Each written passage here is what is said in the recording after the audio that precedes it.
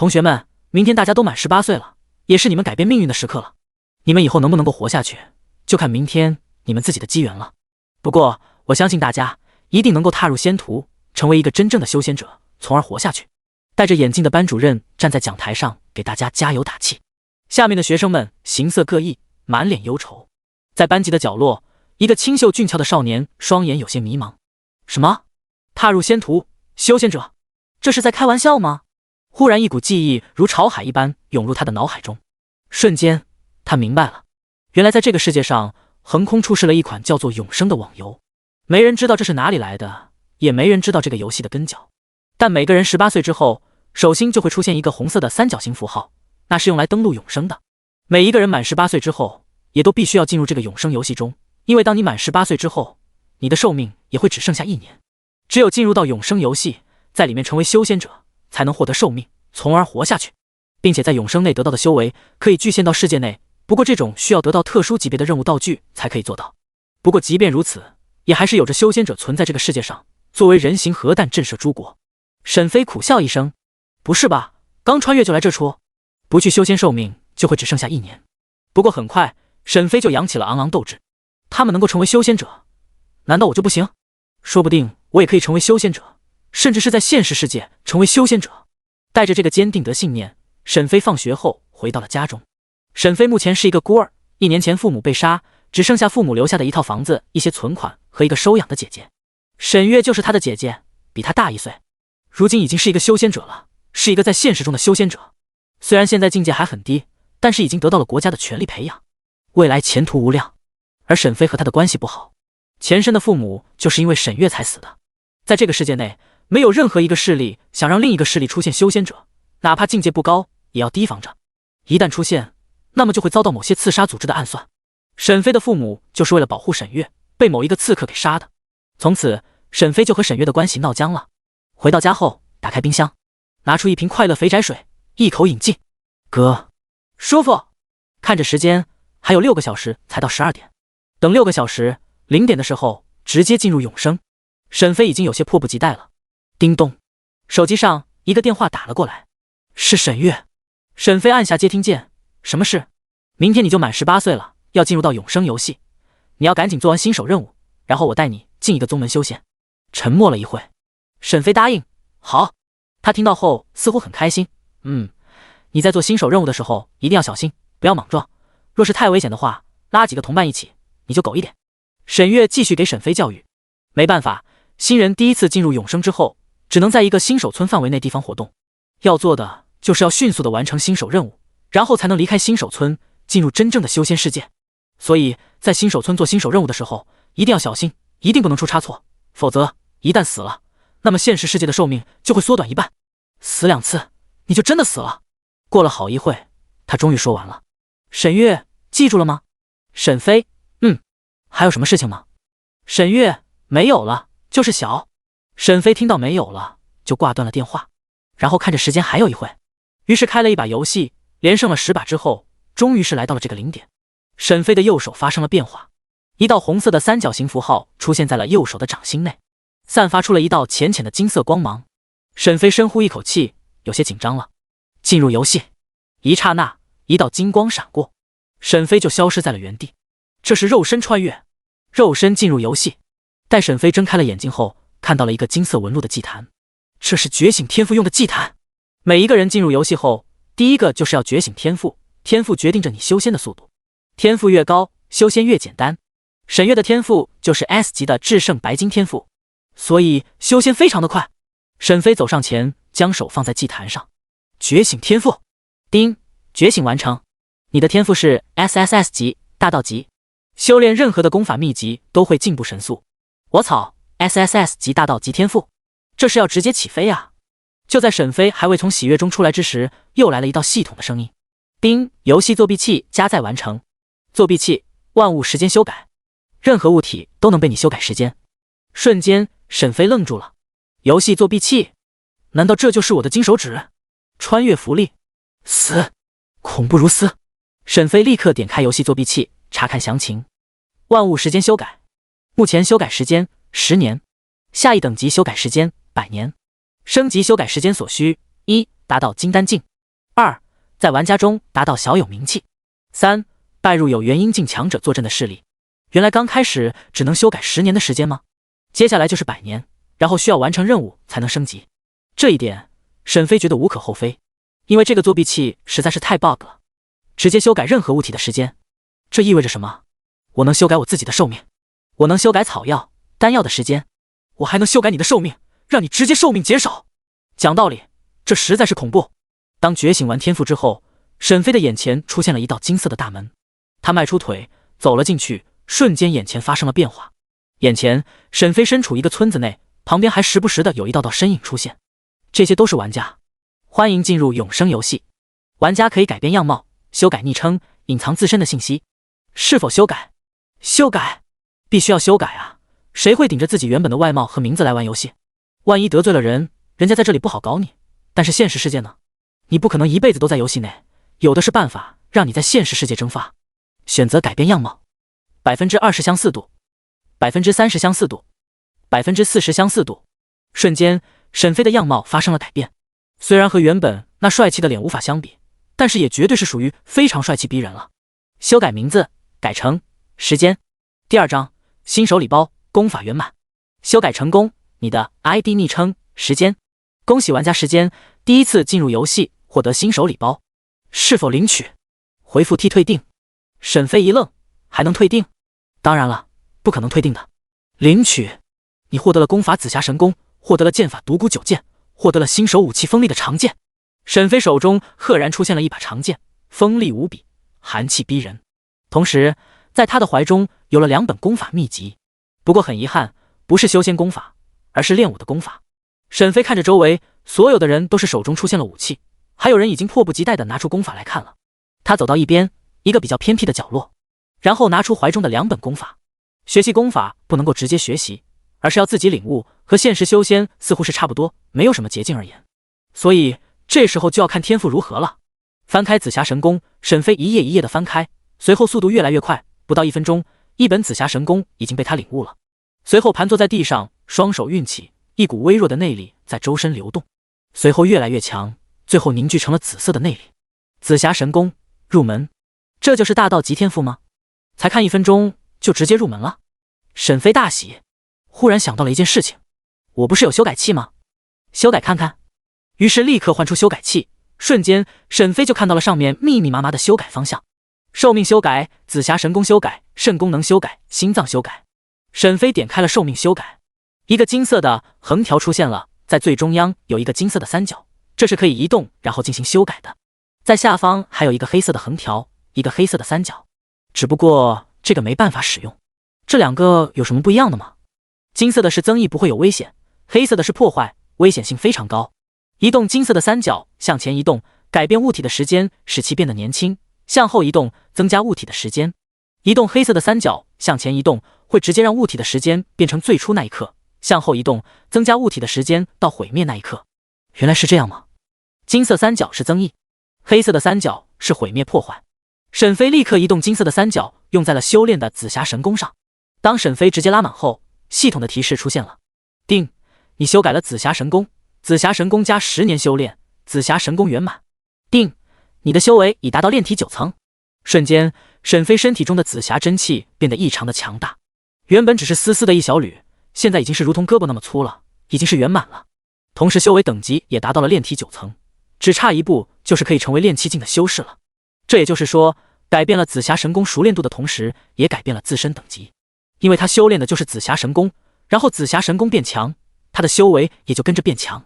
太强啊，才刚进入游戏就已经快要炼气境了。古往今来，恐怕也就只有我吧。就是 S 级天赋的沈月到达炼体境9层也花了将近1天左右，而沈飞居然10分钟不到。继续，今天突破炼气境。沈飞继续打算修改紫霞神功，但发现已经达到上限了，根本不能继续修改了。在一个境界内无法修改相同的物体。看到这个，沈飞明白了，也就是说，在炼体境内，他就不能够再使用时间增幅紫霞神功了。于是，沈飞对自己使用了时间修改。定，你修改了自身寿命，寿命加10年。果然，当沈飞想要继续修改的时候，无法继续修改了。随后，沈飞继续看向独孤九剑。不一会，独孤九剑也已经看完了。也使用了时间修改。定，你修改了独孤九剑，独孤九剑加10年修炼，独孤九剑圆满。瞬间，沈飞握住剑就感觉十分的顺手，仿佛已经练过了几千万次一样。拿着剑就能够随意的发出剑气，体内的紫霞神功也是源源不断的提供内力。沈飞笑了，刚开始就已经在新手村将近无敌。他走出偏僻的角落，看着那些玩家还在挠头苦心的修炼，他摇摇头，然后走向最近的一个 NPC。 你好，我有什么可以帮助你的吗？那中年男人看了看沈飞，村外有一伙强盗将我的物资全部抢了，我现在愁死了，我帮你解决他们。真的？但我没有什么东西可以给你的，我现在就只剩下了一颗坏掉的聚气丹。沈飞眼前一亮，聚气丹坏掉，这能算是吗？我直接时间修改不就好了？没问题的，你就等着我，我现在就去帮你把物资要回来。任务提醒，帮助李大拿回物资，奖励坏掉的聚气丹。沈飞继续问道，他们大概在哪里？就在村子东边5里地的一个小山上，他们就是在那里抢劫。他点点头，随后朝着村子的村口而出。有了紫霞神功的加持，沈飞健步如飞，一步就是几米。很快10分钟都没到，沈飞就已经来到了一处小山下，目光向上跳去，发现了山上有着一个小寨子。这就是那伙强盗吗？沈飞将内力汇聚在脚下，踩着山石向上而去，很快便来到了山上，瞧见了那寨子。清风寨，你已踏入炼体1层到9层的清风寨副本，此副本建议新手玩家组队完成。果然是这里，看来是没有找错。沈飞拿出长剑，身形爆闪而逝，刹那间清风寨的大门直接被刺开，剑气从沈飞的剑中不断的激射而出。那些强盗还未曾看清楚来人是谁，就已经被独孤九剑的剑气给划破身体，死不瞑目。你到底是谁？一个拿着大刀的彪形大汉咬着牙怒吼，脸上满是狰狞之色。他是清风寨的寨主，炼体9层巅峰，差一步就是踏入炼气之境。沈飞冷哼一声，将死之人还需要知道那么多做什么？随即紫色的真气从沈飞的手中凝聚而出，覆盖在全身上下，包裹那一把锋利的长剑也被紫霞真气包裹着。破刀式，沈飞低语使用了的独孤九剑中的破刀式，身形如同鬼魅般的消失在了原地。彪形大汉见此，心中大骇，这是哪里来的小怪物？明明大家都是炼体9层，为什么你会如此强大？他不知道的是，沈飞是大道级天赋，同一境界，比任何人都要强大。下一秒，他的脖子处一阵冰冷，随即失去了意识。沈飞持剑一剑洞穿了他的脖子，随后找到了李大被抢走的物资，带着这些物资回到了村子内，找到了李大。任务完成。第3章，炼气境，打破记录。你通关了清风寨副本，获得了经验1万，已达到等级上限，多余经验自动丢失。昵称时间，天赋 SSS 级大道天赋，寿命11年，视力无，修为炼体9层1000-1000，功法紫霞神功圆满，秘籍独孤九剑圆满，法宝武器锋利的长剑。任务无。回到村子内后，沈飞将物资全部交给了李大，完成了这个任务。谢谢你啊，大侠，谢谢你啊。李大看着拿回来的物资，满脸开心，一直道谢。大侠，这是答应好的聚气丹，给。李大将聚气丹交给沈飞，他接过了聚气丹，随后告辞。坏掉的聚气丹+1。沈飞依旧迫不及待了。在这个世界上，修为划分为炼体境、炼气境、筑基境、金丹境、元婴境、化神境、炼虚境、合体境、大成、仙人，而只有达到了炼气境，才是真正的开始了仙途，也才能修炼比内力更高深的灵力。凡夫俗子要达到炼气境，需要聚气丹，或者有一位筑基境的修士帮助你完成聚气，否则单靠一个凡人是不可能够成功的。所以当知道了奖励是一个坏掉的聚气丹时，沈飞没有任何的犹豫，就接下了这个任务，就是为了能够快速的从炼体境到炼气境。沈飞走到了一处偏僻的位置，这里没有什么人在，随后拿出了坏掉的聚气丹，同时使用时间修改，将聚气丹的时间往前修改，直接拉到最前方。丁，你对坏掉的聚气丹使用了时间修改，聚气丹6年得到了新鲜出炉的聚气丹。瞬间聚气丹发生了变化，原本已经浑浊的聚气丹忽然间就散发出来药香味，同时颜色也发生了变化，一颗翠绿色的聚气丹重新的出现在了沈飞的手中。哈哈，真是太神奇了！毫不犹豫的，沈飞直接吞下，顿时身体发生了变化，原本的紫霞真气正在改变，由真气转换为了灵气。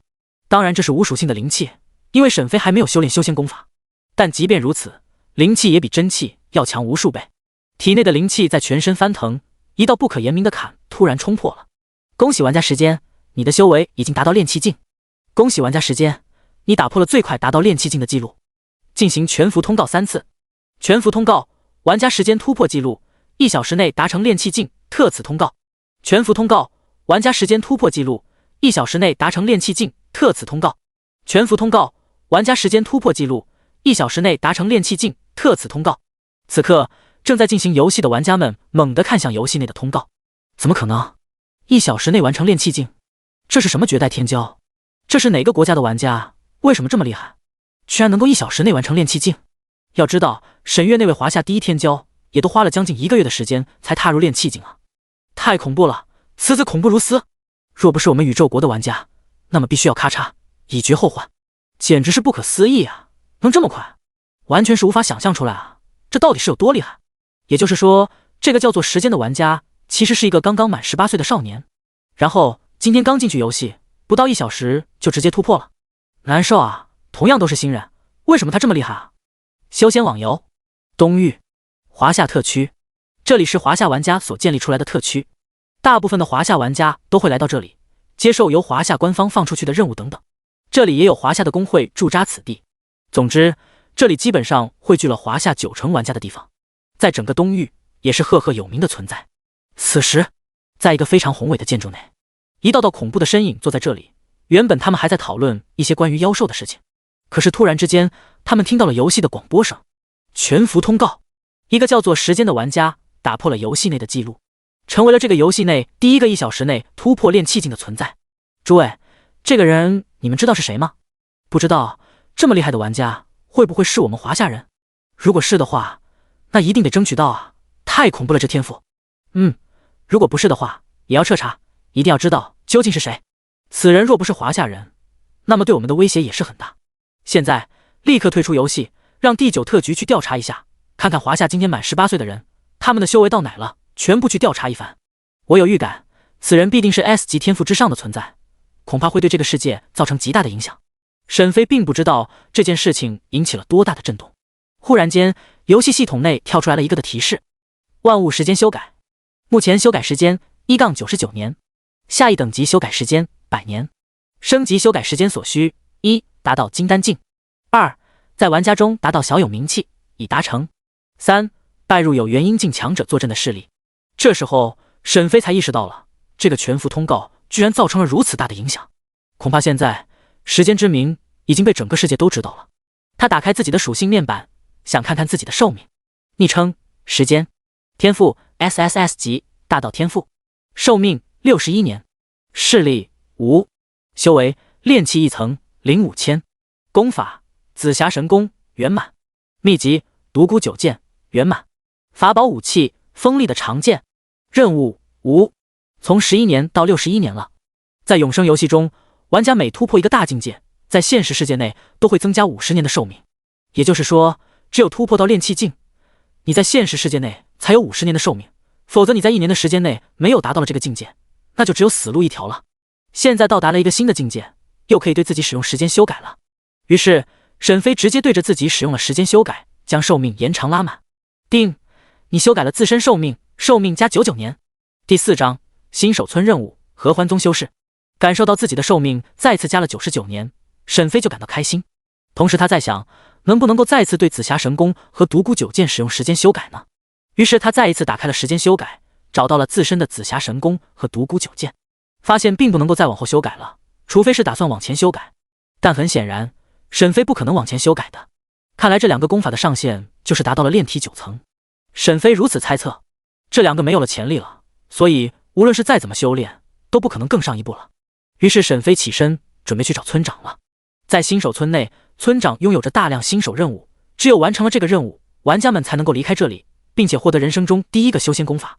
想要完成这个任务，大家可以组队完成，也可以单独完成。当然，沈飞是打算看看任务难度再说，若是太难的话，组队；反之则单人，因为单人的话，经验奖励不会分，可以利益最大化，也不用担心会有队友捅你刀子。毕竟除了靠达到炼气境得到寿命以外，还有一个方法，那就是击杀同为玩家的人，吞噬掉他的寿命，这样他的寿命多少，你在现实中就能够得到多少。但是这种是犯罪行为，全世界的玩家都在打击。沈飞问着一些 NPC， 打听到了村长所在的地方，然后是立刻赶了过去。刚刚来到村里的一个广场，这里已经有了很多的玩家在这里询问村长任务了，大家都是排队询问的，所以沈飞也没有插队，很快就到了沈飞了。村长，我想接一个新手任务。村长诧异，你确定吗？就你一个人吗？他很惊讶，因为现在来的人都是询问任务的，还没有人要接任务，毕竟现在大家刚进来，修为有的都还没有达到炼体境呢。沈飞点头确认，是的，我是来接任务的。村长，好吧，我这里有一个任务，是消灭躲在村子西边10里之外燕山上的一个邪宗修士，他应该是炼气境8层，实力很高，你要接吗？炼气境8层吗？这等级似乎是有点高了。等等，沈飞想到一个极为重要的事情。村长，那个邪宗修士大概是几岁？如果知道这个邪宗修士的寿命，那么一切都好办了。村长想了一下，听幸存者的话来说，应该是不过60、70吧。你问这个干嘛？沈飞笑了一声，多谢村长，这个任务我接了。村长，你真的不考虑一下吗？太危险了。沈飞，没问题的，我对自己的实力有信心。村长，好吧。见沈飞执意如此，村长答应了。沈飞立刻就接过任务。任务提醒：消灭村子西边燕山上的邪宗修士，奖励5行修真功法 X1， 昵称时间，天赋 SSS 级大道天赋，寿命160年，视力无，修为炼气1层1000-1000，功法紫霞神功圆满，秘籍独孤九剑圆满，法宝武器锋利的长剑。任务：消灭村子西边燕山上的邪宗修士。接过任务之后，沈飞就立刻跑出了村子，朝着村子西边的燕山而去。之所以沈飞打算接下任务，那就是他对这个能够修改万物的时间作弊器的信心了。没办法，实在是太强了。如果说那个邪宗修士的年纪在70、80岁，那么沈飞完全可以使用黑色的修改条，将黑色的三角标移动到最左边，那么直接减少他的寿命，让他直接变成液体。这样一来，任务直接完成了。我操！这么一想，沈飞就越发觉得这个修改器实在是强到爆炸。要是能够知道那个邪宗修士的年限，直接修改一波，给他加个时间流逝，直接让他化成白骨，无敌了。这么想着，很快就来到了燕山，随后直接朝着山上走去。走在山间小路上，沈飞觉得有些不自在，他小心翼翼地观察着四周，时刻准备着时间修改，一旦那邪宗修士出现，直接让他变成液体。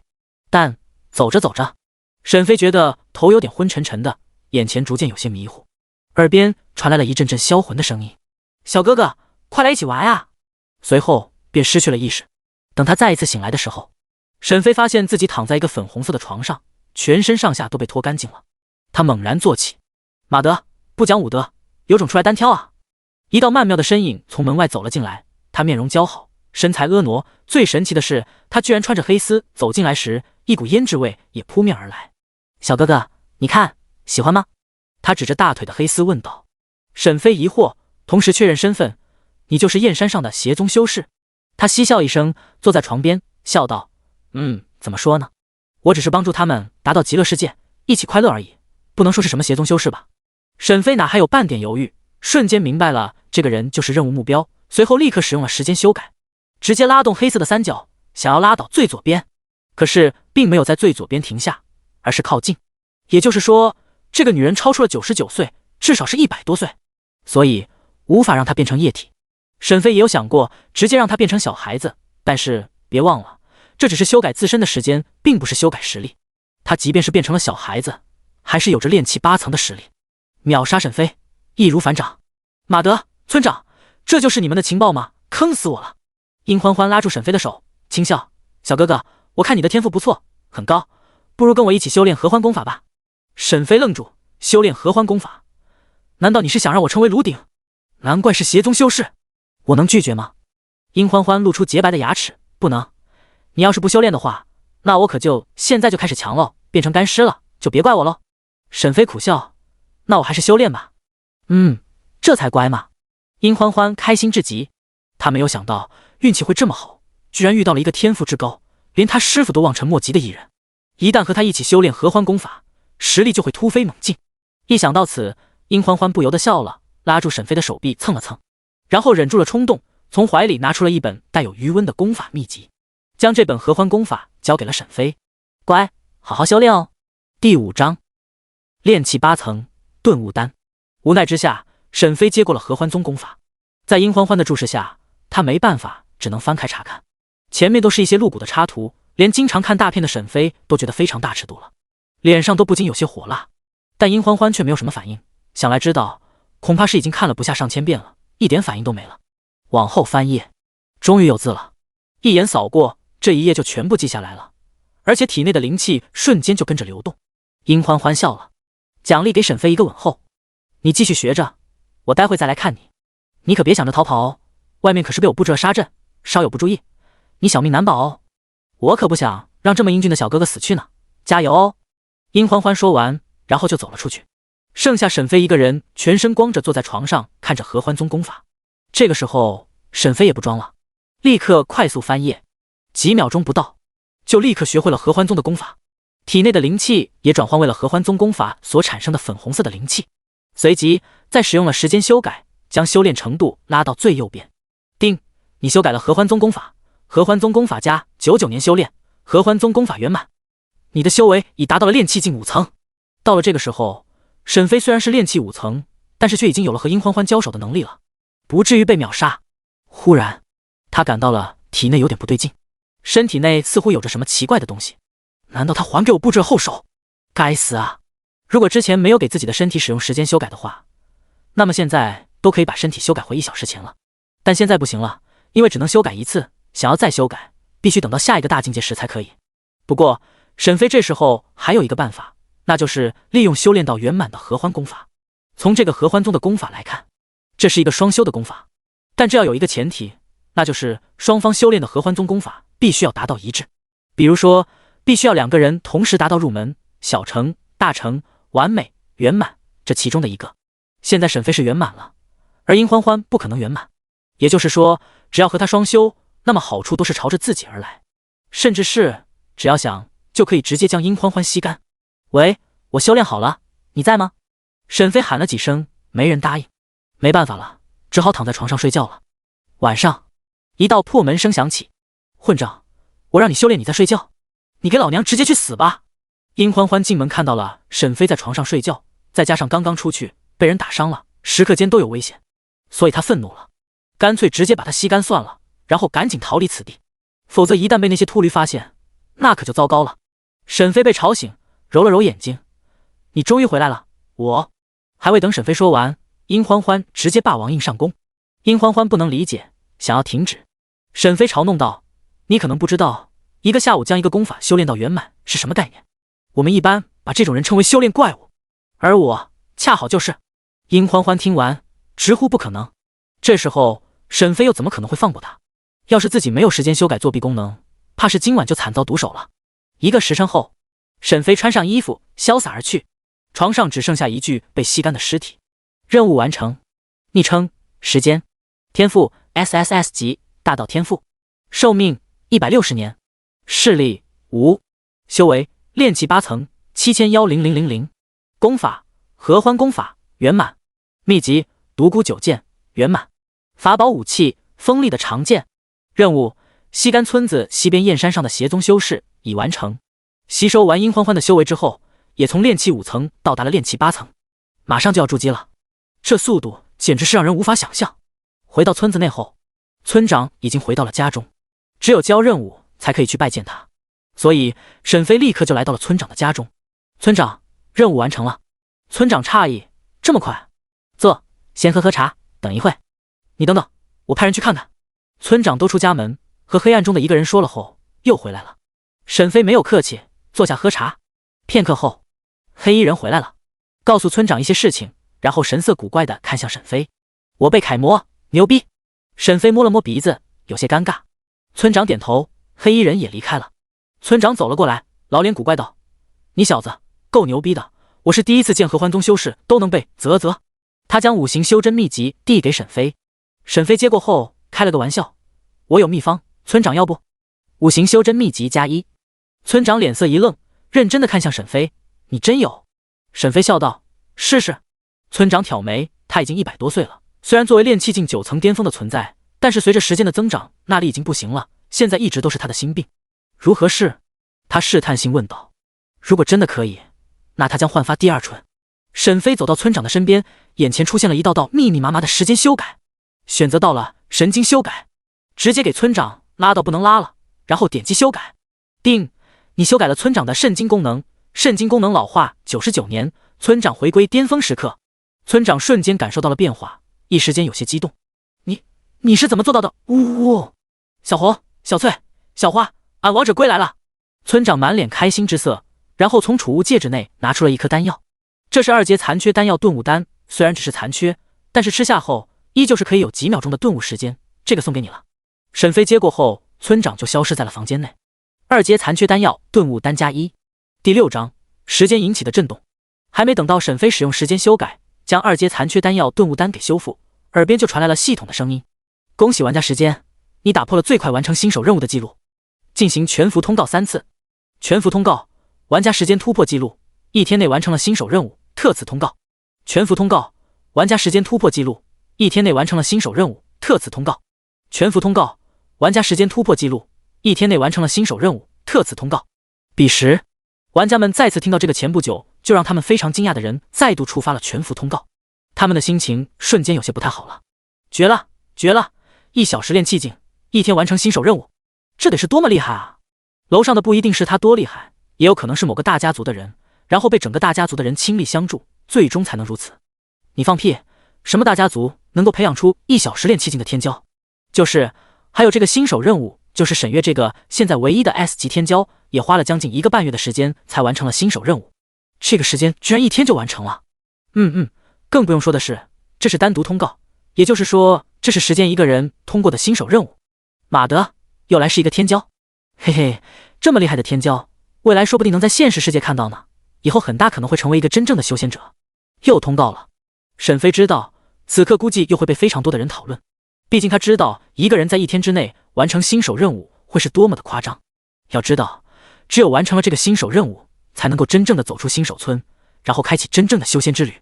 否则，不能完成的话，你就只能一辈子待在新手村，你这一辈子都完蛋了。不，走不出新手村，你的寿命也就只有1年，除非你能突破到炼气境，增加50年的寿命。所以，这才是大家震惊的原因，就是当今天赋最高的沈月 S 级天赋，也花了1个半月的时间单独完成了新手任务，而沈飞居然1天就完成了，这如何不震惊？沈飞看着手中的2阶残缺顿悟丹，立刻使用了时间修改，将这个丹药修改成刚刚出炉的时候。丁，你修改了2阶残缺顿悟丹，2阶残缺顿悟丹38年，恢复至刚出炉时刻。很好，手中的丹药已经从黑色的变成了一颗翠绿色花纹的丹药，还散发出悠悠的药香味，真是十分的诱人。不过沈飞不打算吃下这个顿悟丹，在现实世界内有关于它的用法，是暂时提高一个人的悟性，然后能在短时间内领悟到之前一直不懂的问题。但对于沈飞来说没用，毕竟本身就是大道级天赋，修炼任何东西都是直接学会，看一遍直接入门，所以根本不需要这种东西。先留着吧，日后说不定会有用处。将这个顿悟丹放入口袋里，沈飞看着天色已经暗淡下来的天空，然后走出了村长的屋子，来到外面。这时候很多玩家正在往这里赶来，很多新手村的玩家们都在找到底是谁第一个完成了新手任务，所以在每一个新手村内，无数的玩家疯狂地朝着这里赶来。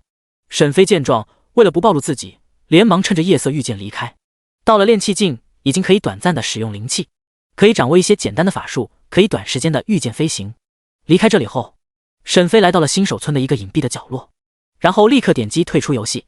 在永生这个游戏内，每24小时都会强制性的退出游戏。为了不强制性的退出，玩家们一般会自己退出一次，然后重新登录回来。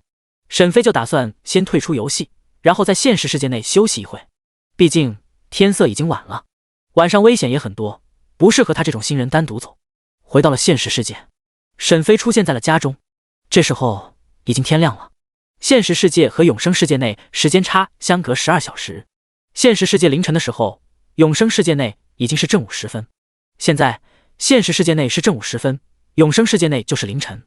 看着外面的烈日，沈飞打了一个哈欠，想要睡一觉。毕竟是真身进入游戏内，再加上和那个合欢宗的修士做了那种事情，身体有些累了，该睡觉了。于是回到卧室，打开空调，躺在床上。怎么还有香味？这前身还喜欢喷香水吗？沈飞没有多想，慢慢的睡着了。这时候，现实世界内已经是掀起了惊涛骇浪，所有的势力都在疯狂的调查着一个叫做时间的人。没办法，你太牛逼了！1小时炼气境，1天完成新手任务。这意味着什么？意味着潜力无限大。一旦将来得到了某些特殊的道具，能让他将修为带出永生游戏，那么他在现实世界内会有多强大？恐怕是会成为最强修仙者。到时候，凡是和他敌对的势力，国家该怎么办？所以一定要在他还没有成长之前，找出这个人到底是谁，要么收为己用，要么杀。华夏第9特区，在一个圆形大桌上，9道穿着黑色衣服、面色十分冰冷的青年坐着。他们就是第9特区的9大战神，也是华夏的9位修仙者。他们这个势力就是专门为了处理修仙者的事情。圆形桌上最上方的一位开口了，上面的指示一定要找出这个时间是谁，这已经是危及到了国土安全。查，从华夏开始，今天所有满是18岁的少年全部都登记在案，确认他们的修为。所有人开始行动。是，明白。不仅是华夏如此，扶桑、宇宙国、漂亮国、日不落国、北极熊国，只要是拥有实力的大国，无一不在寻找这个叫做时间的少年。18岁的少年凭借一己之力，让全世界为之颤抖忌惮。下午5点左右，沈飞刚刚做了一个梦，裤子又有些湿了，感受到裤子有些粘稠，沈飞不甘情愿地醒来了。忽然手就触摸到了一个本不该在家里能触摸到的柔软，他瞬间惊醒，将手收回，看到了躺在床上似笑非笑看着他的沈月。沈飞懵了，你怎么会在这？第7章，我弟炼体境走出新手村。眼前这个极为漂亮的女人就是沈飞的姐姐沈月。她侧躺在床上，右手托着香腮，一双水灵的桃花眼正注视着他，嘴角含笑，浅浅的酒窝显出，穿着一个素白的 T 恤，下身穿着浅蓝色的牛仔短裤，正好将那浑圆的香臀包裹住。再往前就是那曲线顺滑、洁白如玉的百褶长腿。今天你已经成人了，也进入了永生世界，你目前怎么样了？天赋如何？炼体基层？沈飞从床上起身，走下床，走到浴室，将裤子换了。天赋不咋地，B 级而已，刚刚炼体1层。还有什么事吗？沈飞不清楚他想要干什么。按照以往沈飞的记忆，对他说话的语气是不怎么友好的，所以沈飞也是如此说道。沈月点点头，天赋不咋地，没事，等到你跟着一些同龄人一起组队完成了新手任务后，姐带你进一个修仙宗门，在那里没人敢欺负你。你不是在电话里已经说过了吗？还有必要来到我家，还躺在我床上？沈飞吐槽，你是我唯一的弟弟，我当然得关心你。再说这里也是我的家，这床也是你和我从小到大一起睡的。沈飞有些尴尬。好了，我先走了，你在永生内一定要小心一点，若是真的是完成不了新手任务，一定要告诉我，我还有其他的办法。沈月叮嘱。沈飞点头，没有回应。沈月走到门口，忽然回头笑着说，床下的那些不健康的东西我帮你丢掉了，那些太假了，需要的话姐姐给你介绍女朋友。啪，门关上了，留下了一脸懵逼的沈飞。床下不健康的东西，沈飞立刻想起来了，那不就是前身的收藏的？我操，我还没欣赏呢。沈飞深呼一口气，从冰箱内拿出了一些面包，吃完后便进入了永生中。在沈飞楼下，沈月来到了一个黑色的车边。我弟是 B 级天赋，目前炼体1层，告诉那些人不准来接触我弟，谁敢来我剁掉他的手。沈月面色阴冷，在8月天如此炎热之时，沈月四周的人都能感受到极寒之气。明白，沈大人，我们只会在你弟弟身边保护他，绝对不会接触你弟弟，请相信我们第9特区。车内的人小心翼翼地说道。沈月依旧是面无表情，希望如此。随后身影便消失在了这里。良久，车内的人松了口气，筑基巅峰，恐怖如斯。他拿起一个特殊定制的手机，拨通了一个电话。喂，我是孤狼，沈月的弟弟沈飞，不用调查了，我已经调查完毕了，确认不是时间。对，天赋只是 B 级，目前炼体1层。进入游戏中。这时候的天色已经是清晨时分，沈飞立刻朝着新手村离去。由于是完成了新手任务，他可以真正的离开新手村，不会受到任何的限制。若是没有完成新手村任务的人敢离开村子超过1天，那么将会被直接抹杀。所以这就是大家为什么一定要完成新手任务的缘故。走在路上，沈飞拿出了五行修真秘籍，这是修真功法。真正的修仙功法走的是堂皇大道，而不是想和欢宗功法那样走的是一种小道。所以沈飞打算修炼这个五行修真秘籍，要将自身所有的合欢宗灵力转换为五行灵力，要舍弃合欢宗功法。其实最主要的原因就是你修炼合欢宗的功法，打架的时候露出了粉红色的灵力，别人会怎么看你？一看你就不是什么好人。在这个永生的世界内，正魔之分非常的重要。你要是赶入邪道，修炼邪魔的功法，那么等待你的就是正派修真修士的追杀；你要是赶入正道，修炼正道的功法，那么等待的就是来自邪魔修士的追杀。但正道比魔道强太多了，所以大家只敢修正道，不敢修魔道。对于沈飞来说，的确修魔道的确是不太好，毕竟这合欢宗功法，除非找到一个和他一样圆满的人来修炼，这样才会相互变强。可是若是不同，那下场就会和殷欢欢一样，直接被吸干。这种靠着掠夺他人的功法，沈飞不喜欢，也不想成为打桩机。他翻开五行修真秘籍，1秒过后再翻，不到1分钟全部翻完了。定，你修炼了五行修真秘籍，已达到了入门。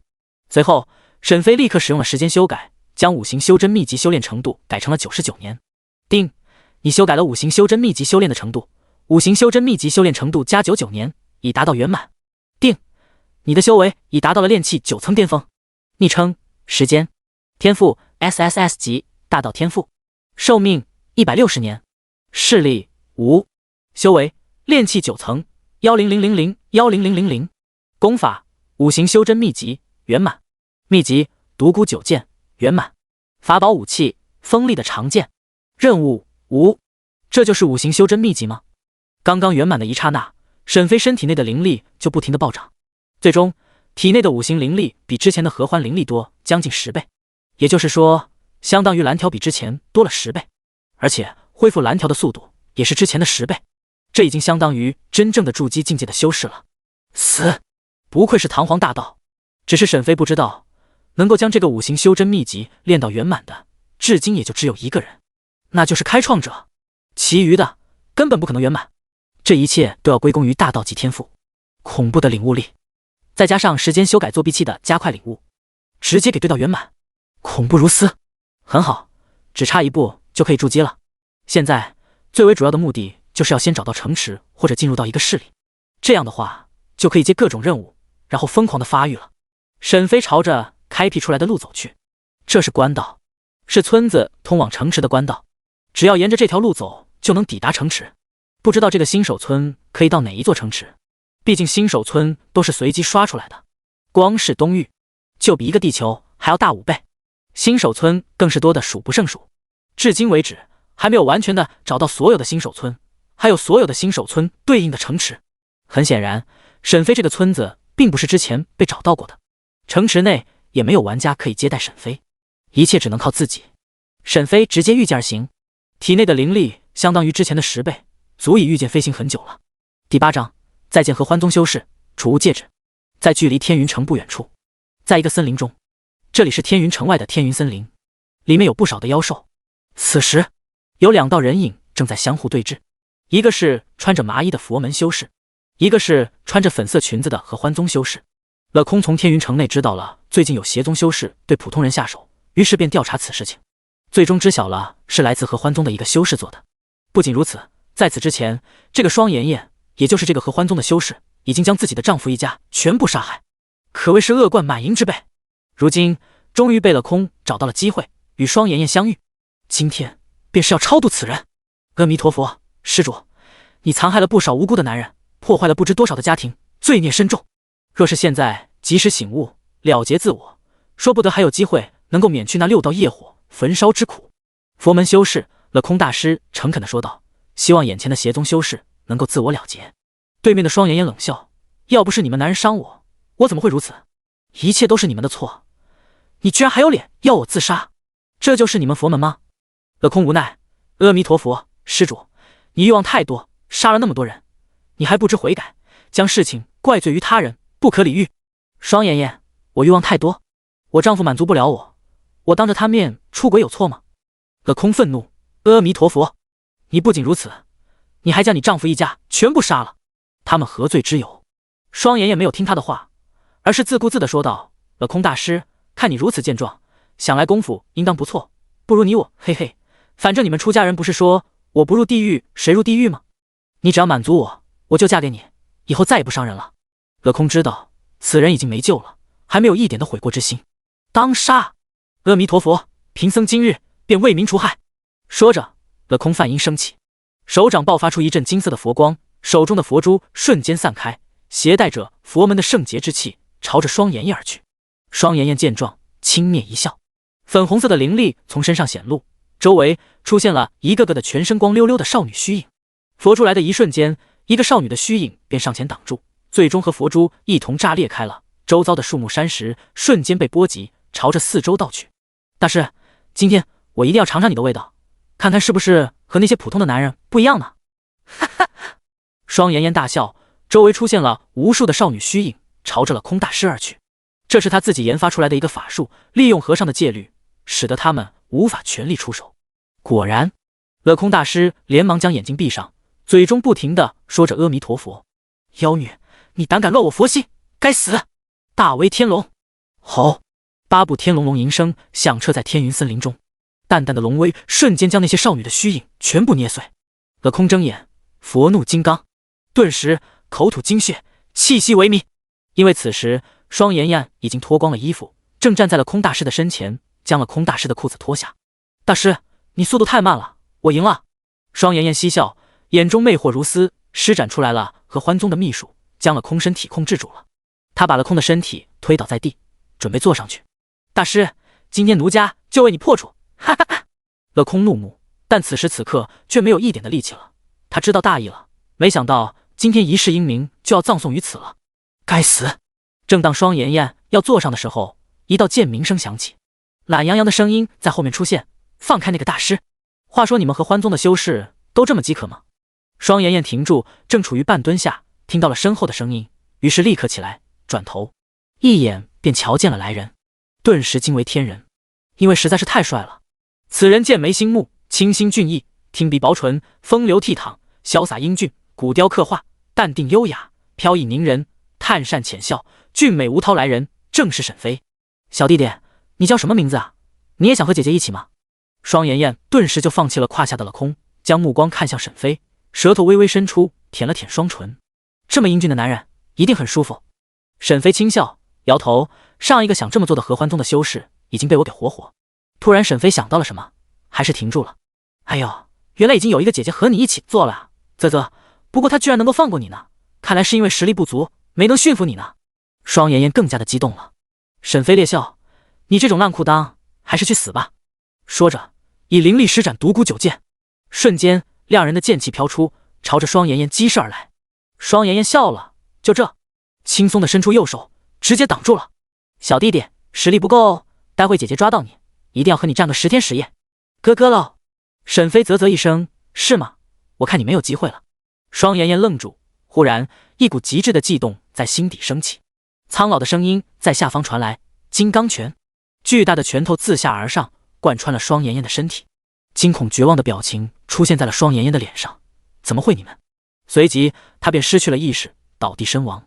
了空将裤子穿好，站起身来：阿弥陀佛，谢过施主出手相救。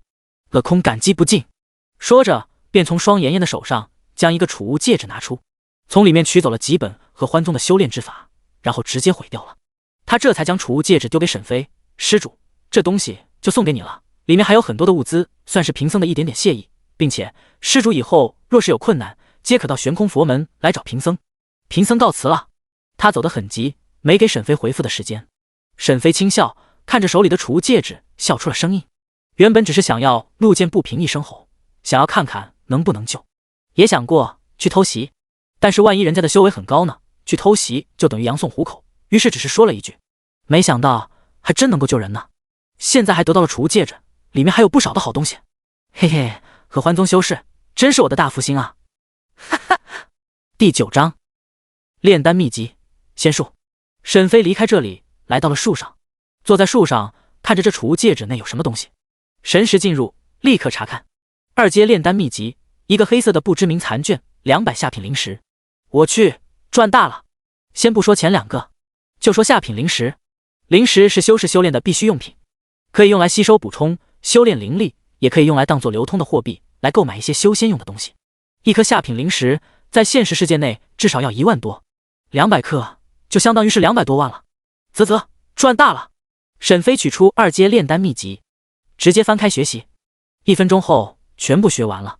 你修炼了2阶丹药秘籍，达到了小成。沈飞立刻使用时间修改，定，你修改了2阶丹药秘籍知识理解程度，2阶丹药秘籍加99年，达到了圆满。这一刻，没人比沈飞更懂2阶丹药。现在的沈飞只要去实操就能够炼制出2阶丹药，其余的只要有丹方，那么就基本上一定能炼制出完美的2阶丹药。恐怖！看来我是可以去炼丹师公会考一个炼丹师的等阶。炼丹师无论是在游戏内还是在现实世界中，都是极为受人尊敬的存在。毕竟修仙嘛，不可能不用丹药的，多少都要吃一点。那这个时候跟一个炼丹师搞好关系就是必要的了。所以这是一个香饽饽的职业。沈飞将目光看向另外的一个不知名残卷，这上面看上去有字，但是被损坏的太严重了，根本没办法看出来。于是他立刻使用了时间修改作弊器。定，你修改了仙术、隐藏术卷轴，仙术、隐藏术卷轴老化程度99年，恢复至99年前。瞬间，手中的卷轴发生了变化，原本黑色的残卷立刻开始了自动修复，变成了一道白色的卷轴，上面密密麻麻地记载了仙术、隐藏术。沈飞有些疑惑，仙术在这个永生世界似乎是没有听说过，只有法术，哪来的仙术？难道是神仙修炼的仙术？不管了，看看能不能修炼。沈飞立刻看去，不到1分钟，耳边就出现了系统的提示：定，你已学会了仙术、隐藏术，达到了入门阶段。这一刻，沈飞明白了这个隐藏术的功能，那便是隐藏自身，即便是境界比你高4、5个境界，只要你不动用法术，不动用灵力，就无法被看穿，无法被发现，并且还能屏蔽天机，不能被算出。你的根脚、你的信息都无法被任何人所窥探，这种东西，只要你不自己说出去，任何人都不会知晓，堪称狗发育的神技。沈飞心中狂喜啊，有了这东西，以后谁知道自己叫做时间？安全了，牛逼！这么说着，沈飞立刻再一次使用了时间修改作弊器。定，你已修改了仙术、隐藏术、仙术、隐藏术加99年修炼程度，达到了圆满阶段。昵称：时间，天赋 SSS 级大道天赋，寿命160年，视力无，修为炼气9层，10000，10000，功法五行修真秘籍圆满，只能修炼1个功法。仙术、隐藏术圆满，秘籍独孤9剑圆满，2阶炼丹师秘籍圆满，法宝武器锋利的长剑。任务无。隐藏术圆满之后，沈飞立刻使用了隐藏术，将自身所有的信息全部隐藏起来，如此才放心地朝着那天云城而去。修仙世界，西域也被称为西方大陆，这里有着魔法师、炼金师、战士等非常多的职业。这里不像东方一样，东方只修仙，其余的基本不修炼，而这里百花齐放，什么都修炼，包括那些非常让人恶心的修炼方式也都有，吃小孩、吃人心、喝人血等奇葩修炼方式。所以基本上只有现实世界西方国家的玩家，而东方的玩家很少有选择在这里的。此时，在一个西方大陆的一处十分偏僻的角落，这里有着一个大联盟，是西方玩家们的联盟之地，目前以漂亮国的玩家为主。在联盟之地上，各种房子建筑都有，整体以昏暗色为主。在这里最大的一个黑色的城堡中，这里叫做黑色城堡，是漂亮国官方建立的。此时这里面有10来个人，都是非常厉害的玩家，他们都围在一个桌上，看着一个戴着紫色斗篷的占卜师玩家占卜，目的就是要找出谁是时间。毕竟西方大陆西域比地球大很多，新手村也是更多，所以他们也不知道时间究竟是谁。但他们和东方的修仙玩家不一样，他们有叫做占卜师的职业，可以预测到现实世界和游戏世界的很多事情。当初沈月之所以会被暴露，被西方玩家发现是东方修仙者，那就是因为占卜师算出来了沈月的身份。如今他们要来占卜出时间的身份。滋滋滋，水晶球发生了变化，众人兴奋地看着。那占卜师玛利亚也是笑着，看来自己又可以为漂亮国立一个大功了。给我显现出来时间！他大声喊出，手中一股紫色的魔法涌出，进入水晶球。水晶球立刻泽光大发，出现了一道模糊的身影。快出现了！真希望是我们罗斯柴尔德家族的。这一定是我们摩根财团的玩家，希望千万不要是东方的修士。菲洛克家族应该会出现这么厉害的玩家才对。他们兴奋地看着，迫不及待地想要知道内容。但下一秒，水晶球直接炸裂，砰！那占卜师玛利亚直接吐血，昏迷了过去。搞什么？看来是算不出来了。玛利亚是我们玩家中最厉害的占卜师，她的水晶都爆炸了，说明是不可能算出来了。谢特，这个时间到底是谁啊？根据来自东方的情报，他们也在找，不过也都找不到。对了，那个沈月的弟弟沈飞只是 B 级天赋。沈飞？沈月的弟弟？不是亲生的，他的父母也只是 C 级天赋而已。沈月是他们在福利院收养的孩子。谢特，我就知道，上次都说不要去刺杀他的父母， C 级天赋的父母怎么可能能够生下 S 级天赋的沈月？现在搞得东方戒备森严，要办事情都不好办了。第10章天云城王家任务。进入到天云城，这里是一个很大的城池，属于秦国。进来这里后，沈飞了解到了，知道了这里是秦国。沈飞算是第一个来到秦国的玩家了，其他的玩家还没有探索的这个区域，就连这周遭的国家也没有探索的过来。没办法，毕竟光是一个东域就比地球大好几倍，想要知道所有的地方真是太难了。不过现在首先要做的，沈飞打算先考核一个炼丹师的等阶。出门在外，有一个强大的身份比较好一点，就是你被那些魔道中人抓住了，你只要说你是个炼丹师，拿出可以证明自己等阶的东西，他们都不会对你出手，反而还会好好的招待你。没办法，修炼丹药不可或缺，最为重要的就是你成了炼丹师，你还有一个神秘的炼丹师公会可以为你撑腰。任何想对炼丹师出手的势力，都要想一想能不能承担炼丹师公会的怒火。走在路上，沈飞询问了一些路人，知道了如何前往炼丹师公会在天云城的分会，于是立刻前往。半刻后，沈飞终于是到达了这里，然后径直地走进了炼丹师公会的大厅，来到前台。你好，我是来考核炼丹师的。沈飞说出了自己的来意。那前台的妹子一看到沈飞，就被沈飞那惊人的外貌所震撼到了，没别的，就是太帅了。当听到了沈飞是来考核炼丹师的，两只眼睛疯狂的发电，真是长得帅，又是炼丹师的帅哥，真是不多见了。小云脸红，帅大人，您是打算考核几阶的炼丹师呢？沈飞不假思索，2阶炼丹师。小云大人，请您拿出1阶炼丹师的凭证，或者说告诉我您的名字，我来查询一番。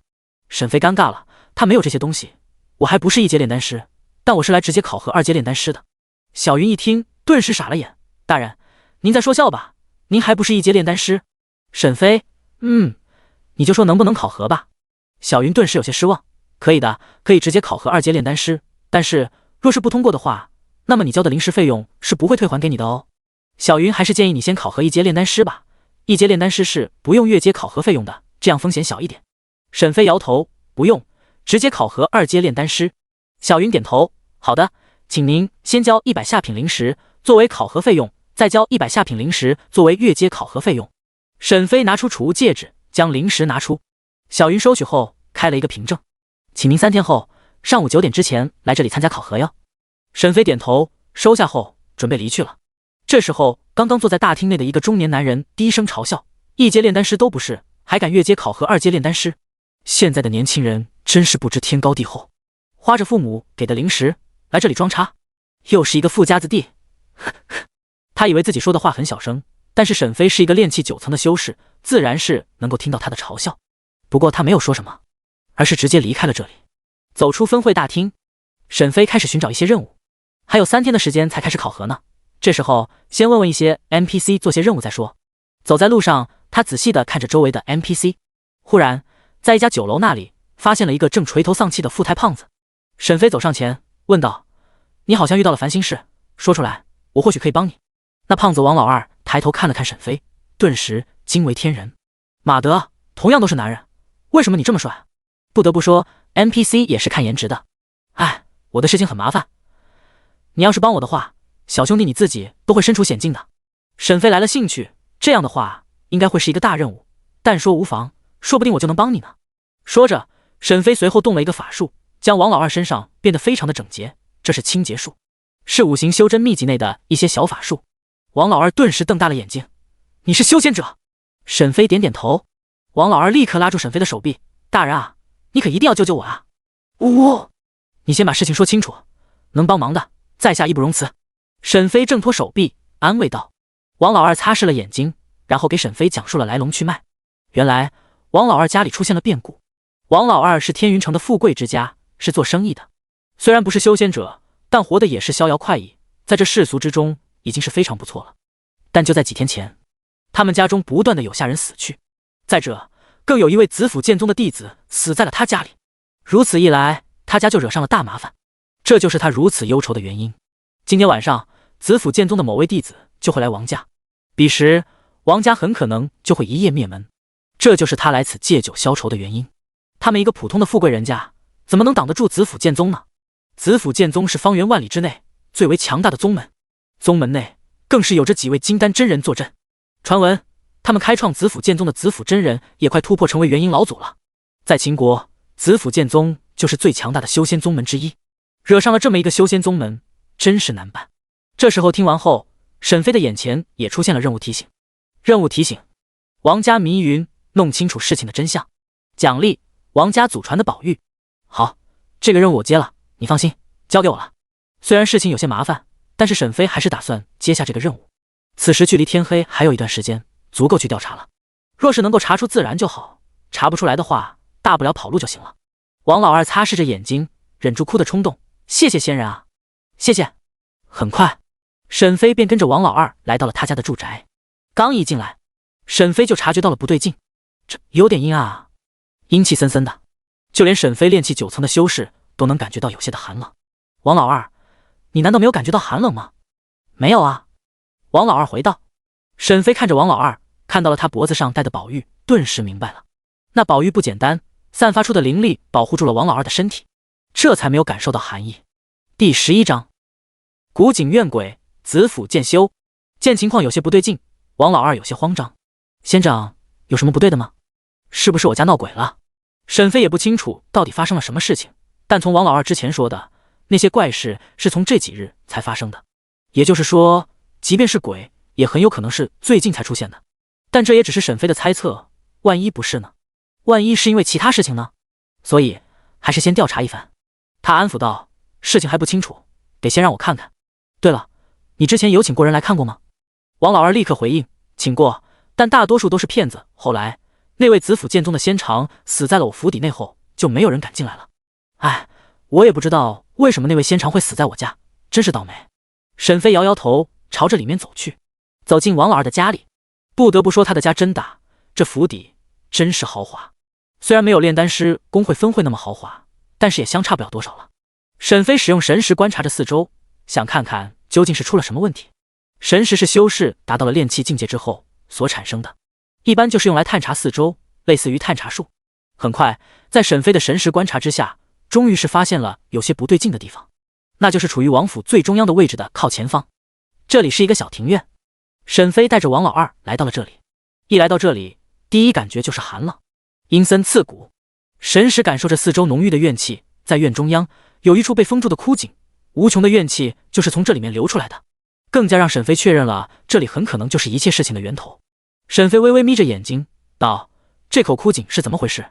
王老二，哦，这个啊，是我父亲的一个朋友为我们家布置的一个风水地，也是因为封住了这个枯井之后，我家的运气就一直上升，最终才能够有此财富，在天云城内也算是富甲一方。怎么了，仙长？这里难道有问题吗？王老二反应过来了，问道。沈飞点头，这里的确不对劲，很大的一股怨气就是从枯井内飘出来的。你父亲的那个朋友是做什么的？也是修仙者，还是风水师？风水师是凡人凭借知识而形成的一种职业。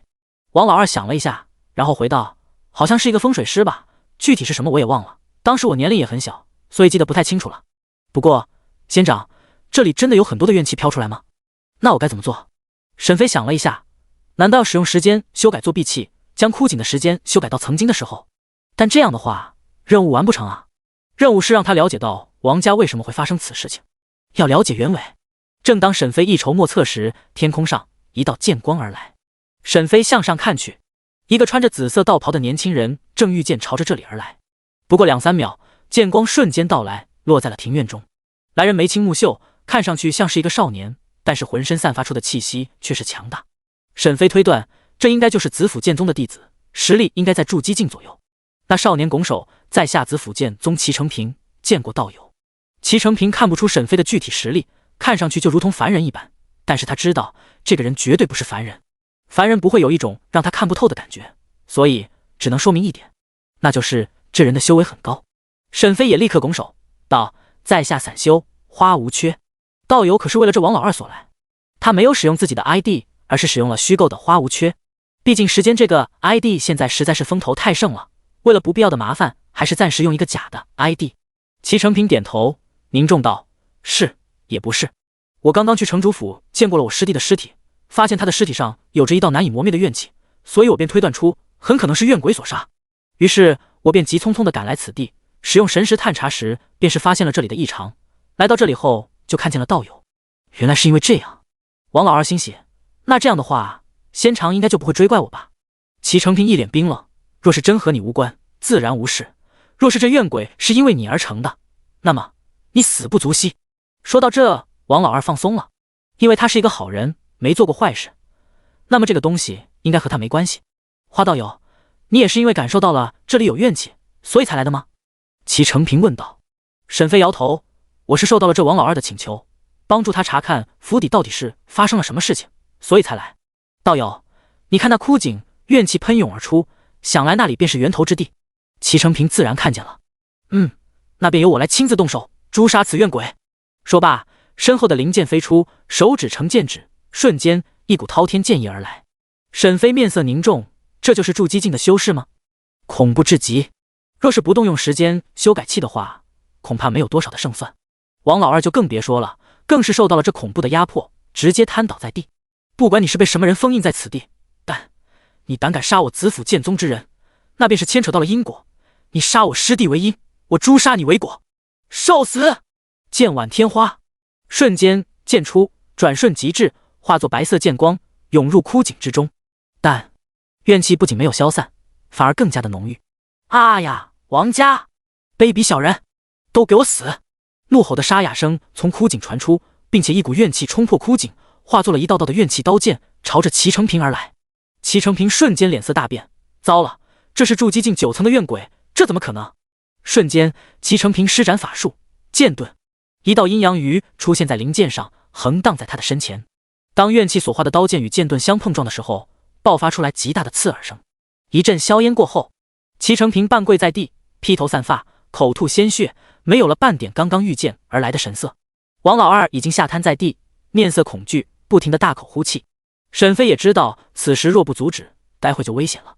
目前这怨鬼还没有逃出枯井，就如此的强大，若是等他逃出去了，那该有多强大？所以要立刻动手。说罢，沈飞立刻催动体内的灵力，身形爆闪而逝，下一秒出现在了枯井边上，直接使用了时间修改，想要改变封印，让封印变得和之前一样坚固。可是下一秒，当沈飞看到了修改器上的选项后，顿时停顿了一下，随后直接选择了另一个选项。定，你修改了李天的怨气魂魄，李天的怨气魂魄29年怨气恢复至普通灵魂。第12章李天往事，狱中佳人。见沈飞单独来到了枯井边，原本重伤的齐成平顿时大感不妙，连忙出声：“道友，危险！”王老二也害怕的看着，但时间过了1秒、2秒，并没有发生什么变化，看上去没有任何的危险。沈飞弹指射出一道剑气，将封印击碎，随后淡淡的开口：“出来吧，将事情全部说清楚。”原本沈飞还以为这怨鬼是出现的时间会很长，让他的时间修改器无法改变，结果没想到可以直接修改怨气。如果直接使用时间修改器修改这个魂魄的寿命时间，将黑色的三角移动到最左边，那么他就会直接魂飞魄散。但沈飞没有那样做，而是选择直接修改怨气，让他恢复了神智。一道白色的魂魄人影飘了上来：“王老二，你也过来，当面对质。”沈飞喊道。王老二此时还有些害怕，但看到沈飞在，于是就硬着头皮而来。齐成平神色震惊，心中暗道：果然是一个大佬啊，居然就这样制服住了那么可怕的怨鬼，难不成是一个金丹真人？李天看着王老二，神色复杂，道：“侄儿，你可还记得我？”王老二听着熟悉的声音，抬头看，顿时惊呼：“李伯父，怎么会是你？你怎么会在枯井内？”李天就是王老二父亲的好友，也就是他选择的风水位置，他就是风水师。李天自嘲一声，开始说着来龙去脉。这件事情说到底也是我的错，老二，其实我才是你亲生父亲。当年我和你爹喝醉酒后回到了这里，我当时喝醉了，再加上我一直暗恋你母亲，于是没有忍住，最后被你爹发现了。但是你爹却说兄弟如手足，女人如衣服，并未在意。后来10个月后你出生了，我使用秘术发现你居然是我的儿子，所以我怀着难安之心对你爹说，要为你们王家布置一个聚集风水的大阵，用来给你们提升气运。几年后我终于完成了。那天晚上再一次和你爹喝醉酒后，我被丢进了这凝聚风水气运的枯井中，成为了阵眼。那时候我才知道，原来你爹一直都很介意那件事情，想各种办法都想杀我。最终我死了，魂魄却没有消散，反而受到了风水阵法的影响，将我心中的怨气不断的放大，最终在前几日彻底成型。那时候我满脑子都要杀戮，直到刚才这位仙长帮助我恢复了神智，将怨气全部消散，我才能正常的和你们说话。王老二已经懵逼了。什么？你是我爹？他很乱，一时间不能够接受。齐成平起身擦拭嘴角的血液，冷道：但不管怎样，也是你杀的我师弟。李天点头：是的，当时你师弟发现了我，想要杀我为民除害，但却被当时的我给杀了。一人做事一人当，我会为那位仙长赔命的，只求不要伤害我。这位仙长还有什么事要问的吗？他看向沈飞。这时候沈飞摇摇头：没事了。齐成平也没有说什么。李天和王老二说着最后的话。过了一会，李天便燃尽魂魄，彻底烟消云散。见此，齐成平也觉得留在这里无意义了。况且他刚刚还收到了来自大师兄的飞剑，需要他过来做一件事情。花道友，我还有很重要的事情，山水有相逢，你我日后再见。说罢便强忍着伤痛御剑离开了。沈飞没有阻拦，王老二上前将脖子上的宝玉拿下来递给了沈飞。仙长，这是我的之前说的报酬，是我祖上传下来的。沈飞接过，你有什么打算吗？王老二惨笑，我打算将家产全部拿来做善事，算是为我2个父亲积阴德吧。沈飞离开了，这个任务也算是完成了。任务完成，恭喜你获得了天阶残缺法宝封印灵玉，昵称时间，天赋 SSS 级大道天赋，寿命160年，视力无，修为炼气9层10000，功法五行修真秘籍圆满，只能修炼1个功法。仙术隐藏术圆满，秘籍独孤九剑圆满，2阶炼丹师秘籍圆满。法宝武器锋利的长剑封印灵玉残缺版，任务无。沈飞走出了王家府邸，走在大街上，来到了一处偏僻的角落。这里没有什么人，拿出这块封印灵玉，开始打量着。天阶法宝，法宝在永生内分为天、地、玄、黄4个等阶，其中天阶最高，黄阶最低。可是这个封印灵玉居然是天阶法宝，恐怖！那王家以前是干什么的？居然能拿这个当传家宝？虽然只是残缺版的，但是也算是非常强大了。沈飞没有任何的犹豫，直接滴上了一滴血在封印灵玉上。顿时，沈飞脑海中多出了很多的关于封印灵玉的记忆。这东西最主要的用途就是用来封印，凡是任何的东西都可以被这个封印灵玉封印。但是如今的残缺版封印灵玉却是失去了封印的能力。沈飞立刻使用了时间修改，想要调节一下，看看能不能修补一下。虽然可以修改，但是时间不够多，无法将金色的三角标移动到左边。沈飞推断，至少是几千年前毁坏的，只要等到沈飞能够利用时间修改器修改1000年时间的时候，才能够修复。不过这封印灵玉还有一个功能，那便是里面自成一个小空间。和储物空间不一样的是，这个空间可以带活人进去，活人可以生存在里面。于是沈飞立刻打算进去看看。神识一动，沈飞整个人消失在了原地。待他睁开眼的时候，就发现自己身处一个淡黄色调调的房间内。房间不大，大概有100多立方左右。嘿嘿嘿，终于有人进来了。一个女人的声音在整个房间内响起。沈飞转头看向她，那是一个穿着黑色连衣裙的少女，光着小脚丫，正笑嘻嘻地看着他。她长得很好看，洁白的皮肤犹如刚剥壳的鸡蛋，嫩滑 Q 弹，2只灵动的大眼睛时不时地眨眼，露出一抹笑意。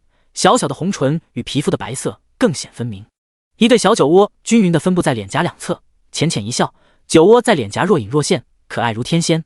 往下便是洁白如雪、精致小巧的玉足，如同羊脂玉一般，散发出一抹温润柔和的光晕，白里透红，晶莹剔透，微微卷起，就像是5朵淡红色的花瓣，看着都有一种冲动，想要将这精致小巧的玉足放在手中细细把玩揉捏。你看我的脚干嘛？你不会有怪癖吧？第13章11考核。沈飞回过神来道：你是被封印进来的？少女摇摇头，我不是被封印的，但也差不多。你呢？你应该是吧？太好了，以后终于不是一个人了，哈哈哈。这人不是被封印进来的，很可惜，我也不是被封印进来的。哼哼，你除了被封印进来以外，你还能怎么进来？总不可能是封印灵域的主人吧？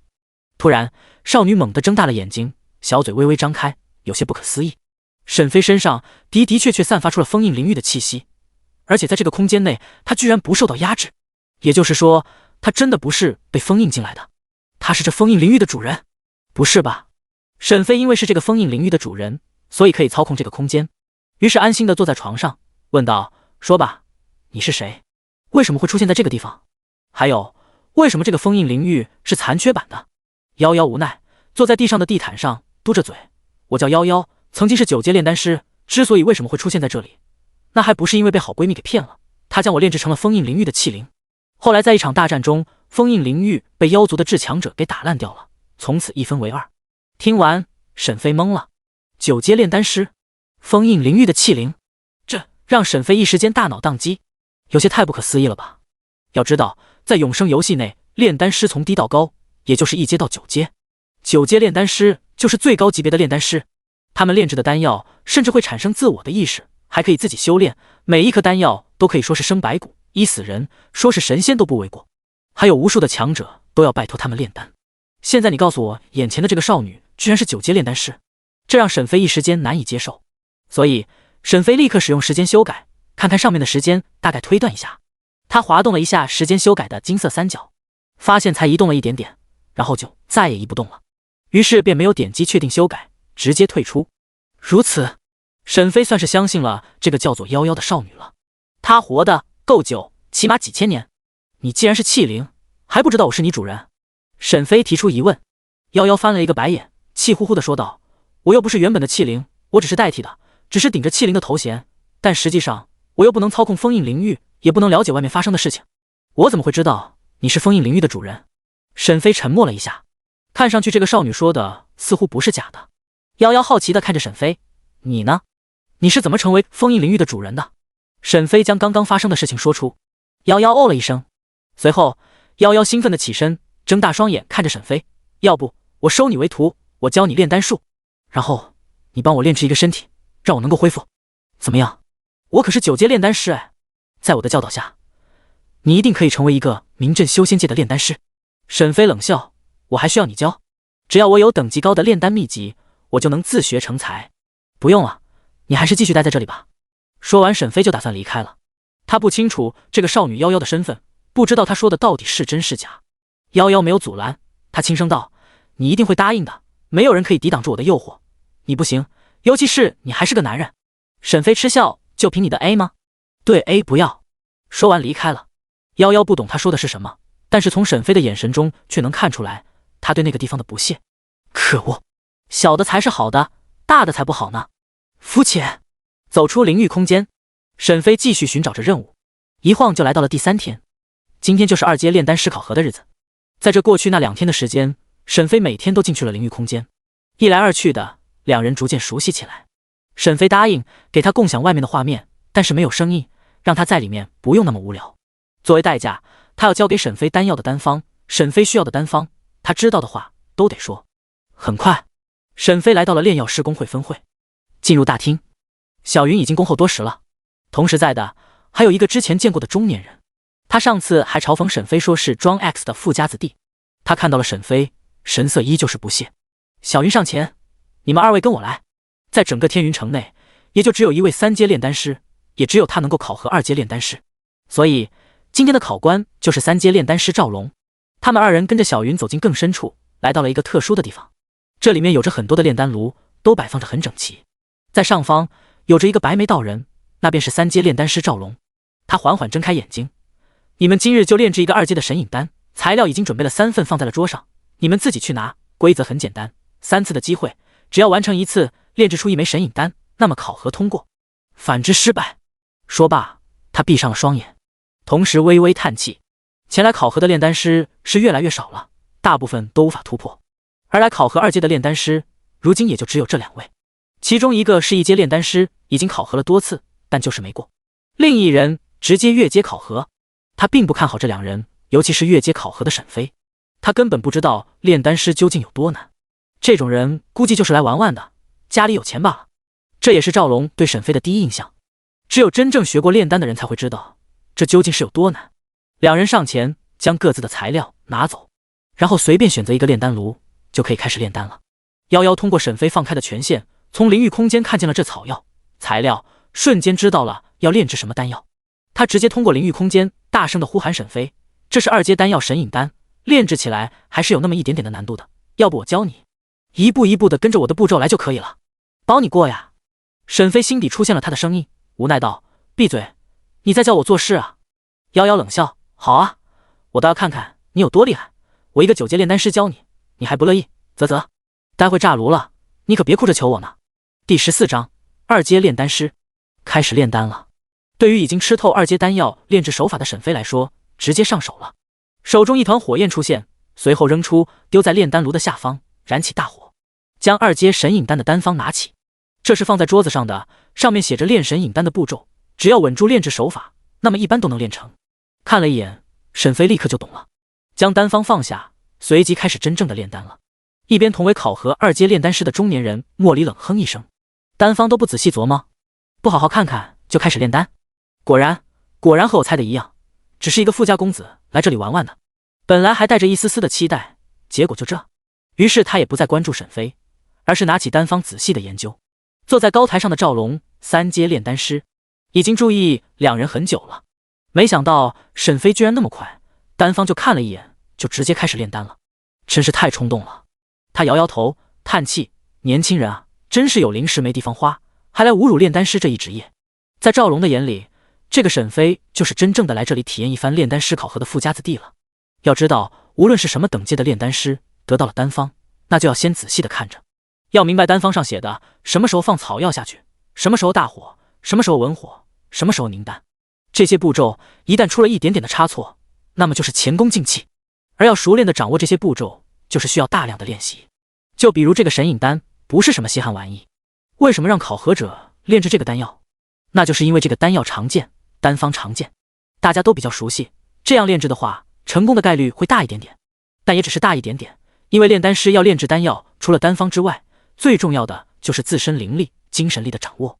这两个强大了，那么拿到丹方才有可能直接明白，才能炼丹。这种一般都是高阶炼丹师了，是不可能出现在低阶炼丹师中会发生的事情。所以就连夭夭也不看好沈飞，他是一步一步从1阶炼丹师爬上来的，受到了磨练挫折非常多，知道炼丹师基本上所有的缺点、不易、心酸。沈飞这样子做，成功的概率不大，甚至没有机会成功。沈飞正在聚精会神的炼制着，此时已经进展到了放草药进去。丹炉预热完毕，他拿起翠绿色的神隐草，然后捏碎直接放进去。瞬间，火焰将神隐草包裹，奇异的是，并没有就此被火焰吞噬，而是变得更加的翠绿。随即，沈飞再一次丢下另外的2样材料，随后关上了炼丹炉，转成了文火。大概10分钟后，沈飞察觉到了时机已经到了，右手控制火焰，猛地大火。片刻后，收回火焰。沈飞第1炉炼制完成，他打开丹炉，瞬间一股药香味弥漫全场。一颗颗翠绿色，上面刻着2道花纹神隐丹，完美的出现在了丹炉中。3颗神隐丹，完美品质。什么？莫离大惊。刚刚看到沈飞炼制完成了，他还想看看待会打开之后会是什么样的场景，想到了炸炉，想到了里面变成焦炭，可是再怎么想都没想到是3颗完美品质的2阶神隐丹。丹药炼制后，品质可分为下品丹药、中品丹药、上品丹药、完美丹药。这怎么可能？此时的莫离心情复杂，原本还以为是一个富家子弟来体验生活的，没想到人家是真厉害。3颗完美丹药意味着什么？意味着极高的天赋和极高的水准。就是让赵龙这个3阶炼丹师来炼制神隐丹，都不敢说是完美级别的。此时的赵龙也立刻的来到了这里，细细的看着丹炉中的完美级别的丹药，不可思议道：老夫我草。最后千言万语化作成一句草来表达自身的震撼。他看着沈飞，双目炽热，就像是看着没穿衣服的美女一般。你师承何处？沈飞摸了摸鼻子，散修。散修？另外的2人震惊失色。散修能做到这种？你散修没有人培养，能做出这种完美级别的丹药？拜托，我们不是傻子啊！见沈飞不愿意说，他也不好勉强。时间，你的考核通过了。老夫现在就为你将名字录入炼丹师公会内的2阶炼丹师花名册内。他走上前，点开一个特殊的阵法，开始操作。沈飞没有理会，而是继续炼制丹药。免费的草药不用白不用，于是又炼制出来了2炉完美的神隐丹药。这更加让莫离和赵荣以为他是一个万中无一的超级炼丹天才。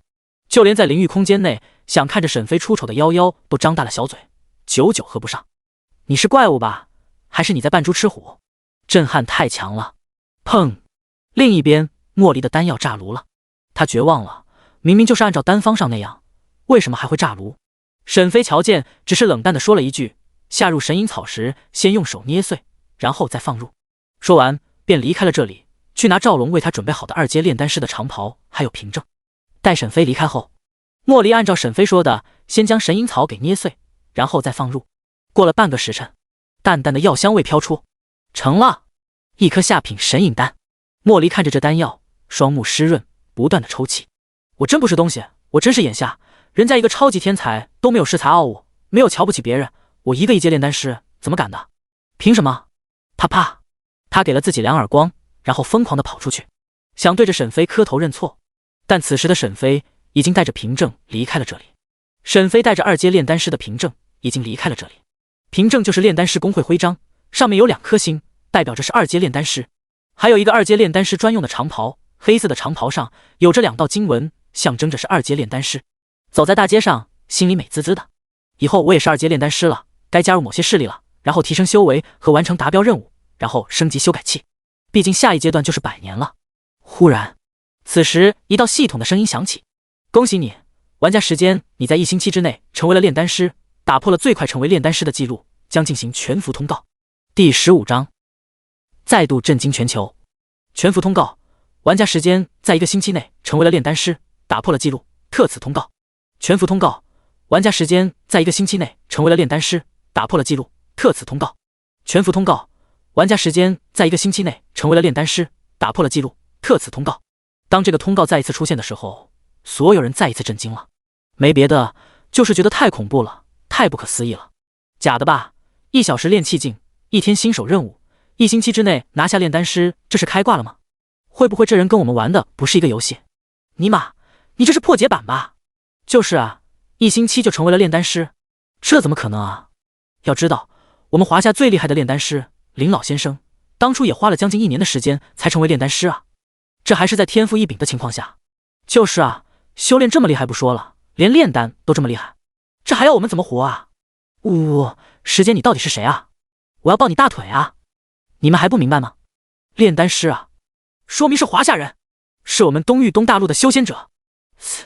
这么一说我明白了，原来时间是修仙者，是我们华夏的人。你们放屁啊，我们宇宙国也在修仙啊，时间明明就是我们宇宙国的玩家。你们这群华夏人真不要脸，呸！我操，你他妈有种报 ID， 你看老子堵不堵你？那个宇宙国玩家呢？让他报现实地址，老子去给他送温暖。谢特，老子也看宇宙国玩家不爽了，尼玛的，什么都是你们的，老子也是你们的。不，我们宇宙国不收垃圾，所以你不是我们的，你还没有资格。我操你妈，你特么报地址，老子砍死你！这一次，所有的玩家再一次知晓时间的大名，连破3个记录，而且这3个记录分量还不小。1小时入炼气境，1天完成新手任务，1星期之内，也就是才3、4天左右，就成为了炼丹师。如此之高的天赋才情，让所有的玩家们都感到了恐怖。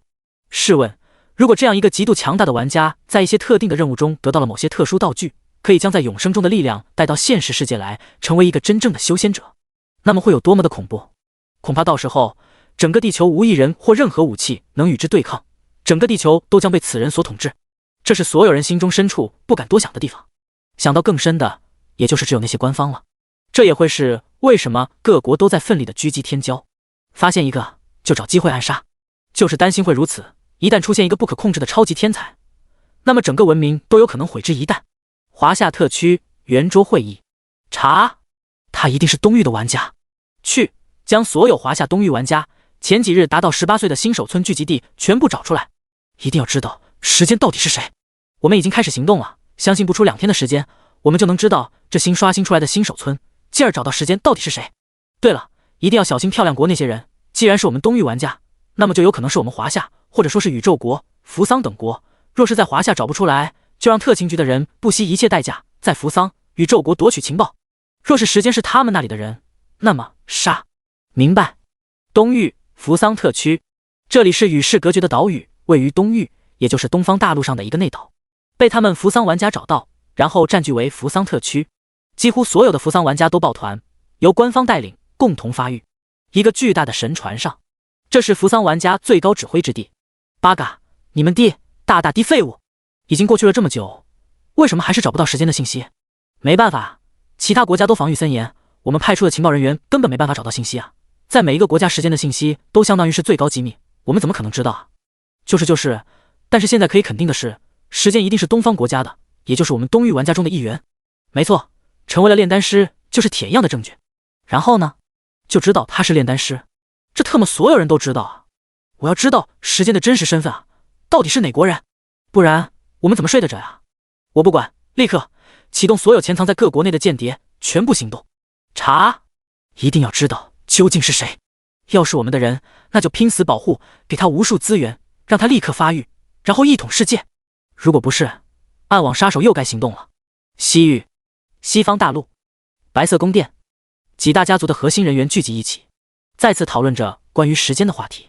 既然已经确定是东域的玩家，那么我们该怎么做？怎么除掉他？伺机而动。我相信那些东域的玩家，东方诸国一定比我们还着急。哈哈，真是没想到一个时间就能够让整个世界陷入暗潮涌动中。那是谁挡不住他？一个不小心让他发育起来，我们还怎么玩？比 S 级天赋的沈月还厉害的角色，我们不可能就这么眼睁睁地看着他成长。都等着吧，我们坐山观虎斗，让他们先为了时间而发生争斗，我们再伺机而动，在现实世界趁着他还没有修为干掉他。沈飞不知道，这一次他被全球所有的国家都盯上了，因为炼丹师让他被确认是东方的玩家。不管是永生世界还是现实世界，暗潮涌动。而沈飞此时正打算继续寻找任务，现在要做的就要突破炼气9层，达到筑基境。经验已经满了，那么就要靠着其余的东西突破了。在永生世界内，玩家想要升级有2种方式：一、修炼功法，吸收灵气修炼，这种最安全，但效率太慢了，就跟你在真正的修仙世界一样。二，那就是网游玩法，接任务，杀敌人，组队打怪，杀 BOSS， 然后就会掉落非常多的经验，升级就非常的快。但是缺点很明显，那就是一旦死了，那么现实世界的生命直接对半折。如果第2次死亡，那么直接死去，现实世界寿命瞬间清零，相当于是直接猝死。沈飞想选择第2个，这个奖励最多也是最容易升级的，就是危险性较高。但不怕，只要情报好，利用好时间修改器，就能瞬秒怪物 BOSS。 第16章梅花帮筑基果果核。走在大街上，来来往往的行人时不时的都会一脸震惊的看向沈飞，没别的，实在是惊为天人，他实在是太帅了。无论男女老少，看见沈飞第一反应就是咽口水，心里震惊无比。马德，这世界上还有这么帅的男人。沈飞已经习惯了这种被众人关注的目光了。在现实世界内，他走在大街上也都能被路人拍到抖音上，99W 点赞。他如今要去的就要一个来自秦国的官方悬赏任务大厅。刚刚他在路上问一个行人，知晓了还有这种地方，于是立刻前往。很快他便来到了一处叫做悬赏司的地方。这里是秦国派发任务的地方，有官方的任务，有地方的任务，也有个人的任务。沈飞倒是第一次见这种地方，在永生世界的其他地方好像都没有这种东西，有的话也只有是玩家们自己搭建的，比如华夏特区、西方联盟、扶桑特区。为什么那里会有那么多的玩家去呢？就是因为官方组织了一个大型的任务悬赏，里面有着非常多的任务，只要达到炼气境，走出新手村，玩家都会想办法去那里。可没想到的是，秦国居然也有这种地方，还是秦国官方自己建立的。难不成他们也想吸引玩家来秦国做任务？有点意思。沈飞走进悬赏司，这里是开放的，只有进去后，在大厅内部才有非常多的人。在大厅内部上摆满了任务条，沈飞也开始挑选着任务。不过找来找去，修仙者的任务倒是不少，但是那奖励嘛，属实有些低了。我去筑基果核司剿灭梅花帮，这谁敢去惹梅花帮啊？边上传来一个大汉的惊呼声。沈飞将目光转移到了他的前方，看着他说的那个任务。任务剿灭梅花帮，奖赏筑基果核，建议筑基1层接此任务。旁边的人看到任务后纷纷摇头。是啊，虽然筑基果核很让人心动，但是那可是梅花帮啊，是合欢宗的下属帮派，这谁敢去啊？对啊，而且梅花帮的帮主实力强横，听说啊，他一天能把30多个男的吸干，简直是恐怖。你这么一说，我鸡皮疙瘩都起来了。他们都是大魔头啊，这任务应该让子府剑宗的修士去，他们实力强横，才能做这种任务。沈飞听着他们说的话，愈发有精神了。合欢宗、梅花帮，嘿嘿嘿，又是你们啊！于是直接上前将这个任务接下来了。周围的人瞬间神情大变，惊恐地看着眼前这个18岁的少年。这帅哥，你不想想吗？这可是梅花帮啊！就是啊，你这么帅进去，不就是羊入虎口吗？是啊，多想想啊，太危险了。年轻人，别着急，这筑基果核虽然诱人，但是梅花帮更恐怖。像你这么英俊的男人，一旦被抓到，那是会被轮的。沈飞听到周围人的劝告，礼貌地拱手，多谢大家的好意，但我有信心。随即便到了前台，拿到了任务信息资料。任务提醒：剿灭梅花帮，奖励筑基果核，昵称时间，天赋 SSS 级大道天赋，寿命160年，视力无，修为炼气9层，10000，10000，突破需修炼筑基功法，黄阶及以上功法，或利用天才地宝突破。功法五行修真秘籍圆满，只能修炼一个功法。仙术隐藏术圆满，秘籍独孤九剑圆满，2阶炼丹师秘籍圆满。法宝武器锋利的长剑封印灵玉残缺版。任务剿灭梅花帮，任务进行中。拿到任务信息资料后，沈飞走出了悬赏司。在路上，沈飞将任务信息资料全部看完。原来梅花帮之所以会被悬赏，那实在是恶贯满盈，触动了无数人的利益。他们是合欢宗的下属宗门，修炼的是合欢宗的外门秘术采阳补阴之术，听着名字就知道，就是要吸收男人的元阳来修炼。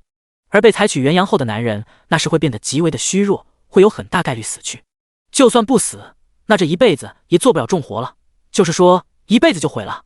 所以这才有这个任务，官方也是下了血本，用筑基果核来作为奖励。这筑基果核就是筑基果实的果核，果肉没了，但是果核还在。这东西可以培养，种在土里，长成参天大树，然后结出筑基果实。筑基果实对炼气境的修炼者会有极大的帮助，有机会直接一举突破炼气境，到达筑基境。这也是为什么沈飞会接下这个任务的原因。到时候看看能不能直接修改成结果的大树，如果不能，那就修改回果子的状态，将果核变成果子。喂，你确定要去吗？我看着挺危险的呀。还是你不是为了任务去的，而是打算夭夭的声音在沈飞的耳边出现。他通过灵域空间看到了沈飞接的任务，想要劝一下。毕竟沈飞现在的修为才炼气9层，还比较低，一个人去团灭一个修仙帮派还是很难的。沈飞脸色一黑，拜托，我是那种人吗？我要是那种人，你早就被我吃了，还能这么跟我说话？呵呵，我看你啊，还是别去，危险的很呢。我可不想失去一个让我解闷的人呢。那你有没有什么修真的法术？你不是9阶炼丹师吗？黄阶、玄阶功法这些你应该都有不少吧？切，我给你，你就能学会吗？上阵魔枪，啧啧。沈飞还打算继续说的时候，一道亮光从脖子上的封印灵域中射出，他连忙接住飞出来的东西，是一本书，地阶上品法术缩地成齿，也就只有这一本了，其他的都被我那好闺蜜全部抢走了。夭夭的声音再度响起，谢谢啊。沈飞道谢之后，夭夭就再也没有说话了。他来到一处角落，翻开缩地成齿，1秒1页，最终不过1分钟全部记下，同时也彻底掌握了。恭喜你，缩地成齿已达到入门阶段。灵域空间内，夭夭靠在床上，翘着2郎腿，小手扣着小脚丫，看着沈飞在那翻书，1分钟不到就翻完了，顿时美眸睁大，气得嘴巴都鼓起来了。这个沈飞真是的，放着炼丹天才不当，非要去修炼，去接这么危险的任务。听我的，成为一个伟大的高阶炼丹师不好吗？以后有那么多舔狗帮你做事情，你还需要自己去做吗？第17章完成任务，筑基。这时候沈飞已经知晓了这个地阶上品法术，也就是缩地成齿的作用了。原来这就是缩地成寸，是一种化远为近、折叠空间的法术，但是消耗的灵力也是非常的多。即便是沈飞，目前也就只能最多使用1次，然后灵力就会耗尽，相当于蓝条直接用完，所以只能在最危险的时候使用。沈飞立刻使用了时间修改，将这个法术练到了圆满。定，你修改了缩地成齿，缩地成齿的使用经验加99年，达到了圆满，彻底融会贯通了。昵称时间，天赋 SSS 级大道天赋，寿命160年，视力无，修为炼气9层，10000，突破需修炼筑基功法、黄阶及以上功法，或利用天才地宝突破。功法五行修真秘籍圆满，只能修炼一个功法。仙术隐藏术圆满，法术缩地成尺圆满，秘籍独孤九剑圆满，2阶炼丹师秘籍圆满，法宝武器锋利的长剑封印灵玉残缺版。任务剿灭梅花帮，任务进行中。这一刻，沈飞看着远处的一座山，只要他愿意，就可以瞬间到达那里。好强的法术，不愧是地阶法术。法术分为天地玄黄4个大阶，每一阶都分为上中下3品。目前来说，东方玩家中最厉害的已经达到了元婴境，可是他能够掌握的最厉害的法术也就只是玄阶上品。而沈飞现在应该也是唯一一个练成地阶上品法术的人了。学会后，他站起身来，朝着城外走去。很快，他便走出了天云城，朝着那梅花帮的位置而去。梅花帮位于天云城北方30里处的一座山上，这座山叫做梅山，那里是一个交通要道，处于一个路口。比如要从天云城去紫府剑宗，那么就是一定会路过梅山。不过，既然会路过，那为什么紫府剑宗的修士不对梅花帮动手呢？或许是因为有隐藏阵法的缘故吧。沈飞如此猜测。天色逐渐暗淡下来，以沈飞炼气9层的速度，不过半小时不到就来到了梅山。以防万一，沈飞使用了隐藏仙术，整个人都仿佛在这个世界消失了一样，然后才朝着梅山上前进。灵域空间内，夭夭看着沈飞使用了隐藏仙术，顿时脸色大变。喂，你怎么会仙术的啊？你不会神仙转世吧？夭夭大惊。沈飞轻声回复，不是，捡到的仙术而已。捡到的你还能修炼？仙术为什么叫做仙术？那是比法术还要强大的，是属于更高阶层次的。用灵力的修仙者想要学会仙术，基本上不可能，除非是天之骄子，那种真正的天骄。在夭夭活了这么久的时间里，她也就知道只有的好闺蜜才修炼成功了仙术。她闺蜜是谁？那可是名震修仙界的天尊，差一步就能羽化成仙，踏入仙界。可这个叫做时间的人是谁？一个毛头小子，他居然能够练成仙术，那岂不是日后可以和她闺蜜相比？简直是恐怖如斯。夭夭小声的吐槽，谁信啊？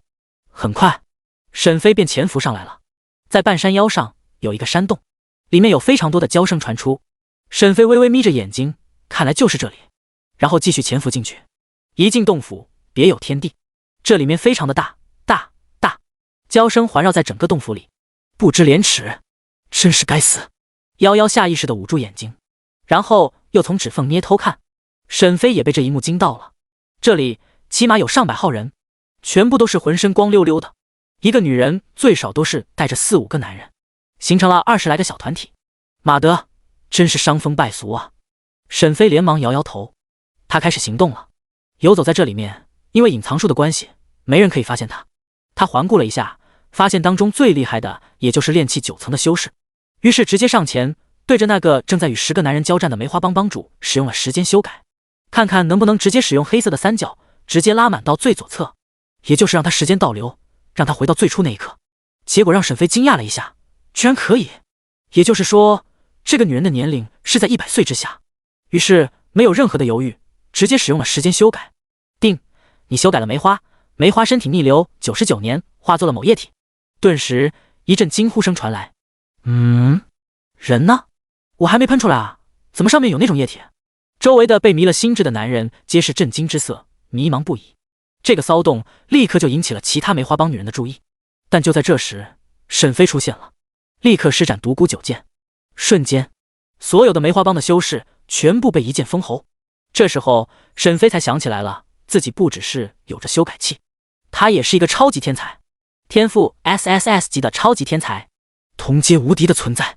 即便刚刚没有了时间修改器，也是足以一剑灭杀所有的梅花帮邪修。周围被迷惑的男人清醒了，看着沈飞充满着恐惧，然后见沈飞没有对他们动手，俱都连忙跑出去。沈飞此时便开始摸尸了，但可惜除了这个帮主有储物戒指以外，其余的都没有。他打开储物戒指，发现里面居然有1000块的下品灵石，还有一本功法。你获得了1000下品灵石，一本残缺版的黄阶修真功法混元诀。沈飞将功法拿出来了，这是混元诀，不过只有一半。沈飞立刻使用了时间修改，发现可以调到之前没有被撕毁的程度，于是立刻使用了时间修改，手中的混元诀发生变化，后面残缺的都在自动的补齐。很快，一本完好的混元诀出现在了沈飞手中，随即立刻翻开学习，体内的灵力也跟着一起动。1分钟不到，恭喜你，你修炼了黄阶上品功法混元诀，达到了小成阶段。定，你的修为已突破炼气境，达到筑基境1层。昵称时间，天赋 SSS 级大道天赋，寿命210年，视力无，修为筑基1层0500000，功法混元诀小成，只能修炼一个功法。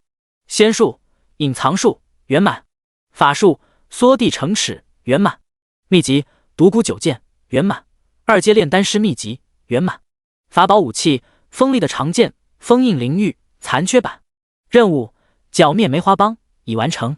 第18章破纪录，锁定6国之地。达到筑基境后，沈飞没有停下，立刻使用了时间修改，作用在刚刚练成的混元诀上。定，你修改了混元诀修炼程度，混元诀修炼程度加99年，已到达了圆满阶段。定，你的修为已达到了筑基3层。昵称时间，天赋 SSS 级大道天赋，寿命210年，视力无，修为筑基3层43922800000，功法混元诀圆满，只能修炼一个功法。仙术隐藏术圆满，法术缩地成尺圆满，秘籍独孤九剑圆满，2阶炼丹师秘籍圆满，法宝武器锋利的长剑封印灵玉残缺版，任务剿灭梅花帮已完成。将混元诀提升到圆满后，体内的灵力恢复速度猛然暴涨，现在的他可以使用至少10次的缩地成尺法术，大概推测了一下，最多可以用20次的缩地成尺法术，相当于是之前的20倍。混元诀小成的时候，筑基1层大概可以使用2到3次，现在10到20次，提升了将近10倍的实力。这意味着什么？这意味着他的灵力和灵力恢复的速度是正常筑基境修士的10倍。如果修炼了更加厉害的功法，那么会更加的强大。这就是功法带来的好处。沈飞已经突破为筑基境修士，对自己进行时间修改的机会又刷新了。不过这一次，沈飞不打算使用时间修改增加自己的寿命了，先留着，说不定日后会有作用。他转身准备离开这里，夭夭的声音出现了：时间，你还说你不是仙神转世？你都能时间回溯，这可是仙人才掌握的禁术啊！沈飞一拍脑袋，我去，怎么把他忘了？无奈之下，只好顺着他的话，行吧，既然被你发现了，那我就只能摊牌了，我就是仙人转世。夭夭坐在床上，听到沈飞的回复，瞬间躺在床上打滚，可忽然间又停下。是啊，他是仙人转世，以后岂不是用不到我了？那我还怎么重新凝练身体，重回修仙界？那我还怎么报仇？唉，他叹息一声。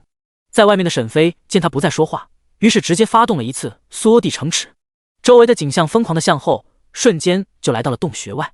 夭夭看到后懵了，最后释然，仙人就是仙人，一下子就学会了。同时在沈飞的耳边响起了系统的声音：恭喜你，你达到了筑基境，打破了最快达到筑基境的记录，将进行全服通告3次。全服通告，玩家时间在1个星期内达到了筑基境，打破了记录，特此通告。全服通告，玩家时间在1个星期内达到了筑基境，打破了记录，特此通告。全服通告，玩家时间在1个星期内达到了筑基境，打破了记录，特此通告。之前的全服通告并不常见，因为没有那么多的天骄一直破纪录。可是现在2、3天一次。3天前是沈飞成为了炼丹师，引起了全服通告。3天后是沈飞突破为筑基境修士，再次引起了全服通告。这一次，所有的人再度震惊。不是吧，不是吧，又来？1个星期还没过呢，多少个全部通告了？这个时间又突破了记录，简直是不敢想象啊！这一次打破了沈月大佬3个月筑基的记录，恐怖！是啊，沈月女神3个月筑基打破了半年筑基的记录，现在时间大佬开创新的记录，1星期筑基，牛逼！严格来说还不到1星期，因为明天过了，才刚好过了1星期。时间大佬太牛了呀，真想要找到他，然后跪舔一波。哼，我们宇宙国的时间玩家真是厉害，居然让你们这些华夏人都跪舔！哈哈哈！操，又是你！你特么有种报 ID， 把隐藏 ID 打开啊！就特么顶着个国籍在论坛聊天，你算什么？就是啊，要不是时间大佬没有在论坛发帖，要是发了，就能知道时间大佬到底是哪国人了。还用说，绝对是我们宇宙国的。放屁，明明就是我们扶桑的。东域华夏特区圆桌会议上，诸位，通过调查得知，前不久满18岁的玩家出现在了1300多个新的新手村，这些地方我们都没有涉及到，都还没有其他的玩家，算是开荒之地。所以这样想要找出时间太难了。但你别忘了，时间是炼丹师。我们在炼丹师公会中的玩家通过了一系列的调查，最终在一个花名册上找到了时间的名字。什么？为什么你不早点说，偏偏要这个时候说？那人笑了一下，还不是担心在其他地方讲会被间谍发现，现在这里就我们几个人，安全，所以才讲。况且我也是今天上午才得到消息的。那你还不赶紧说？是啊，时间到底是谁啊？他到底在哪个新手村？在哪个地方？那人笑了一声道：诸位知道六国之地吗？下面的9个人纷纷摇头。最中央的那人再度开口：六国之地是位于东域最南方，那里也被称为蛮荒之地，有无数大妖邪魔，想要到达那里必须要使用空间阵法才能去，否则以我们的脚力怕是要一辈子都到达不了。这么远，你也不想想东域有多大，是地球的好几倍啊！而且大部分都是陆地，山区妖魔横生，危险重重，不用空间阵法怎么去？那岂不是说时间需要乘坐空间阵法才能来这里？来到东域最繁荣的人族区。东域分为3个区域：繁荣昌盛的人族区域、危机四伏的妖族区域，以及相隔10几亿里的半人族区域，也被称为蛮荒之地。我去，那岂不是说这一批的18岁的玩家大部分都在蛮荒之地？是啊，他们日后很难到达这里，因为空间大阵的价格实在是太贵了，我积攒了这么久的灵石也就只能启动的来回，其他玩家就更别说了。那怎么办？怎么联系时间？你是不是傻啊？我们还不知道谁是时间，万一他是其他国的人怎么办？不好意思，我脑袋混乱了，如今只能先看看了，看看他到底是谁，是哪一国的了，到时候我们才能确定立场。第19章元婴境沈月，合欢宗再现。距离华夏特区几千万里处，这里是一座深渊之地，周围满是黑色峭壁，薄雾环绕，沙哑的黑鸦叫声此起彼伏。2道身影矗立在深渊下，目光都是盯着深渊中前方不远处的一个枯树。神异的是，枯树上竟然结着2个果子，上面阴阳流转，黑色的光晕盘旋。忽然间，其中一人露出诧异：这么快就破了我的记录，时间真是不简单。沈月哑然，微微眯着眼睛。旁边的女人听到沈月的话，顿时露出了诧异的神色。不会吧，你可是修仙界中最适合修道的玲珑道体，论修炼速度，应该没人是你的对手吧？更别说你的天赋强大，学任何东西都是几秒就会，能比你厉害的，这修仙界也没几个吧？云霞仙派的当代道子云悠悠诧异万分。沈月摇摇头道：人外有人，天外有天，在修仙界天赋、体质、道运比我厉害的还有很多，比如那些不出世的圣地，他们中圣女、圣子，哪一个不是绝世无双的圣体、道体、仙体？与他们相比，我这差得多了。云悠悠大笑几声，他们是修仙界最厉害的那一批人，未来铁定能够飞升上界的人，我们当然不能与他们相比。我们与你之间的修炼差异都是云泥之别，更别说那些站在顶端的人了。只是没想到的是，你们一人居然又出了一位天骄，还能破你的记录。沈月神色凝重，希望不是敌国之人。云悠悠看着沈月，满是羡慕，叹道：我真羡慕你们这些艺人，不用靠着修真功法进阶。你才踏入仙途不过1年，就已经元婴3层了，这种速度，就连那些圣女、圣子也是自叹不如吧。而且你才19岁啊，恐怕再给你一段时间，就能够羽化成仙了，踏入上界了。沈月看着那2个果子，美眸闪过一丝光，笑道：靠经验升级总归不是大道，这一点我已经明白了。不过你才是靠真本事，靠着功法吸收天地灵气洗涤身体，不过300多岁就已经达到了元婴5层，你在修仙界才是真正的天才。果子快熟了，准备一下。好嘞。沈飞来到洞外，准备离开之际，忽然想到了什么，脸色骤变。等等，他变成了液体，我怎么交任务？梅花帮帮主变成了液体，他怎么交任务啊？交任务的话，就是要梅花帮帮主的尸体啊，或者头颅也行。但是沈飞在使用时间修改的时候忘记了。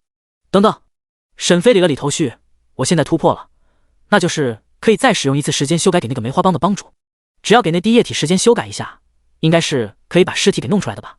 但是那个液体应该会被那个男人给擦拭掉吧，这样说不定在洞府内还能找到。带着这种试探性的想法，沈飞再一次进入了。这一次沈飞只觉得太行了。很快在刚刚那个帮主的位置，终于是找到了一团液体。随后，沈飞直接对其使用了时间修改，拉到99年后。顿时，一股光亮产生，待光亮消失后，一道浑身光溜溜的身体出现在了沈飞眼前，长得和那个帮主一模一样，只是居然还在呼吸。沈飞使用神识查看，发现虽然是肉体还活着，但是他的体内没有了神魂，也就是没有了灵魂，就等同一个活死人。这时候，沈飞明白了，看来这个时间修改不能够救人，死了的人无法通过这个复活，因为缺少了灵魂。等等，如果这样的话，沈飞立刻朝着灵域空间内的夭夭说道：“小夭夭，你要不要这个身体？”夭夭在灵域空间内是有身体的，但是离开了灵域空间就会变成灵魂体，算是受到了她闺蜜的诅咒。一道尖叫声响起：“滚啊！我才不要！这种身体，谁爱要谁要，我不要！”哦，沈飞摇摇头道：“给你开个玩笑。”夭夭立刻回复：“不要开这种玩笑，太恶心了。而且这种身体只有和他本身的灵魂才能相融，我要是真的进入了这个身体，灵魂和肉体很快就会崩裂，到时候我会真的死掉的。”沈飞点头：“好了好了，我明白了。”于是沈飞就拿起长剑给这个身体来了一剑。很快生机丧失，沈飞将尸体放入储物戒指内，然后来到了外面。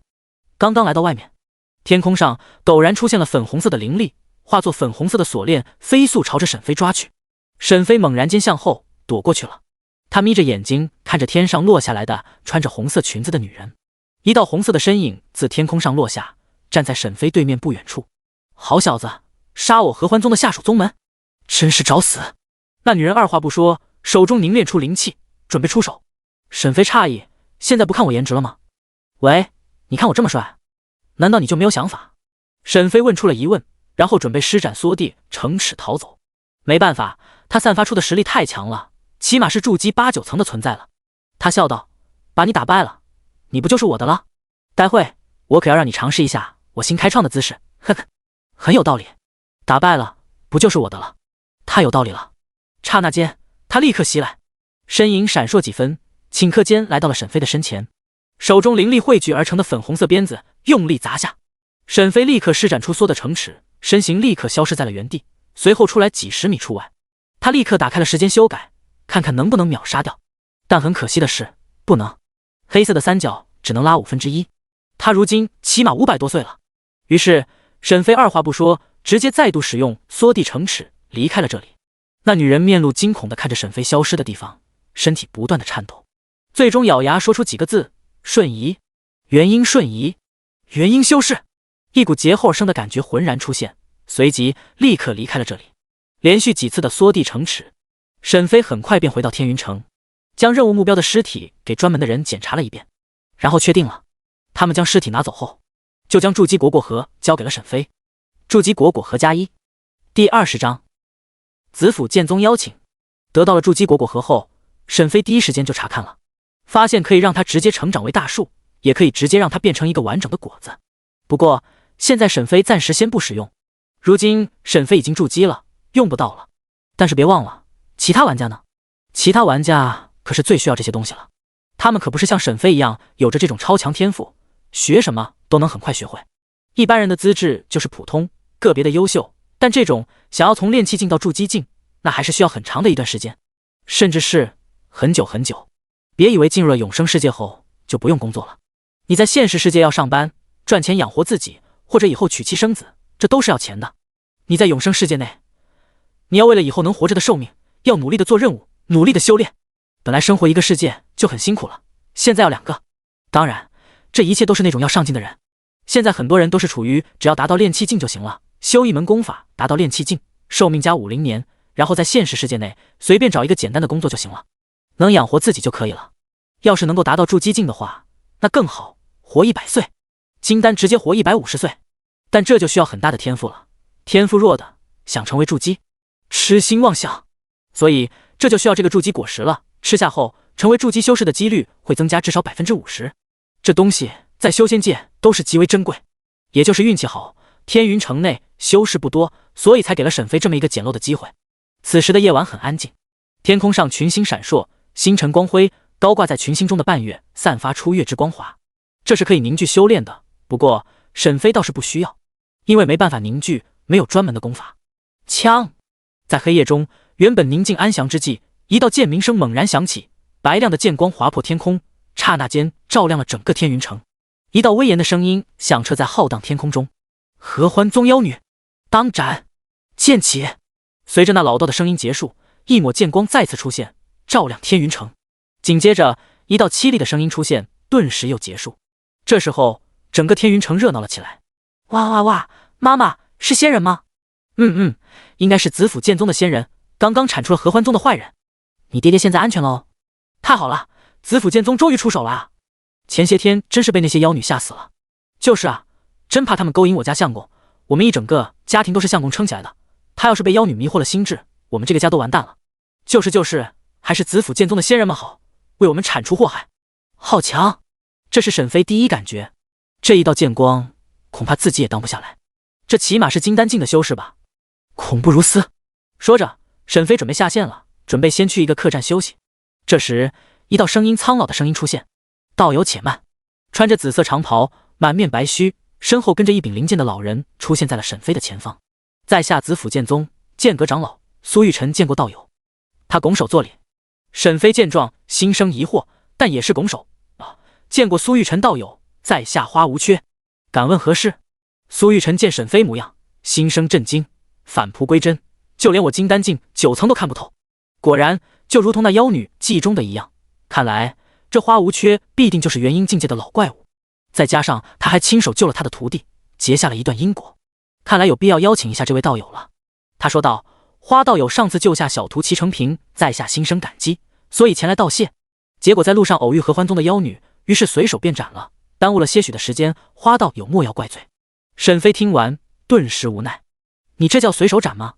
那动静整个天云城都知道了，在我面前装逼。”沈飞没好气地说道：“救人之事顺手而为，道友专程前来道谢，可是有事相求。”苏玉晨点点头：“在下想要邀请道友来紫府剑宗一叙，道友可好？”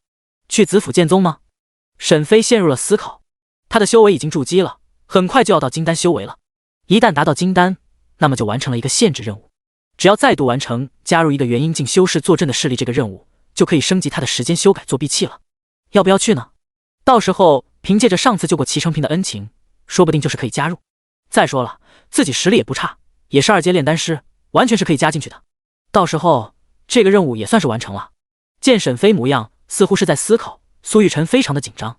好不容易遇到了元婴境界的大佬，还结了一段善缘，这机会要是不把握住，要被雷劈的。拜托，一定要答应啊！一定要答应啊！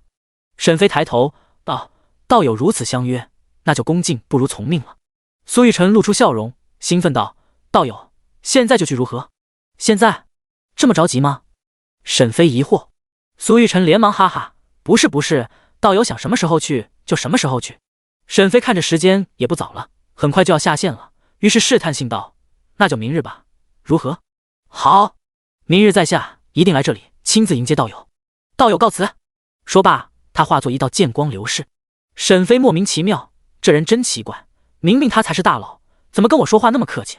夭夭看到后，虽然听不到外面的声音，但是通过嘴唇也知道了苏玉晨说的话，知道了是一场误会之后，哈哈大笑：“时间啊，他把你当做了元婴境的修士了，所以才那么客气啊。”听到夭夭的声音，沈飞还是有些疑惑。他虽然看不出我的修为，但是他怎么会认为我是元婴修士？你笨啊，我给你的缩地成尺相当于是瞬移，而瞬移则是只有元婴境及以上才能做到，而且他是斩了合欢宗的妖女才来的，那不就是和你今天傍晚遇到的合欢宗修士很可能是一个人，然后杀了他之前还进行了搜魂，所以他把你当做元婴修士也不奇怪啊。瞬间沈飞恍然大悟，原来是这样。死！如果这样的话，那他是不是可以直接提出加入紫府剑宗？这样他们还得屁颠屁颠的欢迎自己。我操，合欢宗，你们真是我福星。第21章紫府剑宗天道誓言。这么想着，沈飞便来到一个客栈，开了一个豪华房间，然后进去便退出了游戏，回到了现实世界。此时的现实世界正是下午，烈日高照时刻。打开冰箱，拿出一瓶快乐水，然后一饮而尽。哥，还是在现实世界舒服。喝完后，吹着空调，沈飞感叹道：“让他在永生世界内过夜，那太难了。虽然修士不怕热，不怕冷，但是没有好吃的，也没有好喝的。当然，这里指的是除了华夏特区以外的地方。要是在华夏特区的话，那就不一样了。那里汇聚着大部分的华夏玩家，各种系玩家都有。最常见的就是生活系玩家，在那里面搞各种东西。从电视上经常看到某某玩家在华夏特区研究出发电机，研究出电视机，研究出枪械武器。总之，整个华夏特区都是比较现代的地方，所以这华夏特区才会在繁华的人族区域都是赫赫有名。不是因为实力，是因为那些旁门左道，是因为那里的玩家，同时也是因为那里可以投放非常多的任务，玩家们都会疯狂的接。但其他地方，像沈飞所在的六国之地，属于蛮荒地区，都不能和最繁华的人族区域都不能相比，更别说华夏特区了。所以还是在家里面过夜好。至于修炼，哪个玩家会真正的盘腿吸收天地灵力修炼？都是做任务的，去接各种任务的，因为这样升级才快。比如炼气境，正常来说，凡人是不可能不在筑基境修士的帮助下能够达到的，除非是吃了丹药，要不然就是真正的天才才可以。但玩家就不一样了，除了吃丹药以外，还可以通过任务升级，经验条满了，多做几个任务就能够冲破限制，达到炼气境。这就是玩家们的优势，所以大家基本上都不靠着天地灵气休闲，躺在床上，开着空调，吹着风扇，盖着被子，沈飞逐渐陷入了沉睡。永生世界，东域蛮荒六国之地，秦国南部，子府剑宗上空，一道剑光快速飞过，在夜幕的天空中留下了一道痕迹，就像是划过的流星一般无二。刹那间，一道穿着紫色道袍的老道现身在子府剑宗的广场上。广场最前方是上千的阶梯，叫做入凡梯，需要徒步走上去。苏玉晨大步向前，快速冲刺，不到1分钟就穿过了入凡梯，来到了一处巍峨雄壮的大殿前。这是一座古色古风的巍峨大殿，薄雾环绕，仙鹤矗立，微风吹过，带来一股股凝神的味道。苏玉晨推开大殿的大门，立刻走了进去。大殿内4道身影坐落在四方，其中还有一个空位。他立刻回到属于自己的空位，然后急忙开口说道：“诸位师兄，我子府剑宗大机缘来了。”几人闭着的双眼微微一抖，好像是经常听一般，没有回应。见此，苏玉晨无语了，再度大声道：“掌门师兄，我在山下寻得些缘了。”坐在上方的掌门苍红不得不睁开眼睛，眼神中尽是无奈之色。他开口，忠厚老道的声音传来：“玉晨，你在1年内已经和我们说了好几次了，有哪次是真的？有的江湖骗子都能把你这个金丹境的修士给骗了，要不是我们，你还在蒙在鼓里呢。真不知道你是怎么修炼到金丹的。”说起这些事情，苍红有些恨铁不成钢，眼里太无奈了。另外3人都不想理苏玉晨了。听到苍红的话，苏玉晨也是有些不好意思，因为这真的是他的耻辱，被一个算命先生给忽悠了。但是这一次不一样啊，这一次一定是大仙缘。苏玉晨道：“哎呀，你们怎么都不信我呀？这次是真的，明日我邀请了一位元阴境的道友来这里，咱们要尽一尽地主之谊啊。”几人没有理他。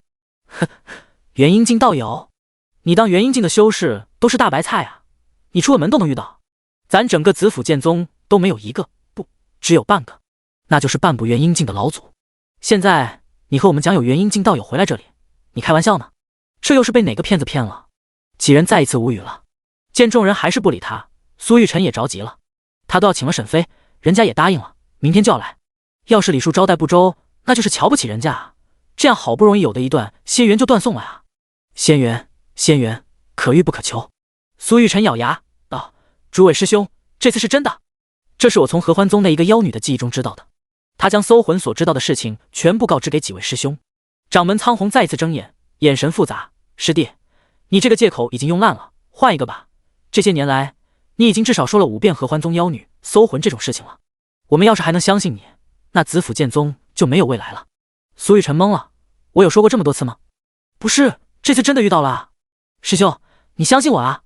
苏玉晨再度咬牙道：“我苏玉晨以天道起誓，若我苏玉晨有半句虚言，则让我神魂俱灭，永世不得超生。”瞬间，一股玄妙之气涌入苏玉晨的身体。以天道作为誓言，那么便不能够反悔。若是真的苏玉晨说的是虚言，那么便会神魂俱灭。也就是说，明天他们必须要认为这沈飞是元阴境修士。一旦沈飞露出了半点马脚，被他们发现不是元阴境修士，那么苏玉晨就完蛋了。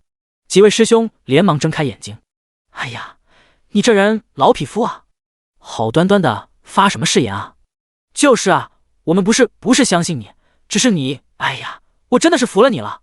好了好了，明天我们也无事情，陪你见见那所谓的元阴境道友吧。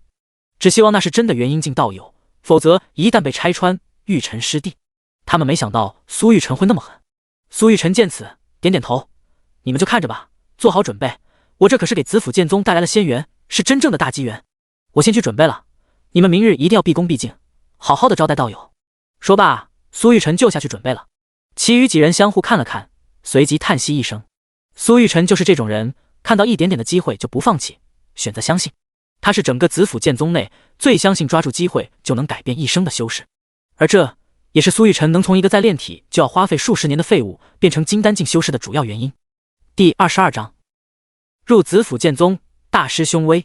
一进入游戏，沈飞立刻就出现在了豪华的房间内，耳边也响起了夭夭的声音：“时间啊，我真想去你的世界看看，想看看异人的世界。”沈飞哼哼一声，可惜难，我也想把这个世界的修为带到我那个世界呢，真希望能快点找到特殊道具。在永生内，想要把修为、法宝、物品等东西带到现实世界，就需要特殊道具，那种东西就可以将东西局限在现实世界。比如在世界上出现的修仙者，就是因为得到了特殊道具才把修为局限了。但这种东西可遇不可求，真的纯靠运气，也就是所说的仙缘、道运等等。走出房间，已经是清晨，来来往往的行人也逐渐多了起来。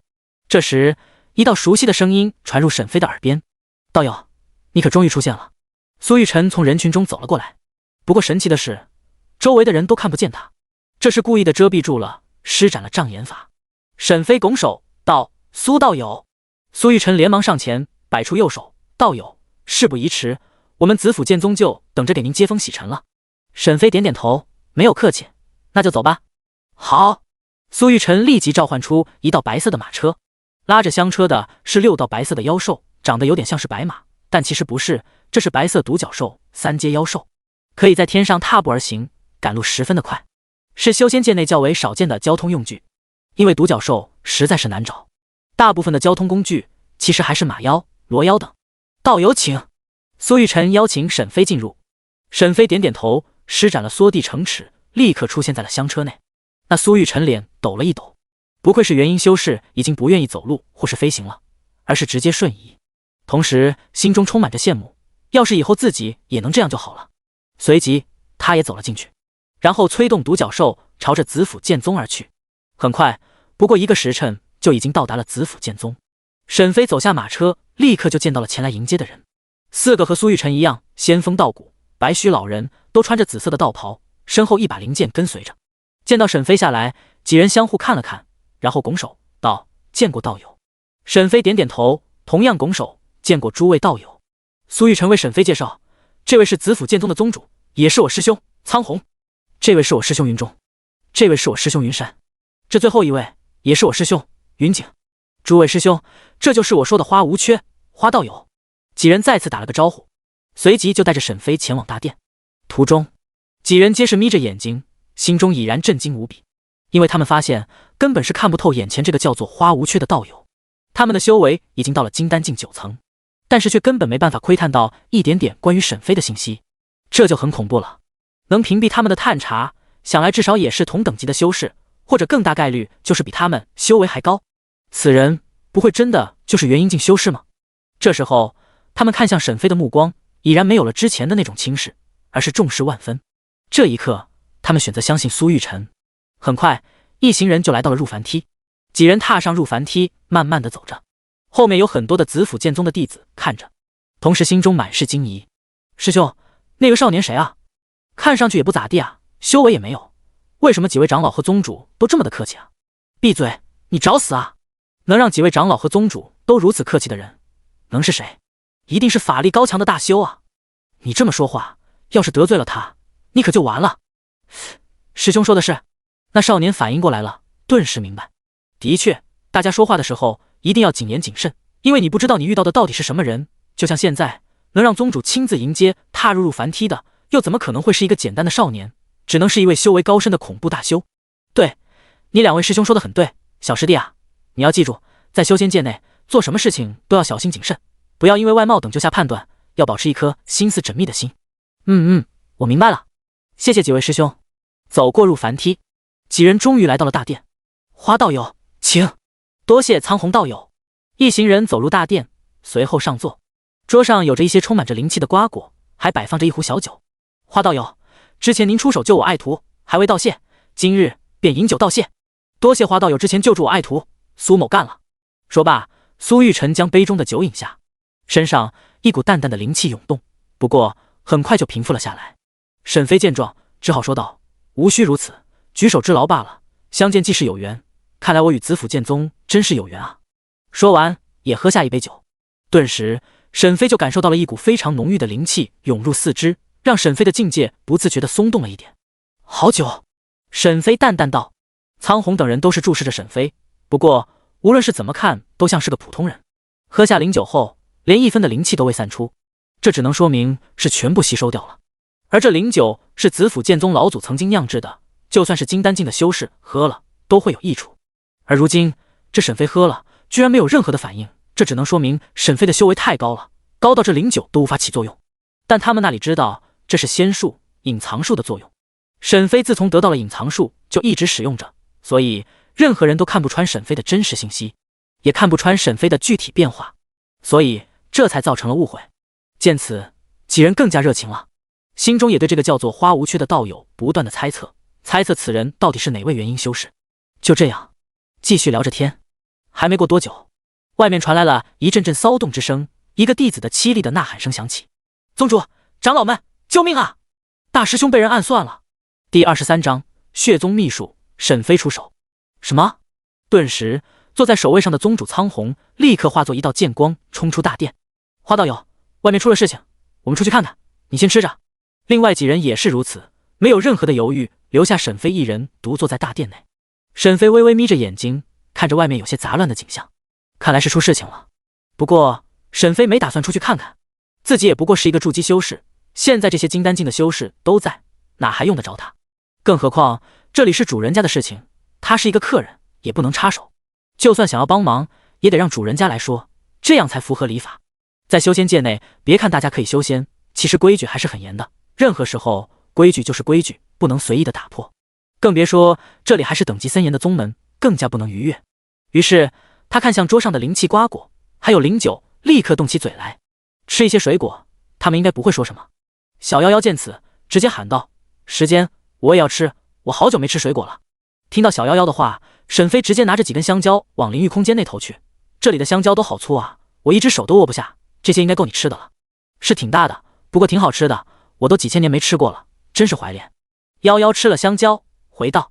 大殿外，宗主苍红和几位长老立刻围着一个青年，不断的输送灵气，稳固他的身体。中间的青年面色英俊，气度不凡，但是此刻却是浑身都是猩红的血迹，脸色也无比的苍白无力。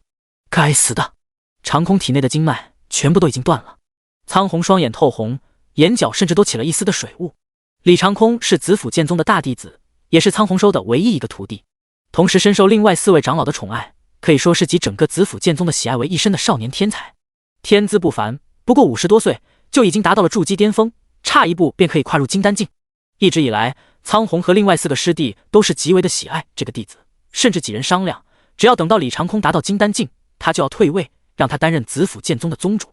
更何况李长空为子府剑宗大师兄，受尽子府剑宗上下弟子的敬佩。大师兄之称号也是大家一同选举出来的。就是如此一个倾注了无数心血的弟子，被无数人给予厚望的李长空，如今居然经脉尽断，丹田破裂，沦为了一个废人，而且随时有生命之危。苍红不能接受，另外4位长老不能接受，下方跪着的弟子也不能接受。嗨，李长空微微清醒过来，双眼中血泪滴落。师尊，4位长老。苍红加大了灵力传送，同时也拿出了1000年的治疗圣水，准备同4位师弟联手为李长空修补伤口，但也能修补表面的经脉，丹田却无法修补。长空，你不要说话，我一定会救你。4位师弟，准备动手！苍红怒吼，眼中血丝浮现。4位长老立刻都分得治疗圣水，以体内的灵力相引，要为李长空疗伤修补。但李长空伸出已经露出白骨的右手，发出颤抖的声音：“师父，4位长老不要浪费圣水，救我了，我已经废了。还有，这是血宗的圈套，过几日便是宗门大比，你们不能为了我浪费那么多的灵力，我不想让子府剑宗在宗门大比上输掉。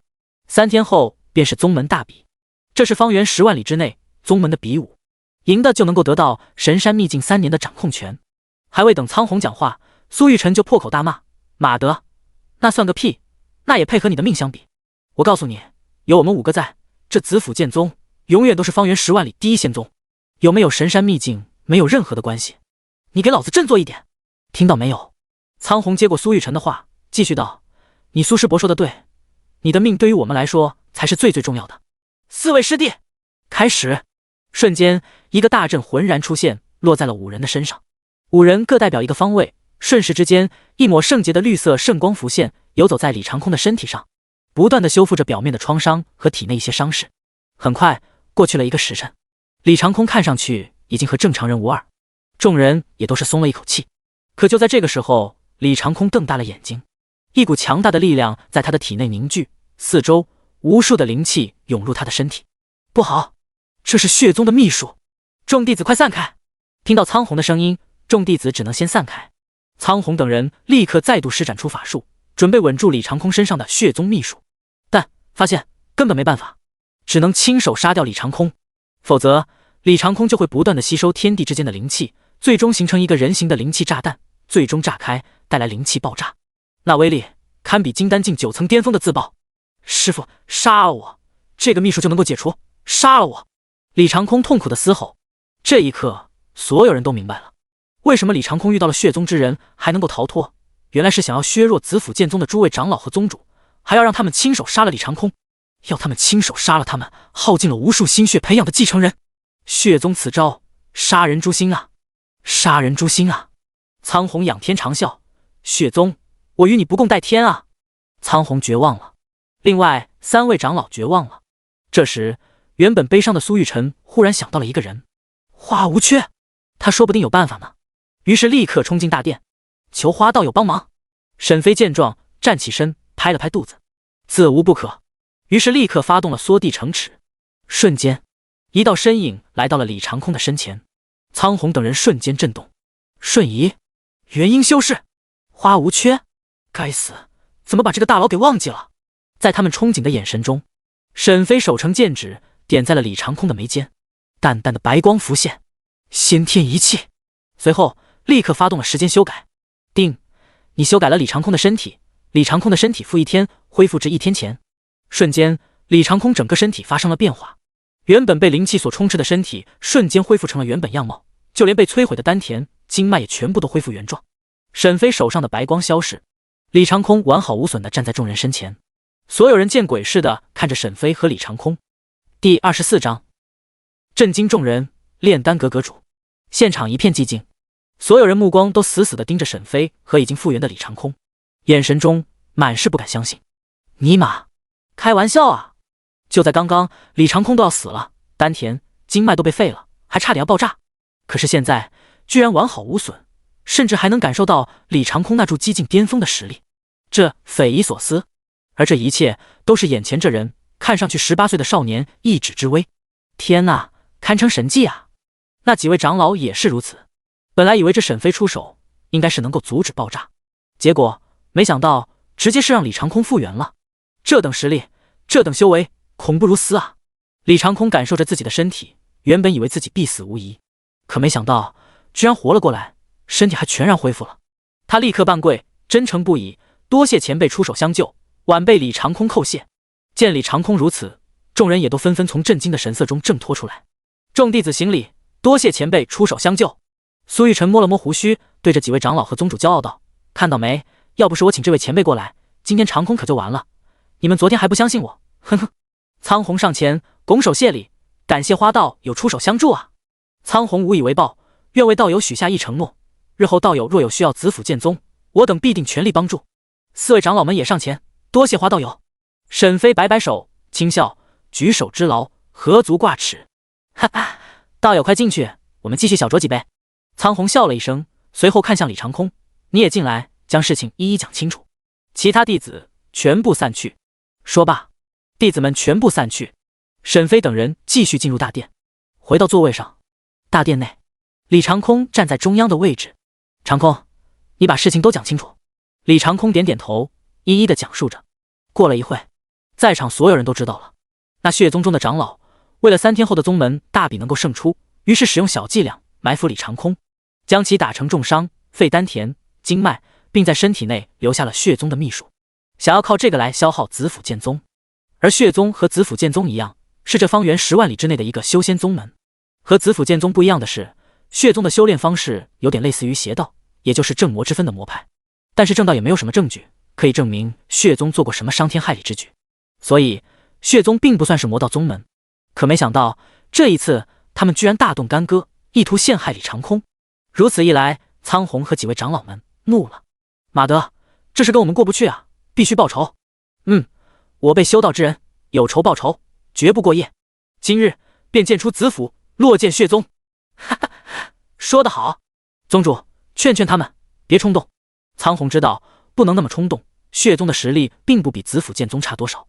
如果一旦发生大战，那么整个秦国都会被卷入其中的。冷静，但此仇不能不报。3日后，在宗门大比上，我等定要讨一个说法。沈飞独自继续吃着瓜果。李长空看着沈飞，第一次有些愣神。此人太帅了。如果说他的颜值是100分，那么沈飞的颜值至少是150分。那种帅都已经到了骨子里了。前辈，请问您是在哪座仙山上修行？日后长空定要登门拜谢。周围安静下来了，苍红等人都等着沈飞回答呢。沈飞抬头看了一眼长空，散修罢了，何来仙山之说？顿时听到此话，众人先是不敢相信，因为散修根本不可能够修炼到这种地步。修炼需要资源啊，只有加入势力，加入宗门才会有这些东西。散修的话，你连聚气丹都不一定能搞到手啊。可是眼前此人是货真价实的元婴修士，这点错不了，甚至是更强大的存在。这种人应该是不会骗人的才对啊。李长空继续说道，那前辈可有落脚之地？沈飞摇摇头，天下到处皆是，在哪与我都一样。心中大喜，就等着你要我加入呢。见沈飞摇头，在场所有人皆是狂喜。我操，感觉有机会可以邀请这种大佬加入子府剑宗。要是真的加入了，那他们不就是赚大了，成为了这6国之地第一个拥有真正元婴境修士坐镇的宗门。李长空忍住激动之情，再次说道，那前辈既然在哪都一样，不如加入我们子府剑宗如何？这时候还没等沈飞开口，那些苏玉晨就说话了。是啊，干脆加入我们子府剑宗吧，这子府剑宗内任意地方随花道友挑选。苍红等人纷纷点头示意。沈飞假装思考了一下，这不太好吧？哎，花道友，此言差矣，这非常好啊，花道友就这么决定了。对，花道友，反正我们也没有事情让你做的，你挂个头衔就可以了。哎呀，花道友别客气啊，子府剑宗就是你的家，你想干什么就干什么，千万别客气啊。李长空看着几位敬重的长老如此模样，不禁有些笑意。沈飞扶住额头，看上去颇有些无奈的神情，那就打扰诸位道友了。1天后，就这样，沈飞成为了子府剑宗的人，同时因为说出了自己是个炼丹师的身份，于是他成了子府剑宗内炼丹阁的阁主。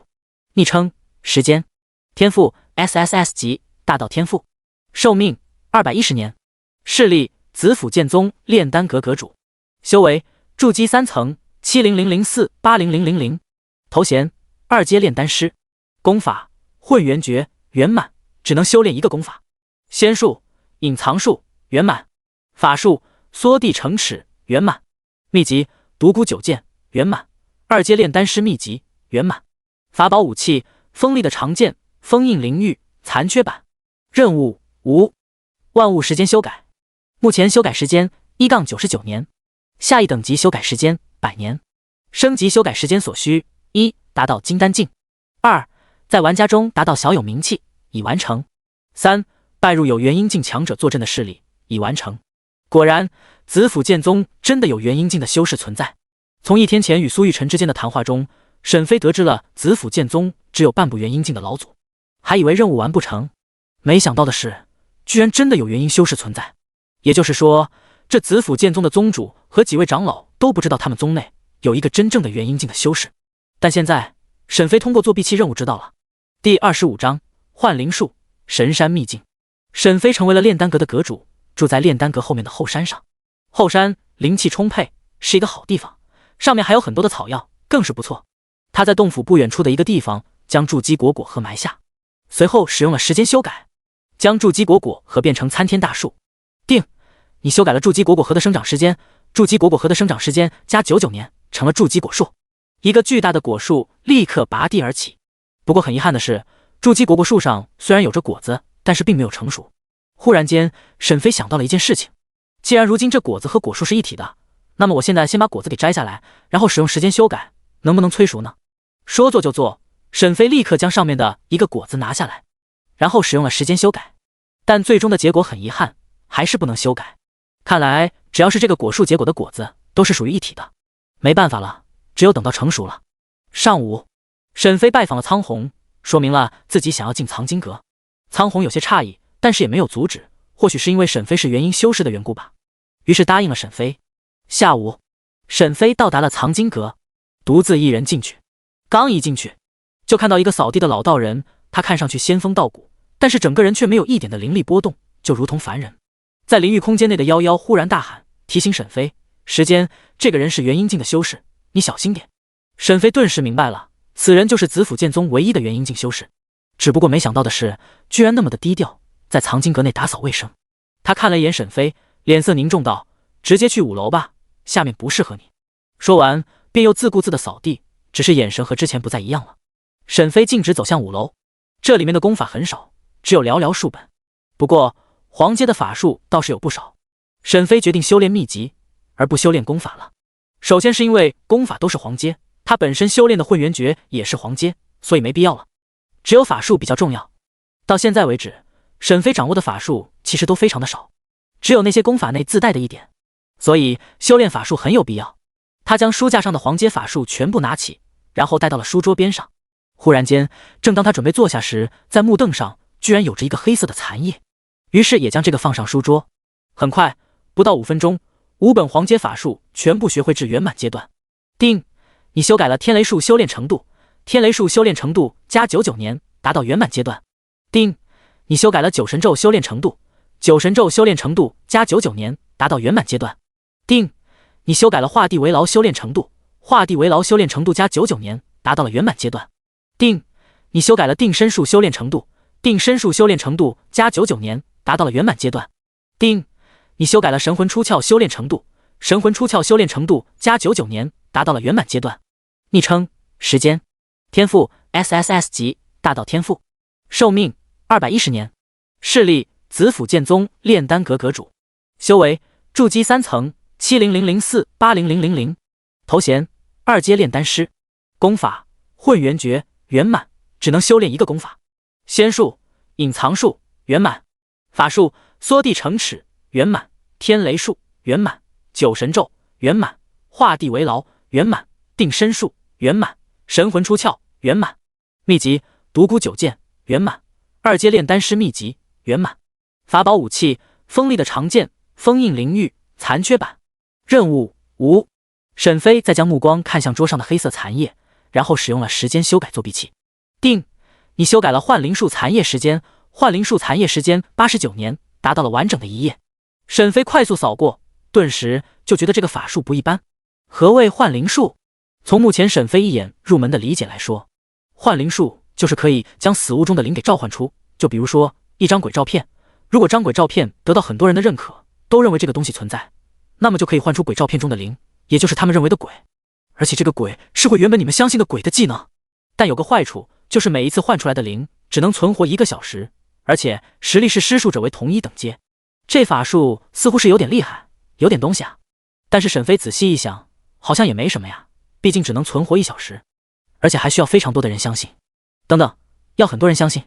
如果说，比如说在修仙界内有不少的人都喜欢参拜土地爷，都认为土地爷存在，那么就可以使用这个将土地爷的灵召唤出来，而且召唤出来的土地爷的灵是会法术仙术的，那我岂不是可以呢？让他直接教我仙术，直接白嫖仙术。我操，有点东西。创造这个幻灵术的人真是牛逼，这种法术都能够逆天想到。于是沈飞立刻的将这个学到圆满。定，你修改了幻灵术修炼程度，幻灵术修炼程度加99年，达到了圆满阶段。到了这一刻，沈飞彻底明白了这个法术的原理，其实借助的就是传说中的信仰之力，以众人所想创造现实，非常恐怖的一个法术。真不知道到底是何等天骄能够创立这种逆天法术。夜晚，学会了这些法术之后，沈飞就离开了藏经阁，回到了后山洞府内，发现苍红已经在这里等他。花道友，你可终于回来了，在藏经阁感觉如何？还好，宗主找我可是有事情。是这样的，我们想让你和苏玉晨一起带领紫府剑宗去往宗门比武。沈飞挑眉，那你们呢？我去合适吗？苍红哈哈一笑，我们受到秦国国君之邀约，必须要去往秦国国都一趟，听说是为了即将出现在蛮荒的异人。说到异人，沈飞眼睛微微一眯。苍红问道：花道友，可否愿意前往？这时候，任务触发。任务提醒：带领子府剑宗拿到宗门比武第一，奖励神山秘境开放掌控权。居然触发了任务，不过这奖励也是挺诱人的，一座秘境的开放掌控权。要知道秘境内就相当于是其他的残破的小世界飘荡进了修仙界，可以从里面得到非常多的东西，所以每一个秘境都是非常珍贵的。沈飞点头，既然如此，那我就去吧。第26章，前往神山3阶炼丹知识。第二天，沈飞早早的进入了游戏。此时，去参加宗门比武的弟子已经全部集结，子府剑宗的5位弟子和苏玉晨在子府广场上等候多时，见到沈飞到来，几人就准备前往。此次前去乘坐的不再是香车，而是一艘非常大的大船。这船名为灵舟，是修仙界内必将昂贵舒适的代步工具，可以在天空、海洋自由的翱翔，只需要消耗灵石足矣。几人等上灵舟，由苏玉晨亲自施法控制灵舟。片刻后，在苏玉晨的施法下，灵舟缓缓地动了起来。磅礴的灵气催动着整个灵舟，随即直接飞向天空，朝着神山秘境的方向而去。灵舟内部很大，每人各自一个房间。沈飞也是第一次坐灵舟，顿时觉得很稀奇，坐在上面的感觉就跟坐飞机一样。但和飞机不同的是，这个灵舟的舒适程度更高。坐在灵舟上，沈飞闲来无事，便打开了游戏论坛。这个是属于永生游戏所自带的论坛，可以屏蔽自己的 ID， 但是国籍会显露出现。非常多的玩家都会在这里面进行讨论，有各种的大佬分享的知识。展示百花宗仙女姐姐的胖次，这可是我好不容易才弄到的。云海城内出现了邪修，触发了任务，有没有一起的？我师妹喜欢我怎么办？她有病娇属性啊！唉，老婆出轨了，我好无奈。沈飞看了一会，继续往下滑。一个标题吸引住了沈飞的目光，同时这个帖子的热度非常的高。直播，横渡亿万里，我抵达6国之地。点开帖子，大家好，我是枣馒头很好吃，我已经来到了6国之地了。我发现啊，这里似乎还没有玩家走新手村呢，目前在街上没有看到玩家。很奇怪的是，这里居然有官方建立的悬赏司，可以接取任务发布任务，有点类似我们华夏特区。不管了，兄弟们，今天我还打听到了一个大事情，听说目前秦国的几大修仙宗门正在举行宗门比武，争夺秘境的开放掌控权。嘿嘿，想让我去的，大家都打赏1点灵石吧。看着下面的图文直播，沈飞有些惊讶，这人居然能够横渡10几亿里，来到蛮荒6国之地，而且这个玩家也要来神山秘境看热闹。下面的评论和打赏都非常的多，清一色的都是让他去。沈飞关闭了帖子，不再看他。有一个玩家来，其实也没什么，毕竟在这个游戏内，玩家和小说里面的第4天灾可不一样，大家都是2条命，死了第一次修为减半，装备什么全部掉落，死了第2次那可就真的死了。所以做任务大家也都是谨慎慎重，当做自己的另一个人生而来。若是几十上千个玩家，或许会对这次的神山秘境之旅造成什么影响，但是就一个玩家的话，那没什么了。沈飞关闭帖子，随后和灵域空间内的夭夭聊起。沈飞想要学习后面的炼丹知识，2阶炼丹师虽然身份已经不低了，但是他还想要更高一点，等阶越高，日后的帮助也就越大。小夭夭，你跟我讲一下关于3阶炼丹的知识呗。听到沈飞的话，夭夭回了一句：行啊，不过你得答应我一件事。沈飞点头，什么事情？日后有机会你遇到了我的徒弟，我想请你帮我做一件事情。夭夭的声音响起。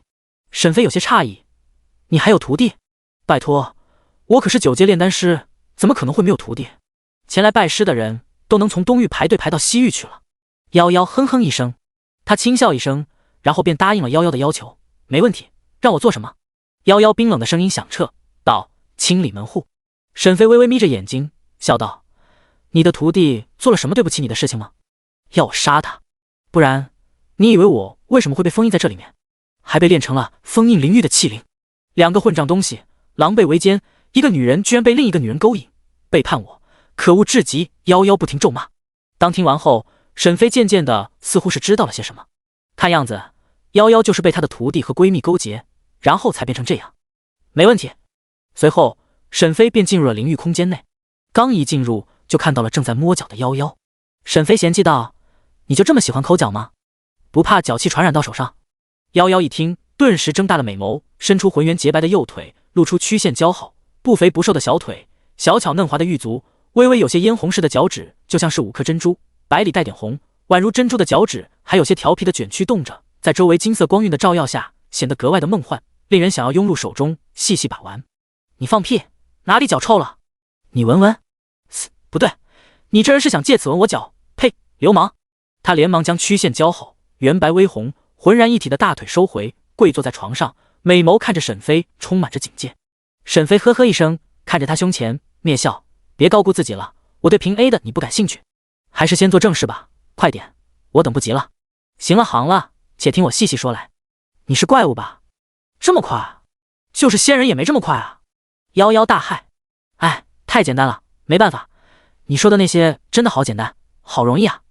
沈飞也很无奈，大道级的理解，跟你开玩笑呢。学什么都是直接入门，即使不用时间修改，学任何东西学到圆满更是轻轻松松。就在刚刚，夭夭把3阶炼丹师的知识一一细讲，没想到沈飞直接全部理解，已经达到了3阶的程度了。你讲讲4阶炼丹师的知识吧。沈飞继续打算让他教。这时候夭夭笑了，抬起头，眼神莫名，道：好啊。1个时辰后，在夭夭的不断讲解下，沈飞听着听着觉得也是很简单，但忽然间眼前就模糊了一片，随后便意识消散，昏迷了。夭夭看着昏倒的沈飞，摇摇头，4阶炼丹师可是分水岭，天赋高只是一部分，若是境界、神识、精神力、元婴等程度达不到，强行学只会让你昏迷。第27章仙执师神山神像。沈飞醒来后便离开了灵域空间，看来炼丹一道也不能操之过急。不过也不是没有收获，如今3阶炼丹的理论、炼丹方法他也都掌握了，到时候顺便去把3阶炼丹师的等阶给考了。看着灵州窗外的风景，沈飞不得不叹服，这修仙世界的空气、山川风情真是吊打地球。渐渐的速度慢了下来，最终停下。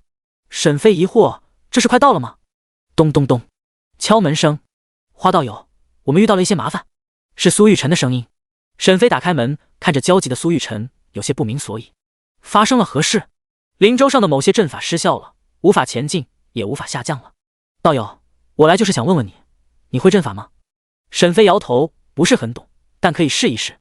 请花道友试一试吧。若是不能够修复好，那只能舍弃此灵州了，因为他刚刚检测了一番，发现能让灵州化形的阵法也失效了，也就是说都不能够直接让灵州缩小带回。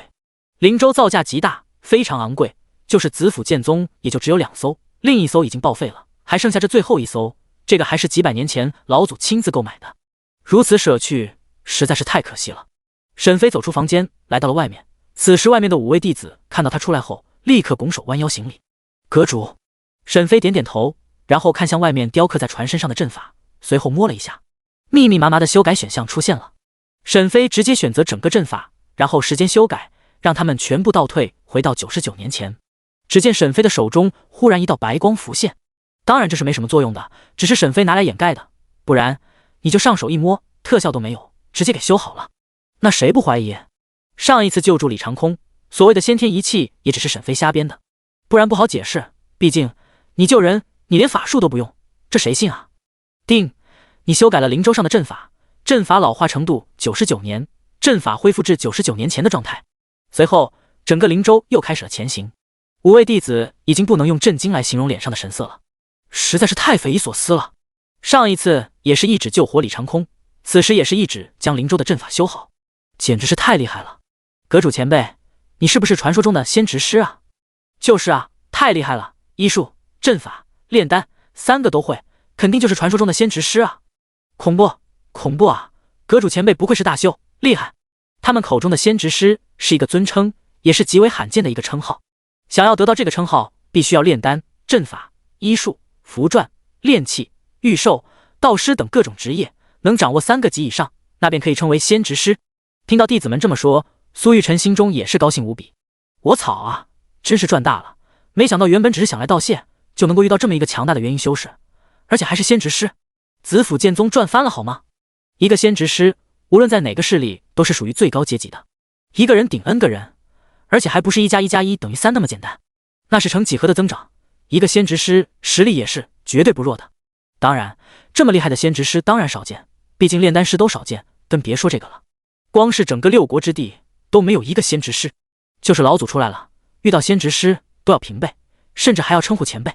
无论怎么想，苏玉晨都觉得自己运气好，紫府剑宗运气好，居然能够和此等人物能有缘分。沈飞不知道他们有脑补了。还仙执师这东西，10几亿的华夏玩家里一个都没出。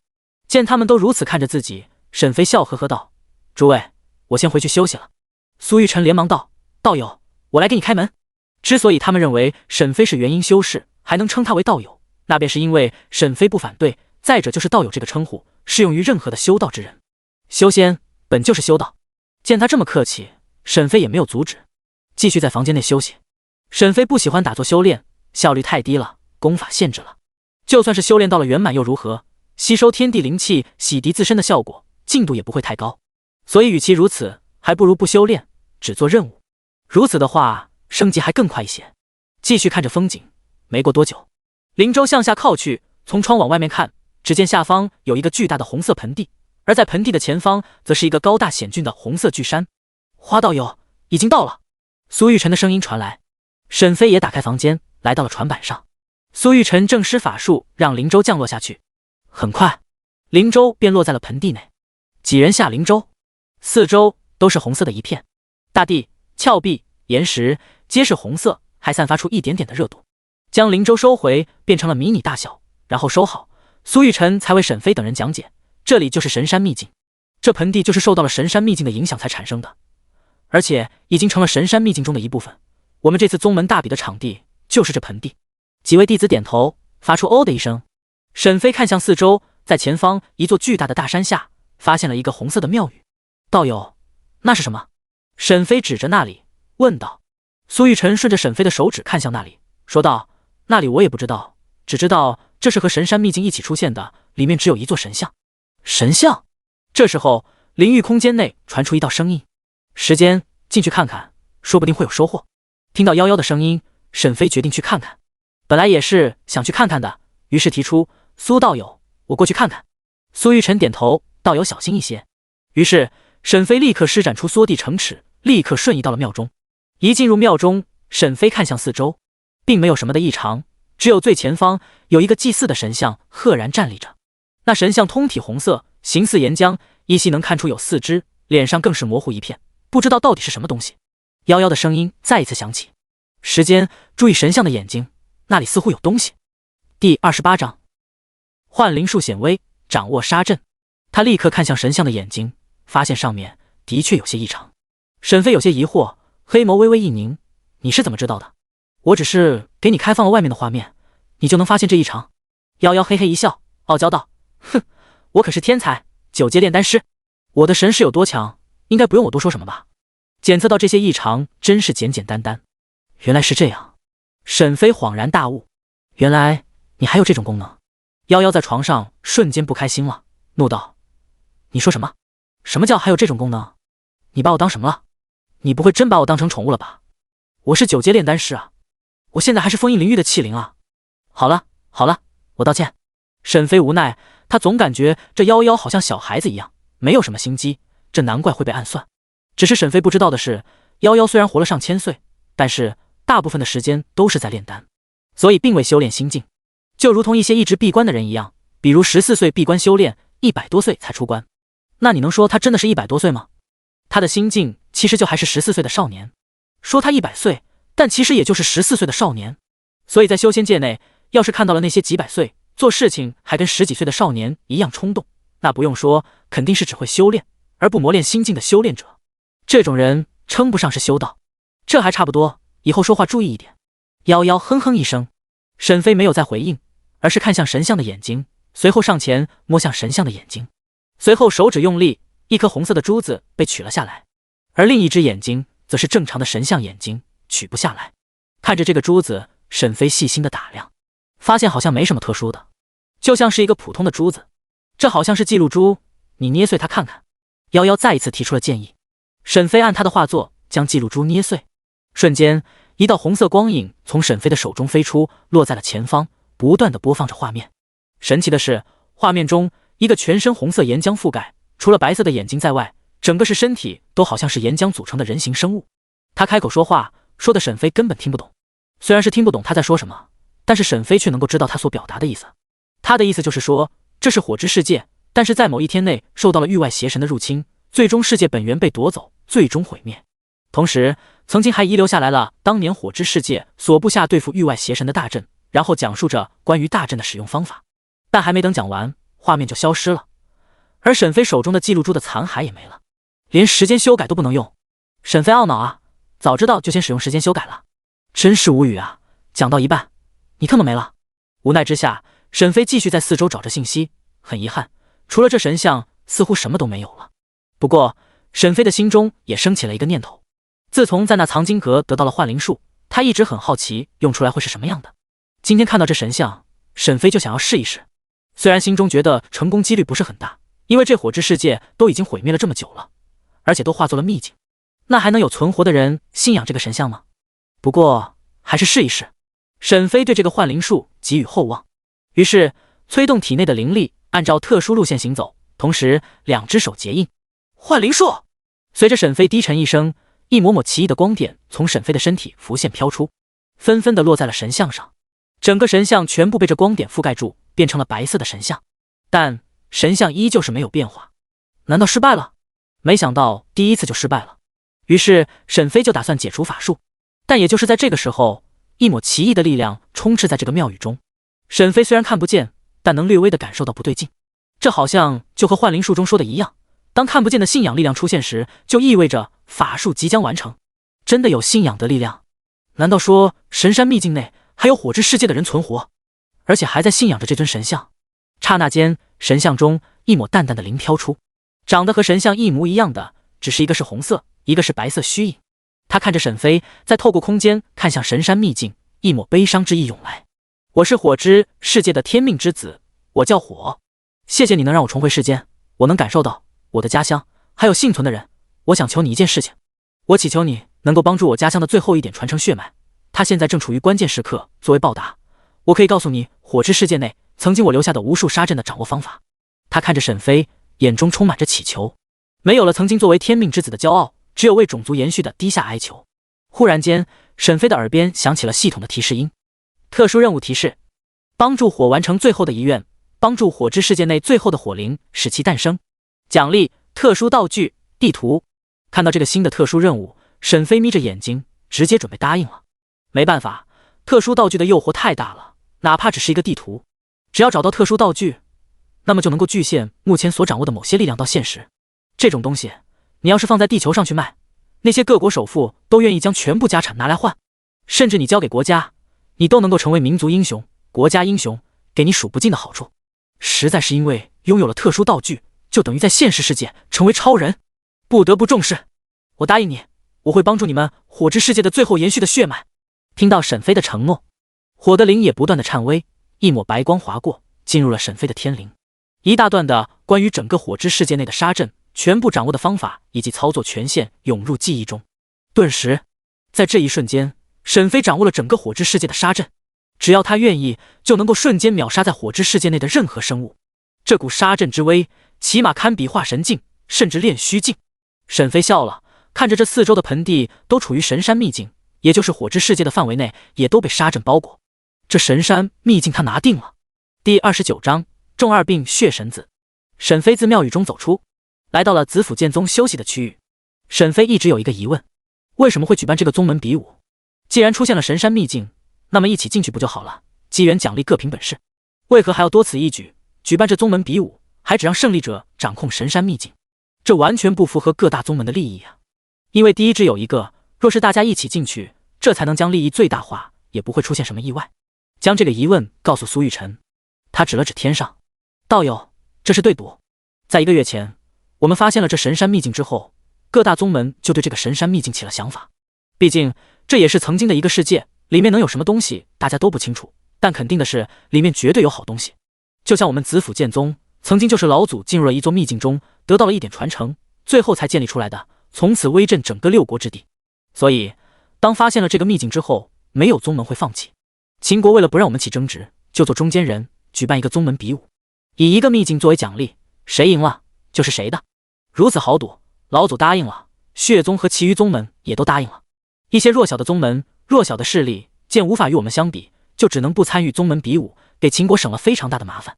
而宗门比武也分为2场，一是弟子之间的比武，二是长老之间的比武，最后由秦国官方进行打分，做出决定。沈飞听完恍然大悟，原来如此。当一个秘境出现的时候，势必会让整个国家陷入动乱中，因为那些修仙宗门不可能不去抢夺，所以那就干脆举办一个比赛，直接以这个秘境为赌注，赢了就是谁的。而那些知道自己宗门不可能赢的，就不会来参与，这样减少了修仙者的出现，给整个秦国带来了很大的安宁，减少不必要的损失。毕竟不是每一个修仙者的脾气都好，秦国的脸面大家都要给，毕竟都是在人家的地盘上建立的宗门。况且秦国的实力也很强，不给面子，那……沈飞向四周看去，此时来的人只有子府剑宗，其余的人一个都没有。这就让沈飞纳闷了，难不成其他人都是踩点来的？沈飞继续问道：“苏道友，那为何现在只有我们在这？那些来参加宗门大比的人呢？还有秦国的官方呢？”苏玉晨继续解惑：“宗主没和道友说吗？”这个老匹夫，事情是这样的，秘境是明天开启，我们是今晚比武，所以我们是来的比较早的。子府剑宗之人做事情都比较早做准备。原来是这样，他这下子全明白了，难怪没有其他人来，原来是来太早了。夜幕降临时分，天空上一道道的流光划过，最终落在盆地之内。5大宗门以及秦国前来主持比武的武安军都到了。子府剑宗、天河宗、玄空佛门、秦国修仙者学院、灵道宗，只剩下最后的血宗没有到来。在各自的区域内，众人都等待着血宗的到来。过了一会，天空中一座巨大灵舟疾驰而来，在夜幕中还散发出微微星光。一道猖狂的声音从灵舟上落下：“诸位，不好意思，让你们久等了。不过也没什么，毕竟待会你们全部都要被我打爆。”哈哈哈！这场战斗，我一定是第一。众人听到这个猖狂的声音，顿时脸色一黑，就明白了，这种人估计就是一直修炼，没有魔力心境的修炼者。在修仙界中，最烦遇到的就是这种人，整天打打杀杀，一言不合就动手，搞得这个修仙界都是乌烟瘴气的。人家魔道也不是一直都是打打杀杀的呀，他们也是为了修炼，大多都属于在凡尘中魔力心境，只不过修炼方式不一样，然后被正道阻止，然后打一架。但你这就不一样了，你这就是纯粹的中二，仗着天赋好，家里资源多，功法好，直接闭关一直修炼，还爱看那种中二小说，脾气暴躁。走在路上，别人看你一眼，你就不对头，然后干一架，打不过就来一句30年河东，30年河西，莫欺少年穷。真是怀疑是不是被那些艺人写的故事带坏了。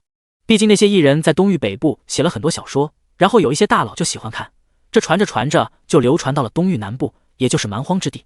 就连沈飞都觉得无奈，擦了擦额头，只觉得好尴尬呀，太中二了。很快，血宗的灵舟落下，一道身影大步冲出，如离弦之箭，砸在地面上，掀起了无数的烟尘，溅向四周。周围的人冷冷的施展法术隔绝。我血宗血神子，不过200多岁，已经是金丹巅峰的存在。他大声吼出，众人听到，眼睛微微一凝。200多岁的金丹境巅峰，这已经是天才了，而且是超级天才。苏玉晨如今400多岁，才金丹境巅峰，难怪有嚣张的资本。血神子嘴角扬起，看向子府剑宗的人，不屑道：“你们子府剑宗的大师兄还好吗？听说50多岁就筑基境巅峰啊，很厉害哦。不过怎么没来呢？是不是爆炸死了呀？”苏玉晨震怒，放肆！随即站起，准备教训一下这个血神子。谁知又有一道声音出现：“苏玉晨，怎么还要和小辈争斗？要打跟我打！”那血宗的灵舟下再度下来3人，他们面色苍老，神情阴翳，但是身上全然是强大的气息。下来之后，其中一人将灵舟缩小收回。苏玉晨冷冷地看着他们，饶是他心境坚如磐石，也被影响到了。周围的几个宗门的弟子看着血神子，心中害怕不已。弟子之间的比赛是300岁以下，而血神子正好在其中，金丹境巅峰的修为真是让人绝望。这时，坐在擂台上最前方的男子开口了，瞬间全场安静下来。给本侯闭嘴！说话间，盖世无双的气运如同大海一般横压而来，一股极强大的杀意笼罩在四周。那是秦国的气运，凡是秦国官员皆可使用，等阶越高的官员使用的气运越强。片刻后，武安君淡淡道：“弟子之间的比赛现在开始，赢一场计10分，输了则不能上场。”顿时，一道黑红色的身影快速上台。哼，本座一人镇压你们全部。当代我为第一。血神子站在擂台上，无比狂妄地看着下面的弟子。第30章，霸气沈飞。见状，沈飞冰冷的声音响起：比武？比什么武？瞬间，所有人的目光聚集在沈飞的身上，大家都没有冲动的说话，而是仔细地探查着沈飞身上的气息。当那些金丹境巅峰的长老们无法感知沈飞任何的气息之后，他们神色变得极为的凝重。坐在最上方的武安君微微皱着眉头，无论是使用秦国气运还是神识，都无法探查出这个人身上的气息，感觉就好像是普通人一样。可是普通人能来到这里吗？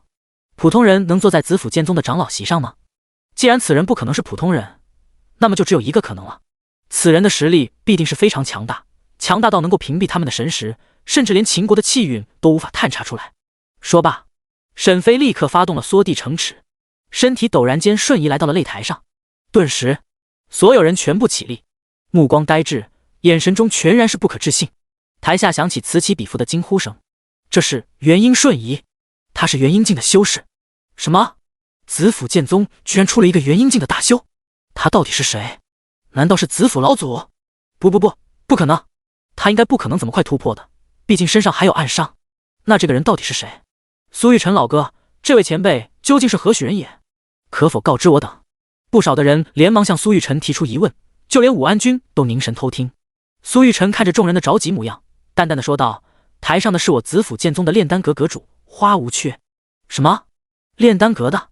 炼丹阁阁主会是元婴境修士？难道说他还是炼丹师？苏玉晨点点头。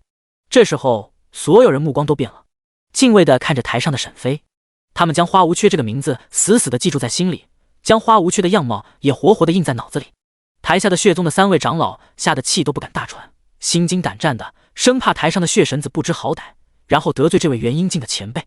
其中一个刚刚突破到半步元婴境的血宗长老更是害怕不已，还不容易突破了，万一因为此事一阵斗法，那他修为很可能都会掉下去。而武安君也是面露惊色，心脏不停地狂跳。尼玛，来这里居然遇到了元婴境的老怪物，还给自己整这么年轻，差点被骗过去了。花无缺，这个花无缺到底是什么时候的元婴境修士啊？为什么6国之地都没有听说过呀？武安君仔细想着这个名字，但是根本想不出来到底是什么人。这个人就像是忽然间就冒出来的一样。台上，血神子身体在颤抖，他知道元婴境修士的恐怖之处，这根本不是他这个金丹境修士可以抵挡的，因为他父亲半步元婴境都可以吊打他，更别说眼前此人了。前辈，这是什么事情？这个时候，血神子也不敢装了。他虽然心境不成熟，但是也不是傻子啊。刚在来的时候，在灵州上确认了没有半步元婴境的修士来，只有这些熟悉的面孔，修为都是金丹境巅峰的修士而已。而且跟随而来的还有一位半步元婴境的长老，有这等保障在，那他当然不用怕，所以才可以原形毕露，在众人面前嚣张一下。更何况他是小辈，其他金丹境巅峰的都是上一代的修士，当然不好意思当面出手，而且就算是出手，也不可能直接制服他，甚至还有可能会丢面子。到了这种境界，大家还是要面子的，连小辈都制服不了，那你还怎么在众人面前抬起头？所以啊，这就是根本问题，这就是为什么他敢这么嚣张的底气。可是现在不一样了，尼玛，直接来了一个真正的元婴境的修士，而且还是子府剑宗的，真是该死啊！他可没忘记之前是怎么对付李长空的，所以这时候的血神子真是害怕至极，一旦动手，在场人没人可以救他。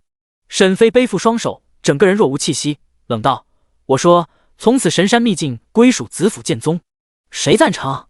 谁反对？沈飞的声音在整个盆地响起，同时沈飞催动了杀阵，瞬间一股磅礴镇压天地间的恐怖杀意锁定住了在场所有人。顿时所有人背后升起了冷汗，身体就像是被扔进了冰窖一般，同时不自觉地使用了灵力包裹全身，想要抵抗这股杀意，但没有任何的用。即便是金丹境巅峰，甚至是半步元婴境的修士，在这股能让化神境修士都含恨于此的杀阵面前，根本抬不起一点抵抗甚至存活的意念。这一刻，所有人都难以煎熬，每过去1秒，就像是过去了1年一样。这时候，武安君利用秦国的气运，稍微的能够暂时的抵挡一点杀意。他艰难的开口道：武安君赞同。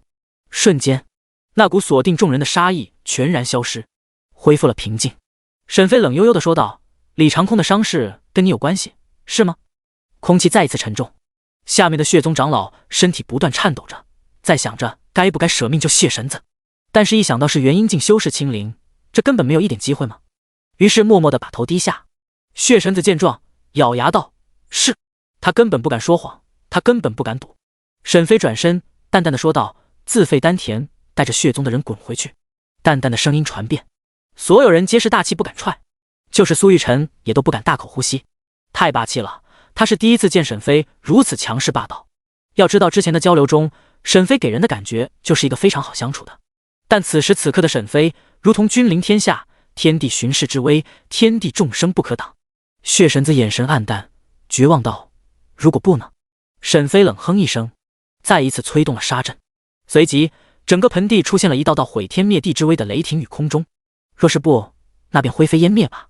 血神子看着天空上的雷霆，咬牙震碎了丹田，随后吐血昏迷了过去。天空上的杀阵凝聚的雷霆消失，血宗的长老带着昏迷重伤的血神子立刻离开，只留下了沈飞一人独自站在擂台上凝望众人。这一刻，所有人都知道了，血宗报不了仇了。因果循环，天道好轮回。第31章，掌控秘境，震惊众人。当血宗等人离去后，在场所有人的目光依旧是盯着台上的那个看起来非常年轻的身影。武安君刚刚利用秦国的气运联系了远在万里的秦国大王，将这里发生的事情告诉给他。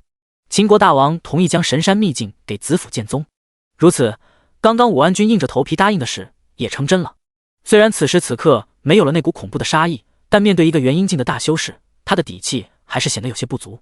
花前辈，从此神山秘境归属子府剑宗，此事大王也同意了，那我等可先行离去了吗？这是在场除了子府剑宗修士以外，所有人心中都想问的。没办法，元婴境的大修士太过恐怖了，一句话就让金丹境巅峰的血神子自废丹田，从此成为了一个废人，这让他们心中如何不忌惮眼前这个人。不过幸好的是，大家和子府剑宗原本的关系不错，毕竟子府剑宗原本就是秦国的正道之首，而另外4个势力也都和子府剑宗关系不浅。苏玉晨眼睛微微眯着，正打算传音告诉沈飞，让另外的势力也一起进入秘境，还未开口，沈飞就说话了：“不打算进去神山秘境寻机缘吗？就这么走了，岂不是很可惜？”沈飞淡淡的说道。武安君眸子一亮，前辈的意思是允许我进入神山秘境内？沈飞点点头道：“不只是你，大家若是想进，那便进吧，我不反对。这是威恩并施啊，原本的6大势力直接将血宗踢出局了。”下方的众人面露喜色，连忙说道：“多谢花前辈。”沈飞点点头，再度施展了缩地成尺，瞬移再度回到了苏玉晨的旁边，传音说道：“苏道友，我这个处置你觉得如何？”苏玉晨回应：“好，花道友处理非常好啊。如此一来，除了血宗以外，秦国内部另外4大势力与子府剑宗的关系也会越来越好，而且这还算是给他们一个善缘。花道友，佩服佩服啊！”沈飞含笑看着神山秘境，他之所以会让4大势力进来，就是想把众人绑在一起。如此一来，将来血宗就算是想要报仇，那也得问问另外4大势力答不答应，一个人情是要还的。更何况的是，他们本就不占理。身后的5位弟子看着沈飞的目光都是充满着震撼，充满着敬佩。真不愧是大佬啊！苏道友，我还有事，先离开一会，明日我会赶回来。说着，还未等苏玉晨说什么，就发动了缩地成尺离开了这里。一直偷偷盯着沈飞的众人看到沈飞离开后，纷纷松了一口气。立刻的，其他势力的长老们立刻就过来拉住苏玉晨，开始问关于沈飞的事情。苏道友，给我们讲讲关于这位花前辈的事情吧。就是啊，曾经我们还一起去松花楼喝过花酒呢，你可不能不认我这个兄弟啊，你得给兄弟我讲讲啊。苏玉晨，上次你从我这里借走一把灵剑，到现在你还没还，你给我们讲讲花前辈的事情，以后就不用你还了。苏玉晨被众人围着，气定神闲的喝了喝茶，然后慢悠悠的说道：“拿凳子坐好，且听我细细讲来。”秦国国都咸阳城，咸阳宫内，秦正一袭黑色玄鸟黄袍，坐在王座上，头戴12冕旒，腰间还别着一把天子之剑。下方左右坐着6个人，分别是子府剑宗苍虹、血宗雪应天、天河宗剑山河、玄空佛门了无大师、秦国修仙者学院秦明、灵道宗云道子。这6位皆是秦国内最强大的6个势力的代表，也是各自宗门的宗主。此时聚集而来，便是为了那即将到来的异人做准备。在东域，异人的出现已经不是什么大秘密了。异人修炼速度之快，超乎所有人想象，堪比逆天。而且这种异人非常乐于帮助人，自从异人在东域北部，也就是繁华的人族区域出现后，从此人族区域变得更加的繁荣昌盛。异人带来的各种影响，让相隔10几亿里的东域南部心生羡慕，各种天马行空的想法，能够创造出一些非常便民立国的东西。其中还有不少的人才帮助治理国家。看着越来越繁荣的东域北部，他们羡慕至极。要不是相隔10几亿里，他们早就想要争夺一些异人来这里帮助改善一下国家。但在前不久，大概1个月左右吧，在东域南部各国的一些村子内也逐渐出现了异人，这让所有人都非常的兴奋。诸位，异人即将到来，寡人不希望异人还未到咸阳就被那些魔道势力给截胡了，所以烦请诸位对魔道势力在这几日进行镇压。秦正淡淡的开口，语气不容置疑。作为一国之主，整个国家气运为一身，他并不怕这些修仙人士、修道之人，没人敢动他。下方的几人纷纷点头同意。忽然间，秦正停住了，几秒后，眼神复杂的看着子府剑宗的苍红。寡人还以为秦国无缘阴境的修士，子府剑宗真是好手段，此次的神山秘境之争，居然派出了一位元阴境大修前去。不过，寡人也同意了，此后神山秘境归子府剑宗。听着秦正的话，下方除了苍红，5个人纷纷露出惊骇之色。元阴境修士，子府剑宗居然有元阴境的修士，难道说是子府老祖突破了？他们纷纷看向苍红。血印天心生不妙，脸色十分难看。苍红看着众人，知道他们在想什么。诸位，并不是我家老祖突破了，前去的是我子府剑宗的剑阁阁主花无缺，花道友。他们连忙追问，这花无缺是哪位道友？为何我等从未听过？苍红摇头，花道友与我子府剑宗结了一个善缘，在我等全体的邀请下，这才勉强同意加入了子府剑宗。随后看着血印天，这还得多谢血道友呢。对了，忘记告诉你了，我弟子长空此时非常好，而且已经快突破金丹境了。瞬间，众人目光看向血印天，眼神中带着一丝嘲弄。血印天明白了，此刻恐怕去参加宗门比武的血宗等人情况不妙了。陛下，我还有事情，先告退了。说罢，便化作了一道血红色的光，离开了这里。第32章，进入秘境，玩家偷入。此时夜幕降临，沈飞利用缩地城池后离开了盆地，来到了一处无人的地方，随后回到了现实世界。这时候，现实世界正是烈日高照的下午2点。一回到现实世界，沈飞就打开了空调、风扇，然后点了个外卖。吃完后便躺在床上玩了会手机，随后盖着被子睡觉。凌晨时分，沈飞醒来，进入游戏，在几个缩地城池下来到了红色巨山之下。在红色巨山下有一个巨大的石门，上面纹路神异，不停地吸收着天地之间的灵气。此时众人围在这里等待秘境的开启。见沈飞到来，众人纷纷拱手行礼。花前辈。沈飞点点头，没有回应。站在苏玉晨边上，看着神山秘境的大门正在缓慢地汇聚着灵气，直到汇聚完成，便是秘境开启时分。片刻后，大门不再吸收灵气，轰轰轰，大门缓缓地打开了，一片巨大的红色漩涡出现在门中，这便是通往神山秘境的大门。众人神色兴奋，都目光炯炯地看着沈飞。名义上，沈飞才是这座秘境的主人，他们要进去也是得到了沈飞的同意。此刻秘境开启，自然是沈飞先进去，然后他们再进去。沈飞没有犹豫，也没有客气，直接大步走进红色的漩涡中，身形消散在里面。紧接着是子府剑宗的其余人也跟着进去，最后他们在排队进入。有道是机缘天注定，是你的就是你的，强求无用，所以他们倒也不是很着急。进入神山秘境后，也就是曾经的火之世界，进入秘境时会出现在秘境内随机一个地方，所以沈飞身边并没有其他人。沈飞一眼望去，满是郁郁葱葱的草木，但是天地间的灵气是极为的匮乏，空气却是非常的好。同时沈飞能感觉到这四周充满着杀阵，但不是那么容易触发的。火有设置，遇到域外邪族才会自动开启杀阵，否则就是想触发也很难，所以在里面也算是较为的安全。沈飞利用火给的催动杀阵的方法，立刻连接杀阵，同时杀阵的视野全部被沈飞所获得。一时间，沈飞的脑海中就出现了无数杀阵所给的视野，形成了一个火之世界的地图。地图上有些地方杀阵被破坏了，无法提供有效视野，在地图上被标注为黑雾，其余的地方皆是红色，代表着被杀阵所覆盖。同时脑海中还出现了一道神异的红色的巨蛋，随后落在了地图上的某一处，而那里正好就是黑雾地区，也就是没有被杀阵覆盖的地方。沈飞知道那个就是火之世界最后的血脉，而他就是要帮助这个巨蛋。不过，那个黑雾地区离这里还是有一段距离的，要到那里，即使用缩地成尺也要很久，所以慢慢来。既然进入了秘境，那当然是要好好的探索一番。沈飞忘记了一件事情，上一次他在论坛内看到的一个帖子，一个玩家要偷偷进入秘境，而且还是要开直播。很显然，沈飞忘记了，但这个玩家可是真的要进来了。Hello， 大家好，我是枣馒头很好吃。看到这里了吗？神山秘境。此时他们应该都进去了，外面也没人看着，所以真是给了我一个好机会啊！兄弟们，我进去了。说着，穿着黑色斗篷的青年立刻进入了神山秘境中，同时利用游戏论坛内的直播功能，瞬间这个直播火了。进入秘境的人太少了，此时有人直播进秘境探险，怎么能不看呢？而且这是全沉浸式的直播，你会带入到主播的视角上去看，非常的刺激。于是刚刚直播就有了不少的人看。一进入秘境，眼前和沈飞看到的不同，四周都是黑乎乎的一片。主播，好黑啊，快点照明啊！就是啊，这里的黑雾好多啊，这里不会有危险吧？应该不会吧？枣馒头很好吃，看了一眼四周，淡定的打了个响指，瞬间一团火焰出现在了手中。虽然可见度还不是很高，但已经是有着能够看清楚1米内的视野了。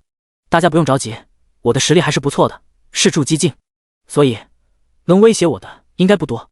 虽然这么说着，但是身体可不是这么想的。他的行动尤为的小心谨慎，他喜欢探险，喜欢被人万众瞩目，所以开直播各种地方探险。于是收到了非常多的零食打赏，然后买丹药，吃丹药，最终达到了筑基境。他也算是直播界中有名的存在了。很快，他就在前方看到了一处黑色的大殿，上面雕刻着栩栩如生的黑色怪物。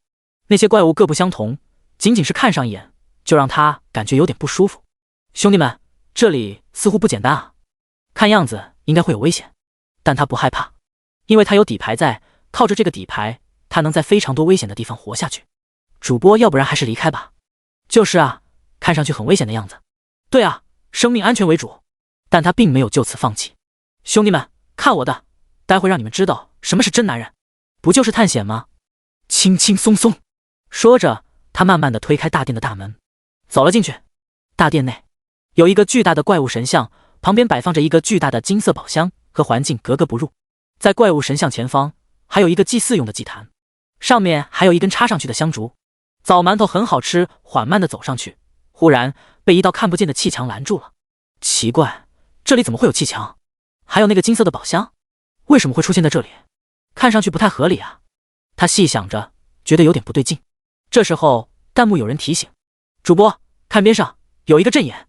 对对对，这是一个阵法，只要解除就能够打开气墙。会不会有危险啊？你管他的，秘境内很少有修为高的，就算有危险，筑基境应该也能对付。看到弹幕，再想到自己的底牌，枣馒头很好吃，露出了十足的信心。好，那就干了。说着，他就开始研究着如何破解阵法。他注意力集中的时候，完全没有发现怪物神像上猩红色眼睛猛然闪烁了一下。第33章通关副本，恐怖经验。沈飞朝着黑雾地区而去，沿途遇到了不少的稀奇古怪的玩意。此时来到了一处陡峭的山崖，穿过这座山崖，再走个几万里，大概就到了黑雾地区。刚一踏入，沈飞耳边就响起了游戏系统的提示：你已进入筑基境9层组队副本骷髅古墓，建议组队完成。副本奖励若干经验值。这是进入到了副本了吗？沈飞继续朝着陡峭的山崖而去，这一次他没有使用缩地成尺。约莫半小时后，一只白色的小骷髅拦住了沈飞，它们并不高，只能达到沈飞腰间。为首骷髅穿着黑色的铠甲，腰间有着一个小剑。相同的是，他们的眼睛上都跳动着绿色的幽火。我家大王有请，请你跟着我们走吧。听到他们说的话，沈飞有些诧异，因为他居然能够听懂。看来一进入秘境就能与这里的语言想通。沈飞看着他们，等级不高，也就炼气境6、7层左右，为首的也只是筑基1、2层。对于沈飞来说，一巴掌就能拍死。不过他没打算这么做，既然进入到了一个副本，那就看看这 BOSS 长什么样子，最后再一网打尽就好了。沈飞便点头，行吧，跟你走。为首的穿着铠甲的骷髅哼哼一声，算你识相。于是带着沈飞前往一个非常隐秘的地方。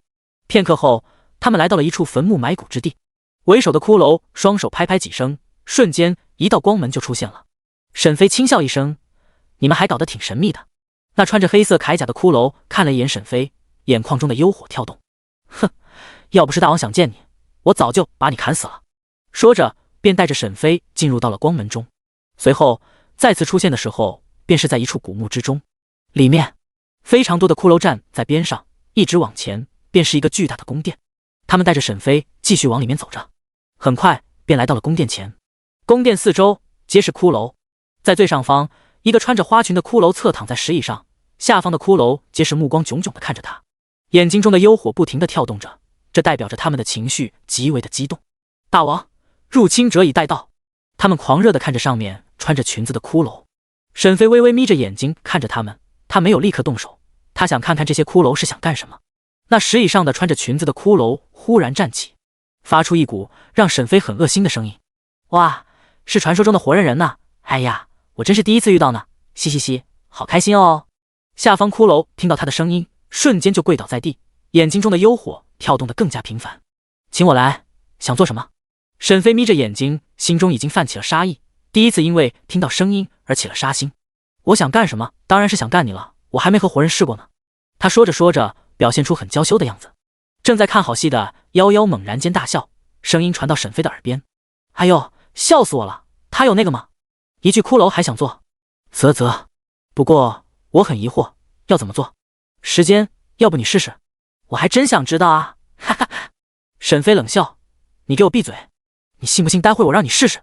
说完，夭夭就再也没有声音传来，接着看向周围的骷髅，冷哼一声，随即直接启动了周围的杀阵。瞬间，强大的杀意充斥在整个古墓中，所有的骷髅直接被吓得散架，只留下了脑袋上的幽火在不停地颤动。杀！瞬间，隐形的刀剑出现在四周，将所有的骷髅全部粉碎。那石椅上穿着裙子的骷髅直接被杀阵中隐形的棍子直接捅成粉末，消散四周。至此，所有的骷髅全灭。你获得了60,000经验，达到了筑基境7层。昵称：时间。天赋 SSS 级大道天赋。寿命210年。势力：紫府剑宗炼丹阁阁主。修为：筑基7层1140000。头衔：2阶炼丹师。功法：混元诀圆满，只能修炼一个功法。仙术：隐藏术圆满。法术：缩地成尺圆满。天雷术圆满。九神咒圆满。画地为牢圆满。定身术圆满。神魂出窍圆满。幻灵术圆满。秘籍：独孤九剑圆满。2阶炼丹师秘籍圆满。法宝武器：锋利的长剑封印灵玉残缺版。任务：火的嘱托未完成。顿时，沈飞得到了60万的经验值，直接升级到筑基境7层。这经验太恐怖了，不过也难怪，这是组队副本，本身经验就多，难度也高，参与的人越多，分到的经验也就越少。也就是沈飞能一个人过关，所以才会一个人享受这么多的经验。随后，沈飞离开了这里，继续朝着黑雾地区而去。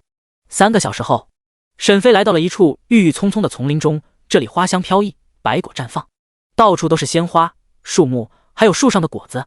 不过这些果子也都是普通的果子，并不是蕴含着灵力的果子，毕竟这个秘境内并没有太多的灵气。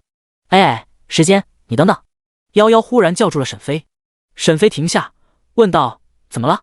嘴馋想吃果子？灵域空间内，夭夭躺在床上，目光死死地盯着沈飞前方不远处的一个黄色的果子。是啊，我想吃你左边的那个黄色野果，我没吃过，所以想吃。啊，那个啊！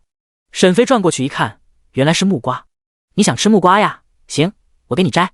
沈飞走过去，将树上已经熟透的黄色木瓜摘下，然后丢进灵域空间内，连续扔了10几个进去。够了吧？沈飞问道。不够吃的，再多点，我喜欢吃这个。沈飞诧异，吃这么多，你那个会大的，你不是说大了不舒服吗？夭夭咬住贝齿，气得浑身颤抖。我大不大关你什么事？我就喜欢吃。好吧，我再给你摘几10个，你慢慢吃。沈飞无奈，继续给夭夭摘木瓜。第34章，新版本开启，域外邪族。黑雾地区，黑色古殿中，呼，终于破解了。枣馒头很好吃，伸了伸懒腰，脸上一副舒畅的模样。兄弟们，零食刷起来！接下来，主播继续带你们探索这里。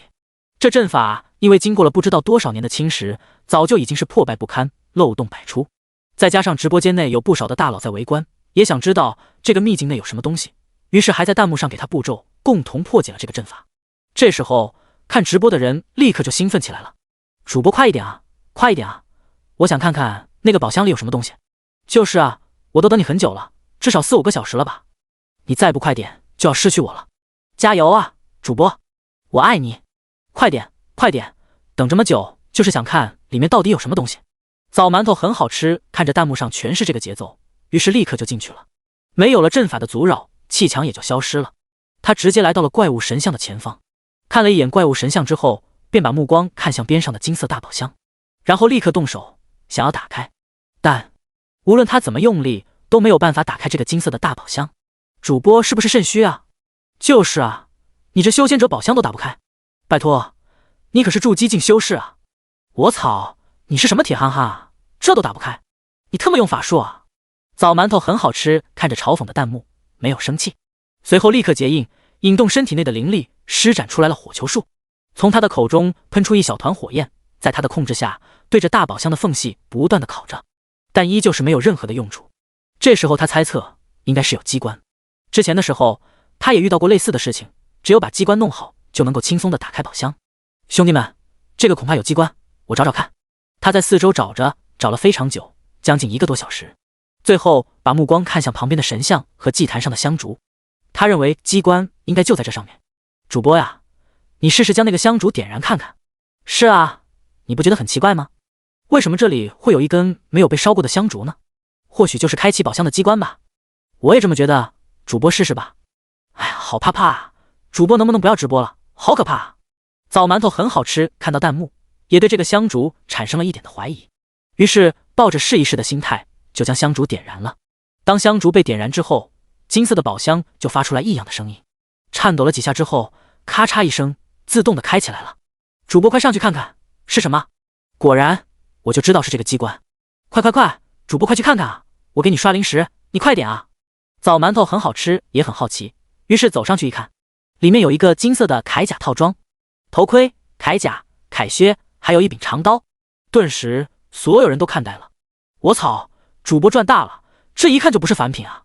金色传说啊！好帅的铠甲，主播多少零食？我买了，让给我吧，主播，我喜欢这个铠甲。主播我是小学生，你这个能不能送给我呀？我家里很穷。枣馒头很好吃，这时候没有理会弹幕，而是兴奋地看着宝箱内的铠甲。这金灿灿的铠甲让他无比的惊艳，他摸了上去，一股奇异的感觉在全身流动。这时候，在枣馒头很好吃旁边的怪物神像忽然发生了异动，怪物神像上的眼睛忽然就变红了，栩栩如生，就像是活着的一样。但此时的枣馒头很好吃还在欣赏着刚刚拿出来的金色铠甲，丝毫是没有注意到怪物神像上发出的变化。但是直播间上的人却是发现了，因为直播内有2个视角，一个是自由视角，一个是主播自己的视角。有的人就喜欢自由视角，于是就发现了这诡异的一幕。主播，快看后面的神像，他动了！快呀，主播小心啊！主播，我去，我也看到了，主播小心啊！看着弹幕，枣馒头很好吃，顿时一激灵，瞬间向后看去。这时候，怪物神像中发出桀桀的笑声，一道灵体从怪物神像中飘出，朝着枣馒头很好吃冲来。他立刻使用自己的底牌闪现术，这是他的底牌，可以闪现到周围50米处的任何一个地方，时间限制为9个小时。也就是靠着这个法术，他才能够在各种地方探险，最终存活。枣馒头很好吃，这身体立刻消失在了原地，随后出现在了大门口，然后没有任何的犹豫，立刻朝着外面跑去。但他这一次失算了，刚想要出去就撞到了一面气墙，顿时他感到绝望。尼玛，刚刚这里还没有气墙啊！是的，这里原本是没有气墙的，但是被他解除了某一个阵法之后，阵法失效了，另一个阵法启动了，形成了气墙挡在大门口处，就是为了阻止这怪物离开黑色古殿。完了完了，主播完了！哎，又死了一个主播，我去看其他人去吧。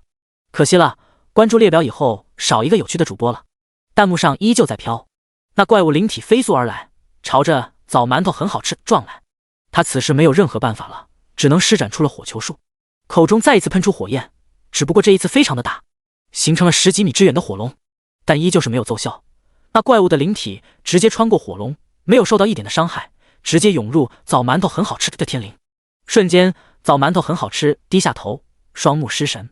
还剩下的直播间观众都是想看主播是怎么死的，于是都还没有离开。正当他们默哀时，枣馒头很好吃再一次动了，所有人惊讶地看着。这时候，枣馒头很好吃已经不再是他了，而是邪灵。他的眼睛已然发生了变化，透红无比，血腥之色。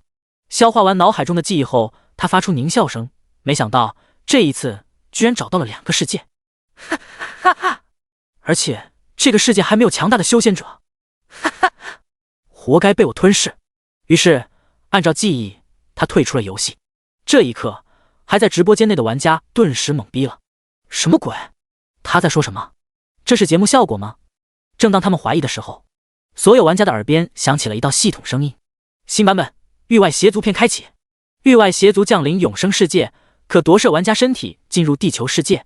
主线任务开启，消灭永生世界内的域外邪族，失败惩罚地球毁灭。第35章震惊世界，域外邪族。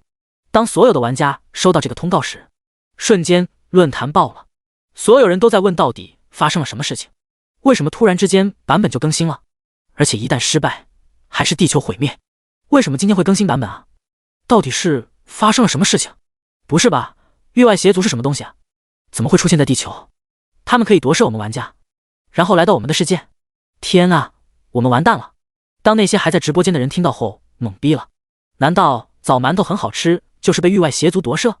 一想到这个，他们立刻将视频剪辑下来，然后发到论坛。一时间，全世界的人都知晓了这件事情。一个叫做枣馒头很好吃的玩家在秘境内探险，然后被夺舍了，现在已经来到了地球。顷刻间，所有国家都紧张万分。他们不知道那邪灵附身到那个人身上，来到地球后会不会将修为具现出来，也不知道他会有什么特殊的能力。现在整个世界上的修仙者或者说是超凡者都是非常的稀少，根本不可能能够照顾所有的地区。一旦那来到地球上的邪灵拥有强大的力量，那么他们根本没办法守护住。世界各地都在疯狂地召开着紧急会议，同时也在谴责华夏，认为是他们的错。如果不是他们，那整个地球也不会面临此危机。华夏第9特区居然会发生这种事情，该死！查到了吗？那个枣馒头很好吃的真实身份查到了吗？已经查到了，这个人是个盗墓贼，目前住在一个贫困村内。好在的是，那个地方的人特别的少，九尊正在全力赶去，不出1小时一定能到。调用军事卫星监视那个地方，1分1秒都不能错过。已经在监视了。该死的，不行，我也还是去一趟。老9一个人去我不太放心。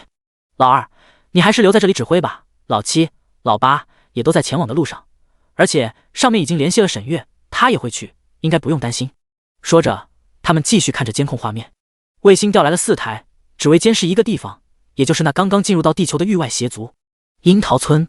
邪东风夺舍了枣馒头很好吃，吸收记忆后便来到了地球。当他彻底将全部的记忆融合在一起，全部化为了自己的记忆后，他面色低沉，双目猩红。可恶，这里没有灵气，我变成普通人了。感受着身体上没有一丝一毫的灵力，他愤怒了。他们域外邪族也是要灵气修炼的，没有灵气，他们也会和普通人一样。除了灵气之外，他们还有另一个修炼的方法，那就是吞噬要入侵世界里的生灵，然后利用本身的邪族天赋强化自身。但这里是一个科技世界，交通发达，到处布满着监控，一旦没有处理好，那就会被发现，然后会被这里面的热武器打死。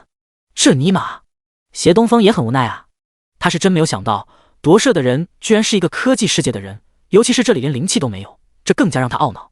但此时也没有了办法，只能先回到那个修仙世界寻找特殊道具，然后具现修为，然后再以强大的实力吞噬这个世界的本源。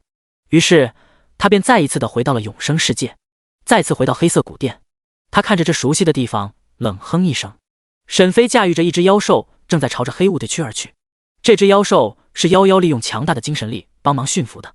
坐在妖兽的背上，沈飞也听见了那道通告，于是问向妖妖：“你知道域外邪族吗？”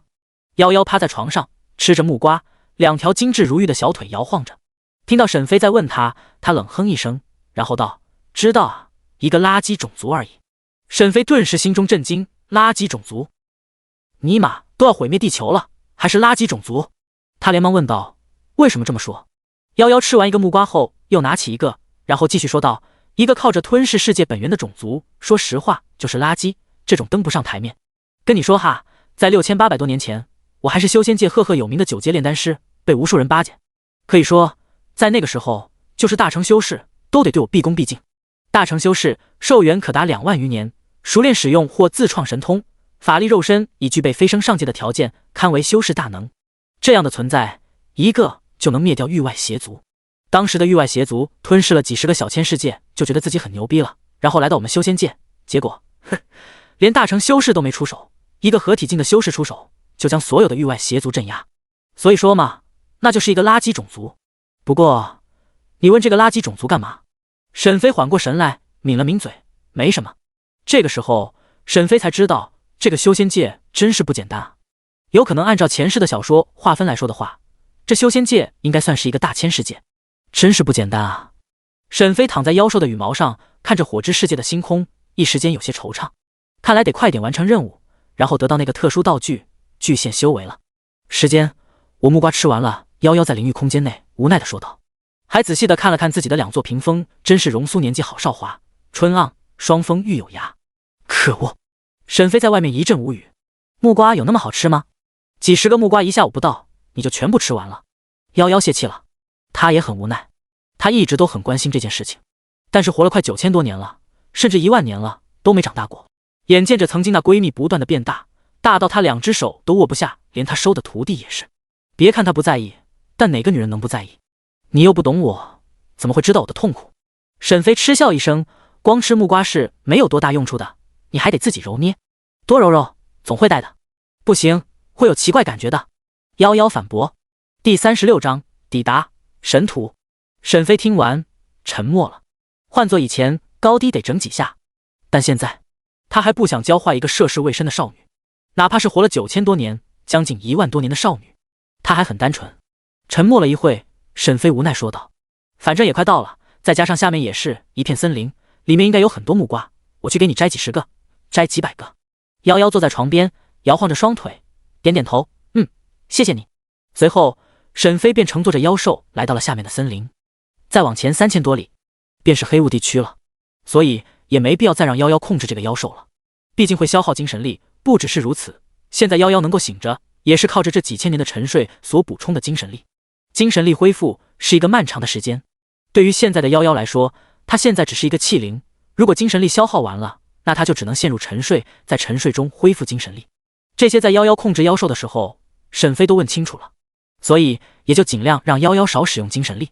来到森林内，果然是和之前的森林一样，到处都是盛开的鲜花，还有各种果子。但沈飞的目标只有木瓜。很快，不过10分钟，就有接近上千个木瓜被沈飞送进了灵域空间内，然后便施展着缩地成尺，多次的使用。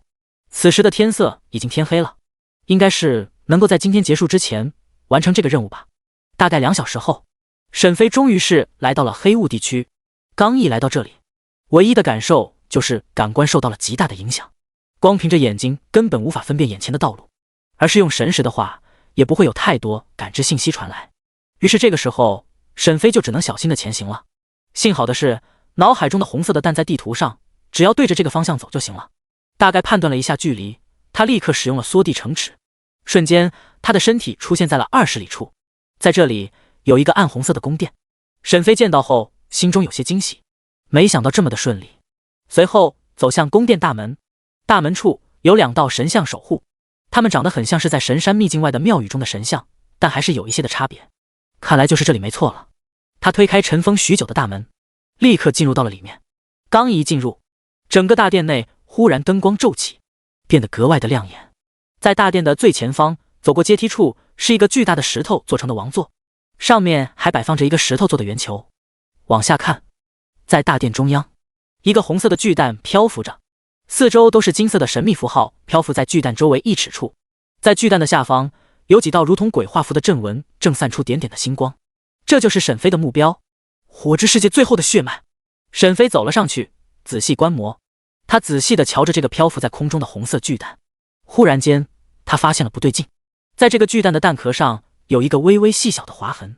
沈飞仔细看着，然后伸出手轻轻触摸了这道划痕，随即蛋壳破碎，掉落在地上，里面一具婴孩的骸骨也跟着掉落，重重地砸在了阵法之上。沈飞大惊，这难道说已经死了？那还完成个屁的任务？不行！沈飞立刻摸着骸骨，发动了时间修改，瞬间眼前出现了密密麻麻的修改方向。沈飞选择使用金色的三角，想看看能不能将时间逆流，把他救回来。可是正当他要试试的时候，他想到了一件事，就算能将他的身体救回来，那他的灵魂呢？没有灵魂，那不就是跟死人没区别？灵魂若是没消散的话，说不定还有机会，但是如果消散了，那就是一点机会都没有了。这时候夭夭吃着木瓜，看着外面的情况，忽然他的神识好像搜寻到了一个奇异的东西，于是他对沈飞说道：时间，你看看你前面王座上的石球，我感觉有什么东西附身在了上面。沈飞听到夭夭的话，随后看向上面的石球，一个箭步立刻上前。他不相信这个火之世界最后的血脉就这样死了，明明那个火告诉他让他帮助最后的血脉出生，那也就是说他还没死，只是遇到了大麻烦。他看着这个石球，蹲下仔细的看着，仔细的抚摸着，发现就和普通的石球没什么区别嘛。但也就是这个时候，一道灵动犹如空谷幽兰的声音在沈飞的耳边响起：你是谁啊？你干嘛摸我？很痒的，快住手！沈飞听到声音，立刻停下手，连忙站起来说道：我是受人嘱托前来救人的，你就是火之世界最后的血脉吗？那石球沉默了一会，才轻声说道：看着这个石球，沈飞疑惑：那你为什么会变成石球？声音继续传出：300年前阵法出现了问题，我在神蛋内不得不提早化形出生，但最终因为灵气太少了，失败了，我死了。随后我的灵魂飘散而出，被这个石球所吸引，最终附身在这个石球上，我才能苟活到现在。原来是这样，那现在怎么办？300年前他的时间修改目前最多只能99年，无法救他，真是棘手。除非我得在这里突破到金丹境，这样的话升级修改器达到100年，就有机会可以将他救回来。这个时候夭夭的声音悠悠的响起：时间，这个石球如果我没有猜错的话是神土。神土，这是什么东西？沈飞诧异。夭夭摇摇头：你这个异人仙人真是奇怪，难道到了上界之后就忘记了修仙界内的宝物了吗？这神土是一种非常宝贵的天阶宝物，比如说有些人想要培养出身外化身，或者说活出第二世，就需要用到神土来做身体。神土做出来的身体呢，就和正常人的一样，各种功能一应俱全，没有任何的差距，修炼也是可以吸收天地之间的灵力修炼。在6000多年前，当时出现了一点点的神土，都掀起来修仙界之间的争斗。毕竟这神土能够完好的容纳灵魂，只要拥有足够多的神土，捏造出想要的身体，然后灵魂附身进去，就能够重活一世。不过现在这个神土已经被这个灵魂侵占了这么久，已经绑定了这个灵魂，不然我就能活出第二世了，可惜了。听完，沈飞明白了，那我现在该怎么做才能帮助他？夭夭再次吃下一个木瓜，道：很简单，他之所以会变成这样，是因为没有捏造身体，导致神土只有容纳灵魂的功效。只要你亲自用手捏出一个人类的身体，那么他就可以动了。第37章捏造身体，任务完成。捏造身体，这样吗？沈飞看向石球，问道：你叫什么名字？我有一个办法可以帮你。石球内再度传来声音：我父母为我取名为福雪儿，若您真的能帮我的话，以后我一定会好好报答你的。福雪儿，听名字似乎是一个女孩子的。沈飞再次问道：你是女孩子？随后沈飞就为他说明情况。当他听完后，他没有任何的犹豫。那就请您帮助我捏出一个身体吧。不过我不知道你们的审美，还是说给你捏出和外面的神像一样的身体？别，那是对祖先的大不敬。再者，我也只有模糊的记忆，也不知道该长成什么样子，不如就按你的审美来吧。这样说的话，这可把沈飞给难住了。按照我的审美来，他挑眉说道：你确定？那好吧。沈飞立刻就先回到了现实世界，随后从电脑上找到了几张完美的照片，各种部位一览无余，全部展示在沈飞面前。记住之后，沈飞就回到了游戏世界，准备大展手脚。他将石球抱住，来到了下面的宽阔的位置，随后深呼一口气：我开始了哦。石球内，福雪儿悄声回应：沈飞举起双手，开始摸向石球，先捏出头部位置。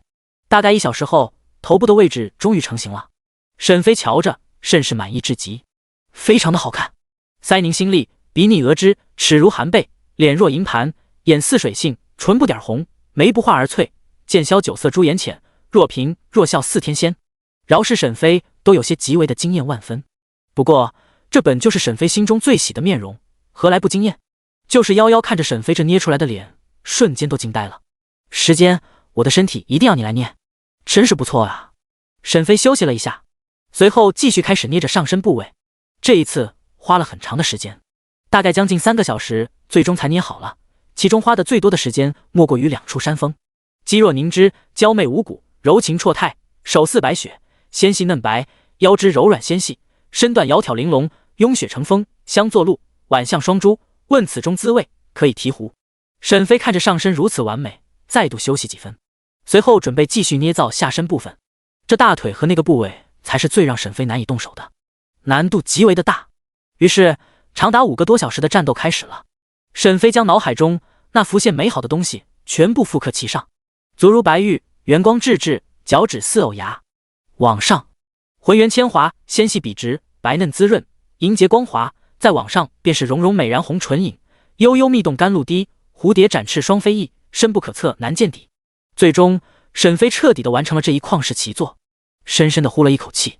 夭夭在灵域空间内相当震撼，他居然对女人的身体如此了解，那捏出来的堪称完美中的完美，极品中的极品。尤其是那让他十分眼热的2座巨山。时间，真是没想到你居然会如此的了解，看来是没少和女人打交道，登徒浪子。呸！沈飞不知道夭夭的评价，只是有些累，问道：感觉如何？能动了吗？福雪儿已经娇羞难耐，连续几个多小时被沈飞不停的揉捏身体，早就是奇痒无比。还不行，我感觉我还得适应一下这个身体，至少要几百年才行。几百年？沈飞直接使用了时间修改，在他的身上选择了灵魂程度融合修改，使用金色的3角拉到了最右边，但是只有1/3而已。定，你修改了福雪儿灵魂与肉体之间的融合程度，融合程度加99年。瞬间，福雪儿突然就感受到了身体可以动了，但是也只能动一动上身。她艰难地从地上坐起来，双手撑住地板，眼神中满是兴奋，看着沈飞，满是感激。沈飞皱眉，只完成了一半吗？但也就是这个时候，耳边响起了系统的声音：任务完成，奖励特殊道具地图，你已获得特殊道具地图。在沈飞的脑海中，原本火之世界的地图忽然发生了极大的变化。顷刻间，地图不断的变大，最终出来火之世界可以看见意外，其余的地方都是白色的雾。这就是特殊道具地图吗？沈飞都有些迫不及待的想要使用了。但此时夭夭原本躺在床上欣赏着福雪儿的身体，但忽然间神识感受到了一股强大的气息，至少是元婴境的气息，于是连忙提醒：时间，快走，有一个元婴境的修士来了。听到夭夭的提醒，沈飞立刻抱着福雪儿，随后发动了缩地成尺，瞬间离开。但也就是这个时候，一道金色的身影也跟着沈飞一同瞬移。当沈飞抱着福雪儿来到了外面，一道金色的身影也立刻的来到了沈飞的身前。当看到了福雪儿后，便没有任何的犹豫，直接扔出了一个阵盘。瞬间，这里被一个黑色的大阵所覆盖。邪东风淡淡的说道：修仙界的道友，我与你不想产生什么纠葛，只要你把怀中的女孩交给我，我便可以放你走。没错，来的人便是穿着金色铠甲的邪东风，而且修为已经达到了元婴境3层。沈飞微微皱眉，想要使用缩地成尺离开这里，但发现没有用，无法去往大阵之外的地方。你是何人？福雪儿抱着沈飞的脖子，小脑瓜埋在沈飞的胸前。他是域外邪族，一定是因为封印出了问题，他从黑色古殿中逃出来了。邪东风再一次说道：这是我族和火族之间的争斗，还请阁下不要插手，我们也不想和修仙界的人有任何的瓜葛。同时威胁道：但是你要是非要不知死活的话，那就别怪我了。沈飞微微眯着眼睛，这就是域外邪族吗？新版本的主线任务就是要消灭域外邪族，注定与之为敌，注定是敌人。况且沈飞也不可能会扔下福雪儿独自离开，这尼玛是他几个小时的心血，是他心中最完美的女人。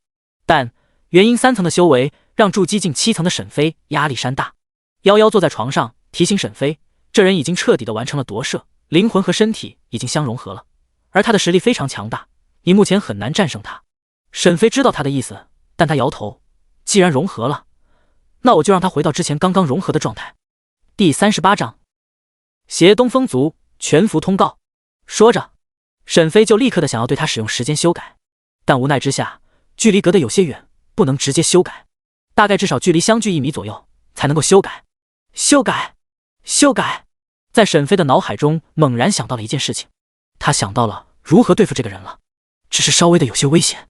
他将福雪儿放在背后，抓紧我，随后看向斜东风，瞬间发动了缩地成齿，一个瞬移来到了斜东风的附近。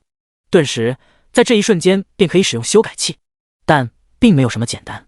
斜东风也跟着瞬移，不过他是瞬移到了沈飞的远方。他看不透沈飞，能和他一样使用瞬移的，那一定是元婴境的修士。面对这样的修士，他会竭尽全力，不会有任何的轻敌。既然沈飞敢直接瞬移而来，那就说明一定是有诈，一定是有对付他的办法。那他能做的很简单，就是躲避就行了，然后找机会直接杀掉福雪儿。沈飞落空之后，默默地关掉了隐藏术，瞬间沈飞的修为暴露，筑基境7层。斜东风微微眯着眼睛，随后面露狞笑：好啊好啊，筑基境7层，想引我上钩？你以为我会上当？你要是真的能筑基境7层，我自废修为。斜东风当然不会相信沈飞目前所暴露出来的修为，筑基境7层会瞬移。好，就算你会，那为什么之前我看不出你的修为，然后现在才能看出你的修为？这很难不让斜东风猜测，你不是想扮猪吃老虎吧？想引诱他？呵呵，道友，你这招对我无用，我修炼几千年，而且是在战争中修炼的，我不是那些笨猪，你想要骗我？呵呵，斜东风冷笑。沈飞眯着眼睛，心中感到棘手了，此人居然不上当。若是刚刚他发现沈飞是筑基境7层的修士之后，他直接上，那么一旦靠近沈飞，沈飞就会直接使用时间修改，将他的灵魂融合程度减回去，那么那时候就是他的死期。说着，他手中快速结印，大喊火球术。瞬间，一抹巨大的火龙喷涌而出，恐怖的高温席卷整个场地。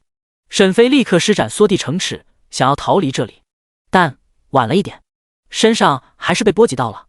顷刻间，沈飞重伤，不愧是元婴3层的修士，恐怖如斯。沈飞半蹲在远处，口中吐着鲜血，气息不断的萎靡。他将福雪儿放在地上，然后艰难的站起来，身体不断的在颤抖。时间，我来帮你。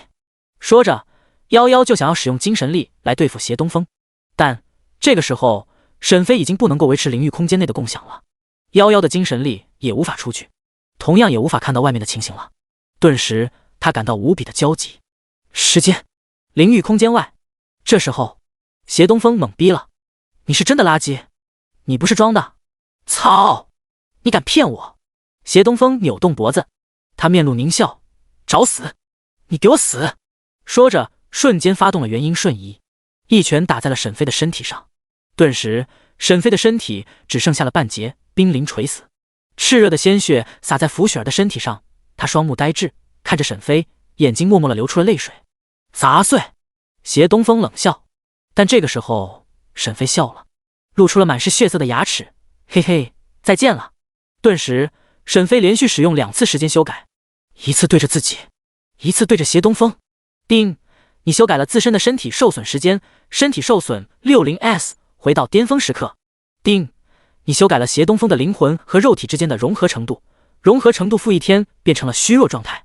瞬间斜东风感到不对劲，沈飞的身体猛然间恢复原状，斜东风的身体立刻变得扭曲，大脑中的记忆也在错乱，修为直线下降，最终沦为筑基境1层。你！随后沈飞直接使用天雷术，顷刻间天空上雷声阵阵，一抹雷电从天空上落下，狠狠砸在了斜东风的灵魂上。雷法专克制灵魂，邪修等！一声惨叫过后，斜东风倒地，灵魂消散，阵盘失去了掌控，便恢复原状，大阵也就消失了。沈飞松了一口气，现在还有几分悸动害怕。福雪儿看着沈飞，连忙擦拭眼角的泪水。太好了，你没事，要是你因为我死了，我会很难过的。沈飞摸了摸他的头，就像是摸着自己的孩子一样，随后将地上的阵盘捡了起来。恭喜获得邪灵术法镇阵盘。他将阵盘放入储物戒指中，随后发动了缩地成齿，带着福雪儿离开了这里。再一次出现的时候，已经是来到了外面。外边沙阵覆盖，绝对安全。若不是黑雾地区内的沙阵被破坏了，否则沈飞要杀邪东风也只是动动脑子的事情，还不需要那么麻烦。当沈飞坐着休息时，耳边传来了系统的通告声：恭喜你玩家时间，你是第一个击杀域外邪族的玩家，所以将会有3次全服通告。全服通告，玩家时间第一个击杀域外邪族，特此通告。全服通告，玩家时间第一个击杀域外邪族，特此通告。全服通告，玩家时间第一个击杀域外邪族，特此通告。原本游戏论坛内还在疯狂地讨论着关于域外邪族的事情，忽然间就传来了这个通告声，立刻所有人都疯狂了，都懵逼了。不是吧？怎么做到的？现在就第一个击杀了域外邪族，我们还在讨论着呢，直接就击杀了。兄弟们，你们看那个叫做枣馒头很好吃的玩家头像，直接变成了灰色。要知道，之前邪灵夺舍之后，他的头像都没有灰掉，难道说是因为他被时间杀了吗？你们有没有想过，他为什么会被时间杀了？是线下单杀，还是线上单杀？我认为是线上单杀。在永生内，他们不是在神山秘境内吗？或许那时间也是在神山秘境，然后两人相遇，最终被时间击杀。不，我认为是线下单杀。谁都知道那邪灵有多厉害，怎么可能是在线上击杀的？他应该和我们一样，需要特殊道具具现能力，然后来到地球后没有修为，刚好被遇到了时间，然后就被时间线下单杀。我靠，不是吧？这就单杀了？楼上的，你有没有想过，或许是因为时间加入了其中的某一个宗门呢？他或许就是子府剑宗的修士，然后里面有宗门长老，邪灵被宗门长老打伤，然后再被时间击杀的，这才是最合理的。就是啊，你线下单杀怎么可能？两个人再巧都不可能这样巧合。第39章，全球震惊，伤心的夭夭。华夏特区，这一次只有几位大人物坐在圆桌上。原本他们就在讨论着该如何的找出躲在桃花村内的域外邪族，甚至在他们找不到之后，推断出很可能是进了游戏，于是就在犹豫要不要使用导弹直接摧毁村子，然后空出一片空地，就等他从游戏内退出来，然后击杀掉。但这件事情必须要斟酌，所以他们还在讨论。让他们没有想到的是，忽然间就出现了全服通告，而且正好是击杀域外邪族的通告，还是之前他们最为关注的玩家时间击杀的。这一下子，他们瞬间就沉默了。外边一道敲门声响起，一个穿着黑色斗篷的身影走了进来，给其中一个人传音，将论坛内玩家们的讨论说了出来。说完后，随即便离开。就在刚刚，论坛内有玩家发现被域外邪族夺舍的人，他的玩家头像变成了灰色，这也就意味着是死亡了。那也就是说，时间击杀的域外邪族其实就是在神山秘境内的夺舍枣馒头很好吃的邪灵，这个也算是一件好事情。我们正愁对域外邪族难办呢。这个时间真是神秘莫测，进游戏不过短短的1个多月，就已经拥有了能够击杀域外邪族的能力，简直是可怕。这个说不准的，有没有外在的势力帮他我们不得而知，但无论怎么样，他都是我们争取的对象。同时，我们现在也可以确定，那时间就在神山秘境内，要么他是一个人独自进去的，要不然他就是加入了某一个势力。这样一来的话，结果就只有2个，一是实力强大，独自击杀，二是加入了宗门，随行的某一个长老出手，但补刀的机会留给了时间。但无论是哪一个，都是证明着他的潜力无限，发育之快不弱于沈月。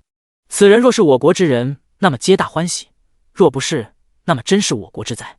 西域白色宫殿，这一次代表着西方最强势力的几个人再度聚集在白色宫殿内。他们和华夏一样，也是在讨论着如何面对域外邪族。毕竟这不只是华夏的问题，这还是全世界的问题。君不见任务失败是地球爆炸，那地球爆炸了，他们还能独活吗？那显然是不行的。于是他们这次并没有落井下石，他们也在思考着该如何面对这次的危机。域外邪族降临，人类危急存亡之关键。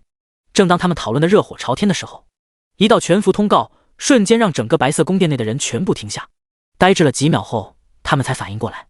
这么快？这才过去1天不到，这域外邪族就死了。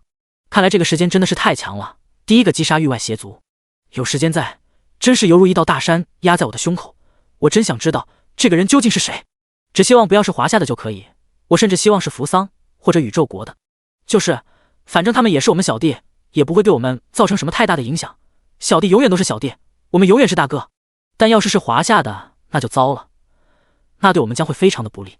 这个时间啊，他为什么不是我们漂亮国的？灵域空间内，夭夭神情紧张，小脸上满是担心，很着急地站在地板上，小脚丫不停地跺脚，踩着地面，不断地呼喊着时间的名字。但无论他如何的呼喊，沈飞都没有答应。灵域空间的共享和沈飞之间，由于刚刚濒死阶段无法支撑，于是就断开了。这样夭夭在里面根本无法知晓外面的事情，相当于又是回到了曾经，一个人在灵域空间内孤独地待着，最终忍受不了，自我封印睡觉，沉睡了几千年。最终，夭夭失魂落魄地坐在床上，看着一边堆满的木瓜，他又想到了沈飞，粉嫩的双唇微微抿住，一股悲意在心头，眼睛也是酸酸的，逐渐模糊了起来。虽然才1个月的相处，但夭夭也是将沈飞当做了知心朋友。别看两人经常斗嘴，也只有关系好的人才会斗嘴。他在6000多年前被封印在这里，等了非常久，也没有人发现他和他讲话。最终忍受了几年的孤寂后，他受不了了，选择了自我封印。中途醒来了几次，但依旧是独自一人，无人能让他倾诉，无人与他讲话。后来又是几次的自我封印后，直到前不久，他又一次醒来，准备再次沉睡的时候，一道人影从外面进来了。那个人就是沈飞。那个时候他真的是非常的高兴，他终于不是一个人了。两人的相处并不是那么相敬如宾，反而是不断的斗嘴。他很傲娇，哪怕是见到沈飞很开心，也只能摆出臭脸，而他却是不以为然。最后两人达成约定，他教他丹方以及炼丹的知识，而沈飞就共享外面的画面给他看，让他在里面不寂寞。这些天相处的时间让夭夭觉得，如果能一直这样下去，似乎也不错。可是就在刚刚，他亲眼看到沈飞被邪东风伤成了重伤，危在旦夕，便想要将存储的精神力放出，救下他。可是关键时刻，灵域空间内的共享关闭了，他无法将精神力延伸出去，也无法知晓外面发生的事情，也不知道现在沈飞到底是怎么样了。他很担心，他趴在床上，头深深地埋在丝被中，泪水不断地涌出，小声哼唧的抽泣声在这孤寂的灵域空间内响起。这时候，一道莫名的感觉出现了，不过夭夭正处于伤心的时候，并没有发觉。沈飞的身影出现在了灵域空间内，他也没有发现。他看着夭夭趴在床上，嫩白浑圆的双腿笔直落在床边，小巧精致的小脚丫也没有了往日的活力。沈飞走了过去，伸出2根手指，轻轻地在软嫩洁白、微微透着一点红润的脚心抚摸。你在为我哭泣吗？脚上传来的酥痒感觉瞬间让夭夭浑身一震，随后更是听到沈飞的声音。顿时，夭夭用力地甩了几下头，借着丝被将眼睛上的泪水擦干，然后猛地转身，一脚向沈飞脸上踹去。臭流氓，谁会为你哭？你居然趁着我睡觉的时候摸我脚，我就知道你有这种癖好。呸！第40章，巨献修为，巨献作弊器。看着夭夭踢来的一脚，沈飞没有躲避，因为他的腿不够长，身高都只能搭在沈飞的胸口处，这一脚又怎么能踢到呢？于是小脚丫在沈飞脸前10公分处停下。沈飞抬手握住了他的脚踝，刚上手，第一感觉就是滑嫩，那小脚丫还在张牙舞爪，珍珠般的脚趾不停地周动。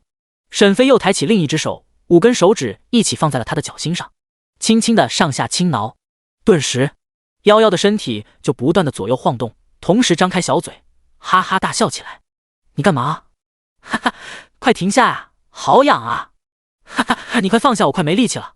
床在不断的晃动着，整个灵域空间内满是夭夭的笑声。没一会，沈飞就将他的玉足放下，拍了拍手掌。我可是怕你担心，第一时间进来报平安啊！你居然还说我是流氓！夭夭连忙把脚收回来，盘坐在床上。呵呵，我看你就是有恋足癖，你第一次进来就一直看着我的脚，现在还趁我睡觉的时候偷偷的想要玩弄的脚，呵呵，大流氓！夭夭哼哼一声，看着沈飞，就是眼神就像是真的看到流氓一样。沈飞笑了，舔了舔嘴唇，大流氓？拜托，我要是真的大流氓，你早就被我给吃了，还能这么坐在床上？夭夭冷笑，果然暴露了吧？流氓！沈飞无奈了，甩了甩手。行了行了，你那堆我是真要不起，也不想要，我对你也是真的没兴趣，算了，我走了。说完，沈飞就打算离开了。夭夭的声音在后面响起，喂，你没事吧？我能有什么事？我好得很，就那垃圾，我弹指间便是震杀他。哼，吹牛。对了，记得开共享。知道了。说罢，沈飞就离开了灵域空间，同时再一次开启了共享。而夭夭在沈飞离开后，面色娇羞地摸着自己已经酥麻的小脚丫，同时嘴角处露出一抹笑容。还活着，真是太好了。从灵域空间内出来，沈飞第一时间便是准备看看获得的特殊道具。在脑海中，特殊道具地图，此时和之前一样，依旧是只有神山秘境的范围是亮着的，同时上面还有一个红色的小点，应该是代表着沈飞的位置。沈飞在脑海中催动地图，立刻在沈飞的眼前出现了一道蓝色的屏幕，上面有一道系统的提示：是否使用特殊道具具现游戏内的物品等。沈飞选择了是，紧接着又是一句话：请选择具现的物品，修为、天赋、法宝、作弊器。修为。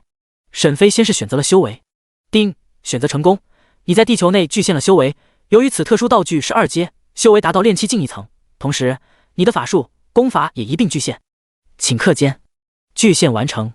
沈飞立刻消失在了原地，回到了现实世界。刚一回来，沈飞就瞪大了眼睛，因为他发现自己身体内有着一大股的灵力，自己的修为也变成了炼气境1层。感受了一下身体之后，沈飞再一次回到了永生世界内。在旁边正呆萌看着沈飞的福雪儿很是懵逼，怎么他一下子离开，一下子出现？回到永生世界的沈飞看着已经用完了1次的特殊道具地图，于是一个大胆的想法出现了，能不能利用时间修改，将特殊道具的时间倒退回刚才呢？这样的话就可以再一次具现了。沈飞立刻行动，再一次看向脑海中的特殊道具地图，同时使用了时间修改作弊器。瞬间，上面出现了修改的方向。沈飞选择时间倒退回去，他立刻选择了金色的3角，朝着左边移动了一点点。定，你修改了特殊道具地图的时间，特殊道具地图3分钟，回到之前的时间。这一次，沈飞再一次的催动特殊道具，眼前再一次的出现了一道蓝色的光幕。顿时，沈飞眼睛瞪大，心中惊喜万分，居然真的可以！是否使用特殊道具具现游戏内的物品等？是，请选择具现的物品，修为、天赋、法宝、作弊器。这一次，沈飞选择了作弊器。丁，选择成功。你在地球内具现了游戏作弊器，时间修改。沈飞再一次的离开，回到了地球，看着房间内桌上的一个杯子，拿起来用力摔在地板上，只听啪的一声，立刻破碎成了碎片。走进碎片，沈飞选择了时间修改，将这个玻璃碎片时间修改。定，你修改了破碎的杯子，破碎的杯子时间-30秒，恢复成一个完整的杯子。地上原本破碎的杯子忽然散发出一道白光，玻璃的碎片相互融合，就像是倒放一样。地上出现了一个完整的杯子。沈飞将杯子拿起，脸上兴奋之色浓郁万分。果然，这作弊器居然可以在现实世界使用，这可太强大了。同时，沈飞心中轻声唤起作弊器，一道光幕再一次出现。万物时间修改，地球版。目前修改时间1-99年，下一等级修改时间100年。升级修改时间所需：1. 达到金丹境； 2. 地球灵气复苏。和在永生世界内的要求不一样，在地球也是需要达成金丹境，还需要帮助地球灵气复苏，如此才能升级修改器。好家伙，这难度真是高。沈飞摇摇头，先回到永生世界内，他要先把这里的事情全部处理好。回到永生世界后，正好一眼和福显相对。对于他，沈飞的感觉很奇怪，明明她就是自己心中最完美的女人，可是却生不起一点的欲望，就像是看着自己的女儿一样。而福雪儿心中也是有着奇怪的感觉，看着沈飞就特别的亲切，她很想一直被沈飞抱着，她怀中的温暖让她现在还在怀念，甚至她还想叫沈飞爸爸。不对劲，沈飞走到她身前，将大脑内火流给她控制火之世界内杀阵的记忆共享给了她。她不打算留在这里了，这里灵气太少了，难以支撑她继续修炼到金丹境。这是你族先祖留下的杀阵掌控方法，我现在分享给你了。我还有很重要的事情要做，所以你先留在这里，等我忙完了之后会回来帮你彻底的与这个身体融合。福喜儿点头。沈飞再一次抱起他，连续使用了10来次的缩地成尺，来到了一处鸟语花香的山上。沈飞亲自的给他搭建了一个小木屋，还将各种东西都准备好了。临走前还特地的叮嘱他，这里有很多的杀阵覆盖着，遇到危险直接动用杀阵，不要留情。等我回来的时候，我就会来这里找你。说着，脑海中一个粉色的3角符号出现在了地图上，正是标记着这个位置。一切忙完之后，沈飞便开启了隐藏术，随后退出了神山秘境。福雪儿见沈飞离开后，倾国倾城的脸蛋不免的发红，娇羞万分，心中的一抹冲动再也抑制不住。爸爸。第41章霸道的沈月约会。秘境内想要离开，只需要心中默念退出即可，但前提是绝对不能处于战斗中，否则便无法回到外面。神山秘境外，一道黑光闪烁，身着黑袍的沈飞便出现在了外边。此时的外面已经有不少的人在等候了，大部分都是各宗门的长老，他们的实力很强，属于金丹境高阶，所以在这个秘境内感受到了灵气的匮乏，就认为是没有什么好东西了，于是就退了出来，在外面等候着小辈。见沈飞出现，众人立刻拱手作礼，我等见过前辈。沈飞点头，诸位道友好。在旁边，一个子府剑宗的弟子上前拱手说道：“阁主前辈，苏长老让我告知您，若是您出来了，请在外面等候一会儿，他已经赶回子府剑宗，请另外的一位长老过来坐镇此地，等他们到来之后，再一起回子府剑宗。”沈飞明白苏玉晨的意思，虽然这个神山秘境看上去是不咋地，但起码也是一个秘境，里面也不是没有宝物，所以这种地方当然不能没有人坐镇，但不可能是让沈飞和苏玉晨在这里坐镇。一个是元婴境的大修，一个是子府剑宗剑阁的长老，如果是来坐镇这里的话，那真的是太大材小用了，所以就需要另外一位长老过来接替他们。沈飞知晓其中意思，点点头，然后一屁股坐在了刚刚那位弟子搬来的凳子上。也罢，那我就等等吧。看到沈飞坐在这里，在场除了子府剑宗的这个早些出来的弟子以外，其余人都是非常的紧张。一位元婴境的大修士坐在这里，谁敢喘大气？整个空气都是非常的紧张，有些人甚至还流出了汗水。最终，有些人受不了这种空气中弥漫的压力，上前拱手作礼：“前辈，我等先行告退了。”沈飞微微点头，众人一看，皆是上前，然后离去。沈飞看着他们，觉得他们有些太过于注重礼仪了，但其实不然，在修仙界内本就是等级森严，注重礼仪是基本的。很快，时间过去了将近3个多小时，天色也逐渐暗淡下来。这时候，天空上2道剑光快速掠过，最终落在了沈飞边上。花道友，让你等候多时了，十分抱歉。苏玉晨抱拳道：“晚辈凌云道见过花阁主。”在苏玉晨身后的一个中年人看向沈飞，随即行礼。这是新晋的长老，此次也是由他来坐镇此地。苏道友何须如此说话？我现在也是子府剑宗的一员，怎地连等候都做不到？这位林道友倒是第一次见，道友好。凌云道心中激动万分，这位元婴境的炼丹阁阁主居然亲自问候他，真是太亲切了。苏玉晨笑了笑：“对极，对极，是我客气了，哈哈哈。”沈飞看了一眼天色，说道：“苏道友，这次我便暂时先不回子府剑宗，我想要去外边游历一会儿。”苏玉晨来了兴趣：“游历红尘吗？”真不愧是元婴境的修士，果然心境就是不一样。虽然苏玉晨是金丹境巅峰，但是这几十年来已经没有任何的增长，而他自己也明白，或许这辈子都不可能突破到元婴境。就连子府老祖这种天骄之人，现在还是卡在了半步元婴境，那更别说他了。但是此时却不一样，这是有着一位真正的元婴境的大修士，若是一直跟着他的话，说不得就能够得到一点点他的经验，日后迈向元婴境的时候，或许会有帮助，也说不定。于是苏玉晨连忙说道：“花道友是打算去哪里游历呢？能否带上我？”沈飞摇摇头：“开什么玩笑，他是要去接任务、刷副本、打 BOSS， 然后升级的，怎么能带着你呢？苏道友，此事你无需跟来，我自有事情要做。”听到沈飞这么说，那没办法了，苏玉晨只好点头答应。随后2人分别，苏玉晨御剑离开了这里，沈飞则是来到了一处隐蔽的地方，随即回到了现实世界。现实世界内，这时候是中午11、2点的样子。沈飞肚子很饿。在永生世界内，玩家虽然可以吃东西，但是一回到现实世界还是会很饿的，因为那些东西是带不回来的。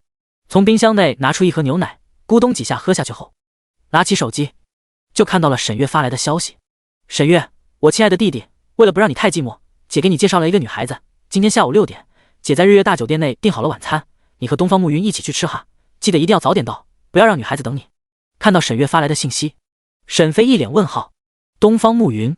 什么鬼？给我介绍女朋友？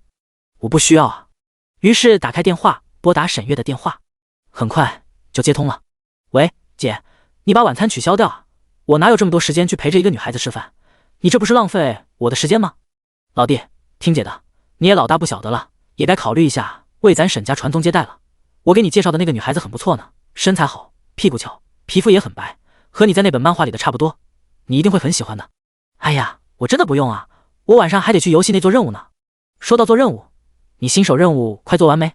我听说已经有不少人走出新手村了，6国之地的任务好像都比较简单。”“快了，快了。不对，你别转移话题，我晚上真的不想去，又不会耽搁你太长的时间，你就去看看，陪人家吃个饭，喜欢的话姐再撮合你们，不喜欢的话再换一个就是了。现在全华夏，不，全世界，哪个女人不想做我沈月的弟媳？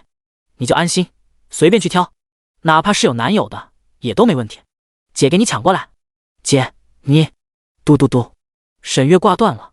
沈飞一脸无语，这最后一句话怎么感觉像是反派？没办法，沈飞只好听从沈月的安排，今晚先去看看，反正就吃个饭而已。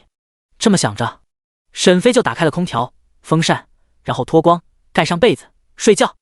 第42章，东方暮云刺杀。下午5点左右，沈飞醒来了，伸了个懒腰，一番洗漱之后，沈飞走下楼，随后前往了日月大酒店。在沈飞的背后，一辆车始终的跟着他，那是第9特区的人，一个叫做云明，一个叫做苏明。沈飞知道他们一直都是跟着他，但没有理会他们。他们只有一个任务，那就是保护沈飞的安全。所以沈飞去了，他们就要在后面跟着。很快，沈飞就来到了日月大酒店，在前台问了一下预约的座位后，沈飞便在服务员的带领下前往。让沈飞意外的是，这时候这个座位上已经坐着一个女人了，长得是挺好看的，相貌娇美自然，肤色白腻，气质非凡，但最主要的还是那波涛汹涌一般的2座飓风。沈飞预测至少需要2只手才能握住。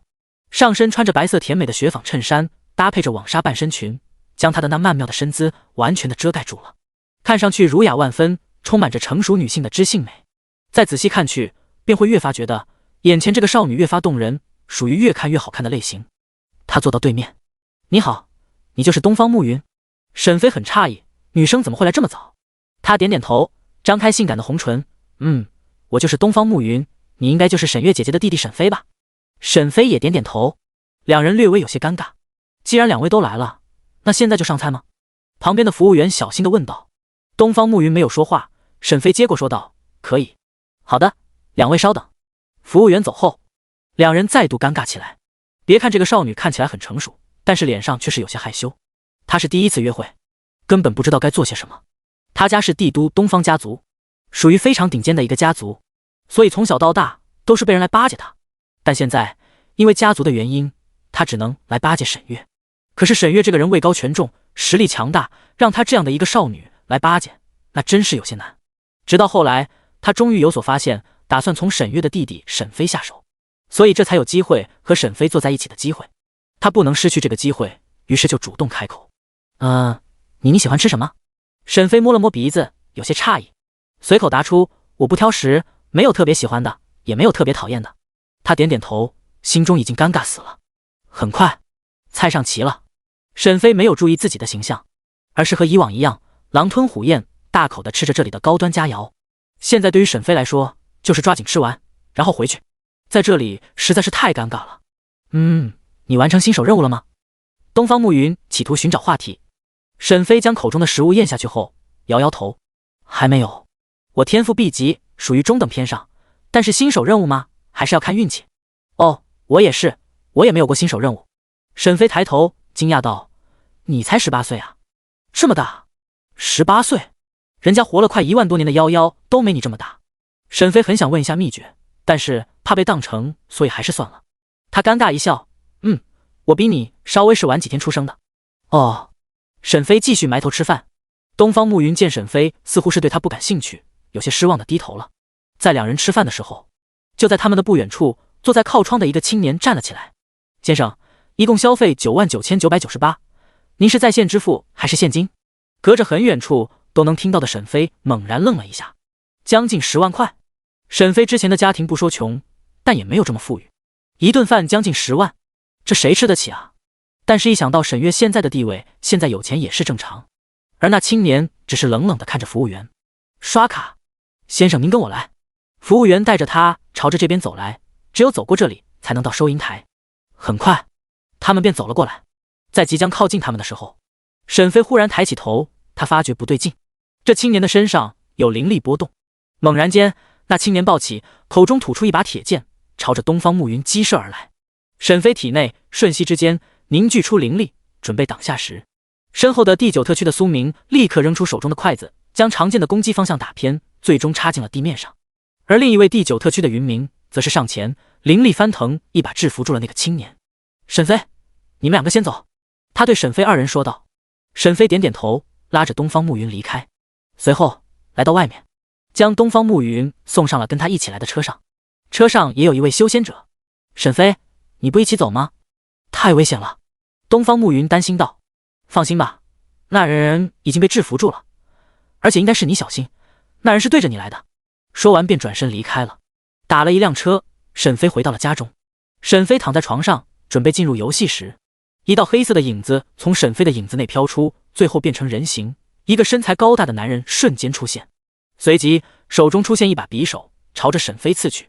就快他以为自己要得手的时候，他发现他的身体猛地发生了变化，不断的变小，最终化作了一滴液体，滴落在地板上。沈飞从床上起来，拿出一张纸巾，十分嫌弃的给擦了，然后恶寒的丢进垃圾桶内。蠢货，靠近我1米，我作弊器就出现了密密麻麻的修改选项，你还以为你没被发现？其实，在餐厅内的青年只是一个诱饵，之所以攻击东方暮云，也只是想改变众人的怀疑目标，认为是要目标是他，但其实他们真正的目标是沈飞。当他们的目光都被青年给吸引的时候，另一个人则是从影子内进入到沈飞的影子，然后等沈飞回家，然后出来击杀。但没想到的是，沈飞第一时间就发现了，只是没有直接出手杀他，反而是想要看看到底是什么目的。没想到目的就这么简单，就是要杀他，连废话都没有，是一个真正的杀手，所以就直接时间修改，让他化作了液体。休息了一会，沈飞再次进入了永生世界，这一次一定要快速的成为金丹境的修士，然后升级时间修改作弊器。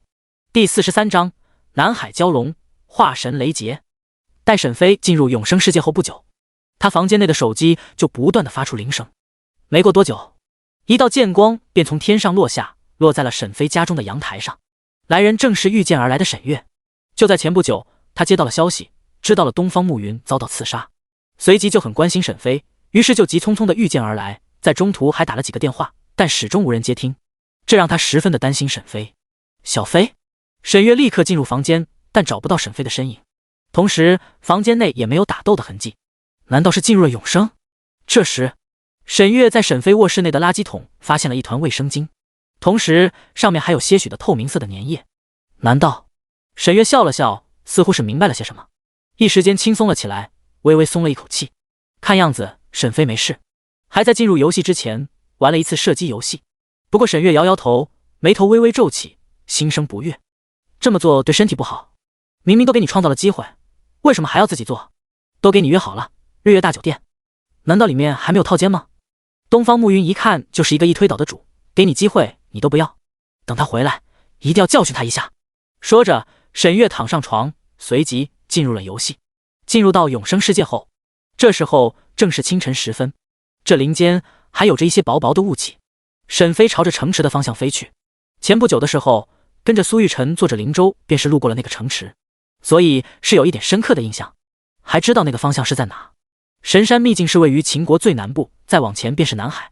沈飞此行的目标便是之前经过的一座沿海城临海巨城，这里异常的繁华昌盛，因为是靠近南海，不愁食物，同时炼制海盐供秦国几百个城池使用，是一个超级大城市。在御剑和缩地城池的交换使用下，沈飞在今天正午的时候终于是快到临海巨城了。他此行的目的很明确，就是要多接任务发育，早点成为金丹境的修士。可是天不遂人愿，巨大的雷声响起，轰轰轰！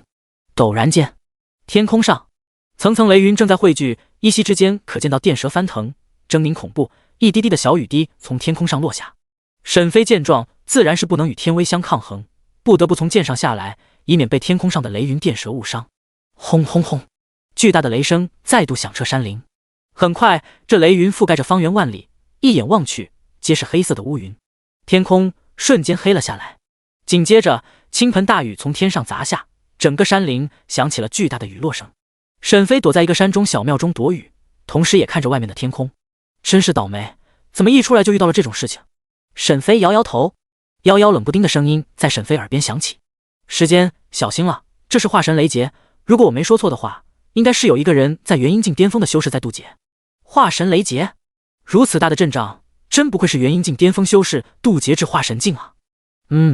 我就先在这里待着吧。沈飞在小庙内升起了一团火焰，然后便看着这座小庙。小庙不大，是一个正常的土地爷的神像。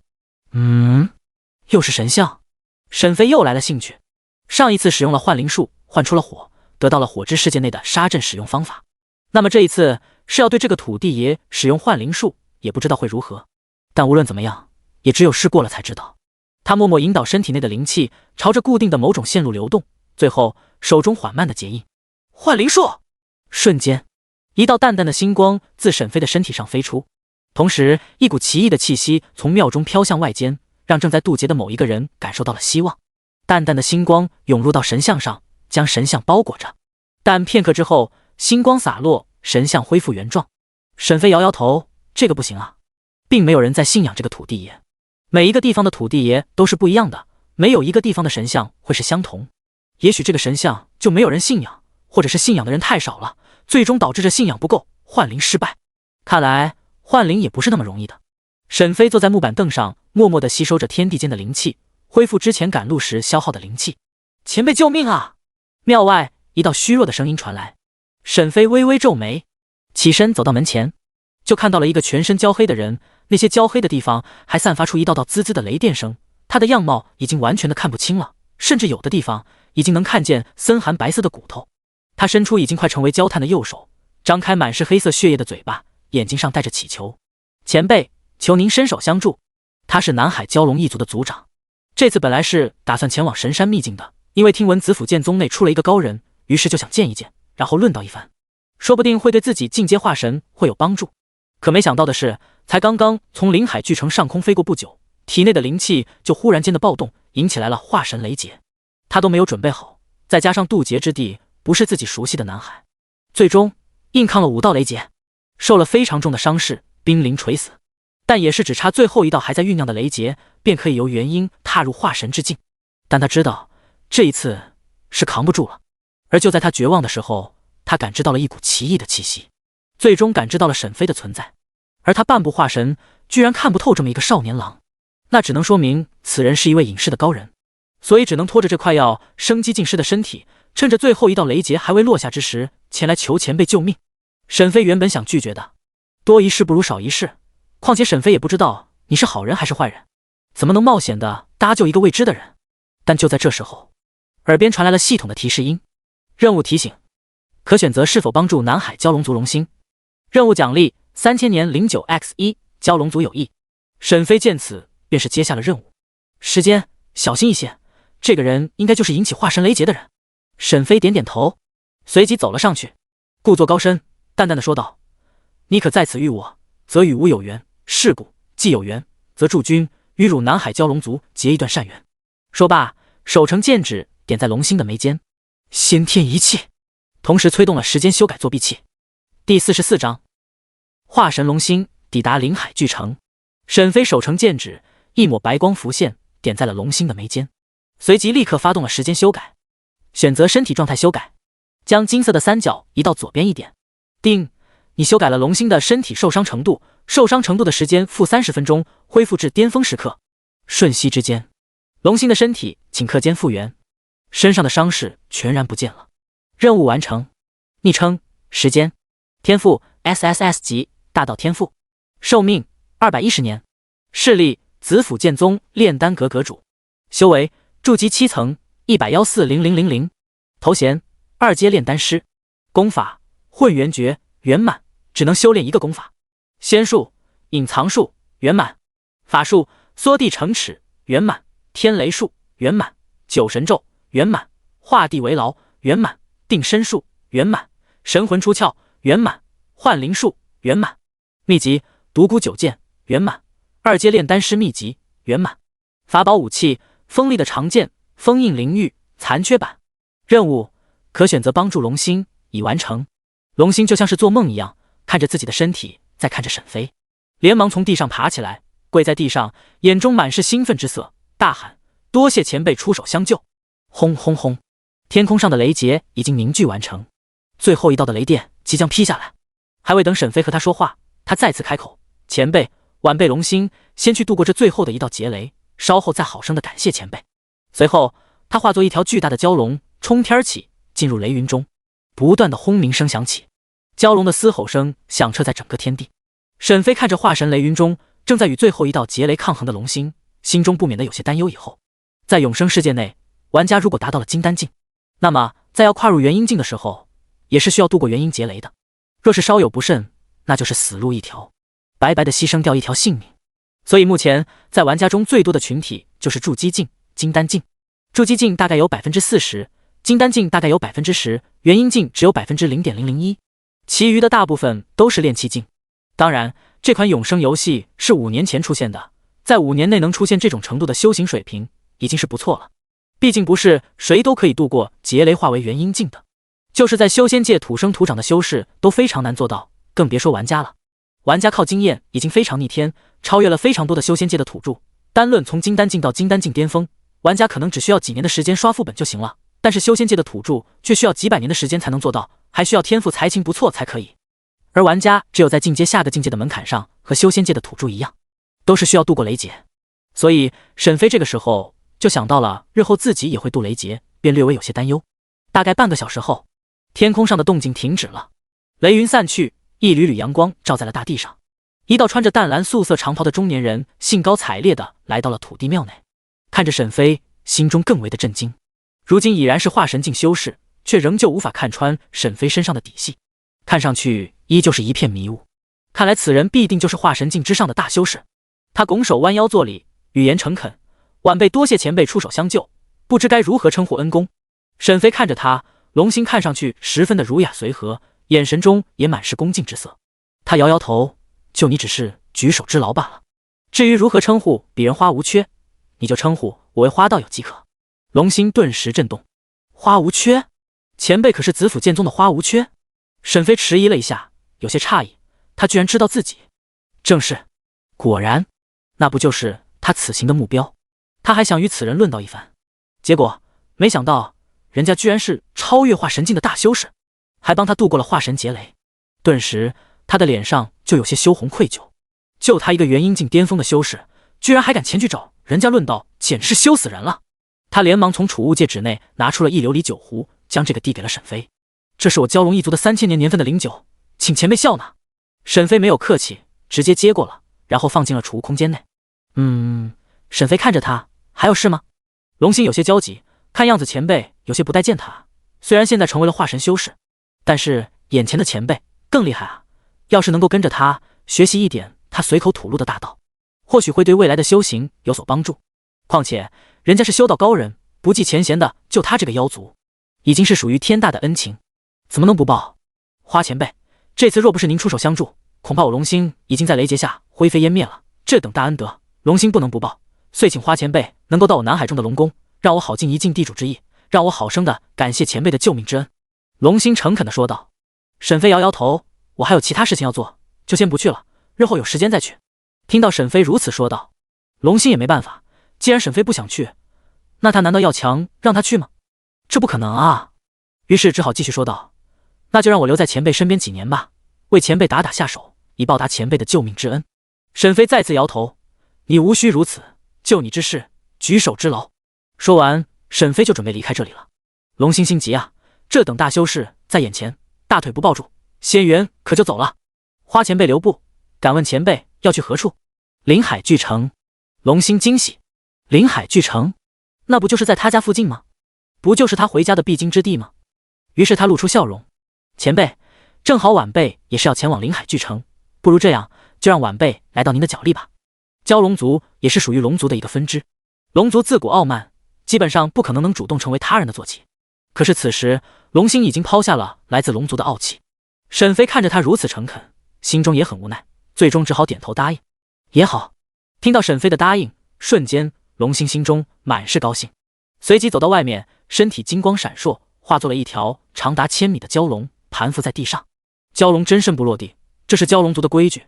可是此刻龙星却没有管这个，他要让沈飞看见自己的真诚。前辈，请您上来吧，晚辈带您一起去临海巨城。沈飞只好踏步而来，同时使用了缩地成齿，身影立刻出现在了龙首之上。随即龙星立刻冲向天空，朝着临海巨城而去，所过之处细雨缠绵。第45章误会的龙星。虽然龙星特别想要与沈飞相处久一点，但是他不敢故意的放慢脚力，若是惹得沈飞不满意，那可就是得不偿失了。他的速度保持在一个正常的赶路速度，但即便如此，速度也是超越了正常的元婴境的修士。很快他们就来到了临海巨城的不远处。沈飞从这里已经能看到雄伟壮观的临海巨城了，于是就让龙星下来，不要那么高调的进去。龙星知道沈飞想低调，便立刻的落下。在距离临海巨城3、4里处的一座小山上落下。随即，他跟着沈飞走上官道。刚踏入官道，沈飞就看到了不少的行人赶路，沈飞也加入其中。很快，不到10分钟，两人就来到了这临海巨城的城门口。这也是龙星这么久以来第一次从正门进去，以往的时候都是从天上直接飞进去的。就算是那些秦国的高官、武将们看他不爽也没办法，只能认齐。他有些不明白，为什么沈飞要这样做？高调一点不好吗？尤其是实力强大的时候，高调任何人都不敢说你。但他哪里知道，沈飞是真的想要低调一点。尤其是在刚刚和他再来的途中聊天时，知道了龙星原本是来找他论道的时候，而他花无缺的名声已经是响彻在整个6国之地了。这主要的还是因为沈飞之前在宗门大比的时候，一句话让血神子自废掉修为。血神子的名气本来在6国之地都是非常有名的，毕竟人家是金丹境巅峰的修士，父亲还是血宗的宗主。但就是这样一个天才，被沈飞一句话逼得自废修为，从此这件事情就传遍了整个6国之地的修行界。所以龙星才会知道了这件事情，知道了沈飞是一个元婴境的修士，这才会找他论道。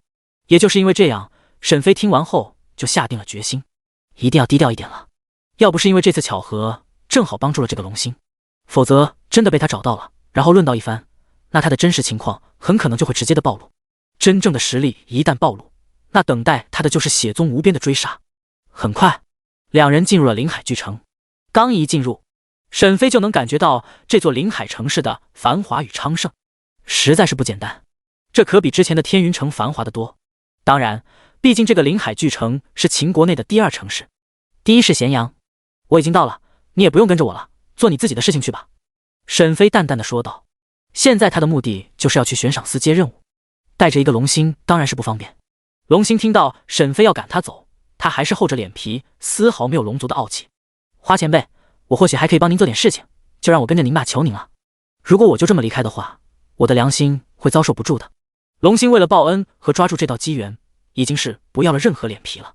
其实这也是正常的，在修仙界内，仙缘难以遇到，若是遇到了，没有抓住，那就是你的问题了。沈飞第一次见到了脸皮这么厚的人。这时候，夭夭在灵域空间内看到了这繁华的临海巨城，同时也看到了那一片的小吃街，还有卖各种东西的摊贩。于是他对沈飞说道：时间，看那里，那里有好多好吃的好玩的，我想要吗？你帮我买几个。沈飞点头答应。也正是这个举动，让龙星误以为是沈飞同意了，于是便跟在沈飞的屁股后面。糖葫芦，甜甜的糖葫芦，1文钱1串。糯米糍粑，好吃的糯米糍粑，1文钱2个。瞧一瞧，看一看嘞，咱老秦人家中祖传的武器，厉害的很呐。走进那一条街道，到处都是此起彼伏的吆喝声。走在后面的龙星微微皱眉，这里实在是太过于市井之气，难登大雅之堂，甚至待久了或许还会影响修道之心。他不明白为什么沈飞会来这里。老人家，糖葫芦我全要了，糯米糍粑我也全要了，这些小吃我都要了。客官，你可不要开玩笑呀，这么多呢。那些摆摊的老人家有些不敢相信。沈飞笑了笑，说道：真的，这些我全要了，帮我包起来吧。说完，从储物戒指内拿出几块银子交给他们，不用找了。顿时，他们露出来兴奋的笑容，露出了真诚的笑容。多谢贵人，多谢贵人啊！银币也被称为银子，银两是凡俗之间的流通货币。很快，这些东西就打包好了。这些东西通通放进了灵域空间内。此时的灵域空间满是香味，塞满着美食。夭夭在里面高兴至极。时间，你要不要进来一起吃？嘿嘿，这些东西可好吃了。说着，小嘴就塞满了。沈飞给他传音，嘴角处露出笑容。就你这么吃，以后迟早成为胖子，变成胖子后，我看谁敢娶你。听到沈飞这么说，夭夭立刻反驳：你修仙修傻了，我怎么可能会成为胖子？切，不进来算了。本来看你给我买了这么多好吃的食物份上，我还想亲自喂你吃呢。现在，呵呵。不知为何，听到夭夭的声音，沈飞就会不自觉地发笑。这一切都被身后的龙星看到了，他更加是懵逼，这种笑容居然会出现在这等大修士的脸上。他为什么要帮助这些百姓呢？还会发自出内心的笑容？难道他虽然不知道究竟是为什么，但是他决定按照着沈飞的方式做一做。于是趁着沈飞继续买东西的时候，他来到隔壁的一条街道，和沈飞做了同一件事情。随后当他看到了这些淳朴的百姓们对他发出的真诚笑容后，他的心境发生了一点的变化，或者说是有些升华。他瞬间愣住了，原来如此，原来如此啊！他明白了，原来帮助他人之后收获到的真诚的感谢，会让他有一股极大的满足感，那种被人认可、被人需要，那种感觉充斥在他的心境内。不自觉的，连他对这些普通百姓们的态度都发了改变。难怪修仙界内的正道修士都喜欢帮助凡人，帮助他人，原来可以收获这种满足感。他立刻回到了刚才那条街，看到了脸上洋溢出真诚笑容的沈飞。他悟了，他下定决心，日后一定要当一个乐于助人的蛟龙。只可惜他不知道的是，其实沈飞只是在满足夭夭的要求而已，并没有什么深意。第46章悬赏任务，萧族天骄。满足完夭夭之后，沈飞问了一下边上的百姓，得知了悬赏司的位置，随后便一路前往悬赏司，而龙星则是一直跟着。片刻后，终于是到达了这里。龙星看着这里，眉头微微一皱。悬赏司？为什么前辈会来悬赏司呢？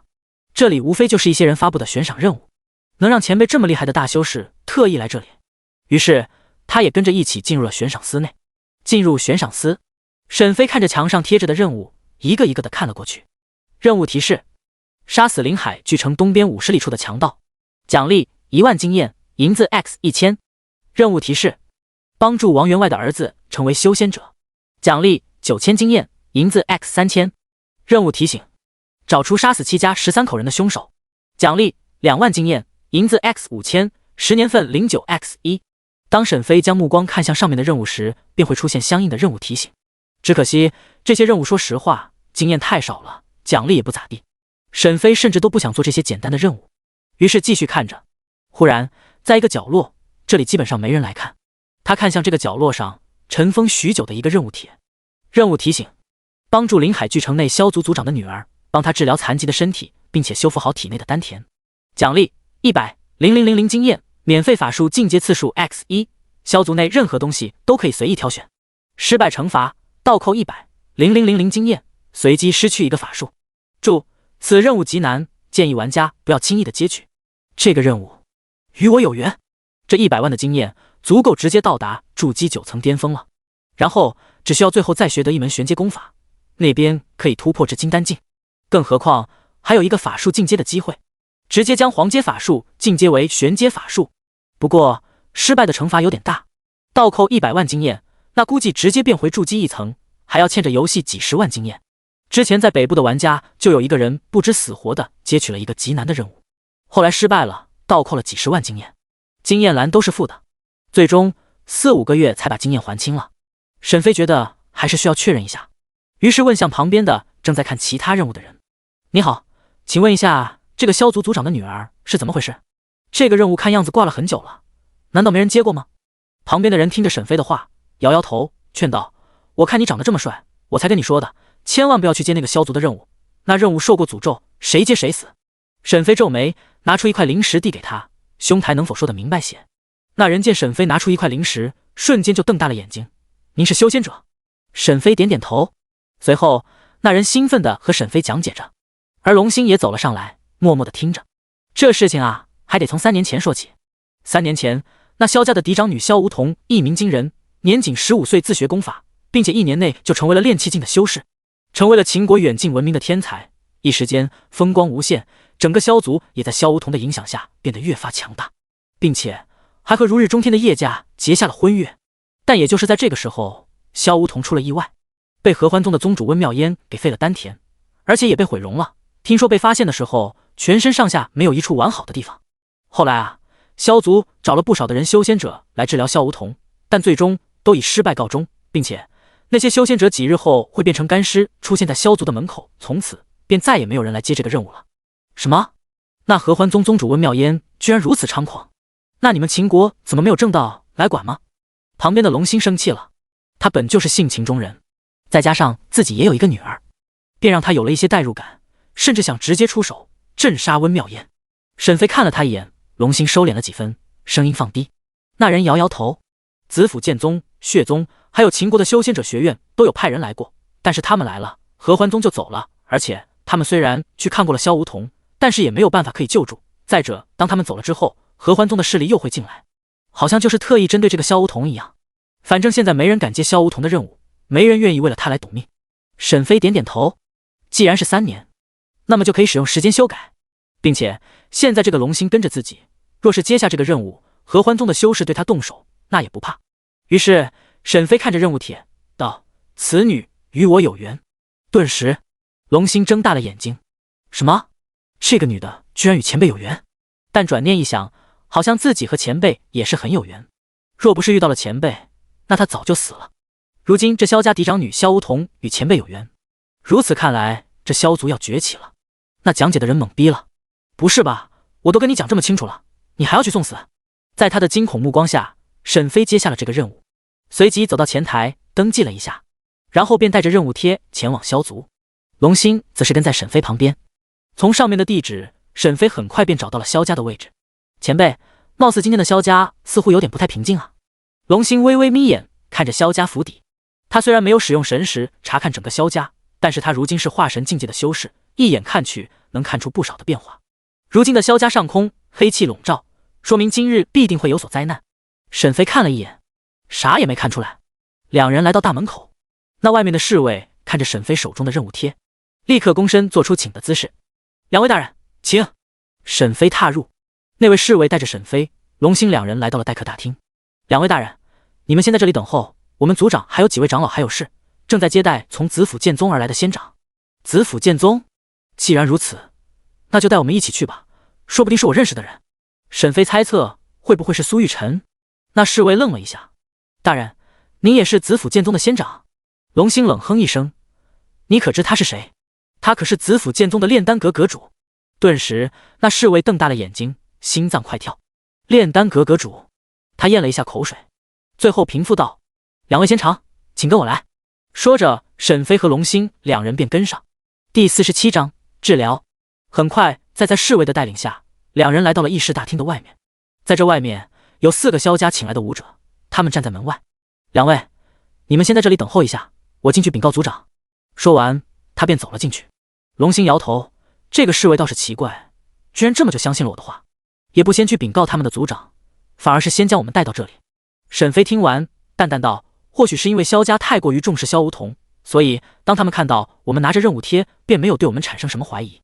况且子府剑宗的人就在议事大厅内，我们是真是假见一见就能知晓。”听完，龙星微微诧异。此时，大门再次开了，一道穿着紫色长袍的年轻身影从里面走了出来。当他定睛一看，赫然间吓了一跳，果然是炼丹阁的阁主花无缺。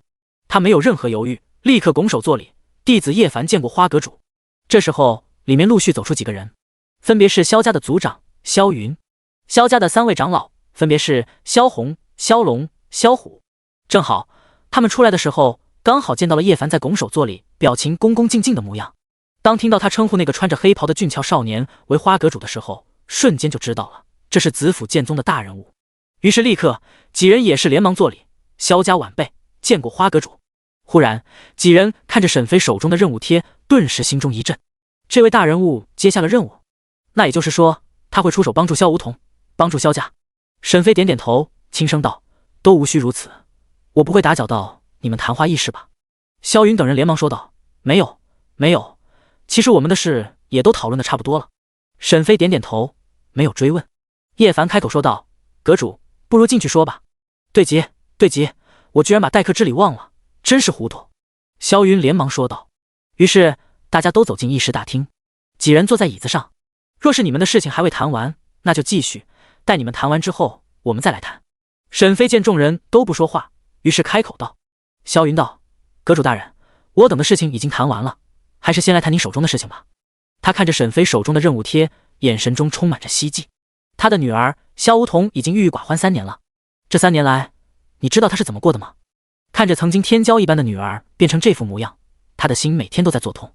沈飞瞥了他一眼，道：“此次前来便是因为这个。”他将手中的任务贴拿起：“既然如此，那就事不宜迟吧。花阁主，若是我女儿能够复原，这萧家的一切都任您挑选啊。”“是啊，我们那侄女真是太苦了，若是真能够治疗，哪怕拿整个萧家，我们都愿意来换。求求花阁主了，我们萧族求您了。”说着，几位长老和族长都准备跪下祈求了。萧家能有今天，全靠的是萧梧桐。此时萧梧桐落难，他们焉能不救？沈飞真的诧异了，一个家族居然可以为了一个废人如此做，真的是很少见。龙星一脸无语，那你们还等什么？还跪什么？还不赶紧带我们去？几人大喜，前辈，请。说罢，萧云带着众人来到了一个独立小院，这里便是萧梧桐的闺房。萧云走了进去，片刻后，他出来了，请两位前辈随我一起进去吧。沈飞和龙星一同走近，其余人便在外面等候。闺房内，两人走近后，只见床上躺着一个全身绑着绷带的人影，只有头露出，他的脸上满是划痕的伤疤，看上去令人作呕。哎，两位前辈，这便是我女儿萧梧桐。那合欢宗的宗主真是畜生，不仅是毁了我女儿的修为，连她的样貌都没有放过，甚至她的舌头也都被割了。说着，萧云逐渐抽泣起来。沈飞靠上去，手成剑指点在了他的眉间，一缕白光出现。他假装是在探查，实则是想看看能修改什么。但看了一会，如果非要让他修改的话，就只能全身一起修改回3年前。可这样的话，他的样貌也会发生变化，一起回到3年前。如此一来，难免会惹人怀疑。本身修复丹田就已经够逆天了，你还能让人返老还童，那绝对的，以后一定会有非常多的麻烦出现。所以沈飞并不想直接帮助他恢复全身，毕竟上一次帮助李长空也只是让他回到了几天前的状态，这才并没有造成太大轰动。于是他将手收回，问道：道友，你如何看？龙星眯着眼睛，有些兴奋，这是要考核我吗？于是上前查看了一番情况后，皱眉道：若是修复身体上的创伤的话，我倒是可以做到，但是丹田的修复，这个在下真的做不到。丹田是修仙者最重要的地方，一切修行皆是从这里开始，所以一旦损坏，想要治好难，即便是化神修士也不行。目前所知的办法，那就是换一副身体，或者是使用长生药医治。换身体就不说了，神荼搞不到；长生药也不说了，基本上所有长生药都在圣地或者禁区，不怕死就进去，所以基本上是没办法的。既然如此，那就由你来治疗他身上的创伤，丹田就交给我，如何？既然前辈都如此说道，那龙星自无不可。龙星答应了，同时最主要的是，他也想知道沈飞是如何救治被废之人的丹田的。于是龙星先行上前，双手结印，体内的灵力晃荡而出，化为水，将萧梧桐全身包裹住。随即龙星闭上眼睛，全身发出一抹光亮，被包裹住的萧梧桐身体不断的被一抹强大的灵力所冲刷着。几分钟后，龙星睁开了双眼，将灵力收回，顿时覆盖在萧梧桐全身的灵力消失。他缓缓睁开了双眼，泪水滑落，感受着身体上表面的创伤已经被修复了，动了动嘴唇，发出了久违的声音。爹。第48章完成任务，温妙烟的耻辱。两人还在一番叙旧痛哭，龙星出声打断了他们：你们两个要哭待会再哭，现在先让前辈修复你的丹田。萧云连忙说道：对，说得对，梧桐，先将你的丹田修复再说。萧梧桐点点头，美眸悠悠看向沈飞：前辈，我能先换一身衣服吗？龙星皱眉，心生不悦：要换就换吧，快一点。萧梧桐点点头，然后起身来到了闺房的屏风后，拿着3年前的衣服，然后穿了上去，很快便穿好了，只是胸口处觉得很挤，看来是衣服太小了，让大家久等了。他从屏风内走了出来，一眼望去，面容妩媚，朱唇皓齿，亭亭玉体，万般婀娜，两两乌风最断肠。18岁的他已经诱人至极。时间干嘛一直盯着他看？夭夭在灵域空间内很不爽了，怎么一个个的都这么大？沈飞传音：你别吵，我还有正事要做。夭夭吃着小吃，呵呵一笑：色鬼。沈飞没有理会他。萧梧桐走到床边，然后慢慢坐下，一举一动之间充满着风情。花前辈，看你的了。龙星说道。沈飞点点头，然后走到萧梧桐身前，手成剑指，随即点在他的眉间，顿时口中低语：混元一气。一抹白光出现，同时发动了时间修改，将金色的三角向左边拉了3年。叮，你修改了丹田破损的时间，丹田破损的时间3年，恢复至3年前。瞬息之间，萧梧桐的丹田立刻发生了变化，正在不断的修复。而龙星则是瞪大了眼睛，想要发现有什么秘诀，或者说是沈飞是如何做到的，但根本看不懂，最终只能归结为太复杂了，他这个化神境的太弱了，看不懂。最后只能无奈点头，真不愧是前辈，这一招完全看不明白。很快，不到几秒钟，萧梧桐的丹田立刻就被修复好了，周遭的灵气也朝着他涌动而来。沈飞放下手，耳边也响起了游戏系统的声音：任务完成，经验已自动发送。恭喜你，你的得到了100万经验，达到了筑基9层巅峰，多余的经验已自动丢弃。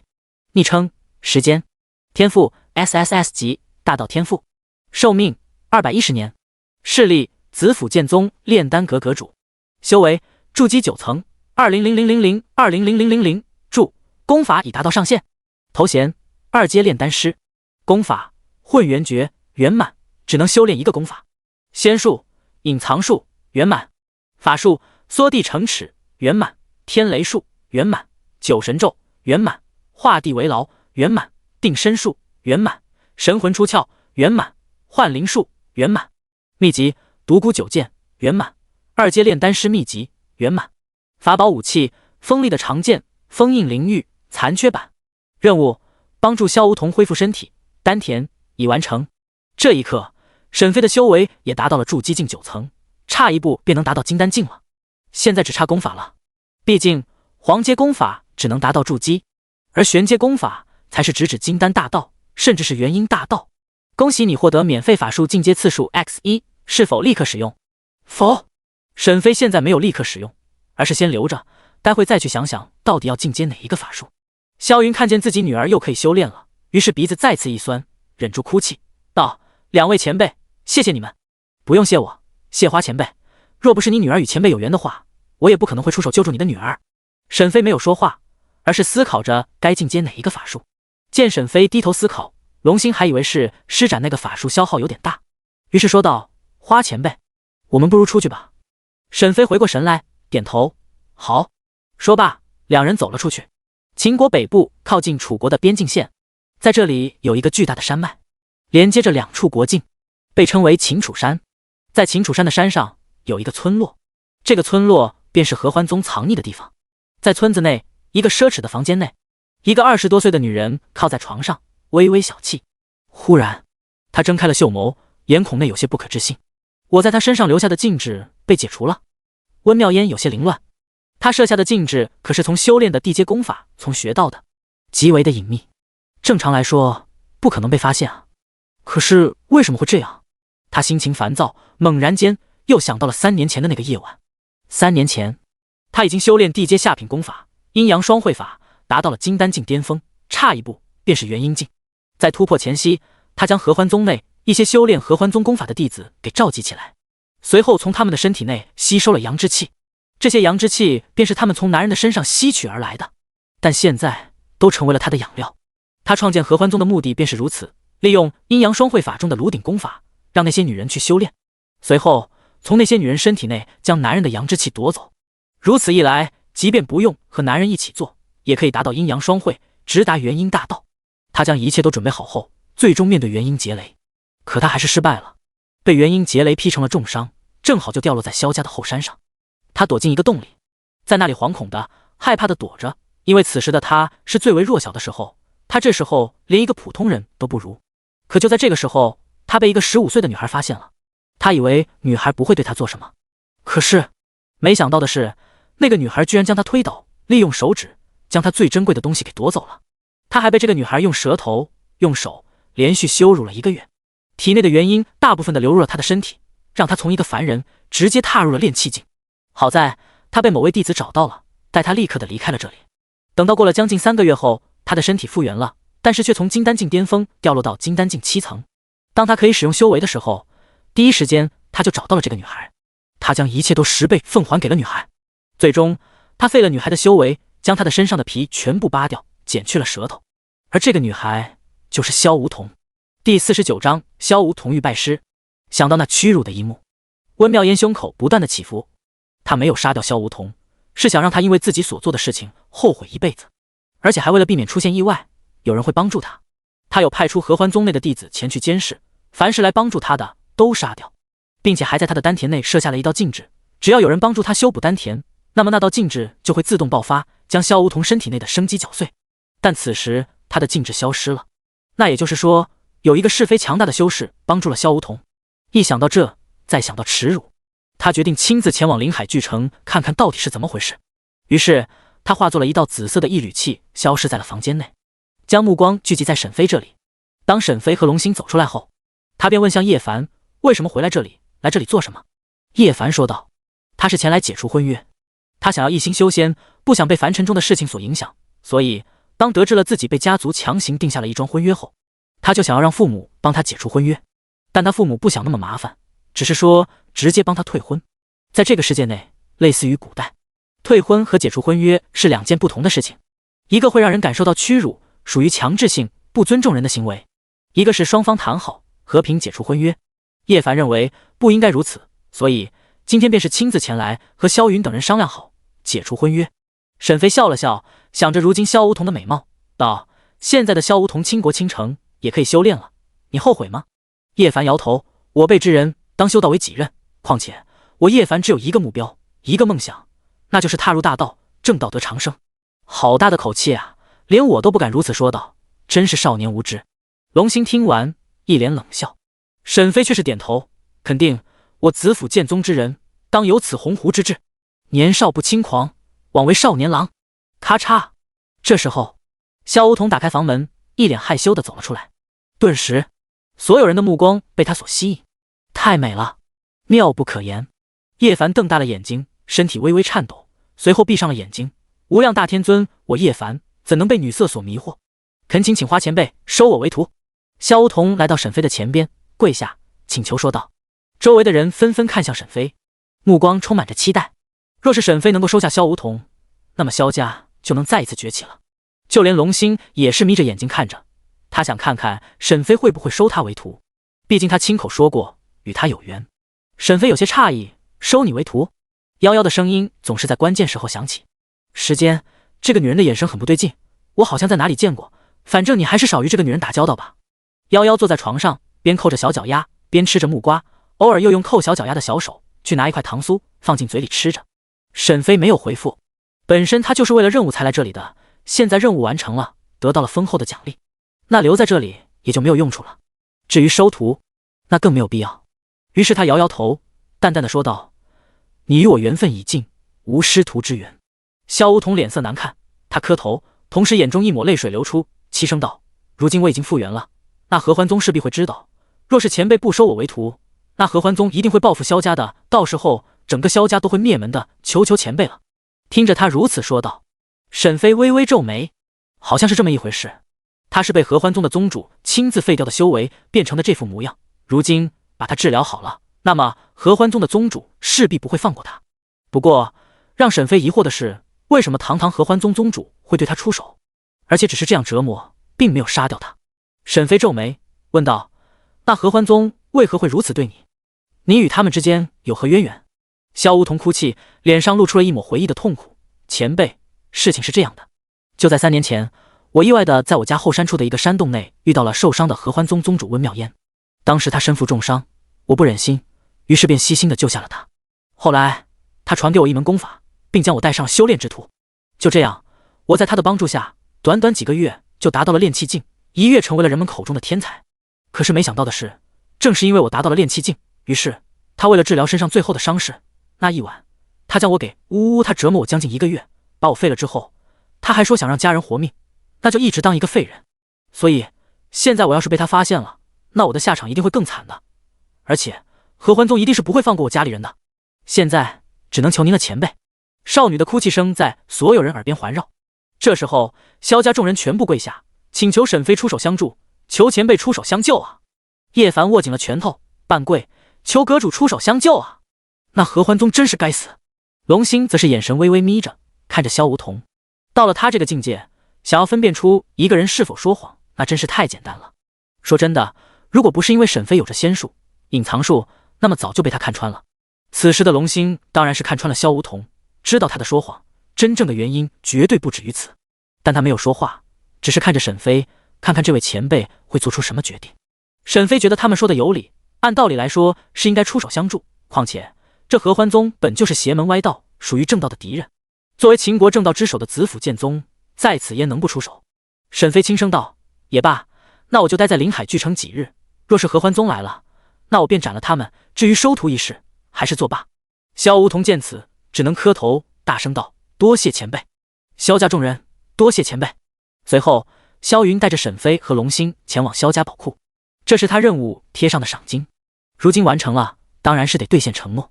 但是找了许久，也并没有发现有什么奇怪的东西，什么宝贵的东西，都是一些凡俗之物。忙活了半天之后，天色已经逐渐暗淡，沈飞也借此离开了游戏，回到了现实世界。一睁眼，沈飞就看见一个熟悉的面孔正笑呵呵地看着他。第50章，幻灵术升级，居神术。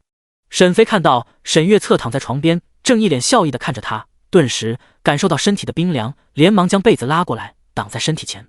别忘了，他进入游戏的时候他是没穿衣服的，此时回来当然是全身光溜溜的。哟，回来了，遮什么？害羞了？你身上哪里我没见过？还遮？沈月笑眯眯地看着沈飞的动作，一时间有些笑意，所以便打趣着沈飞：喂，你怎么又出现在我的床上？再说了，我现在长大了，男女授受不亲，懂吗？沈月瞥了他一眼，是，男女授受不亲，也不知道小时候是谁一直让我帮他搓身体，每天还非要抱着我才能睡觉。沈飞沉默了一下，那也是小时候，现在我已经成人了，是个男人了。听到沈飞这么说，沈月微微扶住额头，无奈道：知道了，你长大了，是个男人了，所以姐的话你都不听了是吗？让你去约个会，你都这么不想去，给咱沈家传宗接代呢，我还想当姑姑呢。沈飞将自己包裹着，只露出一个头，这种事情我还是自己来，你别操心。不过你这次又来这里干嘛？还不是因为担心你。听到第9特区的人说你们遭到刺杀了，吓得我连忙御剑而来，真是特别害怕你出什么事情。沈月看着沈飞，眼里满是担忧。怎么样，你觉得那个东方暮云怎么样？好看不？能对你胃口不？他一脸怪笑看着沈飞。沈飞无语，没有回答他这个问题。你赶紧让开吧，我要穿衣服。沈月没有从床上起来，而是直接转过身去。穿吧，你任务完成的怎么样了？应该是完成了吧？沈飞从床边拿起衣服裤子，连忙穿上。还好，已经顺利通过了。哦，你现在在哪？哪个城市？我去接你。穿上之后，沈飞下床走到厨房，拿了一些食物出来。不用，我自己一个人玩挺好的。沈月走了过来，坐在凳子上，继续说道：那可不行，我是你姐姐，怎么能放任你不管？真不用，我已经快拜入那里最强大的紫府剑宗了，所以真的不需要。沈月微微有些诧异，随即说道：真的假的？你快加入宗门了？沈飞吃着香蕉，点点头，所以你真的不用担心我。听到这，知道了沈飞的坚持，所以沈月也就不再强求了。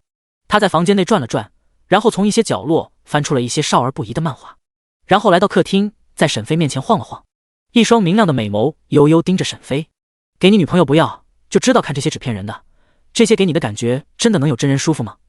沈飞愣住了，他真的不知道会有这些东西，前身的记忆内这些小事情说实话记得都不太清楚了，这只有模糊的印象，应该是很久之前藏的。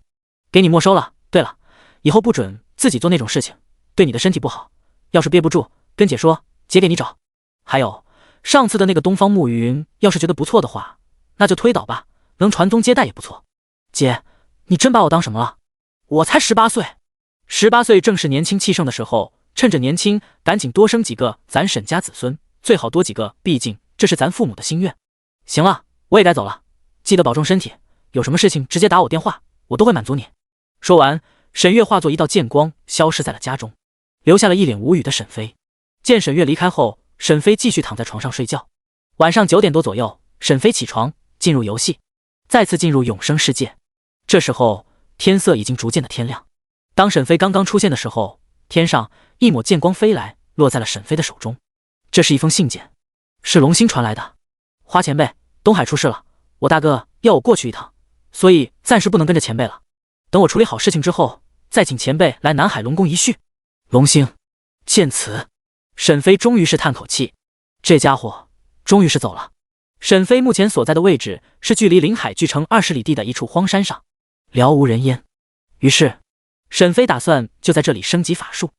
目前他掌握的法术不多，大部分都是功法自带和在紫府剑宗内找到的一些黄阶法术。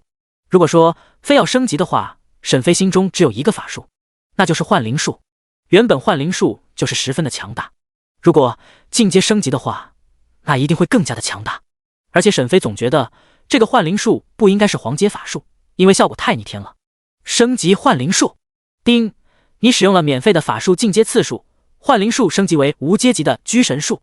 瞬间，一道记忆涌入了他的脑海中，顷刻间，体内的灵力自动按照某种特定的线路流走。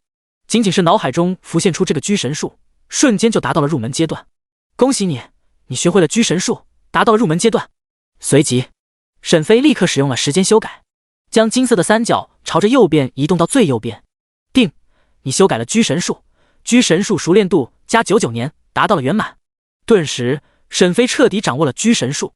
他摇摇头，赞叹道：“好强的法术！这个居神术顾名思义，便是居神。和幻灵术不同，幻灵术是通过某种方式让被信仰的神像可以具象化，换出一道灵出来，然后可以和灵对话，做一些事情。但是居神不一样，这个嘛，就相当的逆天了。以自身意念沟通天地，以天地玄黄之气为引，一念之间可敕令拘束天地山神、魂灵之辈。在永生世界内，虽然没有天地山神，但是却有魂灵之辈。”那便是万物的灵魂。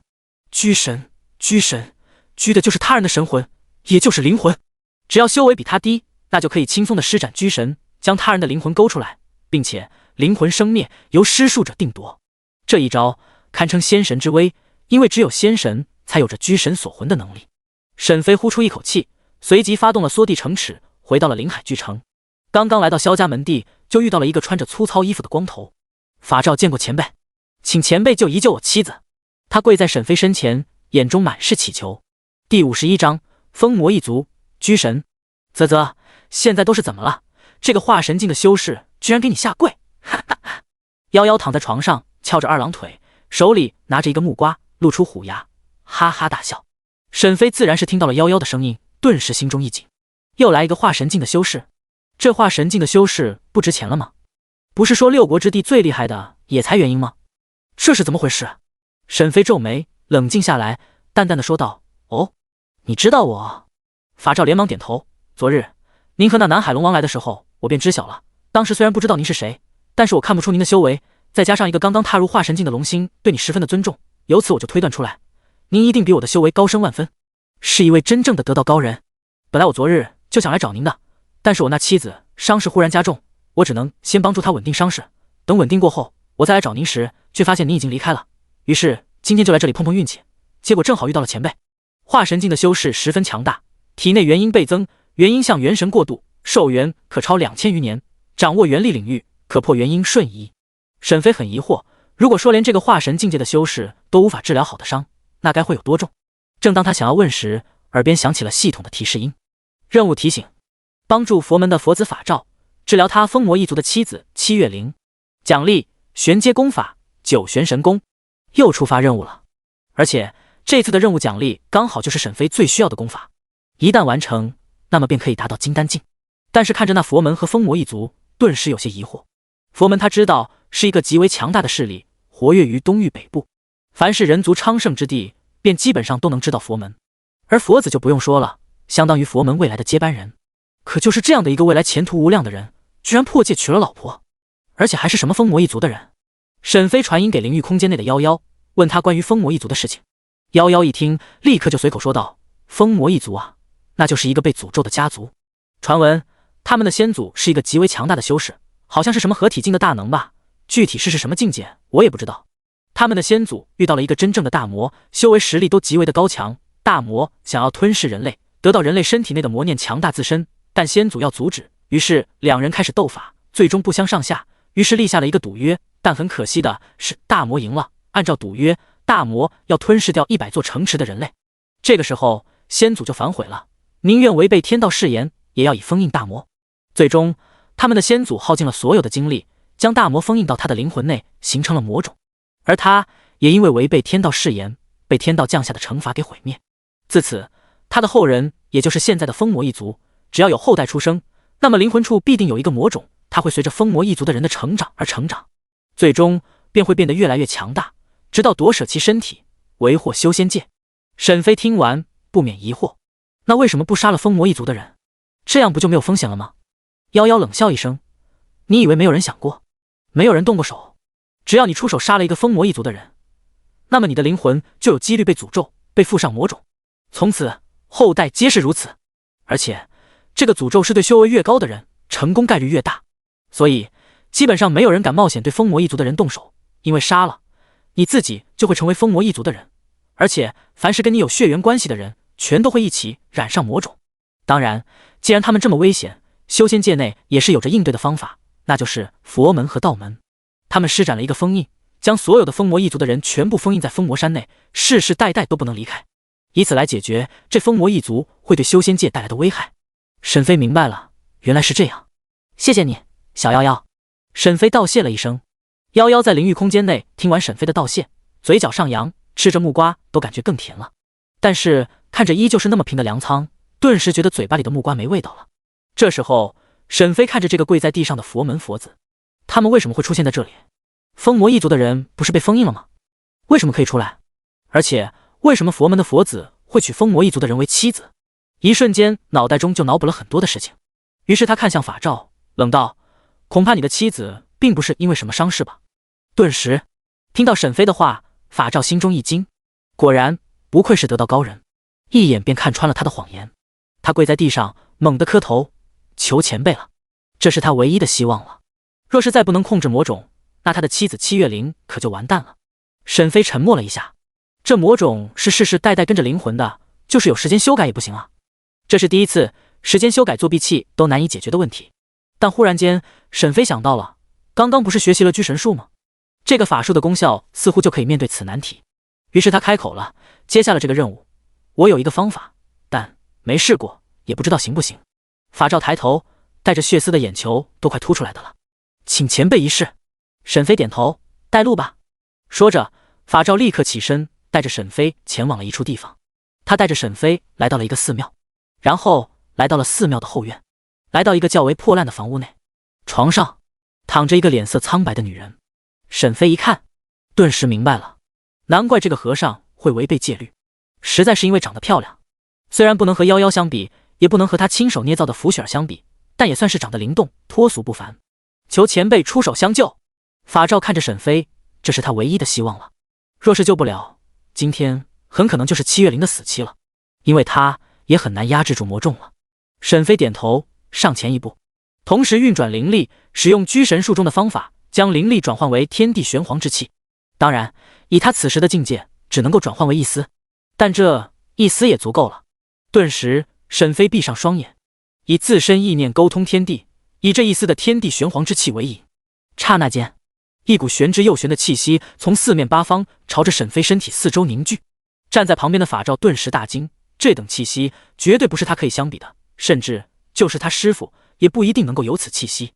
他似乎和这天地万物相融合，返璞归真，仅仅是站在那里，就像是一个浩瀚无比的世界一般。按照佛门所言，便是一沙一世界，一叶一菩提。此人已经达到了如此境界了吗？沈飞猛然间睁眼，抬起右手化为剑指，指向七月灵，口中暴喝：拘神！第52章，拘神显威，震惊七家老祖。刹那间，一道透明色的玄妙气涌入七月灵的身体，在他的身体上，一抹淡淡的灵魂虚影缓缓飘出。在他的灵魂体上，天灵处一道巴掌大黑色圆形的魔种正散发出黑色的魔气。七月灵的灵魂体正神色惊恐地看着沈飞和法照，他想要说话，但是却说不出来，最后将目光看向法照。法照也是一直盯着七月灵，眼里满是担心，想问沈飞如何了，但是又怕打搅他。紧接着，沈飞再次一点看向黑色的魔种，拘神！顿时，自黑色的魔种中飘出来了一道黑色的虚影，他面露惊色，看着沈飞，满是不可置信。怎么这样？此人竟然可以将他和七月灵的灵魂分开？还未等他继续多想，沈飞眸子一凝，在脑海中决定了他的生死。顿时之间，那道魔影灰飞烟灭，而在七月灵天灵上的黑色魔种骤然间就消失了。这时候，七月灵震惊了，折磨他们风魔一族的如此之久的魔种就这么被毁灭了。这是什么级别的高人啊？强大至极！见魔种消灭后，沈飞控制着七月灵的灵魂回到了他的身体。随后不久，七月灵睁开了双眼，发觉脑海中已经没有了那道魔种的灵魂。他从床上坐起，法照连忙上前扶住，两人相互看着，一股喜悦之情涌上心头。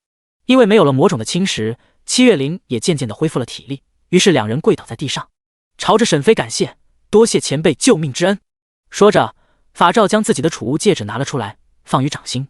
前辈，请您务必收下，否则我们良心难安。沈飞自然没有客气，直接接过，淡淡的说道：“既然无事了，我便告辞了。”说着转身就要走。这时候七月灵叫住了沈飞：“前辈，我家族中人也受到了这等魔种的侵蚀，月灵自知此事麻烦前辈，但还是想请求前辈能够救助疯魔一族。法照想要阻止这等修为的大修士做任何事情都有自己的深意，最忌讳的就是教他做事。”沈飞没回头，只是淡淡的说了一句：“缘分自由天定，与我无缘者，生死与我何干。”说罢便离开了这里。法照抱住七月灵，有些斥责：“你真是不怕死！这等前辈做事情不会受到任何人的影响，他想要帮助我们，或许就是与我们有缘，但他没说帮助整个疯魔一族，那就是与疯魔一族无缘。既然无缘，那自然强求不来。若是像你刚才那么说，便是再叫前辈做事，换一个脾气不好的，恐怕你今日就要吃大亏了。”七月灵自知刚刚说的不对，于是将头埋进法照的怀中，委屈道：“感受着怀中的柔软，法照抱起他：“走吧，我们也该离开这里了。你魔种消失的消息，或许现在已经被你家族中的人知道了，所以这里不能待着了。”随后叹了一口气，想来我那些长老们、师弟们，估计很快就会来这里抓捕我们。七月灵抬头：“那我们赶紧走吧，我们好不容易才在一起，我不想和你分开。”法照点点头，他为了七月灵愿意放弃佛门佛子的身份，从此回归红尘，但哪有这么容易？首先他的师傅肯定就不会答应，培养了几百年的心肝肉都已经培养成了佛子了，未来的佛门接班人啊！你现在说要还俗就要还俗，那不行。所以他只能是偷偷带着七月灵从东域北部逃到了东域南部，也就是这蛮荒之地，然后来到了整个东域的最南边，也就是这里临海巨城。如今魔种解除，安置在疯魔一族内的命牌上一定会有异象发生，如此就会被发现，同时能够暂时的确定出方向，锁定他们的位置，所以得立刻的离开这里。随后法照带着七月灵急匆匆的离开了临海巨城。东域北部疯魔山内，疯魔一族不只是一族，这只是一个总称，凡是灵魂内有魔种的，皆视为疯魔一族的人。其中疯魔一族中最为多的一族便是七家，七家将近3000余人，是疯魔一族中实力最为强大，人数也最为多的一族。此时在命牌殿内，这里是摆放着每一个七家人的命牌，是用来监视着魔种在灵魂内的异常情况，只要魔种发生变化，就能够发现异常。忽然间，其中的一个黑色的命牌骤然间，上面的黑色魔气全部消散，最后变成了一个洁白如玉的命牌。镇守着这里的七家老祖顿时大惊失色，他连忙走了上来，仔细地看着七月灵的命牌，苍老的眼神中惊骇万分。这魔种消失了，这丫头的魔种消失了，他是怎么做到的？顿时他立刻施展出法术，借助命牌锁定住了刚刚不久恢复的七月灵所在的地方。临海巨城，蛮荒之地，这等地方怎么会有能够解除魔种的方法或者高人呢？不可能啊！在他们这些人的印象中，蛮荒之地就是非常落后的地方。别看什么临海巨城看上去那么繁华，在六国之地堪称最繁华的城池之一，即便在整个蛮荒之地也算是有名的城池。但是这个城市如果放在更加昌盛的人族地区，那就不一样了，比这繁华的比比皆是，而且修为就更不用说了，估计一个化神境的都没有几个。但此时此刻，七月灵的命牌上的确是显示着魔种已经消失了，那也就是说的确就是在蛮荒之地内解决的魔种。一念至此，他再也不能冷静了。他们疯魔一族不弱，但是就是因为这个魔种的缘故，时刻都有着被夺舍的风险，于是只能被封印在疯魔山内。这时候希望来了，只要能够解决这魔种，那么他们就能够重出修仙界了。他立刻从手中弹出一道遁光，朝着远处飞去。这一道遁光的目的地就是镇守在疯魔山外的佛门和道门。很快回复来了，2道遁光落在了七家老祖的手中，他们答应了，一定派人前往临海巨城查看究竟，并且还要将七月灵和法照带回来。第53章九玄神功踏入金丹境。此时在临海巨城附近的一座荒山上，沈飞盘腿而坐，随后拿出了法照给的储物戒指，里面的东西有不少，九玄神功上品灵石1万，草药丹药若干，一个巨大的玉石，还有一个残缺的地图。沈飞没有任何的犹豫，直接拿起了九玄神功，随后翻看起来，不到1分钟全部翻看完毕，同时也达到了入门阶段。恭喜你学会了九玄神功，达到了入门阶段。同时沈飞体内的混元灵力全部转换为九玄灵力，随后立刻使用了时间修改，将九玄神功修炼的程度修改。定，你修改了九玄神功的熟练程度，九玄神功熟练程度加99年，达到了圆满阶段。顿时沈飞的修为直接突破，达到了金丹境。恭喜你，你已达到了金丹境一层。昵称时间，天赋 SSS 级大道天赋，寿命260年，势力紫府剑宗炼丹阁阁主，修为金丹境一层34590040000，头衔2阶炼丹师，功法九玄神功圆满，只能修炼一个功法。仙术隐藏术圆满，法术缩地成尺圆满，天雷术圆满，九神咒圆满，画地为牢圆满，定身术圆满，神魂出窍圆满，居神术圆满，秘籍独孤九剑圆满，2阶炼丹师秘籍圆满，法宝武器锋利的长剑封印灵域残缺版，任务主线任务域外邪族进行中，万物时间修改，目前修改时间1至999年，下一等级修改时间1000年，升级修改时间所需：1. 达到化神境，2. 名震东域，3. 拥有或加入一个东域排名前100的势力，4. 成为4阶仙职师，5. 完成主线任务。恭喜你，玩家时间你打破了最快达到金丹境的记录，将进行全服通告3次。全服通告，玩家时间已突破金丹境，打破了最快达到金丹境的记录，特此通告。全服通告，玩家时间已突破金丹境，打破了最快达到金丹境的记录，特此通告。全服通告，玩家时间已突破金丹境，打破了最快达到金丹境的记录，特此通告。与此同时，全服通告再一次响起。顷刻间，所有的玩家再次听到了这个久违的声音。在将近2个月前，时间这个 ID 触发了将近3、4次的全服通告，而且全都是打破了记录。现在，正当众人觉得都有些稳定的时候，觉得他终于没那么逆天的时候，这则通告再一次让所有人疯狂。短短2个月，达到了金丹境，在现实世界的寿命更是达到了260年，简直是恐怖如斯。天啊，我服了！这个时间真的这么厉害的吗？他的天赋那么厉害吗？天赋厉害，资质也这么厉害吗？那还用说，肯定是天赋厉害啊！估计和沈月女神差不多嘛，都是能够迅速的理解、学会任何功法、法术，然后狂做任务就能升级这么快。是啊，一定是这样的。我们也不怎么需要资质，只要狂做任务就行了。但现在也没有人说和时间一起做过任务，那也就是说，他做的任务应该都是单人，都是自己做的，这样升级快也没什么。哎，要是我的天赋好一点的话，我能很快的学会功法的话，说实话，那我也能这么快升级。但是很可惜，我的天赋真的是很垃圾。谁不是呢？你们真有意思，搞得好像有天赋就能够这么厉害一样。你们做任务有几次是单人自己做的？我估计大家都是组队完成的。你不是吗？你单人试试，你一个人再厉害，打得过几10个人吗？况且还有 BOSS 在。所以说啊，时间是真的厉害，到现在为止还没有传出他和谁组队过，所以基本上绝对就是单人过副本、刷经验、杀 BOSS。哎，都是18岁，都是同一天进入游戏的。我才刚出新手村没多久，时间大佬就已经金丹境了，我玩你妈的永生啊！操！沈飞发生了翻天覆地的变化。这一刻，沈飞可定夺999年以内他人的生死，可以说是千年之下无一人是他的对手。如今时间修改作弊器已经升级了，那么就可以对之前没办法的东西一一继续修复。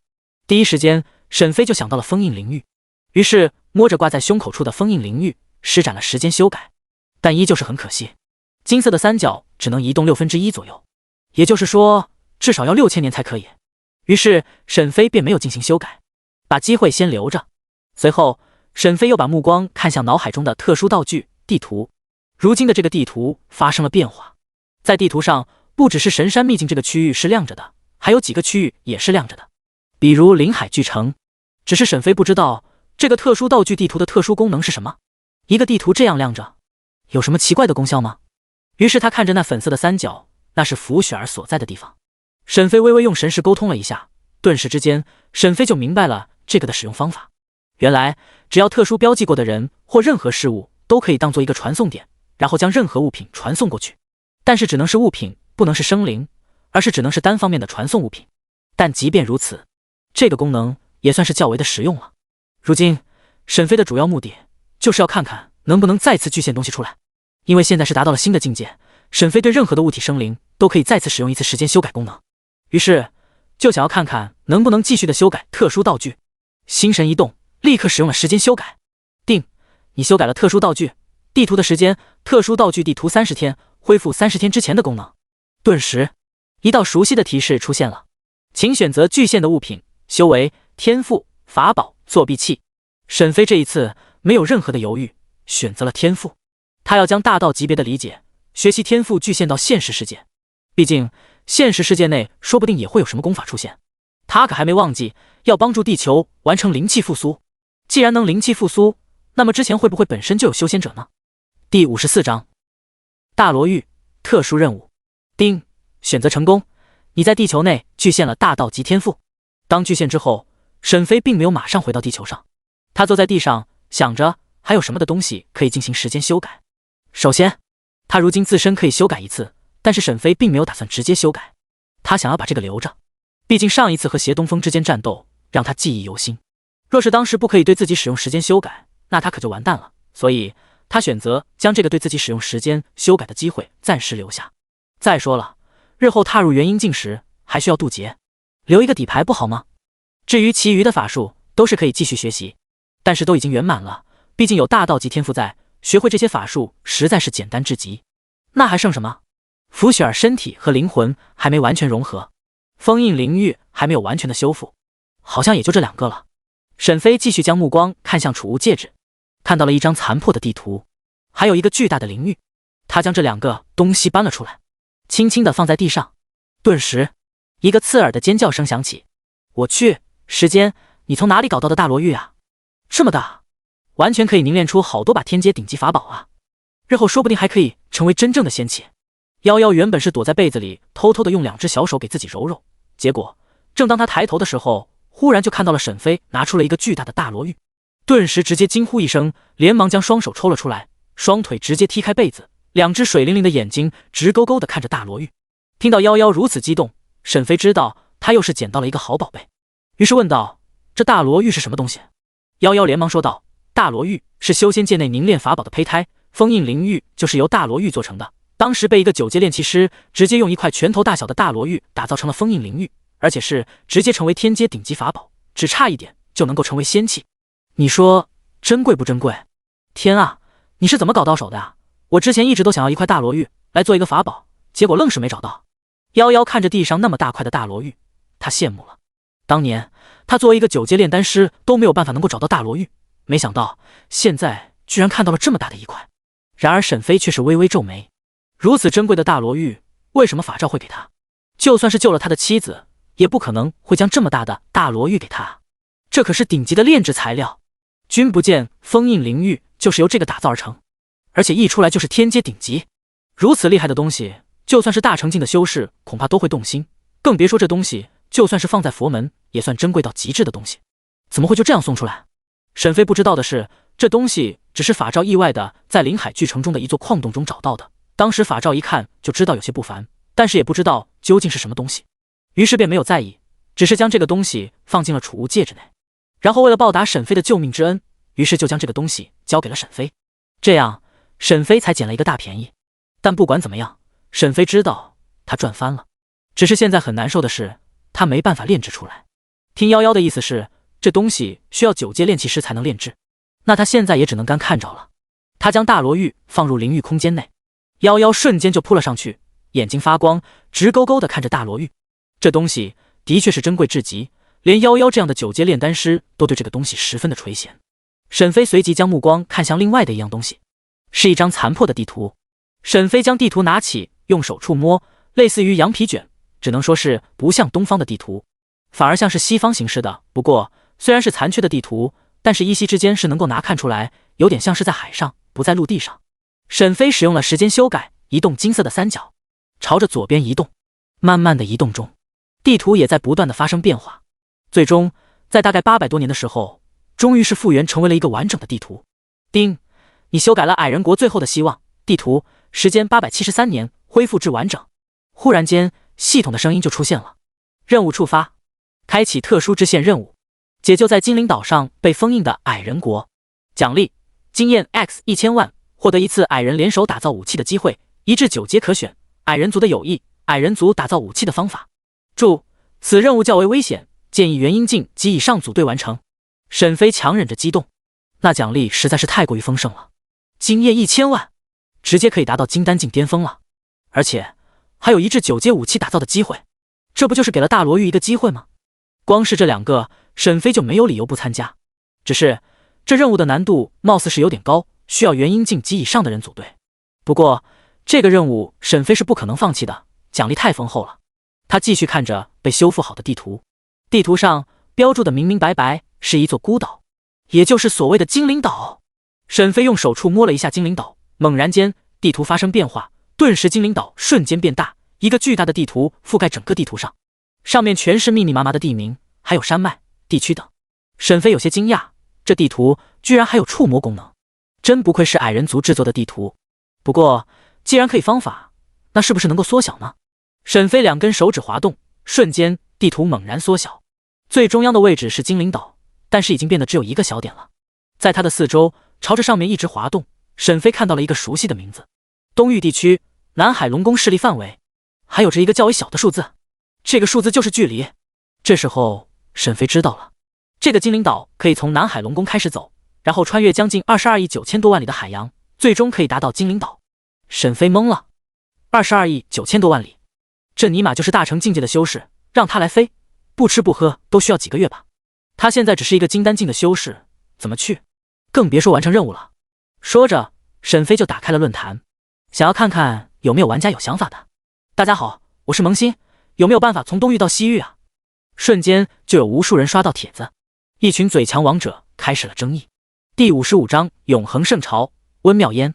在永生内，几乎每个人每天都会进入，而论坛也是每个玩家基本上有事没事都会看看的，尤其是无聊赶路的时候，那简直就是解闷的好东西，会在里面遇到各种各样的人才。所以当沈飞这个帖子出现时，顿时就有一些玩家刷到了，于是引来了大量的回复。哈哈，这个楼主还是要点脸的呀，他把自己的 ID 给隐藏了，怎么会有人问出这种问题？就是啊，谁会没事去西域啊？相距几十亿里啊，不用传送阵真的是不可能。对啊，况且海上有这么多的妖兽，天气又随时发生变化，一个不小心就是船毁人亡，直接死一条命。不过说实话，我感觉还是有那么一点点机会的。能有什么机会？就算用传送阵也是多次传送，又不是一次性就能传送过去，还要经过非常多的传送阵，那花费的灵石根本不是我们可以想象的。说实话，楼上的几位也真是无知，又不是不能到达西域。你们是不知道，在圣朝帝都里面就有很多的西域修士、魔法师、龙骑士、占卜师等，你们以为他们是怎么过来的？这时候沈飞终于看到了一个稍微不一般，看上去知道很多事情的玩家回复，于是直接私信：你好，能否告知有何办法可以前往西域？沈飞不是要去西域，而是要从南海出发到精灵岛，这其中的路线虽然知道，但不可能直接开船去的，那是找死。那人回道：很简单的一件事情，交换生名额，在永恒圣朝内的永恒国际学院，这里会有交换生名额，只要你拿到，那么另外3大域都有机会可以去。沈飞看完后又追问了几句，随后道谢一声，给他发了100个下品灵石的红包，这是论坛内的红包功能，能够用灵石打赏。当那人收到100下品灵石后，顿时就开心了一阵子。我操，真是够大方的，只是将无意间从大佬们身边偷听到的事情讲出来，居然就可以得到100下品灵石，不错不错。永恒圣朝是非常强大的一个势力，只比在东域内隐士的10大圣地弱那么一点点。当然如此强大的势力，当然不是谁都可以进去的，而这个能够知道，说实话也是运气。永恒圣朝对艺人是有要求的，弱的不能进入圣朝范围，至少要金丹境才能进去，而金丹境的人已经算是人中龙凤，稀少无比，所以知道这件事情的不多。沈飞知晓后，随后就将帖子删除，然后站起身来，准备先回到神山秘境中，先帮助福雪儿融合身体。刚刚起身，沈飞就看见了天空上有4道身影快速掠过，随即似乎是察觉到了沈飞的目光，有3道身影顺势而下，朝着沈飞而来，而另一人没有理会，而是脸色严肃地朝着临海巨城而去。很快，眨眼间，3道艳丽的身影落下，他们扭着蛮腰细肢，赤着雪白的小脚，眼神中带着微微的诱人目光。沈飞眯着眼睛，率先开口：你们是合欢宗的人？3人相对而视，察觉到不妙了。原本他们跟着温妙烟要去临海巨城做一件事情，然后正好在天空上飞的时候看到了沈飞，一看到沈飞如俊俏的模样，他们当然就有些冲动了。再者，他们刚刚还以为沈飞是一个普通人，因为之前他们监视萧家的时候，这里就有不少的读书人来到荒山野营赋诗，所以这才天真的还以为沈飞是一个普通人，这才跟温妙烟打招呼，说要下来解决一下生理问题，正好吸收阳气。结果没想到他一言就道出了他们的来历与宗门，瞬间他们知道此人不简单了，顿时心生警戒，同时立刻运转合欢宗功法，一道道粉色的灵力在他们身边环绕。你不是普通人，你是谁？其中一人问道。沈飞眯着眼睛看着他们，这时候已经了解到了他们就是合欢宗的人，毕竟之前不久的时候想他也修炼过这个功法呢，还对这个合欢宗的灵力非常熟悉。既然搞清楚了，沈飞也知道了他们大概的目的，估计就是为了萧家萧梧桐，而那刚刚前去的估计就是要对萧家动手。于是沈飞不再犹豫，对着三人立刻同时施展出时间修改，将黑色的三角直接拉到最左边，顿时他们三人还未有什么感觉，就变成了3滴液体。沈飞也立刻施展出缩地成尺，立刻瞬移过去。温妙烟察觉到不对劲了，他带来的3个人全部都死了。瞬间汗毛炸立，他立刻躲进临海巨城，走到喧闹的市场，使用化身术变成了一个普通人。这里人多，那个人应该会顾及普通人，不会在这里更和他大打出手吧。但下一秒他就看到了一个熟悉的身影，正是沈飞。刚刚沈飞使用了缩地成尺，立刻瞬移来到了临海巨城，然后就看到了温妙烟自天上落下，然后化身为一个普通人躲进了热闹的市场中，于是也立刻瞬移而来。毕竟他的缩地成尺比正常金丹境的御物飞行要快很多。沈飞走上前威胁道，若再跑一步便是身消到死，100年道行化成空。温妙烟此时也知道了，此人是他不可力敌的，光是那瞬移就足以证明他就是元婴境修士。但他不甘心，想要蒙混过关，问道，前辈想作甚？我只是进入临海巨城而已，没做坏事。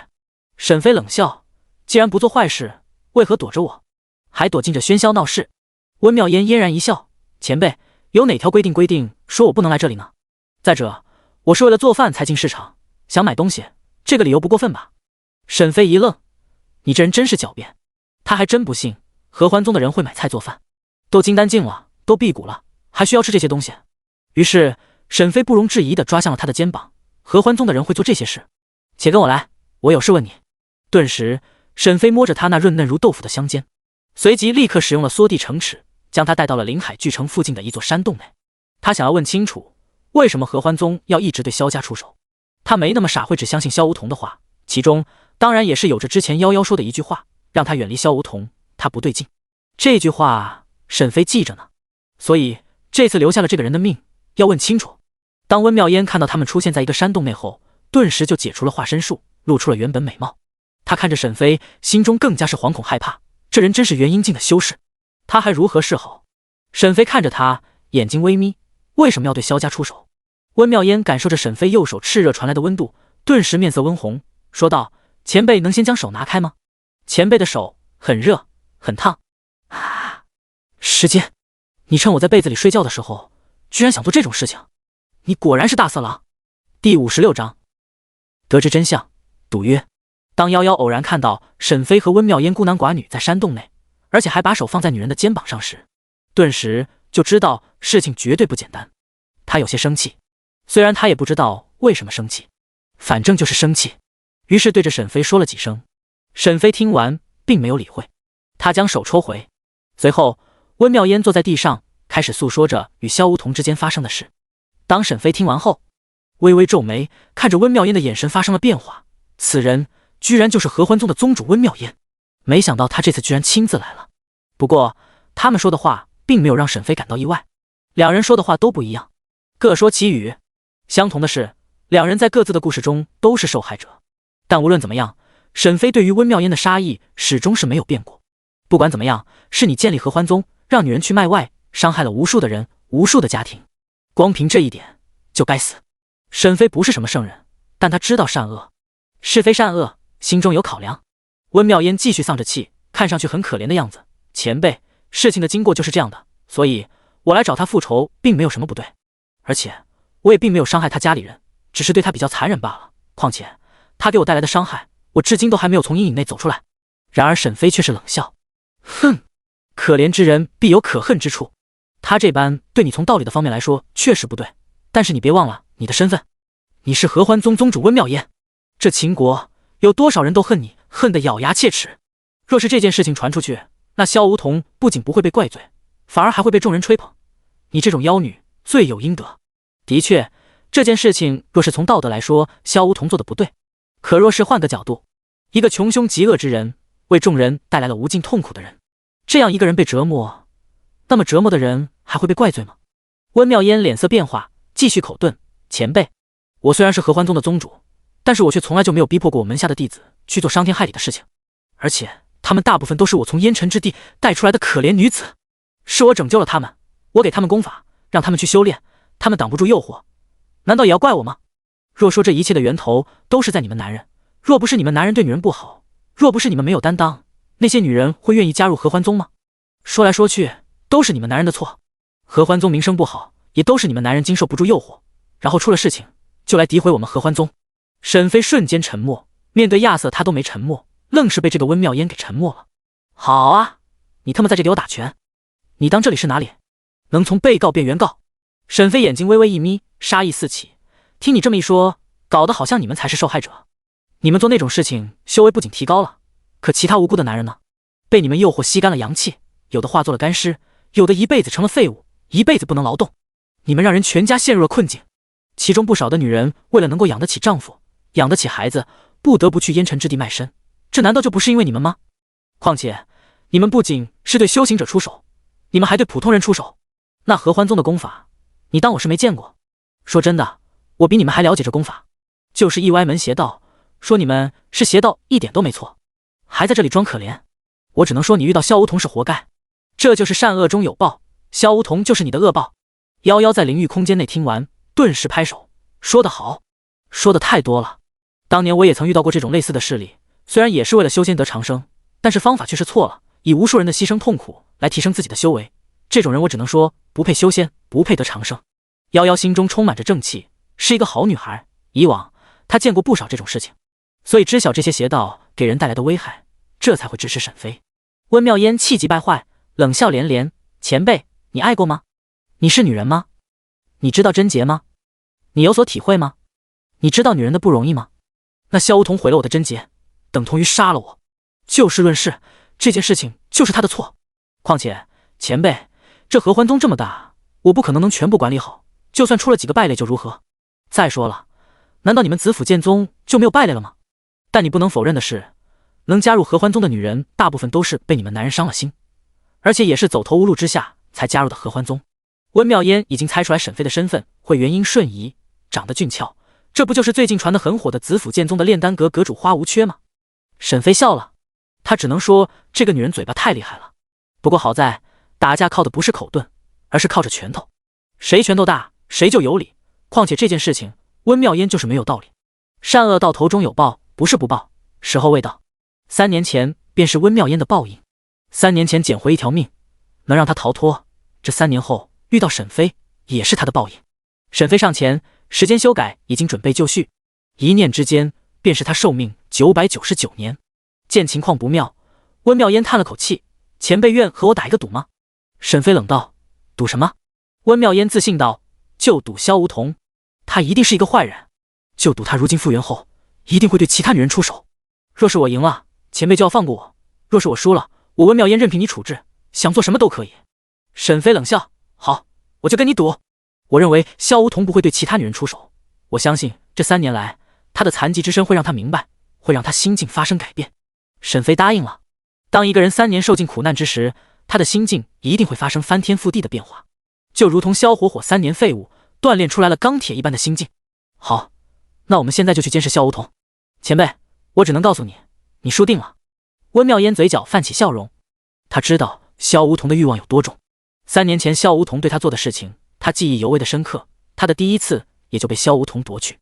从那屈辱的1个月内，他知道萧梧桐一定就是欲望非常重的人，如此之人3年没有尝到那种味道，如今复原了，势必会爆发。这场赌约他赢定了。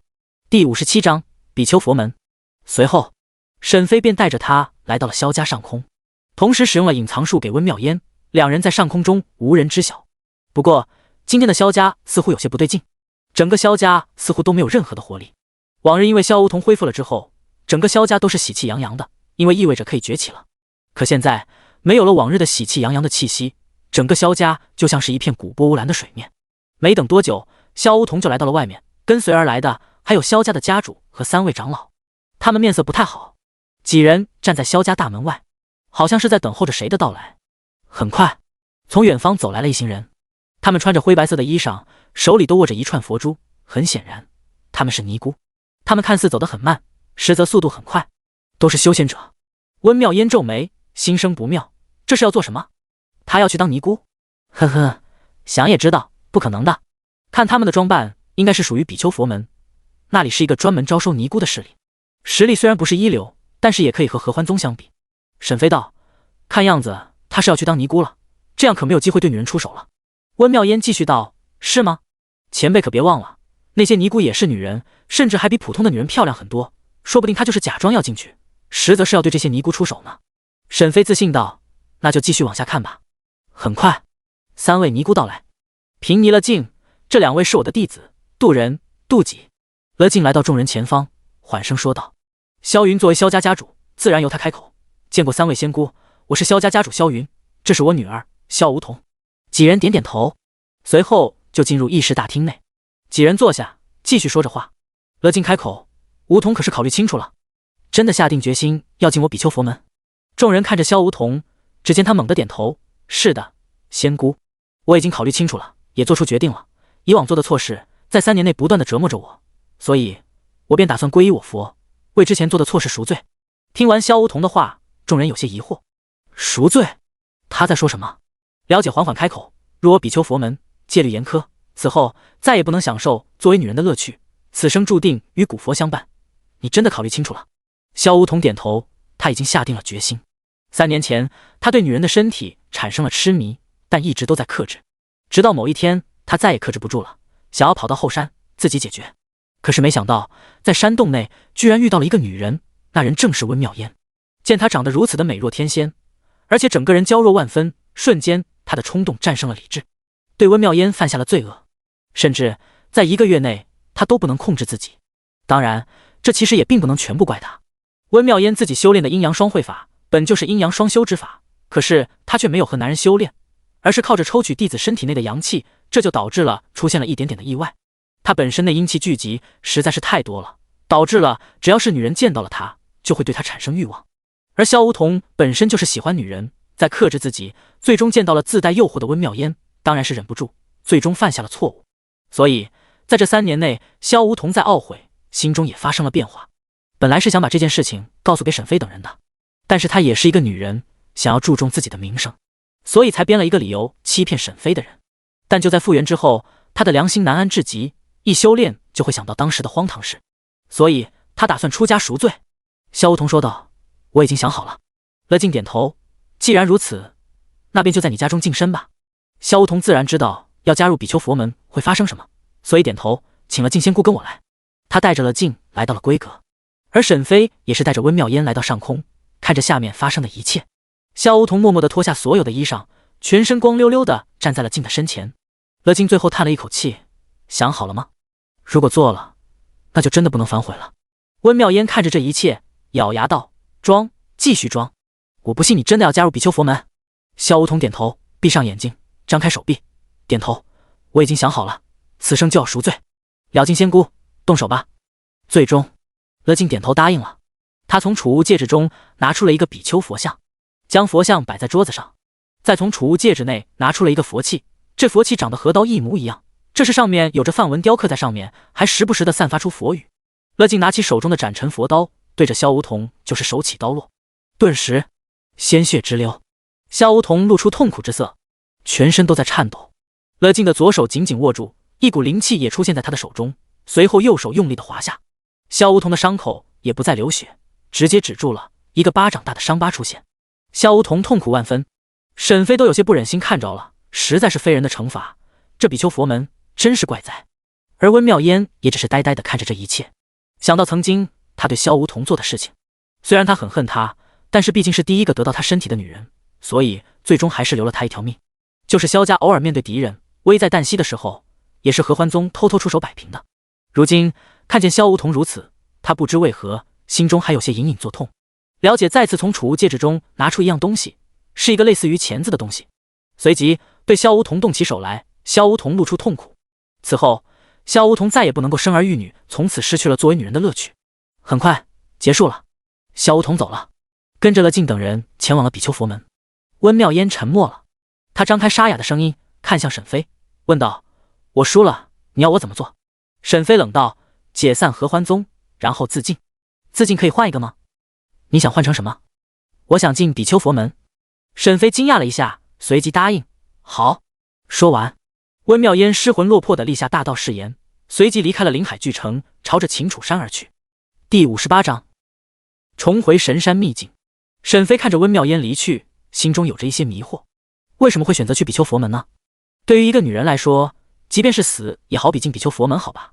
夭夭听到了沈飞的喃喃声，于是他说道：“或许是因为被感动到了吧，想要赎罪，也或许他害怕死亡，所以选择逃避在比丘佛门。毕竟在死和身体损毁面前相比，死还是更为的可怕。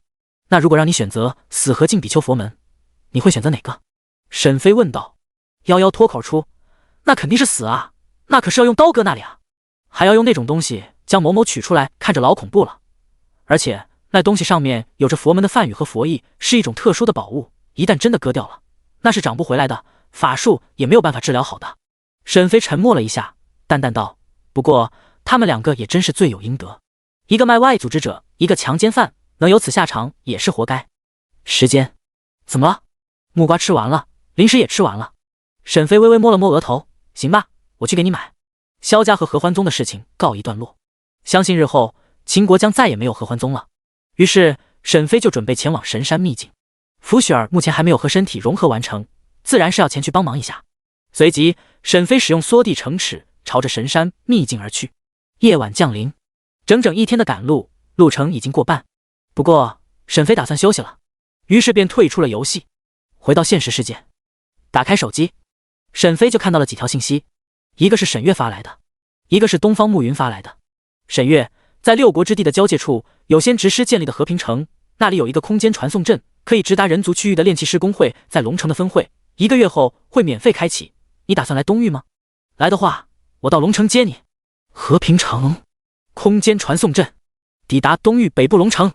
沈飞也很纠结要不要去，虽然目前来说有一个任务，但是说实话，沈飞也打算强大一点的时候再去精灵岛做任务，所以沈飞还想要先发育一会，况且他也不想暴露自己的身份。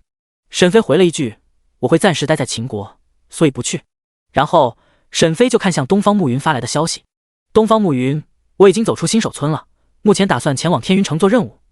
你呢？你完成了吗？要不要一起来天云城？我们一起组队，这样方便一点。”看到东方暮云发的消息，沈飞大概知道了，看来现在有很多的玩家已经走出了新手村了，未来六国之地恐怕会有很多的玩家了。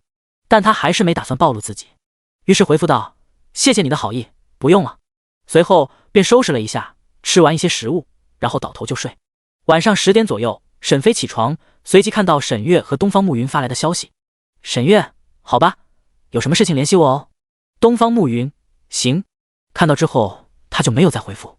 收拾好一切之后，随即沈飞再次进入游戏永生世界内。此时已经天亮了，沈飞再度施展出缩地成尺，一直到中午的时候，终于是赶回来了。在路上，沈飞看到了不少的其他宗门的人，毕竟子府剑宗答应了，除了血宗以外，其余的宗门都可以进去，于是就有不少的等级较为低的修士进去。随着时间的推移，神山秘境内的灵气浓郁，也变得和外面一样，也算是比较适合修士在里面修炼历练。沈飞没有打扰正在打坐的凌云道，直接绕过他进入了神山秘境中。刚刚一进入神山秘境，沈飞就朝着福雪儿的方向而去，很快就达到了。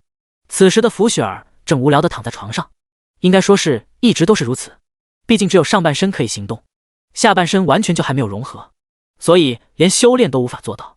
不过还好的是，他是这个世界新的天命之子，即便是不吃不喝也死不了。沈飞走了进去，福雪儿看到沈飞后，美眸满是开心之色，很想要说出那2个字，但还是被他憋住了。你这么快就回来看我了？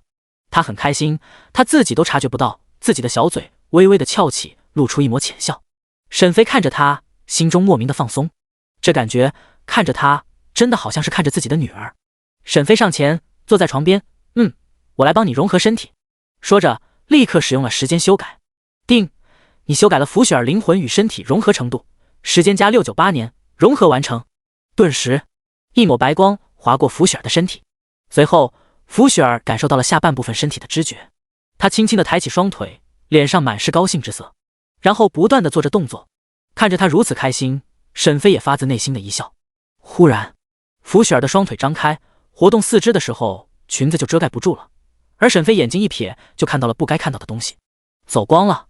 于是沈飞老脸一红，毕竟那东西可是自己捏造的，什么样子，什么深度，没人比沈飞更了解。他站起身来，立刻抓住了福雪儿的双腿。顿时，夭夭看到这个姿势，小脸一红，在床上打滚，瞬间尖叫：“时间，你不是人啊！你自己捏造的东西，你还想下手啊？”听到夭夭的声音，沈飞老脸一黑，他保证真的没有这种想法。他将福雪儿的双腿放下，将她扶起，语重心长地说道：“女孩子不能做出这种动作，也不准给男人看这种东西，双腿永远不要张开对着男人。”福雪儿睁大了双眼，她不知道，因为她以前不是人类，是诞生的，属于火灵，所以不知道人类的身体构造，也不知道女孩子不该做哪些事情。她点点头，虽然不知道为什么，但还是打算听沈飞的话。好，雪儿知道了，爸。你刚刚叫我什么？我说雪儿知道了吧？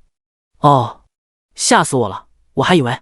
随后沈飞就开始了长达几个小时的教育时间，同时还把合欢宗的功法拿出来当做反面教材。这几个小时刷新了福雪儿的认知，同时也给了在灵域空间内的夭夭上了一课。我记住了，以后不会做这些的，一定不会让男人碰我的。福雪儿羞答答地说道。见此，沈飞点点头，记住就好。第59章确认目标，4阶先职师。沈飞看着听话的福雪儿，心中莫名的满意。对，就是这样，女孩子就应该这样，别让其他男人碰你。见她如此听话乖巧，沈飞不由得想摸摸她的头，刚将手伸出，还没有触摸到的时候，福雪儿就连忙的躲开，美眸泛着奇怪。沈飞疑惑：你躲什么？难道是因为我刚才对你太凶了？福雪儿摇摇头，有些委屈巴巴的，她说道：你不是说不能让男人碰我吗？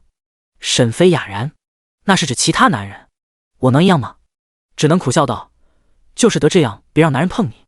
夭夭见状，顿时哈哈大笑：时间啊，你这叫什么？搬起石头砸自己的脚，笑死我了。福雪儿做得对，就是别让他碰你。哈哈。沈飞冷笑一声，不知道刚刚是谁一直问我那些姿势的问题呢？刚刚你学得可认真了呢。夭夭不甘示弱，立即回怼：是我要看的吗？是谁拿出来的？是不是你？我看你就是一个大色狼，打着教雪儿的幌子，实则是想让我看这些龌龊的图画。我早就看透你了。沈飞也不再回应，他看着福雪儿：走吧，我们准备出去，带你去看看外面的世界。这时候福雪儿低下头，扯着裙子，倾国倾城的俏脸上有些变化。怎么了？沈飞见她如此，关心问道。福雪儿红润的小嘴张开，说道：我不能离开这里，时间，我很感谢你帮助我重塑身体，但是我有自己的使命在，不能跟着你出去。见沈飞不说话，他有些慌张。你别生气。沈飞瞧他如此模样，内心顿时就像是棉花糖一样松软。他笑着说：我只是有些诧异，并没有生你的气，你想要待在这里也好。福雪儿看着沈飞，随后抱上去，将小脸埋在沈飞的怀里。谢谢你为我做的一切。不知为何，沈飞心中却有一点心酸，这种感觉就像是女儿长大了一样，不听父亲的话。他叹息一口，抱着怀中的柔软，轻轻推开。你跟我就不要那么客气了，我也该走了。你在这里也一定要照顾好自己。要是遇到了一些人，你也千万不要就盲目的相信，人心隔肚皮，没人知道他们会怎么想，会怎么对你。日后还会有些异人进入这里，你可以和他们打一些交道，可以要求他们去做一些事情，他们大部分都不会拒绝的，反而还会拥戴你。沈飞说了很久，大概的意思就是让福雪儿小心一点。哪怕是沈飞知道他可以掌握杀阵，在这个神山秘境内堪称是无敌的存在，但他总是放心不下。这种感觉，沈飞以往真的没有过。自从帮助福雪儿捏造了身体后，这种感觉才出现了。福雪儿认真的听着，最后点头。沈飞看着外面的天色，也已经快要落日了，于是告别了几声之后，便离开了这里。福雪儿看着离开的沈飞，俏脸上有些不舍。这是他出生几百年来第一次感受到了温暖，只有从这个人身上才能感受到温暖。他很想和沈飞一起走，但是他有他的使命在，他要帮助火之世界重回往日的荣光。福雪儿眼神坚定，她看着消失的地方，心中下定了决心。爸爸，等我完成了使命，我一定要和你在一起。沈飞离开了神山秘境，此时的他坐在一座小山上，他在思考着未来的目标是什么。首先，肯定是要升级时间修改器的，这是他如今能够发育这么快的基础之一。现在要升级时间修改器，就需要达成几个小目标：境界达到化神，名震整个东域，加入或创建东域内排名前100的势力，成为4阶先执师，完成主线任务。先说第一个，达到化神，这个目标就比较长远，因为目前来说，沈飞的修为才金丹境一层，想要达到化神，还需要走很久的路。而名震整个东域，这个也是有着难度。毕竟在永生世界内，所谓的 NPC 可没有那种可以接收到全服通告的功能，所以只能是一步一步来。第三个，加入势力必须是前100，这个倒比较简单。至于第4个，成为4阶先执师，这个其实对于沈飞来说并不是很难，只要有4阶相关的秘籍，然后成为3个职业的4阶，就能相当于是4阶的先执师。而最后一个目标，完成主线任务，这个目前还未明确，因为域外邪族到目前为止也只是出现了一次。这个任务沈飞认为还需要等一段时间，然后域外邪族才会出现，正式开始主线任务。所以梳理了一遍之后，沈飞打算先成为先执师。目前来说，他是2阶的炼丹师，但是却掌握了3阶的知识，可以炼制3阶丹药，相当于是3阶炼丹师。那么就只需要学习4阶炼丹师的知识，然后考一个炼丹师公会的凭证，就可以成为4阶炼丹师了。于是他将目光放到夭夭的身上，心神一动，沈飞就进入到了灵域空间内。此时的夭夭正在床上吃着木瓜，揉着小脚丫，时不时的还会闻一闻揉过小脚丫的小手，然后继续吃着木瓜。小夭夭，夭夭一听就知道是沈飞来了，于是抬起头，眼睛看着沈飞：今天这么晚了，不回你的世界，来我这里干什么呢？等等！夭夭瞬间就将木瓜扔掉，脑海中瞬间有了一个很大胆的猜想。今天下午才跟着沈飞学习了姿势，不会今天他就想二达咩达咩达咩达咩哟。你想干什么？我是不会同意的，我会反抗的，我会叫的。夭夭警戒地看着沈飞，身体已经缩到了床里面。沈飞一时间就知道了他误会了，于是说道：别误会了，你怎么老是这么自信啊？我来找你是想学习一下4阶炼丹师的知识。夭夭一听冷笑：这么晚了，你来找我学习炼丹师的知识？你觉得我会相信你吗？你觉得人民警察会相信你的话吗？沈飞无语：我不是萝莉控，更何况你还是太平萝莉，所以我真的是来学习炼丹知识的。夭夭一听心中冒火了，顿时扭过头不理会沈飞了。喂，你不会真的那么小心眼吧？我只是实话实说。小夭夭，你说话啊？那你要我怎么做你才会教我？夭夭转过头，眼中闪过一丝皎洁，将浑圆润滑的2条腿抬起，2只玉足不停地晃动，那嫩白透红宛如珍珠的脚趾扭动着，小嘴哼哼道：帮我按摩，然后说夭夭女王对不起，那我就教你4阶炼丹师的知识。第60章掌握4阶炼丹知识。沈飞愣了一下，你说什么？帮你按摩脚？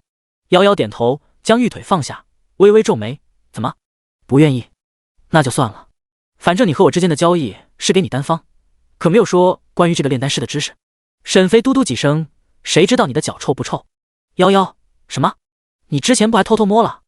难道你喜欢玩偷偷的把戏？啧啧，你的癖好真奇怪。沈飞无语至极，坐到床边冷哼道：过去一点，把脚伸过来给你按摩就是了。不过你要是日后有事情求我，你看我怎么提条件？哼哼。坐到床边，夭夭给他让了一个位置，然后到另一头将腿伸来。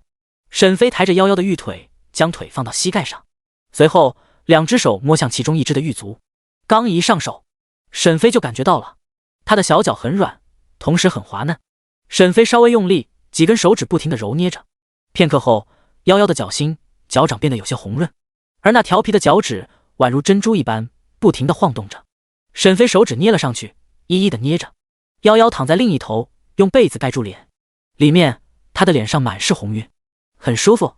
很快，沈飞便按摩完毕。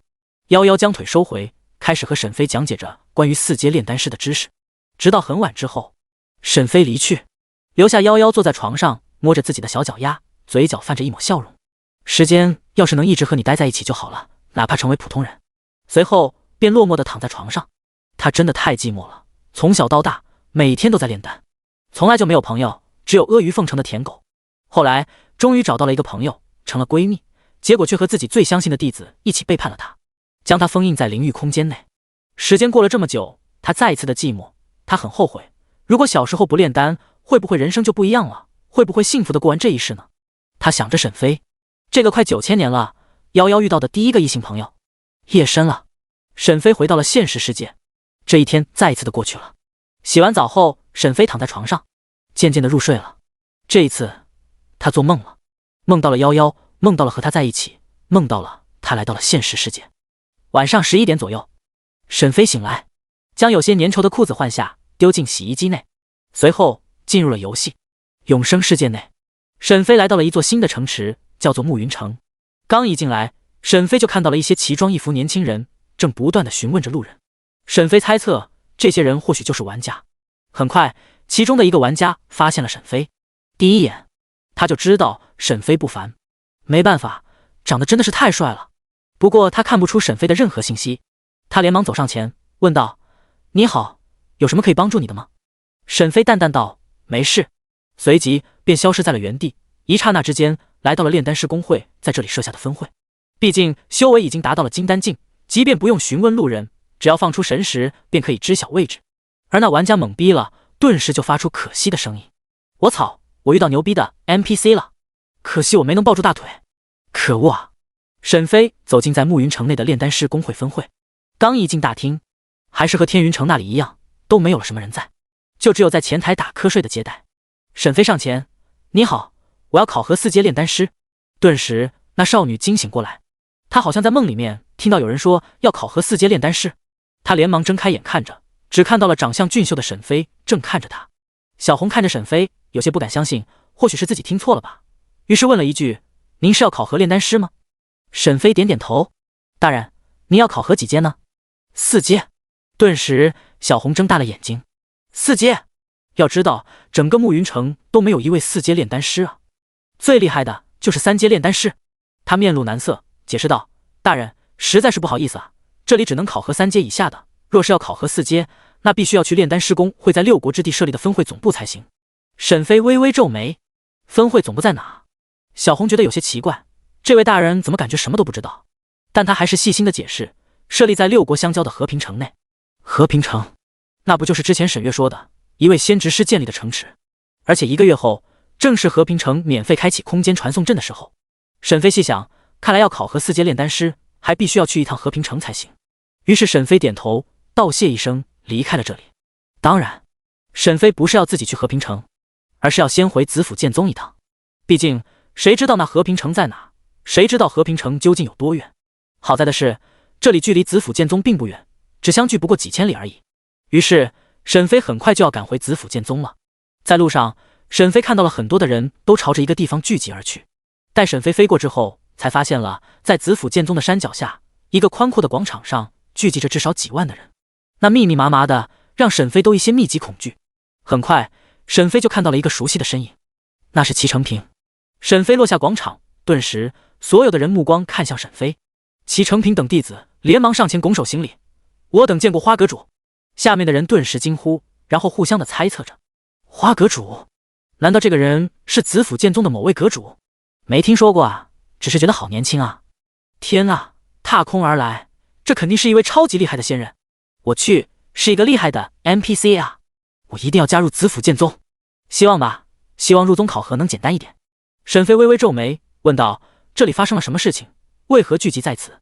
齐成平：“阁主，今天是子府剑宗60年一次的招收弟子的时候，所以来了这么多人，他们都是来参加子府剑宗的入宗考核的。”沈飞点头：“原来如此。”这时候苏玉晨来了，远处传来了他的笑声：“花道友，你可终于回来了，我想你好久了。”哈哈哈！正好这次是子府剑宗60年一次的入宗考核，你就与我一同考核他们吧，也为我们子府剑宗招收一些你看得上的人才。沈飞刚想要拒绝，瞬间耳边响起一道游戏系统的提示：任务提醒，和苏玉晨一起主持入宗考核，奖励经验 X30000，子府剑宗贡献值1000。这点经验，沈飞自然是瞧不上的。但是忽然间，沈飞扫过下方的玩家和一些其余来参加的人时，注意到了一个熟悉的人影。那人长得好像东方暮云。第61章天阶法术，神火分身。沈飞猜测，不会真的就是东方暮云吧？要是对时间的话，似乎也是对得上吧。既然如此，那这个任务更不能接了。本身沈飞就是要隐藏自身，一个人低调行事，现在如果答应苏玉晨的话，那就是给人机会接触他。所以干脆还是不接这个任务，以免发生什么意外。于是拒绝。算了吧，我先进去了，有事情要处理。听到沈飞如此说道，苏玉晨决定还是不要脸一次，死缠难打。花道友，你就从这里面挑一个吧，挑一个吧，我相信你的眼光。沈飞摇摇头，使用了缩地成尺，离开了这里，进入到紫府剑宗。而下面的玩家瞬间就震惊了。我去，这是元婴境的大修士？不是说六国之地没有元婴境的修士吗？居然冒出来一个，难道他就是传说中的紫府剑宗的炼丹阁阁主花无缺？这还用说，目前整个六国之地内表面的元婴境修士就是花无缺，不是他还能是谁啊？天啊，长得真的是好帅啊！要是能和他一清芳泽就好了。呵呵，现实点，能达到元婴境至少也是几百年的老修士了，都是几百年的地了，你能受得住？他们和其他人不一样，他们是玩家，在地球内是知道了不少关于修士的知识，而这瞬移的能力基本上只有元婴修士可以做到。再加上说，这个长老居然如此的客气，最终可以推断出的是，刚刚那个看上去很帅的人，实则是一个元婴境的大修士。恐怖如斯啊！没想到紫府剑宗居然有元婴境的修士，于是玩家们更想要进入这个宗门了。因为等级越高的修士发布的任务虽然会越难，但是奖励却也是很好，所以只要是进入了紫府剑宗，以后有机会接触这个元婴境的修士的话，那说不定就能接到任务。而且接到任务之后，就算自己完不成，那也可以在论坛内找人一起组队完成，大不了就是分一分奖励而已。可即便是如此，那奖励也绝对是丰厚至极。沈飞不知道，就这样他成了在场玩家眼中的香饽饽，也是在场所有玩家的巴结目标。很快沈飞就来到了无极殿内，这时候殿内只有苍红一人打坐着，其余的几位长老外出做事了。苍红睁开眼看到是沈飞，瞬间笑着道：花道友，你可终于回来了。沈飞点点头，坐在椅子上，此时回来，我想问一问道友关于和平城的事情。苍红听到和平城，就想到了1个月后的空间传送阵免费开启的事情。这件事情他们这些大宗门当然是知道，于是说道：和平城？难道说花道友可是要去和平城？1个月后的空间传送阵开启，道友是打算趁着这个机会前往东域北部？沈飞没有避讳，看情况有一点想法。苍红面露喜色，随即说道：没想到这要巧，既然前辈要去和平城，那就和紫府老祖一同前去吧。紫府老祖他也要去？沈飞疑惑，紫府老祖也要去和平城？苍红点头解释着，在道友不在的时候，老祖突破元婴境失败了，不仅是没能突破到元婴境，反而境界掉落到了金丹境8层，寿命也没有多少了。目前老祖唯一的遗愿就是要前往东域，想看看东域内人族最繁华的区域，所以就打算前往和平城，趁着那空间传送阵免费开启的时候前往北部地区。原来是这样，开启一次空间传送阵价格高昂，就算是紫府老祖也没有那么奢侈，而且他以往还要坐镇在紫府剑宗内，所以就没有机会离开这里。沈飞点头，行，那我便跟着紫府老祖一同前去。这时候苍红走了下来，来到了沈飞的身前，他弯着双腿跪在沈飞身前。苍红有个不情之请，还望花前辈答应。这一次他没有称呼沈飞为花道友，而是花前辈，那也就是说他是以小辈的姿态请求沈飞。沈飞微微皱眉问道：苍红道友何必如此？有事请说便是，何必如此？苍红低着头说着：我想请前辈就一救紫府老祖，他如今最多只有2-3年寿命了。可是紫府老祖要你求我？沈飞问道。苍红摇摇头，连忙解释，生怕沈飞误会，并不是，老祖还特意交代让我不要让道友知道，更不能让求道友帮助他。既然如此，为何要违背你老祖的话？苍红继续说道：前辈，我和另外4位师弟都是被老祖捡回来的，是老祖救了我们，还带着我们踏入修行之路，所以我们对紫府剑宗就像是面对自己家一样，面对老祖就像是面对着父亲。如今只有我知道老祖渡劫失败，只留下了不足2-3年的寿命，我焉能眼睁睁地看着老祖就这样先去，又怎么能见老祖就这么一个人前往北部地区？所以我才会求前辈就一救老祖。沈飞看着他，一时间不知道说什么好。任务再一次出现，任务提醒：帮助紫府老祖恢复伤势，奖励破碎无灵的地阶上品法宝紫薇灵剑，经验 X100,0000。见到奖励是地阶上品法宝，还有经验100万，于是沈飞答应了。见沈飞答应了，苍红眼中也露出了喜色。多谢前辈。沈飞将他扶起，不必如此。什么时候前去？苍红回道：就在后天，后天开启灵舟前往和平城。沈飞点头，既然现在无事了，我便回炼丹阁去了。说着，沈飞便瞬移回到了炼丹阁。此时，一道苍老的身影已经在炼丹阁外的场地上等候多时了。见着沈飞突然出现，他也立刻发动了元婴瞬移，来到了沈飞的身前。风无声见过道友。沈飞看着他，此人便是之前在藏经阁内扫地的人。此时他心中真是奇怪之极，今天是怎么了？一直遇到人，何事？有一事相求，也是为了子府老祖。风无声愣住了，他看着沈飞，随后忽然明白了，看来苍红那小子和你说了，的确是为了子府。那道友是答应了吗？沈飞点点头。见状，风无声露出笑容，多谢华道友，此物我便交给道友了。从储物空间内拿出了一样东西，递给了沈飞。沈飞接过，这是一本黑乎乎的残卷，这是我700年前在一处遗迹内寻得的，可是研究了将近700年，却只能收获一点点。可即便如此，也让我踏入了元婴境。如今我将这个交给你。说完，他便消失了。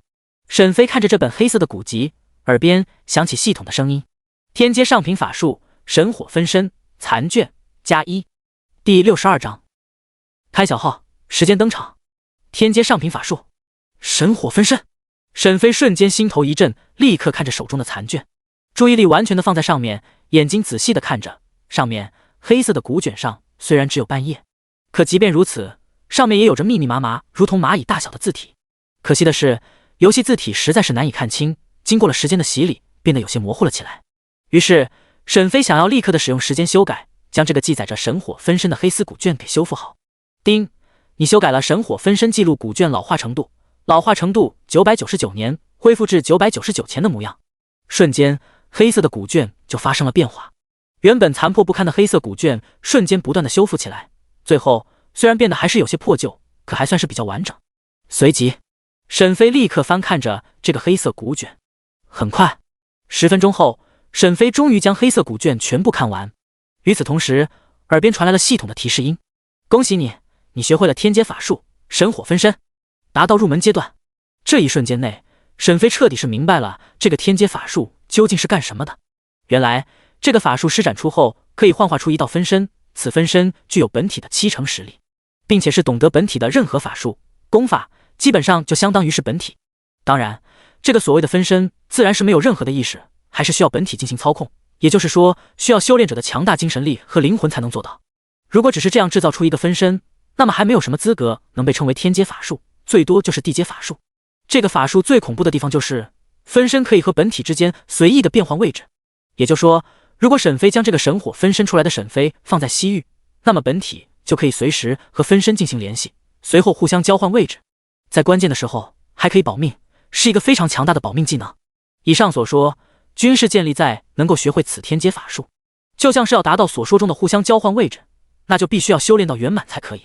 入门、小成、大成、完美，达到这些只能够召唤出分身，从70%到和本体一样的实力，但是并不具有互相交换位置的能力。圆满到达原本之后，那就不一样了，可以随意的和分身之间交换位置，而且这个举动并不会消耗很大，所以这神火分身才会称为天阶上品法术，差一点便可以称为仙法。沈飞随即露出笑容，他回到后山上的屋子内，随后施展出来了神火分身。瞬间，一道和沈飞长得一模一样的身影从沈飞的身体内分离，但这个沈飞没有任何思想，双眼无神，没有任何的灵气，就仿佛是一个傀儡一样。但这个时候，夭夭见到后，瞬间就睁大了眼睛。时间，不会吧？你已经达到了炼虚境了，能够幻化出分身了？他简直是不敢相信，明明之前实力还不怎么强大的沈飞，忽然之间就幻化出了一道分身。要知道，在永生世界内，只有炼虚境修士才能够幻化出分身，而这分身是可以修炼的，差不多就相当于是2个人一起修炼，速度是之前的2倍，同时这也是踏入炼虚境的一个标识。沈飞听到夭夭的话，轻笑一声：你想多了，哪有这么快？说着，沈飞就迫不及待地操控着分身，他将自身的精神力和一点灵魂放入分身内。瞬间，对面的沈飞抬起头，2人互相看着，就像是照镜子一样。这一刻，沈飞终于是明白到了自己到底是有多帅，原来其他人看自己是这样的，真是太帅了。随后，沈飞操控着分身，2人互相问好一声：见过道友，见过道友。瞬间，沈飞忽然想到什么，于是说道：以后你就叫做时间。说着，在控制着分身，施展出来隐藏术，将自身的外貌发生了变化。很快，一个崭新英俊帅气的少年出现了，他就叫做时间。至于沈飞，就继续使用着花无缺的号。一天后，入宗考核结束了，有不少的艺人进入到了子府剑宗，而刚刚进来就迫不及待地寻找着任务，疯狂地接任务。同时，有不少的人为了能够抱住花无缺的大腿，都提出申请要加入炼丹阁。东方暮云也不例外。今日便是他拜入炼丹阁的日子。在炼丹阁的外面，一个巨大的广场上，将近100来个玩家聚集于此，都是为了加入炼丹阁。其中有不少的世家、富二代、甘地、欧皇，总之能够聚集在这里的都是某一方面比较突出的。这时候，一道穿着2阶炼丹师长袍的黑影从后山上踏空而来，随后在众人的注视下来到了广场。今日便由我为大家进行加入炼丹阁的考核。他的右手微微一挥，一座巨大的石像出现在地上，这个石像上有各种阵纹浮现着，这是检测你们精神力的石像，若是能够通过的话，便可以加入炼丹阁，并且通过者都可以获得1颗筑基果，能让你们快速的到达筑基境。瞬间，在下面的所有玩家疯狂了。他们为什么进入游戏？不就是为了寿命吗？不就是为了活下去吗？那么怎么能活？提高境界，炼气50年，筑基100年。他们此时大部分也就炼气，甚至炼体的幸运儿也有几个，但筑基却是一个都没有。哪怕他们是玩家，也没有那么快可以达到。东方暮云美眸悠悠看着石像，同时也看着站在石像旁边的 NPC。忽然间，他感觉有些不对劲。按道理来说，此时应该是会触发任务才对啊，为什么没有触发任务？难道此人说的是假的？于是东方暮云开口问道：“请问前辈大名？”那黑袍中的人轻笑一声，黑袍上的帽子往后放下，露出了英俊万分的脸颊。前辈不敢当，我叫时间。瞬间，东方暮云心中猛然一震，美眸中全是不敢相信。而在场的玩家全部睁大了眼睛，死死地看着时间，口里喘着大气。什么？他叫时间？时间？瞬间，有几道身影心神立刻进入游戏论坛内，联系到了某些人。我是特工 K， 编号928332，我发现时间了。我是第9特勤局，代号乌鸦，我找到时间了。我是樱花，代号故乡，时间，我知道他是谁了，我也找到他了。给我准备1000万，打到我的卡里，我再告诉你们他是谁。不同意，那我就告诉华夏。第63章筑基果，各国震动。沈飞之所以这么做，那是因为打算同时2个号去做任务，一个去华夏特区利用官方的资源，然后凭借天赋能够快速的发育，然后名震东域；另一个则是苟着做任务，不去华夏特区，最好就是待在6国之地这个地方。那不用说，时间这个号必然要去华夏特区，去那最繁华的人族区域，而花无缺这个号那必须要留在6国之地。而且沈飞发现了一个 bug， 只要是他的精神力控制着时间这个分身，他的眼前也会出现时间修改器。那也就是说，即便是使用小号也可以使用时间修改。所以沈飞才打算让时间到目前，而本体则留在后方，这也是为了安全。看着他们有些人低垂着头，双眼无神，那么不用多说了，一定是联系着一些人。沈飞只是笑笑，随后说道：“开始吧，从你先来。”沈飞指着最前面的东方暮云，随后东方暮云上前将精神力放出，开始测试。很快，结果出来了，甲等。在这个境界内，他的精神力是非常强大的，所以是甲等。东方暮云见到这个结果，瞬间就兴奋起来了，美眸盯着沈飞，眼里满是高兴。开玩笑，甲等，这可是非常不错了，有很大的几率能够成为炼丹师。沈飞控制着时间这个号，点点头，还不错。听着时间说出来的话，东方暮云在看着沈飞身上的2阶炼丹师长袍，瞬间就低着头了。这家伙才比我大几天啊，居然就是2阶炼丹师了！可恶，不愧是能够超越沈月姐姐的超级天才。随后在时间的主持下，所有人开始了检测精神力，最终只有3个人达标，可以进入炼丹阁，分别是东方暮云、别爱我、你高攀不起、杨小年。2个有可能是真名的，一个是非主流 ID。在永生世界内，玩家可以取任何的名字，但是只有1次机会，取了就不能修改。所以在华夏很多大家族内都有要求 ID 必须是真人姓名，就连沈月的 ID 也就叫做沈月。这3人都得到了时间给的筑基果，这筑基果还是昨天沈飞回来的时候利用时间修改，将筑基果果树给弄成熟了，接了将近上百个筑基果。正好沈飞如今金丹境了，留着也没什么用，所以就将这个给了这些玩家。而在现实世界内，在一瞬间，各国震动。在永生世界内，大家当然不是一直都是待在一起，有的时候是会出去做各种任务的，所以一些紧急的事情发生时，一般都是会在现实世界内讨论。很多时候，大家都是在同一个地方进入的游戏。所以在第9特区内，9位战神听到消息之后，立刻都是从永生世界立刻的下来，都全部聚集在第9特区内的会议室内，表情严肃的召开着会议。现在大家如何看？我们的猜测没有出错，时间果然是在子府剑宗内。我就知道上一次击杀那域外邪族，一定是有宗门内的长老帮助他，不然不可能会击杀。上一次我们就猜出来，但是我们没有人手可以进去调查，毕竟我们的人都还没有出新手村。最近1个多月的玩家，大部分都是在6国之地的新手村内，所以他们的人手基本上都还没有出新手村。现在刚刚有几个手下能够出新手村，没想到又进入了子府剑宗，还如愿的找到了时间。这是一个特工发来的时间的模样。老九，你快用电脑查一下，能不能在华夏找到这个人。老九看着时间的样貌，随即开始了信息查找。另外8个人都是紧张的看着老九前面的电脑，都希望着时间一定要是华夏的人，但很遗憾，没有匹配的。看来时间是修改了自身的样貌。既然如此，那就算了。对了，传来消息的特工说了，东方家的小丫头进入了炼丹阁，和时间会有机会接触。那还等什么？直接让他联系时间啊！我这就联系他的家族。总之，一定要搞清楚时间究竟是谁，就算不知道，也一定要知道他到底是哪一国的人。扶桑，阴阳阁内，这里是一个独立出来的行政地点，专门用来处理永生世界上发生的事情，而且在这里面任职的都是扶桑内永生等级最高的一组人。此时，将近10来个人聚集于此，目的就是商讨着刚刚樱花传来的消息。时间的位置确认了，诸位，你们怎么看？还能怎么看？现在时间就在子府剑宗，让樱花好好调查一下，看看时间究竟是哪一国的人。我觉得不会是华夏人，我认为是华夏人。为什么这么说？他是2阶炼丹师啊，虽然大家都是修仙，但是方向都不太一样。我们扶桑很少有会炼丹的，更别说宇宙国了。那么东方最有可能的就是华夏，毕竟自古以来炼丹就是他们发明的。有些道理，但是说不定时间就是我们扶桑人。不是传来了照片吗？怎么不查查？八嘎，你玩游戏，你是不会改变脸型？你难道是顶着原来的样貌在玩游戏吗？说的也是，但不管怎么样，既然知道了时间在哪，那就一切好办了。如果发现他不是我们扶桑人，那就找机会做掉他。八嘎，你是不是傻？人家现在金丹境了，你让谁去做掉他？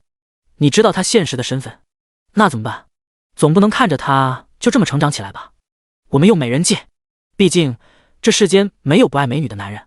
宇宙国内，宇宙大厅，这里是宇宙国研究永生世界的地方，也是最强的一撮人聚集的地方。不过他们倒没有其他国家那么紧张，反而是悠哉悠哉的。不用说了，当我第一眼看到了时间的模样，我就知道了，他一定就是我们宇宙国的人。没错，也就只有我们宇宙国的人才会长得这么帅，这么英俊，所以他一定就是宇宙国的人。我想现在华夏和扶桑一定还在想时间究竟是谁，哈哈，这还用说，一定是我们宇宙国的，哈哈。第64章，长佑山3人进入到了炼丹阁内，沈飞就安排了其他人叫他们做事。夜晚，沈飞早早的退出了游戏，此时还未到正午时分，手机上已经多了几条信息，是东方暮云和沈月发来的，都是关心他的问候。东方暮云，沈飞，听沈月姐姐说，你想要进入到子府剑宗，你应该进来了吧？我今天好像没看到你。沈飞虽然打算是让时间暴露出来，但并不是要让自己在现实世界内的身份暴露，于是回复道：运气不好，没能进去。不过我拜了一个神秘的 NPC 为师，看样子应该是很厉害，所以我不打算去子府剑宗了。随后，沈飞看向姐姐沈月发来的信息，无一例外，沈飞还未看就知道一定是关心他的。果然，刚刚一点开就是沈月的关心。老弟，进了子府剑宗了吗？我今天听说了，时间也在子府剑宗内，而且我们华夏特区的9位战神似乎会有大动作，有可能会有1、2位战神前往6国之地。沈飞回道：没有，不过我遇到了一个 NPC， 触发了一个隐藏任务，只要跟着他就有很大几率能够达到金丹境，所以我不打算去子府剑宗了，我要跟着那个 NPC。 刚刚发过去没多久，沈月就打来了电话。金丹境那应该只是一个元婴境的修士而已，你还不如跟着姐，姐可以让你进入云霞仙派，而且姐的闺蜜长得很漂亮，修为也很高，你们说不定还能做朋友，未来说不定还能在永生世界内。打住！姐，为啥你这么关心我的终身大事？这一点你就不要再说了。你要再跟我说这种事情，你看我还理不理你？好好，我以后不说了，行吧？不过，你那个 NPC 真的靠谱吗？你姐，我现在就是元婴境的修士，我来教你，金丹境也不会太难。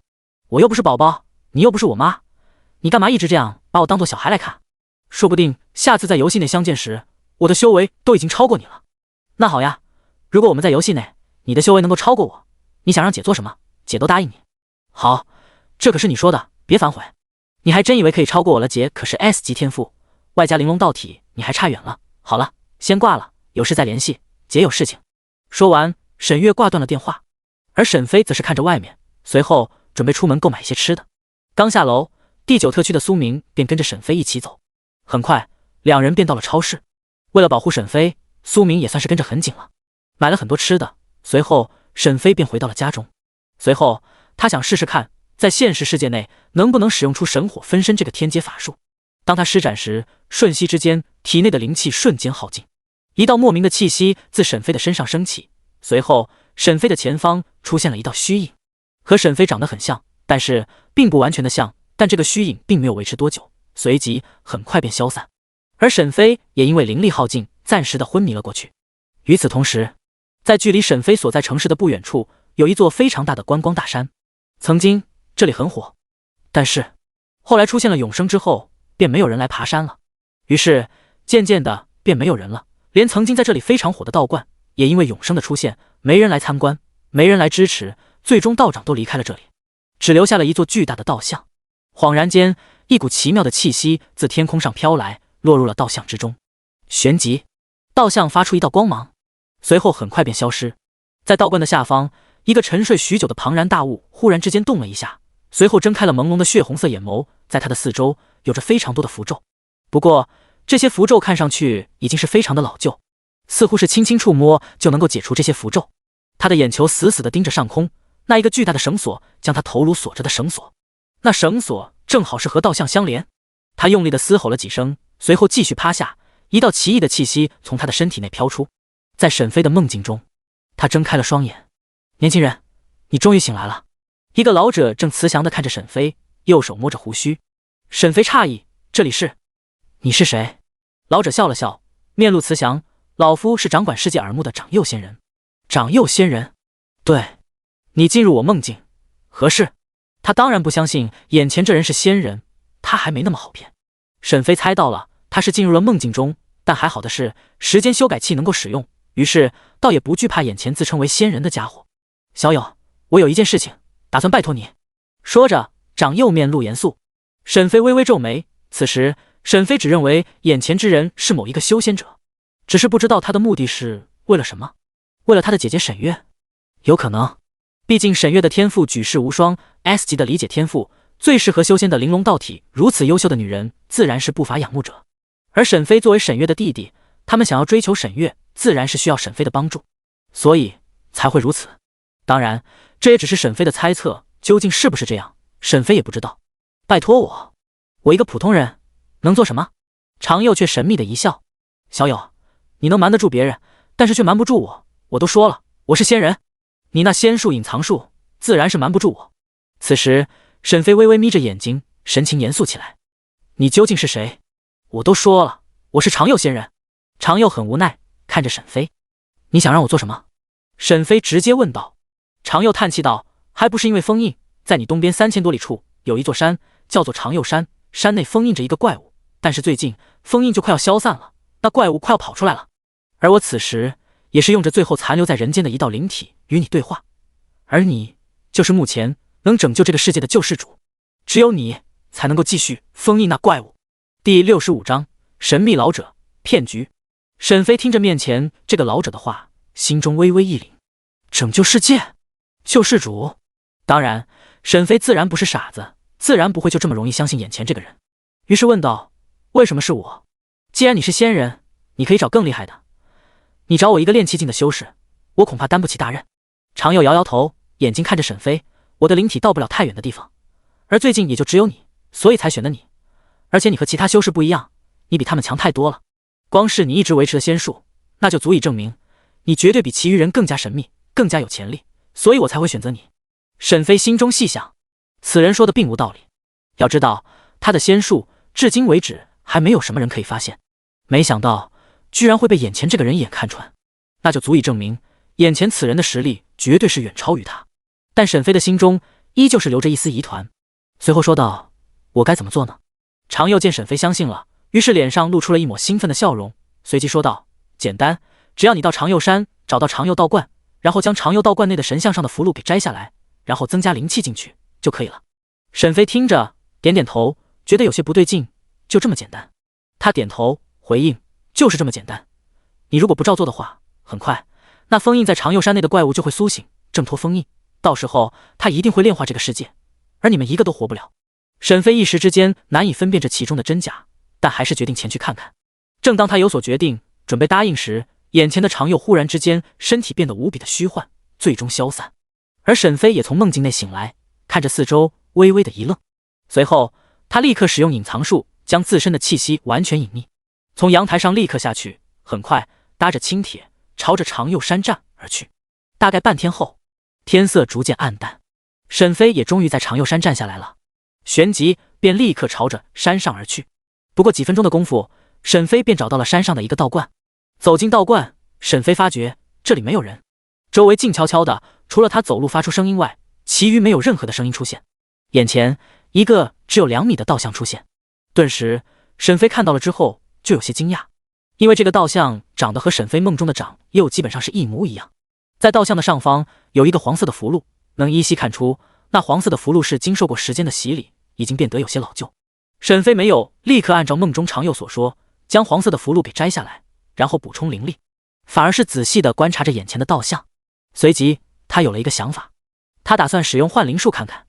虽然说幻灵术升级成了居神术，但是沈飞依旧是知道如何使用幻灵术，毕竟这是法术，已经学会了的东西，自然是不可能可以随意的遗忘，哪怕是升级了，那也是可以继续使用。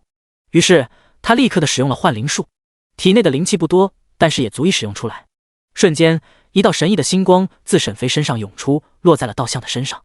很快，一抹奇特的气息出现了，一个老者出现在了沈飞的面前。他看着四周，眼里满是奇怪。怪哉，贫道为何会出现在这里？贫道记得明明是被永恒圣朝的人追杀，为何会出现在这里？哎，为什么我觉得这里有些眼熟？这不是洪荒星？老者的灵死死地看着四周，灵体不断的颤抖，旋即他感受到了天地之间没有任何的灵气，最终猜测果然是洪荒星。他猛然看向沈飞，顿时他发现了不对劲，他发现他看不透沈飞，这怎么可能呢？他可是炼虚境巅峰，差一步便是合体境的大能，但此时居然看不透眼前这个人。下一秒他发现了自己的不对劲，如今的他居然变成了灵体，难道是这个人将我召唤过来的？随即他看着沈飞，眼中露出了恐惧。能够跨越2个世界将他给召唤过来，这种能力已经不能用惊天伟地来形容了，简直是逆天之举。然而沈飞也不大淡定了。什么？永恒圣朝？那不是永生世界内的永恒圣朝吗？难道说他是你永生世界内的修士？那为何现实世界会有他的道像？前辈，您找我是有什么事情吗？听着老者的话，沈飞一愣。不是你让我来拯救世界的吗？你忘了？沈飞心中冷笑，果然有问题。于是沈飞指着道像上的符箓，怎么回事？老者连忙道：这是我在几千多年前游玩此地时遇到了一个作乱的大妖，于是我就将这个大妖给封印在这座山内，并且还设下了符箓，只要这个符箓不掉，那么那大妖就出不来。沈飞，那大妖叫什么名字？老者想了想，随后有些不确定的说道：好像叫什么长佑吧，我记得不太清楚了。沈飞微微点头，正还想问一问关于永生世界和现实世界的事情时，灵气骤然间消失了，自动的便解除了幻灵术。还未等老者有什么反应，瞬息之间便消失了。沈飞微微的叹息一声，如今地球没有灵气，所以靠着他体内的灵力当然是不可能够坚持多久，更别说他刚刚就因为灵力耗尽才昏迷的，只是在路上进入了一次永生世界，补充了一下灵力。几秒钟后，他思考了一下，很快就知道了大概的一些事情。几千年前，老者封印长佑，然后立下自己的道像，贴上符箓镇压长佑，后来他被当地人给神化，于是就有了信仰，哪怕是时至今日也依旧有人信仰，所以沈飞这才能召唤出道像的灵。但是由于天地灵气消失，符箓的封印已经变弱，所以那封印在长佑山内的长佑才会有一丝可以显圣的法力进入沈飞梦中。现在估计还等着沈飞解除封印符箓呢。沈飞淡淡一笑，看着封印符箓，旋即准备使用时间修改。第66章紫薇灵剑血神子。沈飞走到道像上，摸着符箓，顺势之间使用了时间修改。定，你修改了符箓老化程度，符箓老化程度999年，达到了999年前10状态。沈飞修改完之后便离开了这里。而在长佑山内，长佑正趴着等待着沈飞来拯救他。忽然他感觉到了不对劲，这么久了，为什么还未破除封印？但此时他的存了很久的灵气已经用得差不多了，若是使用最后的法力探查的话，那势必会陷入非常久的沉睡。刚刚才醒来，他哪能就怎么沉睡下去？于是他继续等着，但还是没有什么反应。不可能啊，为什么他还没有来？难不成我没能骗到他？不对啊，正常来说，这种级别的修士一听到可以拯救世界，应该是会立刻前来的啊。一定是还在赶路，一定是。是了，不然几千里呢，他一个炼气修士怎么说也得走过几小时吧。再等等，常佑不断地安慰自己，但等了很久，依旧是没有人来。可恶，难道他真的不来了吗？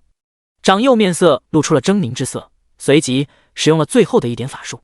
当他使用完这最后的法术时，他愣住了，因为他发现了锁在他身上的绳索发生了巨大的变化，原本那符箓的灵气就快要消散完了，结果此时居然有着灵气，虽然不算太多，但也算是可以至少封印他几百年了。他不能接受，脸色狰狞万分，嘶吼道：究竟是谁？我出来后一定吃了你！随后灵力消耗殆尽，好不容易被一股奇异的气息所唤醒，此时又要继续沉睡下去了。这一睡可能有几百年过去了。永生世界内，此时已经是第2天，今天便是要前往这和平城。子府老祖已经率先的在广场等候沈飞了，同时这里也有很多人围观，当然大部分都是玩家，都是为了花无缺。很快沈飞发动缩地成尺来到了这里。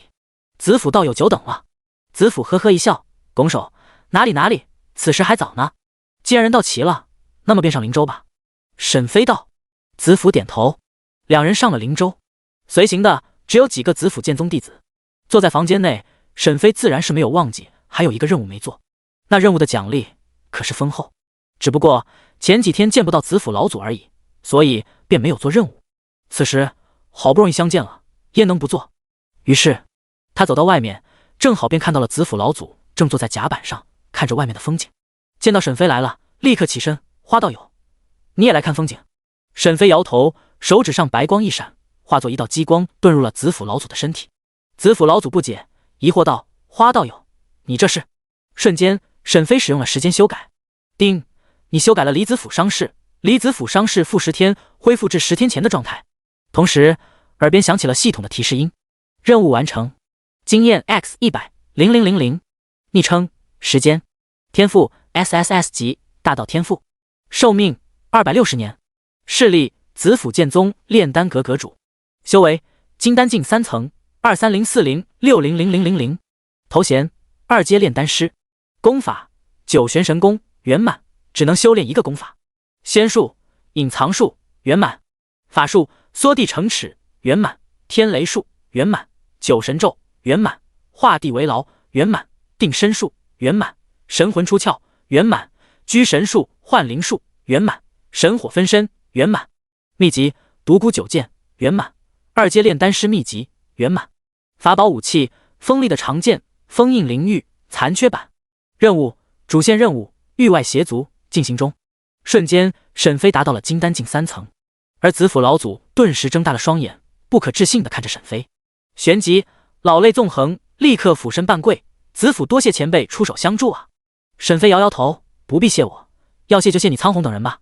说着沈飞假意要离去，正当这时苍红抬起头：前辈且慢。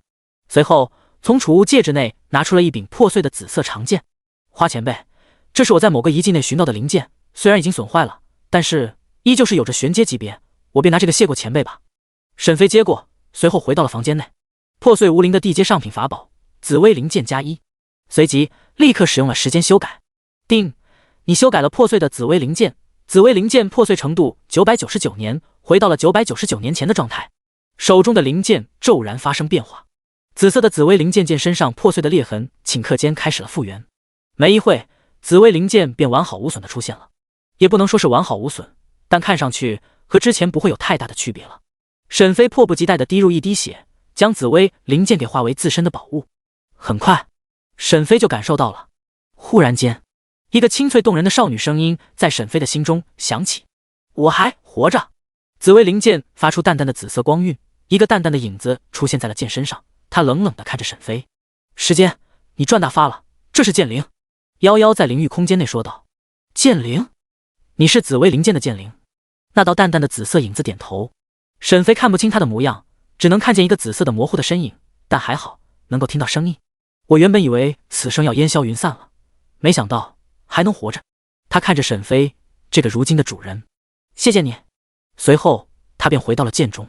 沈飞摸着紫薇灵剑，微微诧异了几秒后，随即准备将剑放入储物戒指内，但还未做就被剑灵打断了：“不要把我放进去，我怕黑。”沈飞皱眉：“那你要待在哪？我跟在你身边便是了，或是你背着我？”“背着你？”沈飞又摇摇头，便将紫薇灵剑放在桌子上。忽然灵舟猛然颤抖几分，随后整个灵舟不断的晃动，四周还传来了一道耳熟并且猖狂至极的声音：“我血神子今日回来报仇了！昨日神山秘境之耻，今日便用子府老祖的命血洗当日耻辱。李子府，今日便从你开始我的复仇之路。”剑来。第67章邪云首次击杀邪族 BOSS。 血神子，他不是被我废了吗？沈飞很疑惑，不知道发生了什么事情，于是准备出去看看情况。此时，砰！巨大的声响在外面传来，丝丝剑鸣声在外面响起，惊天杀意让沈飞都有些心悸。就这点实力吗？李子府不过如此，受死吧！万剑归宗！沈飞皱眉准备出手，而这时放在桌子上的紫薇灵剑微微颤动，一股绝强的剑意自沈飞的房间内涌出，极致的杀意令万物战栗。此时灵舟外，血神子正无边的惶恐，他全身失去了反抗的能力，此时就像是被一股滔天猛兽所盯住，让他根本不敢起任何的反抗之心。至于他手里的剑已经落下，天空的凝聚出来的万剑归宗如今已经没有了任何的动静，只是呆若萌兔，不敢有丝毫的晃动。子府老祖矗立在灵舟上，眼中惊骇地看着沈飞的房间，同时心中一喜。沈飞还未出，一股剑意便是让众人失去了反抗的实力，这简直绝对不是普通的元婴境那么简单。沈飞也是诧异地看着桌上的紫薇灵剑，随即便推开了门，走到了外面的甲板上，而紫薇灵剑则是跟着沈飞静静地飘在沈飞的身边。但这股惊天的杀意便是从这剑中发出。咔嚓，两人看着门被推开，一个穿着黑色长袍的少年缓缓走出，身后漂浮着一把灵剑。子府眼中带着笑意，同时也是羡慕无比，看着那紫薇灵剑居然被修复了，他心中满是羡慕。花前辈。沈飞点点头，走了过来，仅仅是随意的几步，但却带给了血神子无边的压力。而血神子此时看着沈飞，眼里满是恐惧。他又想到了当初自己被他逼着自废修为，原本好不容易得到了邪族传承，修复好了丹田，恢复了实力，正准备大展拳脚时，没想到又在这里遇到了沈飞。他咬着牙在心中怒吼：“邪云，你快帮我啊！此人的实力强大无比，若是再不走，必死无疑。”在血神子体内，名叫邪云的灰色邪气很快便恢复了。他的实力虽然深不可测，但是想要杀你，呵呵，也是难。血神子疑惑：“你在搞笑吗？我已经动都动不了了，他要杀我也仅仅是拔剑而已，甚至连剑都不用，我都会死。蠢货，将身体的掌控权交给我，我让你看看我域外邪族的实力。”血神子当然不甘心，但是也没有任何的办法，若是不这么做，等待他的只会是死亡。于是他将身体的掌控权交给了邪云，瞬间他和邪云交换了位置，他接替了邪云原本在体内的位置，而血神子的身体猛然就发生了变化，淡淡的灰色灵力浮现，随后那锁定他的剑意骤然间阻挡在外。他面无表情：“道友，我邪云给你2个选择，一，自废修为；二，我亲手帮你废掉修为。”顿时在场所有人震惊，血神子惊骇地在体内看着邪云的操作：“你这是在找死啊！你根本不知道他到底有多强。”子府老祖也是懵逼了，你这么勇的吗？刚刚一道剑意便压制了你，你现在还敢猖狂？而沈飞的眼前出现了一道淡淡的光幕。丁，你遇到了元婴境9层的域外邪族普通 BOSS， 建议组队挑战。域外邪族？沈飞微微眯着眼睛，顿时一道声音传入沈飞的耳边：杀他，一剑足矣。杀吗？紫薇灵剑横飘在沈飞的身前，只需要沈飞握住剑柄，便会释放出惊天动地的一剑。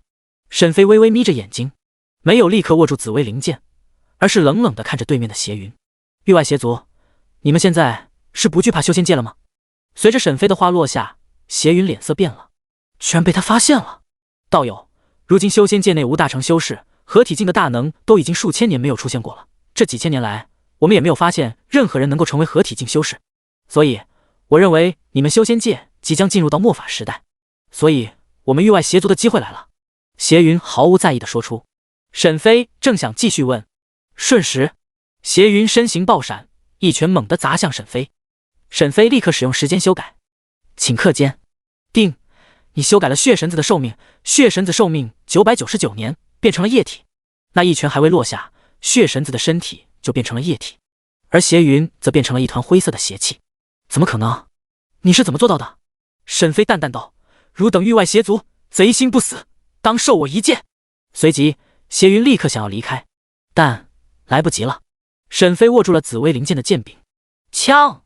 紫薇灵剑出鞘，紫色剑气冲天，形成一道长达数万米的惊天巨柱。一抹淡淡的紫色剑气横跨上千里，夹带着无边的杀意，锁定着逃跑的邪云。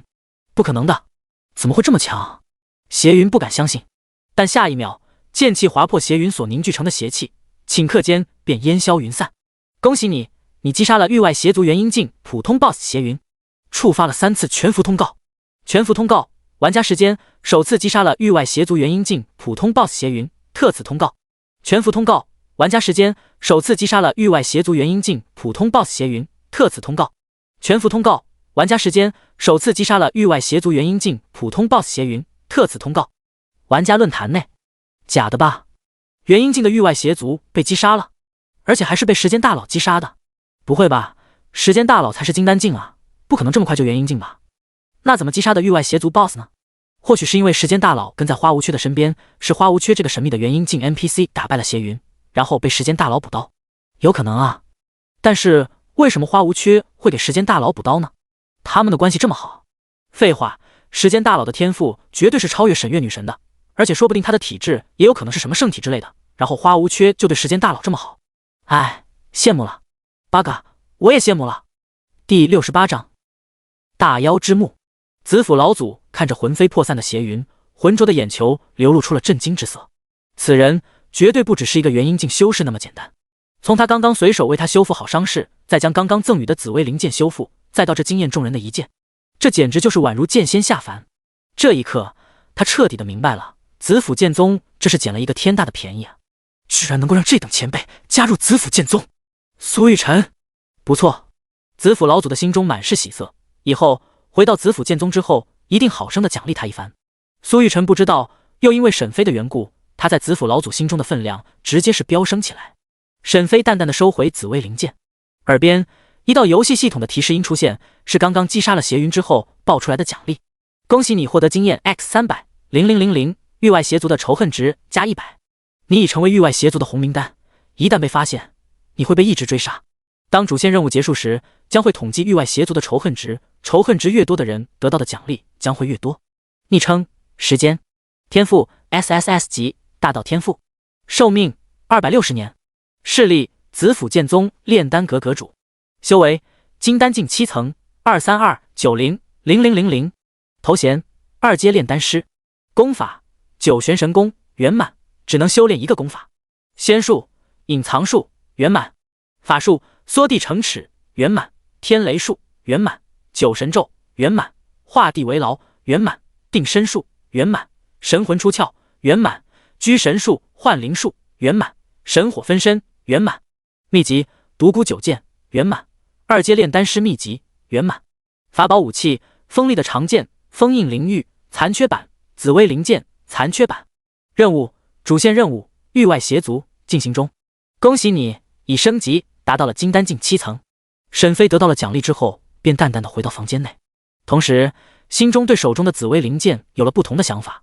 他没有想到这把紫薇灵剑居然如此厉害，竟然能够秒杀元婴境的修士，真是恐怖至极。但很快一道声音传来：剑主，我曾经聚集的剑意已经用完了，以后只有剑主你凝聚出你的剑意，然后加注剑内，方能再一次施展出那一剑的风华。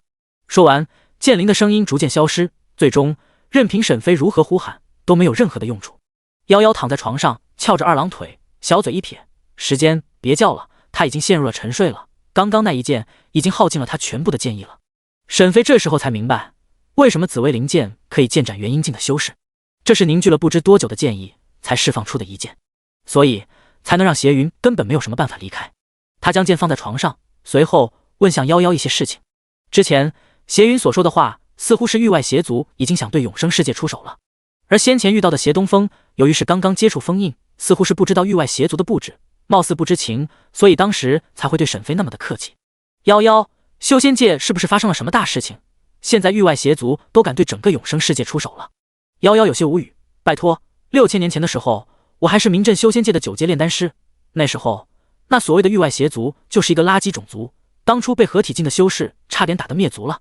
这种垃圾种族怎么可能会很强大，还敢对修仙界出手？这不是找死吗？夭夭应该是不会骗自己，但是邪云也没有什么欺骗他的理由。再者，加上了这主线任务，就更加的是意味着域外邪族会对整个永生世界出手。那么在夭夭被封印后的6000多年内，整个修仙界一定是发生了什么大事情。当时有很多的大成境的修士吗？夭夭摇摇头，别想了，无论在什么时候，大成境都不是那么容易达到的。不过当时的确是有一些大成境的修士经常出现。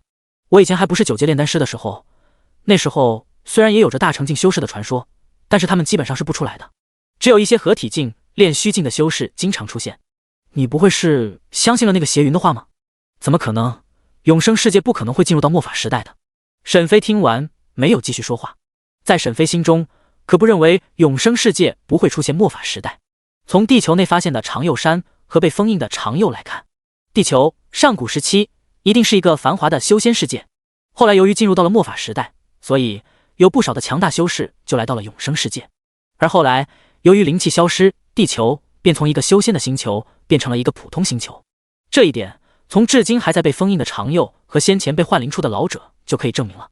不过既来之则安之，即便有这种问题的出现，那也一定会有解决的办法。沈飞相信他有着时间修改作弊器，一定可以解决一切问题。你不在的6000年里，一定是发生了什么事情，我一定要调查清楚。他的眼中坚定无比。几天后，沈飞乘坐着灵舟来到了和平城。不得不说的是，灵舟是真的快，不过短短几天便来到了和平城。此时的和平城只能用人山人海来形容，不为别的，就是为了1个月后那位建立和平城的先知师会开启空间传送阵。由于是免费的，所以有非常多的人前来，想要前往东域的北部人族最繁华的区域。毕竟如果是错过这个机会，那么以后将会等到很久才会开启。沈飞走下灵舟，看着满是人的和平城，随即感叹，这比临海巨城还要繁华几分。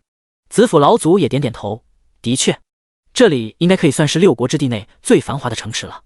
不过我倒是有些疑惑，为什么那先知师会开启空间传送阵？沈飞疑惑。子府老祖说道，听说是为了他的炼丹师傅。炼丹师傅？子府老祖继续说道，那位先知师名为王立，是4阶先知师，他所掌握的3个4阶职业分别是炼丹师、炼气师、阵法师，而他有一个师傅5阶炼丹师林峰，听说现在受了重伤，垂死，而王立没有办法救他，只能带着林峰前往东域北部求医问药。听子府老祖这么一说，沈飞明白了。两人朝着和平城内走去，忽然有一个人拦住了两人，敢问可是子府剑宗的子府老祖和花无缺前辈？少年面色俊朗，唇齿白红，他拦住二人问道。子府老祖微微皱眉，正是。瞬间周围的人猛然看着子府老祖和沈飞，顿时之间他们惊呼万分，天哪，他就是子府剑宗的老祖李子府！而他旁边的看似少年，实则是元婴境的恐怖修士花无缺。是啊，真是没想到啊，今天能在这里遇到他们，这要是说出去，我能吹一辈子的牛啊！哈哈，那个拦阻他们的少年是王立大人的弟子龙天，年仅80多岁，已经是一位1阶仙职师了。什么？80多岁，1阶仙职师？这特么是天才啊！那他拦住子府老祖和花无缺干什么？不会要交战吧？用你的脑子想想，这怎么可能？一定是那位王厉大人知晓了花无缺前辈的神秘，还听说花无缺前辈是一位医药师、炼丹师，所以才会拦住他们，请花无缺过去为林峰前辈救治一番。哦，那我明白了，我也听说了，我有一个朋友在子府剑宗，那子府剑宗的大师兄原本丹田，然后就是被花无缺前辈给救了。众人说着花无缺的传奇故事，看着沈飞的目光愈发崇拜。龙天看着沈飞和子府老祖，拱手道：“家师有请两位前辈，正是为了林峰施工。”子府老祖看向沈飞，他当然很想去，但是他有自知之明，他知道王厉请的不是他离子府，而是花无缺，请他只是看在花无缺的面子上，所以他当然不敢乱做决定，生怕惹得沈飞不开心，否则的话那可真是亏大了。龙天顺着离子府的目光看向沈飞，对于沈飞，他虽然知道花无缺是个元阴境的修士，修为很高，不过至于医药、炼丹这方面，他可不认为此人能有多厉害。这传出来的多半是经过流传加工而成的，并不是事情原本的样貌，所以他对沈飞并没有什么敬重。沈飞见此，耳边也响起了游戏系统的提示音，再一次触发了任务。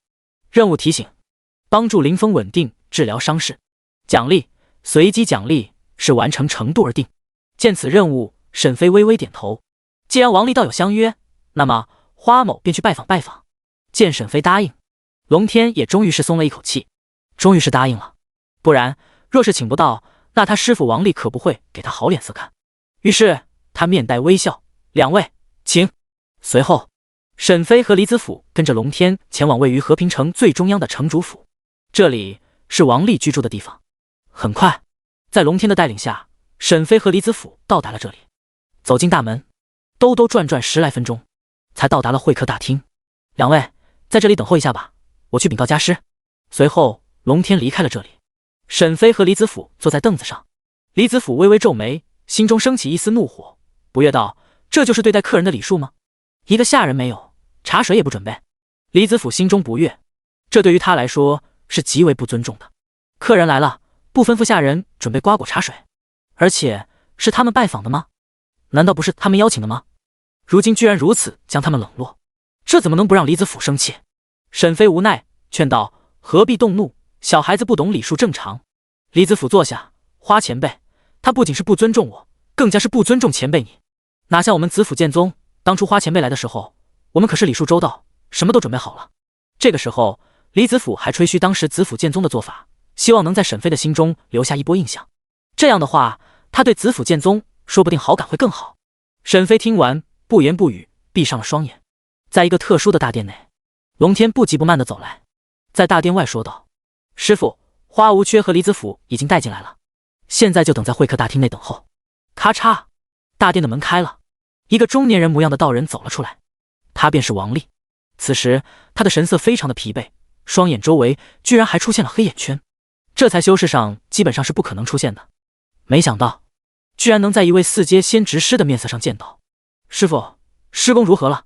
王厉揉了揉眼睛，微微叹息：“不太好，只能暂时的稳住伤势，若是不能够继续稳住伤势，恐怕你施工等不到达龙城那一刻了。对了，酒水瓜果为花无缺和李子府准备好了吗？礼数做周到了吗？”龙天脸色一变，瞬间苍白：“师父，我太心急了，忘了。”他结巴结巴的解释，心中顿时后悔。听到龙天的话，王厉脸色瞬间变冷，他立刻训斥：“为师是怎么教你的？你就这样做事？你是不把为师的话当成一回事？”龙天不敢顶嘴，只能低着头跪下挨训：“混账！跟着我立刻去道歉。”王厉拉着龙天，一个瞬移便来到了会客大厅。他急匆匆的进来，将龙天扔在地上。王厉拱手：“两位道友，我这弟子不懂礼数，勿怪勿怪。”李子府冷冷的看了一眼地上的龙天，没有说什么，只是看着沈飞。王厉也是打量着眼前俊美的少年，当然他知道眼前这个人当然不可能是少年，此人深不可测，无论是如何探查都是看不清，恍如有一道迷雾遮盖，完全无法看清。此人果然非同一般。沈飞张开双眼看着站在前方的王厉，道：“无碍。”见此，龙天松了一口气。如果沈飞不打算放过自己，那么他一定会被王厉活生生的抽打。他的师父王厉可不是什么慈师，从小到大他可是被王厉打过来的。于是他对沈飞心中多了几分的好感与感谢。听到沈飞这么说，王丽也是微微松了一口气，随后说道：“花道友真是大度。李道友，我这徒儿。”李子府连忙说道：“无碍，他可不是沈飞，不敢在王丽面前耍什么大牌。既然给了台阶下，那就得下，否则那可真的就是不聪明了。”王丽再次看向龙天，还不赶紧谢过花道友、李道友。龙天立刻看向沈飞和李子府，多谢两位前辈不追究晚辈失礼之举。王丽再次说道：“若是再有下次，你看为师如何教训你？”多谢师傅，弟子保证不会再犯了。随后，王丽也就没有理会龙天。花道友，今日请你们来，是想请你们答应一件事情。王丽说道。沈飞淡淡道：“何事？助我一臂之力。我师父伤势加重，我越来越难以控制伤势，所以需要两位出手相助啊。你们二人，一位是元阴境修士，一位是半步元阴境，再加上我也是元阴境，我们三个加起来就能够控制住我师父的伤势。”王丽回复道。李子府心中一喜，如此一来，还奈何王丽扯上关系，让他欠子府剑宗一个人情，这样对于子府剑宗来说是一件好事情。但是他没有立刻回复，而是看着沈飞，只要沈飞答应他就答应，但是如果沈飞不答应，那他也不答应，因为没必要为了王丽的人情而让沈飞不悦，那样才是真的亏大了。沈飞目光悠悠，想到任务便答应了，否则他还不好接近林峰。既然王道友相求，那我花无缺自然没问题。好，那李道友呢？王丽其实并不需要李子府，因为半步元阴境，说实话，虽然能帮忙，但是效果却不大。真正需要的就是花无缺，只有两位元阴境修士才能稳定住他师父的伤势。但毕竟李子府来了，那便给沈飞一个面子，让李子府也参与。李子府连忙道：“我当然也没问题。”王丽哈哈大笑：“好，那便多谢两位道友了。走，我带两位去和平城内最大的酒楼，好好的招待两位。”说着，他便带着沈飞和李子府到了和平酒楼。夜晚，沈飞回到了现实世界。此时，现实世界下午2点多了，而在他的房间内，一个中年男人坐在沈飞的椅子上，等候着沈飞回来。见到沈飞回来后，他起身走到沈飞面前：“你好，我是第9特区的老九，你可以叫我九爷。”沈飞看着出现在自己家中的自称是第9特区的老九，心中微微的不悦。难道第9特区就能随便进我家，就不怕我姐？老九听到沈飞搬出沈月，眼中并没有出现什么变化。现在你还指望着沈月？如果你姐死了，你还能靠谁呢？沈飞皱眉：“你什么意思？”老九再次坐着，叹息道：“你姐现在暂时回不来了，我按照你姐的意思来照顾你。”回不来？什么意思？字面上的意思，你姐现在回不了地球了，无法退出游戏。到底发生了什么事情？沈飞死死地看着老九，不经意间露出了一股可怕的威严，这是他装得道高人时所练出来的。老九眯着眼睛看着沈飞，心中有些惊讶，这人似乎不简单。但下一秒他就笑了：“这怎么可能？”他解释道：“这几天我们发现了一个元阴境的副本，于是便组队一起上。结果这不是一个简单的元阴境副本，而是噩梦级别的里面的一只元阴境的大妖，就需要我们所有人全力以赴。而在那个副本内，足足有着10几只元阴境的大妖。为了不让我们全军覆没，所以我们便想要逃出那个副本。而沈月留下来断后，于是没有及时的退出副本，导致了副本的封印开启，他也被困在了里面。他在最后一刻告诉我，一定要我保护好你。所以退出游戏后，我便立刻来到这里，在沈月没回来之前，我会一直跟着你，一直保护你。”沈飞顿时心中一紧，那个副本在什么地方？老九皱眉：“你问这个干嘛？就算知道了，你也帮不上什么忙。我也许帮不上什么忙，但是我师父他是元阴境巅峰，半步化神境修士，他一定能救我姐。”顿时，老九看着沈飞，心中对此人有些看不透。他能拜半步化神境的 NPC 为师，这得是有多大的运气啊！那个副本叫做大妖之墓，噩梦级元阴境副本。不过你也不用太过于担心，除了你姐，还有云霞仙派的道子跟着你姐，她可是你姐的好闺蜜，并且实力也很强大。而且云霞仙派的老祖亲自出关了，已经前往了大妖之墓，所以你不必担心。这怎么可能不担心？沈飞当即就进入游戏，找到了王丽，询问了一番关于大妖之墓的事情。很快，沈飞便从王丽口中得知了大妖之墓的事情。大妖之墓位于东域北部，靠近大妖之森的地方，是埋葬着妖族金丹境以上妖族尸体的墓地。而为了防止有人类前来偷盗妖族的尸体，于是就有非常多的元阴境大妖镇守。不止如此，后来大妖之墓发生了惊变，整个大妖之墓被一团团灰色的神秘物体笼罩，没有任何人可以探查进去，而且进去了的没有出来过。后来，大妖之墓便被大妖之森给抛弃，形成了一个极为危险的地区，在东域可以算是一个著名的禁地。第69章，大妖之墓2。东域北部，大妖之森东边1万里之处，这里被一团的灰色灰雾所笼罩着，伸手不见五指，难以看清楚前方的路。这里也是东域有名的禁地之一，虽然不如那最为闻名的3大禁地，但也是让无数修仙者所忌惮害怕的地方。基本上只要在东域人族区域，没有人不知道这个所谓的大妖之墓，进去能出来的寥寥无几，同时也是大妖之森内的妖族所无法洗去的耻辱。原本属于妖族大妖的墓地埋葬着诸位大妖的尸体，可此时却因为那灰色的灰雾里面其中的惊变，导致无数妖族失去了拜祭的先辈。从此大妖之森内的妖族将此事定为耻辱，同时也一直在寻找着该如何的解决大妖之墓，该如何将大妖之墓再一次的收回来。此时大妖之墓内里面被无数的灰色迷雾所笼罩着，这里的树木呈绿色人脸，树枝张牙舞爪，恐怖万分，在风的吹动下不断的摇曳，带来沙沙的树叶声，还有此起彼伏的刺耳鸣叫声。数十道黑影形色各异，在灰色的迷雾中只能看到模糊的影子，可即便如此，也有着数不尽的压迫感在四周。他们恍如傀儡，身体不断的瞬间移动，不停地看着周围的树木，似乎是在寻找什么人。而就在他们一边不远处的一个大树内，有着2道身影相互的挤在一起，躲在一棵大树内。一人是沈飞的姐姐沈月，如今已经达到了元婴境6层；另一人便是云霞仙派的道子云悠悠，修为也达到了元婴境6层。他们2人此时正紧紧地将身体相抱紧，萎缩成一团，如此一来才能勉强地躲进这棵奇异的大树躯干内。而在他们身体上有着一层薄薄的紫色的灵力覆盖着，将他们的气息完全地锁在了大树内，这样他们才没有被这些大妖所发现。沈月，我们还能离开这里吗？云悠悠有些绝望了。他们的实力虽然是元婴境6层，但战力却不止那么低，以他们的底牌的和战力，即便是面对着元婴境9层的修士，都有一战之力。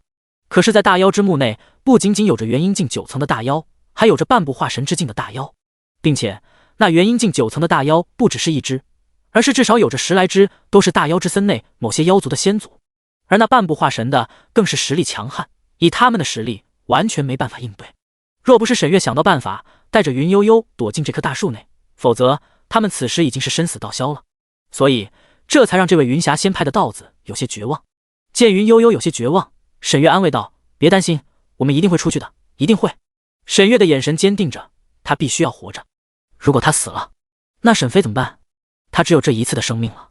早在曾经，他一个人所接到了一个隐藏的特殊新手任务，那时候他虽然天赋为 S， 但是并不是玲珑道体，直到牺牲了一条命，完成了那个隐藏的特殊新手任务，这才获得了玲珑道体。所以他不能再死了，一旦死了，那就是真的死了。他知道沈飞如今能被保护着，那全是看在他的面子上，而且他还得罪了不少的人，若是他死了，那么沈飞以后难免会被报复。所以为了沈飞，他绝对不能死，一定要活着。云悠悠叹气，希望吧，希望老祖能来这里救我们。沈月抱着云悠悠柔软的娇躯，充满着自信，相信我，我一定会带着你活下去。他的目光透过远方，穿过一层层的灰雾，最终在瞳孔之内倒影出远处的一处大阵。旋即眼中露出了凝重之色，因为在他的耳边浮现出了一道系统的提示音：任务提醒，你遇到了域外邪族传送阵 X1， 摧毁掉传送阵，奖励随机特殊道具 X1。 沈月眯着眼睛，难怪这里居然是出现了域外邪族的传送阵，看来大妖之墓的变化都是来自域外邪族。东域南部和平城内，在沈飞得知大妖之墓的危险后，便立刻询问道：能现在前往东域北部吗？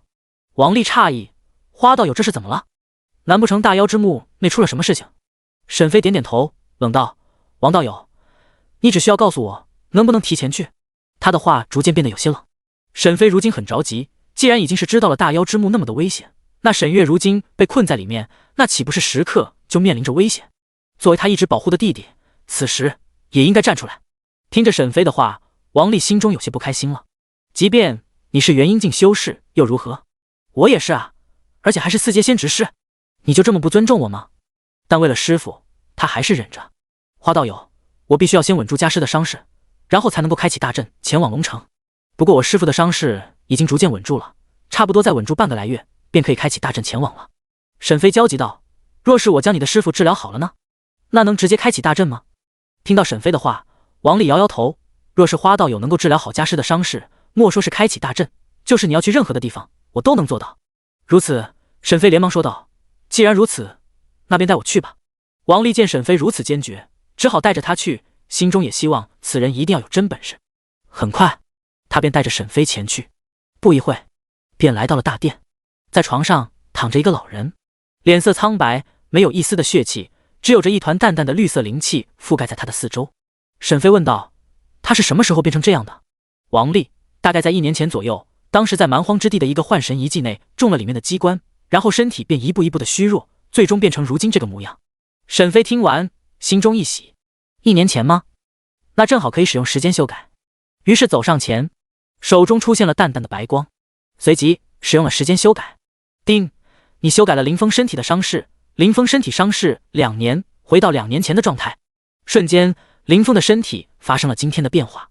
瞬息之间，林峰陡然间睁开了双眼，而在旁边的王丽眼睛直接瞪大，满是不可思议。这怎么可能？难道说他是一个5阶的医药师？王丽此时有了一个恐怖的猜测，似乎也就只有这样解释，才能够说明现在的这个情况。他连忙上前看着师傅林峰：师傅，没事吧？林峰懵逼的看着沈飞和王丽：我特么不是要死了吗？怎么现在身体复原了？我好了？是你救的我？不是我，师傅，我哪有这种你本事啊？林峰点头，的确，当然不可能是你救的我，应该是这位道友吧。他看向沈飞，沈飞点头：王道友，此时可以开启大阵了吧？王丽起身：既然家师已经好了，那我开启大阵又有何妨？今日便要开启吗？沈飞点头：越早越好。王丽：好。旁边的林峰有些懵逼，他还不知道发生了什么事情，于是问道：道友，发生了什么事情吗？若是我可以帮忙，一定帮忙。他当然知道自己的伤势有多么严重，结果居然被眼前这个人给救治好了，所以他自然想要和沈飞打好关系。王丽简单的将事情说了。林峰得知了沈飞要去大妖之墓，于是说道：老夫来吧，我使用传送大阵，可以正好的到距离大妖之森最近的镇妖城。沈飞面露喜色，没有客气，那就多谢道友了。于是他们便带着沈飞在夜晚开启了空间传送阵。沈飞乘坐着大阵来到了镇妖城，同时沈飞这才注意到了耳边响起的游戏系统的提示音：任务完成，恭喜你获得了随机奖励玄阶上品法术先锋云体术，恭喜你获得了随机奖励的阶下品法术探查术，恭喜你获得经验奖励300,000,000。得到先锋云体术和探查术之后，沈飞直接时间修改熟练度。定，你修改了先锋云体术修炼程度，修炼程度加999年，达到了圆满阶段。定，你修改了探查术修炼程度，修炼程度加999年，达到了圆满阶段。昵称：时间。天赋 SSS 级大道天赋。寿命260年。势力：紫府剑宗炼丹阁阁主。修为：金丹境9层100,000,00100,000。头衔：2阶炼丹师。功法：九玄神功圆满，只能修炼一个功法。仙术：隐藏术圆满。法术：缩地成尺圆满，天雷术圆满，九神咒圆满，画地为牢圆满，定身术圆满，神魂出窍圆满，居神术幻灵术圆满，神火分身圆满，先锋云体术圆满，探查术圆满。秘籍：独孤九剑圆满，2阶炼丹师秘籍圆满。法宝武器：锋利的长剑封印灵玉残缺版，紫薇灵剑残缺版。任务：主线任务域外邪族进行中。不仅如此，沈飞还因为高额的经验达到金丹境9层。沈飞得到了2个不错的法术，心中瞬间一喜。探查术可以探查他人的信息，而且修炼到了圆满，能够知道修为比他高一个大境界的修士信息。至于先锋云体术，虽然不咋地，但至少也是一个不错的法术，能够在防御时反击敌人。随后他通过了空间传送阵来到了镇妖城。刚一来到这里，沈飞就看到了非常多的穿着黑色铠甲的守卫。从和平城来的是那位4阶仙执事王立大人的好友。一个穿着黑色铠甲的人来到了沈飞的前方，看着沈飞，风云开口问道。沈飞摇摇头，是林峰道友亲自开启大阵的。忽然间，一道盾光自沈飞的身后前来，落在了风云的手中。瞬间他便知晓了事情，同时报手道：“原来是花前辈，都散开。”随后旁边的侍卫都让开。在沈飞问过了风云关于大妖之墓的位置之后，随后沈飞直接使用了缩地城齿离开了这里。不过想要从这里达到大妖之墓，还需要穿过大妖之森才行，而大妖之森还是比较的危险，里面不只有元婴境的大妖，还有着化神境的大妖。但沈飞没办法，必须要从这里穿过去，否则若是绕路的话，万一来不及了怎么办？沈月绝对不能出问题。姐，等着我！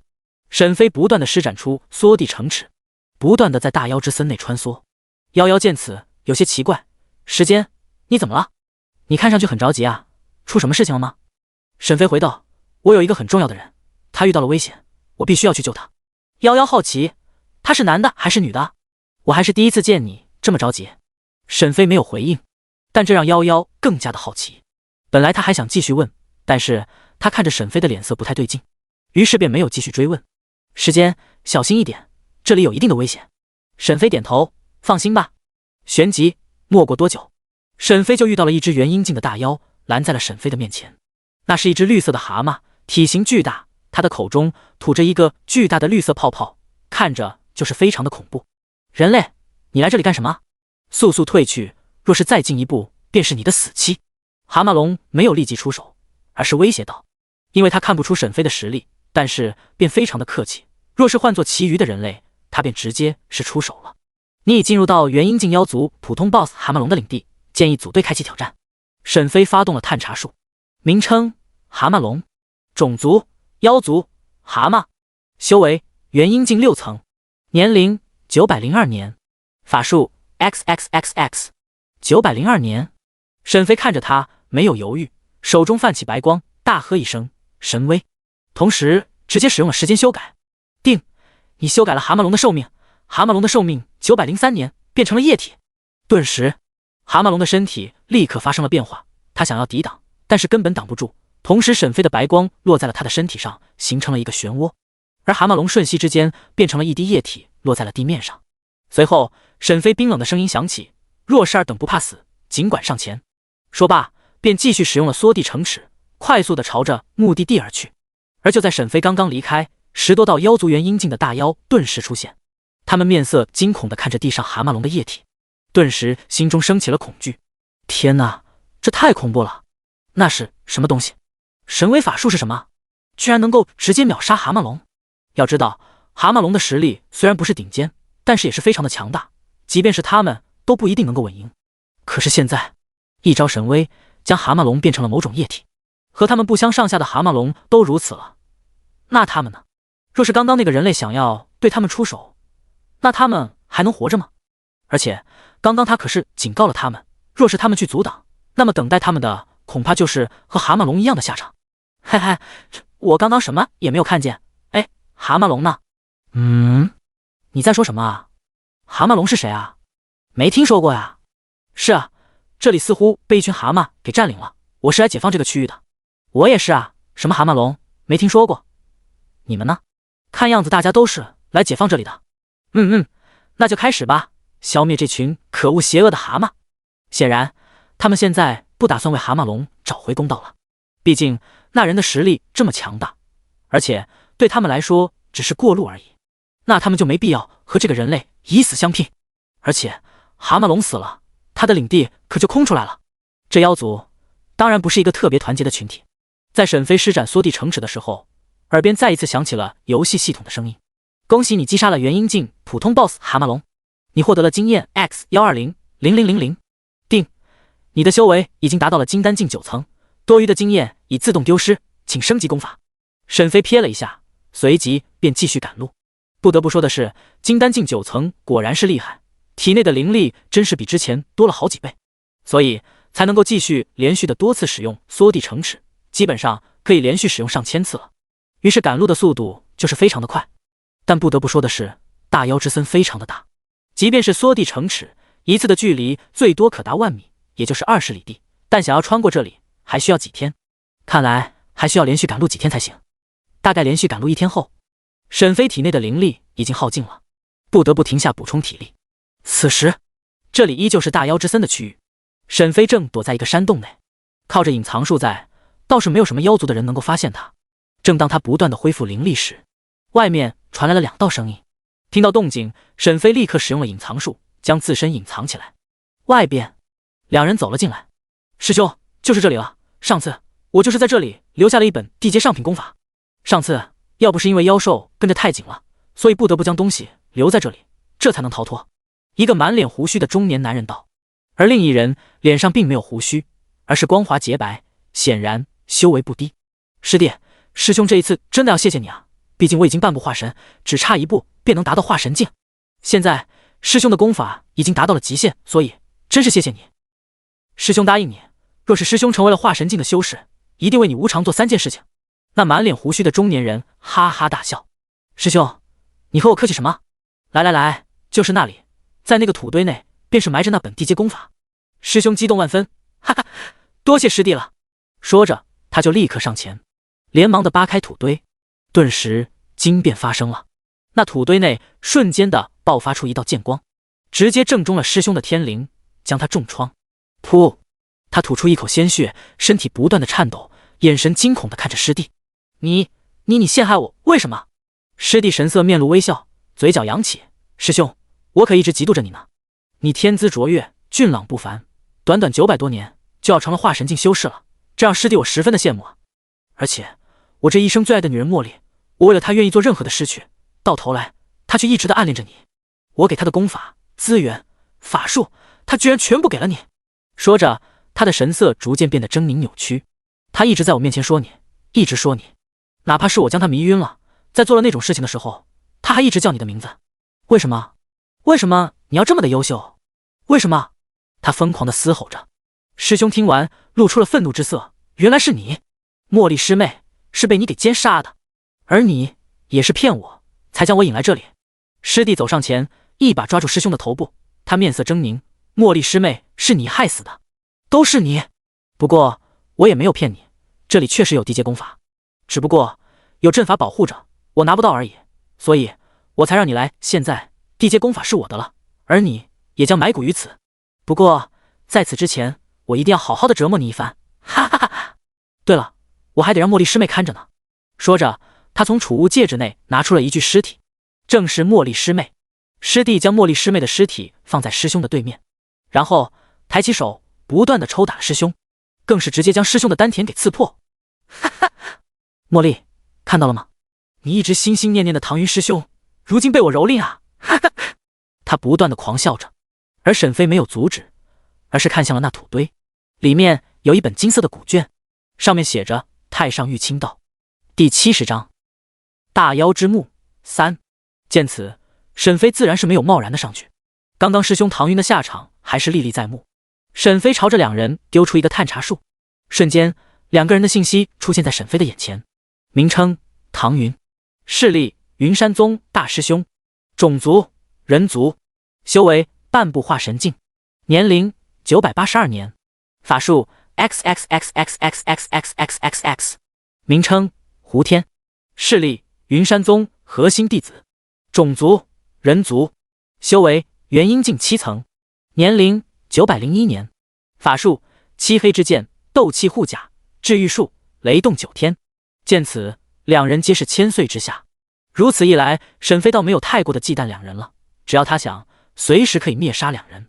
但他没有这么做，目的就是要看看这个叫做胡天的人要怎么将那门功法取出来。很快，一番蹂躏之后，唐云的身体已经不成样子了，而胡天还没有继续放过他。他将唐云固定住，将他的裤子给解开，随即将茉莉师妹尸体上的衣服全部扒开。他将茉莉师妹的尸体放在唐云的身体上，他狞笑一声：今日我要你身败名裂，而我胡天注定成为云山宗心的大师兄。胡天从储物戒指内拿出一个留影石，将眼前的唐云和茉莉师妹的尸体全部拍了进去，存储到了里面。留影石是修仙众人记录一些事物的东西，可以将一些画面、照片存入进去。唐云愤怒至极，他没想到这个师弟居然如此的狠毒。可嗨嗨，胡天，你一定会遭报应的。此时的唐云虚弱无比，奄奄一息。胡天冷哼一声：人们不会记住你，只会记住你做的事情，只会记住他们的大师兄是一个卑鄙小人，奸杀师妹的畜生，而我便是拼死诛杀你这畜生的英雄。未来的云山宗大师兄。不过现在嘛，我会暂时的留你一条命，让你看看我修炼这个地阶功法。哈哈哈哈！说着，胡天走到那土堆前，从储物戒指内拿出了一样东西。这东西看上去就像是一个普通的石头一样。他将石头捏碎，石头内瞬间露出一道亮光，覆盖在他的身上。随即他上前扒开土堆，将里面的太上玉清道拿了出来。见此，沈飞没有再隐藏自己，他出手了，身体瞬息之间就出现在胡天的前方。顿时，原本兴奋的胡天猛然间脸色大变，这里居然还有一个人，他居然一点都没有发现。那也就是说明，眼前此人的实力绝对是比他强大，所以这才没有发现他。他瞬间脸色就变了，瞬间后退，神情变得掐媚起来。前辈，您是想要这本功法吗？沈飞看着他，明知故问。既然如此的话，那么就请前辈杀掉唐云，然后放过我一条性命，这样我就将这本功法给你，前辈如何？沈飞冷笑，我杀了你，这东西不就是我的了吗？胡天脸色大变，立刻使用了瞬移，想要离开这里，但是他的速度怎么可奈会有沈飞快？沈飞直接发动了时间修改，立即修改他的寿命，从而直接打断了他的元婴瞬移。定，你修改了胡天的寿命，胡天的寿命901年，成为了液体。瞬间，胡天的身体发生了变化，直接成为了一滴浓稠的液体，留在了地上。而旁边的唐云直接看呆了，心中无比的震惊。他看着眼前的沈飞，心中也有些害怕，万一此人对自己出手呢？那岂不是必死无疑？沈飞现在没有注意他，而是将目光放在了太上玉清道上，旋即从地上将太上玉清道捡起来，然后直接翻开一看。瞬间，沈飞的身体不断的发生变化，他体内的灵力不断的按照着太上玉清道的运转路线流动着。不过1分钟就已经达到了入门阶段。丁，恭喜你学会了地阶上品功法太上玉清道，达到了入门阶段。丁，恭喜你达到了半步元婴境。沈飞没有停下，而是直接使用了时间修改。丁，你修改了太上玉清道修炼程度，太上玉清道修炼程度加999年，达到了圆满阶段。丁，你修炼了999年的太上玉清道，经验加900,0000。丁，你的等级已达到上限，请完成渡劫，突破至元婴境，多余的经验已自动消散。昵称时间，天赋 SSS 级大道天赋，寿命260年，势力紫府剑宗炼丹阁阁主，修为半步元婴境，可渡劫，头衔2阶炼丹师，功法太上玉清道圆满，只能修炼一个功法。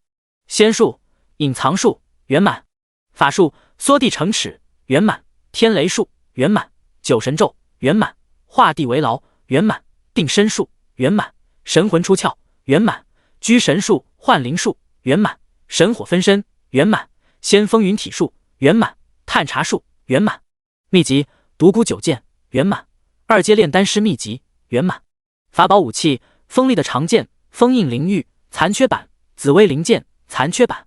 任务主线任务域外邪族进行中，如今就差渡劫了，只要通过元婴境的雷劫，那么就可以达到元婴境了。但沈飞没有立即选择突破。首先，这里还是大妖之森，一旦突破的话，动静太大，而且修为还会暴露。毕竟人家一看你是在渡劫元婴雷劫，而且还是人族的人，那一定是会阻止的，所以不能在这里渡劫。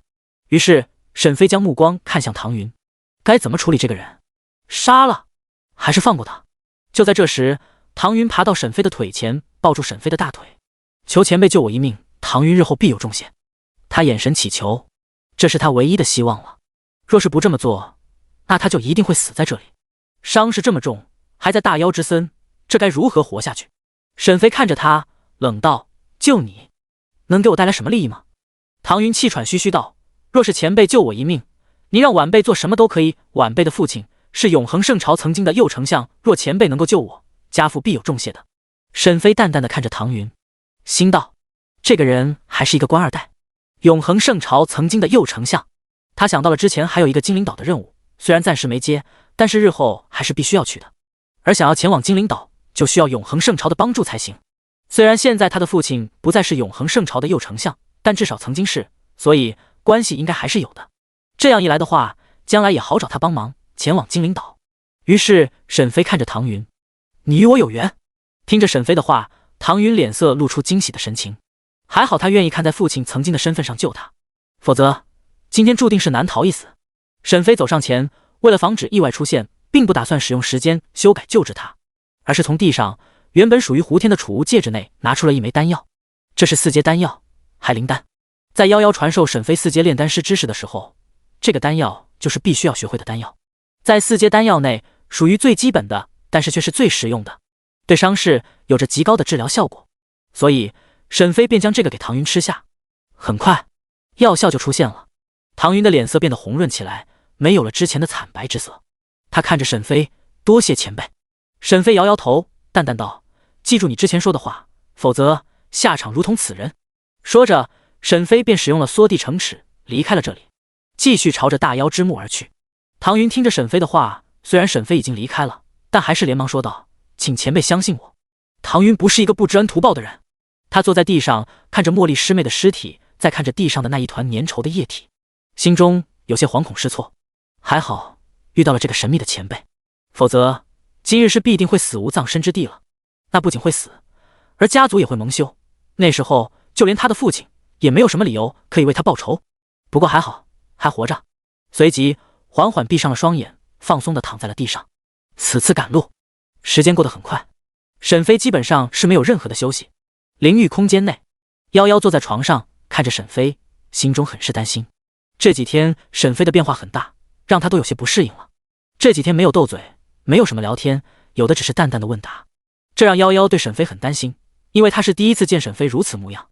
看来他是真的很担心那个人，同时他又很担心沈飞担心的那个人究竟是谁。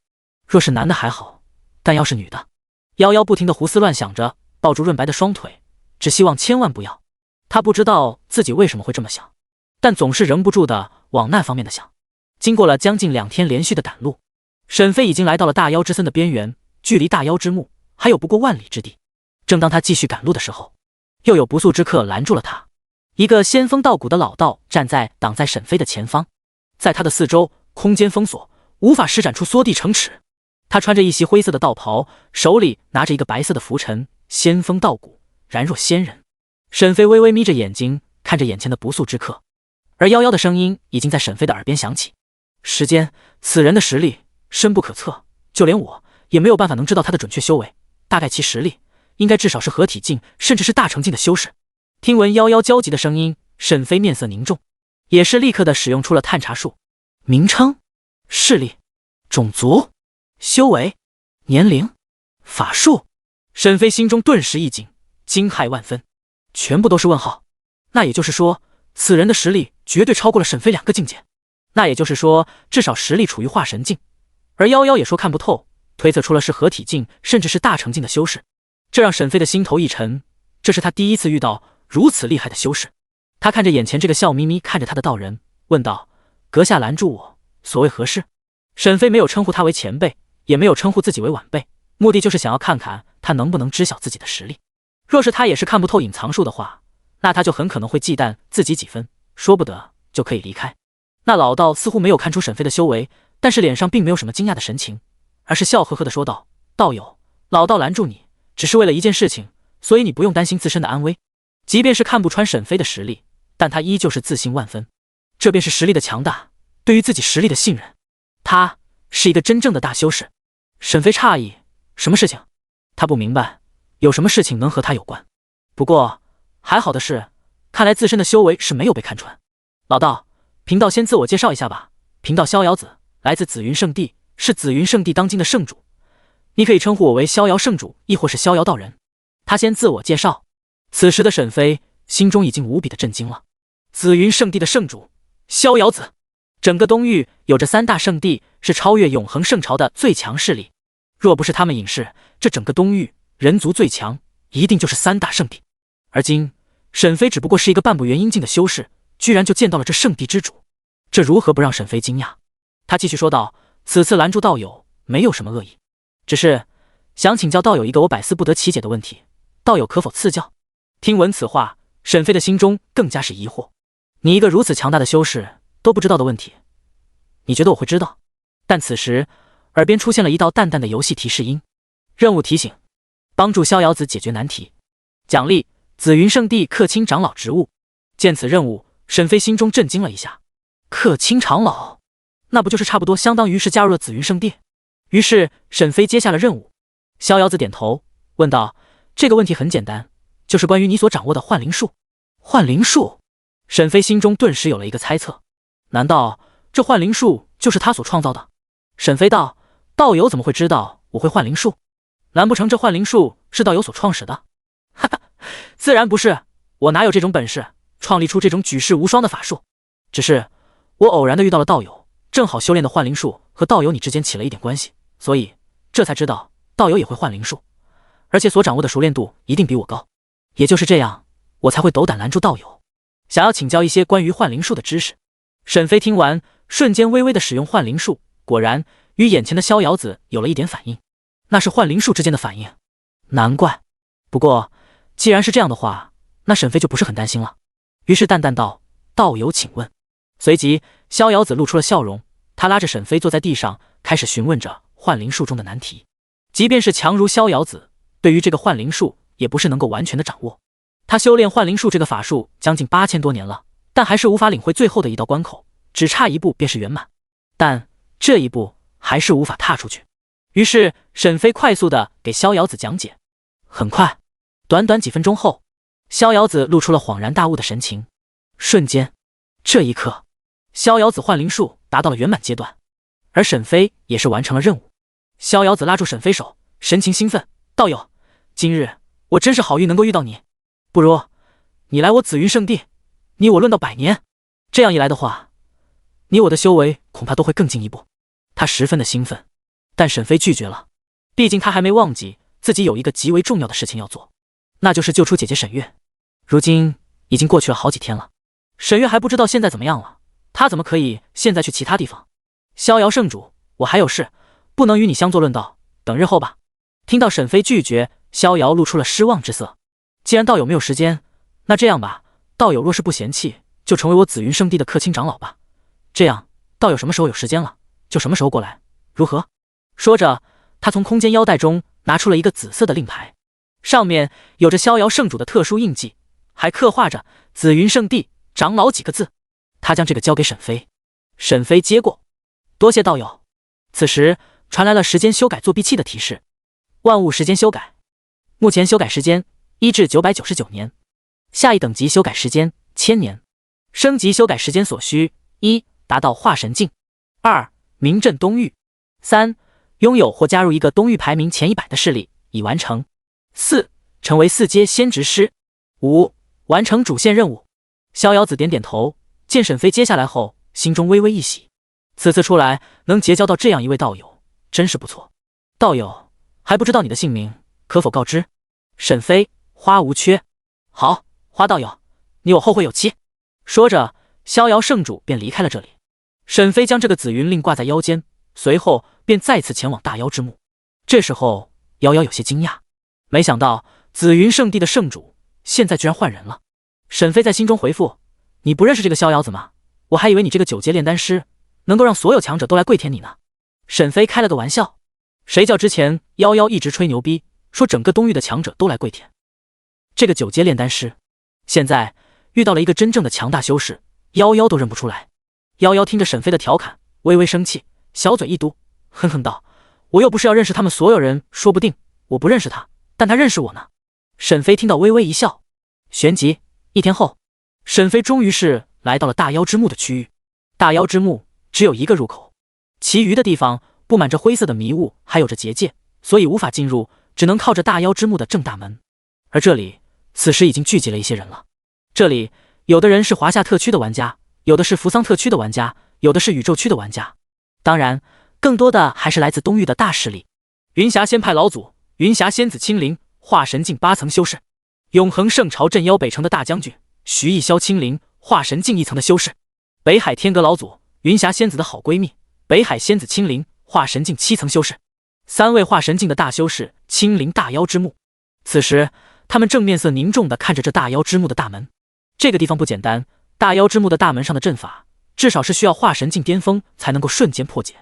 云霞仙子面色凝重，眼里对云悠悠十分的担心。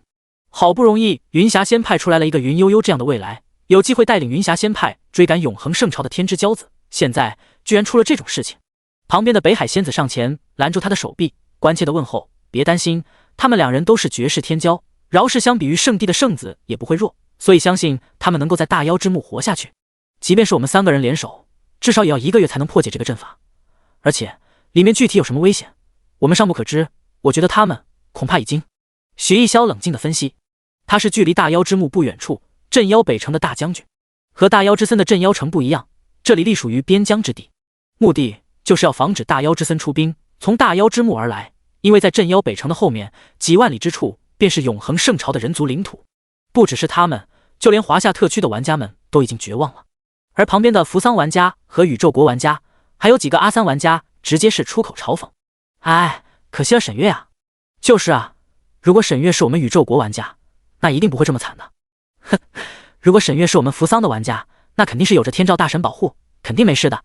但是现在，呵呵了。”这时候，沈飞的身影落下，随即所有人的目光落在沈飞的身上。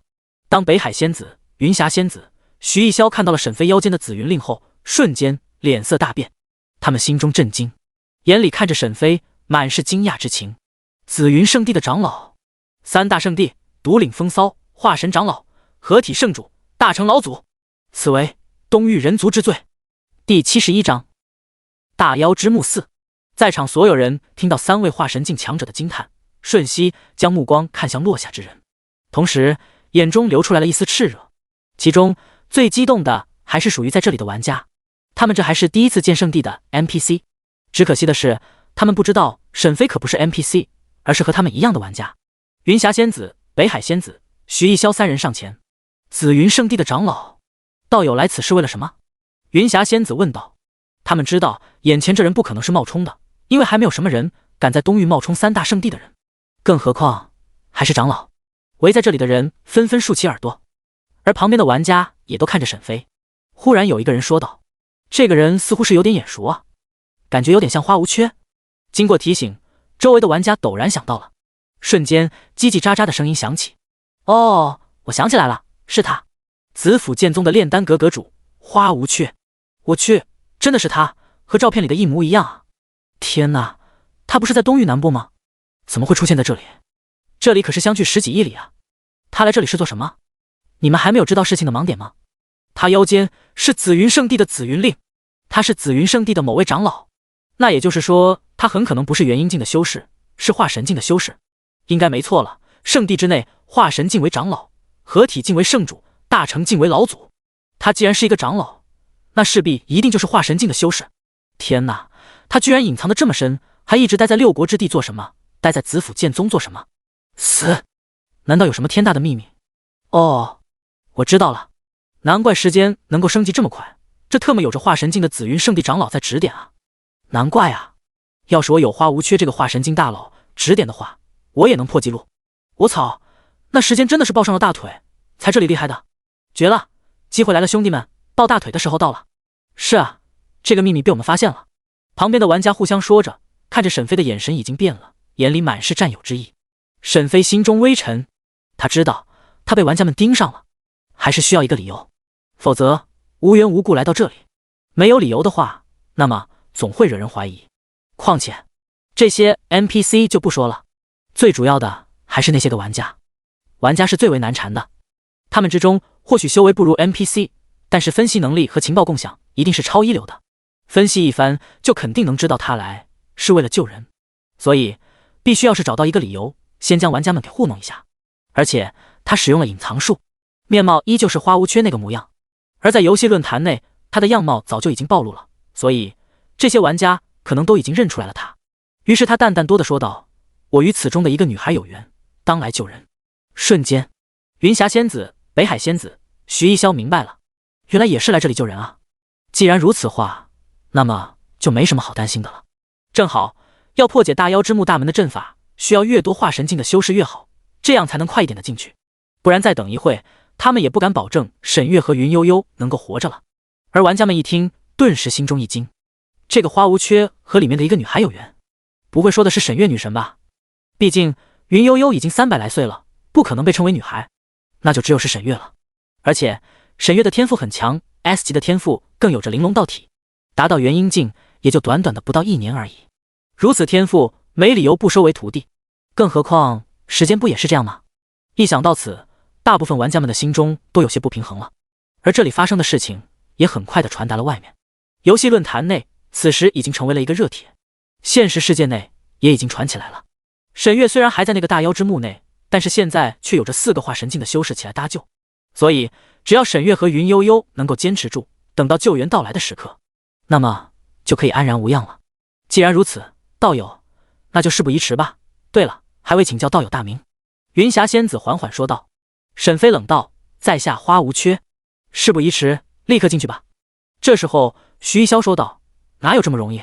大妖之墓上还有着一个奇异的阵法呢，至少需要化神境巅峰的修为才能够瞬间破解，而我们4个联手差不多也要快1个月。听到这里，沈飞微微皱眉，朝着大妖之墓上的灰色大门走了上去。他看着这灰色大门上雕刻的奇异阵法，随即立刻使用了时间修改，向前修改大门的时间。他要将大门改变到之前还未曾出现大阵的时刻。说罢，便开始了。沈飞手中一道白色的亮光出现，旋即时间修改启动，将金色的三角朝着左边拉去。随着金色的三角不断的朝着左边拉去，整个大门上的阵法发生了变化。很快，随着时间的变化，那阵法不断的也跟着发生变化。最终，当金色的三角移动了将近1/9，也就是差不多100多年左右，那阵法恍然间消失。至此，大妖之墓便可进入。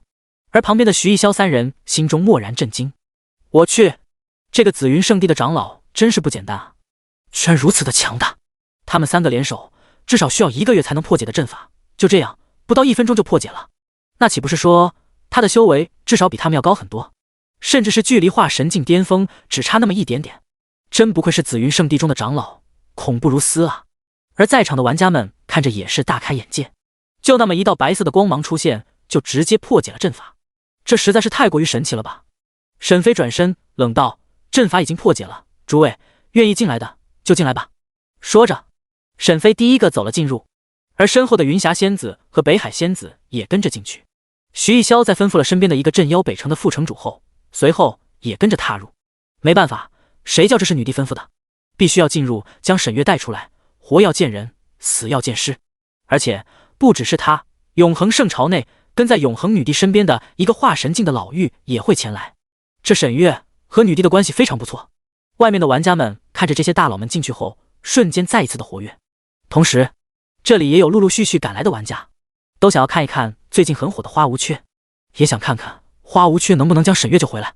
大妖之墓内，在大妖之墓最里面是一个巨大的灰色的宫殿，这里原本是属于妖族大妖的埋骨之地，现在却成为了域外邪族的栖息之地。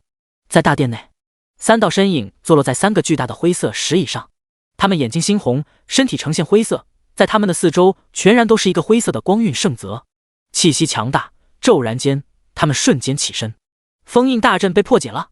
这不可能啊！难道是说是那些圣地之主出手了？其中一道身影面色阴沉，灰色的面孔变得更加的接近于黑色，以此体现出恐怖的愤怒之色。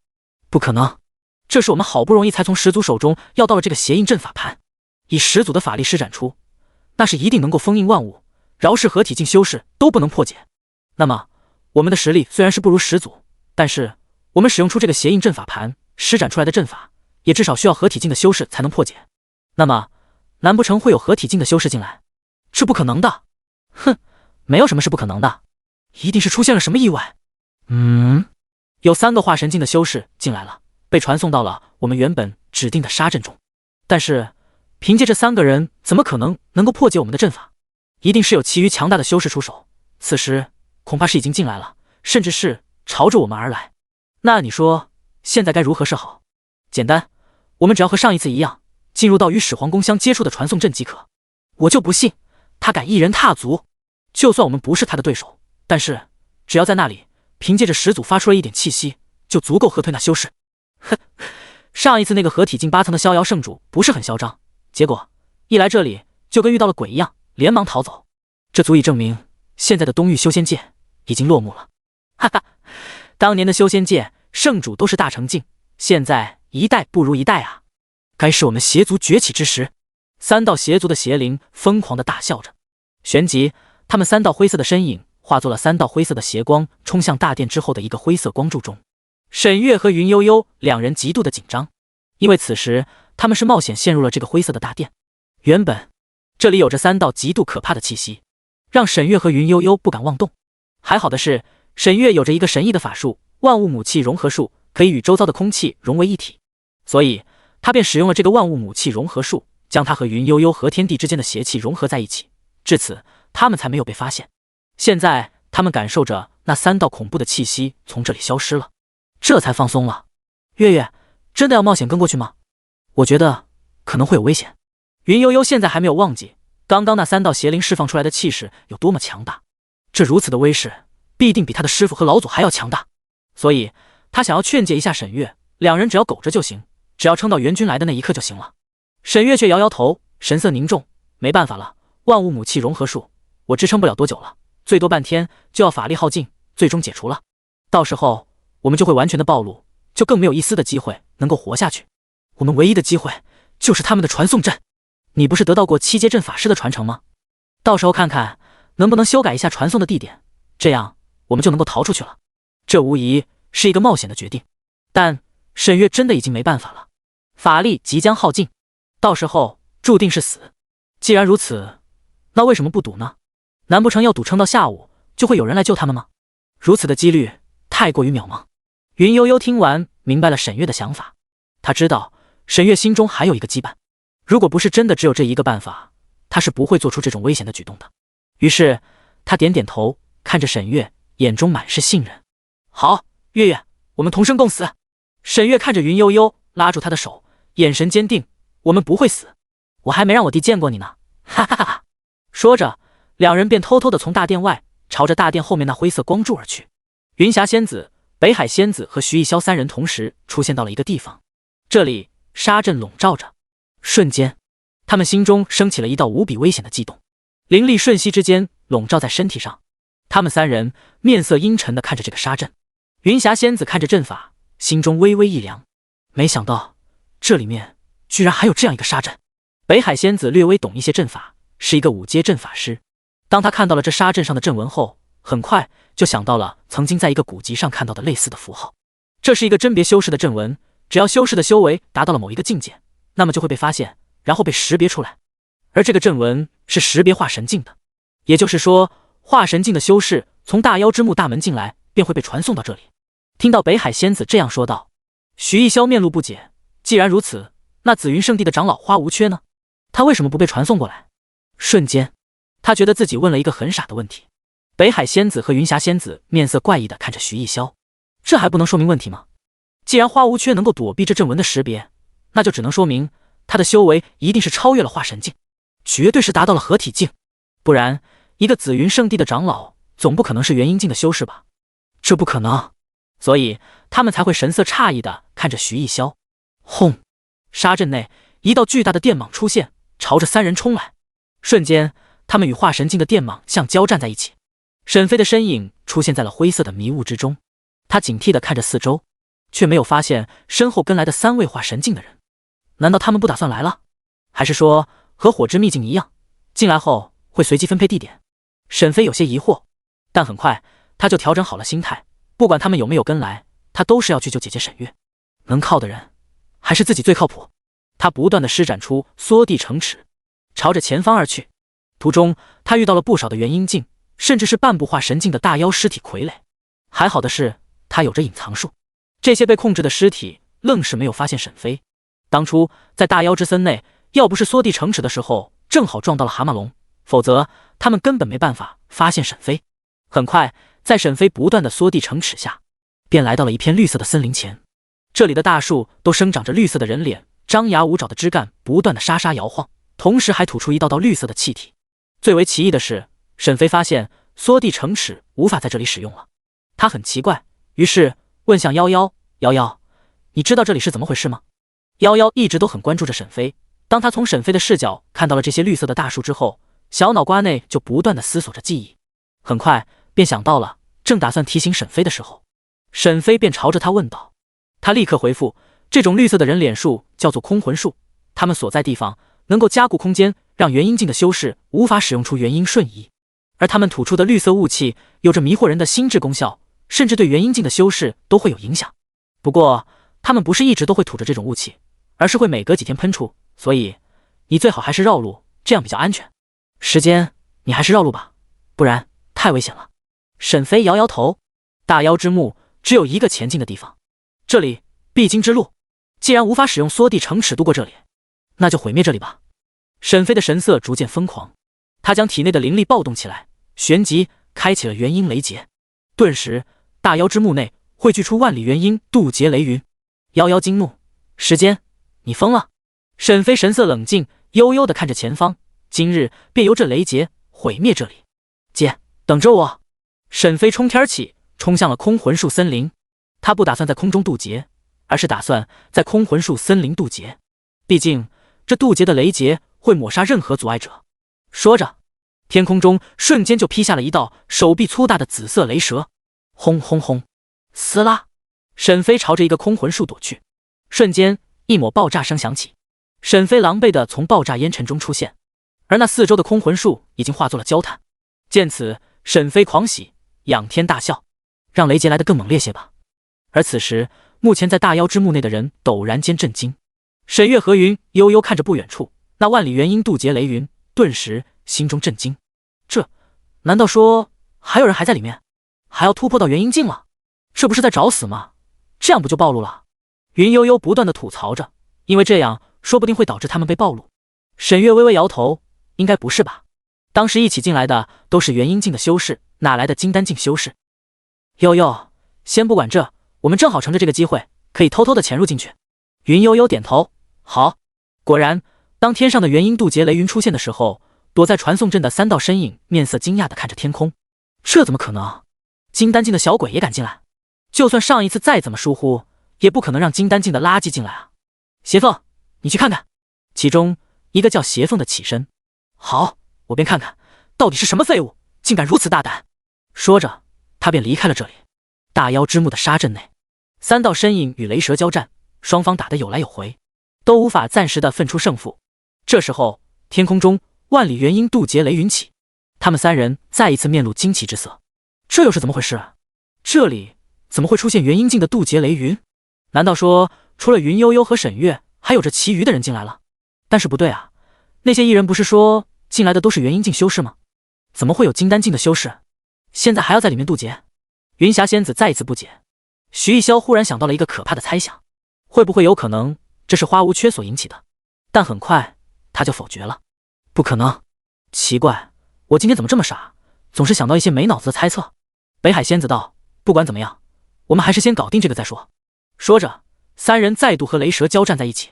轰轰轰！沈飞此时已然身负重伤，而在周围的空魂术已然全部被毁灭。当最后一道雷劫劈下来时，沈飞知道挡不下了，于是立刻使用了时间修改。定，你修改了自身的伤势，自身的伤势负10分钟，恢复至10分钟前的身体良好状态。瞬间，沈飞满血复活，挡下了这最后一招。同时，耳边响起了一道道游戏系统的提示：恭喜你通过了元婴雷劫，达到了元婴境。昵称：时间，天赋 SSS 级大道天赋，寿命310年，势力紫府剑宗炼丹阁阁主，修为元婴境02000000，头衔2阶炼丹师，功法太上玉清道圆满，只能修炼一个功法。仙术隐藏术圆满，法术缩地成齿圆满，天雷术圆满，九神咒圆满，画地为牢圆满，定身术圆满，神魂出窍圆满，居神术幻灵术圆满，神火分身圆满，仙风云体术圆满，探查术圆满，秘籍独孤九剑圆满，2阶炼丹师秘籍圆满，法宝武器锋利的长剑封印灵玉残缺版，紫薇灵剑残缺版。任务主线任务域外邪族进行中。恭喜你再一次打破了记录，突破了从开始修炼最快达到元婴境的记录，将进行3次全服通告。全服通告，玩家时间达到了元婴境，打破了最快达到元婴境的记录。特此通告，全服通告，玩家时间达到了元婴境，打破了最快达到元婴境的记录。特此通告，全服通告，玩家时间达到了元婴境，打破了最快达到元婴境的记录。特此通告，第72章大妖之墓5。此时，在外面的玩家们听到了全服通告声，顿时，他们再一次的为时间震惊。无他，这才过去几个月啊，他就已经达到了元婴境了。瞬间，在玩家论坛内，无数的人再一次讨论起来了时间。我去，时间大佬这么厉害吗？怎么一下子就达到了元婴境，又打破了记录？我们这些普通的玩家怎么比得上啊？天啊，谁能帮帮我们制裁一下时间大佬啊？奇怪，时间又得到了什么机缘吗？这又突破了。你真的是笨啊，这还用想？一定是花无缺这个紫云圣地的 NPC 给了时间非常多的资源，然后他就突破了。说到底，时间还不是靠着花无缺才能这么厉害。你怎么知道的？难道花无缺跟你说的？本来时间大佬就厉害，这还需要说？哼，我就不信时间没有靠着花无缺。想都不用想，光是那几次的域外邪族击杀，就一定是花无缺出手帮忙的，不然就凭时间怎么可能够做到？呵呵，你就是嫉妒。什么？不会吧？不会吧？不会真的有人不相信时间是靠着花无缺才崛起的吧？给我一个花无缺 NPC， 我也能崛起成为时间。你先开启一个 S 级以上的天赋再来说话吧。笑死，没有花无缺，时间是个啥？他啥也不是。沈飞此时已然度过雷劫，成为了元婴境的修士，实力也发生了翻天覆地的变化。他看着前方，一道灰色的流光快速掠过，瞬间他便落在了沈飞的前方。他交叉着手，虽然无法看清他的脸，但依稀能够感觉到不屑。元婴境的蝼蚁竟然也敢来这里送死。他冷冷地看着沈飞，开口说道。沈飞刚刚度完元婴雷劫，所以邪凤自然是知道他的真实修为就是一个元婴境而已，所以才会如此的不屑。沈飞微微眯着眼睛，此时他触发了任务。任务提醒：击败域外邪族先遣军3大元帅之一的邪凤，奖励经验300万，域外邪族仇恨值 X1万。注：此任务难度极高，建议化神境玩家组队完成。这时候沈飞知道这个任务是接也得接，不接也得接了。总之眼前的这个邪凤是不可能轻易的放过他，于是便接下来了这个任务。随后直接使用出探查术，名称邪凤，势力域外邪族，种族邪族，修为化神境7层，年龄6302年，法术圣光，天雷降临，土咒，末日之判决，献祭，炸裂龙卷，黑暗口袋。此时沈飞看着他的年龄，心中是凝重无比。沈飞看着高高在上的邪凤，知道此事已经有些棘手了。邪凤的修为比他高一个境界，所以可以看出来他的信息。而后他的寿命实在是过于的长了，沈飞无法使用时间修改将他抹杀。以他的时间修改，大概无法将他的寿命全部扣除。那么此时该怎么办？沈飞感受到了一丝严峻。陡然间，邪凤毅然出手，没有给沈飞半点的机会。他的身体瞬间闪动，顷刻间来到了沈飞的身前，平平无奇的一拳猛然落下。虽然看上去是平平无奇，但是沈飞知道，若是这一拳落下，那不用说了，直接死一条命。于是立刻的使用了元婴瞬移。这一次不是缩地成尺，而是元婴瞬移。可邪凤只是冷笑，改变了已经打出的一拳，而是改成了擒拿。瞬间，沈飞在瞬间移动的时候便被邪凤抓住了，被捏在了邪凤的手中。死吧！说着，没有任何犹豫的要将沈飞捏死。而沈飞也立即对自己使用了时间修改。刹那间，沈飞的身体直接爆炸开来。邪凤也打算离开之时，忽然间便看到了沈飞的身体正在时光回溯。顿时，邪凤露出了一抹笑容。时间逆流，仙人转世。这时候，他看着沈飞的脸色变了，变得非常的兴奋，猩红色的双眼变得闪烁起来。天哪，真是上天给我邪凤一个大机缘啊！一个仙人转世的修士被他遇到了。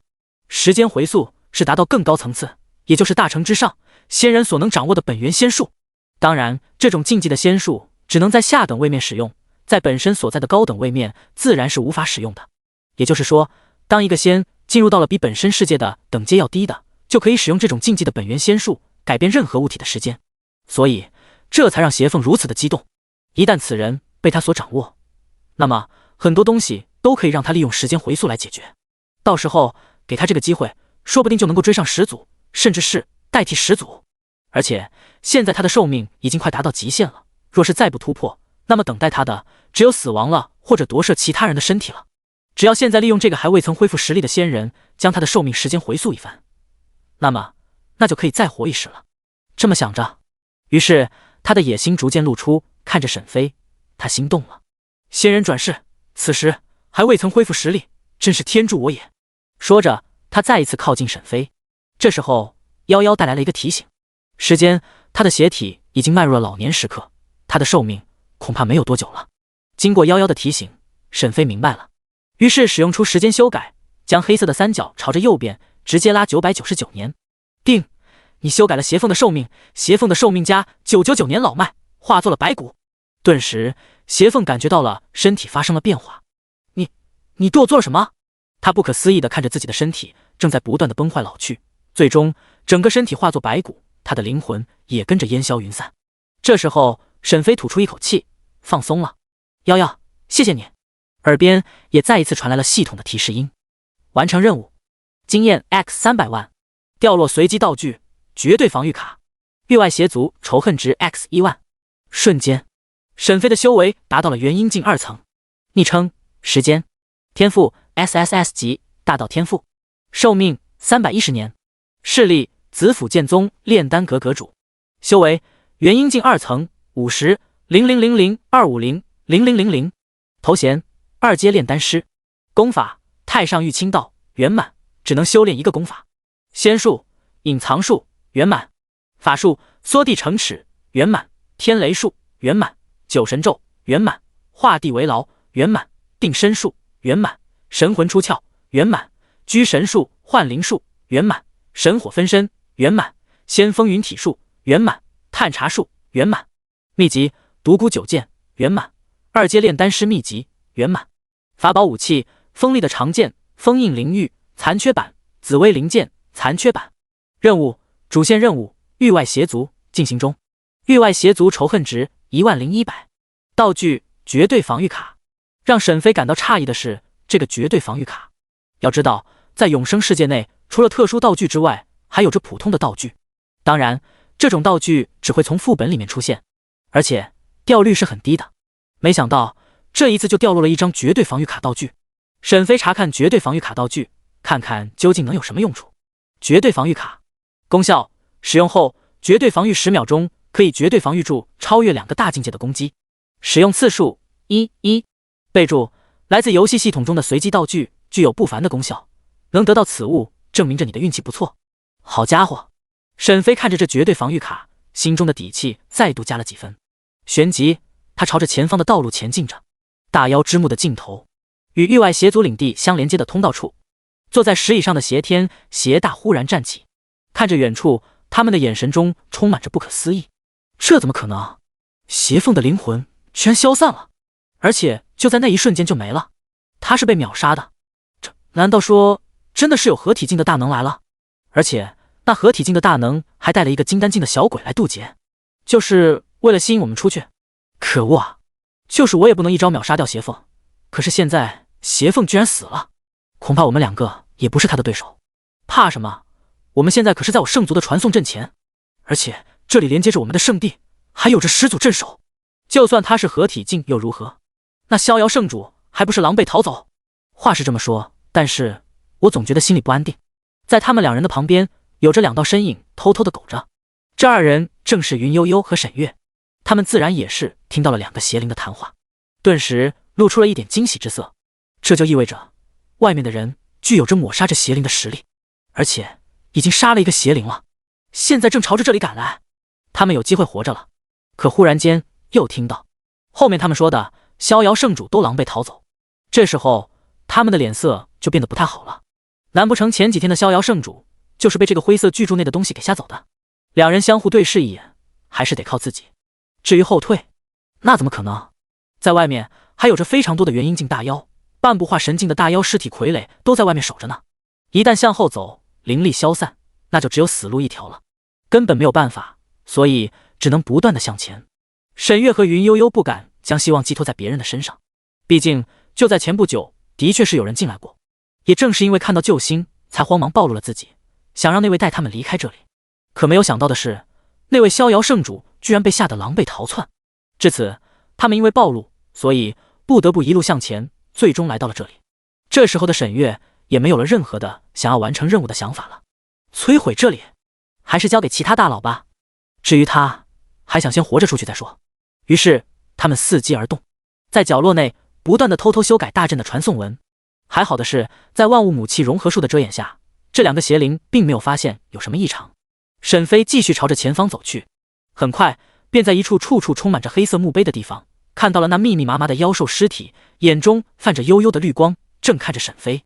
沈飞丢出一道道的探查术，名称：独角龙兽君，势力：种族：妖族、傀儡，修为：元婴境7层，年龄：法术，状态：邪灵控制 buff X 10年，名称：如风子肖像，势力：种族：妖族、傀儡，修为：元婴境8层，年龄：法术，状态：邪灵控制 buff X 10年，名称：金涛臂毛物，势力：种族：妖族、傀儡，修为：半步化神境，年龄：法术，状态：邪灵控制 buff X 10年。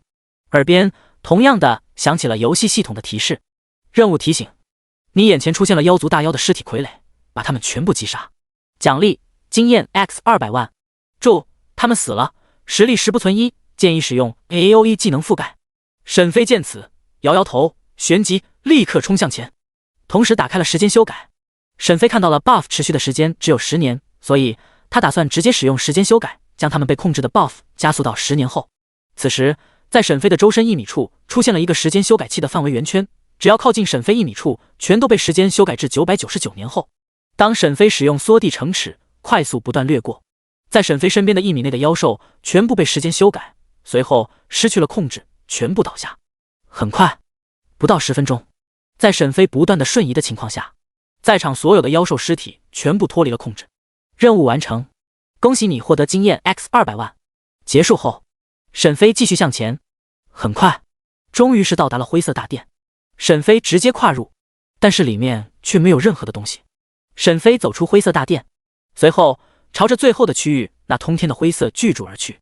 终于，沈飞抵达了这里，耳边再一次响起了熟悉的游戏提示：任务提醒，毁灭域外邪族在这里设下的传送阵。奖励：随机特殊道具 X1。这时候，还没有完全准备好的沈月和云悠悠看到了沈飞的到来，见此，他们感到了惊讶。这个人他们没见过，他是来救他们的吗？这一点，说实话，他们都不确定。万一不是呢？所以还是先看看再说，并且这里的阵法只差最后一步了。那两道邪灵也看到了沈飞，他们感受不出沈飞身上的气息，但知道就是此人击杀了邪凤，而且他们还看到了沈飞腰间的紫云令。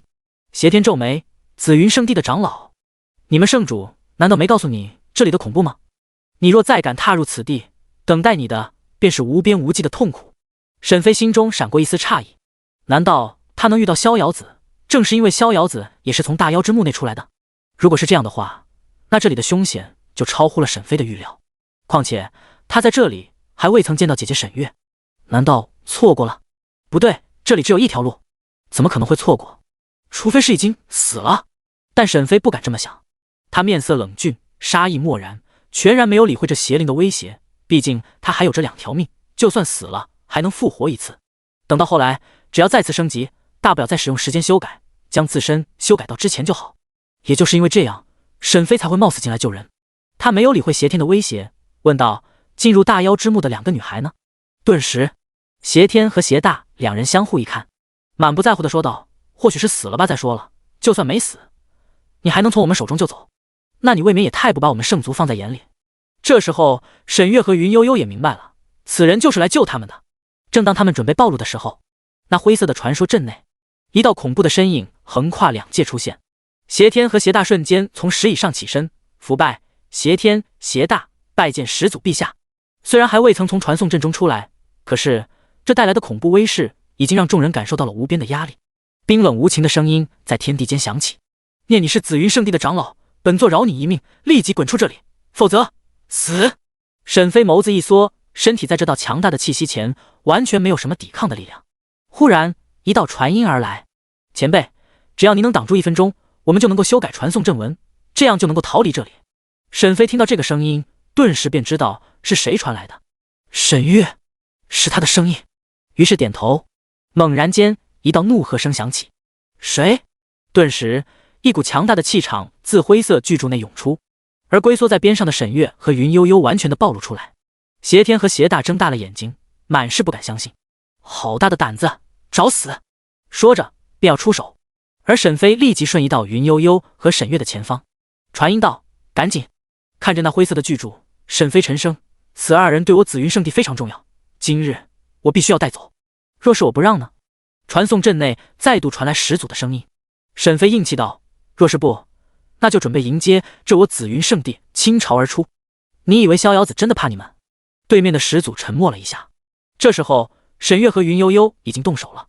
阵纹骤然间发生了变化，始祖猛然间大怒：“别说是你，就是你们紫云圣地的老祖亲临，本座也不会放你们走了。你以为你们紫云圣地还是几千年前的圣地？这天早变了，接下来的时代属于我圣族。”说着，一道遁光自灰色巨柱快速掠出，朝着沈月和云悠悠而去。沈飞立刻使用绝对防御卡，10秒钟的绝对防御直接拦下了这一招，在绝对防御面前没有掀起什么波浪。那始祖看到这一招居然被如此化解，顿时心生不解：“你不简单，恐怕快接近大成境了。”听到始祖的话，邪天和邪大顿时脸色一变，恐惧地看着沈飞，同时他们心中在庆幸，还好没有出去，不然那下场就一定会和邪凤一样。始祖继续说道：“不过即便是这样，你也得死。”说着，灰色巨柱内再一次射出10道遁光，10道遁光飞快地来到沈飞的身前。这时候正好绝对防御还剩下1秒，正好将这10道遁光全部挡下。见沈飞依旧是没有任何的事情，这时候始祖有些不淡定了。这几招他用了将近70%的实力，居然还是无法撼动。于是他决定动用全部的实力。“你很强大，但是可惜了。”说着，灰色的巨柱内一道恐怖的力量正在汇聚。这时候沈飞面色阴沉，现在不妙了，绝对防御用完了，而且他们现在至少还需要半分钟，这可怎么办？这个时候沈飞听到了夭夭的叹息声：“时间，放开封印灵域所有的权限，让我的精神力全部涌出来吧，这样说不定能够吓唬住他。”夭夭坐在灵域空间内，有些不舍地看着沈飞。沈飞没有意识到什么，于是按照他所说的，将封印灵域内的全部权限打开。顿时，一道气所磅礴、凛冽万古的恐怖精神力自沈飞的身上涌出。这一道恐怖的精神力冲天起，鱼为巨倾，气贯红泥，笼罩在整个大妖之墓内，将所有的一切全部镇压。这一刻，9阶炼丹师的半仙境精神力全部爆发而出。那始祖顿时惊骇不已，脸上满是惊恐之色，全然没有了之前的淡定。超越大成境的精神力，是渡劫期的半仙？不可能，不可能的！始祖惊骇的声音传遍整个大妖之墓，连他自己都没有发现，自己的声音已经出现了恐惧之色。而邪天和邪大已经失去了抵抗力，在这道精神力的威严下，他们根本无法站立。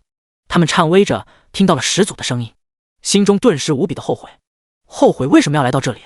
后悔为何要选择这里为域外邪族入侵修仙界的跳板？现在惹来了如此强大的半仙，他们该如何是好？就在他们震惊之余，过了将近快1分钟，夭夭虚弱的声音断断续续的传来：“时间，好希望在醒来后还能见到你。”第73章大妖之墓中篇。终究，夭夭这几千年内所存的精神力在这一刻全部消耗殆尽，最终带着不舍躺在床上陷入了沉睡，给沈飞成功的拖延了将近1分钟的时间。也就是这时候，传送阵纹修改完成。沈月连忙给沈飞传音：“阵纹完成了，快！”说着，空间传送阵阵法陡然间发生了变化，一道灰色的光芒笼罩在3人的身上，即将带着他们离开这里。而灰色巨柱内的始祖身影不断的闪烁，由于阵纹的改变，他即将要从灰色巨柱内消散，将要回到原本的地方。这时候他感受到了那股恐怖的精神力消失了，瞬间他勃然大怒，他知道自己被骗了，被一个蝼蚁骗了。混账！给本座死！死灵归界！顷刻间，一道灰色的遁光快速涌来，朝着沈飞带来了数不尽的恐怖压迫。沈飞见着，大脑飞速运转，最终想到了一个办法：神火分身。顿时，沈飞的身上燃起了烈焰，将他的身体顷刻间焚尽。东域南部6国之地，子府剑宗的炼丹阁后山中，一个隶属于沈飞的洞府中，在洞府内，盘坐着一道身影，此人正是神火分身时间。顿时他睁开了双眼，身上燃起了熊熊烈焰，身形消散在原地，转而出现的便是沈飞的模样。沈飞见到周围的一切，没有任何的犹豫，连忙坐下，立刻控制着刚刚被传送过去的时间分身。大妖之墓内，就在始祖释放出最后的一招后，电光火石之间，时间立刻出现，用身体挡住了那最后的一招。同时，原本作用在沈飞身上的传送被打断了。时间的身体顷刻间肉沫横飞，血溅四周，烟消云散。看到这一幕的沈月和云悠悠顿时瞪大了眼睛，全然不敢相信。还未等他们做出什么反应，作用在他们身上的传送却是开启了，他们的身体陡然间便消失在了这里。而那灰色的巨柱也因为阵纹的改变，无法支撑连接两界的通道，最终在始祖的愤怒下也即将化作了虚无，留下了邪天和邪大以及已经肉身炸裂成肉末的时间分身。随着灰色巨柱即将消失的时候，那始祖传出声音：办事不力，妄为先遣军统帅，我今将你二人之兽收回，只给你们10年之寿，10年之内重开传送阵，连接两界，不然若是完不成，你二人便老死在那里。说着，灰色巨柱在消失的一瞬间，两道盾光传来，将邪大和邪天的寿命收回，只给了最后的10年时间。邪天和邪大顿时瘫倒在地上，灰色的身体变得有些接近于黑色，这是大限将至的征兆。当这里的一切恢复平静之后，两人相互一看，皆是苦笑。可恶啊，为什么我们运气这么不好，居然让那些异人破坏了我们的计划？他们刚刚看到了沈月，立即就知道了他是异人，所以这才明白了，异人那只是蝼蚁罢了，真正让我们计划失败的是紫云圣地的逍遥圣主。还不明白吗？要不是逍遥圣主打开大妖之墓的封印，那些异人也不可能进来。随后那逍遥圣主假意离开，最后还让紫云圣地的长老前来，最终才酿成了这等祸事。那我们现在怎么办？放弃这里，去寻找下一个传送地点，不然呢？难不成你要等死？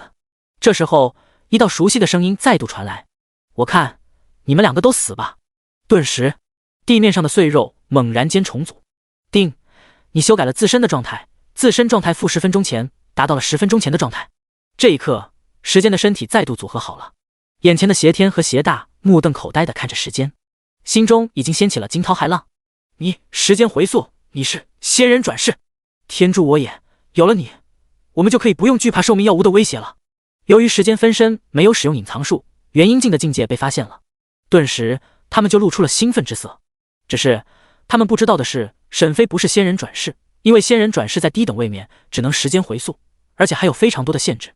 而沈飞不一样，他不仅可以时间回溯，还可以让时间加速。说着，沈飞的灵魂附着在时间这个分身上，立即发动了时间修改器。定，你修改了邪天的寿命，邪天的寿命加速999年，化作了白骨。定，你修改了邪大的寿命，邪大的寿命加速999年，化作了白骨。顿时，邪天和邪大还未高兴多久，就发现身体骤然间发生了变化。顷刻间，两人惊恐的相互看着对方的身体不断的老去腐化，最终变成了白骨，灵魂也完全的消散。这时候，沈飞并没有立即施展着神火分身交换位置，而是小心谨慎的使用着小号时间，在周围不断的看了一会，最终发现确确实实没有危险后，沈飞才使用了神火分身，将分身和本体之间的位置交换。而交换了位置后，分身失去了沈飞灵魂的控制，则是继续的盘坐在后山洞府内。再次来到这里，确认了没有了危险之后，沈飞连忙进入灵域空间内。这时候，灵域空间内，夭夭正躺在床上，沈飞走了上去，坐在床边。小夭夭，连续几声呼喊后，夭夭都没有回应。好在的是，沈飞能看到他那起伏的胸口只是陷入了沉睡，于是使用了时间修改。定，你修改了夭夭的精神力状态，精神力状态负20分钟，精神力状态回到了20分钟前。不过这个时候，夭夭依旧是没有醒来，或许是因为陷入了沉睡的缘故，还依稀的睡着。他看着夭夭秀色可餐的小脸蛋，那小巧的嘴角微微翘起，红唇微张，沈飞忍不住的轻轻捏了上去。他的小脸很软很滑，就像是摸着光滑的嫩豆腐。这时候，夭夭忽然转身，抱着被子，将雪白光滑的纤纤玉腿靠在被子上，两只细致光滑、泛着白色光泽的长腿紧紧夹住被子。呜，时间，不要，亲亲，不要舔我的 GO， 好痒！沈飞顿时脸色一沉，对着夭夭的屁股就是一巴掌。啪！顿时夭夭惊醒。谁？他美眸看着沈飞，顿时露出了惊喜之色。你还没死啊？沈飞嘴角一扯，你希望我死？夭夭立即摇头，哼哼，你死不死关我什么事情？说着，沈飞一直盯着夭夭的脸，惹得夭夭脸上泛起桃花一样的羞红。你干嘛一直看着我？夭夭面红耳赤，低着头小声问道。他看着夭夭，嘴角一笑，随即抱住夭夭，两只手缠在夭夭没有一丝赘肉的腰间。夭夭浑身一震，忽然感觉自己的身体没有了半分的力气，便任由沈飞抱着，而他也默默地靠在沈飞的怀里。他知道这个时候就算是沈飞对他做什么，他都不想反抗，他不想看不到沈飞，他不想再遇到刚刚那种事情了。耳边一阵炽热的呼吸传来，更加的让夭夭面如红容，小韵红潮。谢谢你。说完，沈飞离开了淋浴空间，留下了一脸害羞的夭夭在床上不停的打滚，时不时的还嘤嘤几声。臭尸间。出来后，沈飞则是看着地上的大阵，这里还没有完全的被毁灭。沈飞还记得有一个任务还没做，那就是毁灭这里的传送阵，奖励还是一个随机的特殊道具。于是沈飞便走向大阵的中央，将这里的阵纹全部破坏。瞬间，耳边便传来了系统的提示音：任务完成，获得随机特殊道具任意门。任意门等阶4阶特殊道具。介绍：可以进行无限的传送，是一个非常强大的特殊道具。巨限次数1。见此，沈飞顿时惊喜万分。我去，任意门！如果有了这个的话，那么基本上就不用担心东域南北部之间的路程了。这样小耗时间就可以跟着本体一起磨练刷名升职。更何况对于沈飞来说，这个巨限的能力才是最为的好。于是沈飞直接开始巨限。是否使用特殊道具巨限游戏内的物品等？是。请选择巨限的物品，修为、天赋、法宝、作弊器。这一次沈飞还是选择修为。上一次的特殊道具是2阶的，所以巨限的修为只有炼气境，而这个特殊道具属于4阶，那么巨限的修为便是能够达到金丹境。如此一来，沈飞在现实世界内的修为便能直接达到金丹境。巨限修为，丁，选择成功，你在地球内巨限了金丹境修为。完成之后，沈飞便准备离开这里。这个时候，外面飞来了3道人影，正是北海仙子、云霞仙子、徐逸霄3人。他们一路赶来，就看到了数不尽的大妖白骨的尸体，而终于他们来到了这里，便看到了沈飞一人站着，地上有2道化神境的骸骨，散发出来了淡淡的威压。化神境修士即便是死了，他们的骸骨依旧会散发出淡淡的威压。3人来到沈飞的身前，拱手作礼：花前辈。沈飞瞥了他们一眼，道：你们无需说什么，那2个小辈应该无事，只是通过传送阵法不知道去了，但应该是没有多大的危机。听到沈飞的话，云霞仙子放松了一口气。徐逸霄有些不解，看着这地上的2个骸骨，想要询问。沈飞看出来了，于是淡淡的说道：此2人是域外邪族的先遣军，想要以此地为跳板入侵修仙界，被我发现了，便随手斩了。说着，3人露出了惊骇的表情。域外邪族，化神境邪灵随手斩了。果然，这个花无缺前辈果然是合体境的大能修士。当然，他们不是因为域外邪族所震惊的，在他们的眼里，域外邪族入侵修仙界根本不可能的。域外邪族这个种族曾经在修仙界内闹出过不小的笑话，导致现在他们这些人还没有忘记当初的笑话，所以断然不认为域外邪族有能力能够入侵修仙界。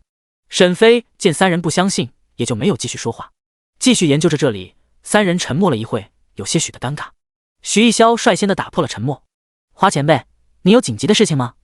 若是没有，晚辈想邀请您来永恒圣朝镇妖北城来做客，您看如何？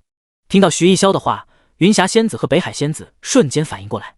是啊，这么一个厉害的前辈，而且还是那么的和蔼亲近，没有半点的架子，完全可以邀请做客，说不定他高兴还能给我们讲道。于是他们2人连忙说道：若是前辈不嫌弃，可以来云霞仙派北海天阁做客，我等欢迎至极。沈飞想一下，还是决定着去往镇妖北城。正好沈飞还需要使用任意门，到时候直接在镇妖北城使用任意门将分身传过来，那时候便可以带着分身开始刷名声了。多谢2位了，不过正好我也打算前往镇妖北城，所以咱们俩便是顺路了。听到沈飞如此说道，徐逸霄高兴至极。随后徐逸霄召唤出一道5阶妖兽卷毛狮子踏雪傲，前辈便由此为代步工具吧。2位道友，山水有相逢，日后再见。沈飞走上去后，几人道别，随后徐逸霄便驾驭着卷毛狮子踏雪傲前往镇妖北城。他邀请沈飞，当然还有一个目的。那便是给永恒女帝交差。毕竟他要她找到沈月，生要见人，死要见尸。如今看不见沈月，那么他一个人回去，势必会被永恒女帝责罚。所以带着紫云圣地的长老过去，再加上本就是他进去救的人，还是一个见证，如此便能躲过永恒女帝的责罚。永生世界外，这里是一个极为漆黑的空间。就算是永生世界，在这漆黑的空间内都无法散发出半点的光芒，无法被其余的世界所观察。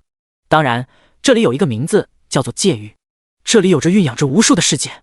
永生世界虽然强大，但也只是繁星点点。而就在距离永生世界不远处，有一个灰色的小点点，这里便是域外邪族的世界。他们域外邪族的人自称为圣族，这里也就被称为是圣界。域外邪族的世界内，始祖之地，这里是域外邪族最强大的3位始祖居住之所。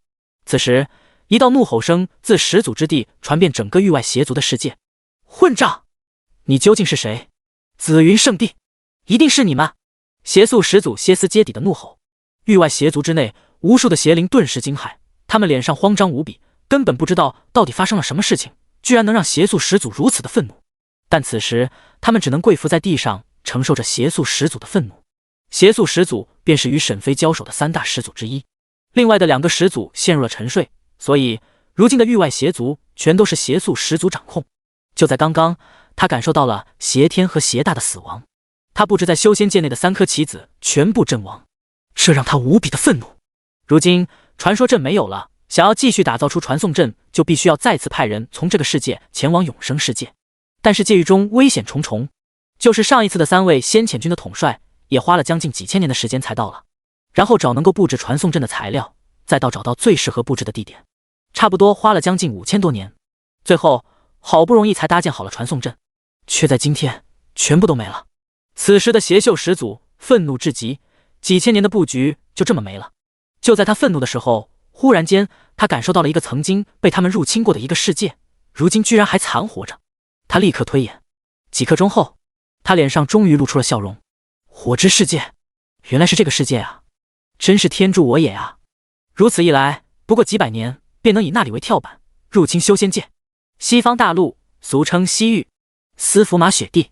一阵蓝色的光芒撕拉几声，空间内2道俏丽的身影从里面跳出，刚一来到地面，2人就疯狂地吸收着天地间的灵气，连忙地恢复着体内已经有些匮乏灵力。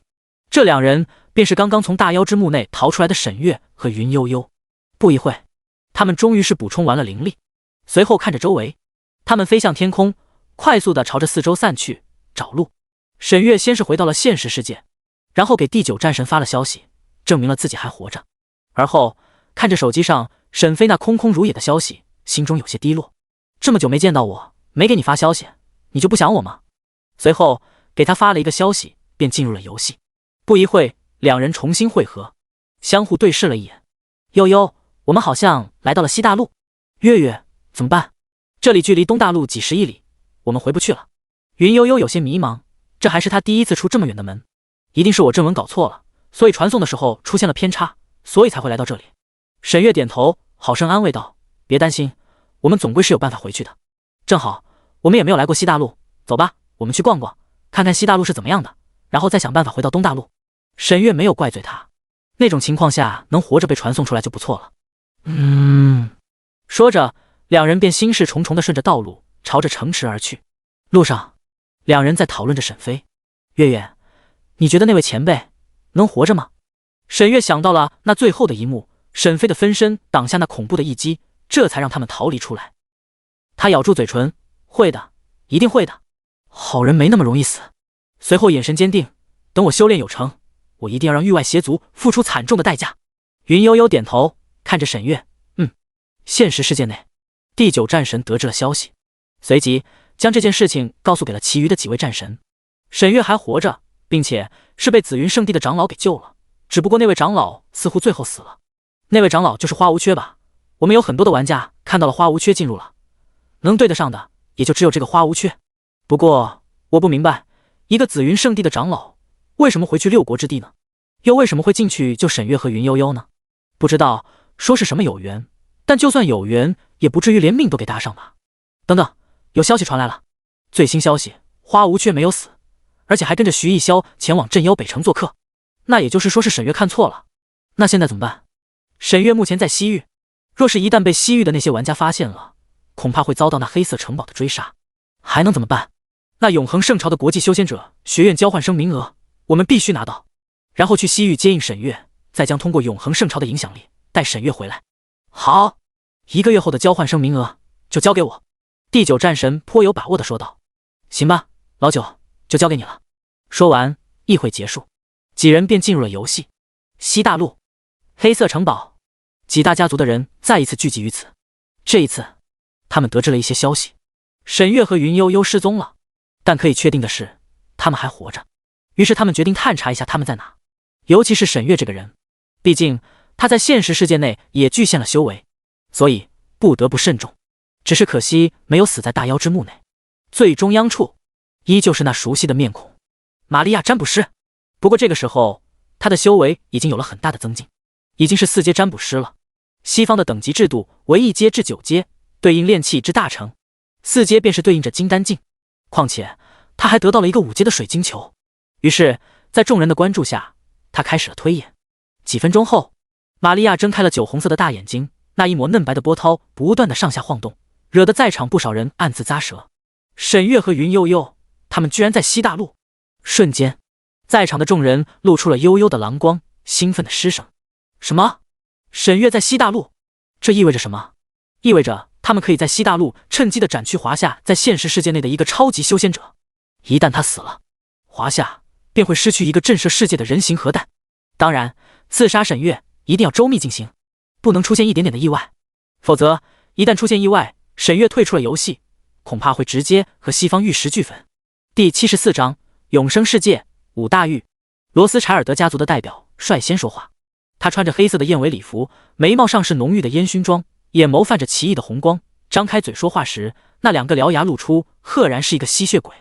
这是西方吸血鬼职业。诸位，我认为不要直接出手，正好这里不是有一个一直和我们作对的刺客联盟吗？就利用他们铲除沈月，你们觉得如何？其他财团的代表一听，纷纷露出了赞同之色。这个提议很不错，正好那些可恶的刺客联盟一直跟我们作对，这一次直接祸水吸引，让沈月和他们争斗。对，到时候我们渔翁得利。而且就算沈月死了，那也怪不了我们，华夏也只能自认倒霉。谁叫沈月会得罪刺客联盟呢？哈哈，那万一华夏找我们合作呢？合作？为什么要合作？就是世界毁灭了，我们都不可能和华夏合作。于是他们便敲定了这个方案，由罗斯柴尔德家族指挥，其余财团辅助。很快，一场针对沈月和刺客联盟的阴谋开始了。在徐一潇操控着卷毛狮子踏雪傲下，很快便带着沈飞来到了镇妖北城。这里好大的一个宏伟巨城，城墙高达50多米，可见其有多壮观。这是沈飞在永生世界内第一次见到如此雄伟壮观的巨城。不过也对，这里是靠近着大妖之墓，而大妖之森就是大妖之墓的后面，当然得有一个如同堡垒的城池镇守。至于另外一个镇妖城，倒是没有这个宏伟，毕竟那个镇妖城相当于一个中转站，里面汇聚着很多的强者，妖族也不敢就此轻易的对其出手。到了镇妖北城之后，徐一潇带着沈飞来到了城主府内。前辈，您就在这里休息片刻，若是有什么需要，只管说。沈飞点点头，便来到了一个为沈飞准备好的房间内休息。他拿出任意门，利用神火分身的空间交换，将任意门之一的一个门带到了紫府剑宗。随后2道门立即相通。忽然间，沈飞想到了一件事情，这任意门似乎还没有使用时间修改器修改，也就是说，沈飞还有一次机会可以具现物品。说着，沈飞使用了时间修改作弊器。叮，你修改了任意门的时间，任意门的时间负1天，恢复至1天前的状态。瞬间，任意门的属性面板上再度出现了一个可以具现的次数。任意门等阶4阶特殊道具。介绍：可以进行无限的传送，是一个非常强大的特殊道具。具现次数1。这时候，沈飞看着脖子前的封印灵玉，于是便说道：具现封印灵玉。他想要将封印灵玉具现到现实世界，这样的话，夭夭就可以跟着来到地球，也好完成他的一个小心愿。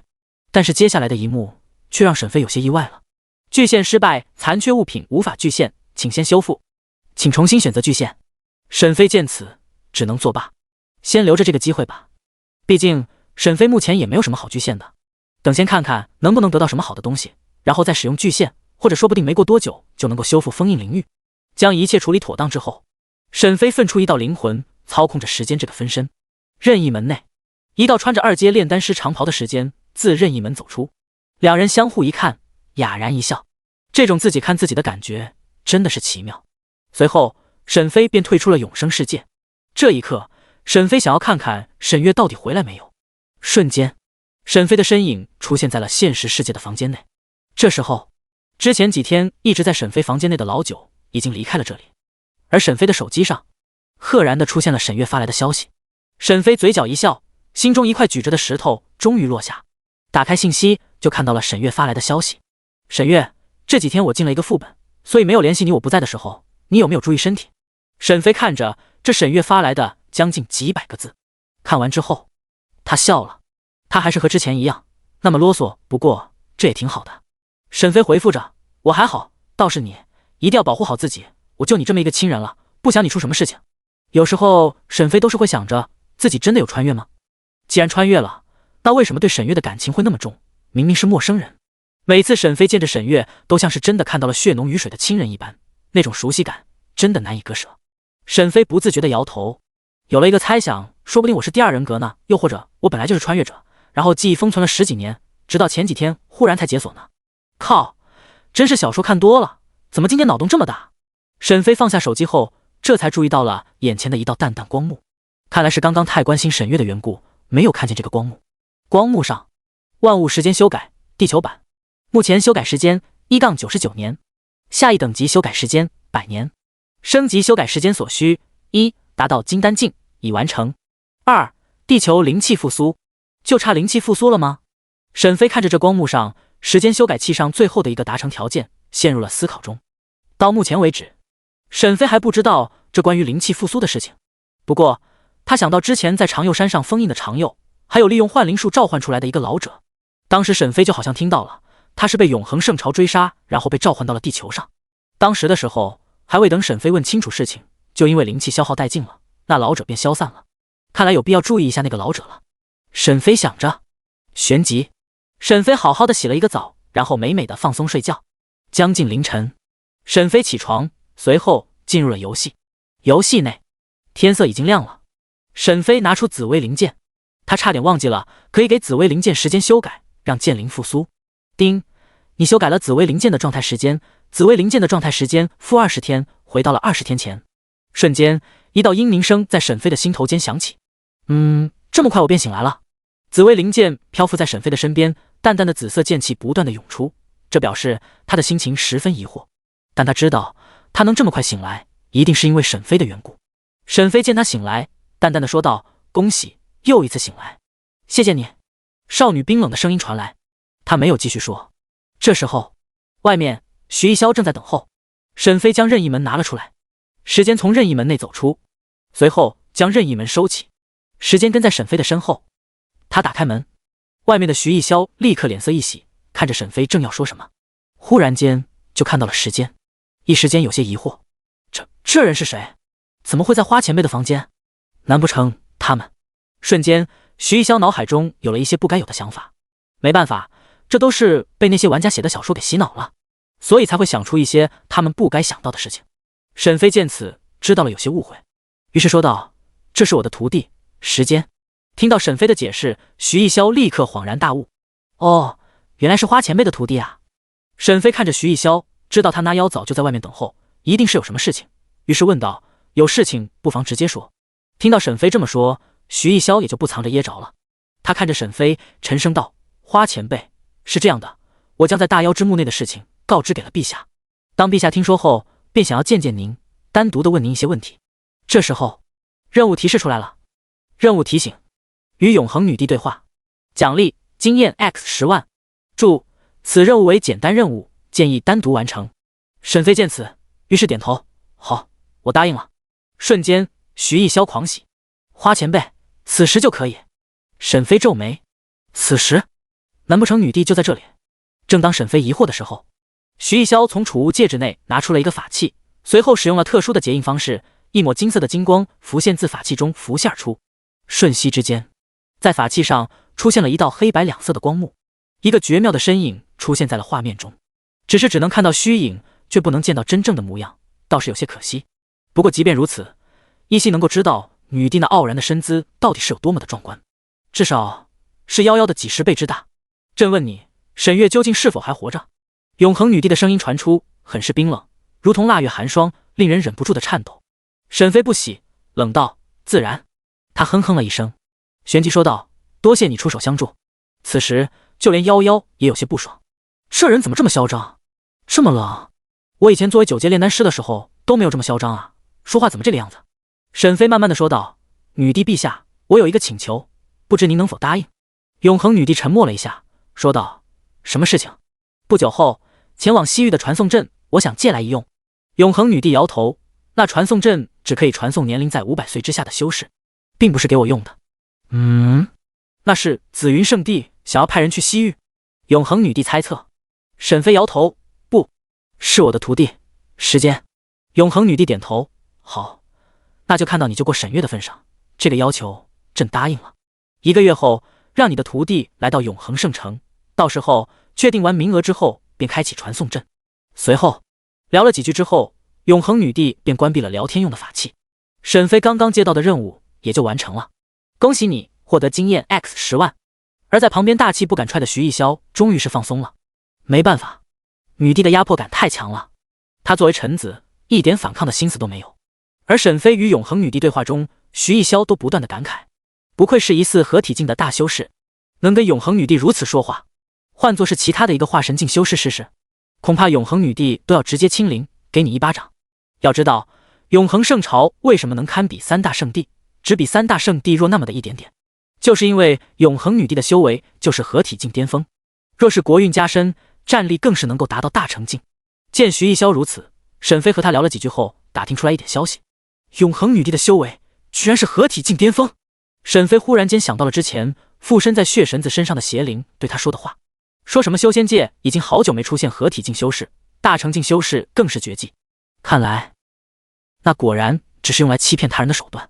3大圣地的圣主、老祖，还有这永恒圣朝的女帝，哪个不是合体境修士？甚至大成修士都有。这修仙界依旧是可怕。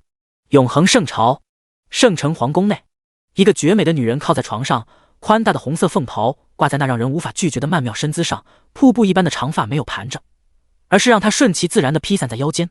美丽的脸庞像绽放的昙花花朵，皎洁饱满，光彩夺目，显得那样雍容华贵，妩媚娇丽，肌若凝脂，入艳3分。她长得很漂亮，说是倾国倾城也不为过。月月还活着，真是太好了。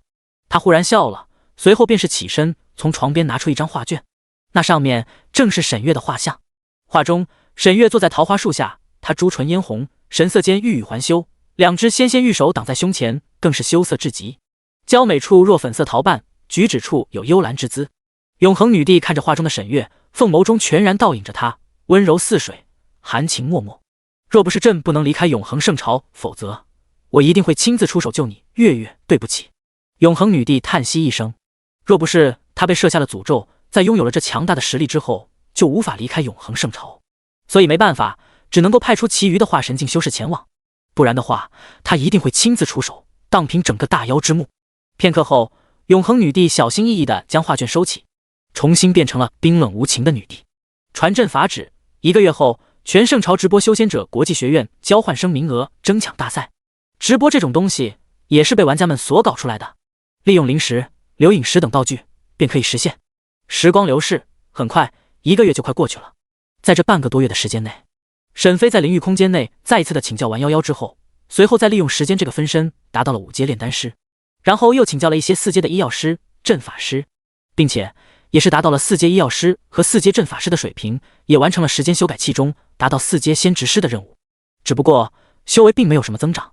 昵称时间，天赋 SSS 级大道天赋，寿命310年，势力紫府剑宗炼丹阁阁主，修为元婴境2层600002500000，头衔5阶炼丹师、4阶先执师、4阶医药师、4阶阵法师，功法太上玉清道圆满，只能修炼1个功法。仙术隐藏术圆满，法术缩地成尺圆满，天雷术圆满，九神咒圆满，画地为牢圆满，定身术圆满；神魂出窍圆满；居神术、幻灵术圆满；神火分身圆满；仙风云体术圆满；探查术圆满；秘籍独孤九剑圆满；二阶炼丹师秘籍圆满；法宝武器锋利的长剑封印灵玉残缺版，紫薇灵剑残缺版。任务主线任务域外邪族进行中，域外邪族仇恨值10100，万物时间修改，目前修改时间1至999年，下一等级修改时间1000年，升级修改时间所需：1. 达到化神境；2. 名震东域；3. 拥有或加入一个东域排名前100的势力，已完成；4. 成为4阶仙职师，已完成；5. 完成主线任务。当然，这个时候时间之名已经是再一次震惊了整个玩家论坛，没人相信短短1个月还不到，时间就成为了5阶炼丹师、4阶仙职师。但是系统通报了，所有人都只能相信，整个世界都在为时间之名所震惊。没办法，实在是强大。其中比时间之名更出名的，那便是花无缺。因为沈飞为了时间不被怀疑，于是就说时间是他的徒弟，所以所有玩家都知道了，都是因为时间拜了花无缺为师，所以花无缺全力培养，这才让时间发育的这么快。也就是因为这样，花无缺火了，在玩家群体中火爆了，成为了玩家们心中必须要交好的 NPC。 每天都有无数的玩家舔狗想要来触发花无缺的任务，只可惜什么都没有，因为他们不可能想到花无缺和时间其实是一个人。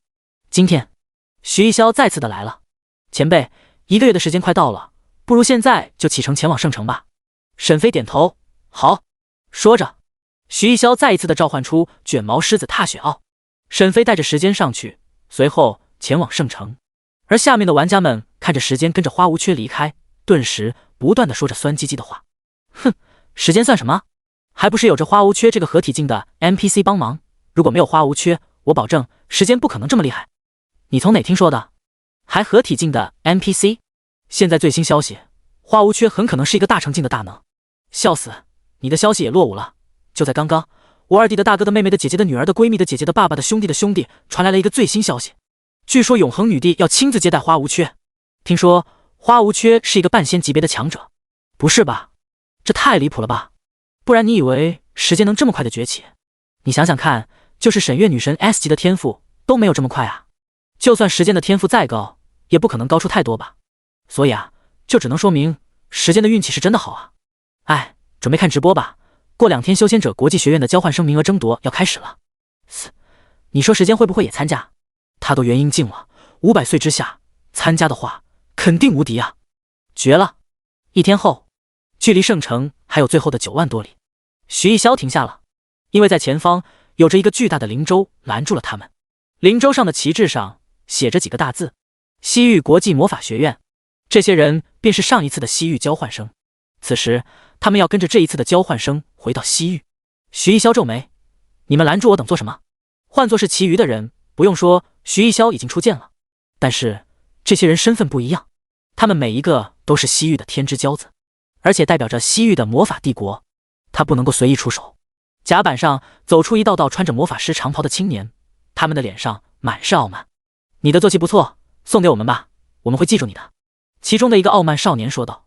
他们不是第一次做这种事情了，来到这东方的修仙界，他们的面孔真是超级稀有，走到哪里都会被无数的人舔着，所以导致他们以为自己是上等人，这才引发了这一幕。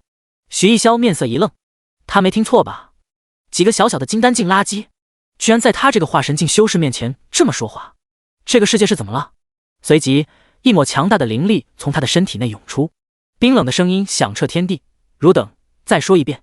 这时候那灵舟内的交换生才知道这是一个厉害的修仙者，于是在船舱内的一个老者出现。这位道友切勿动怒，几个小辈不懂事罢了。那老人长得一副东方面孔，但是却穿着西域的魔法师长袍，看上去很违和。徐一潇眯着眼睛，眼中泛着杀意，他是真的想杀人，但是却不能，于是咬牙冷哼一声，便立刻驾驭着卷毛狮子踏雪奥朝着圣城而去。沈飞见此微微皱眉，他一直都有一个疑惑，那便是为什么会有交换生这样的存在？东域和西域之间相隔如此之远，为何要这样做？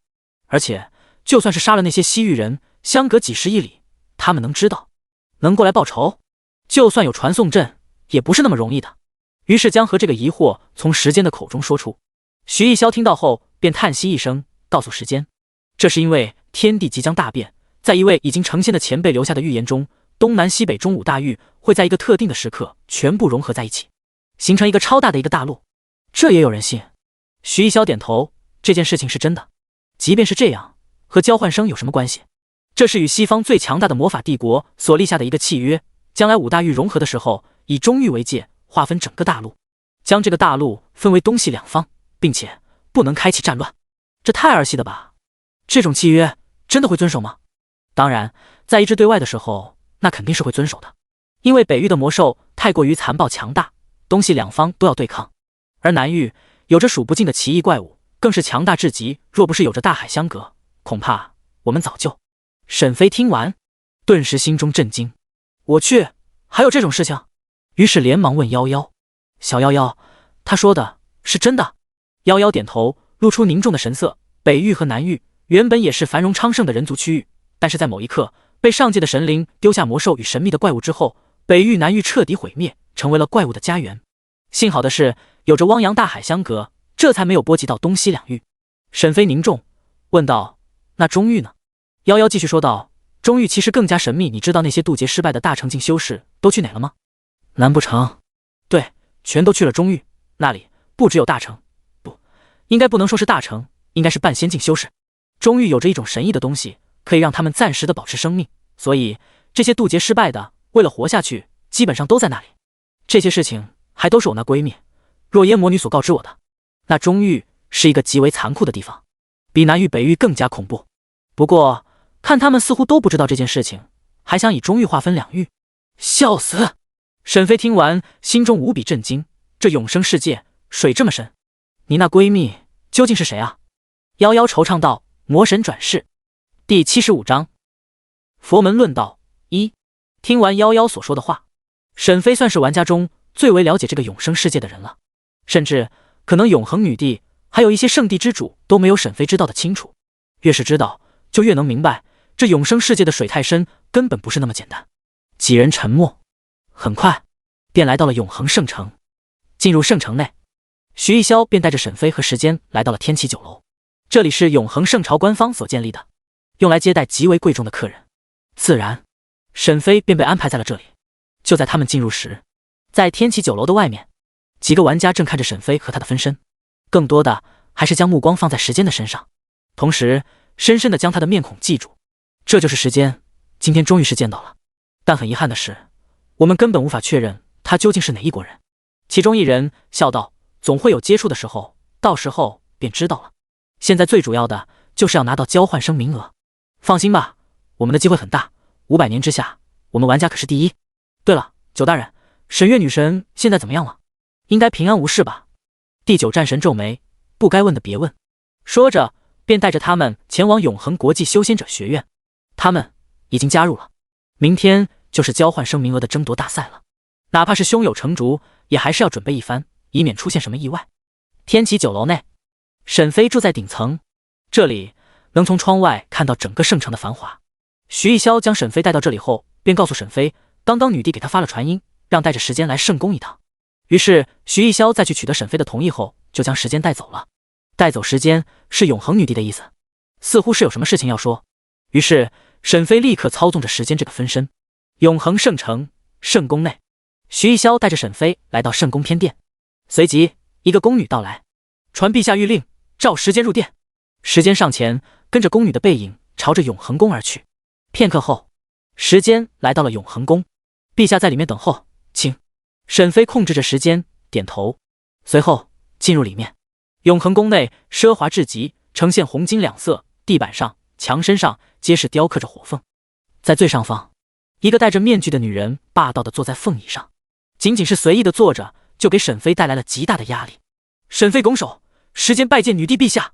戴着面具的女帝轻哼一声，素手一挥，在沈飞的身后，赫然间出现了一道红色灵玉做的椅子，一股无法抗拒的力量将沈飞推倒，便坐在了这奢华的椅子上。同时，沈飞感觉自己仿佛被眼前的女帝看穿了一样，她的眼睛宛如星辰一样明亮，但却能看穿万物，让人无处遁形。不错，没想到一人中还能出现堪比沈月的天骄，短短不到19岁就已经是元婴境。女帝的声音淡淡的响起，虽然是夸赞，但沈飞却没能听出什么夸赞之意，有的只是无边的冰冷，没有任何的情绪。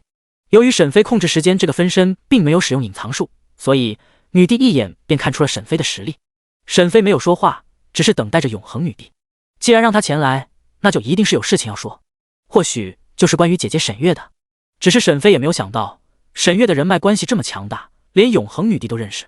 沉默了一会，永恒女帝继续说道：“你认识沈月吗？”沈飞摇头：“我认识她，但她却不认识我。我想请你帮我一件事。”永恒女帝看着沈飞说道。沈飞愕然：“陛下请说。我想让你将在西域的沈月带回来。”瞬间，沈飞再次触发任务。任务提示：将沈月带回永恒圣朝。奖励：永恒女帝3个承诺。永恒女帝，将沈月带回来，朕许你3个承诺，在朕力所能及的情况下都可以实现。此时的沈飞已经懵逼了。沈月在西域？沈飞皱眉：陛下怎么知道沈月在西域？他们不是通过传送阵走了吗？难道……永恒女帝点头，他们应该是阵文修改错了，导致传送到了西域。沈飞控制着时间点头：好，不过陛下必须给我一些东西防身，西域很危险。永恒女帝似乎早就意料到了，于是素手一挥，一道红色的凤羽出现在空中，随即落在了沈飞的手中。这里面蕴藏着朕的全力一击，小心使用。随后两人再次谈论了几句后便离开了，回到了天启酒楼。沈飞拿着凤羽，他能感受到里面那无穷的力量。将这东西收好后，沈飞也在思考着，沈月在西域这件事情一定是不能够被其余人知道，尤其是西域的玩家，否则若是知道了，等待沈月的便是无尽的追杀。没有哪一国会放任一个敌国的天骄成长，所以即便是永恒女帝不说，沈飞也是一定要将沈月带回来的。他将上一次得到的地图拿出，瞬间任务再一次触发。任务触发，开启特殊支线任务，解救在精灵岛上被封印的矮人国。奖励：经验 X1000万，获得一次矮人联手打造武器的机会，1至9阶可选。矮人族的友谊，矮人族打造武器的方法。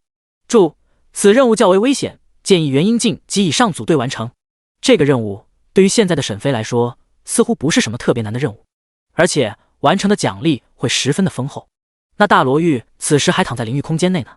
将地图收回，沈飞看向外面，到时候顺路的话就将这个任务完成。忽然门外再度敲响，进来。咔嚓，门打开，是徐逸霄，只不过他的脸色很不好，看上去很紧张。花前辈，我有一事相求。沈飞有些诧异，什么事情能让活了1000年的化神境修士这么紧张？何事？花前辈，可曾听闻封魔一族？沈飞想起来，上一次他还救过佛门佛子法照的老婆七月灵，当时正好是掌握了居神术，再加上七月灵的修为比较低，所以才能够抹杀魔种，让七月灵恢复正常。自然是知道，怎么和封魔一族有关？徐逸霄点头，正是啊。事情是这样的，前不久佛门佛子法照和封魔一族中的7家七月灵在6国之地被道佛两门长老抓到，带回来了。沈飞疑惑，魔种不是解除了吗？还能遇到什么危机？然后呢？徐逸霄继续说道，主要是七月灵已经怀里法照的孩子，佛门为了法照的名声，以魔种难以控制为理由，要诛杀七月灵和他的孩子，想要就此隐瞒这件丑事。瞬间沈飞皱眉，七月灵身上的魔种明明就已经被他抹杀了，那佛门居然还要以这个为理由杀七月灵，真是可恶至极。这算什么救苦救难的佛门？不过话说回来，这件事情和徐逸霄之间又有什么关系呢？沈飞看向徐逸霄，这事情和你又有什么关系呢？徐逸霄苦笑一声，300年前的时候，我修炼功法走火入魔，正好就是被路过的法照以佛门真言将我救回来，而后这才能踏入化神境。从此我便欠下了法照一个人情，所以我才会对法照的事情如此上心，这才会请前辈来解决这件事情。而这个时候，耳边再度传来了任务提示，触发连续支线任务，灭绝魔种。第1阶段，帮助法照和七月灵逃出佛门的控制。奖励：若干经验、禁忌法术到新众魔碎片 X1。注：此任务较为困难，建议炼虚境及以上，在掌握了对付魔种的方法后再接此任务。沈飞见此有些犹豫，毕竟是佛门，佛门虽然没有永恒圣朝那么厉害，但是也是属于1等1的宗门，化神境修士不会少，佛门之主最少也是一个炼虚境的修士，甚至都有可能是合体境的修士。让他这个元婴境的去救人，这不是找死吗？毕竟沈飞再怎么装，他都只是元婴境的玩家，而法照可是佛门的佛子，本身就是肩负着振兴佛门。佛门也是寄予厚望，基本上已经内定了未来的佛门之主就是法照。可是现在这么一个希望要还俗，让佛门的一切心血全部作废，这让佛门的人如何接受的了？这谁敢上去劝？于是沈飞就想要拒绝。这个时候，徐一潇见沈飞不想帮忙，于是从储物戒指内拿出了一个白色的碎片，看上去非常的眼熟。顿时，小夭夭的声音在灵域空间内响起。时间，这是封印灵域的碎片之一。沈飞将目光看向徐一潇手中的碎片，眼神炽热。徐一潇说道：“这是我曾经在拍卖会偶然得到的东西，修炼的时候使用会加快修炼的速度。”沈飞诧异：“你为了帮助他们，愿意将这种宝物给我？”徐一潇点头：“我的天资也就这样了，能达到化神境已经是侥幸。再者，若不是法照，我已经死了，所以拿这个换他们的命，我觉得很值。”沈飞接过：“好，我答应了。”随即便接下了任务。此时他们在哪里？昨日刚刚带回佛门，请花前辈此时便跟我前去佛门吧。沈飞点头。随即，徐一潇再度召唤出来了卷毛狮子踏雪奥，朝着佛门的位置而去。至于时间这个分身，便是留在了天启酒楼。到时候，沈飞决定兵分两路，分身跟着交换生前往西域，而本体的话，那就先完成这个任务再说。到时候再根据需要使用神火分身交换位置即可。在卷毛狮子踏雪奥的背上，沈飞问着夭夭给如何的修复封印灵域。夭夭说着需要集齐所有的封印灵域才能够修复，单独的话是无法修复的。而夭夭也告诉沈飞，封印灵域的碎片还有3块，只要找到那剩下的3块封印灵域的碎片，就能修复好天阶法宝封印灵域。很快1天的时间过去了，他们来到了佛门所在的苍力山。此时的佛门开启了护山大阵，任何的人都无法飞进去，他们也只能从地面上走上去。苍力山上，一座座巨大的宏伟的建筑安置在山上，将险峻的山峰与宏伟的建筑相融合，堪称是鬼斧神工。来到半山腰处，这里就有设下关卡，几个和尚正坐着打坐诵经。见着沈飞和徐一潇，他们便起身：“2位施主，这几日佛门不见客，请回吧。”徐一潇走上前，在下永恒圣朝镇腰北城大将军徐一潇。一个和尚直接打断：“施主，除非是圣朝女帝亲临，不然还是请回吧。”徐一潇有些生气了，这几个小鬼真是混账。沈飞拦住他，将腰间的紫云令拿出：“在下紫云圣地长老花无缺，今日前来是有事情告知，还望诸位行个方便。”这一次他们没有再阻碍，而是互相看了看。花前辈，请你在这里等候一下，我立刻去通告一声。说着便化作了一道金光冲向山头。看来只有佛门中的人才可以在这里飞行。徐一潇苦笑一声，不愧是紫云圣地，即便是隐世万载，在个宗门内依旧是威信十足。很快，一个老和尚急匆匆的来了：“贫僧占境，见过花道友。”他看着沈飞，依旧是看不出任何的修为。能在紫云圣地担任长老的，最低都是化神境，更多的都是炼虚境修士。眼前这个花无缺看不出任何的修为，那只能说比自己还要强大，或者说是隐藏了自身的修为。但无论怎么样，作为紫云圣地的长老，有很大的几率都会是炼虚境修士。佛门和云霞仙派这些二流宗门不一样，那是真的知道圣地的强大，因为以前就被某一个圣地吊打过。都说圣地是化神长老、合体圣主、大成老祖，但其中的炼虚境修士呢，其实就是任职的长老。所谓圣地的化神长老，是指修为达到化神境就有资格担任长老，但在圣地中，大部分长老都会是炼虚境。所以当知道了一位紫云圣地的长老来了，那就必须要出来迎接了。沈飞点头回应：“占境道友，2位请。”说着便带着沈飞和徐一潇前往山上。很快他们便来到了山上宏伟的建筑，这里有很多的大殿都与山势相融合。会客大殿内，沈飞和徐一潇坐着，外面走来了一个穿着灰色衣袍的和尚，手里的佛珠不断的抚动着，每走一步都有佛字真言金光律动。阿弥陀佛，贫僧是佛门当代的佛主道归，见过花道友，不知花道友来我佛门所谓何事？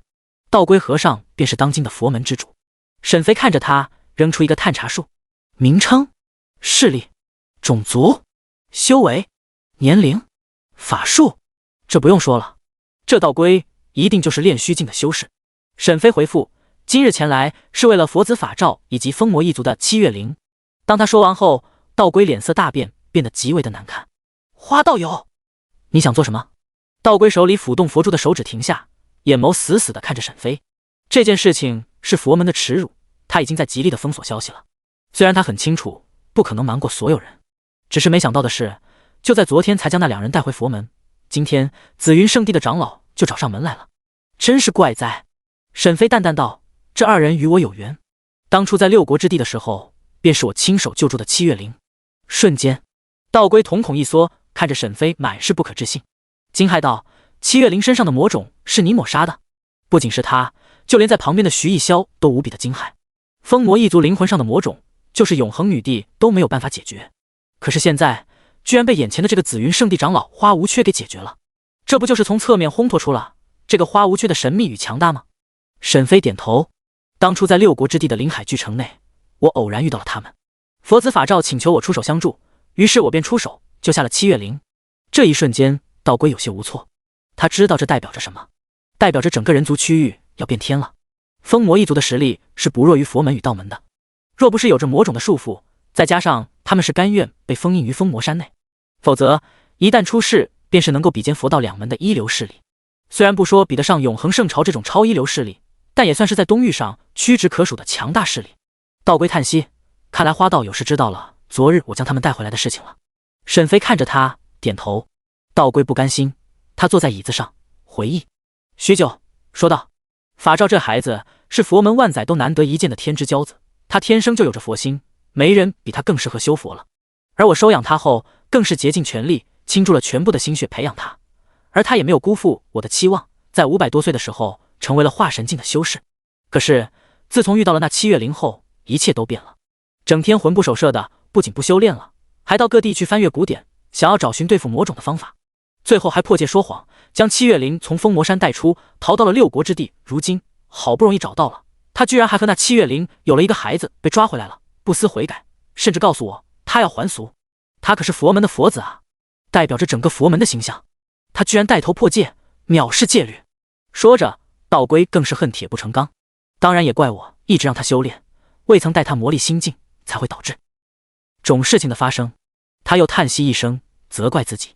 他看着沈飞，有些悲凉：“道友，你说我该放手吗？”整个佛门几百年的心血就这么化作一空。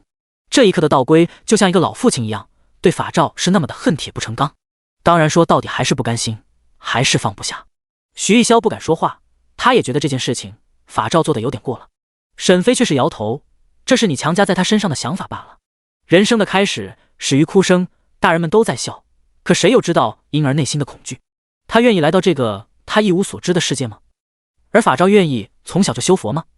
这不是你们强加给他的吗？”道归听闻，顿时愤怒至极：“道友，他有佛心，学任何佛法都在一瞬间，这便是佛陀转世。如今他误入歧途，我作为他的师父，理应让他回头是岸。”沈飞冷笑：“佛心？什么是佛心？学佛法快便是佛心？如此的话，恕我不能认同，因为按你所言，那我花无缺才是真正的佛。”瞬间，道归看着沈飞，口中冷言：“你若是再敢辱我佛，我便是得罪紫云圣地，也要与你论道几分。”沈飞不以为然，他知道他不会出手。沈飞走上前，拿着书架上的一本佛经：“不如你我做一个约定，你随便给我一个佛经，我1个时辰内便能全部掌握，从而证明我才是佛。若是我赢了，那便同意法照还俗；若是我输了，我便不再插手此事。”道归摇摇头，冷道：“这是我佛门之间的事情，你即便是紫云圣地的长老，也没有资格管理。贫僧不与你做约定。况且你太不把我佛门放在眼里了。”沈飞冷哼一声：“佛门有言，救人一命胜造7级浮屠。我掌握着解除魔种的方法，还解救了七月灵。你若和我约定，你赢了，我也可以将这个方法交给你，让你佛门去救人，如何？”听到这个，道归没有立刻拒绝。如果佛门真的能够掌握的话，那么疯魔一族日后将会欠下他们一个巨大的人情，还能提高整个佛门的威信。再者，不久后便是道佛两门相争的时候，这决定着未来人族区域内道门和佛门谁能得到更多的香火。若是到时候有着疯魔一族的帮忙，那么说不定就能够大败道门，随后将佛门再次大兴。于是道归心动了：“好，那就明日我亲自口述给你一门佛经，你若能在1个时辰内学会，与我论道胜过我，那我便同意法照还俗。你若是失败了，你就要交出那解除魔种的方法。沈飞见他终于上钩了，于是点头。好。第76章佛门论道2。夜晚，沈飞回到了现实世界中，看到沈月发来的消息。沈月，最近很忙，时间有限，你照顾好自己，有事情就找第9特区的人，他们会处理好。看着他发来的消息，沈飞知道了，他在西域或许是遇到麻烦了，导致很少出现在现实世界内。同时，沈飞也下定决心，一定要早点将他带回来。回复了几句，让他别担心自己。随后便洗漱一番之后，沈飞休息了一下，就回到了游戏中。通过神火分身已经了解到了那交换生名额已经确定了，加上时间，一共就有10个人，其中5个玩家，5个其余势力的人。另外还要跟着一起去的就是那几个西域的交换生，他们要回去了。清晨的时候，此时的佛门内的广场上已经聚集了将近上百个和尚，他们坐在蒲团上，手中都是捏着一串佛珠。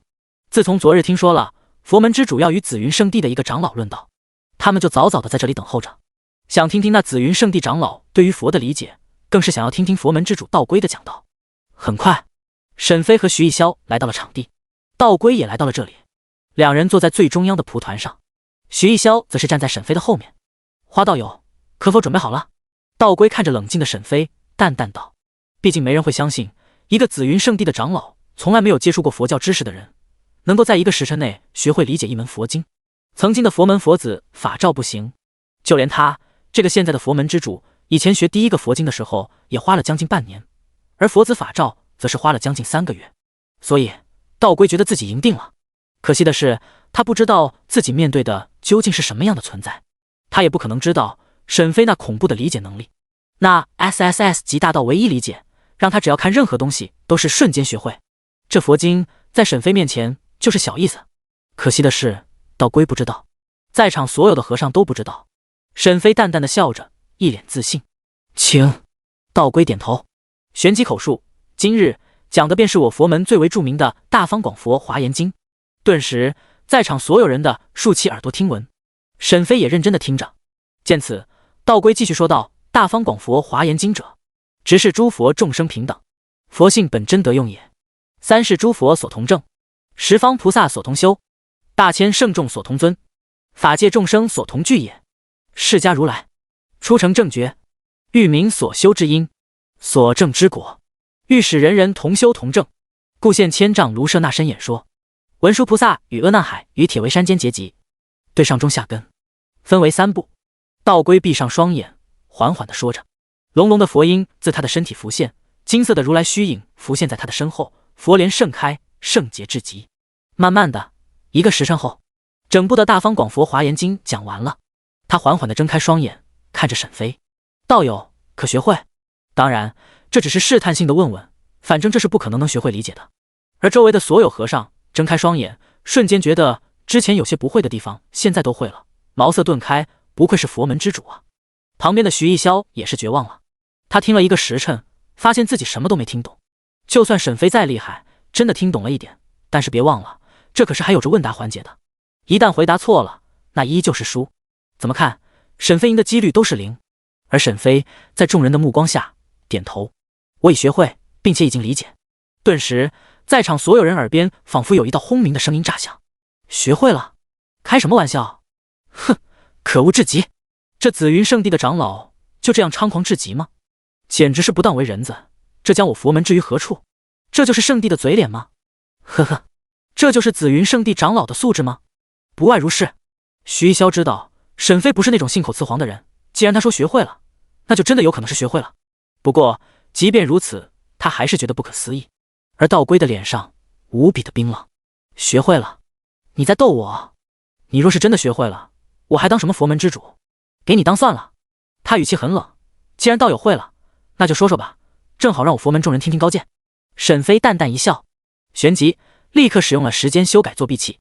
定，你修改了大方广佛华严经理解，大方广佛华严经理解加999年达到了圆满阶段。这一刻的沈飞宛如世间真佛，脑海中全然是刚刚所学会的大方广佛华严经。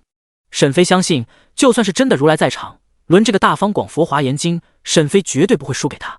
这便是大道级理解的恐怖之处。给他一点时间，什么都能学会达到顶峰。旋即张嘴吐出刚刚所理解的佛门真言。大方广佛华严经可理解为10大广愿：一是礼敬诸佛，二是称赞如来，三是广修供养，四是忏悔业障，五是随喜功德，六是请转法轮，七是请佛住世，八是常随佛学，九是恒顺众生，十是普皆回向。读诵10大愿，所以能够得当的运用此身体，以此身来修习普贤菩萨的圆满誓愿功德，并在不太远的将来，也像普贤菩萨样，得以迅速的成就微妙色身，也具有32种诸佛才有的大人及瑞相。顿时天地间异象四起，方圆万里，佛音隆隆，万千生灵沐浴佛光，天上万丈佛光，阵阵如来佛音回响于天地之间。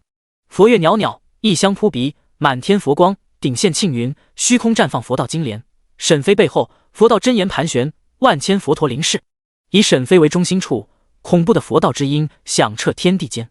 这时候，所有的和尚看到这异象，眼中满是不可置信，旋即脸上出现了羞愧之色。那些之前骂沈飞的，全部低下了头，不断的忏悔。这一刻，他们知道自己有多么的蠢货，有多么的狗眼看人低，有多么的愚昧。这世界是存在天才的，只是他们不曾见过就否定了。如今天才真的降临，他们反而还不相信，直到这打脸了才后悔不已。而徐逸霄直接懵逼了，看着这神异的异象，他跪了。尼玛，这绝对是合体境大修士，甚至是超越了合体境的修士，绝对不可能是炼虚境修士。天哪，花无缺大佬，你不会真的就是真佛吧？你这异象，你说你是如来我都相信啊。而那在沈飞对面的道龟，身体不断的颤抖着，手中的佛珠已经被他用力的捏碎了，化成了粉末。这足以证明他有多么震惊失色。要知道那东西可是他从小时候开始就佩戴的。他的眼中尽是佛光异象，两行泪水不断的从眼孔中滑出，嘴角不断的喃喃自语：我佛降临了，我佛降临了，我佛降临了。渐渐的，随着沈飞继续说道，在场的和尚不断的有人头冒金莲，不断的突破。于是整个广场上全是突破的声音，就连道龟也受到了极大的影响。原本卡了他几千年的瓶颈，在这一刻松动了。天地间合体境雷劫逐渐凝聚，但是在他的镇压下，压制住了，劫云瞬间散去。他继续听着沈飞的讲道，继续听着那超乎他想象的大方广佛华严经讲解。而在远处，万里之外，无数势力发现了这神异的一幕。在那万里之处，苍力山之上，佛门异象从那里浮现，到整个万里上空皆是佛道异象，佛音阵阵，佛光满天，万千佛陀临世，宛如真佛降临，普度众生。这异象让道门的人有些失态了，这尼玛是怎么回事啊？谁能搞出这么大的异象？究竟是谁？不会是道龟吧？难不成会是那个人？不可能啊，那佛子也才化神境而已啊，怎么可能这么厉害？难道是佛门之主道龟突破入合体境了？不是吧，这样的话我道门威啊！查，快去查，一定要知道究竟是谁引发的如此异象，究竟是什么人能够如此强大。永恒圣城内，永恒女帝也注意到了那万里之处那神异的一幕，她微微皱眉，喃喃道：难不成是道龟突破了？随即她摇摇头，不可能，若是没有机缘，给他几万年都不可能突破。既然不是他，那么会是谁呢？他想到了一个人，花无缺，也就是沈飞。但随即他连忙摇头，开什么玩笑，怎么可能啊？那可是佛道的异象，那紫云圣地的花无缺最多学的就是道法，怎么可能会引动着如此微妙的佛道异象？那究竟会是谁呢？在佛门内的某一处，佛子法照被囚禁于此，他忽然间看到了外面震撼的佛道异象，顿时睁大了双眼，心中无比的震惊，这宛如真佛降世啊！难道是师父在讲道？不可能，即便是师父也不可能这么厉害啊！在他了解的那些佛道大能内，这根本不可能有人能够做到啊！但随即他垂下头，心头有点惆怅，没能听到那宛如真佛的讲道，真是遗憾至极啊！很快，半个时辰过去了，沈飞讲道完成，天地之间的异象全部消失了。他睁开双眼，缓缓道：道友，我之所讲，如何？道龟低下头，宛如真佛之言，是我愚昧了。沈飞继续说道：既然如此，请你出题吧。道龟苦笑至极，脸上满是尴尬。出题？这还怎么出题？他看着沈飞，这一刻他知道了，这世间真的就有怪物。那种学什么都能瞬间学会的天才。于是他起身坐立，苦笑道：“花道友，我输了。”这一刻，他好想让沈飞留下，让他天天学佛经，但他想到了那沈飞看不穿的实力，最终还是忍住了。沈飞道：“既然如此，那便将那法罩和七月灵给放了吧。”道归只能如此点头。来人，将佛子和那疯魔一族的七月灵放了。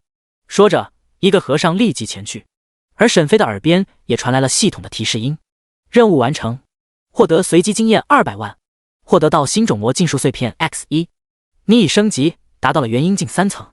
昵称：时间，天赋 SSS 级大道天赋，寿命310年，势力紫府剑宗炼丹阁阁主紫云圣地长老，修为元婴境3层100003000000，头衔5阶炼丹师、4阶仙职师、4阶医药师、4阶阵法师，功法太上玉清道圆满，只能修炼一个功法。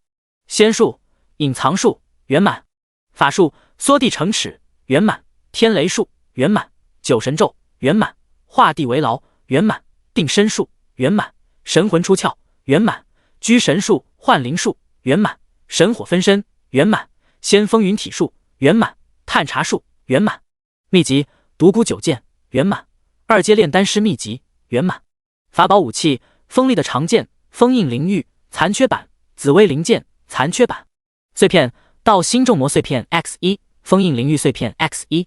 任务主线任务域外邪族进行中，支线特殊任务灭杀魔种进行中，域外邪族仇恨值10100。任务提醒：特殊任务灭杀魔种，第2阶段帮助疯魔一族毁灭魔种，奖励到新众魔碎片 X1， 若干经验疯魔一族的拥戴。沈飞见此，看着这阶段任务，心中不免的一叹，这任务就有些难了。首先面对魔种，沈飞唯一的手段就是居神术，但是居神术只能对修为比他自己还要低的才能使用，否则失败的几率很大。所以想要完成这个任务，除非沈飞修为能够很高，否则就只有一个办法，那就是让其余的修为高的人学会居神术。但是有必要吗？这法术没有阶级，但如果就怎么教给其余人，沈飞心中都有些舍不得。第77章白魔1。不一会，七月灵和法罩被带到了这里，两人再次见到了沈飞，顿时心中一喜，没想到能在这里见到这个神秘的花无缺前辈，同时也在猜想，难道花前辈是来救他们的吗？法罩小心地扶着七月灵，他看着花无缺和师傅道归，恭敬道：“师傅，花前辈。”道归依旧是没有什么好脸色。沈飞看着他们两个，只是笑笑打趣道：“你们两个真是厉害，短短不过几个月就已经造出孩子了。”七月灵脸色一红，低着头拉着法罩的手臂，甚是娇羞，而法罩面色也是有些尴尬。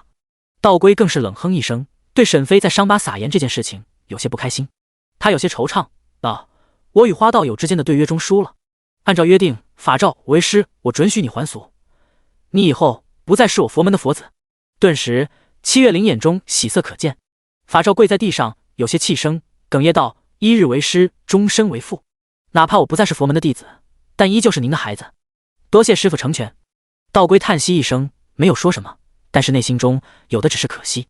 若是诚心修佛的话，法罩是最有可能能够振兴整个佛门的人，而且还有很大的几率能够超越曾经的佛主。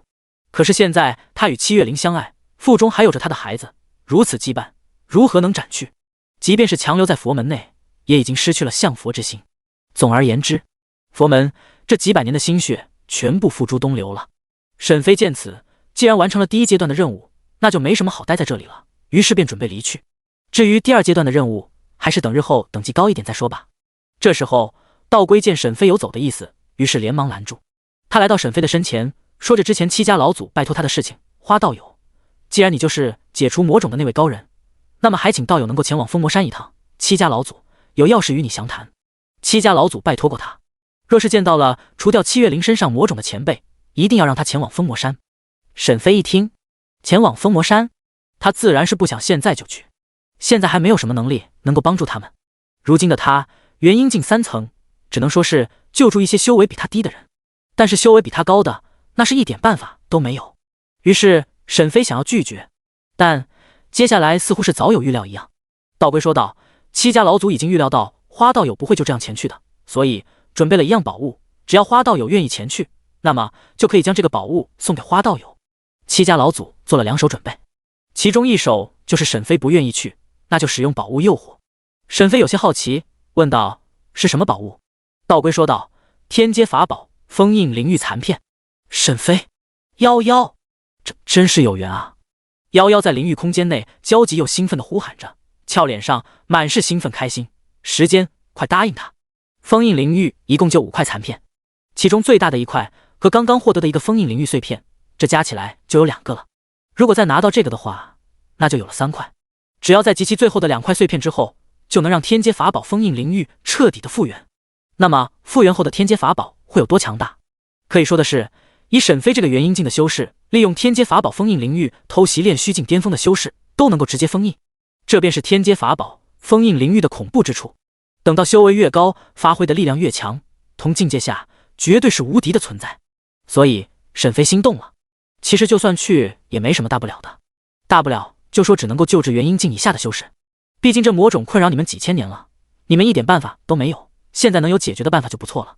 旋即沈飞点头，行吧，既然如此，我就前去一趟封魔山吧。听闻沈飞的话，七月灵心中一喜，这花无缺前辈如果前去的话，那么封魔一族就有救了。他还无法忘记那一次沈飞那一指直接灭杀魔种，恐怖如斯，堪称神魔，所以他觉得封魔一族有救了。而徐逸霄在旁边更是震惊无比，尼玛，灭杀魔种，帮助封魔一族，这真是匪夷所思，天马行空。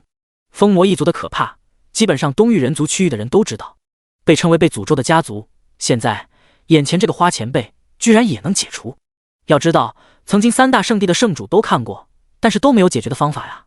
花无缺却有，那岂不是说花无缺很可能比3位圣主还要厉害？徐逸霄这时候真的是想要跪舔沈飞了，这是一个超级大佬。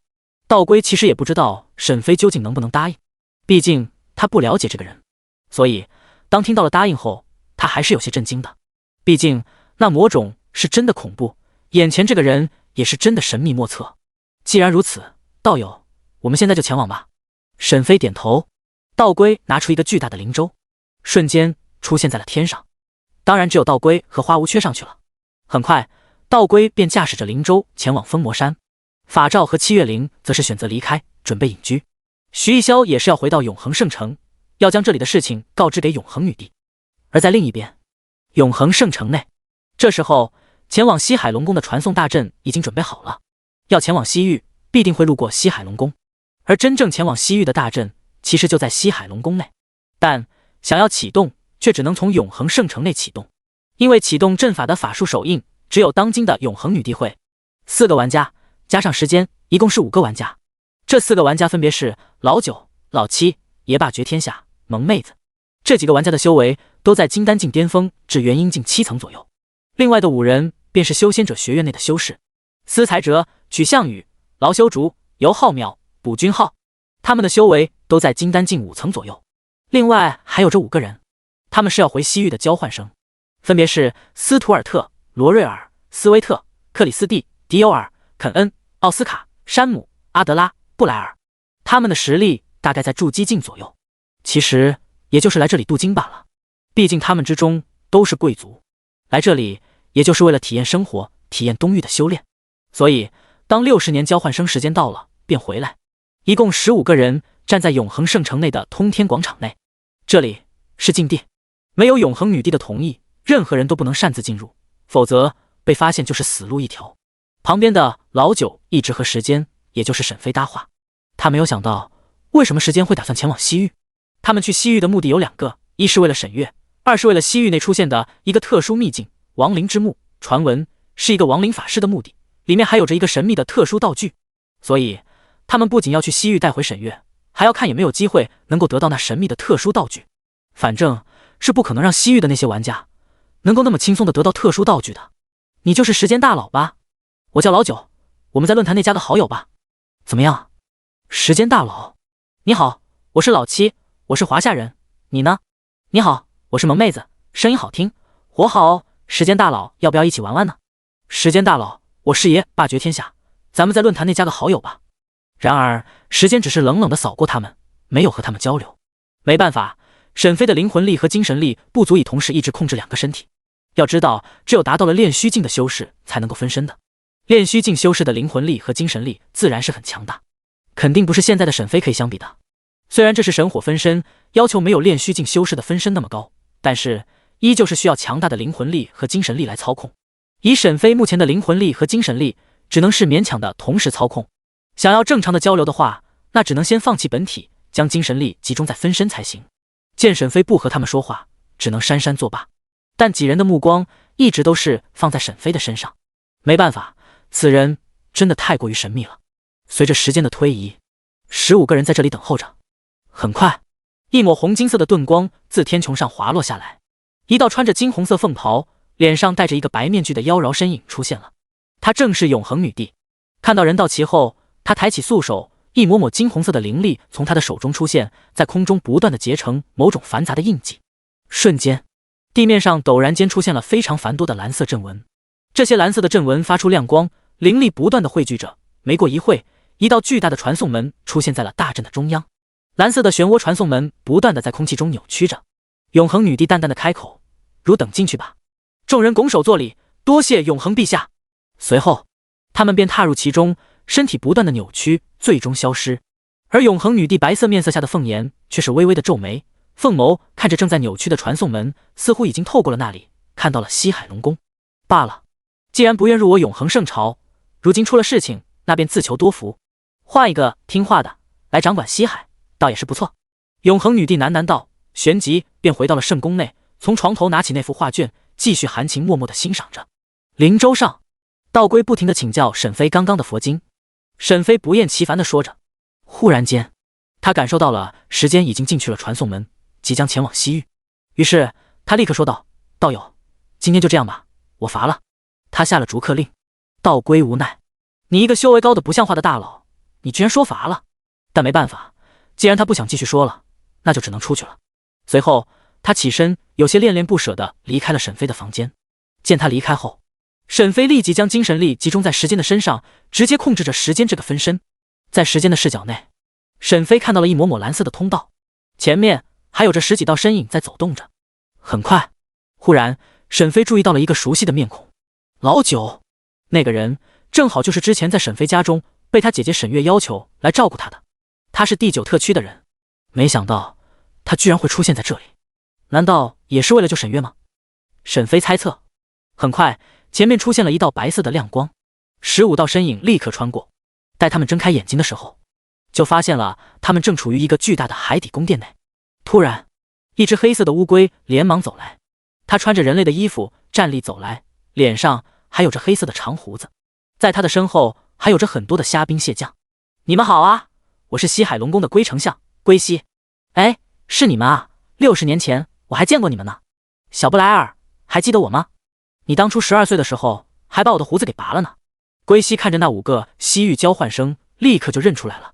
嘿嘿，原来是龟丞相啊，60年前也是你接待的我们，当时可把我给吓死了，看来我们之间真是有缘啊。西域交换生中，一个叫做布莱尔女人看着龟西，脸上露出了甜美的笑容。在东域怎么样呢？怎么卖这么早就回西域啊？她继续说着，随后看向其余人，诸位，大家先去前面的宫殿内休息吧，大阵的开启需要过几天。布莱尔苦笑，无奈道：哎，我家族传来消息，我父亲病重，所以我必须要回家族一趟。龟西点点头，一副原来是这样的模样。也是，父亲病重，作为女儿也该回去看望。两人在前面走着聊天，其余人在后面跟着。沈飞看着，双眼发生变化，他使用了探查术。名称：龟西，势力：西海龙宫丞相，种族：妖族，黑水乌龟，修为：化神境9层巅峰，年龄：9012，法术：水之乐章，连环冰矢，叹息之臂，冰封球，冰之冲击。沈飞有些惊讶，化神境9层巅峰，这怎么比南海龙宫的龙王龙星修为还高？这是怎么回事？要知道，当初若不是沈飞出手相助的话，龙星都会死在化神劫云之下。可是现在，西海龙宫的一个龟丞相居然是化神境9层巅峰，一个龙王还不如龟丞相。沈飞真的是疑惑至极。很快，他们来到了一个水蓝色的宫殿中，15个人在里面休息着，吃着龟西送来的食物。龟丞相，为什么要等几天才能开启大阵呀？以前不是当天就可以开启大阵吗？布莱尔也许是因为家族中的事情，所以询问着龟丞相。龟西脸上露出了难看之色，似乎是有着什么难言之隐。众人非常的好奇。布莱尔直接撒娇：“龟叔叔，跟我说下呗，反正我们也要走了，不会说出去给你惹麻烦的。”他拉住龟丞相的手臂，摇晃着，嘴巴嘟嘟的撒娇。龟丞相是真的喜欢这个活泼的西域女孩，再加上他本来就喜欢八卦，心里藏不住事情，喜欢将事情说出来。于是他看了看外面只有一些虾兵蟹将，然后小声的开口道：“还不是因为龙王陛下的兄弟东海龙王出事情了。”众人围了上来，准备八卦一些事情。当听到了是东海出事情了，沈飞忽然间想到了之前南海龙王龙星的辞别。当时他留下了消息告知沈飞，东海出事情了，他得去一趟。难道和这件事情有关吗？龟西丞相继续说道：“就在几个月前啊，东海内魔气翻腾，有大魔出世。那大魔的实力太强大了，以东海龙王的实力实在是难以镇压。但还好，当时有一位得道高人正好就在龙宫内做客，他出手联手东海龙王一起暂时的封印了大魔，但是只能封印，却不能消灭。于是他就请另外的3位龙王陛下前来帮忙，想以龙族的血脉之力诛杀大魔。而我们南海龙宫的龙王陛下便是前往了东海龙宫帮忙。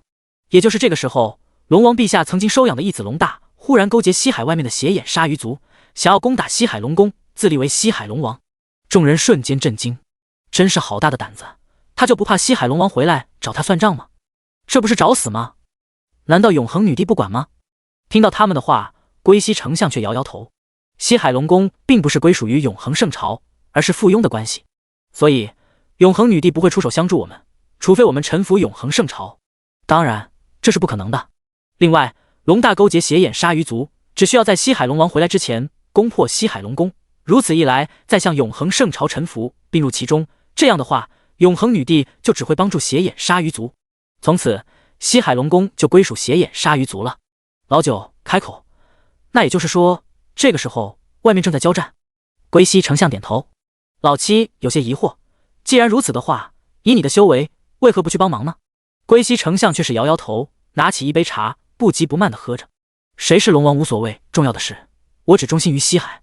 听到这，众人明白了，这龟西丞相根本不在乎西海龙宫的衰亡，反正不论是谁建立了新的势力，成为了西海的主人，都无法对他造成什么影响。以他的修为和声望，那些新势力的人只会求着他任职。这老家伙不愧是乌龟啊，真黑啊！反正怎么玩他都不亏。他将茶放下，开口道：“所以啊，你们要等天，因为这大阵暂时是开不起来了，需要的大量灵石、宝物等都只能等到战况结束之后，新的西海主人支付这些东西，方能开启哦。”听到这，众人明白了，只有等到战况结束之后，他们才能够去往西域了。大家都在这里休息吧，不用害怕什么的。你们都是永恒圣朝的人，身后站着永恒女帝，这东域还没有几个人敢对她的人动手，所以安心吧。原来是这样，众人只好坐着休息，等待着战况的结束。东海龙宫内，4大龙王相聚一堂。东海龙王龙洞炼虚境3层，西海龙王龙息炼虚境2层，北海龙王龙背化神境9层，南海龙王龙星化神境1层。在他们的旁边还坐着一位儒雅随和的白衣青年，他面露微笑，如沐春风，看上去就是一个得道高人的模样。他姓白，被称呼为白道人，实力不详，但可以肯定的是，修为不会弱于东海龙王龙洞。4位龙王看向白道人：“白道友，如今时候已到，应该可以镇压此大魔了吧？”龙洞说道。白道人点点头，看着几位龙王：“时候差不多了，只要使用我的这个阵法，就能够激发你们体内的龙族血脉的力量，以此来击杀大魔。”龙星有点疑惑：“白道友，你为何会知道这激发龙族血脉之力的阵法？按理来说，他们龙族自己都不知道，现在居然会有其余人知道，这感觉有些不对劲。”龙洞皱眉，有些不悦：“你这么质疑，那不是扫他的面子吗？老四，你连我都信不过吗？当时我与大魔斗法时，若不是白道友使用那个大阵，激发了我体内的龙族血脉，让我法力大增，否则你们早就见不到我了。”龙星见此，只好道歉：“白道友，是我唐突了，请你切勿见怪。”白道人摇摇头，一脸微笑，看上去并未生气的模样。他说道：“龙星道有此言，也是不无道理。毕竟这东西连你们自己都不知道，更何况我一个外人，若我是龙星道友，也会质疑的。正好大家都在，我就将我是如何得到这阵法的来龙去脉给大家说清楚。这阵法名为化龙大阵，是我在一处遗迹内偶然得到的。对了，那个遗迹叫做真龙秘境。第78章白魔2。随着白道人继续说道，4位龙王听完后便知道了一切的来龙去脉。原来在前不久的时候，真龙秘境开启，白道人便进去寻机缘，结果运气不错，找到了一个名为化龙大阵的阵法。根据记载，这化龙大阵可以凝练龙族体内的血脉之力，让龙族的血脉变得更加的纯粹。当然不仅仅是如此，如果仅仅是这样的话，那白道人也不会来这里了。这阵法最为奇妙的就是，当体内的龙族血脉凝练后，会出现一个奇异的龙血珠，人吃下后可以获得一点龙血脉的力量。而白道人说，他来这里的目的就是为了验证这个化龙大阵，若是真的能够成功的话，那他就想要得到龙血珠。以上都是白道人所说。听完后，4位龙王纷纷露出了原来如此的神情。既然如此的话，那也倒是合情合理，毕竟没有什么人能够无缘无故的帮助他人，千里迢迢的送机缘。既然都这样帮忙了，那便是有利可图，不然他为什么要千里迢迢来这里，给他们这些还未真正化龙的蛟龙一族提供机缘呢？这说不通。但如果有利益相连的话，那就没错了。这样一切都解释得通了。龙星，原来是这样，白道友，是我误会你了。白道人的脸上依旧是沐浴春风，不碍事。龙洞豪迈的大笑着，咱们既然人都到了，那就事不宜迟吧。诛杀那大魔，再使用化龙大阵凝练血脉。白道友，你放心，一旦凝练完血脉，这龙血珠我们几兄弟一定都给你。龙洞感受过那化龙大阵的神意，虽然还没有真正的完成血脉凝练，但是仅仅是完成了一点点，就让他实力大增。如果真的让他完成了血脉凝练，那么他说不定真的可以从蛟龙变成真龙，实力将会再度更进一步，以后或许就会重振昔日的龙族荣光。白道人点点头，那就多谢几位龙王了。道友哪里话，你给我等送机缘，应该是我们谢谢道友才是。对极对极，若是白道友不嫌弃的话，可以来我西海龙宫做客。去，白道友，北海龙宫永远欢迎道友。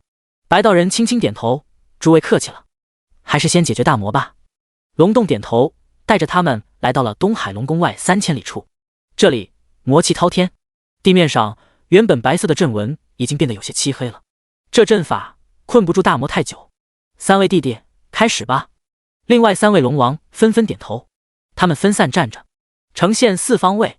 他们要使用的阵法名为真龙诛魔大阵，是以体内的龙族血脉为引，召唤出一丝真龙的虚影。这真龙虚影具有真龙的一点力量，以此来诛杀大魔。这也是目前龙族最强大的一个手段，也只有聚集4位龙王才能够施展而出。旋即4位龙王开始催动体内的灵力，4道蛟龙之力冲天起，形成了4道光柱，最终交汇在一起。慢慢的，那汇聚而成的金光逐渐的凝练出一道真龙的身体。东海内一丝真龙之威淡淡的涌出，东海无数的生灵纷纷惶恐失措，心里升起了一抹恐惧之色。这是来自于血脉的压迫。真龙一族为4海真正的霸主，真正的王。这种压制是从他们的祖先就开始的，深深的烙在他们的灵魂深处。白道人在旁边看着，脸上依旧是淡淡的微笑，黑眸直直的看着那上面汇聚而成的真龙虚影，身体有些微微的颤动，也不知道是兴奋还是什么样。不愧是龙族，真是强大，仅仅是虚影都能够感受到灵魂深处的恐惧，真是羡慕这上天赐予的种族。如果我也能化为真龙就好了。汇聚真龙需要时间，这也是这个阵法的一个缺陷。另一边，沈飞见这里没有事情，只是在龙宫内等候，所以便将大量的精神力收回本体内。顿时在灵舟上的沈飞睁开了双眼。这个时候灵舟在全速前进的状态，看来不需要多久就能够到达封魔山。紫薇灵剑在沈飞的身后浮现。这几日紫薇灵剑都是隐身跟着沈飞的，并没有选择进入储物空间，而夭夭也不想让紫薇灵剑进入灵域空间，于是便是如此。少女冰冷的声音在沈飞的耳边响起：剑主。沈飞有些诧异，问道：怎么了？我求你件事。很冷，一点没看出来这是求人的态度，但沈飞没有在意这些细节，说：救我姐姐。沈飞皱眉：你姐姐？你说清楚，你搞得我有点乱。你都成了剑灵，你姐姐还能活着？剑灵少女没有任何的表情变化，说道：我姐姐被道门镇压在锁妖塔内，她还活着。道门锁妖塔？沈飞知道这个，在玩家论坛内这个地方是非常的火，是一个禁忌之地，也是唯一开放的一个副本。炼虚境巅峰副本，道门锁妖塔，里面有无数的大妖，都是被道门历代弟子所带进锁妖塔的。长期于此，锁妖塔就汇聚了越来越多的大妖，里面凶险万分，而且还有无数的妖族大妖都对这锁妖塔虎视眈眈，时不时的还发起偷袭。当然，最终的结果都是被道门的人全部关进去了。也就是这么危险的一个地方，你居然告诉我，你姐姐被关在里面？你姐姐是妖？不是，那为什么会被关在里面？她是被道门的混蛋给变成妖的。少女的声音很冷，但沈飞能够听出那怒不可遏的愤怒。沈飞还打算继续问，耳边却响起了任务提示：特殊支线任务开启，第一阶段探查道门锁妖塔，奖励若干经验。又是特殊支线任务，你将事情说清楚。剑灵少女继续说着：2000年前，我和姐姐是云国的普通人，本来一家人都很幸福的活着。就在某一天，一个道士找到了我和姐姐，他看中了我和姐姐的体质，给了我父亲100两银子，我父亲便将我和姐姐给卖了。随后那道人将我们带到了道门，从此之后，我和姐姐的噩梦便开始了。他利用我姐姐进行实验，当着我的面将我姐姐变成了妖兽，然后便将我姐姐关进了锁妖塔。至于我，他为了炼制本命剑气，将我用来铸剑，变成了剑灵。后来他被道门当年的大师兄发现，在一个遗迹中，一场大战爆发，他死了，我也被重创，直到前不久被你复苏，我才醒了过来。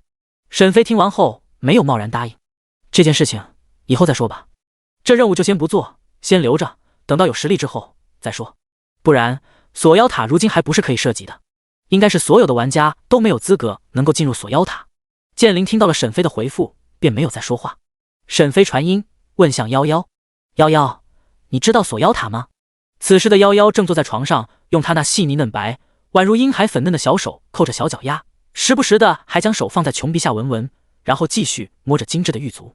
听到沈飞问的问题后，他拍了拍手，坐上床，将今早刚刚梳起的双马尾散开，将轻屑如墨的青丝散在香肩上，将一双颀长水润匀称的纤纤玉腿抬起，在床边不断的摇晃着。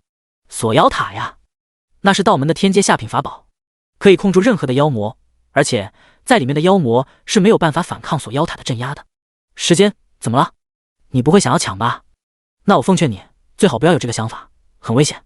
沈飞无奈：我是那种人吗？我只是问问。时间我很无聊，你给我带点好玩好看的东西吧。好，待会给你送进来。沈飞答应一声。很快一天过去了，在道龟的施法前进下，很快就达到了封魔山的地界。那里是一座巨大的黑色大山，在大山的上空有一个巨大的透明结界，这里便是封魔山。灵舟落下，道门和佛门驻扎在这里的人纷纷将目光看来。当道龟出现在灵舟上时，瞬间所有人震惊，这不是佛门之主道龟前辈吗？他怎么亲自来这里了？难道是有什么大事情发生吗？是啊，怎么忽然间就来了？见过道龟前辈，拜见我佛。然而就在这时候，道龟却是含笑，没有理会他们，而是带着甲板上，似乎是在等什么人。忽然一道身影出现在了甲板上，那人年轻英俊，风流潇洒，气宇不凡，夜然看去似若神人。只见道龟说道：花道友，这里便是封魔山。说着两人瞬移出现在了地上，而那灵舟也被道龟收回。沈飞看着这封魔山，随即点头：我们事不宜迟吧，花道友请。沈飞点头：道友请。道龟走上前，手中施展出一抹金色的佛光，那结界上顿时出现了一个通道，两人便走了进去。而在外面的道门和佛门的弟子顿时惊骇至极。天哪，那是何方神圣，竟然让道龟佛主如此的客气？难道是某一个圣地的大人物？不认识，也没听说过这修仙界有哪一位花前辈啊？真是恐怖啊，能让那个佛门之主如此客气，那不用说了，一定是同境界的大能。我佛主居然对这个看上去如此年轻的道友这么客气，那究竟是谁啊？死！那是紫云令，他是紫云圣地的长老。什么？紫云圣地的长老？他怎么会来这里？两人进入后，立刻就被封魔一族内的人发现了，立刻前来迎接。七家老祖亲自前来，他看到了沈飞和道龟，立即就知道了沈飞或许就是救治七月灵的神秘存在，再加上他的修为七家老祖看不出来，所以就更加的确定了。两位道友，恭候多时了。其余的封魔一族的人看着沈飞，心中也是震惊，他们不知道七家老祖为什么对这个人那么尊敬。但是能与道归一同前来的，一定不是什么等闲之辈。可惜的是，他们与世隔绝许久，不清楚外面的很多事情。如果换做其余人，只要看到了沈飞腰间的紫云令，或许就是能够猜测出沈飞的身份。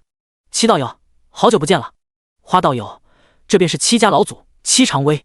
七道友，这便是花无缺道友，也是紫云圣地的长老，正是你一直寻觅之人。道归给两人介绍。七道友，花道友，两人互相打招呼。同时，沈飞施展探查术，名称、势力、种族、修为、年龄、法术，依旧是非常多的问号。也就是说，这个人的修为必定高于沈飞2个境界，也就是至少是炼虚境修士。两位道友远道而来，快快请进。七常威说道。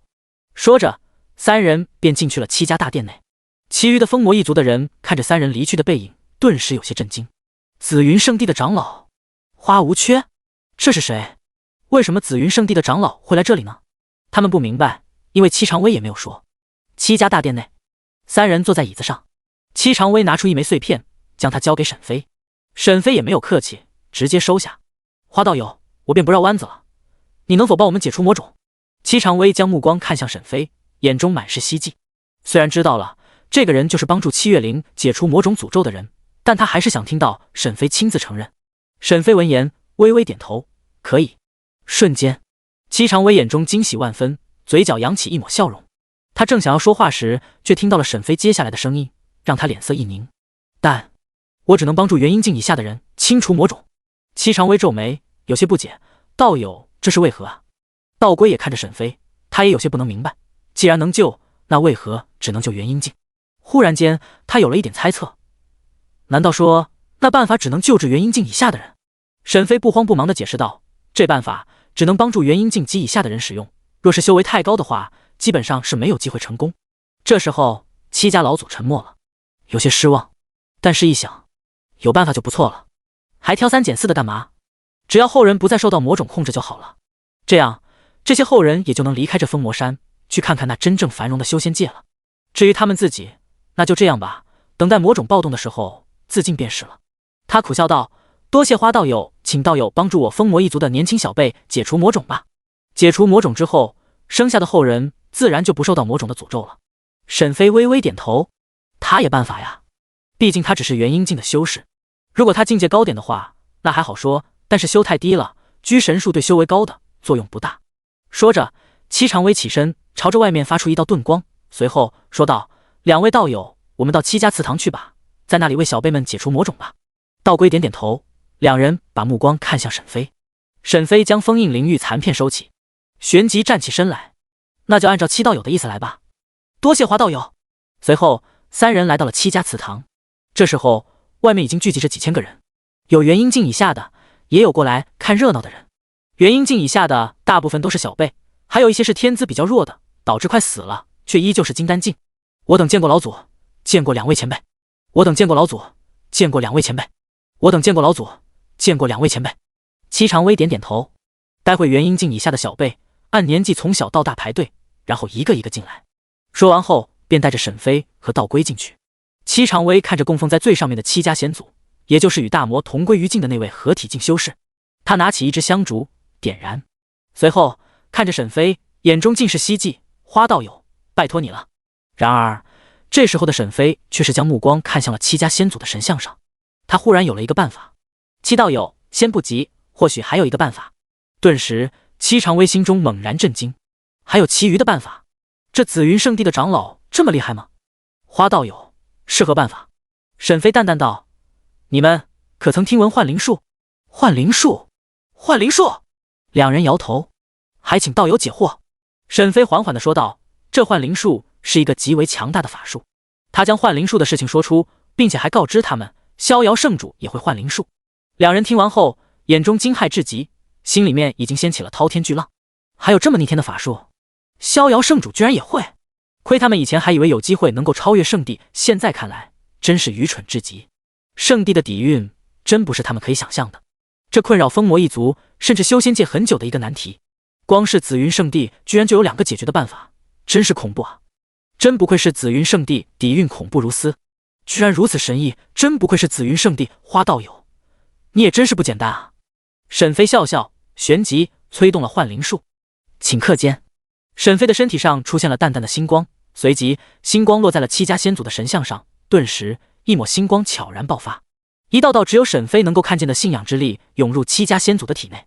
瞬息之间，一道白色的灵自神像中出来，这便是七家先祖的灵。同时，沈飞也有着可以在一念之间决定着七家先祖灵的生死权利，这便是幻灵。七常威看着先祖，猛然跪下。七常威见过先祖，七家先祖并未说什么，而是将目光看向沈飞。他微微皱眉：“我不是和道魔同归于尽了吗？是你将我唤醒了。”沈飞微微点头：“没错。所谓何事？救助你的后人。”七家先祖沉默了：“是我对不起后人。”七常威连忙道：“不，先祖为了百万生灵，愿意与大魔同归于尽。我等后人皆是佩服至极，都是以先祖为荣。先祖，您并没有对不起我们。”七家先祖嘴角泛起苦笑，他看向沈飞：“道友，该如何做？”沈飞将脑海中对居神术所有的理解全部化作一道遁光，涌入七家先祖的灵内。瞬间，七家先祖看着沈飞，震惊不已。这堪称神迹，但道友以我的天赋，至少也要几百年才能领悟，所以……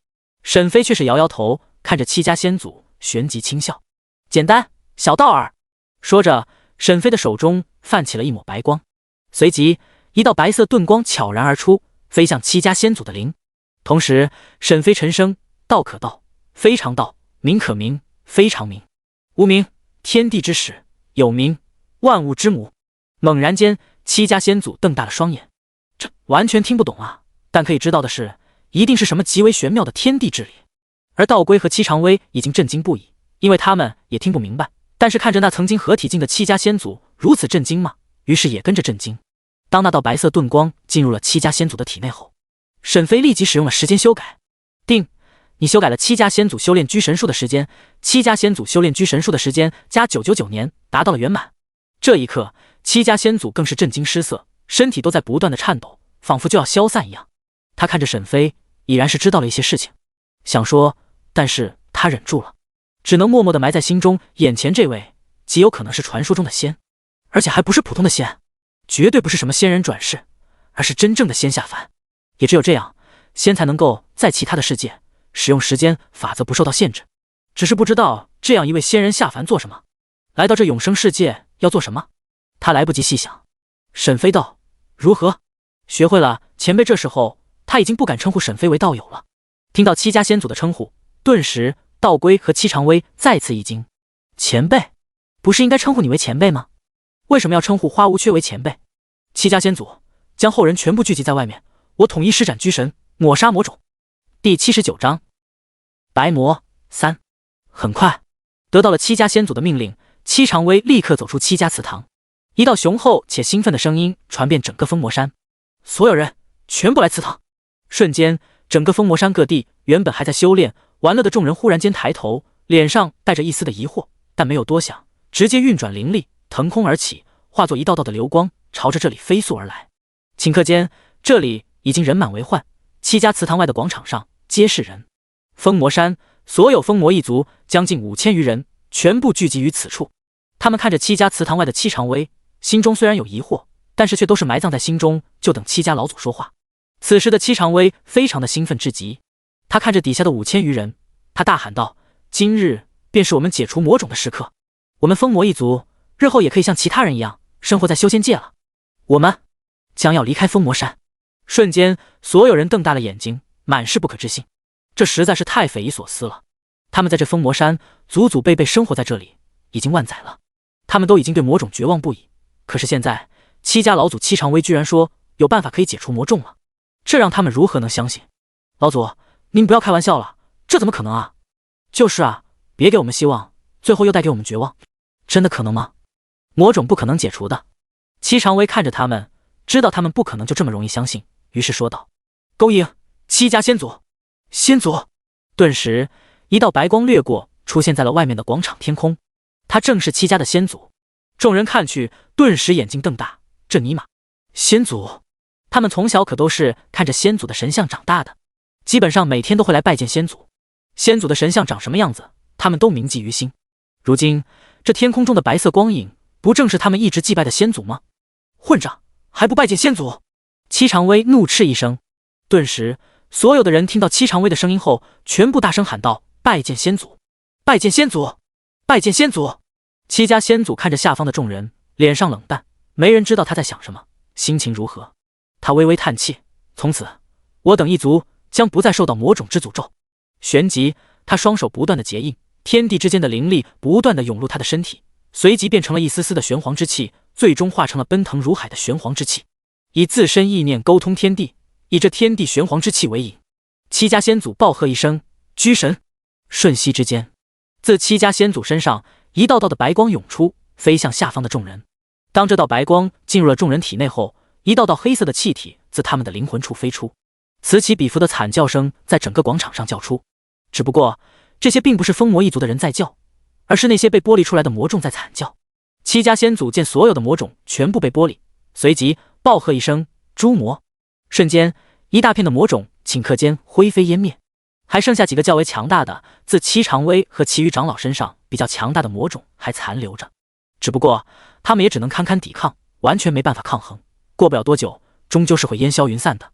疯魔一族的所有人看着困扰他们多年的魔种居然消失了，瞬间大喜，看着天空中的魔种一个一个消失，他们兴奋至极。这时候沈飞和道归走了出来，此时沈飞心中有些高兴，看来这第2阶段的任务马上就要完成了。那禁忌法术道心众魔我便收下了。可就在沈飞得意的时候，就在疯魔一族所有人欢喜兴奋的时候，异变发生了。天空中还未飞灰烟灭的魔种忽然间汇聚成了一团，一个直径超过1000里的巨大魔种出现，最终化形成了一个黑色的虚影。他看着戚家先祖，愤恨怒吼：戚长空，你个卑鄙小人，你死了万年了还不肯放过我，我到底是做错了什么？明明是你和我打赌，是你输了，为什么要这样对我？我是魔，吞噬生灵，强大自身，我有错吗？骤然间所有人脸色大变，看着天空中出现的大魔。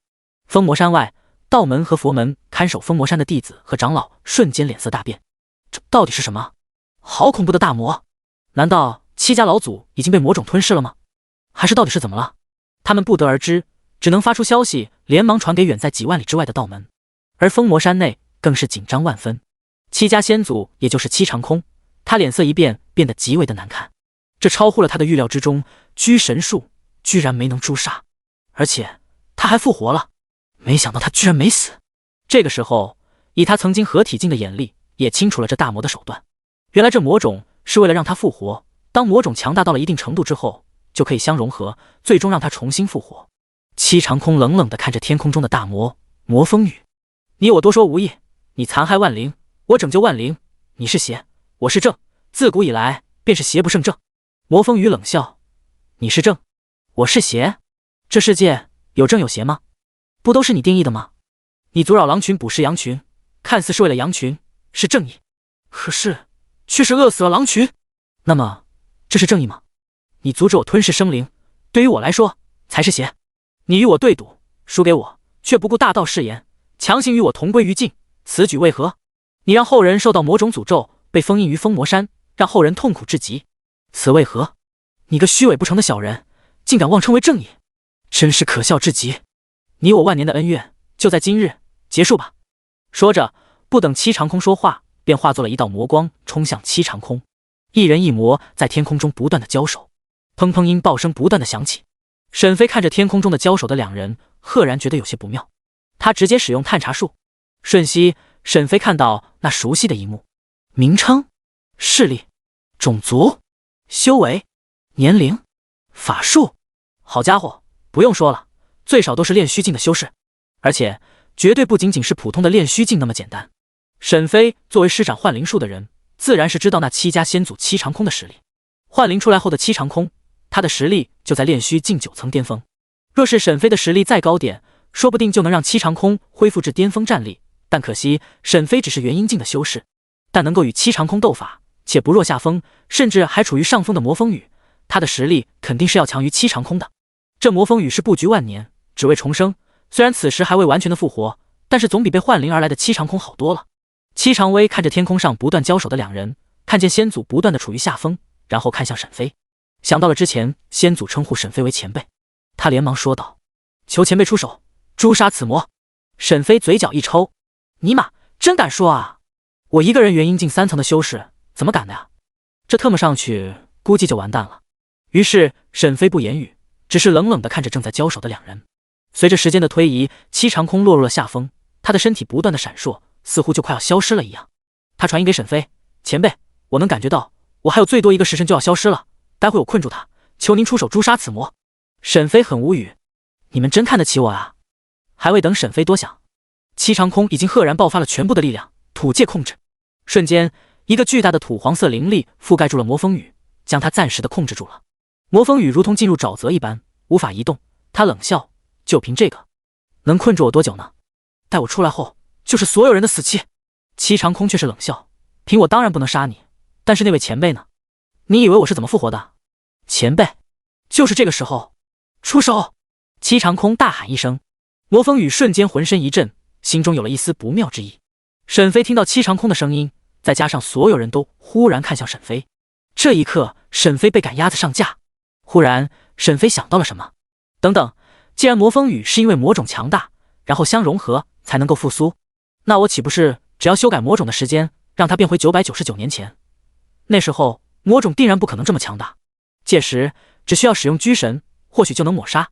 于是沈飞在众人的眼下，不急不慢地使用缩地成尺，瞬间来到了魔风雨的前方。魔风雨此时正在全力破解土界控制，他现在很紧张，因为完全看不透沈飞，而且看沈飞的模样不急不慢，没有一丝慌张，看着他就像是看着死人一样。再加上七长空叫他前辈，他就认为沈飞一定是某位大能，所以紧张万分，眼神中夹带着一丝的惊恐。沈飞看着密密麻麻的修改范围，这几个最强大的魔种构成了他的身体，于是他的手中燃起了一抹白光，先天一气，右手成剑指指向他的身体，随后直接选择了修改魔种的时间，将构成他身体的魔种一个一个的全部修改回999年前。定，你修改了魔种的时间，魔种的时间999年回到了999年前。定，你修改了魔种的时间，魔种的时间999年回到了999年前。定，你修改了魔种的时间，魔种的时间999年回到了999年前。瞬间，魔风雨看着沈飞的眼神变了，他能感受到体内的几个魔种发生了变化。它是几个魔种组成的，不是单个魔体，所以一旦组成他身体的魔种被改变了，他也会跟着改变。顿时，他的力量不断的变得虚弱，原本还能反抗一下土界控制，但是现在只能被控制。沈飞淡淡的说道：“接下来交给你了，只需居神即可。”说着，沈飞一个瞬移，再度回到了道归的身边。所有人看着沈飞，眼中都是尊敬无比，真不愧是紫云圣地的长老，比他们先祖还强大。多谢前辈。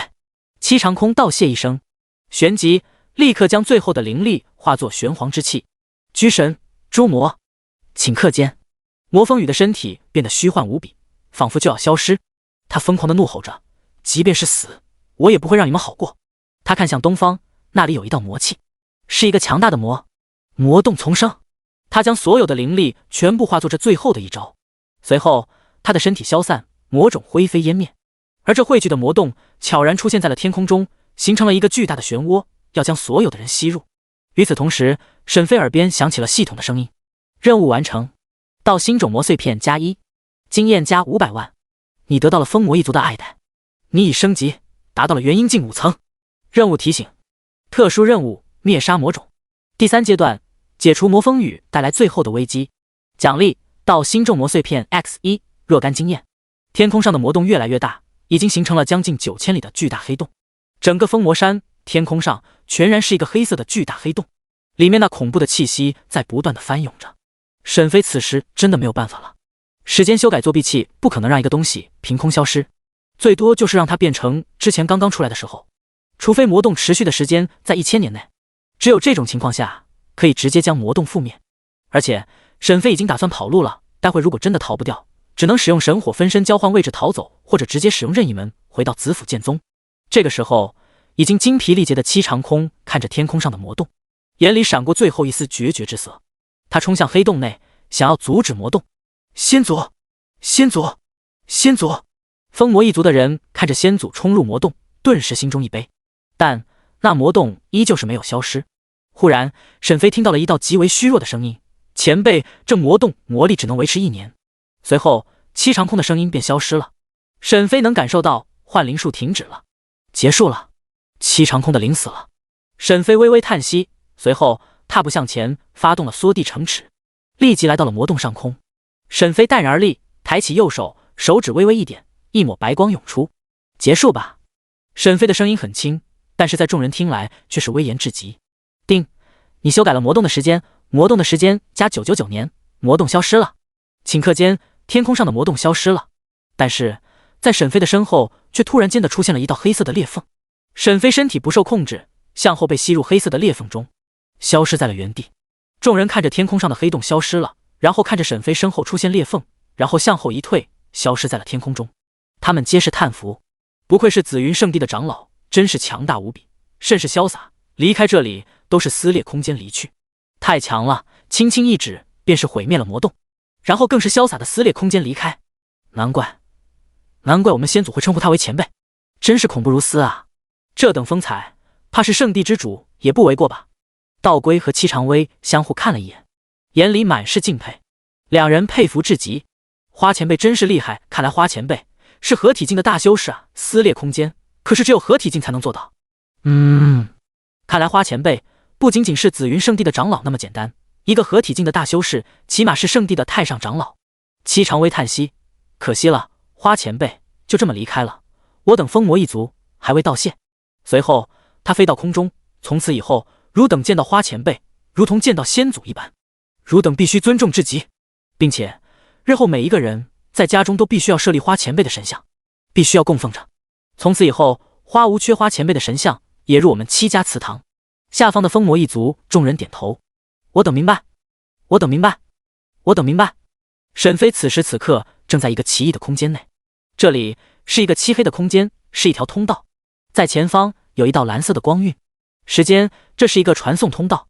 夭夭提醒道。沈飞点头。对了，时间，你刚才好装啊，我差点都认为你真的那么厉害，我这辈子都没见过你这么厉害的元婴境修士。沈飞嘴角微微一抽，你现在不就见到了？略。对了，你说要给我的打发解闷的东西呢？等出去再给你买。好，我想要看看你们一人写的小说，还有你们一人做的好玩的东西。行，我给你买一堆。忽然间，耳边再次传来声音：任务完成，到星种魔碎片+1，随机经验加600万，你升级了，达到了元婴境8层。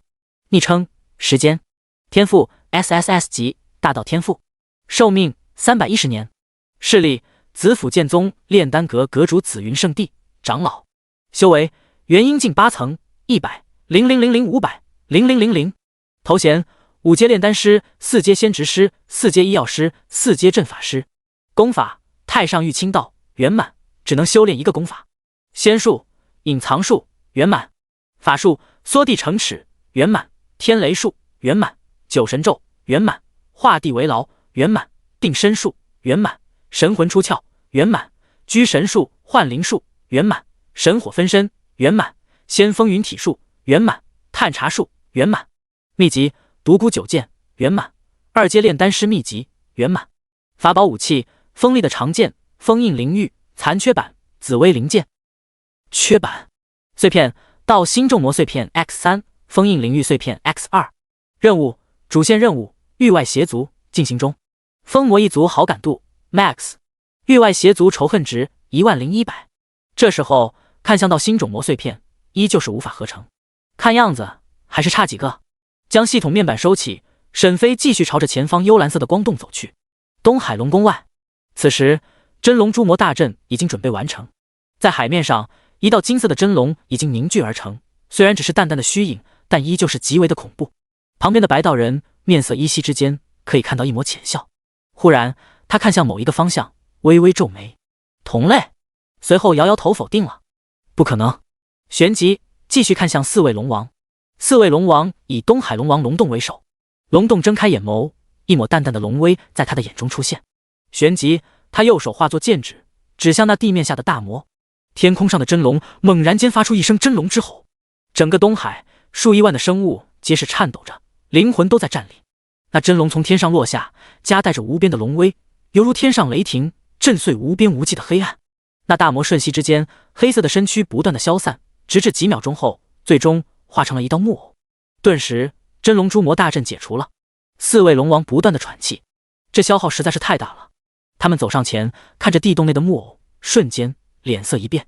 这木偶替身之术，大哥，这是什么情况？难道说大魔就是木偶？这时候龙洞发觉了不对劲，他看向白道人，道友，你知道这是什么情况吗？白道人摇摇头，我也不太清楚。对了，四位道友，不如此时就使用化龙大阵吧。刚刚你们就使用了体内的血脉，如此正是活跃的时候，这时候使用化龙大阵会事半功倍。龙洞闻言点头答应，他试过那化龙大阵的神异之处，所以他对这个并没有什么的戒备。其余的三位龙王见此也是纷纷点头，毕竟最强大的大哥都答应了，还信任眼前的这个白道人，他们就没必要扫他的面子。而且看大哥的样子，的确是好处多多，不像是假的。于是三人也点头。白道人轻笑一声，你们就待在原来的位置就好。四位龙王点头，回到了刚刚布置真龙诛魔大阵的位置。白道人深吸一口气，随后拿出了一道奇异的白金色的阵盘，随即便抛出来丢到了上空中。一个金色的大阵出现，笼罩住了四位龙王，他们身体内的血脉不断的被激发出来。四位龙王面露喜色，因为他们的实力在不断的增强，体内的血脉也在不断的提升。渐渐的，他们的血脉逐渐凝练出一丝真龙血脉。蛟龙和真龙虽然只差一个字，但是却是天差地别。就在他们兴奋之际，异变发生了。他们刚刚凝练出来的一丝真龙血脉居然涌向了中央的位置，形成了一道道的金色线条，朝着中间的坑洞汇聚。而且他们体内的血脉正在不断的凝练成一丝真龙血脉。过不了多久，他们身体内的蛟龙血脉就会化为乌有，而那凝练出来的真龙血脉却全部涌向了中央的坑洞。他们神色大变，睁眼看向白道人，道友，这是怎么回事？白道人依旧是笑着，如沐春风，道：没什么，只是我想化龙而已。说着，那坑洞内的木偶忽然间和白道人位置发生了改变，白道人出现在了坑洞内。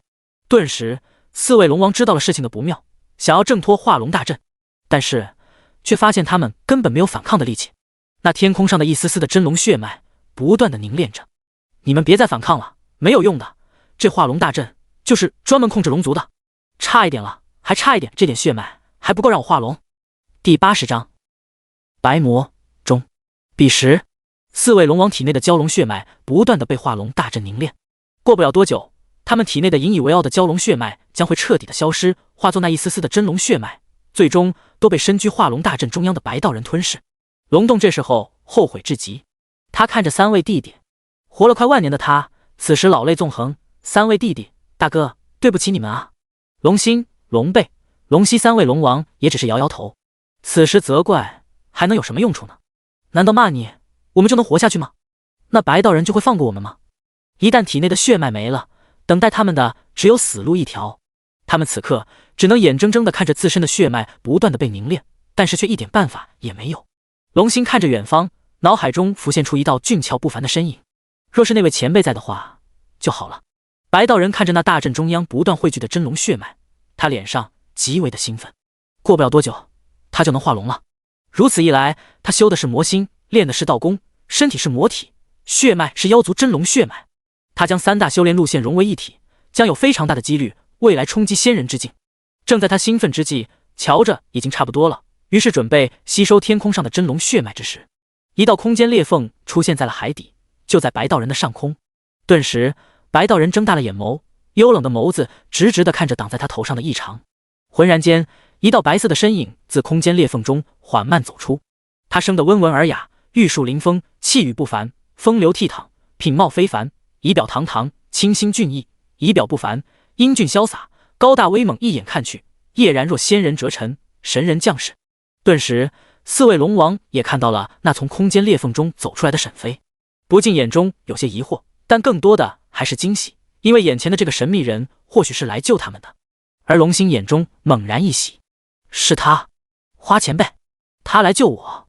于是他连忙大喊，花前辈。听到声音，原本还在观察四周的沈飞骤然间看向龙心，他略微有些诧异，龙心，你怎么会在这里？花前辈，救命啊！这人想要炼化我们的龙族血脉。旁边的三位龙王看向龙心，老四，他是谁啊？龙心轻松地说道，他叫花无缺，是我在六国之地偶然遇见的一个前辈。实力之强，神秘至极，有他在，我们安全了。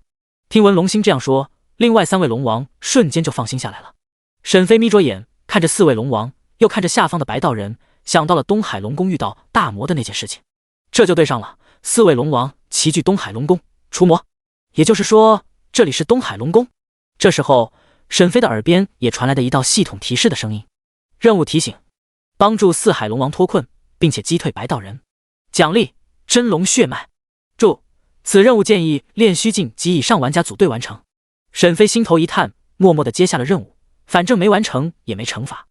尼玛，又是炼虚境。沈飞看向白道人，白道人也一直盯着沈飞看。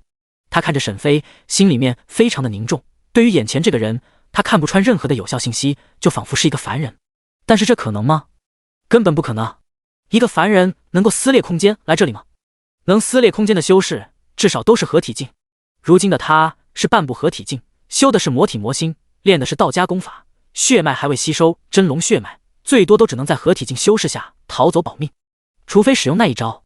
但是那一招一旦使用，恐怕就要沦落为域外邪族的走狗了。现在怎么办？走？好不容易找到机会，如果就这么放弃了，那他想要再凝聚真龙血脉，真是难上加难了。而且这化龙大阵只能使用2次，第一次给了龙洞，让他的血脉变得更强，这第2次便是这一次了。可是要是不走的话，又很危险。看着天空上的真龙血脉，白道人心中一横，不行，必须赌一把，这关乎未来冲击仙人之境，哪怕你是合体境修士，我也要赌上一把。他看着沈飞，道友，看你的样子，认识他们？沈飞眯着眼，悠悠地说道：南海龙王龙星是我的好友。龙星听到后，脸色惊喜万分，没想到花前辈居然说他是好友，就连另外3位龙王也是诧异至极。原本他们认为龙星只是认识这个神秘的花前辈，没想到居然是好友。看来这龙星真是好运气啊！但白道人的脸色已经变了。道友真龙血脉对我非常重要，我可以跟你保证，只要给我吸收真龙血脉，我一定不伤害他们的性命。但如果道友非要阻止我吸收真龙血脉的话，那只能和道友斗法了。届时哪怕道友是合体境的修士，也难免保不住那4位龙王。沈飞微微皱眉，他知道这个人又脑补了，所以这个时候他只能硬气。你在威胁我，还是你在教我做事？瑶瑶在灵域空间内提醒，时间，这家伙看上去很不寻常啊，有魔心魔体，修炼的好像也是道家功法，你还是小心点，别玩脱了。沈飞点头，那白道人神色一凝，眼中一横，既然如此，那我便与道友讨教讨教。说着立即的全力催动化龙大阵，顿时4位龙王猛然间大叫。沈飞没有犹豫，立即使用时间修改化龙大阵。定，你修改了化龙大阵的持续时间，化龙大阵的持续时间999年，变成了阵盘状态。瞬间化龙大阵直接停止，天空上凝练出来的真龙血脉也立刻朝着4位龙王体内流去。白道人不可置信地看着眼前的一幕，仅仅站在那里就随意破解了化龙大阵，他到底有多强？此时白道人已经没有战意，他看着沈飞，眼眸很冷，道友，山水有相逢，你我日后再见时，你会为此付出代价。说着白道人的身体化作一道黑气消散在了天地间，而地上的化龙大阵阵盘也随即消失。白道人怎么也没有想到，沈飞是通过魔风雨留下的后手来到这里的。原本魔风雨感受到了这里有一个强大的大魔，想要利用魔动重伤沈飞，然后再将沈飞传送到这里，让大魔也就是白道人对付重伤的沈飞。结果没想到就这么坑了白道人，还让白道人以为沈飞是撕裂空间而来的合体境修士。若不是这样，白道人定然不会失败，以他固执冒险的性格，恐怕会真的和沈飞直接交手。任务完成，真龙血脉加1。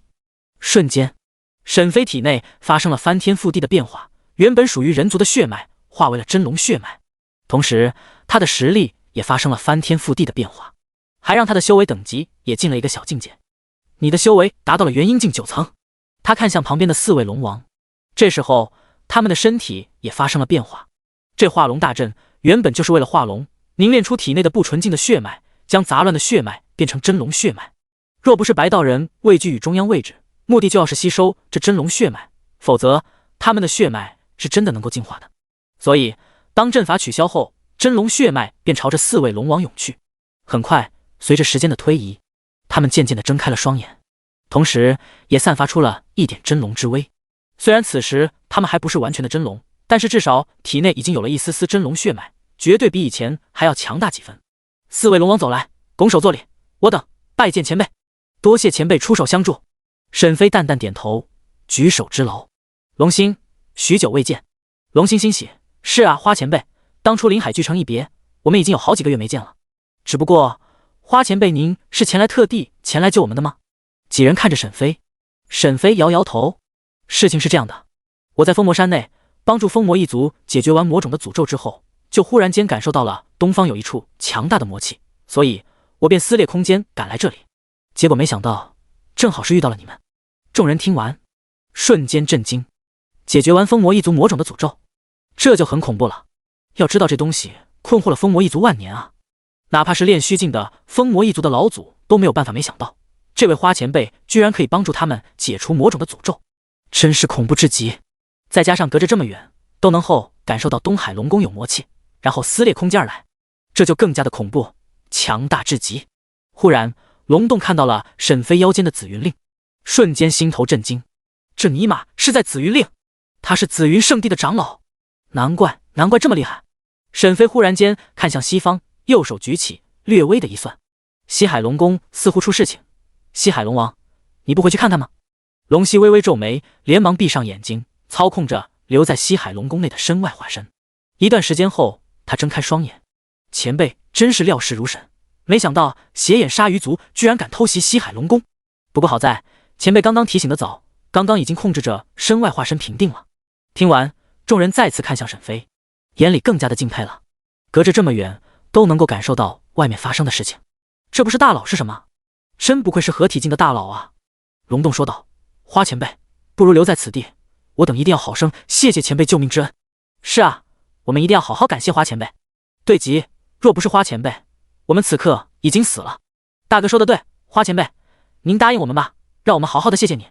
沈飞摇摇头，我还有事情要做，就不在这里打扰诸位了，我们后会有期。说着，在沈飞的背后出现了任意门，这是通往紫府剑宗的任意门。沈飞向后一退，整个人便消失在了原地。4位龙王看着沈飞离去，眼中充满着尊敬之意，这才是得道高人啊。是啊，这位花前辈是紫云圣地的长老啊，不愧是圣地之人。紫云圣地的长老，大哥，你咋知道的？笨啊，你们没看见花前辈腰间的紫云令吗？那就是紫云圣地长老的标志。难怪啊，难怪花前辈这么厉害，却是籍籍无名，原来是隐世几万年紫云圣地的长老啊。这次也算是因祸得福吧，整个龙族真是欠下了花前辈巨大的人情啊。沈飞回到了紫府剑宗炼丹阁的后山洞府中，他之所以回来，那便是感受到了在西海龙宫内的大阵即将开启了。刚刚西海龙王平定了西海之乱，所以邪眼鲨鱼族失败了，西海的主人依旧是西海龙王龙息。所以当龙息的身外化身得知他们要前往西域的时候，他便准备开启大阵了。随后沈飞将精神力注意集中在神火分身时间身上。西海龙宫内，沈飞立即睁眼，瞬间就感受到了几个目光，正是那几个玩家的目光。看来他们还是非常的在意沈飞。没办法，毕竟沈飞的成就实在是太高了，4阶仙职师，光是这个称号，整个玩家都还没有一个人达成。可是沈飞却是一道威严的声音响起，全部到外面来，准备开启大阵了。这声音正是龙息的声音。很快几人来到了外面，在宽阔的广场上，这里摆满了各种的奇珍异宝和灵石，灵石全是上品灵石，至少几百万，都已经摆成了一座小山了。15个人一同站在阵法中央的位置，旋即龙息启动阵法，那地上的各种资源瞬间就被阵法全部吸收，爆发出来巨大的光芒。一个巨大的蓝色大门出现在了地面上，但上面有着一个巨大的锁。天空上一道淡淡的金红色的虚影出现，正是永恒女帝。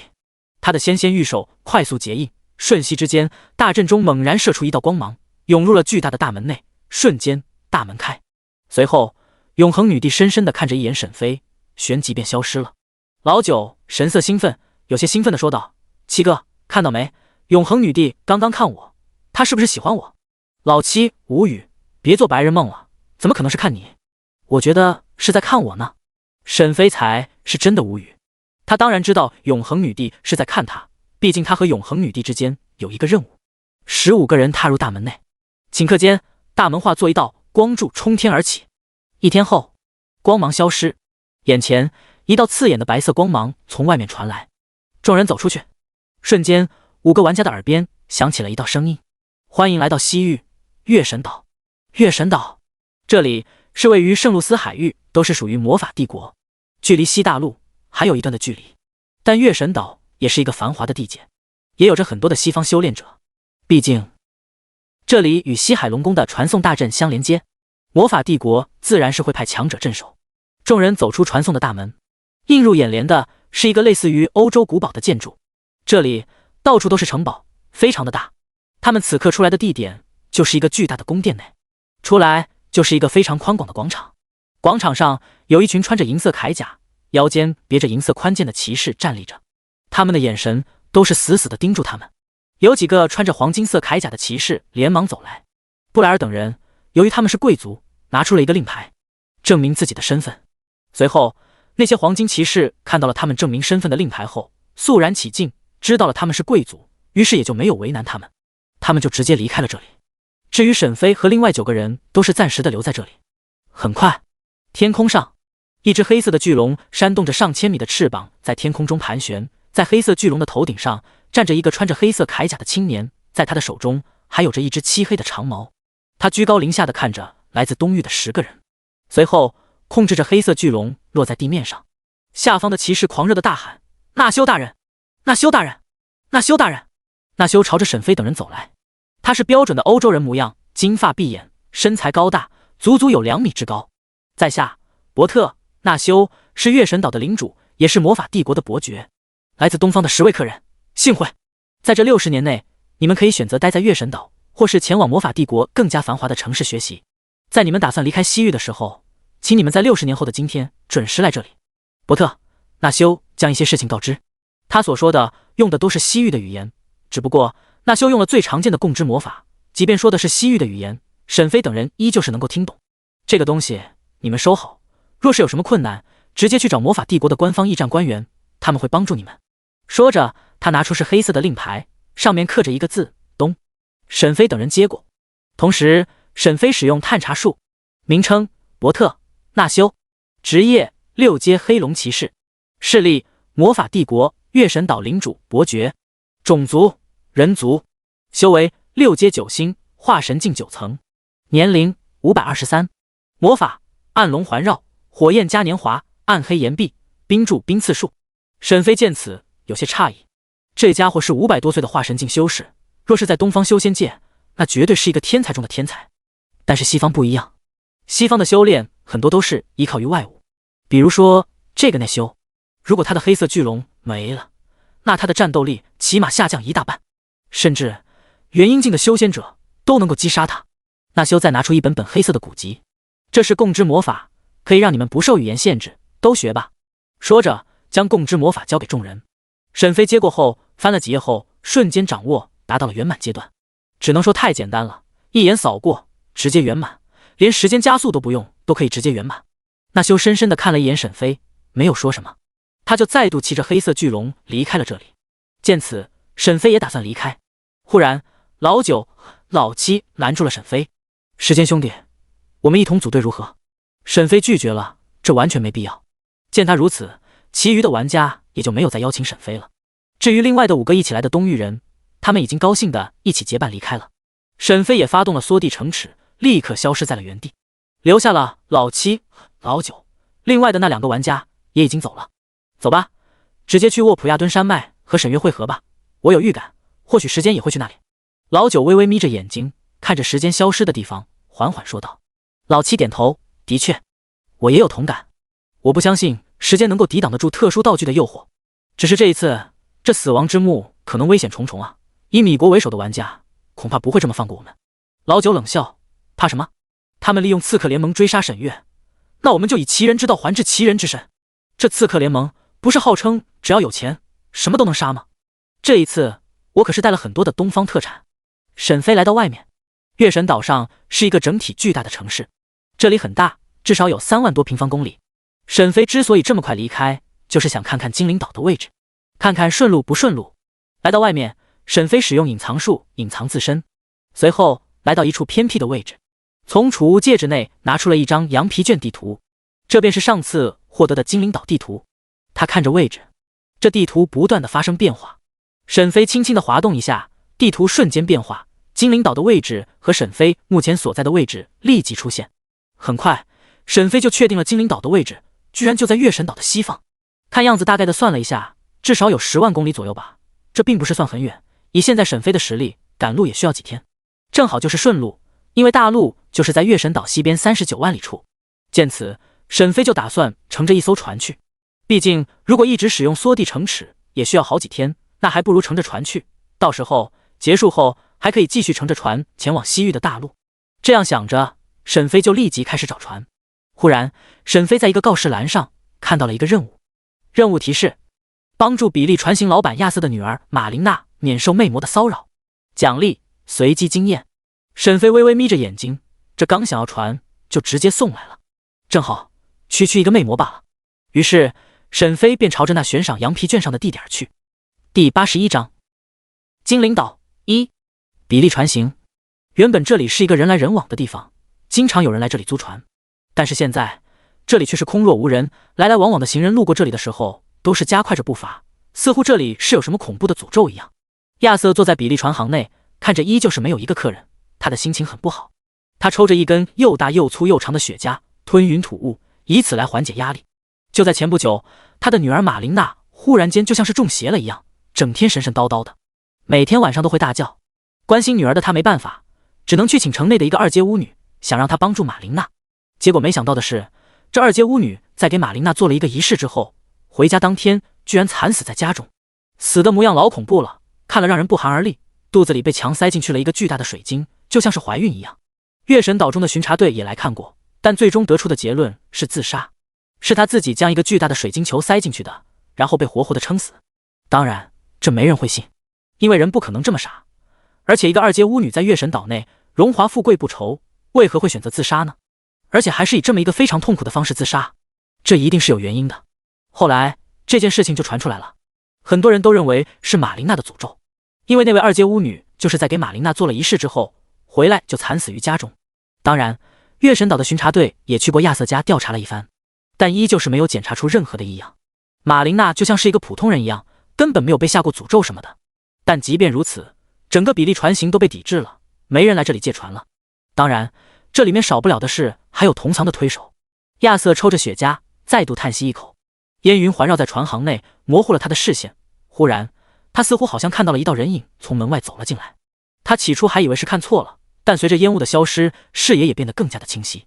一眼看去，便是一个穿着黑袍的少年走了进来，黑袍上还有着5道金色的花纹。只不过这个少年并不是西域的人，长的是东方的面孔，这很少见。要知道在西域很少会有东方人，如果真的有，那一般都会是交换生，具有着来自东方的神秘力量。老板，任务还奏效吗？沈飞看见了亚瑟，于是问他。没错，前来的就是刚刚在告示板上看到悬赏任务的沈飞，他从悬赏的地址上找到了这里。亚瑟先是愣了一下，然后才反应过来，瞬间眼神中带着一丝的欣喜，但是看着沈飞又有一些质疑。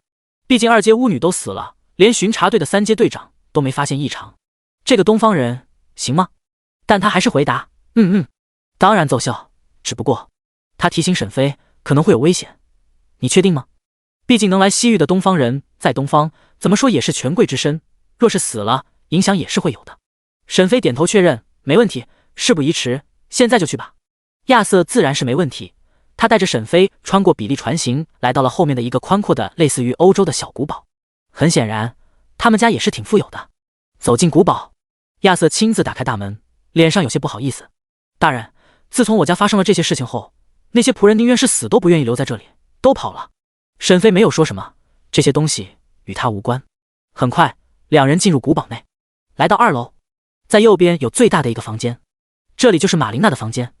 亚瑟轻轻叩门，马琳娜，是我，开门。但里面似乎没有反应。亚瑟皱眉，再次叩门，马琳娜，开门，有客人来了，要来解决你的问题。但里面依旧是没有什么回应。这时候亚瑟慌了，不会是出什么事情了吧？于是他连忙准备踹门，沈飞拦住了他，带着他直接使用缩地成尺，直接进入了房间。瞬间，亚瑟惊骇看着沈飞，眼中满是尊敬。看来这个东方人是真的有实力的啊。旋即，他看向房间内，里面马琳娜全身光溜溜的躺在床上，没有用任何的东西遮盖，她的娇躯一览无余的展现在沈飞的眼中。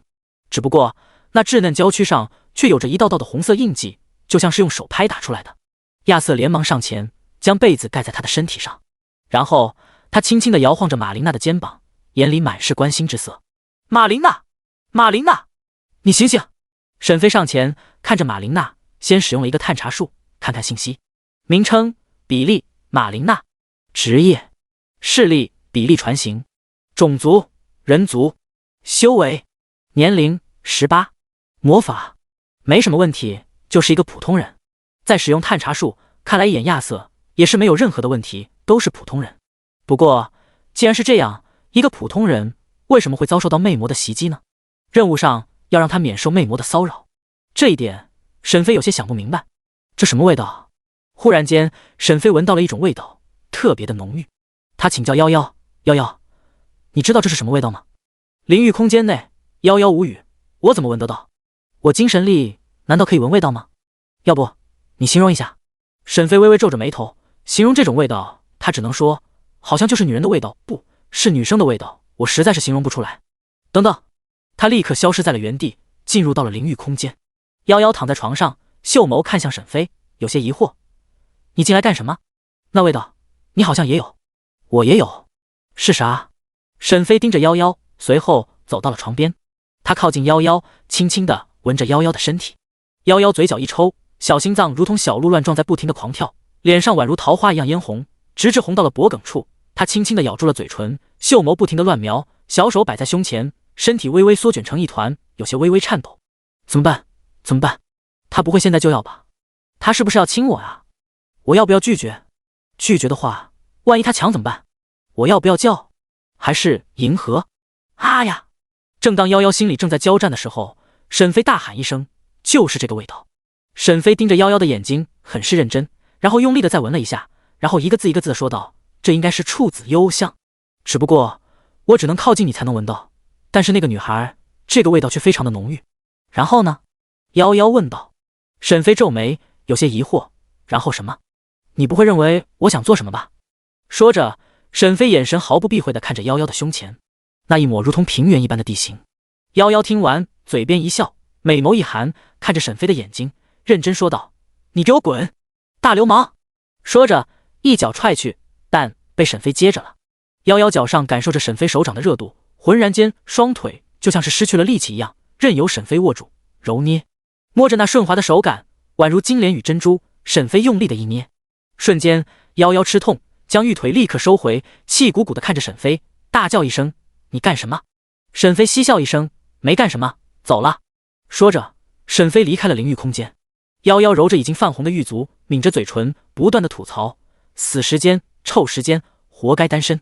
殊不知他自己都单身了9000年。回到房间内，亚瑟没有发现沈飞刚刚离开了一会，看样子真的是很关心女儿，连沈飞刚刚暂时的离开了房间都不知道。这个时候，马琳娜渐渐的睁开了眼睛，看到了父亲亚瑟。马琳娜忧郁无力的眼睛流下了2行泪水，随后抱住父亲失声痛哭。亚瑟抱住女儿，轻轻的拍着她的背，轻声的安慰：不用担心了，这位大人就是来解救你的，你一定能在他的帮助下脱离这诅咒。马琳娜看向沈飞，忽然才意识到身体光溜溜的一丝不挂，若不是有被子遮盖住，早就走光了。她脸色有些不自然。沈飞上前坐在椅子上，问道：和我说说，到底是发生了什么？他的声音似乎很有感染力，再加上沈飞那英俊的面孔，更加的使人安定下来。亚瑟也说道：是啊，马琳娜，刚刚到底是发生了什么？可真是吓死我了。马琳娜脸色发白，抱着头回忆着。她痛苦地说道：我做了一个梦，我在梦里面被一个怪物给折磨。马琳娜没有细说，但是沈飞和亚瑟都知道，那一定是非常痛苦的。沈飞道：他长什么样子？我也不知道，明明印象很深刻，但是却想不起来了。马琳娜痛苦地说道。亚瑟连忙安慰：既然这么痛苦，就不要细想了，好好的休息吧。说着便带着沈飞离开了房间。来到外面，坐在椅子上，亚瑟迫不及待地问道：大人，怎么怎么样，有头绪吗？沈飞已经确定了，就是魅魔。因为魅魔可以进入人的梦境中，在梦境中做的一些事情，在现实世界内也会具现一部分。沈飞猜测是有一只魅魔趁着马琳娜睡觉的时候，然后进入她的梦境中折磨她。沈飞看着楼上，微微点头，等晚上就知晓了。亚瑟脸上一喜，看样子这位大人是胸有成竹，于是也有些放心。时间很快便来到了晚上，夭夭第一个就发现了异常。时间，那个女孩的房间内有异常。说着，沈飞立即瞬移到楼上马琳娜的房间。此时的马琳娜正睡在床上，被子已经被扔在了地板上，她的身体正在不断的扭曲着，时不时的还会发出什么声音。沈飞立即查看，但是却什么人都没有见到。顿时沈飞想到了什么，既然是进入梦境，那肉眼自然是看不见。沈飞立即使用了曾经在紫府剑宗藏经阁内得到了一个法术神魂出窍。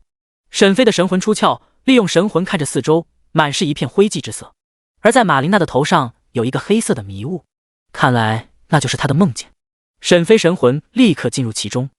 顷刻间，在梦境内，这里是一个巨大的广场，马琳娜正被吊起来，下面是一群狂热的男人。这群男人看着被吊起来的马琳娜，眼睛目不暇视。在马琳娜的旁边站着一个女人，她长得很好看，带着几丝的野性和妖娆，就算是在夜晚的时候依旧散发着迷离的光芒。她的身体就像一条美女蛇，蛇躯柔软，身上布满了细密的鳞片，蛇尾轻摇晃，就像水波一般荡漾开去。她的头上有着两只犄角，往下是诱惑的脸庞，一双美丽的眼睛充满了神秘勾魂摄魄的气质，长长的卷曲黑色长发披肩而下，一直垂落至脚踝处。她穿着一件黑色的紧身衣，衬托出她玲珑的曼妙曲线。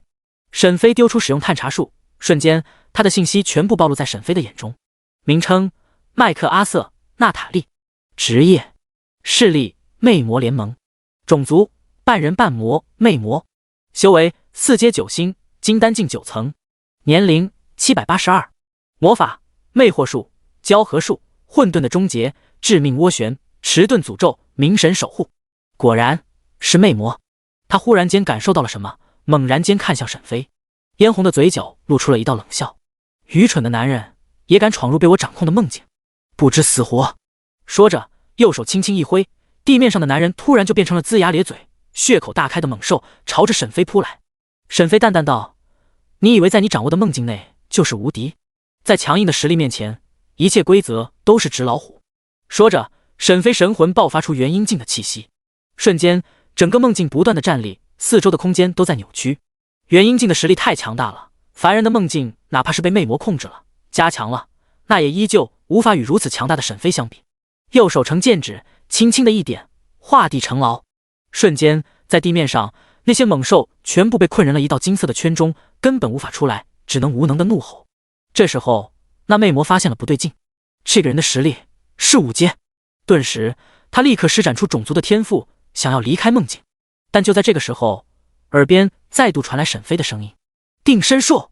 瞬间，娜塔莉的身体无法动弹，只能待在原地，她的眼睛惊恐地看着沈飞，第一次感受到恐惧。沈飞走上前，将被捆绑的马琳娜解救下来。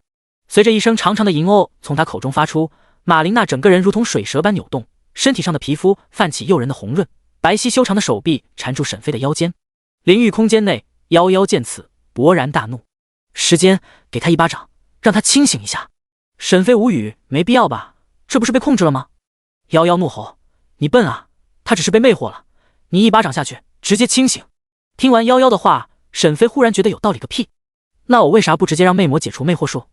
于是沈飞看向娜塔莉，冷道：将魅惑术解除。娜塔莉点点头，瞳孔中幽绿色的眼睛一闪，顿时马琳娜眼神逐渐清明起来。她看着沈飞，忽然脸色变得羞涩无比，连忙松开手臂，低着头不敢看着沈飞。太羞耻了，怎么会这样？马琳娜羞涩低头看着自己的脚，而沈飞已经开始拷问魅魔娜塔莉了。说吧，为什么要这么做？他只是一个普通人，值得你一个4阶魅魔这么折磨他？沈飞没有直接击杀他，目的就是想知道为什么要这么对待一个普通人。自从上次合欢宗宗主和萧家少女那件事情之后，沈飞就变了。若是以前的沈飞，或许就是直接一个天雷术直接秒杀这个魅魔。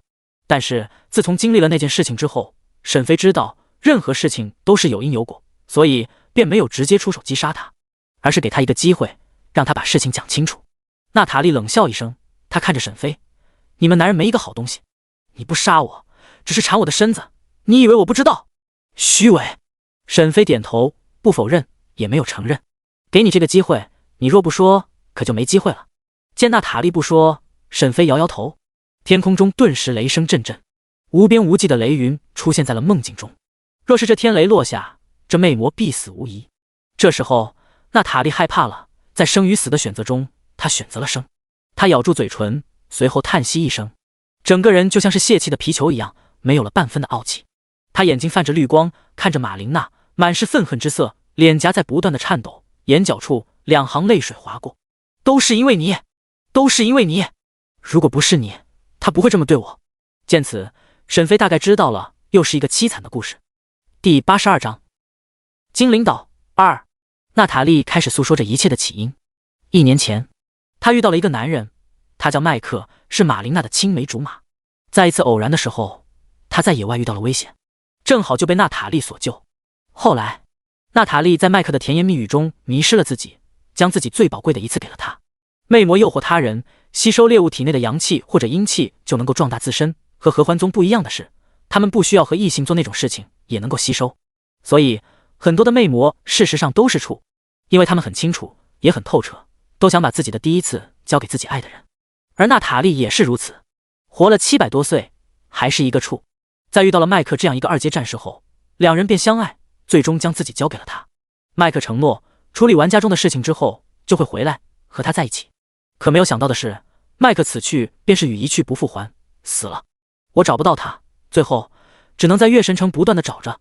终于我发现了他，发现了他身上有着他的味道。麦克，是因为你才死的，你被绑架，凭什么是他去救你？为什么不是其他人去救你？他为什么不遵守和我之间的约定？为什么要去救你这种人？为什么？娜塔莉嘶吼着。这时候马琳娜明白了，原来是因为这样。3个月前，因为马琳娜的父亲是比利船行的老板，垄断了市场将近30%的份额，同时也得罪了非常多的人。马琳娜就是在那个时候被人抓走的。而作为马琳娜的青梅竹马，麦克凭借着自己是2阶战士，就单枪匹马去救人。最终人事就出来了，但是麦克却重伤，最后死了。于是伤心的娜塔莉就报复马琳娜一家，每天晚上都在折磨着她。沈飞听完后只觉得荒诞，这种狗血的剧情居然真的出现了。3人沉默，随后沈飞看向马琳娜，你觉得该如何处置他？只要他向大道发誓，从此不再伤害我和父亲，那就放了他吧。沈飞点头，听到了。娜塔莉沉默了一下，旋即答应了，因为他的命不仅仅是自己的，还有他肚子里的孩子。他很快发出了大道誓言，随后沈飞便让他走了。既然马琳娜都这么说，沈飞也没必要赶尽杀绝。随后沈飞便破开梦境，几人立刻回到了现实中。魅魔已经离去，而马琳娜也苏醒了过来。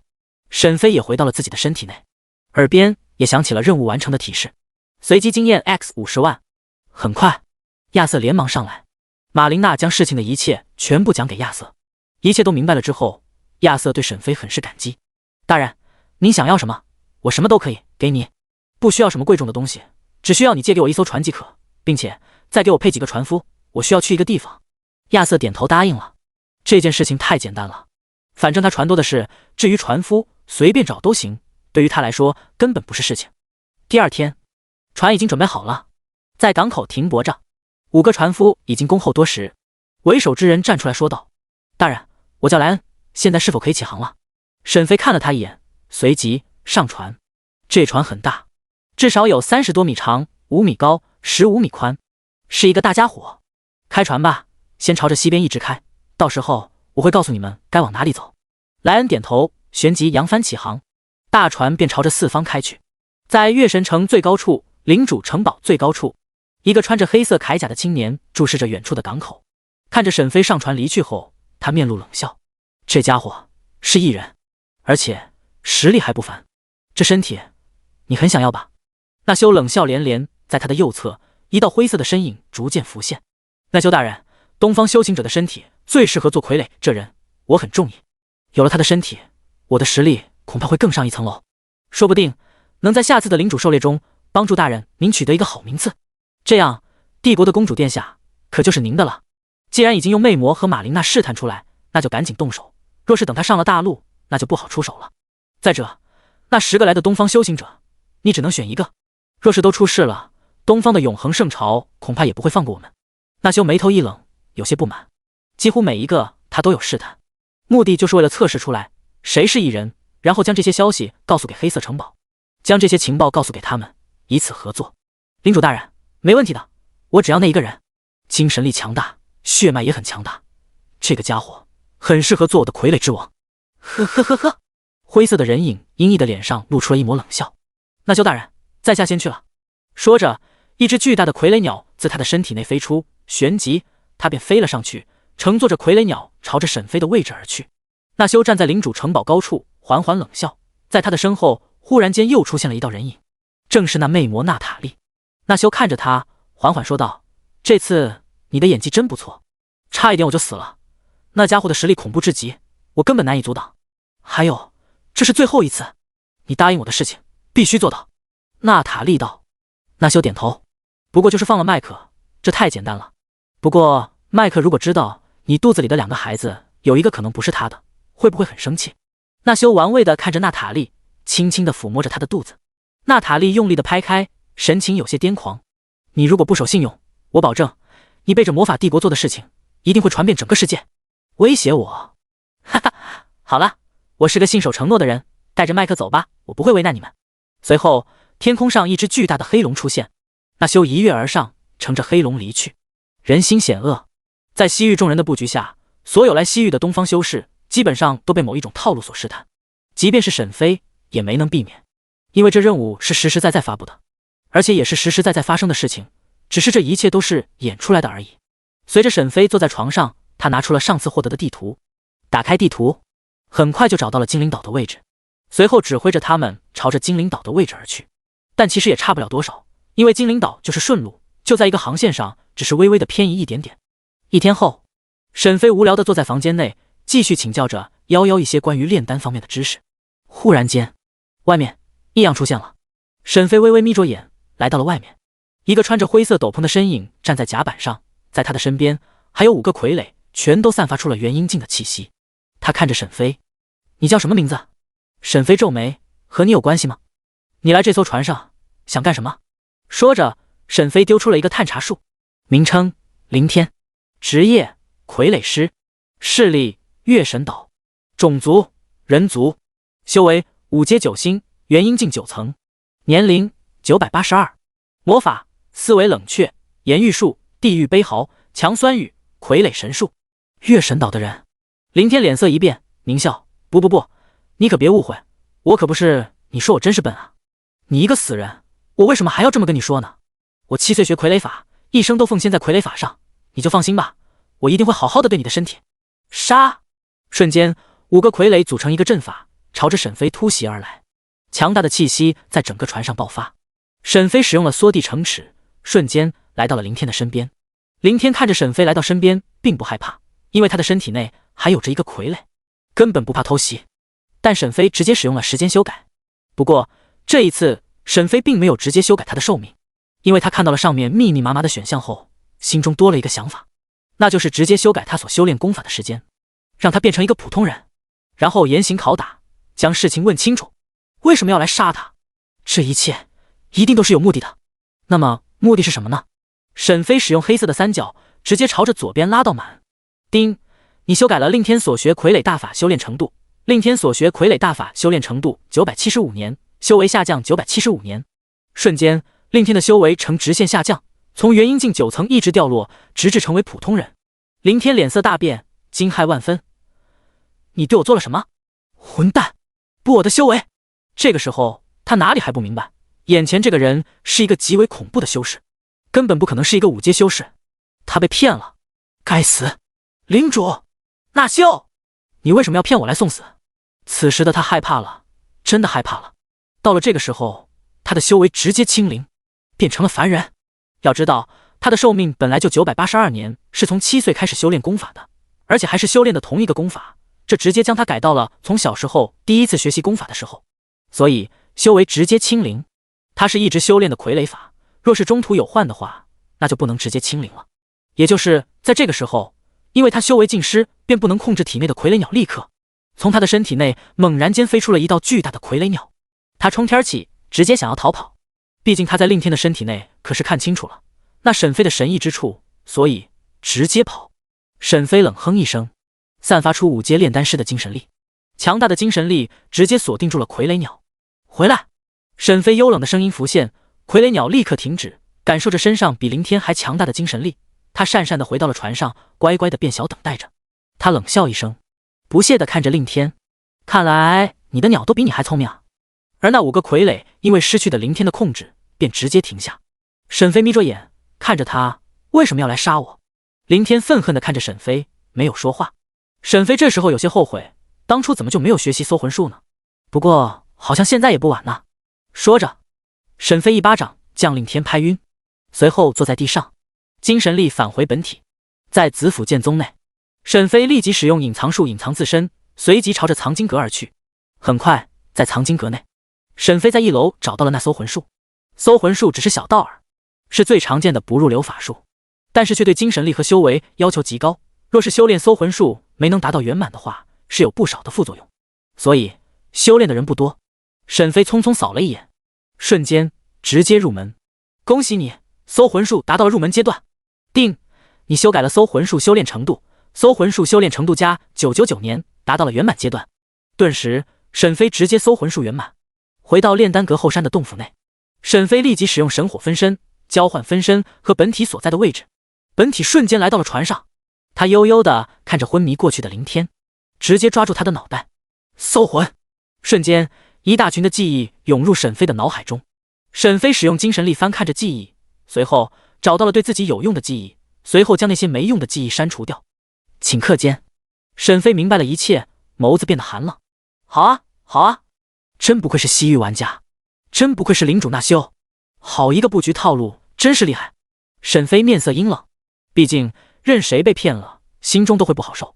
手指微微一用力，令天的头颅直接炸裂开来。沈飞嘴角扬起，默默地使用了隐藏术，修改自身面貌，变成了刚刚的凌天。杀人者，人恒杀之，君子不报隔夜仇。说着，沈飞看向几个傀儡和傀儡鸟，嘴角露出笑容。这个时候，傀儡鸟已经吓疯了，这尼玛太恐怖了，这还是人类吗？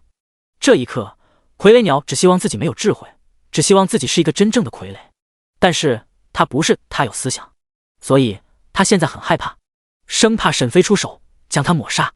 别杀我，求求你了！沈飞面无表情，跟着我，饶你一命。傀儡鸟疯狂点头，就像是啄木鸟一样。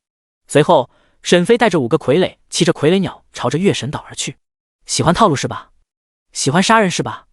不让你们感受到恐惧，不知道什么是东方玩家。这时候，这些所谓的 NPC 已经是公然和西域玩家联合，对东方而来的玩家出手。先不论这一点，就单单是凌天得到纳修的同意，对沈飞出手这一件事情，沈飞都不可能会放过那群人。喜欢演戏是吧？那就去演死人吧。第83章精灵岛3。不到1天，沈飞乘坐着傀儡鸟已经回到了月神岛。在从凌天的记忆中，沈飞知晓，不管是娜塔莉还是亚瑟、马琳娜等人，其实都是隶属于纳修的手下。只不过他们之中，亚瑟和马琳娜的确是普通人，只不过是已经被洗脑了，专门用来迷惑玩家的。毕竟按照黑色城堡的那群玩家所说，为了防止东方玩家内有某种可以探查信息的法术，所以一定要真，所以就成立了比利船行，按照纳修的意思，和魅魔娜塔莉一起测试东方前来的修行者。最主要的就是要找出谁是异人，然后将这个消息告知给黑色城堡的玩家。沈飞先是来到了比利船行，此时的比利船行依旧是没有顾客前来，依旧是只有亚瑟一人坐在沙发上抽烟。沈飞走进比利船行内，亚瑟吞云吐雾，就看到了一个熟悉的身影，随后连忙起身，讪笑道：“凌天大人，您怎么来了？是又有什么任务了吗？对了，领主大人觉得我这次怎么样？”沈飞使用令天的面貌，成功的骗到了亚瑟。他冷笑：“演得不错，连我都被你骗过去了。”亚瑟自豪道：“那必须的，我曾经可是拿过月神岛的奥卡卡演戏奖呢。像骗那些东方来的蠢蛋，简直是简单至极，轻松无比。”忽然，亚瑟反应过来：“凌天大人，您还没回答我的问题呢。您来是为了做什么？”在亚瑟身前的令天陡然间发生了变化，变成了花无缺的模样，旋即再一次发生变化，成了时间的模样。顿时，亚瑟看清楚后，身体不断的颤抖，冷汗直流。他惶恐道：“怎么会是你，大人？要做什么？”沈飞冷笑一声，将手按在他的脑袋上。做什么？我最讨厌有人利用我的同情心，看来以后接任务都要小心谨慎了。他摇摇头，旋即手指微微用力，搜魂。瞬间，一股记忆涌入沈飞的脑中，从记忆中找到了自己想要的片段。沈飞眸子变得很冷，心中一团无名火爆发。难怪他身上能有那种幽香，原来是这样。任务提醒：帮助被困住的少年少女解救出来，奖励随机经验。看着系统跳出的任务，沈飞默默的接下。知晓了一切的沈飞随即将亚瑟记忆全部删除。找到了自己想要的记忆后，眼前的亚瑟顷刻间化成了一团液体，滴落在地面上。沈飞拍拍手，旋即再次变成凌天的模样，催动元婴瞬移来到了月神城内一个地下空间内。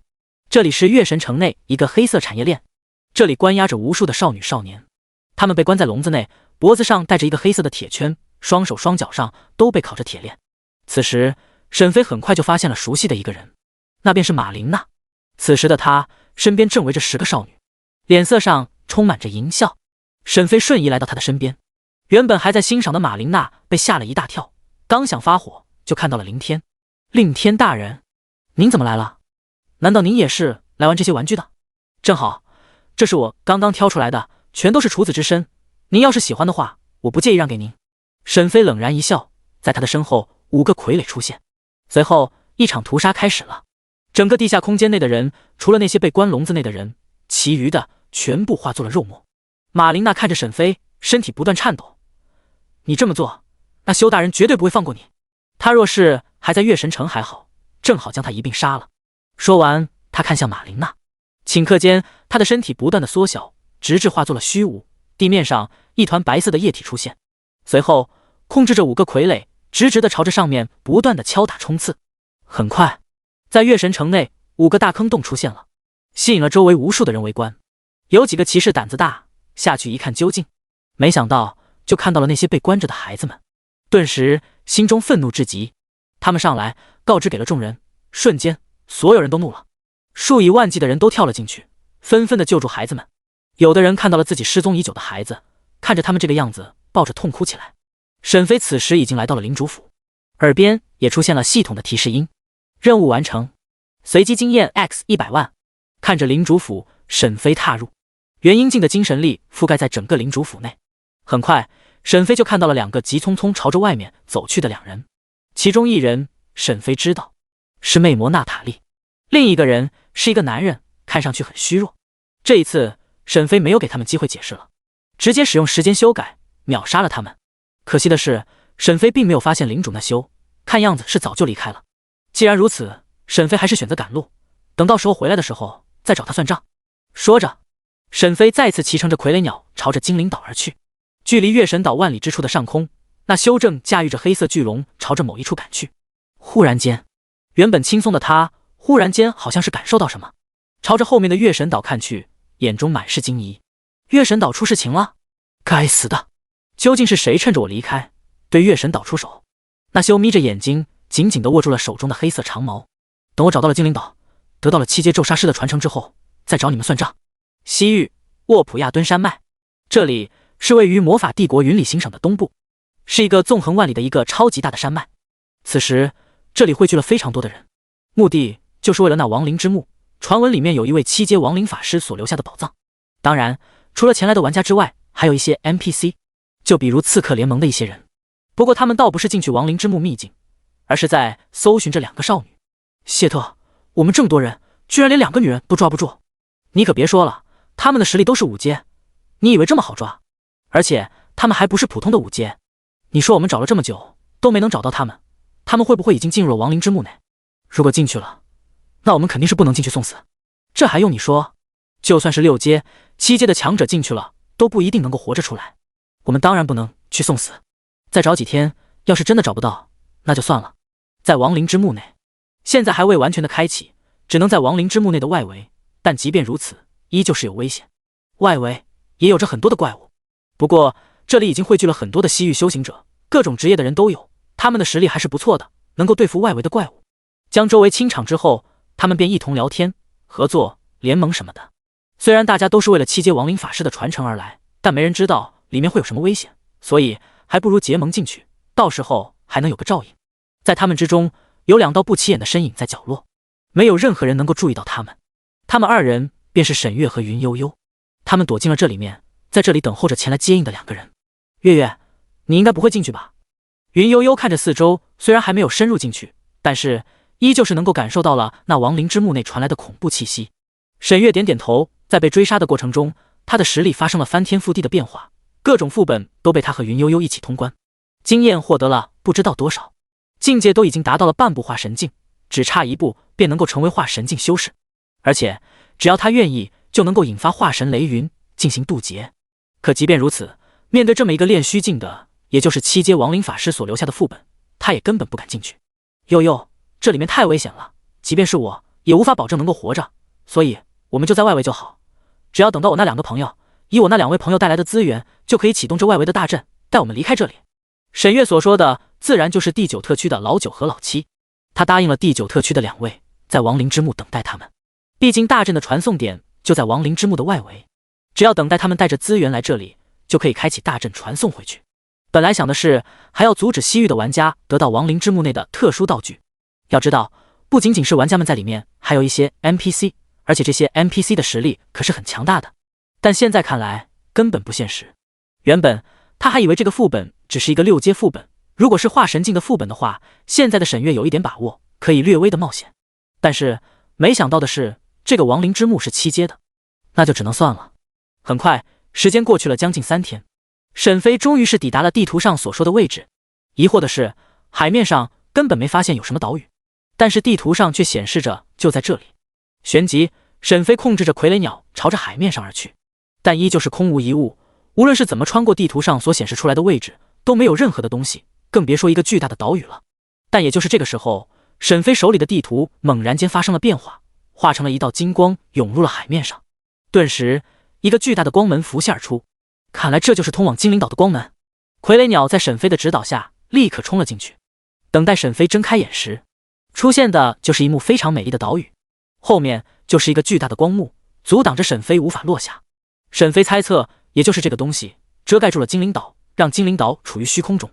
这里很美，鸟语花香，空气清新，让人的心情不由自主地变得愉快起来，一切似乎变得非常安静，但却又充满了生气。这种美妙的氛围就像是在享受人间仙境，而这里的风景又是如此的优雅，在这里你可以感觉到一切，这里的一草一木都是那么的自然，那么的舒适，这里充满着自然的韵味，就像是在享受着天地间最原始的自然之美，充满着了一种宁静祥和的气息。他看着眼前的精灵岛，不禁感叹，好一个世外桃源，精灵岛，就连夭夭都有些赞叹不已。哎，时间，你看那木瓜。夭夭再一次发现了那树林中的果子，沈飞无奈，只好走过去，将非常多的木瓜摘下，放入了灵域空间内。忽然，一道弱弱的声音传来：“你是谁？”沈飞看去是一个小女孩，身高只有到沈飞腰间。她长得很好看，皮肤白嫩细滑，一双大眼睛炯炯有神，看起来非常的纯真可爱。她身上穿着一件绿色的裙子，头发青绿柔顺，看起来像是一株青翠欲滴的松树。她的脸蛋上还带着一点点红晕，让人想要轻轻的咬上一口，看起来非常的诱人。小妹妹，你是谁？沈飞诧异，在这里居然有一个小女孩。穿着绿色素裙的小女孩哼哼一声：“你还没回答我的问题呢，你是谁？你怎么会在我家的园林？你还偷我的木瓜？”小女孩幽怨地看着沈飞，同时大眼睛内充满着好奇。为什么村子里没见过这样的人呢？为啥他和我们不一样呢？沈飞尴尬，原来这是人家的木瓜。我是来自东方的旅行者，我叫花无缺，这次偶然的来到了这里。真是不好意思，我不知道这是你的木瓜，我可以和你买吗？他眨了眨眼睛，花无缺来自东方的旅行者，你是来自外面的人？沈飞点点头，从储物空间内拿出了几块零食，递给了他，就拿这个东西换你的木瓜怎么样？小女孩嘴角一抽，小脑袋看着沈飞，你是在耍我吗？还是你以为我是傻子？你拿石头换木瓜？小姑娘，这可是灵石。忽然间沈飞愣住了，对啊，这里不是修仙界，他们又不用灵石修炼，灵石在这里就跟石头有什么区别？见沈飞有些尴尬，小女孩哼哼一声，算了，那些木瓜就给你吃吧。对了，我叫穆小婉，你和我说说村子外的世界是怎么样的呗。任务提醒：为穆小婉讲述外面的世界，奖励经验 X 50万。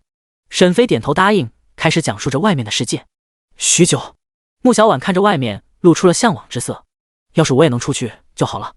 任务完成，经验 X 50万。你和我说说关于你们村子的事情呗。沈飞说道。小婉，后面传来了一个女人的声音。穆小婉连忙起身，妈妈，我在这里。很快，穆古韵发现了穆小婉还有沈飞，瞬间她脸色发生了变化，连忙将穆小婉拉到身后，警戒地看着沈飞，你是谁？来自虚空外的怪物。穆小婉解释，不是的，妈妈，他是来自东方的旅行者花无缺，他不是怪物。闭嘴，你太年轻了，不知道人心险恶。你看他和我们长得完全不一样，就知道他一定是虚空怪物变的。睁开你的精灵神目，好好的看着这个人腰间的位置。穆古韵眼睛绿光环绕，看着沈飞的下面，直直的教育着穆小婉。穆小婉听后，眼中也泛起了绿光，然后看着沈飞，怒视道：你骗我！沈飞此时此刻懵逼了，你们在说什么？一直看着我的下面干什么？别误会，我真的沈飞话还未说完。在沈飞的身后，一道巨大的黑影猛然间出现。沈飞向后看去，一个巨大的章鱼出现在了天空中，10几根巨大的触手张牙舞爪。穆古韵脸色不太好，露出了凝重之色。这是4阶的虚空怪物。小婉，你快回村子，让村长大人前来斩杀他，我拖住这个怪物。穆小婉连连点头，然后快速的朝着村子跑去。沈飞直接使用了探查术，名称艾伦，职业视力，种族章鱼，修为4阶9星，金丹境9层，年龄3291，魔法思维冷却，寒冷叠加，绝对零度，摄魂魔咒，金丹境9层，这么弱？沈飞诧异。旋即，那章鱼艾伦立刻伸出触手对付沈飞和穆古韵。穆古韵严阵以待，曼妙的身体上浑然间出现了一道绿色的光晕，将其整个人笼罩起来，使她显得异常美丽，同时也增加了她几分神秘之感，仿佛只要是接触到她的人就会被深深吸引住。穆古韵手中出现的武器是一柄绿油油的藤蔓长刀，刀尖闪烁着寒芒，刀身上面布满了密集的倒刺，一眼望去，好似是一条条毒蛇，充满了致命的危险。沈飞轻笑，身后一抹紫色的长剑出现，他微微握住紫薇灵剑，一股极致的剑意瞬间笼罩在那巨大的章鱼上。这股强大的剑意让穆古韵美眸瞪大，心中震惊无比。这家伙居然这么强大！下一秒，一剑倾天，无边的紫色剑气划破了整个章鱼的身体，将他的触手全部斩断。瞬间，怪物章鱼直接变成了一团团的碎肉，掉落在地面上。一招，怪物章鱼足。这时候，穆古韵看见了怪物被一招秒杀，神色震惊无比，一招就将虚空怪物斩杀了。沈飞看向他，无奈拍手：现在你明白了，我不是怪物了吧？但穆古韵依旧是警戒着：那你解释解释，下面是什么？下面？你什么意思？沈飞一时间脑袋没有转过弯来。就是那里。沈飞瞪大了眼睛，看着面前的穆古韵，眼中有些不能理解，这辈子都没有这么无语过。良久，才吐出一句话：难道你们没见过男人？不远处，村长正快的飞来，半路上就看见了那天空上的虚空怪物，顿时心惊至极。怎么会这样？好端端的怎么会出现4阶的怪物？要知道，在这个精灵岛上，浩瀚至极，怪物当空。虽然有着怪物入侵精灵岛，但是实力都不是太强，大部分都是1阶、2阶左右，偶尔3阶。像4阶的怪物非常少见，但是每一次出现都是带来着腥风血雨。200年前，精灵岛上空就出现了一个4阶怪物，那时候的精灵村的村长为了保护村子，传承精灵村的意志，毅然决然的和怪物同归于尽。现在又来了一只4阶怪物，他现在的精灵村的村长穆安贤，愿意和上一代的村长，也即是他的师傅，做出一样的选择，甘愿为了村子而死。可也就是这个时候，在他做出选择的时候，天空上骤然间出现了一道紫色的剑气，一剑倾天之势，剑斩怪物。那恐怖的4阶怪物被一招秒杀，顿时惊骇至极，惊恐万分。这精灵岛上居然还会有比他还强大的存在，居然还能够一招秒杀那恐怖的4阶怪物。他立即朝着那位置而去，不到一会，便看到穆古韵，还有在他身边的一个长相奇异的人。他的头发居然是黑色的。要知道，在村子内只有5种发色的精灵：金色、绿色、红色、蓝色、白色。其中绿色头发的精灵都是木性，同时也是这一带最强大的一族，称为木精灵一族。其余的4大族金精灵、水精灵、火精灵、土精灵。可是这人居然是黑色的头发，而且他的身体构造和他们似乎也不一样。他立刻开启精灵神目，瞬息之间看到了沈飞身体和他们的身体不一样的地方。他胸部好小，那里好奇怪，难道说他是虚空怪物变换出来的？一想到这里，他立刻急速冲向沈飞。第84章五行村水西柔。这时候木古韵明白了，眼前的这个自称为男人的人似乎真的不是来自虚空的怪物。于是他小心翼翼地和沈飞交谈。这时一道绿色的盾光猛然间从后方掠过，朝着沈飞而来。沈飞见此，无奈身形一闪，立刻就拦住了冲来的穆安贤。强大的力量让他无法挣脱。随后又是长达了10分钟的解释。穆安贤也知道了，沈飞就是击杀那章鱼怪物的强者，对他们没有什么恶意。于是为了表示感谢，他们便邀请沈飞回到了村子内。在前往的路程中，沈飞询问了一些关于他们的事情。听完后，沈飞彻底明白了，难怪他们会跟没有见过男人一样，将沈飞当作了怪物。原来他们是精灵，而且村子内只有雌性的精灵，没有雄性的。既然没有雄性的精灵，那他们是如何传承的呢？沈飞很疑惑，问道：那你们是怎么传承下一代的？刚刚那个小女孩不是你的女儿吗？木古韵点头解释说道：只要年龄成年了，就可以喝下生命母河的圣水，然后就会自然而然的怀孕，10月怀胎之后就可以生下来了。说着，木古韵和穆安贤脸上变得不是很好。沈飞没有注意到，听完之后只是点头理解了。原来是这样，难怪刚刚你们看我跟看个怪物一样。说到这，穆安贤和木古韵也是很好奇，我们从来没有听说过男人，你那里那种类似触手的东西是干什么的啊？有什么用呢？难不成每一个男人都会有吗？两人的问题让沈飞老脸不禁一红。好家伙，讨论这玩意，那我就不困了。这东西就是让两个相爱的结合，然后可以诞生下一代。可以诞生下一代？木古韵和穆安贤相互看了看，眼中有些惊喜。如果这样的话，那即便现在生命母河的圣水被污染了，那五行村也可以继续传承下去了。只不过他们脑海中不断的浮现出那宛如触手狰狞恐怖的东西，就有些恶心。毕竟在他们的常识中完全没有关于那方面的事情。难道要把这东西给弄进去？咦，好恶心，看着都会很痛。对此沈飞不想说什么了。这两个跟涉世未深的少女没什么区别。见沈飞不说话了，他们二人也不好一直追问下去，毕竟这种事情还是比较隐私的。三人继续前进着。沈飞想了下，那个任务是解救矮人族，但是刚刚来到精灵岛，还不知道岛上的一些事情。于是他问向村长穆安贤，想了解一下关于矮人族的事情。你知道矮人族吗？矮人族？穆安贤俏脸上有些疑惑，他从来就没有听说过这个种族。不好意思，完全没有听说过。你来这里，难道就是要寻找矮人族吗？沈飞点点头，确认道：没错，来这里的主要原因就是为了矮人族。他没说找矮人族是要做什么。木古韵提醒道：可以去问问村子内年纪最大的水精灵族长，他是村子的创建者之一，或许会知道一些事情。得到他的提醒，穆安贤也点头。差点忘记了，你想要找矮人族，可以去问问他，他从9000年前村子建立的时候就一直存在了，说不定就知道你说的矮人族。沈飞，好，那就请两位带我去看看，多谢了。三人朝着五行村而去。五行村就是他们的村子，由5种不同属性的精灵组成的村子，距离这里并不算是很远。五行村现在有非常多的精灵严阵以待着，手上都拿着各种各样的武器。刚刚穆小婉回来之后，就将刚才的事情告诉了村子内的所有精灵。顿时整个村子进入了战斗状态，老人和孩子已经藏进了地窟中，地面上都是一些年轻的精灵，境界都在筑基境到金丹境左右。很快他们就看到了3道身影，顿时有些懵逼。不是说有4阶怪物吗？还有那跟过来的奇异的人是谁？怎么是黑色的头发？他们很疑惑。没多久，3人进入村子后，木古韵将事情都给说清楚了，而穆安贤便带着沈飞前往水精灵族长所居住的地方。10分钟后，在一个蓝色的巨大宫殿前，穆安贤敲响了大门。咔吱，门开了，一个满头蓝发的成熟女人出现在门后。她满头蓝发，身材成熟的宛若水蜜桃，胸部丰满挺拔，臀部圆润，双腿笔直修长，脸上带着微笑，看上去一点都不像是已经活了9000岁的精灵。在这时间的洗礼下，让她变得格外的诱人，整个人充满着知性美。他看着沈飞，略微的有些诧异。男人？穆安贤一愣，您知道他是男人？水西柔没好气的看着他，我又不是眼瞎，怎么会看不出来？两位进来吧。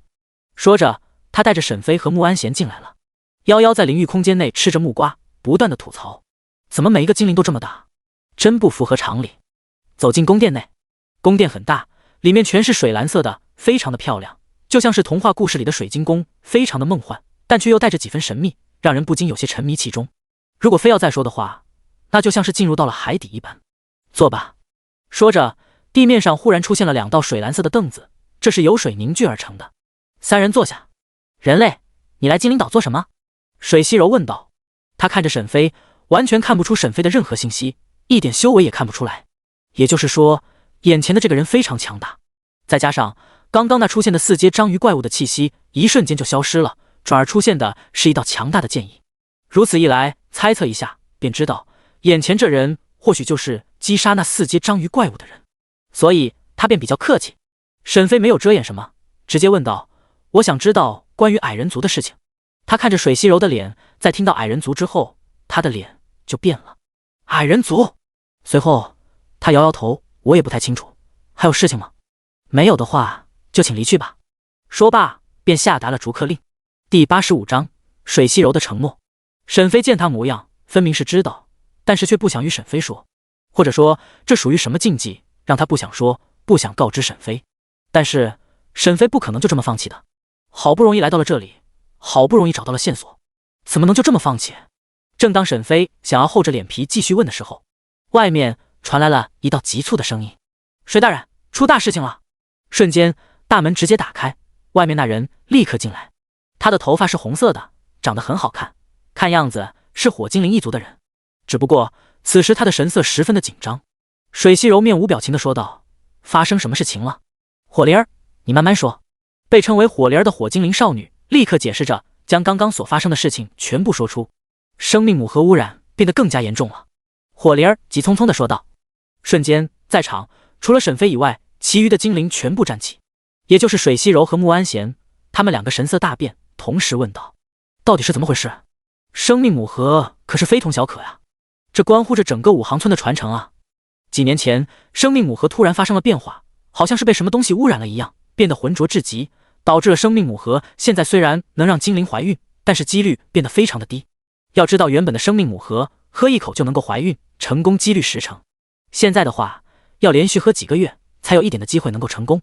而且新出生的精灵大部分都是极为的虚弱，没过多久都会死去，存活下来的更是少之又少，这已经影响了整个武行村的生命延续了，所以这才会让他们如此的紧张。万一以后生命母核失去了让精灵们怀孕的能力，那五行村日后会逐步的走向灭亡。火灵儿不知所措，我也不知道啊。今天我正常的值班站岗，但是忽然间生命母核就发生了变化，原本浑浊的圣水直接都变黑了，而且我感受了一下，里面已经没有了那种能让我们怀孕的神奇力量。水西柔和穆安贤没有任何犹豫，连沈飞都没有顾及到，直接变成了2道盾光朝着外面而去。沈飞见此微微眯着眼睛，这机会不就来了吗？或许他就有机会可以帮助武行村解决这个难题。要知道对于沈飞来说，解决这种事情实在是太简单了，只要使用时间修改就行了。说着他立刻跟上他们2个的盾光，朝着生命母核位置而去。很快3道流光朝着生命母核的位置急速飞行，不一会他们便到了。这里是一个巨大的湖泊，周围都是郁郁葱葱的树木，可是那湖泊内的水却是黑乎乎的，还散发出一股恶臭的味道。穆安贤和水西柔直接看到后直接懵逼了，完了，完蛋了，这还怎么喝？而且这圣水已经变得没有了任何的神异之处。要知道以往的圣水都是充满着生命力的，水势呈现出透明之状，还散发出一股让人灵魂都非常舒服的气息。可是现在黑乎乎的，看着都恶心，更别说还有恶臭的味道，就算是喝了也没有任何的用处。想到了，2人绝望至极。如果这样的话，那武行村内的精灵将会走向衰亡，没有新鲜血液的注入，所有人都会老去死亡。或许只要再过个上千年，武行村就不存在了。现在该怎么办啊？忽然间水西柔看到了刚刚落下的沈飞，难道要让他来传承整个五行村内的精灵？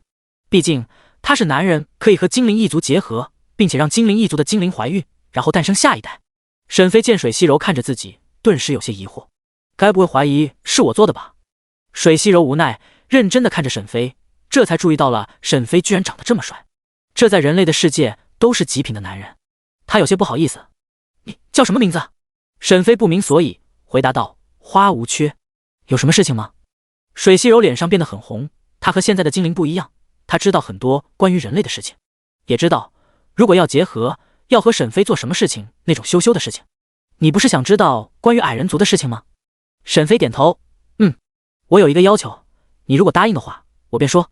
请说。他脸变得更红了，我想请你住在五行村内100年。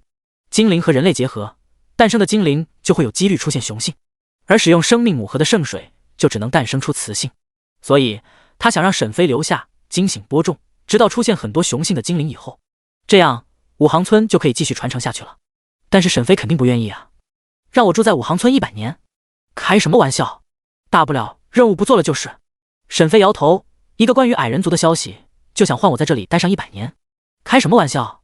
水西柔面色更加红润，他已经很不好意思了，但他为了种族的延续，还是继续说道：如果你愿意待在这里，那五行村内的任何精灵都可以随意你挑选，做你们男人最喜欢做的事情，而且是连续100年，和谁都可以。这时候沈飞瞪大了眼睛看着水西柔，他瞬间明白了，难道说生命母河已经没有了任何的用处，所以他才会让他留在五行村内播种？但是沈飞怎么可能愿意在五行村内当打桩机呢？还是100年？虽然精灵很漂亮，进村的时候就看到了不少好看的精灵，什么萝莉、御姐、女王范、修女之类的，但是沈飞的志向不在这里啊。你要是前世让我来，那我一定。现在嘛，所以沈飞拒绝了。他摇摇头，义正言辞，我不是那乘人之危的人，这样我可以帮助你们将生命母河给恢复成几百年前的样子，而你们必须要告诉我所有关于矮人族的事情，你们觉得如何？穆安贤不明白刚刚水西柔的意思，毕竟他很纯洁，没有那方面的知识，但听到了沈飞可以恢复生命母河之后，就立刻看向水西柔，毕竟这整个五行村都只有他知道古老的事情。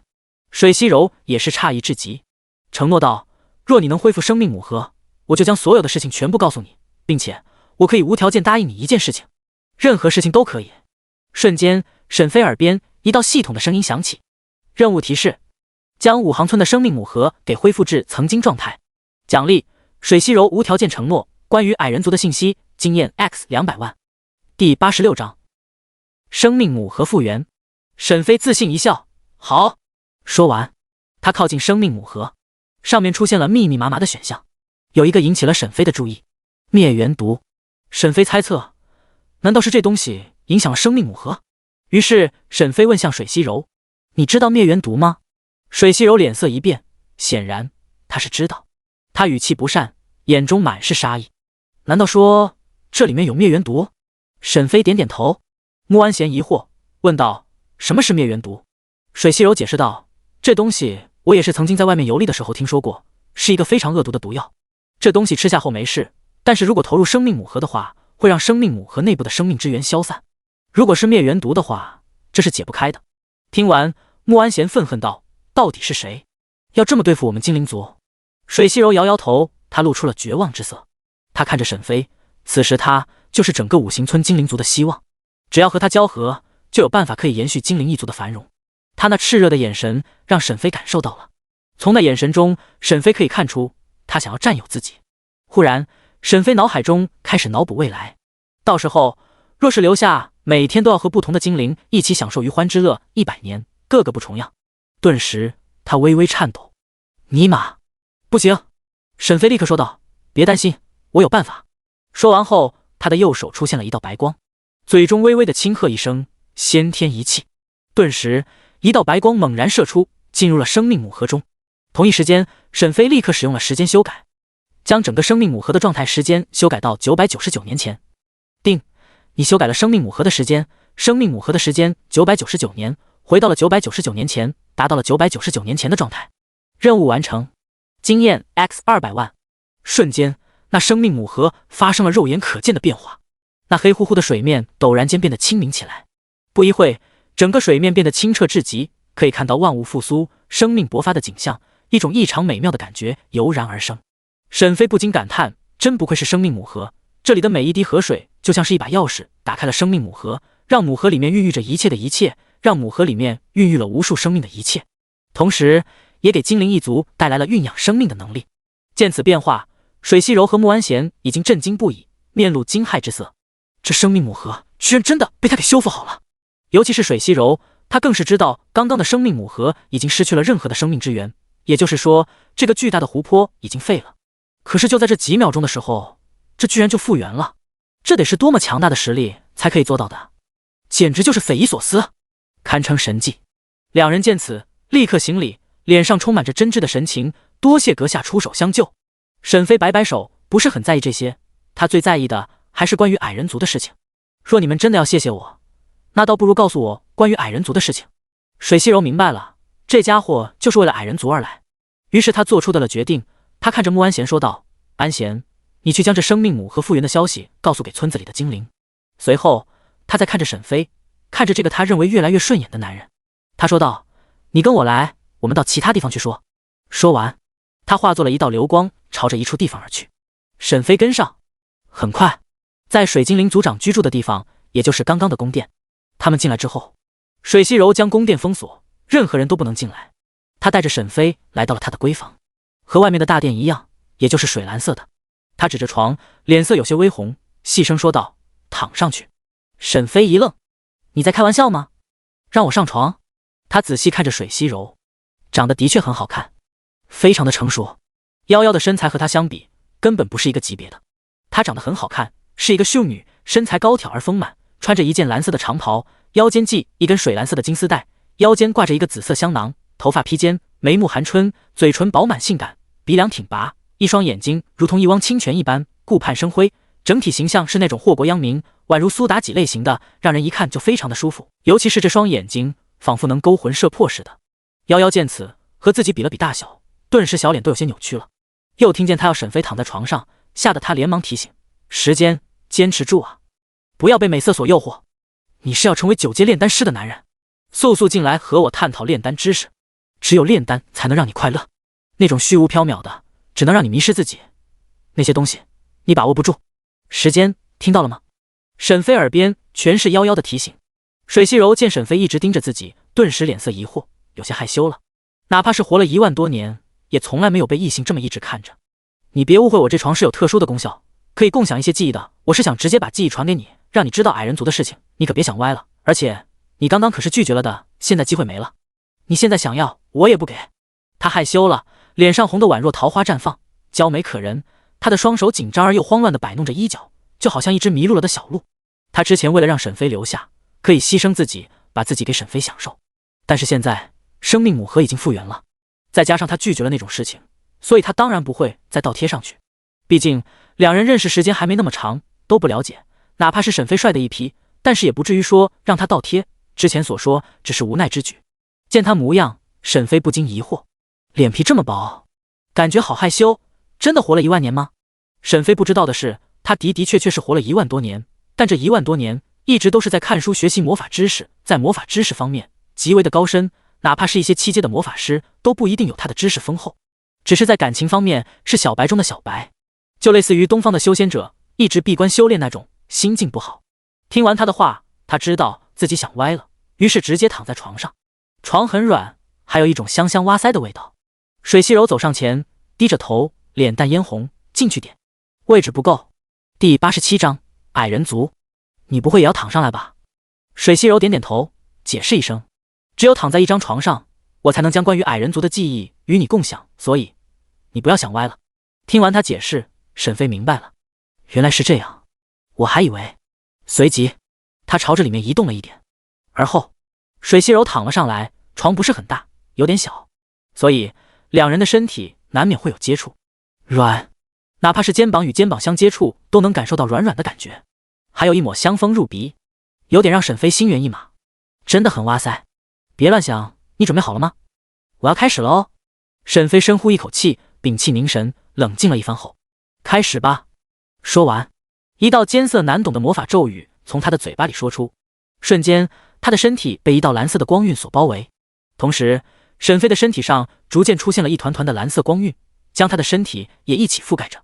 很快，两人身上的蓝色光晕相互碰撞，融为一体。闭上眼，别乱想哦。我开始了，待会可能会有点痛，你要忍一下。水西柔提醒道，毕竟共享记忆会损耗精神力的。虽然眼前的这个人实力很强大，但是精神力这种的东西说不准的。沈飞听到后，感觉有点异样的感觉，感觉这种话应该由他来说。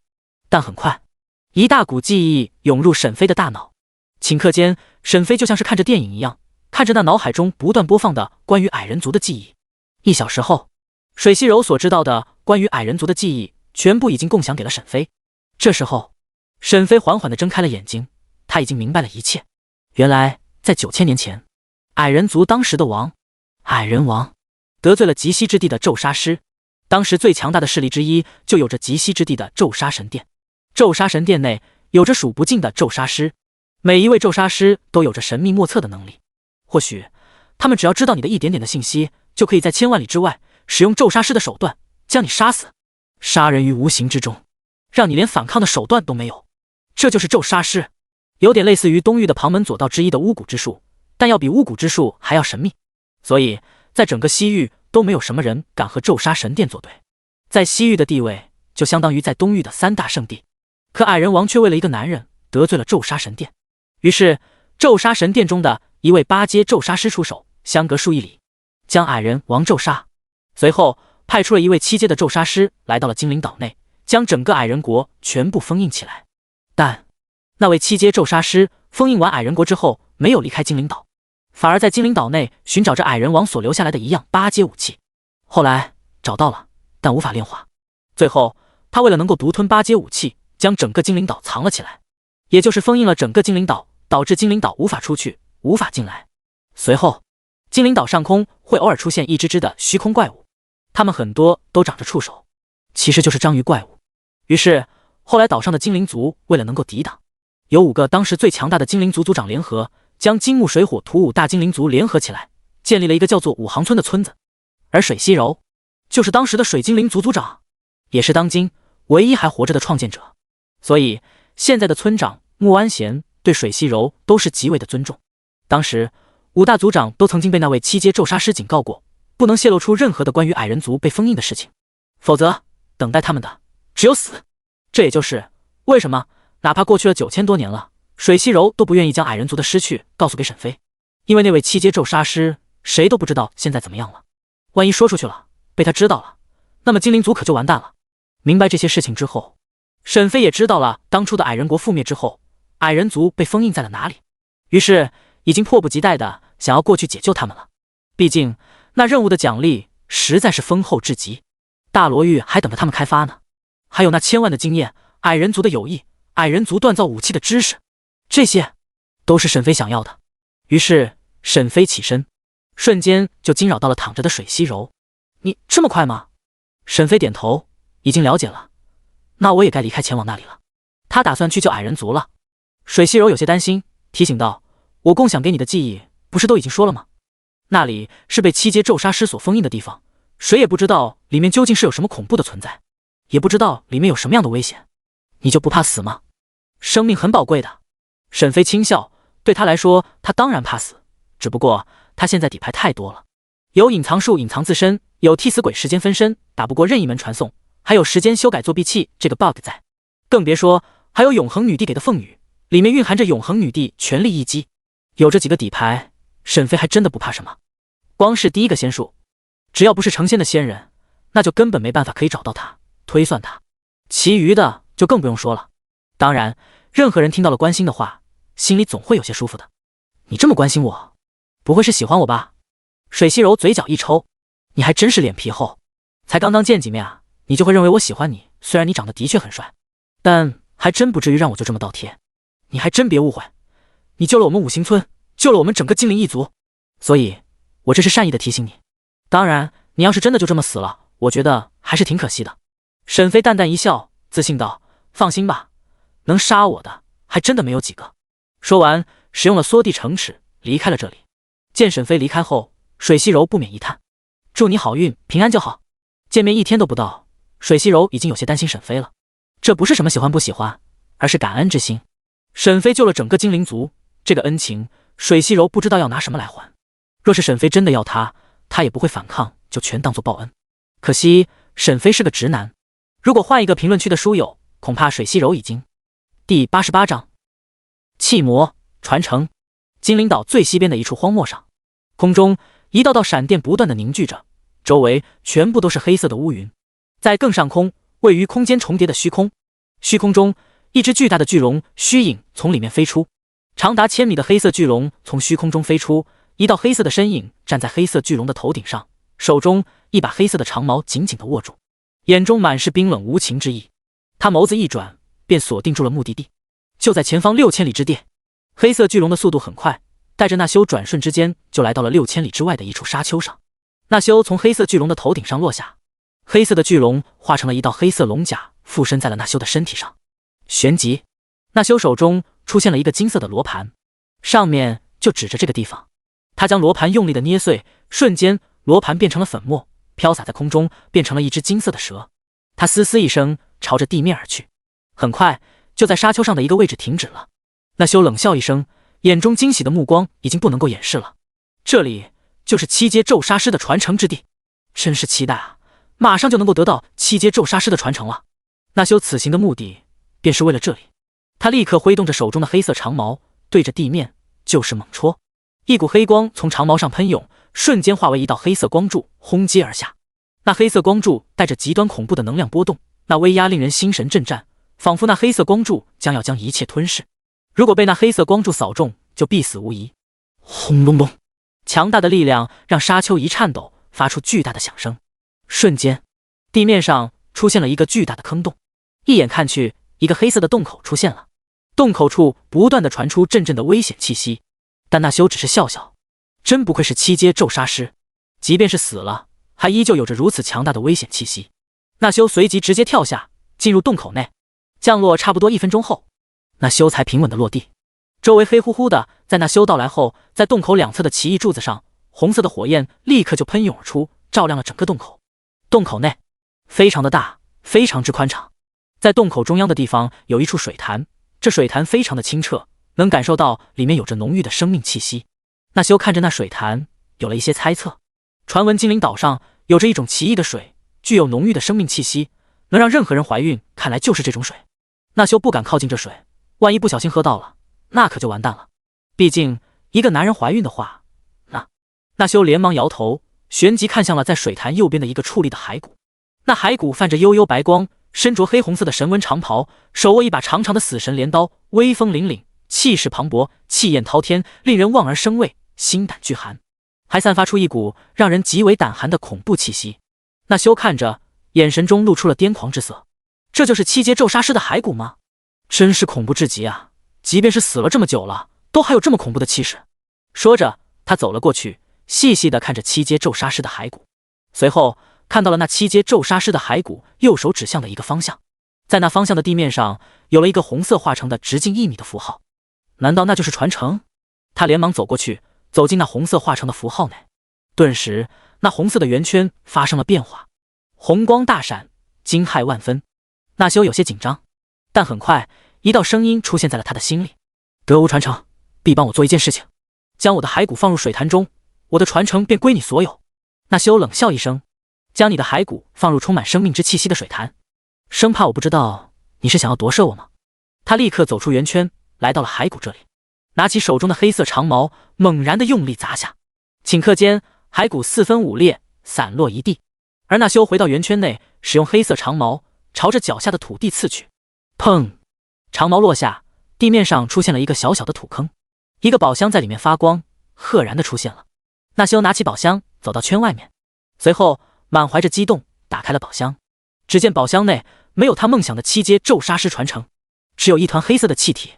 那黑色的气体瞬间朝着他而来，纳修惊骇，立刻快速后撤，身体闪现出10几米外。但是那黑色气体的速度更快，直接涌入了纳修的身体内。啊！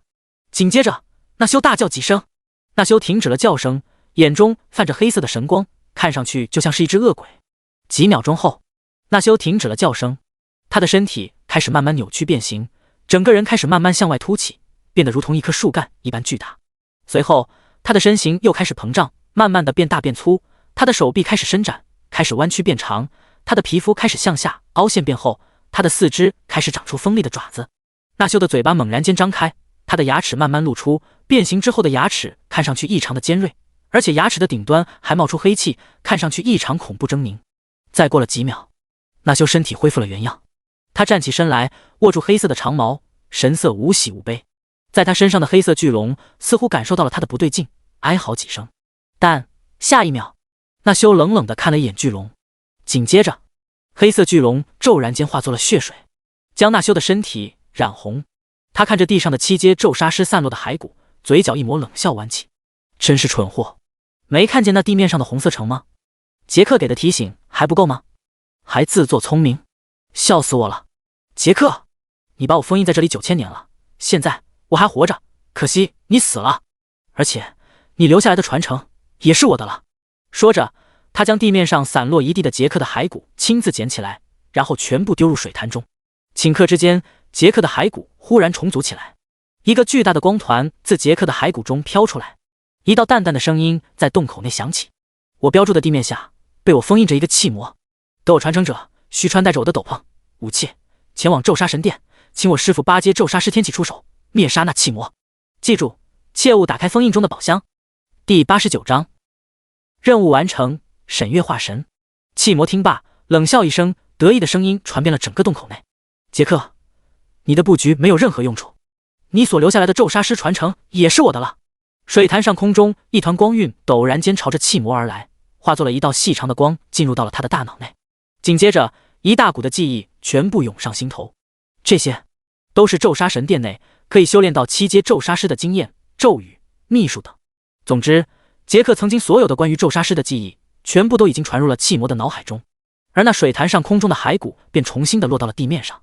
很快，气魔消化了所有的记忆之后，他睁开了漆黑的双眼，将杰克骸骨上黑红色的神纹斗篷脱下，然后穿戴在自己身上。另外还有一把黑色的死神镰刀也从杰克的骸骨上拿下，被气魔紧紧地握在手中。他摇摇头，赞叹道：真不愧是7阶咒杀师的传承，真是恐怖至极啊！难怪咒杀神殿无人敢招惹，就连我的主人也会死在你们的手中。现在看来真是不冤啊！气魔喃喃自语。很快他便起身，一抹漆黑的黑雾笼罩他，成了一团黑色的流星，朝着上面而去。来到外面后，他看着一个方向的位置，随即立刻疾飞而去。沈飞此时正凭借着脑海中水西柔共享的记忆，朝着目的地而去。目的地便是矮人一族被封印的地点，也就是矮人族所居住的地窟之城的入口。矮人族是居住在地窟之城内的，地窟之城的入口就是被那位7阶咒杀师所封印的。沈飞此去的目的就是要解除封印，将矮人族给解救出来。很快，沈飞控制着傀儡鸟朝着西边快速的飞去。地窟之城内，这里是矮人族所居住的地方，是一个巨大无比的城市，位于精灵岛的深度1万米的地下世界，大小相当于是整个精灵岛那么大。此时，在地窟之城的中央位置，是矮人族的圣地，也是只有矮人族的王才可以居住的地方。这里现在聚集着密密麻麻的矮人，他们正在商讨一些关乎整个矮人族生存的大事情。站在最中央的是一个女矮人，这个女矮人长得很好看，脸蛋白皙水嫩，皮肤非常光滑细腻，五官很漂亮，但是脸上有些婴儿肥，看起来有点可爱，尤其是那双眼睛黑白分明，看着就非常清澈，给人的感觉像是清泉般清澈透彻。而且她的鼻子和嘴巴也都非常的翘挺，像极了2颗圆润的葡萄，非常诱人。她有着一头黄色的短发，黄色的短发衬托着她娇小的身躯，让她显得更加娇柔秀丽。此刻的她正站在一个高台之上，看着自己脚底下聚集的数十万的矮人族人，神情有些悲伤绝望。她叫丽娜，是矮人族当今的女王。下方一片嘈杂之声，丽娜深深地呼吸一口，旋即带着一股极为霸气、不容置疑的声音，大声地说道：肃静！瞬间，下方的矮人全部不再言语，纷纷将头看向上面的女王丽娜，等待着她的发言。很遗憾地告诉大家，转换阵法已经失效了，明天寒冷的冰霜便会降临内城，彼时我等都会死去。瞬间，下面的矮人们神情立刻变得绝望起来。要知道，在地窟之城内，粮食和温度是一个极大的问题。没有被封印的时候还好，可以借助阵法吸收外面的阳光，将这地窟之城内的粮食给催熟。但是现在被封印了，没有阳光，地窟之城内也充满着寒冷。在地窟之城的内城之外，已经不能够住人了，因为那里寒冷至极，还有怪物肆虐。要不是地窟之城内的内城有着当年矮人王米金所布置的一个转换阵法，可以让内城充满着温暖，让粮食源源不断的催熟，否则他们已经灭族了。后来这转换阵法出意外了，不断的损坏，直到现在已经无法再催熟粮食了。天气也逐渐变得寒冷，那我们该怎么办？女王陛下，想想办法吧，我们不想死啊！是啊，您是米金陛下的后代，一定会有办法救我们的，求您了。我不想死啊，我还没有活够啊！谁来救救我们啊？下方再次变得嘈杂起来，只不过并没有发生暴动之类的。丽娜作为矮人族的女王，本不该将这种事情说出，但她还是说出来了。本来地窟之城内所有的粮食已经没有了，今天就是断粮之日，本就是绝望的时候，再将另一个绝望的事情说出又如何？明天寒霜到来，所有人都会冻死，毕竟那寒霜不是普通的寒霜，就是4阶的战士都无法抵抗的。所以面对此绝望，就是丽娜也已经绝望，将这绝望的消息提前的说出。过了一会之后，所有的矮人都是失魂落魄的回去了。丽娜看着他们，内心也是极为的难受，但没有办法，这阵法没那么容易破解。她看着不远处的出口，那里一个巨大的结界阻挡着，根本出不去。明明希望就在眼前，但是却没有任何的办法。她叹息一声，看着远处，喃喃道：若是有人能够救助我们，要我做什么都可以啊。半天的时间过去了，弃魔来到了一处精灵岛上的战争遗迹，这里到处都是曾经战争的痕迹，哪怕是过去了很久，地面上都有着一些白骨的痕迹。弃魔从天上落下，他来到一个巨石之上，随后浑身上魔气飙升，将他全身覆盖着一团黑漆漆的魔气。那战争遗迹上顿时一道黑色的流光从地面内飞射而出，落在了他的手中。那是一把黑色的残缺长剑，名为巫妖，是他曾经的本体，不过已经损坏了。他看着这曾经的本体，不免吹嘘，当初被米金打造出来，如此完美的剑身，可惜了，被杰克给毁了。不过还好，我还活着。米金，我会让你的后人将此剑修复好，并且让他们全都成为剑灵。我要打造一个万灵之剑。1天后，沈飞终于来到了地窟之城的入口。不过，这里是一个巨大的大山，名为地窟山。地窟山便是连接着地窟之城。要想要进入地窟之城，必须要从地窟山进去。7阶咒杀师杰克就是将地窟山连接地窟之城的通道给封印了，这才导致了矮人族无法出去。所以，想要救出矮人族，就必须要解开地窟山和地窟之城通道的封印。不一会，沈飞就进入了地窟山，就看到了唯一的一个通道。这里就只有一个通道，也就是通往地窟之城的通道。顺着这个通道，沈飞立刻朝着下面走去。很快，他便来到了一个结界面前。瞬间，密密麻麻的选项出现。不过，沈飞见此，微微皱眉。现在似乎有一个难办的事情，就是沈飞不知道这个阵法该如何的破解。难道是直接使用时间修改吗？万一往后修改999年，也没有办法能够解开呢？这时候，沈飞陷入了抉择中。忽然，在沈飞抉择的时候，那白色的阵法陡然间发生了变化，一抹白色的光从结界上出来，落在了地上，成为了一个白色的光印。一道淡淡的声音在沈飞的耳边响起：来自东方的客人，你是来救矮人族的？沈飞诧异，点点头。同时，沈飞以为眼前这人或许就是镇灵，接着他使用了探查术，想看看这个人究竟是谁。名称：幻影镜大阵，镇灵。职业：势力。种族：修为。年龄：19402。魔法：果然，真的是镇灵，还是什么幻影镜大阵的镇灵。最恐怖的是，居然已经活了1万多年了，也就是说，他是1万多年前诞生的镇灵意志。那白色的虚影点点头，得到了沈飞的回答后，幻影镜大阵的镇灵继续说道：很好，我很欣赏你，不过你可要想清楚了，如果失败了，等待你的就是死路一条。虽然我看不出你的修为是多高，但是我这个阵法可不是修为高就能够破解的。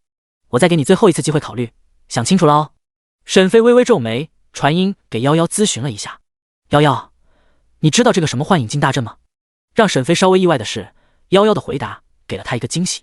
幻影镜大阵，我好像在哪里听说过。对了，我想起来了，这个阵法是天阵圣地的禁忌阵法之一。不过，这幻影镜大阵只是那禁忌阵法一角而已。当年左丘晴雪得罪了天阵圣地，天阵圣地为了挽回面子，使用了这个禁忌阵法。在阵法开启的一瞬间，就出现了一个和左丘晴雪长得一模一样的分身出来。这个分身具有着本体一样的实力，一样的思考基本上都是相当于本体。最为恐怖的是，那镜像分身会知道你的各种缺点，而且是全力以赴，拼死一战。而且镜像分身被灭了之后，你自身也会受到伤害，这才是最为恐怖的地方。沈飞顿时心惊，这个阵法居然这么恐怖，可以复刻他人，这种阵法真的是强大，真不愧是3大圣地之一的天阵圣地。夭夭继续说道，不过也没什么，这竞技阵法虽然厉害，但是也有上限的。当时的左丘晴雪修为已经达到了即将渡劫，堪称为渡劫巅峰之境，差一步就能够成为半仙。而那次的战斗中，左丘晴雪成功的突破了，达到了半仙之境，一招天魔便直接将天阵圣地的竞技阵法给破了，重创天阵圣地。不过你也不用担心，这镜像出来的分身不会维持太久，越是强大的分身，所能维持的时间就越少，毕竟维持这种镜像分身需要消耗的资源非常的多。而你面前的这个阵法，最多也就是天阵圣地那竞技阵法的边角而已，不可能会太强大的。听到这，沈飞就明白了，如果这样的话，那的确是不用担心了。同时沈飞心中顿时就有了一个计划，因为维持镜像分身耗费巨大，所以只要给镜像分身存在的时间加999年，说不定就能直接的消耗完大阵的能量。于是沈飞道谢之后便回答道，我想清楚了，来吧。那白色的阵灵微微一笑，好，我佩服你的勇气。说着，那结界上顿时爆发出一道强大的白光，将沈飞给笼罩住了。顿时在沈飞面前出现了一个和沈飞长得一样的人，沈飞的幻影顿时就出现了。不过沈飞能够感受到，那个幻影的境界虽然和他在一个等次上，但沈飞却能够直接秒杀掉他。顿时一阵惊呼声就出现了，怎么可能？你的天赋居然如此之高，阵法复刻不出来。阵灵惊骇地看着沈飞，顿时沈飞明白了，难怪啊，原本是无法复刻沈飞的大道级天赋，难怪他的境界虽然和沈飞一样，但是沈飞却能够感受出来，他所掌握的功法还是法术，其实都没有达到真正的圆满。现在连时间修改作弊器都不用使用了，沈飞估计都是直接秒杀眼前的这个分身。阵灵沉默了一下，准备一下，即将开始。顿时在地窟之城内，一个巨大的光幕出现在了地窟之城的上空，上面正是2个沈飞相互看着。一道冰冷的声音在整个地窟之城内响起，若是此人获胜，阵法便可打开，你们则可以出去。瞬间地窟之城内的所有矮人都看着天空上的沈飞，都开始默默的祷告，希望沈飞一定要赢啊！天哪，他是来救我们的，拜托一定要赢啊！救世主来了，主啊，保佑啊，一定要赢啊！弥津陛下，求您在天上保佑啊，一定要赢啊！整个地窟之城内所有的矮人纷纷的祷告，将希望全部寄托到沈飞的身上。地窟之城中央的一个城堡上，丽娜看着沈飞的面容，喃喃道，一定要赢啊，只要能够赢，让我做什么我都愿意啊。沈飞不知道，此时他已经被阵灵直播了，10几万的矮人都在看着他，将希望全部寄托到他的身上。这一刻的沈飞宛如救世主一般的耀眼。阵灵缓缓地说道，比赛开始。顿时幻影沈飞直接使用了缩地成尺，瞬间来到了沈飞的身前，随后一把紫色的长剑出现在了他的手中，猛然的落下。沈飞嘴角一抽，这好像好弱。他不知道的是他太强了，大道级天赋，什么东西都能够瞬间学会，再加上时间加速，直接让他所学的任何法术功法都是圆满。你换一个其他的元婴境修士看看，哪有这样牛逼的？这一刻他没有使用时间修改，只是一样的使用了紫薇灵剑。身后紫薇灵剑剑出，沈飞紧紧的握住，旋即一剑斩去，瞬间2剑相撞，幻影沈飞向后倒退，直接化为了乌有。顿时所有的矮人瞬间惊喜万分。地窟之城内，所有矮人面露惊喜之色，我去，这好厉害啊，一招就秒了，我们赢了，哈哈，太好了太好了，赢了，我们的希望，我们可以出去了。但是下一秒，那原本已经湮灭的幻影沈飞忽然间身体重新的重组了，他再一次站在沈飞的面前。不是吧，为什么还可以复活？为什么？这是在作弊啊！就是啊，不能这么坑我们啊，我们都快死了还这样玩我们。呀，主啊，请你继续庇佑我们。丽娜看着重新复活的沈飞镜像分身，顿时眉头一皱，复活了，这是怎么回事？丽娜不知道，矮人们也不知道，因为这是被封印以来第一次有人来到这里，他们也是第一次看这个直播。沈飞见此，直接使用居神，顿时沈飞镜像分身再一次倒地，很快又再一次的站了起来。接下来的10几次，沈飞都是一招给秒了。但每一次沈飞的镜像分身都能够复活站起来。沈飞无奈了，看样子只能够使用时间修改了。瞬间，沈飞靠近镜像分身，立即使用了时间修改。叮，你修改了沈飞镜像分身的存在时间，沈飞镜像分身存在的时间加999年。刚刚修改完成，沈飞的镜像分身直接消失了。镇灵一脸懵逼，他惊骇万分，你做了什么？但下一秒他也便消散了。顷刻间，封印矮人族的阵法直接消散了。丽娜懵逼了，矮人族们懵逼了，我操，怎么回事？直接开了。一瞬间，地窟之城内温度骤然间升起，温度回暖，以前的传送大阵也自然而然的复苏了。丽娜立刻下达命令，让他们全部有序的出去。而沈飞此时耳边已经响起了系统的声音：任务完成，恭喜你获得经验 X1000万，你的修为已经达到了元婴境9层巅峰。昵称时间，天赋 SSS 级大道天赋，寿命310年，势力紫府剑宗炼丹阁阁主紫云圣地长老，修为元婴境9层巅峰700，0000700，0000可渡劫。头衔5阶炼丹师，4阶仙职师，4阶医药师，4阶阵法师。功法太上玉清道圆满，只能修炼一个功法。仙术隐藏术圆满，法术缩地成尺圆满，天雷术圆满，九神咒圆满，画地为牢圆满，定身术圆满，神魂出窍圆满，居神术幻灵术圆满，神火分身圆满，仙风云体术圆满，探查术圆满。秘籍独孤九剑圆满，2阶炼丹师秘籍圆满。法宝武器锋利长剑封印灵玉残缺版，紫薇灵剑残缺版。碎片道心重魔碎片 X3， 封印灵玉碎片 X2。任务主线任务域外邪族进行中，特殊任务带回沈月进行中。封魔一族好感度 MAX， 域外邪族仇恨值10100。任务道具凤羽 X1。这一刻沈飞笑了，他现在已经元婴境巅峰了，只要愿意就可以渡劫达到化神境，就会成为玩家中第一个达到化神境的男人。就在沈飞暗暗自喜的时候，耳边传来了一个久违的全服通告。全服通告，恭喜玩家沈月成为了全服中第一个达到化神境的玩家，特此通告。全服通告，恭喜玩家沈月成为了全服中第一个达到化神境的玩家，特此通告。全服通告，恭喜玩家沈月成为了全服中第一个达到化神境的玩家，特此通告。瞬间，整个玩家论坛爆了。WDNMD 沈月女神居然第一个成为了化神境的修士！天哪，记录啊，牛啊！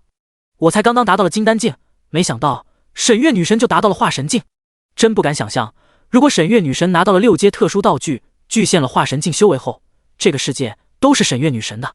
快去请时间大佬，快！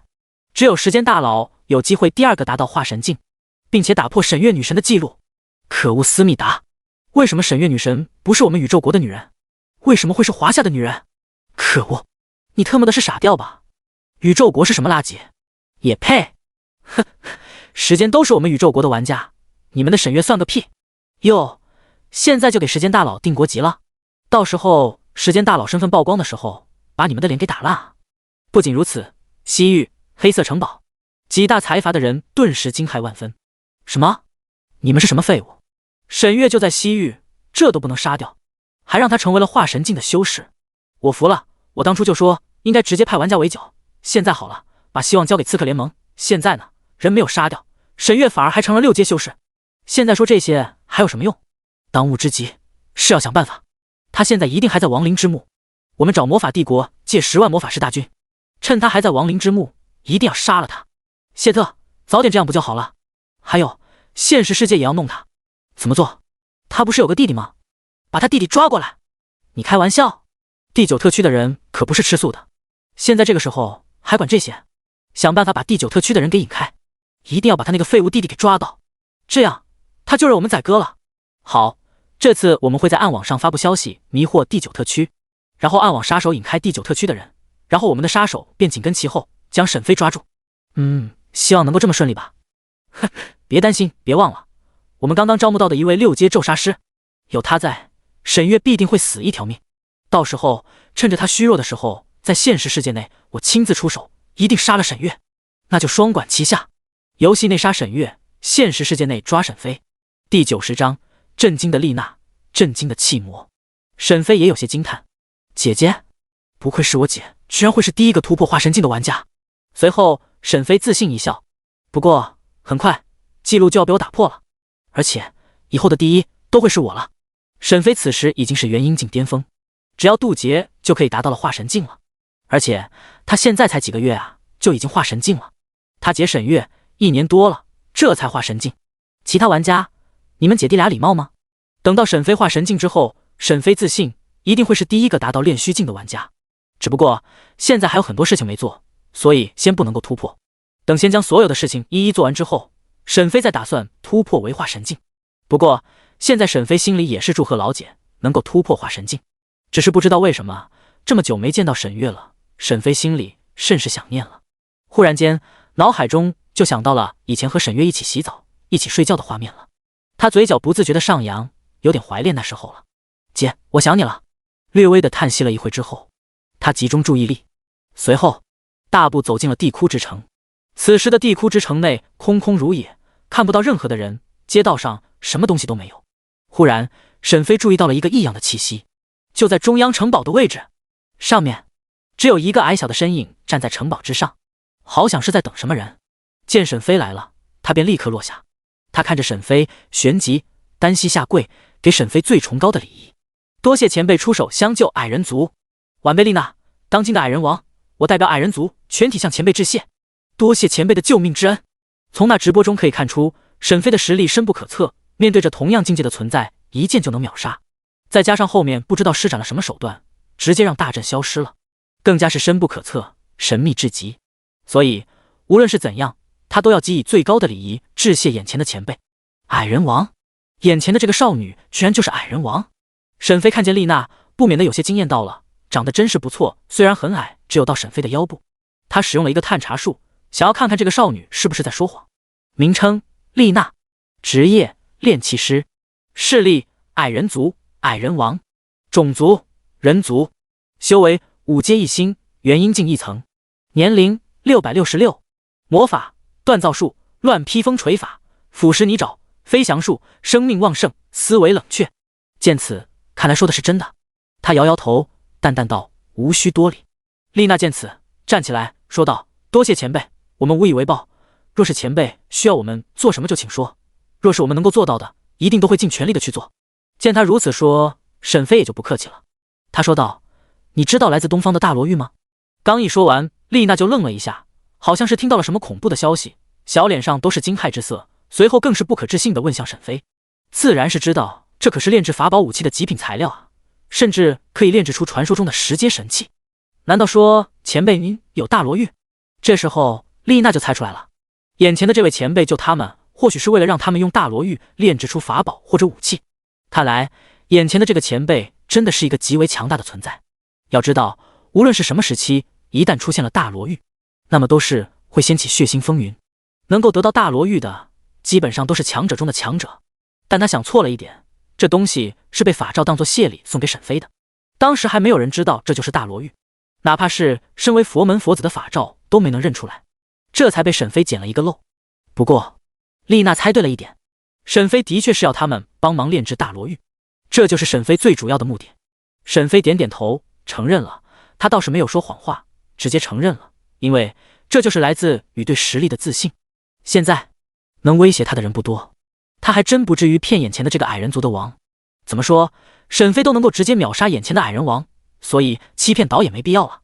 看到沈飞承认，丽娜问道：“前辈，您是要什么时候开始炼制大罗玉呢？”之所以问，是因为炼制这种顶级的材料需要极高的修为才行，如果没有极高的修为，那就只能够借助天时地利，还有矮人族的天赋以及矮人王才能掌握的一样宝物，只有3者达到，才能够超越等阶，炼制超乎他们自身等级的宝物。这是矮人族独特的天赋，也是唯一的办法，所以他才要问，否则的话，如果错过了这个时间段，就只能等到60年后了。沈飞不解，你怎么比我还着急？看你的样子比我还着急。顿时丽娜连忙解释，生怕被这个前辈误会。几分钟后，沈飞听完后明白了，恍然大悟，随即说道：“现在就可以，你觉得呢？”丽娜，前辈，明天就是一个特殊的时间段，明天才可以炼制。沈飞点头，好，那便明天吧。对了，我想学矮人族的锻造技术。丽娜愣了一下，前辈，这锻造技术是不能外传的。还未等沈飞继续说，丽娜就下定决心，咬牙决定做一个违背祖宗的决定。前辈可以。没办法，毕竟沈飞救了整个矮人族，如果不是沈飞的话，那他们明天很大的几率都会灭族，所以他愿意为了沈飞违背一次祖宗的决定。再者，最重要的一点就是沈飞实力太强了，他根本不敢赌，万一不给沈飞这些东西，他直接抢怎么办？他转过身去，从脖子处拿出一样东西，是一个黑色的玉简，里面就有着矮人族的传承的锻造技术。他将这东西递给沈飞，前辈，这里面便是矮人族的锻造技术，您看完后必须得还给我。沈飞接过后，还能感受到那玉简上的余温，随后点点头，前辈，跟我来吧。说着，他便带着沈飞来到传送阵，随后打开了传送阵，朝着矮人族的祖地而去。随着金色的光芒一闪，两人的身影便从这里消失了。等沈飞再次睁眼的时候，眼前就是一个巨大的平原，非常多的矮人正在这里开始建造房子，同时还有非常多的食物散发出来的味道。看来矮人族都已经来到了这里，准备在祖地生活了。那些矮人们见到了沈飞和丽娜，顿时连忙跪下，恭敬的大喊：恭迎女王陛下，恭迎恩人。顿时整个平原都是这样的声音。在经过了矮人族的热烈欢迎和感谢之后，丽娜继续带着沈飞朝着前面走去。根据传承的矮人王记忆，在前方有一个矮人族世世代代的传下来的一个特殊祭坛，通过那祭坛还有天时地利以及矮人族的特殊手段，就能够炼制强大的法宝。很快他们便来到了一个非常大的广场上，这里的地面都是黑色的，在中央就是一个巨大白银色的祭坛，祭坛整体呈现白银色，上面有着奇异的铭文，在太阳光下的照亮下，会有一道道的光晕在流转，看上去很是神秘。这雄伟壮观、恢宏壮观、威严庄重的祭坛在平原中拔地而起，颇为的壮观。丽娜带着沈飞走了过去，并且为沈飞解释道：这锻造之神祭坛便是我们矮人族的一个底牌之一，也是锻造大罗玉的一个所必须要用到的一个东西。沈飞听着，随后看着他那稚嫩的脸，不免疑惑：你就不怕我将这东西抢走吧？丽娜轻笑，没有在意沈飞说的话。如果前辈能拿走，便是送给前辈又如何？看来这个东西很是不凡。的确，这祭坛是从古至今一直都留在这里的，自矮人族出现的那一刻就一直存在，至今还没有人能够拿走。听到这，沈飞便不说了，两人朝着前面走去，很快就来到了祭坛这里。前辈，我们就在这里休息吧。今日午夜时分就会有一种特殊的磁场，天时地利都会聚集，一直持续到明天的午夜，那些时间内都是最适合炼制大罗玉的时候。沈飞点头，于是两人就盘腿而坐。他拿出了刚刚丽娜给的矮人族的锻造知识，将意识沉浸进去。瞬间，在玉简内有着密密麻麻的矮人族锻造知识。沈飞立即翻看着里面所有的知识，同时使用时间修改。丽娜看着沈飞，这才意识到原来他这么帅。忽然间想到了之前的叹息之声，俏脸不免的一红。只是可惜他们之间没可能，因为矮人族有着诅咒，凡是与矮人族结合的人生出来的后代必定是矮人，所以一般的人都不会选择和矮人在一起。夕阳西下，时间一点点的过去了。地窟山，一个穿着黑红色长袍的，手中拿着黑色的死神镰刀的人影出现在了这里。他便是气魔，在他的身后还背负着巫妖剑。他一步一步的朝着通道而去。片刻后，他来到了曾经杰克部下封印的地方，顿时傻眼了。尼玛，这是怎么回事？封印呢？他立刻走了进去，进入了地窟之城。但地窟之城内只有空空如也的城市，其余一个矮人都看不到。他微微皱眉，心中惊骇，有些生气。是谁？是谁救下矮人族？要知道幻影镜大阵可不是那么容易破解的，就是气魔，他都要去寻找曾经的本体，7阶的武器巫妖剑，想要凭借着巫妖剑的特殊能力破解幻影镜大阵。但是现在居然有人已经破解了，这如何不让他心惊？忽然他感受到了一股波动，是来自于传送阵的。他走了过去，来到传送阵这里，但却发现了启动传送阵的资源没有了，也就是说他还得找到资源启动才行。感受着阵法的余温，他忽然想到了，脑海中想到了一个地点，那便是矮人族的祖地。作为曾经跟随迷境的巫妖剑，他自然知道矮人族祖地在哪。随即他冷笑一声，真不错，这样的话还给了我一个便利的机会呢。于是他离开了这里，朝着矮人族的祖地而去。他的目的就很简单，那就是利用矮人族的锻造技术复原巫妖剑，然后将巫妖剑炼制成万灵之剑，利用所有的矮人族来祭剑。如此，他不仅可以实力大增，还可以报复矮人族。毕竟曾经他就是被迷晶给用来铸剑的，不然他也不会成为剑灵。后来因为怨念太重和一系列的凑巧，就让他变成了气魔。随即他朝着外面急速飞去。午夜时分，沈飞立刻睁开了眼睛，而这时候他已经完全的掌握了玉简内所有的锻造知识。他将玉简交还给丽娜，随后就将大罗玉从灵域空间内拿出，放在了地上。他看着丽娜说道：“一切都交给你了，将大罗玉给炼制成剑气吧。”第91章大罗剑胎。午夜时分，此时正是隶属于一种特殊的磁场。丽娜接过沈飞给的大罗玉，随后来到了祭坛上，将大罗玉放了进去。同时祭坛上一团白色的火焰熊熊的燃起，那白色的火焰逐渐的包裹着整个大罗玉。现在的沈飞自然是知道其中的一些原理，毕竟他已经掌握了矮人族的锻造技术，基本上相当于是9阶炼气师了。当然这个是有很大的水分的，空有知识但是却无法实践，和真正的9阶炼气师是无法相提并论的。最为主要的就是血脉问题，他根本无法使用矮人族那种与天独厚的天赋魔法。再者他的精神力就不够，最多就只能炼制出6阶的武器，超过6阶的无法炼制。而丽娜可以炼制，便是因为自身的血脉还有那神秘祭坛天石3种因素的结合。矮人族有着与天独厚的血脉，再加上神秘祭坛和此时处于一种特殊磁场，这才可以开始炼制大罗玉。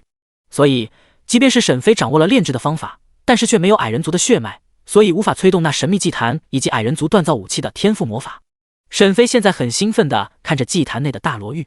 过不了多久，一把9阶武器，也就是东方的天阶武器，马上就要问世了。祭坛边上，丽娜看着被火焰包裹住的大罗玉，手指开始不断的结印，同时嘴巴里也说着一些奇怪的话。沈飞猜测那很可能就是咒语。很快丽娜的停止的吟唱咒语，在她的手中已经赫然的出现了一团土黄色的光团。她将这光团丢入祭坛内，随后闭上了眼睛，口中再一次的吟唱。当土黄色的光团进入了祭坛内后，顿时祭坛内部上面刻着非常多的特殊符号，忽然间就发出亮光，上面的符号一个一个的脱落下来，化作了一道一道的流光，进入到了土黄色的光团内。丽娜这时睁开了眼睛，她的眼眸上2团金色的光芒闪烁。自眼睛开始，她的身体也发生了变化，逐渐的被金色的光芒包裹，看上去神秘至极。下一秒，她双手举起，祭坛内那团土黄色的光团骤然间发生了变化，顿时化作了2只类似于手的形状。前辈，是要炼制剑气对吧？丽娜此时还是和沈飞确认了一番，以免出错，毕竟这大罗玉珍贵至极，若是炼制错了，那他可真是万死莫辞。沈飞点头确认，就是剑气。丽娜点点头，随后她的手中光芒大闪，祭坛内那2只土黄色的光手瞬间抓住大罗玉。此时的大罗玉在白色火焰的燃烧下已经变得柔软，被光手这么一摸就开始发生了变形。丽娜操控着光手，将大罗玉的形状逐渐捏造成剑状。很快一把浑圆通透的乳白色的长剑以及剑鞘的形状就出来了。虽然看上去非常的粗糙，但当你仔细一看的时候，你就会发现这剑身上有着奇异的流光环绕，还有着一丝丝的自孕育而成的剑意。虽无剑灵，但剑意却已然出现。忽然丽娜脸色有些苍白，她身形有些摇摇晃晃的，随即她盘地而坐。祭坛内白色的火焰此时充沛在整个祭坛内，正在锻造那由大罗玉而成的大罗剑胎。前辈，我修为还是太低了，无法再进行进一步的精加工。丽娜脸色苍白，将大罗玉变成剑的形状已经是她的极限了，毕竟她此时的修为还是太低了，能够做到9阶炼气师才能做到的事情已然是不容易了。对此沈飞知道这也是他能做的极限，便微微点头。精加工在矮人族的意思中，就是对一个锻造中的武器进行美化精细处理，毕竟在剑身上雕刻出一些东西，让整个剑身变得更加好看之类的，这倒也不会影响最后成品的等阶。好，再等几个时辰，这边炼制好了。丽娜身上的金色光芒消失，对着沈飞说道。只能说这祭坛太强了，换做其余的9阶炼气师看看，炼制一个高等阶的武器都是要花费好几天的时间，而在祭坛内炼制居然只需要不到1天的时间，真的是恐怖至极。不过沈飞此时有一个疑问，既然有这么强大的宝物，为什么西域的人不抢夺呢？他将这个问题问向丽娜。丽娜只是笑笑，随后告知沈飞，这祭坛有着诅咒，没有任何人可以拿走，若是强行，则会被诅咒反噬，必死无疑。原来是这样，不过既然是这样的话，那为什么那些大势力的人不圈养矮人族呢？利用矮人族炼制高等阶的武器不香吗？沈飞再次提出这个疑问。丽娜继续解释，曾经有过，后来直到米津先祖的出现，拯救了整个矮人族。这精灵岛之所以能够隐藏起来，不被外面的人知道，便是因为米津先祖所留下来的手段。沈飞诧异，这难道不是七阶咒杀师所封印的精灵岛吗？丽娜冷笑一声，就凭他布置在精灵岛上的封印，让整个精灵岛进入了现实和虚空世界的夹层，这怎么可能会是一个七阶咒杀师可以做到的？这都是我们矮人族的先祖米津做到的。他没有细说了，但从他的神情上可以看出，他对咒杀神殿充满着不屑与憎恨。对此，沈飞也没有细问，两人静静地等待着时间的到来。很快，6个小时后，一抹极致的剑意自祭坛内涌出，极致的剑意充斥着整个天地间，一股无上的锋芒之意，让人忍不住产生臣服之心。顿时，丽娜露出笑容：“前辈，剑成了。”说着，她控制着祭坛内的光手，将一把洁白如玉、晶莹剔透、泛着流光的大罗剑胎所拿出来。因为还未曾进行精加工处理，剑锋未开，所以只能称为剑胎。但即便如此，这大罗剑胎也是隶属于9阶法宝，差一等阶就能够成为仙器。刚刚一拿出，万千异象升空，拿出来的一瞬间，一道剑芒冲上九霄，万丈神光铺天盖地，照亮了整个天穹，无尽剑气纵横，剑威滔滔，剑中异象纵横天际。沈飞面露惊骇之色，这真不愧是天阶法宝。夭夭在灵域空间内看到这，都不禁的感叹一句：真不愧是矮人族，能在这么短的时间内打造出一把天阶仙剑，恐怖如斯。沈飞走来，接过大罗剑胎。这大罗剑胎此时正在剑鞘内，很难以想象，刚刚即便是在剑鞘内的大罗剑胎都能够引发如此的天象，现在若是将大罗剑胎拔出，会是什么样的风采？他将手握在大罗剑胎的剑柄上，正准备拔剑之时，一股猖狂至极的狞笑声在天空中传来。真是没想到，居然让我得到了如此机缘。将此剑放下，我饶你们不死。第92章，大罗剑胎之威。原本气魔只是刚刚来到了这里，正准备抓几个矮人打听打听情报，看看究竟是谁将他们救出来的。也就是在这个时候，一股冲天的剑意在天地之间出现，顿时让他感到震惊。再看方向，是神秘祭坛的位置。作为米津的佩剑，他当然知道那里是什么地方，于是一瞬间就明白了，有人在铸剑，而且等阶绝对是不低的。于是他立刻飞了过去，正好就看到了大罗剑胎被丽娜所拿出来。那股天地异象让他惶恐，就是他曾经的本体巫妖剑都没有这妖牛逼，所以他眼红了。他极度的想要占有这把剑，他化作了一抹黑红色的流光，直接冲向沈飞。他的眼中看着沈飞手里的剑，满是贪婪之色，想要将他直接占有。沈飞立即就反应过来了，左手拿着剑鞘，右手握住剑柄，直接猛然拔剑。但剑还未完全的拔出，仅仅是只拔到了一半，一边就已经出现了一抹恐怖的悸动感在众人的心中出现。大罗剑胎虽未出，青天之势已然出现。万里天空异象骤然升起，天空变得混沌至极，似乎要坍塌一般。这股天即将坍塌下来的感觉在万里之内，生灵内的心中骤然升起。他们惶恐地看向天空，只觉得天马上就要坍塌，将他们全部碾碎。他们身体变得没有任何的力气，变得微微颤抖。他们匍匐于地上，面露惊恐之色，神情中有的只有绝望中的绝望。他们不明白，为什么天要塌了。不仅是他们如此感觉，就连气魔和丽娜也是如此。虽然没有匍匐于地上，但是身体却已经无法动弹。他们脸色变得极为的苍白，看着天空，瞳孔中满是惊骇之色。天怎么会塌下来？世界末日了吗？末法时代了吗？他们的大脑都变得迟缓了几分。此时，沈飞握住大罗剑胎，却没有被影响，因为这是沈飞的剑意，来自沈飞的青天之势。当初剑斩章鱼怪物的时候，沈飞使用的紫薇灵剑便也有这股青天之势，但却没有这般的强大至极，连化神境9层的气魔都抵挡不住，被这股青天之势吓懵逼了。看来这就是剑之间的差距。紫薇灵剑是地阶的剑气，位于5阶至8阶之间，自然无法和9阶的大罗剑胎相比。大罗剑胎出世即巅峰，一出世便是整个永生世界内最顶级的剑气，在永生世界内称之为仙剑都不为过。自然，由大罗剑胎爆发出来的青天之势，当然会和紫薇灵剑爆发出来的青天之势不一样。此次的青天之事极为恐怖，万里之内生灵匍匐，敢问苍天为何落？沈飞拔剑，剑身缓缓的出现。青天之势随着沈飞拔剑逐渐的变得更加恐怖，压迫感在不断的增加。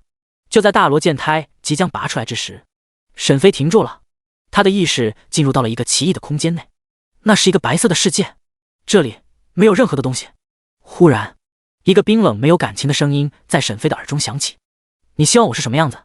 沈飞顿时感到诧异，他看向四周，但是却没有任何的人影。他不免问道：“你是谁？这里是哪？”那道声音没有再回答。紧接着，沈飞的意识回到了自己的身体内，看着大罗剑胎，沈飞有了一点猜测：“是你？”大罗剑胎微微颤鸣一声，剑身上白色的流光不断的流转，青天之势凝聚于此。沈飞顿时惊喜，这也就是说，大罗剑胎有灵，是自然而然形成的剑灵。虽然此时还未完全的出现，但是日后一定会真正的出现。沈飞惊喜万分，握住大罗剑胎的右手顿时再次一用力，枪！天地间万物寂静，只有这唯一的一声剑出之声响起。下一秒，沈飞看向气魔，顿时诧异万分，这家伙纳修！于是沈飞没有任何的负担了，将剑指向纳修，剑意汇聚，那凝聚于剑身之上的青天剑芒陡然飞出。顿时，气魔这一刻只觉得天真的塌下来了，无边无际的天自天空中落下，将他碾得粉碎。但事实上是青天剑芒直接落下，将他粉身碎骨，化作了一团烂肉，就像是真的被天压死的一样。气魔顿时生魂俱灭，他怎么都没有想到，自己居然就这么死了。此剑一出，万里之内的青天之势顷刻消失，一切恢复到了当初那刻。所有人心中都顿时一松，看着天空，仍旧是害怕不已，生怕天空真的落下。丽娜看着沈飞，美眸满是恐惧，眼前的这个神秘前辈真的是强到离谱。刚刚他可是注意到了，那气魔身着黑红色的神纹斗篷，手拿黑色的死神镰刀，这分明就是来自咒杀神殿的长老，修为起码是7阶，也就是东方的炼虚境。因为那黑红色的神纹斗篷就代表着是咒杀神殿炼虚境长老。只是没想到，这样一个强大的存在就被眼前此人一招给秒了，真是恐怖至极。这时候，大罗剑胎已经被沈飞收起来了，他漂浮在空中，微微一抖，顿时紫薇灵剑被直接吓出来了，掉落在了地上。剑主，您还是将我放入储物空间去吧。剑灵少女连忙说道。她刚刚感受到了来自大罗剑胎的威胁，她不让其余的剑靠近沈飞。沈飞轻笑一声，随即将紫薇灵剑捡起来，收入了储物空间内。旋即，大罗剑胎再次微微颤鸣一声，他便一直跟在沈飞的身后。看着这大罗剑胎，沈飞心中十分的满意。一天的时间过去了，沈飞已经完成了这任务，于是便提出告别。丽娜将如何走出精灵岛的方法告知给了沈飞，虽然有一点的危险，但是只能这么做。要离开精灵岛，唯一的办法就是从虚空中离开。虚空和现实世界相连接的一个地方，精灵岛就位于这个夹缝中。随后，沈飞就离开了矮人族的祖地，御剑朝着武行村而去。不得不说的是，这大罗剑胎真是强大，御剑的速度十分的快，没一会就已经到达了武行村。来这里，沈飞主要是想要拿一样东西再走，那就是生命母河的圣水。这东西沈飞总觉得会有用处，于是就拿了一点点走了。他来到了当初和穆小婉和穆古韵见面的地点，在这里的最强前方就是精灵岛的断崖处，也是虚空比较薄弱的地方。忽然，沈飞看到了一个熟悉的淡蓝色身影，水西柔。他也看到了沈飞，随即笑了出来。我知道你一定会走，所以我一直在这里等你。你救了整个五行村，我真的很谢谢你，沈飞。所以你来给我送行？水西柔脸色微红。其实我有一件事情想求你。第93章章鱼之巢。什么事情？就是你能不能算了？水西柔停住了，俏脸变得更加的红晕起来，眼眸中闪烁着羞涩而又迷醉的光芒，那娇艳欲滴的双唇上下开合着，却又不知道该如何说些什么。沈飞摇摇头，行吧，既然没什么事情，我就先走了。说着，沈飞就转身打算离去了。你等等！待沈飞转过身来，就看到了水西柔的脸在不断的放大，然后脸颊上就感受到了一抹柔软与清香，而且还有那温热柔嫩的触感传来。沈飞只感觉自己全身一阵酥麻，他娇羞地看着沈飞，谢谢你。说完，然后就朝着武行村飞走了。沈飞摸了摸脸上的那一抹余温，嘴角轻笑一声，随即御剑朝着天空上的那虚空裂缝而去，那里便是离开精灵岛的唯一办法。不远处已经停下来的水西柔看着沈飞真的离开了，心中有些失落。活了1万多年了，第一次遇到能让他心动的男人，再加上他还拯救了生命母盒，让精灵族可以传承下来，所以水西柔对沈飞的好感度还是有的。再加上他想要一个孩子，因为他的身体很特殊，喝了生命母盒没有办法怀孕，所以只能是靠着正常的那种方式才可以。所以他来这里等沈飞，其实就是想要，但很可惜，他最后还是忍住了。他看着沈飞离去的背影，嘴角勾勒出一抹苦笑。1万多年了，享受孤寂的还是我一人。时间，你是不是故意的？凭你的实力，怎么可能逃不开？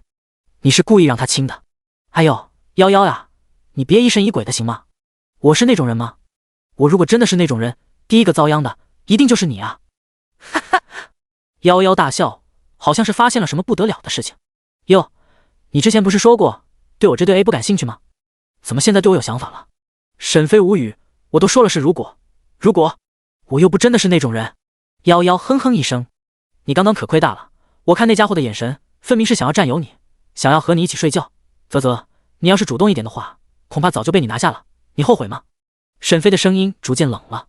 你也知道我是异人，如果我真的和他有什么关系了，我该怎么面对他？我不可能一直陪着他，我必须要在我有限的生命内，让自己变得更强大，否则终究是会死的。精灵一族的寿命本来就很长，我若是死了，你让他一人如何？你如果是我的妻子，我是你的丈夫，我死了，你会怎么做？两个真的相爱的人分开了，有多痛苦，你知道吗？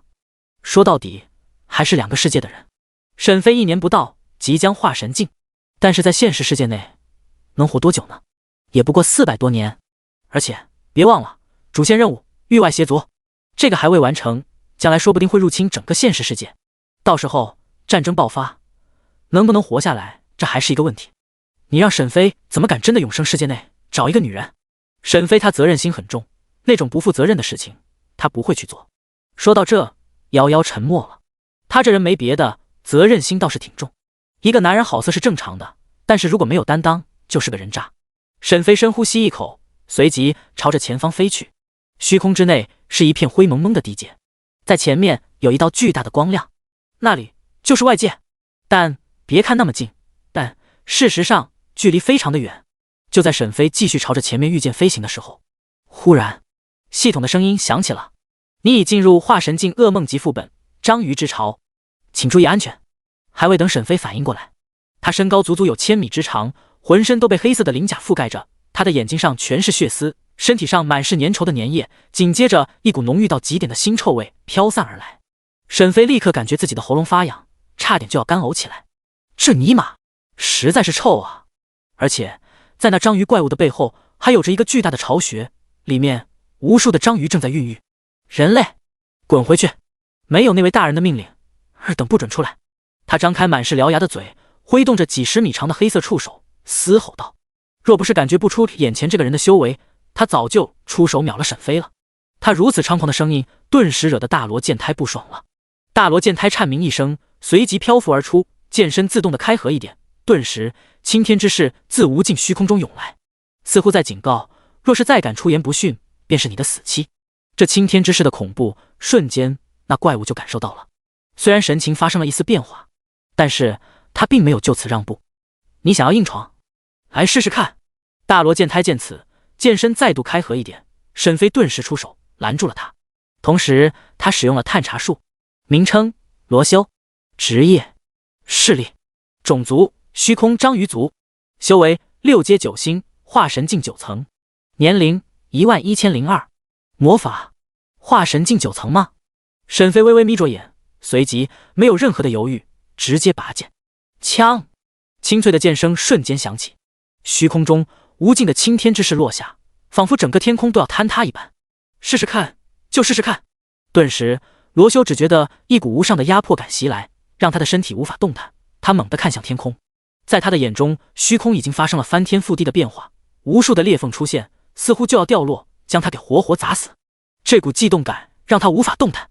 下一秒，一道青天剑芒而来，在他的瞳孔中不断的放大，紧接着他的身体4分5裂，化作了肉泥，在虚空中飘荡。沈飞没有就此停止，而是剑指那巢穴，一道青天剑芒再次照亮虚空。轰轰轰！请课间。章鱼之巢覆灭，恭喜你通关副本章鱼之巢，经验 X 900万。第94章，日天狗地沈飞化神，请课间。将章鱼之巢毁灭之后，正当沈飞要离开虚空的时候，异变再一次的发生了。章鱼之巢骤然毁灭发出的声响，将一个可怕的存在给吵醒了。吼！巨大的吼声响彻在整个虚空中，夹带而来的是一个恐怖到了极点的气势。这种气势，沈飞目前只在一个人的身上感受过，那就是逍遥子，紫云圣地的逍遥圣主。也就是说，那声音的主人是一个不弱于逍遥圣主的存在。他脸色瞬间一凝，身体立刻化作了一道流光，想要立即的冲向虚空裂缝离开这里。但是哪有这么容易？一只体型巨大的虚空怪物拦在了那虚空的裂缝处，不让沈飞就此离去。他长得和二哈长得有些相似，只不过他的身上燃起了巨大的紫色火焰，那睿智的眼眸子满是紫色的火焰，同时充满着不屑看着沈飞。狡猾的人类，你竟然敢吵醒本大爷！忽然他看到了沈飞腰间的一个紫色令牌，顿时他的眉间一皱，露出了一丝的疑惑，但他的这种表情在沈飞看来却是极为的搞笑。灵域空间内，夭夭看见了那巨大的类似二哈的怪物，瞬间他立即提醒沈飞：时间，快走！这家伙是妖族的大能，实力至少是合体境。实在不行，你解开灵域空间的一些权限，我拿精神力吓吓他，给你制造逃跑的机会。沈飞知道，若是不这么做，就根本没机会了。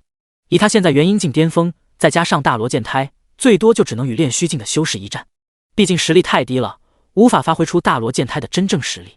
而眼前的这个妖族至少是合体境，凭借他的实力完全可以秒杀沈飞，所以只能如此。他将权限放开，如此的话，待会就可以使用夭夭的精神力吓他，然后使用任意门逃走。人类，你是紫云圣地的长老？那怪物没有出手，而是问向沈飞。沈飞露出诧异之色，这家伙认识紫云令？他点头，确定了。看到沈飞点头，那怪物便继续说道：本座名为日天狗地，乃是狗族的妖帝。你今天吵醒本座睡觉，本座给你一个机会，若你能够破解这里的封印，让我离开虚空，本座就看在你是紫云圣地的长老份上，饶你一命。但你如果不愿意的话，那你便留下来陪着本座吧。反正本座在这里已经待了将近万年了。听到这，沈飞微微眯着眼，心中有些疑惑，这家伙是被封印的，难怪这么一个恐怖的存在居然会愿意待在虚空中。不过沈飞还是摆出来了强硬的态度，因为他知道，若是不摆出强硬的态度，只会被这个所谓的日天狗地给当作小弟耍。毕竟到了他们这种境界，已经可以说是这个世界顶级的强者了。如果仅仅只是看不出沈飞的修为，那么是不可能那么好糊弄的。旋即给夭夭传音，让他放出一点精神力，锁定威慑一下这个日天狗地。沈飞眸子闪过一丝寒霜，看着日天狗地极为的不屑，冷道：一只小小的狗子也敢自称为日天狗地？刚刚不想与你一般见识，你还真的以为自己是什么东西了？刚刚说完，夭夭立刻释放出了半仙境的精神力。日天狗地听完有些发愣，瞪大了狗眼，好像有些不可置信，这个蝼蚁居然敢这么跟他说话。此时他已经怒火中烧了。尼玛，你狗爷，我给你机会，你把握不住是吧？看来狗爷我得好好的教育你一下了。你个小他还没有说完，瞬间一股极为强大的精神力锁定住了他，顿时心里面陡然间升起了一股死亡的悸动感，让他浑身发颤。这尼玛半仙境强者，你特么，这种强者不在中域长生山上延寿，怎么会来到这里啊？旋即大罗剑胎在沈飞的身边出现，他的狗眼顿时傻了，他这才看清楚了，这尼玛是天阶武器。此时他才知道自己是多么的作死，看不穿的实力，半仙境的精神力，天阶武器，这明明就是一个半仙境的强者啊！沈飞连忙传音给夭夭，让他收回精神力，不然消耗太多了，夭夭又会再一次沉睡。随后夭夭收回了精神力，但是损耗也是非常的大。他冷冷地看着日天狗地，手中已经握住了大罗剑胎的剑柄。你说什么？小什么？日天狗地见此，将身上的紫色火焰全部熄灭，连忙陪笑：你个小日子过得不错的前辈，你还要教育我？嗨嗨，前辈，的确我是要好好的教育您一下了。您看，您一个半仙境的强者来到了这里，您还慢慢的飞行，我就在这里呢，您应该直接把我变成坐骑，骑着我出去，这才符合您的身份。日天狗地连忙找了一个借口，同时心中有些紧张了。本来还以为看不出这个人的修为，只是有着法宝遮盖的缘故，没想到人家是真的厉害，是一个半仙境的强者。什么是半仙境？那是离仙境最为近的一个境界了。是整个永生世界内最为强大的境界。面对这种强者，日天狗帝可不敢托大。沈飞冷笑一声，原来是这样啊，你刚刚不是说还要我留下陪你？日天狗帝连忙道，前辈啊，您是真的听错了，这个呢，其实是晚辈想要挽留前辈啊，毕竟我好不容易见到了前辈，我不想就此与前辈分离啊，所以才说出那种大逆不道的话，以此来吸引前辈的注意力，不然像您这样的高人怎么会注意到晚辈呢？请前辈看在晚辈真挚的求道之心，给晚辈一个机会吧。日天狗队说着，眼泪似乎就要流下来了。但沈飞知道，这仅仅是因为夭夭的半仙境精神力错将沈飞当成了半仙境的强者。若是他现在知道了沈飞是一个还没到化神境的小菜鸡，那他一定会一巴掌拍死沈飞。让开！见此，日天狗帝连忙缩小，将旁边的虚空裂缝让开。前辈，我能求您一件事情吗？沈飞没有理会，立刻冲出了虚空。日天狗帝看着沈飞离去的背影，终于松了一口气。你妈呀，差点死了！算了，继续睡觉吧。刚刚出来，沈飞就直接进入了灵域空间内。夭夭！沈飞轻声的呼喊一声。此时的夭夭正侧躺在床上，脸色苍白，一副精神力消耗很严重的模样。沈飞连忙上前，坐在床边，将夭夭抱起，在怀中轻轻的摇晃。你怎样了？夭夭躺在沈飞的怀里，美眸失去了往日的灵动。我有点累，只是想睡觉，你别担心我。说着，他就闭上了眼睛，躺在了沈飞的怀里。看来半仙境的精神力从灵域空间内出来，在外界显现出来，消耗极为的大。虽然没有上次那么大，但是依旧是很大，让夭夭非常的困。沈飞轻轻地抱住夭夭，他那柔软的身体在怀里非常的香香软软。见夭夭闭上了眼睛，沈飞轻轻地将她放在床上，想要离开之际，瞬间夭夭就睁开了眼睛，拉住了沈飞的衣袖。你等等！他原本苍白的脸上变得有些红晕了。你不是要睡觉了吗？你精神力消耗这么大，快点睡觉吧。睡不着，难受冷。你抱着我，他宛如葡萄一样水灵的眼睛看着沈飞，说的话有些撒娇。沈飞轻轻的点头，然后再次将夭夭抱在怀中，然后坐到床上，就像是抱着女儿一样，轻轻拍着夭夭的香肩。时间，你给我讲个故事吗？沈飞同意了。好，我给你讲《西游记》的故事。很快，沈飞就讲着《西游记》的故事，伴随着《西游记》精彩的故事，夭夭也渐渐的进入了梦中。听着轻微的鼾呼声，沈飞看着夭夭那粉嫩的俏脸，顿时吞了吞口水。他轻轻的闻了闻夭夭的脸蛋，一股少女的清幽香味涌入鼻内。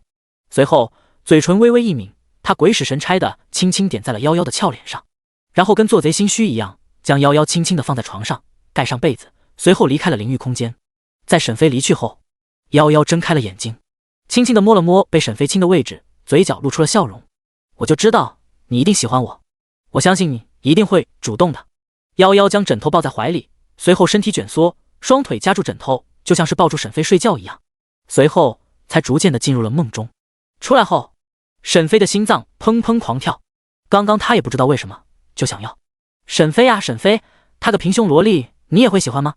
对于夭夭，沈飞不知道是不是喜欢，反正就是不想让夭夭受罪，而且在他心中其实还希望着夭夭能够一直待着灵域空间内，一直陪着他。他猛地摇摇头，心中闪过了很多的念头，旋即他深呼一口气，准备渡劫了。原本他是想要将这个化神境的雷劫作为一个底牌，但是现在看着夭夭因为救他变得这么难受，再加上一些各种的原因，沈飞打算这个时候直接渡劫了。说着便引动了化神雷劫。顿时天空上黑色的雷云正在汇聚着，很快雷劫已经汇聚而成，一道一道的雷劫朝着沈飞劈来。此时的沈飞太上玉清道已经圆满，再加上还有着真龙血脉，身体素质等都已经超过了平常的化神境修士，就是一些化神1层、2层这些等级较低的化神境修士都会被沈飞直接秒杀，所以化神雷劫对于他来说是真的简单。短短的一个时辰之后，天空上凝聚的化神雷云就已经散开，沈飞也已经达到了化神境1层。昵称时间，天赋 SSS 级大道天赋，寿命360年，势力紫府剑宗炼丹阁阁主紫云圣地长老，修为化神境1层08000000，头衔5阶炼丹师、4阶仙职师、4阶医药师、4阶阵法师，功法太上玉清道圆满，只能修炼一个功法。仙术隐藏术圆满，法术缩地成尺圆满，天雷术圆满，九神咒圆满，画地为牢圆满，定身术圆满，神魂出窍圆满；居神术、幻灵术圆满；神火分身圆满；先风云体术圆满；探查术圆满。秘籍、法宝、武器：锋利的长剑封印灵玉残缺版，紫薇灵剑残缺版，大罗剑胎。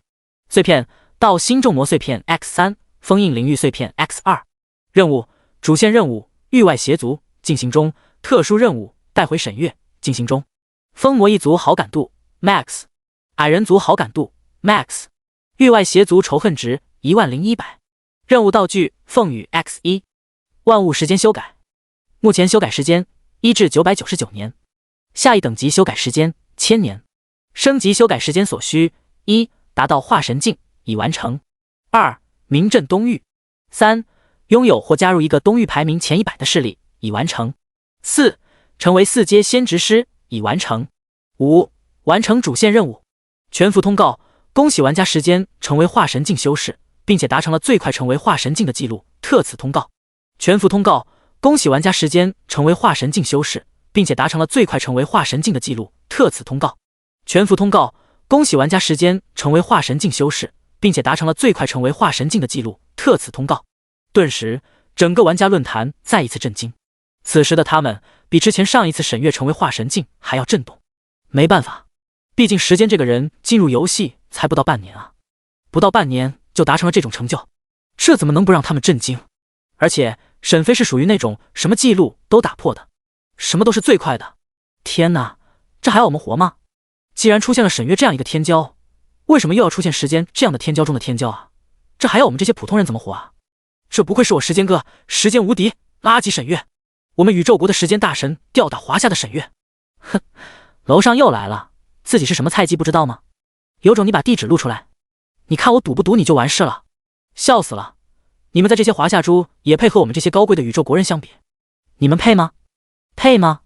老子就不告诉你们我在哪，我就要气死你们！马德，这么嚣张，老子作为一个占卜师都看不下去了。哈哈哈，你们这些米国的垃圾，也是我们宇宙国不要的垃圾，滚吧！还占卜师？那种大佬能在这里谁帖子？你算个狗吧！你金爱国是吧？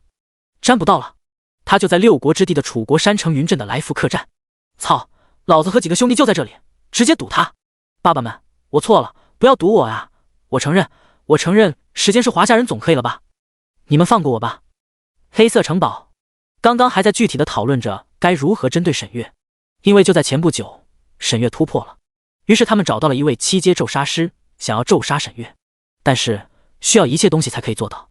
他们现在就在想该如何得到那些东西，然后咒杀沈月。可就在这个时候，他们就听到了来自系统的声音：时间突破了。除了沈月之外，他们最担心的一个人就是时间，因为他们不知道这个时间究竟是哪国的人，而且随着时间不断的变强，他们都在惧怕，万一哪天被时间得到了高等阶的特殊道具，那么等待他们这些国家的就只有死路一条了。试想，如果得到了可以毁灭世界的能力，那么为何不称霸世界呢？这是人性。诸位，现在怎么办？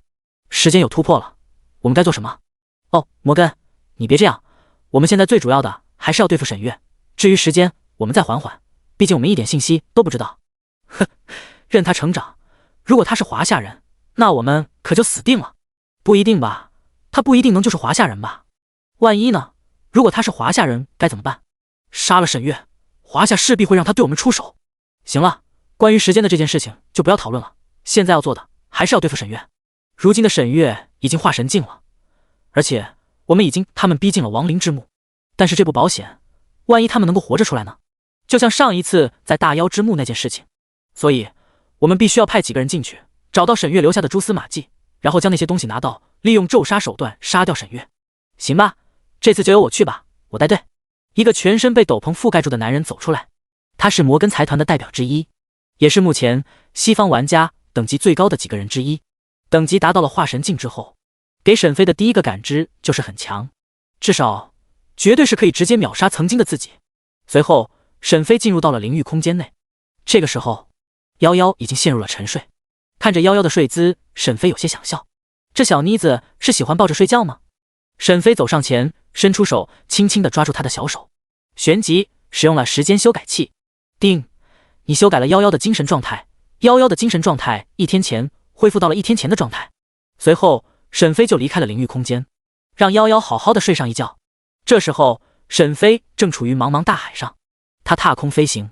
还好的是，他知道航线，因为精灵岛的方向就是大陆的方向，所以沈飞便着那里大陆的方向飞去。茫茫的大海上，这里都是属于圣露丝海域。一艘巨大的魔法船正朝着西边的大陆而去。魔法船上有着2个玩家，正是老九和老七。他们在月神岛上租来了一个巨大的魔法船，然后朝着西方大陆而去。此时，他们2个也听到了游戏系统的全服通告。2人相互一看，顿时感到心惊。他们没有想到，明明之前看到时间的时候，他的修为还是元婴境7、8层的样子，怎么现在就直接突破了？看来时间是在月神岛上接到了什么任务，这才能这么快达到了化神境。不过他也真是天才中的天才，这么有魄力，直接突破化神境。的确，要知道，就是沈月突破化神境的时候，都要想一想能不能度过雷劫。这个时间居然能够这么厉害，直接突破了。可惜到现在为止，我们还不知道这个时间究竟是谁。之前看他的样子，似乎好像就是我们华夏的人，我的直觉倒是这么告诉我的。希望吧。忽然船晃荡了一下，他们连忙走出船舱，来到了甲板上，正好就看到一个数百米之长巨大的鲸鱼。他的眼睛满是猩红色，张开了尖锐的獠牙，朝着魔法船用力的咬去。见此，老九没有任何的犹豫，元婴境的修为全力爆发，一个巨大光盾出现，挡住了鲸鱼的撕咬。老七也跟上，手中一抹剑光甩出，瞬间落在了鲸鱼的身上，将它击退几步。但也仅仅是如此，2人的脸色变得不是很好看，因为这时候他们知道了这个鲸鱼的实力至少是化神境，以他们元婴境的修为，真的是有点难抗衡。毕竟不是每一个都是沈飞和沈月，大多数人都是无法越阶挑战的。老九，看来我们情况不太妙啊。老七的脸色十分的凝重，他们2个加起来或许能够与这个鲸鱼一战，但是这里可是海域，一旦发生大战，出现了血腥的味道，那么迟早会吸引过来其余的海底生物，那么到时候就真的逃不掉了。老九也正是意识到了这一点，于是认真的说道：七哥，你等会先走，我来拖住他。老九打算让老七先走，毕竟他会的法术中有不少是逃跑的，所以断后是最好的选择。老七沉默了一下，点头答应。万剑诀！老九顿时大喝一声，手中的剑立刻飞出，化作了数千把长剑，旋即相互融合，化作了一条剑龙，朝着鲸鱼冲去。那巨大的鲸鱼似乎也不是好惹的，他口吐人言：你们都得死！顿时长达数千米的蓝色海柱从海面上喷涌而出，挡住了老九所施展出的万剑诀。只听砰的一声，波浪传来，整个魔法船都颤抖了几分。也就是在这个时候，老七抓住了这个机会，率先的离开了这里，身影陡然间就消失了，只留下了老九一人。化神境的鲸鱼看着老七逃走，并没有追他，他面露嘲讽：你的伙伴似乎抛弃你了。老九冷眼看着鲸鱼，也准备想走了，随即使用了元婴瞬移。但这个时候意外发生了，一个数千丈的水面将魔法船一一包围住，元婴瞬移无法瞬移出去。老九愣了一下，大脑疯狂的运转，正在想办法。可就在这愣神的一瞬间，一道水柱悄然的出现，将老九给重创。噗！一口鲜血猛喷而出，老九的身形在空中一个踉跄，差点从空中掉落到海中去。紧接着，他被一个水球包裹住了，被困在里面无法呼吸，无法动弹。他的脸上第一次露出了恐惧之色，他已经意识到自己必死无疑了。就在刚才，他还想着如何逃跑，现在想来，他实在太天真了。他只是最早进入游戏的那一批人，有着国家的全力支持罢了，但他们并不是那种类似于沈月、沈飞的盖世天骄，根本没办法以元婴境的修为与化神境的怪物一战。正当他绝望之际，意识逐渐模糊的时候，哗然间天变了，他感觉天要塌了。恍惚间，他似乎听到了2个字：青天。第95章前往西大陆。恍然间，老九只觉得天塌下来了，这种压迫感让他非常的难受，伴随着意识的模糊，他逐渐的昏了过去。正如他所感受，天真的要塌了。那化神境的鲸鱼正浑身颤抖着，身体和老九一样，根本无法动弹，而且他所感受到的那种死亡悸动感是最为强烈的。因为这青天之势目标本就是这个化神境的怪物，而老九只是被这股青天之势所散发出来的余威所震慑。毕竟当青天之势出来之时，万里之内的任何生灵都会感觉天空似乎要坍塌下来。天空中一道淡淡的声音传遍海域。这声音听起来是那么的和煦，但却又充满着一种君临天下、淡漠众生、不可违背的威严。斩！话音落下，一抹白色的青天剑芒自远处飞来，化作了万丈剑芒，向着前方的化神境鲸鱼猛烈的攻击而去。轰！剑芒落下之时，化身为数千丈的鲸鱼巨大身躯顿时被万丈剑芒洞穿，化为无尽血雨纷纷扬扬的洒落而下。吼！鲸鱼巨大身躯轰然倒塌，化身为了无尽血雨散落。随着化神境鲸鱼死去，被水球包裹住的老九瞬间落在了地上，将他惊醒了过来。他立刻起身，心脏还在砰砰的狂跳，显然他现在还没缓过神来。老九咽了一下口水，强行让自己冷静下来，旋即便看到了那血腥的一幕。魔法船上满是血腥味，都是粘稠的血液。往前看，还能看到那化神境鲸鱼的碎肉。顿时，老九心中惊骇至极，这化神境的鲸鱼居然死了！是什么存在秒杀了这鲸鱼？这可是化神境啊！忽然，他看到了远处一道黑色人影朝着这里疾飞而来。老九心中再一次有了不好的预感。他不知道这个人究竟是好人还是坏人，以他能够秒杀化神境鲸鱼的实力来说，一定是比他强太多了。如果他要对自己做什么，那根本没办法反抗。就在他心中纠结的时候，很快一道黑色的身影便落在了甲板上。老九看清楚后瞪大了眼睛，仿佛有些不可置信。这不是花无缺吗？花无缺居然也在西域。顿时，老九心中有了一个可怕的猜想，难道说他是来保护时间的？而且他还认为时间这次突破化神境应该也是得到了花无缺的帮助，不然为什么时间这么快就突破了？不然为什么花无缺会无缘无故的在这里呢？那一定就是有原因的。结合一下之前时间触发的全服通告，那就差不多能够脑补出一些东西了。眼前的这个花无缺来到西域帮助时间达到了化神境。他忽然看向沈飞的身后，还想看看时间是不是也在这里，但可惜并没有看见时间的身影。他拱手尊敬的行礼，晚辈老九多谢花前辈出手相救。沈飞来到这里也是看到了老九，有些惊讶，没想到这么有缘，居然能在此遇到。他看着老九轻轻点头，举手之劳，何足挂齿。对于前辈来说是举手之劳，但是对于晚辈来说却是救下了我的一条小命，所以晚辈在此多谢前辈。若是前辈有什么事情的话，可以随便的吩咐晚辈，晚辈若是能做，一定会竭尽全力以报答前辈的救命之恩。沈飞听完知道了这家伙想干什么，话说的是很好听，但不就是想要接任务吗？但是很可惜，他怎么样也不会想到花无缺只是沈飞的化名，真实的他其实只是一个玩家，而且还正是他朝思暮想的时间本尊。玩家又怎么可能可以下达任务呢？所以老九的如意算盘注定落空。倒是不需要你做什么，我且问你，你是否是要前往亡灵之墓？提到这里，老九顿时心惊，花无缺怎么会知道亡灵之墓的？难道说是时间告诉他的？他连忙说道，回禀前辈，晚辈的确是要前往亡灵之墓，您也是要前去吗？如果您也要去的话，不如一同前去吧。既然花无缺也要去，那不如一起去，而且还能在路上一直跟着花无缺，说不定有机会可以和时间一样得到这个前辈的垂青，到时候说不定就能够起飞。不说能够超越时间吧，那机缘总该比其他的玩家要好很多。而且这花无缺的实力本身来说就是一个极度强大的存在，甚至是不会比永恒女帝差多少，再加上他还是紫云圣地的长老，身份实力都有，简直就是一个完美的 NPC 啊！这要是不去抱大腿会被天打雷劈的。沈飞其实只是想引出这个话题，因为他也要去亡灵之墓，本来只是要带沈月回去的，但是沈飞并不知道沈月在哪里，不过可以从之前他们的邀请中可以推断而出，沈月也许就在亡灵之墓，但这也不太保险，沈飞还是要确认一下。对了，你认识沈月吗？老九诧异，认识，前辈怎么了？听说他的天资不错，我想见见。忽然老九瞪大了眼睛，这是什么意思啊？看样子沈月要起飞了，这前辈一定是喜欢天赋高的人，比如时间在他的调教下已经化神境了，现在他对沈月感兴趣了，如果在花无缺的指点下，说不定沈月的修为也能快速的增长，那可真是太巧了。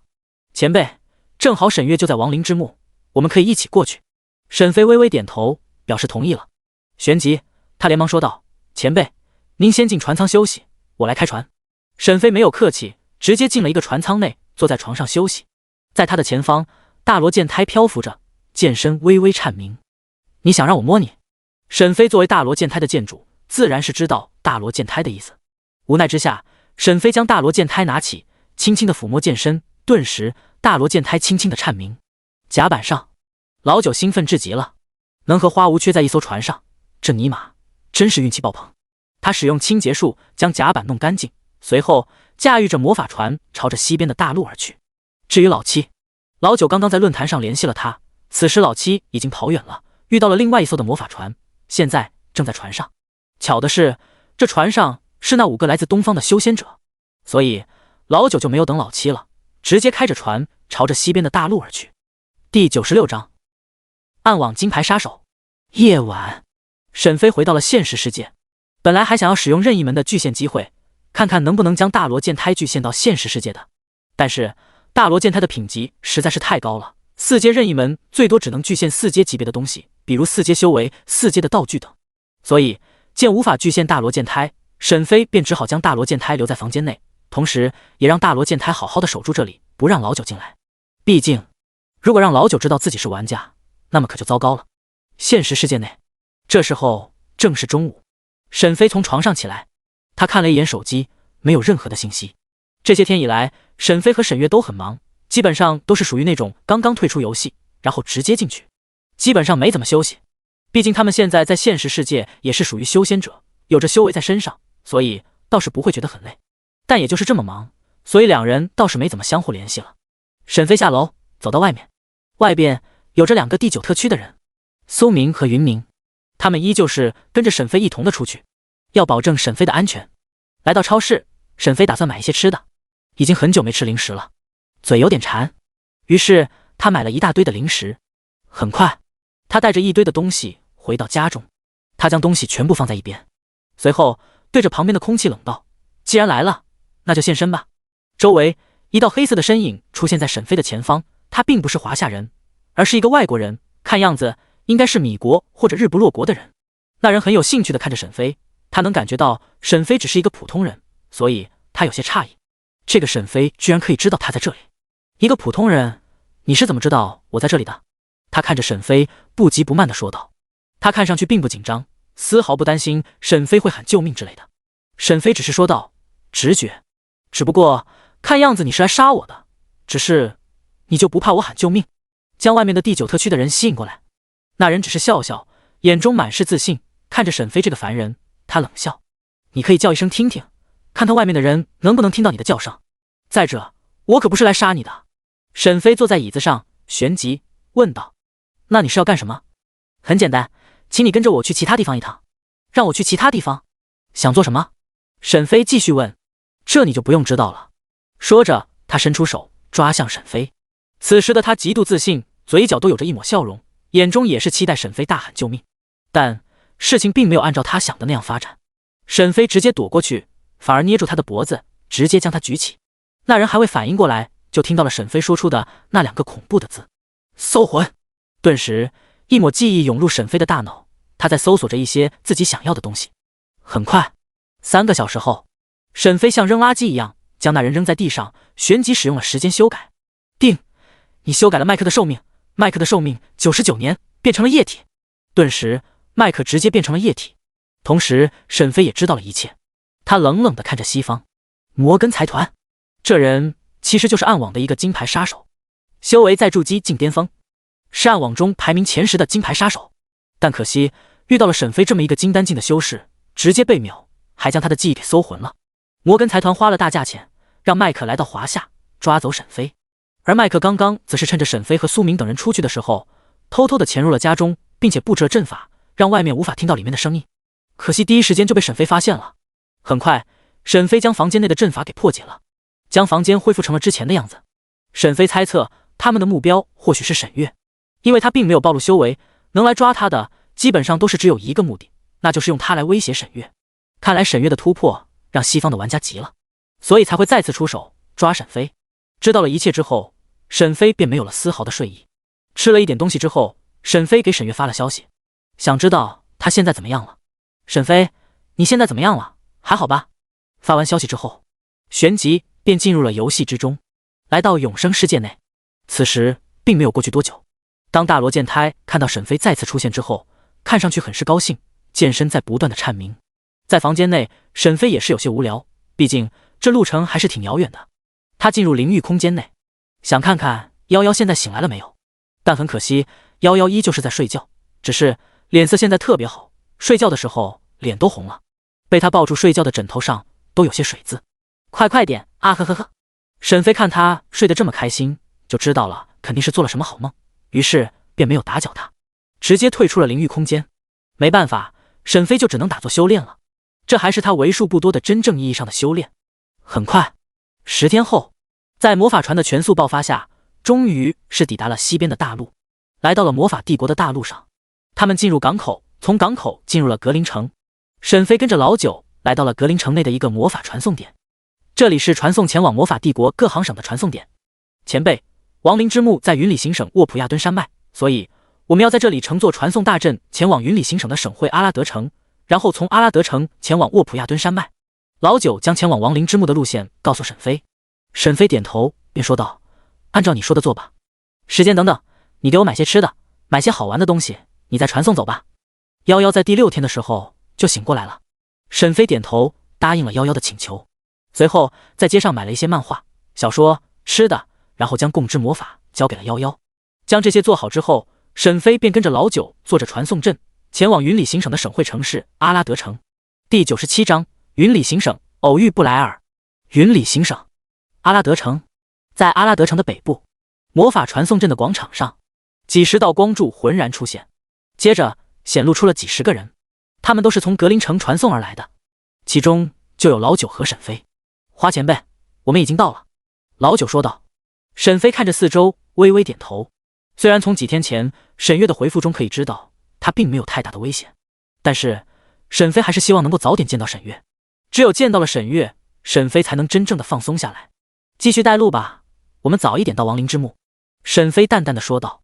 老九为了表现自己，连忙说道：好，正好晚辈也是这么想的，早一点到总归是好的。说着，他问了问路人，知道了北城门之后，便就带着沈飞朝着北城门而去。忽然，一个惊喜的声音叫住了他们两个：是你们！一个穿着紫色长袍的少女出现在了他们两个的前方，这人正是阿拉德·布莱尔，和归西丞相交谈甚欢的少女。老九和沈飞也认出了他。老九率先介绍：花前辈，这是永恒国际修仙者学院的交换生阿拉德·布莱尔。布莱尔，这是花无缺花前辈。布莱尔看向沈飞，有些羞愧，哈哈，上次倒是和前辈见过面了，只不过应该在花前辈的心中留下了不好的印象吧。他说的是上一次沈飞和徐艺潇前往永恒圣城时遇到的那些交换生，当时那些人还想要抢夺徐艺潇的坐骑，若不是徐艺潇实力强大，恐怕还真的要失去坐骑。而这个少女布莱尔当时便在灵舟上看着他的同胞横行霸道。坐在灵舟上的他当时虽然只是匆匆一眼，但还是看见了沈飞那惊世骇俗的面孔，所以现在都还记得。想起来了，我对你还是有一点印象的，当时其他人都是鼻孔朝天，嚣张至极，只有你坐在灵舟上与世无争。沈飞细想了一下，便想清楚了当时的情况。不过我们当时真是有眼不识泰山，竟然敢抢夺6阶修士的坐骑。对了，前辈还有这位道友，大家远道而来，不如来我家中小叙一下吧，正好我为上次的事情赔罪。布莱尔看着沈飞，金色的发丝随风飘荡，传来了阵阵少女的发香。但沈飞并不想去，这纯属浪费时间，所以打算拒绝。既然知道错了，那就好了，至于赔罪，那倒不需要。听到沈飞都拒绝了，老九此时作为沈飞的头号马仔，那当然是全力支持。既然花前辈不去，那我也就不去了，正好我们还有事情要做。说着，两人就准备走了。布莱尔看着他们，再联想到自己病重的父亲被齿轻轻咬住嘴唇，旋即小跑上前拦住了他们。花前辈，我有一件事情想要求您。他真挚的目光看着沈飞，已经将沈飞看作了最后的希望。原本他来这里是为了接一个从格林城来的6阶巫师，想让那位6阶巫师来救助父亲，但是他却爽约了，只让人带了一封信件过来，告诉阿拉德一家他不打算来了。于是看完信件的布莱尔就有些绝望，在这里踌躇着。结果正好就看到了刚刚准备走的沈飞和老九。其实对于沈飞，他知道的并不多，但是之前见过一面，再加上当时那位化神境的徐艺潇对此人都如此的敬重客气，可见这位花前辈就是一个比徐艺潇还要强大的修士。既然遇到了这么一个强大的东方修士，说不定他就有办法可以救治父亲，所以这才会相邀请。沈飞微微皱眉，他想要拒绝，但也就是这个时候触发了任务提醒。任务提醒：帮助阿拉德伯爵恢复伤势，并且搞清楚为什么会发生这种事情。奖励到心重膜碎片 X1。看见这个奖励，沈飞有些心动了。毕竟到心种膜碎片已经有3个了，这又再次的可以获得1个，那也不错。沈飞淡淡回复道：“何事？是这样的，我父亲不知为何病重，身体状况每日愈下，所以想要请你帮助我父亲看看病因。当然，前辈，这自然不是无偿的，只要前辈能够救治好我父亲，您要什么我都可以给您。”这个时候，在边上的老九说话了：“前辈，我认为可以帮一帮他。”沈飞诧异，按照老九的想法，他应该想快点带着沈飞去亡灵之墓才对啊，怎么会让沈飞答应这件事情呢？见沈飞看着他，老九声情并茂地说道：“前辈，我的父亲也是因为病痛才离世的，所以当我听到了布莱尔的事情之后，就有些感同身受。其实是因为老九也得到了任务提示，所以他的奖励也是很不错，所以才会改嘴想让沈飞出手相助。因为他很相信沈飞，这种级别的肯定是随便手一挥就能够解决很多的问题，这种任务肯定就是轻轻松松完成。也就是这样，他才会出口帮着布莱尔。原来是这样。”沈飞面色不变，淡淡道：“他也差不多是猜出来了，这家伙估计也是接到了任务，只是不知道他的任务奖励会不会也是到心种膜碎片。”本来沈飞已经拒绝了，再轻易同意的话，那影视高人的人设还要不要了？正好老九给了沈飞一个台阶，可以直接走下来，于是直接答应：“行吧，那就去看看是何情况。”听到沈飞答应，布莱尔面露喜色，随后看着两人连忙道谢。随后两人便跟着布莱尔来到了阿拉德伯爵府。在路上，沈飞和老九也知道了阿拉德伯爵府的一些事情。布莱尔的父亲是阿拉德埃德，是这一代的阿拉德伯爵，他们一族的伯爵是世袭的，领地都是这个阿拉德城。原本他们家算是中等偏上的贵族，生活乐无边。谁知就在几年前，埃德去了魔法帝国帝都，回来后就染上了一种非常诡异的病，身体每况愈下，根本无法得到有效的治疗。若不是靠着家族中存了几代的财富，用来买一些魔法药水续命，否则埃德早就死了。所以布莱尔这才会连忙回到家族，若是再不回来，恐怕连最后一面都见不到了。很快，他们便来到了阿拉德伯爵府。第98章，真魔血墨。现实世界内，一个极端黑暗的组织中，圆桌会议上，9道黑色的投影虚影围绕着圆桌坐着，在他们的旁边还有着一个空位，那是属于麦克的。他们便是暗网的10大金牌杀手。不过现在少了一位麦克，因为他死了1天了，麦克还没有完成任务。即便如此，也应该投影开会啊，怎么会超时？我看啊，这家伙是出了意外喽，真不知道一个筑基巅峰的人怎么敢去华夏的。摩根财团的钱可不好挣啊。那当然了，华夏在永生世界内属于第1梯队，其余国家第2梯队，现在的华夏已经不是曾经的华夏了。那第9特区的9位战神，每一个都不弱于我们，再加上一些隐藏身份的强者，他怎么敢的？麦克那家伙倒不是为了钱。在麦克位置边上，一个人说道：“他是麦克最好的朋友，所以知道一些事情。这家伙很明显是为了刺激，所以才去华夏的。而且我了解他，这时候他没有联系我，只能有一种情况，那就是出事情了，可能已经死了。哎，我已经订好了花圈了。你可真是他的好朋友。行了，这次会议的主要目的就是一件事情。”禁止暗网杀手接华夏的单子，任何与华夏相关的暂时停止。同意，同意。没办法不同意。麦克的实力虽然说不是顶尖，但是他们也不是能够稳赢麦克的。但现在麦克失踪，大概率是死在了华夏，这说明此时的华夏已经卧虎藏龙，远非曾经的华夏可以相比的了。所以为了保证安全，只能暂时停止华夏业务。阿拉德伯爵府很大，这是沈飞看到后的第一印象。这哪里是伯爵府，这分明就是一个巨大的城堡，有点像古代的宫殿，只不过更加奢华。一栋一栋的偏殿高耸入云，而且非常气派豪华。在阿拉德伯爵府里面，也到处充满着金碧辉煌。沈飞走在其间，感觉自己仿佛是走进一座皇宫之中。不说能比得上永恒圣宫，但和6国之地内秦国皇宫相比，那还是更上一层楼的。看来这西域人倒是挺会享受的。随后，布莱尔带着沈飞直接进入到了一座正殿，然后直接穿过，朝着内殿而去。原本正殿是阿拉德家族接待众客的地方，按照家族的规矩，要将礼数做好，才可以带着客人进入内殿。但此时情况紧急，多耽搁1分钟，他的父亲都会有生命危险，所以他没有遵守以往的规矩。没一会，布莱尔便急匆匆地带着沈飞和老九来到了内殿中。内殿里面有着非常多的房间，都是奢华至极，金碧辉煌。他们来到了一个最中央的房间。这时候，这里面有一个风韵犹存的美妇人正在照顾埃德伯爵，她是布莱尔的母亲佩格。她看到了女儿布莱尔来了，还以为是那位6阶的巫师来了，于是连忙起来，朝着后面看着。这关乎着她丈夫的生死，容不得半点马虎。但她只看到了2个东方人，并没有看到那位6阶巫师灵。顿时，她看着布莱尔的眼神中有些迷茫诧异，甚至还带着一丝愤怒。布莱尔，你不是去迎接林大人吗？林大人呢？还有这2位是什么人？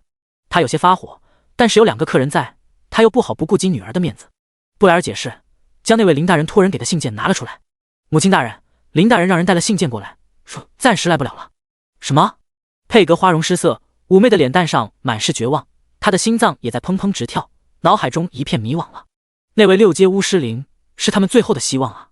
现在的埃德已经濒临垂死了，在为埃德购买魔法药时，基本上是将整个伯爵府几代所积累的财富都快花光了。若是埃德真的死了，这些财富都要打水漂。再者，由于布莱尔是女的，魔法帝国内有明确的规定，女的不能继承伯爵之位。所以，若是埃德死了，那么不仅钱没了，伯爵的爵位也会被收回。再加上以往埃德作为伯爵，在阿拉德城内拥有绝对的统治之时，也树立了不少的敌人。这些人虎视眈眈的都盯着这里呢。如果埃德一死，伯爵之位没了，他们就会露出可怕的獠牙，等待佩格和布莱尔的，那一定会是极为凄惨的下场。这也是为什么沈飞和老九进来的时候看不到任何下人的原因，都已经见形势不妙连夜跑了。万一埃德死了，他们说不定都会被埃德的仇人清算。见母亲如此，布莱尔连忙安慰母亲大人，虽然林大人没有来，但是我却意外地邀请到了这位花前辈。他是东方的修仙者，是一个真正的强者，有他在，说不定能救父亲大人。闻言，佩格看向沈飞，妩媚的美眸满是期待。求花前辈救救我丈夫埃德吧！他跪下行礼。没办法，如果埃德真的死了，那么他们的下场会是什么？可想而知。沈飞面无表情，冷淡道：“让我先看看他的伤势。”谢谢您。说着，佩格带着沈飞来到了床边。沈飞便看到了那躺在床上的枯瘦如柴的男人，他的脸色很不好，脸色苍白宛如白纸，而且嘴唇也干裂得快裂开。他的双眼无神无光，就好像一个死去已久的尸体般毫无生气。看着他的双眸，就仿佛看着一个活死人，没有一丝生命的迹象。但可以细心的看到，他的胸腔还在微弱的起起伏伏，虽然很细小，但却真实存在，证明着他还活着。翻开被子，可以看见他那干瘪的身体，他的身子干瘪的皮肤也好似一层包裹在身上的皮包骨一般。以现在沈飞4阶医药师的眼光来看，第一时间就是粗略的认为这是衰弱症。不过，什么衰弱症能让一个6阶的修士变成这样？几人大气不敢踹息，都是静悄悄地看着沈飞。将被子重新盖回去，沈飞看着美妇人佩格道：“他是什么时候变成这样的？”佩格回忆，然后说着：“3年前，他从帝都回来后不久，身体就开始发病了。”3年前吗？那就没问题了，直接时间修改吧。布莱尔弱生生地问：“花前辈，我父亲这病能救吗？”老九、佩格、布莱尔都看着沈飞，尤其是老九眼中更是好奇。虽然他知道沈飞一定能够救治这个伯爵，但是他也想知道这是什么手段。毕竟这位花无缺前辈能够将时间调教成4阶医药师、5阶炼丹师等，那一定是在这些领域更加的高深莫测。在玩家的心中，这位花无缺就代表着一个高等阶的医药师、炼丹师、阵法师、先知师。沈飞见状，自然点头：“小道儿。”随后，沈飞的右手成剑指，一抹淡淡的白光浮现在指尖上，剑指指向埃德的身体，旋即嘴中弹吐出4个字：“先天一气。”顿时，一抹白光涌入埃德的身体，同时，沈飞也立刻使用了时间修改作弊器。定，你修改了埃德的身体，埃德的身体10年，埃德的身体状况回到10年前。沈飞这一次之所以是修改10年，而不是3年，是有原因的。他不知道这家伙的身体为什么会变成这样，所以为了保险起见，沈飞直接将他的身体改到了10年前的状态。如此一来的话，应该就没有什么意外了。顿时，当白光涌入了埃德的身体后，他的身体就立刻发生了翻天覆地的变化。原本干瘪的身体在不断的发生变化，在众人惊骇的目光下，埃德的身体恢复到了10年前。他猛然间睁开了双眼，第一眼便看到了沈飞等人。他立刻坐了起来，看着身体，眼中有些不可置信。他本来以为自己已经要死了，可是没想到居然恢复了。虽然实力有所下降，但是问题不大，还活着。佩格和布莱尔见埃德身体复原，就立刻上前抱住了他。然后痛哭起来。魔法帝国帝都巫师府内，在一个低调奢华的宫殿内，一个穿着黑色长袍的男人正坐在太师椅上闭目休息。他是7阶的巫师艾伦。忽然他浑身颤抖，心底骤然间升起了一道悸动，随后喉咙一甜，喷出一口鲜血，鲜血落到桌子上，瞬间化成了气体。他猛地睁开眼睛，双眼中闪烁着惊恐，双手紧抓桌沿，指甲陷进了桌子之中。这是怎么回事？他喃喃自语道，口中的言语已经颤抖至极，声音里也透露着浓浓的不解与疑惑。我的衰老蛊虫被破解了，该死啊！为什么一点给我反应的时间都没有？这到底究竟是什么级别的强者？居然如此恐怖如斯！此人便是给埃德下衰老蛊虫的7阶巫师，但此刻却因为蛊虫死了，身体受到了一点反噬。不过幸好的是，他可以利用蛊虫生前的记忆，看看究竟是什么人这么强大。随后他口中开始吟唱魔法，地面上出现了一个魔法阵，随着时间的推移，魔法阵和吟唱完成。瞬间，一抹紫色的光从地上的魔法阵中传出，在空中变成了一面镜子。随后那镜子上便出现了那衰老蛊虫的视角。画面中，一个帅得一塌糊涂、不输于塔读各位书友的俊俏少年正微微地看向埃德。他看着沈飞的面容，诧异万分。东方人。他继续看着，旋即画面中沈飞说了几句话后，便只听一声先天一气，随后一抹白光闪过，瞬息之间画面破碎，衰老蛊虫瞬间暴毙，直接消散。就这么简单。他有些懵逼了，良久才咬牙吐出一句话：8阶来自东方的修仙者。埃德怎么会和如此强大的存在有所联系？阿拉德伯爵府内，旁边的老九此时已经目瞪口呆，不停地揉着眼睛。这也太神奇了吧，这也太厉害了吧，一个快老死的人，现在居然被轻轻一点直接恢复了，而且是直接恢复，连带着修为都回来了。因为此时的埃德身体上正散出了那6阶的气势，真是恐怖如斯，真不愧是紫云圣地的长老，真不愧是连永恒女帝都要亲自接见的恐怖存在。难怪啊，难怪时间能够在这么快的达到如此高的成就，原来有着这么厉害的 NPC 帮助，花无缺 YYDS。 这时候的老九心中已经下定了一个决心，一定要跪舔沈飞，一定要抱住沈飞的大腿。时间，你可以做到，我也可以。老九的眼中燃起了昂昂斗志。这时候埃德连忙带着女儿和老婆跪在地上，毫无任何的贵族之傲气。他们看着沈飞连忙道谢，多谢前辈出手相助。沈飞轻轻冷哼一声。旁边的老九见任务已经完成了一半，还有一半的任务没有完成，于是立刻问道：埃德伯爵，我有点好奇，您是一个6阶的强者，怎么会变成刚刚那种样子？不仅是老九这样好奇，就连旁边的女儿布莱尔也是如此。他的父亲可是一个6阶强者呀，相当于是化神境修士，实力自然是在整个魔法帝国都是能够排上名的。除了那几个7阶以外，埃德伯爵还是能够排上名号的。这样的强者居然会变成这种凄惨的样子，那么其中说没有阴谋，谁会信啊？见布莱尔和佩格都看着他，他便将3年前发生的事情说出。3年前，我作为云里行省省会阿拉德城的领主，受到了魔法大帝的邀请，前往魔法帝都开会。会议的主要内容其实就是魔法大帝想要削爵。一个庞大的魔法帝国，有着数万领主，掌控着数万座城市，这已经让魔法大帝十分的不舒服了。于是在那次大会上，主要的一个内容就是削爵。而我在那次的会议中得罪了一位元老院的7阶巫师长老，等我回来之后就感受到了身体的变化，但是这个时候已经晚了，身体不断的衰弱，最后直至只能躺在床上彻底瘫痪。若不是佩格每天喂魔法药给我，我恐怕就已经死了。听完，沈飞和老九的耳中顿时就出现了一道系统的声音：任务完成，只不过获得的奖励不一样。沈飞获得的是道心重魔的碎片，道心重魔碎片 X1， 而老九获得的是高昂的经验，经验 X700万。老九此时直接升了1级，达到了元婴境9层。他心中顿时狂喜。原本他要得到700万的经验，至少要做很多的任务，但是跟着沈飞的光，居然直接一个任务就得到了，而且还没有任何的危险，甚至连付出都没有，只用吹牛逼就行了。哪怕来条狗都能直接到化神境吧。他看着沈飞，目光炽热，他再次下定决心，准备当沈飞的狗，只要能升级，让他做什么都可以。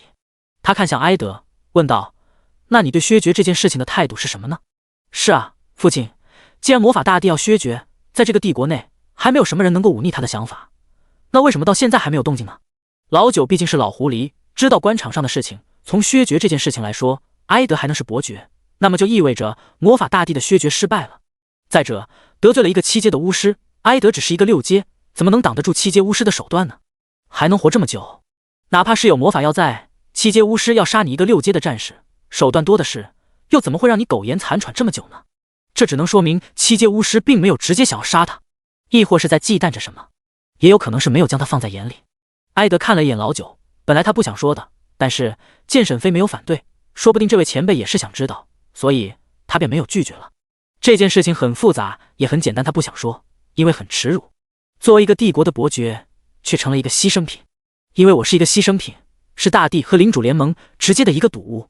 大帝想要削爵，领主们自然不会同意，所以联合起来与大帝博弈。最终，我因为得罪一个元老院的巫师，被领主联盟的推出来做代表，由我为代表与大帝博弈。而这个赌局，我意外的赢了，然后就得罪了大帝，于是便让元老院的长老给我布下了什么手段，想让我痛苦后悔。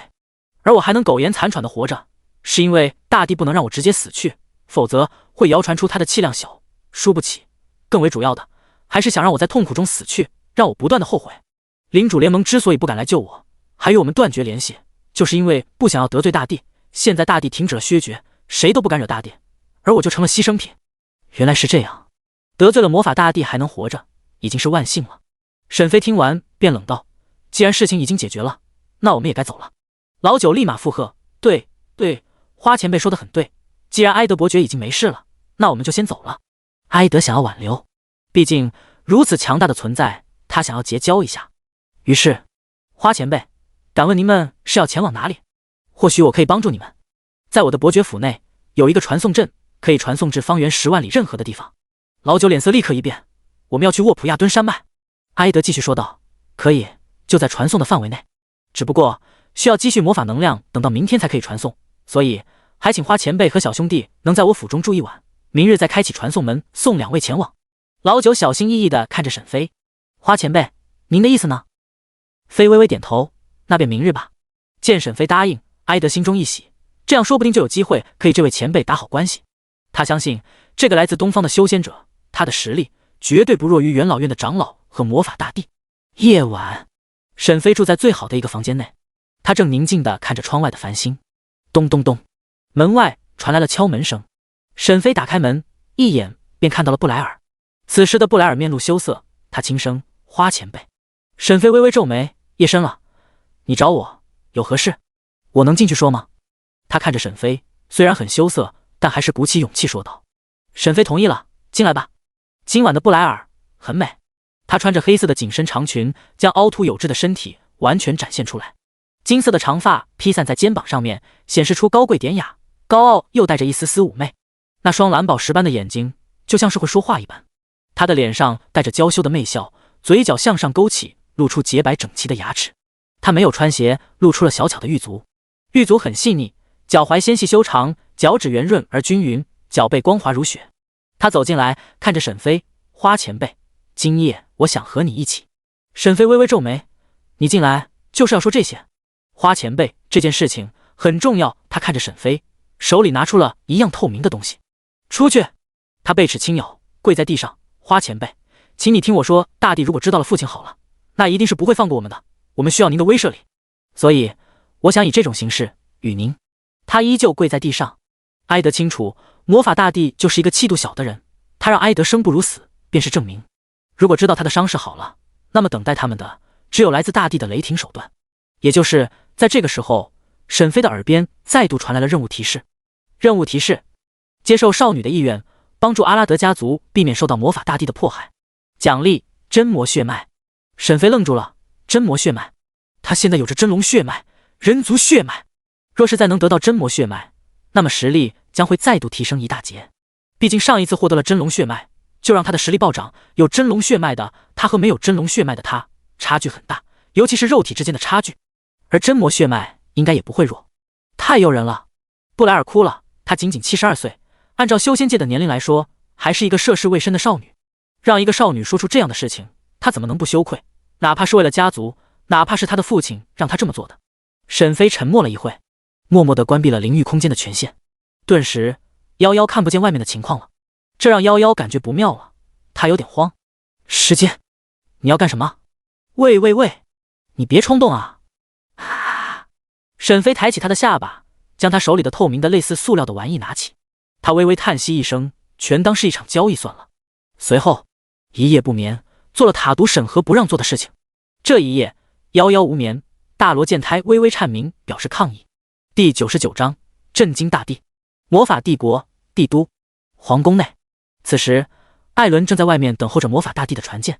哪怕是作为元老院内的七阶巫师，要见着魔法帝国的大帝，也是要按照规矩来。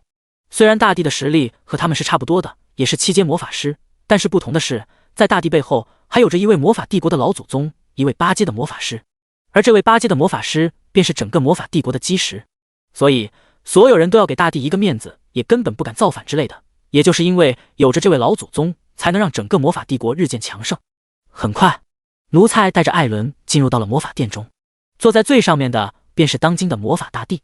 他此时正在批阅奏折，即便是7阶巫师艾伦来了，他也没有正眼瞧上一眼，只是看着奏折，冷冷说道：“你来见本帝何事？”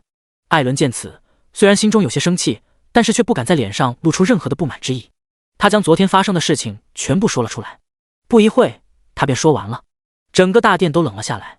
大帝听完，眼睛微微一眯，此时正注视着他，随后冷道：“埃德复原了，来自东方的修仙者，比你的实力还要强，疑似8阶强者。”他有些不相信，若是埃德真的认识那所谓的8阶修仙者的话，那他又怎么会3年以来过得如此凄惨？一个6阶战士只能躺在床上不能动弹，当了3年的植物人，这是多么痛苦啊！艾伦连忙道：“此事千真万确啊！”见此，魔法大帝有些迟疑了。艾伦这个人虽然喜欢拍马屁，但是在这种事情上应该是不会开玩笑的。忽然，魔法大帝想到了一件事情，那便是埃德的女儿布莱尔60年前去过东域。难道说那是布莱尔在东域邀请到的？可是一个小姑娘怎么可能可以让一个8阶的强者来这里？按照东方的境界换算，就是合体境的大能。要知道，就是永恒女帝也才是合体境的大能啊。那也就说，布莱尔相当于是邀请到了永恒女帝这种级别的存在来救他的父亲，这根本不太现实。但无论怎么样，他还是决定先查清楚，先将事情搞清楚再说。不然的话，万一真的是8阶强者，然后自己得罪了的话，那么等待魔法帝国的就是一场恶战了。所以还是得先确认一番再说。既然如此，那就开启魔法圣境，我倒要看看那位所谓的8阶强者究竟如何。说着，魔法大帝的手一翻，手中便出现了一个巨大的镜子。旋即，他口中吟唱咒语，魔法圣境闪过一抹金光，折射到了前方1米处，形成了一个长2米、宽1米的光镜子。一夜之后，真魔血脉加1。得到真魔血脉之后，沈飞的第一感觉就是变强了。现在的他绝对要比之前的他强至少1倍。本来他的够强大了，可以越阶挑战，如今便是更加强大，甚至以现在化神境1层的实力都能够与半步炼虚境一战了。这提升简直是匪夷所思。经过昨晚的不眠夜，沈飞也发现了一点端倪。这真魔血脉是和布莱尔做完后便直接拥有的，而不是在任务完成之后才得到的。这说明布莱尔一家可能并不是普通人那么简单。他看着床上已经累趴下来的布莱尔，他身上没有穿衣服，全身光溜溜的，但是现在却没有丝毫的羞涩之色，反而是一脸享受的神情。他的脸上还挂着几滴晶莹的汗珠，在布莱尔的娇躯上有着沈飞所留下来的痕迹，那些痕迹都清晰地印刻在了那雪白细腻的肌肤上。在空中的大罗剑胎不停地颤鸣，发出一抹白光。沈飞看了他一眼，安静。听到沈飞的话，大罗剑胎便恢复了平静。下床，沈飞便看到了今早扔在地上的透明某某，上面还沾有着一些猩红的血迹。沈飞吐出一口火焰，直接将这给烧毁，随后走了出去。外面，此时天刚亮了。忽然，外面一阵金光闪烁，一道金色的镜子出现在了沈飞的前方。赫然间，镜子上出现了一个穿着星空锦袍的中年男人，他威严无比，眸子中满是霸气。你就是帮助埃德复原的人？镜子内的魔法大帝冷眼看着沈飞，道。沈飞只是微微点头。这时候，沈飞也猜测出来一点，眼前这个不凡的人或许就是魔法大帝。这里发生的事情很快就被埃德和老九等人感知到了，于是都来到了这里，看到了那镜子内的魔法大帝。埃德参见大帝。埃德虽然很不爽，但是作为臣子，没办法，还是得给魔法大帝面子才行。起来吧，埃德，你的病看样子是好了，是这他治疗的你。魔法大帝看着埃德，脑海中就想到了之前的事情，若不是这个人，他早就削爵成功了。但即便是不爽，在有人的时候，他还是要忍着，这样才能显现出他作为魔法大帝的气度。埃德点头回复道：“正是这位前辈治疗的我。”魔法大帝再次看向沈飞，看来你和埃德的关系不错呀。这个时候，魔法大帝使用了探知魔法，想要看清楚沈飞身上的信息，但接下来的一幕却让他大为失色，因为探知魔法居然对此人不起作用，什么信息都探查不出来。如果这样的话，那就只能证明这人的实力比他还要强。要知道，探知魔法只要是修为比他低的，都能够知道一些基本的信息。这时候，魔法大帝看着沈飞，终于是将他看作了一个神秘的强者了。但他还是放不下作为魔法大帝的傲气，毕竟他家老祖宗也是8阶强者。沈飞看向魔法大帝，冷道：“大帝找我有事情吗？”魔法大帝哈哈一笑：“你帮助埃德身体复原，让我又多了一个左膀右臂，真是大恩啊！这样1个月后你来帝都，我那时候正好有时间。”这个时候，老九有些纠结，他已经准备当沈飞的狗腿子。现在这魔法大帝根本没把花前辈放在眼里，这正是表现的机会。但是这样势必会惹到魔法大帝。老九大脑疯狂地想着，1秒后就决定了，管他妈的魔法大帝，他是个够吧。于是他站出来，对着魔法大帝冷哼一声：“你算什么东西？就是永恒女帝见到花前辈都要称之为道友，你一口一个你，我看你是根本没把花前辈放在眼里。我看你是不知道花前辈的身份吧？老子告诉你，花前辈乃是紫云圣地的长老，就是当今永恒女帝见到前辈也要亲自迎接。你不会以为你比永恒女帝还大牌吧？”第100章亡灵之墓。老九说完之后，在场听的人皆是震惊至极。埃德听完，心中更是欢喜。现在他女儿和这位前辈发生了关系，以后总归是有一个关系纽带在，就是眼前的魔法大帝要对他们阿拉德家族动手，都要考虑考虑能不能承受得住这位花前辈的怒火。而且这位花前辈还不是散修，背景更是通天。紫云圣地相当于什么？西域中能比得上东方紫云圣地的，绝对不超过3两之数，其中就包括着让人闻风丧胆的咒杀神殿。但要是魔法帝国和咒杀神殿相比，那肯定是无法相比的，毕竟咒杀神殿和紫云圣地是一个级别的。没想到啊，这位花前辈居然如此厉害，背景如此强大，看来他女儿布莱尔也算是遇到了一个良归了。相较于埃德，魔法大帝面色虽然依旧是冷漠，但是心中震撼程度不比埃德少，甚至比埃德还多得多。开玩笑，永恒圣地啊，那不是跟你开玩笑的。这种级别的势力，一旦你真的招惹到了，那是会跨域大战的。别看相隔10几亿里，真要是想打，凭借着紫云圣地的底蕴，分分钟就能派出几10个长老来到西域。毕竟东西两域连接的阵法有太多了，圣地绝对有掌握不少。再者，先不说势力，就单凭被永恒女帝亲自接见，称之为道友，就足以证明眼前此人绝对不弱于那位永恒女帝。他多么希望眼前的这个人是在说谎，但很可惜，他的真理之眼告诉他，这个人没有说谎，他说的一切都是真的。这个花前辈真的那么恐怖？于是他收起来了作为魔法大帝的傲气。这位小友说的是我唐突了，那么我再一次的邀请花道友，请花道友前来帝都一叙，届时我自当亲自迎接道友。沈飞却是摇摇头，此事便算了，我还有事情要做，下次我定当前来拜访。听到沈飞这样说，魔法大帝也不好强求，而且他的心中也有点庆幸，毕竟这么一个强者来到了帝都，他的心里面也不会安稳。而且谁知道这么一个紫云圣地的长老来这里要做什么？谁会闲着没事干跑那么远来这里？那一定是有事情。所以魔法大帝并不想趟这个浑水。随后他呵呵一笑，既然花道友已经决定好了，那我也不强求了。埃德呀，你可以好生的招待好花前辈啊。如果你要是怠慢了花前辈，那么别怪我对你不客气，明白吗？埃德连忙点头，臣明白。魔法大帝假惺惺的点点头，嘴角露出假笑。既然如此，我便离去了。说着，在远在几10万里处的帝都内的城堡中，魔法大帝将魔力收回，顿时魔法圣镜回到大帝的手中，同时远在几10万里处那一个镜子顿时消失。见魔法大帝消失后，埃德终于是放松了。沈飞看向他道：“看这样子，魔法大帝也不会轻易的对你们出手了。走吧，准备前往沃普亚敦山脉。”好的，花前辈，还有这位小友，快快有请。埃德带着沈飞等人朝着魔法阵儿去。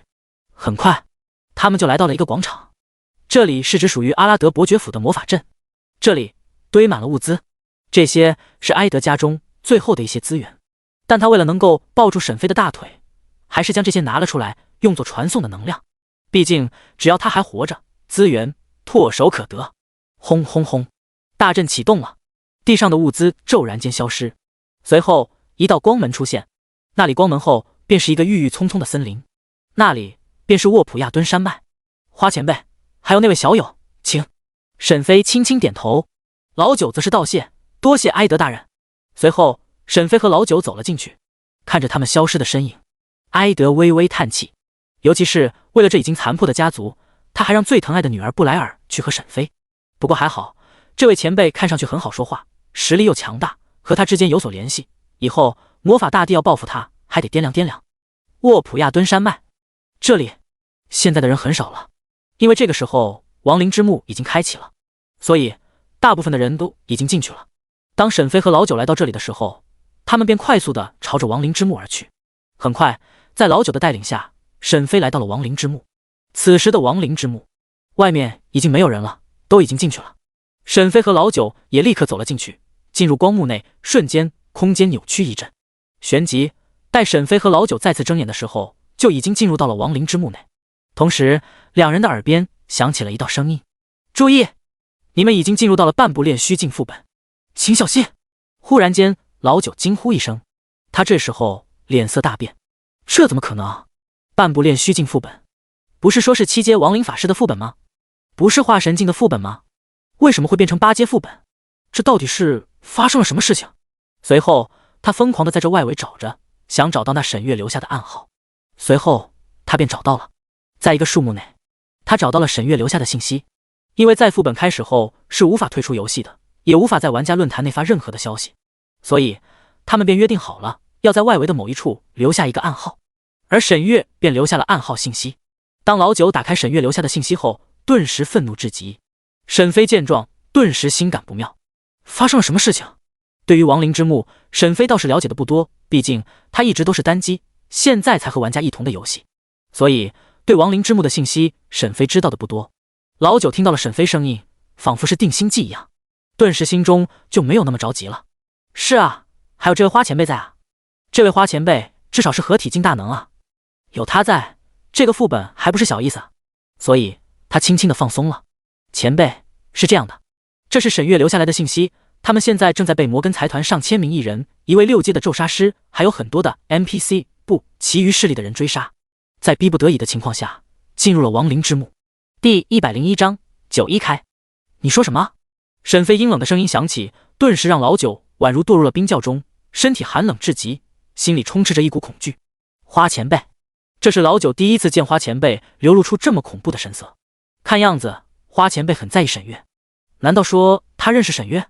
沈飞冷哼一声，眸子冰冷，随后朝着前面那唯一的道路而去。老九见状连忙跟上。开玩笑啊，这么危险的地方，要是不跟着沈飞，那是要死啊。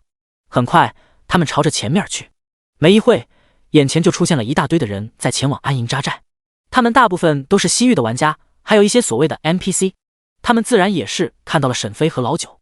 忽然有几个玩家认出了沈飞，毕竟沈飞这花无缺的 NPC 的大名在玩家论坛内是非常的火，所以很多的人都是知道花无缺长什么样子。天哪，那不是花无缺吗？谢特，还真的是花无缺。哎，他旁边的那个人是谁？看样子好像是一个玩家，难道他就是时间？时间？好像有可能啊。看来传闻是真的，真的是花无缺带着时间来刷副本。我操，这样也好啊，毕竟我们现在就是在亡灵之墓内，跟着整个花无缺，我们一定能够通关这个副本的，就算是得不到什么好东西，但也能得到不菲的经验啊。有道理啊，这次我们跟着花无缺这个 NPC 时间吃肉，我们喝汤就行了。玩家的声音络绎不绝，但另一边的摩根财团的玩家却是面露冷色，眼中满是凝重。他们认识那花无缺旁边的玩家，那是第9特区的第9战神，东域华夏特区的9大掌控者之一。没想到这样一个大人物竟然还跟花无缺有关系，而且最重要的是，他们现在正在这里堵着，不让沈月从这里出去，让他只能一直朝着里面而去。可是现在华夏特区的第9战神来了，还带着花无缺，这尼玛看样子是不能再追杀沈月了，不然在副本开启的这10天时间内，他们恐怕都撑不到第10天副本出口开启的时候，就会死在这里面了。副本一旦开启，要么通关出去，要么就要等到第10天后开启的出口出去。当时大妖之墓在里面遇到了危险，就是坚持了10天之后，便开启了一个大门，可以出去。但当时沈月和云悠悠为了掩护众人，最终被拖住了。出口消失后，他们便困在了里面。很快，他们来到了这群人的前方。老九一眼便认出了那些摩根财团的玩家，他们的身上穿着的都是摩根财团的定制魔法长袍。花前辈，他们便是追杀沈月的一群人。老九指着摩根财团的玩家，嘴角露出一抹冷笑。沈飞的眼神顺着老九的指尖看去，便看到了那些已经颤颤发抖的摩根财团的玩家。花前辈，误会啊！就是啊，我们怎么敢追杀沈月女神的呀？误会啊！你身为第9特区的第9战神，怎么能够这样的诬陷我们呢？他们还在狡辩，毕竟他们都不想死。这个时候，一看沈飞和这个老九就是来者不善，若是不狡辩的话，那可就完蛋了。但沈飞可不听，在沈飞的意志下，身后一抹白色的玉剑陡然出现，正是大罗剑胎。沈飞还未说话，大罗剑胎就明白了沈飞想做什么，于是剑身微微一出，顿时方圆万里，所有人的心中出现了一抹莫名的悸动感。他们惊恐地看着天空，眼前天空似乎在不断的下降，带来了无边的压迫。那最直观的就是天要塌了。众人心中惊骇，心中恐惧，他们惊恐地看着天空，他们不知道天空怎么会突然间崩塌。这股天威之下，他们只能没有任何的抵抗之力，只能被迫匍匐于地面上，惊恐害怕地看着天空。这仅仅是大罗剑胎出鞘了一点，若是全部出来了，那才是真正的青天之势。旁边的老九也感受到了这股青天之势，但是有着沈飞的庇佑，他倒是没什么大事情。他看着前往数千号人全部匍匐跪在地上，顿时口中不断的咽口水。真不愧是花前辈啊，这尼玛强啊！沈飞缓缓走上前，这周围只剩下了沈飞的脚步之声。片刻后，沈飞来到了摩根财团玩家这里，冷淡的声音在众人的耳边盘旋。沈月呢？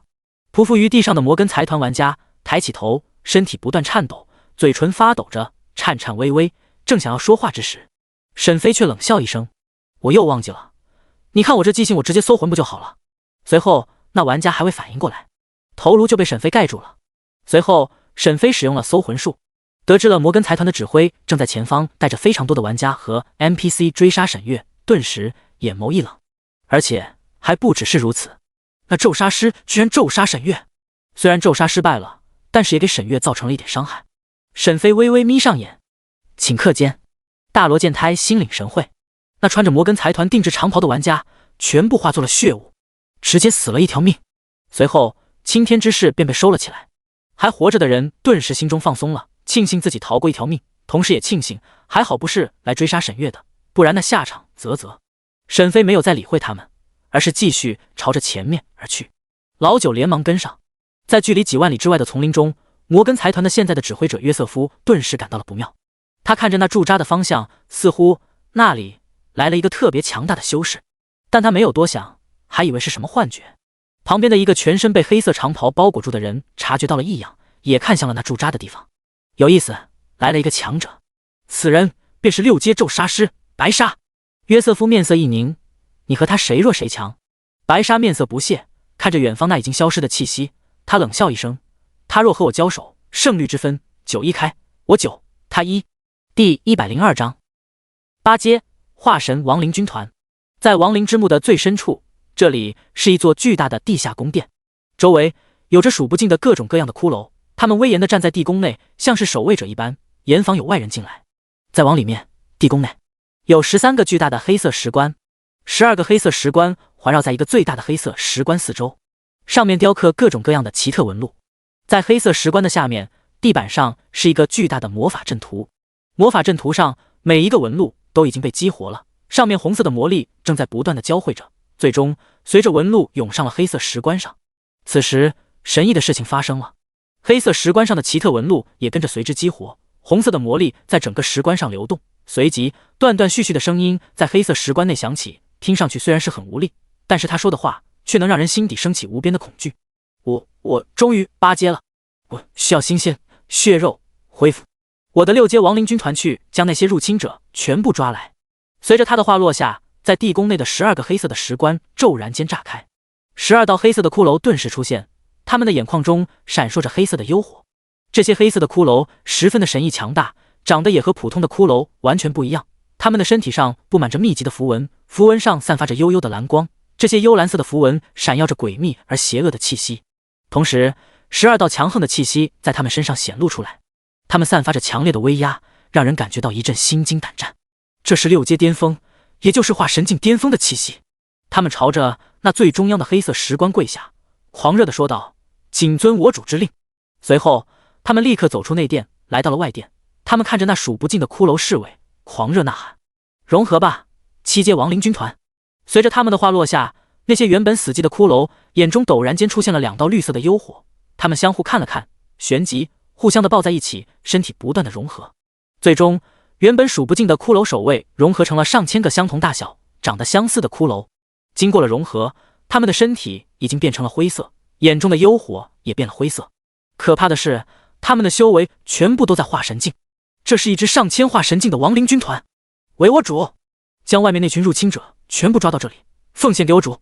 下方的上千个6阶的骷髅顿时怒喊着：“为了主！”随后，地面上一个大阵陡然间出现，将他们全部传送到了亡灵之墓的各个地方。此时，白沙和约瑟夫正带着玩家追杀沈月，他们已经来到了一片森林之处。只不过，当沈月和云悠悠进入到了这里面后，他们的气息似乎就完全的消散了，根本找不到他们的踪迹了。这让约瑟夫十分的烦躁。白沙大人，你还有办法咒杀沈月吗？没办法的他只好问向白沙，毕竟现在能对付沈月的只有这个6阶9星的白沙，而且咒杀师的手段非常多，说不定这家伙就有办法。白沙丝毫没有给约瑟夫面子，直接冷眼嘲讽：“你以为咒杀师随便就能咒杀一个人吗？没有目标的信息、物品等东西，就是最顶级的咒杀师都没有办法咒杀成功。现在之所以会变成这样，都是因为你们这群废物。如果你们能够得到沈月的一根头发，他早就已经死了，我们也不至于会这么狼狈。”约瑟夫嘴角一抽：“尼玛，你以为沈月的头发那么好拿？”忽然，一道道恐怖的身影出现在了四周。约瑟夫、白沙还有那群玩家瞬间脸色变了，因为在他们的四周有着10来个灰色骷髅，而且实力非常的恐怖，全部都在6阶左右。6阶？什么概念？也就是说，这些骷髅都是化神境的。这时候，约瑟夫想到了之前刚刚进入亡灵之墓的时候，那时候游戏系统提示这里是8阶副本，但当时的沈月已经被咒杀，受了一点伤，于是他们就没有理会这个，直接进来追杀他。现在约瑟夫终于是知道了这有多么的恐怖，10来个6阶的骷髅，他们怎么打？这里就只有一个6阶咒杀师白沙，而他则是5阶巅峰，其余的玩家大部分都是4阶、5阶左右。还未等他们反应过来，那些骷髅便直接出手，速度之快，就连白沙都有些看不清。随即，在一场大战爆发。10分钟后，白沙和约瑟夫被打成了猪头，身上到处都是血迹。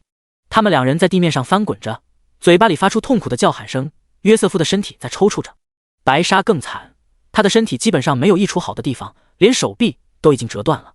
他已经疼得快失去知觉了，他从来都没有感觉到死亡距离自己如此之近，这种恐惧的情绪让他浑身颤抖。他后悔了，他后悔为什么要来这里帮助这黑色城堡追杀沈月。现在沈月没杀到，自己却要死在这里了。周围地面上玩家们倒地不起，那些骷髅见状将他们全部送去了地宫中。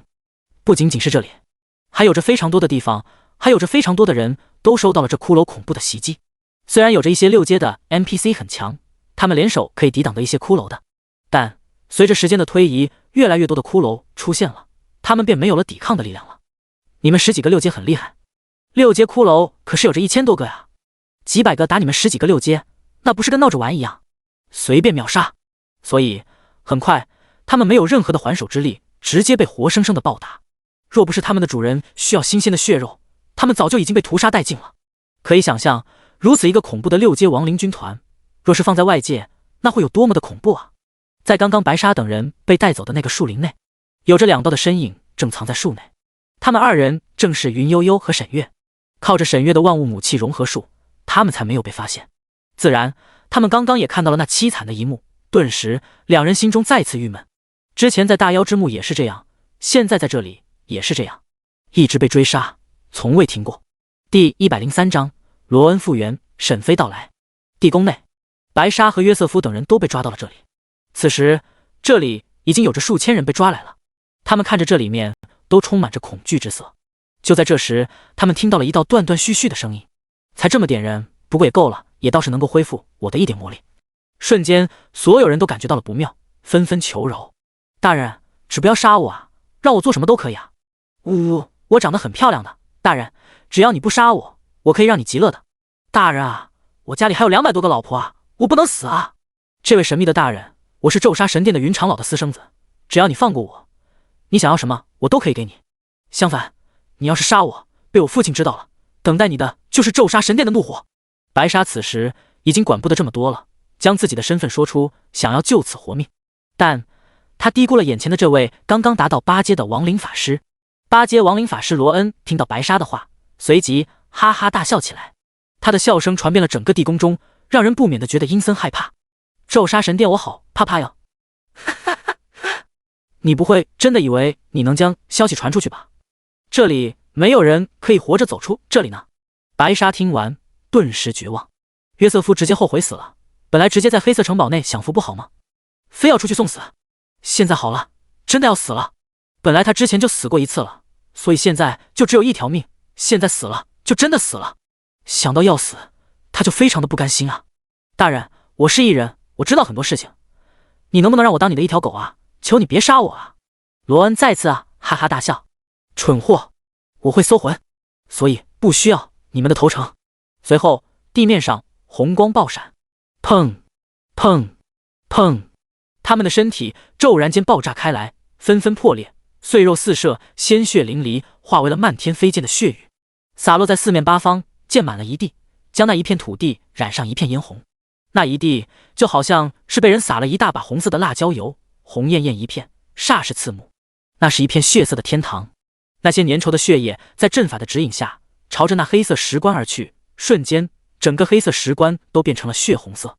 同时，一道恐怖的气息正在里面苏醒，周围的空中的魔力也朝着它涌来。魔力便是西域中特有的一种物质，与灵气有些相似。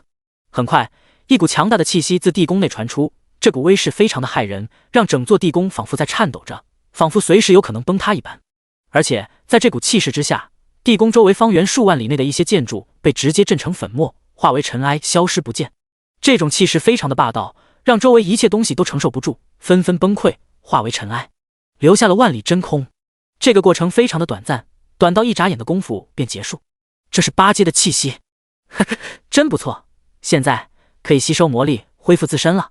这时候，天地间的魔力朝着他涌来，疯狂的被他吸收着，而且他身上的气息变得更加恐怖了。这股可怕的气息笼罩在整个亡灵之墓内，让人感到无比的绝望。同时，在这股气息之下，没有人可以隐藏自身。于是，沈月的万物母气融合术就这样被强大的修为破解了。两人的身影显露出来，便开始了被无数骷髅追杀。在一个平原处，这里还有着非常多的灰色骷髅，正包围着非常多的 NPC。这些 NPC 是进来想要寻得机缘的，却没想到最终遇到了这种恐怖的怪物。其中，沈月和云悠悠因为没办法隐藏自身，所以也被逼过来了。而在上空中，也出现了12道黑色的骷髅，他们漂浮在空中，淡漠地看着下面的沈月等人。为主奉献你们的身体，是你们的荣幸。信奉我主，得以长生。云悠悠听完，呸了一声，长生？就凭他也配？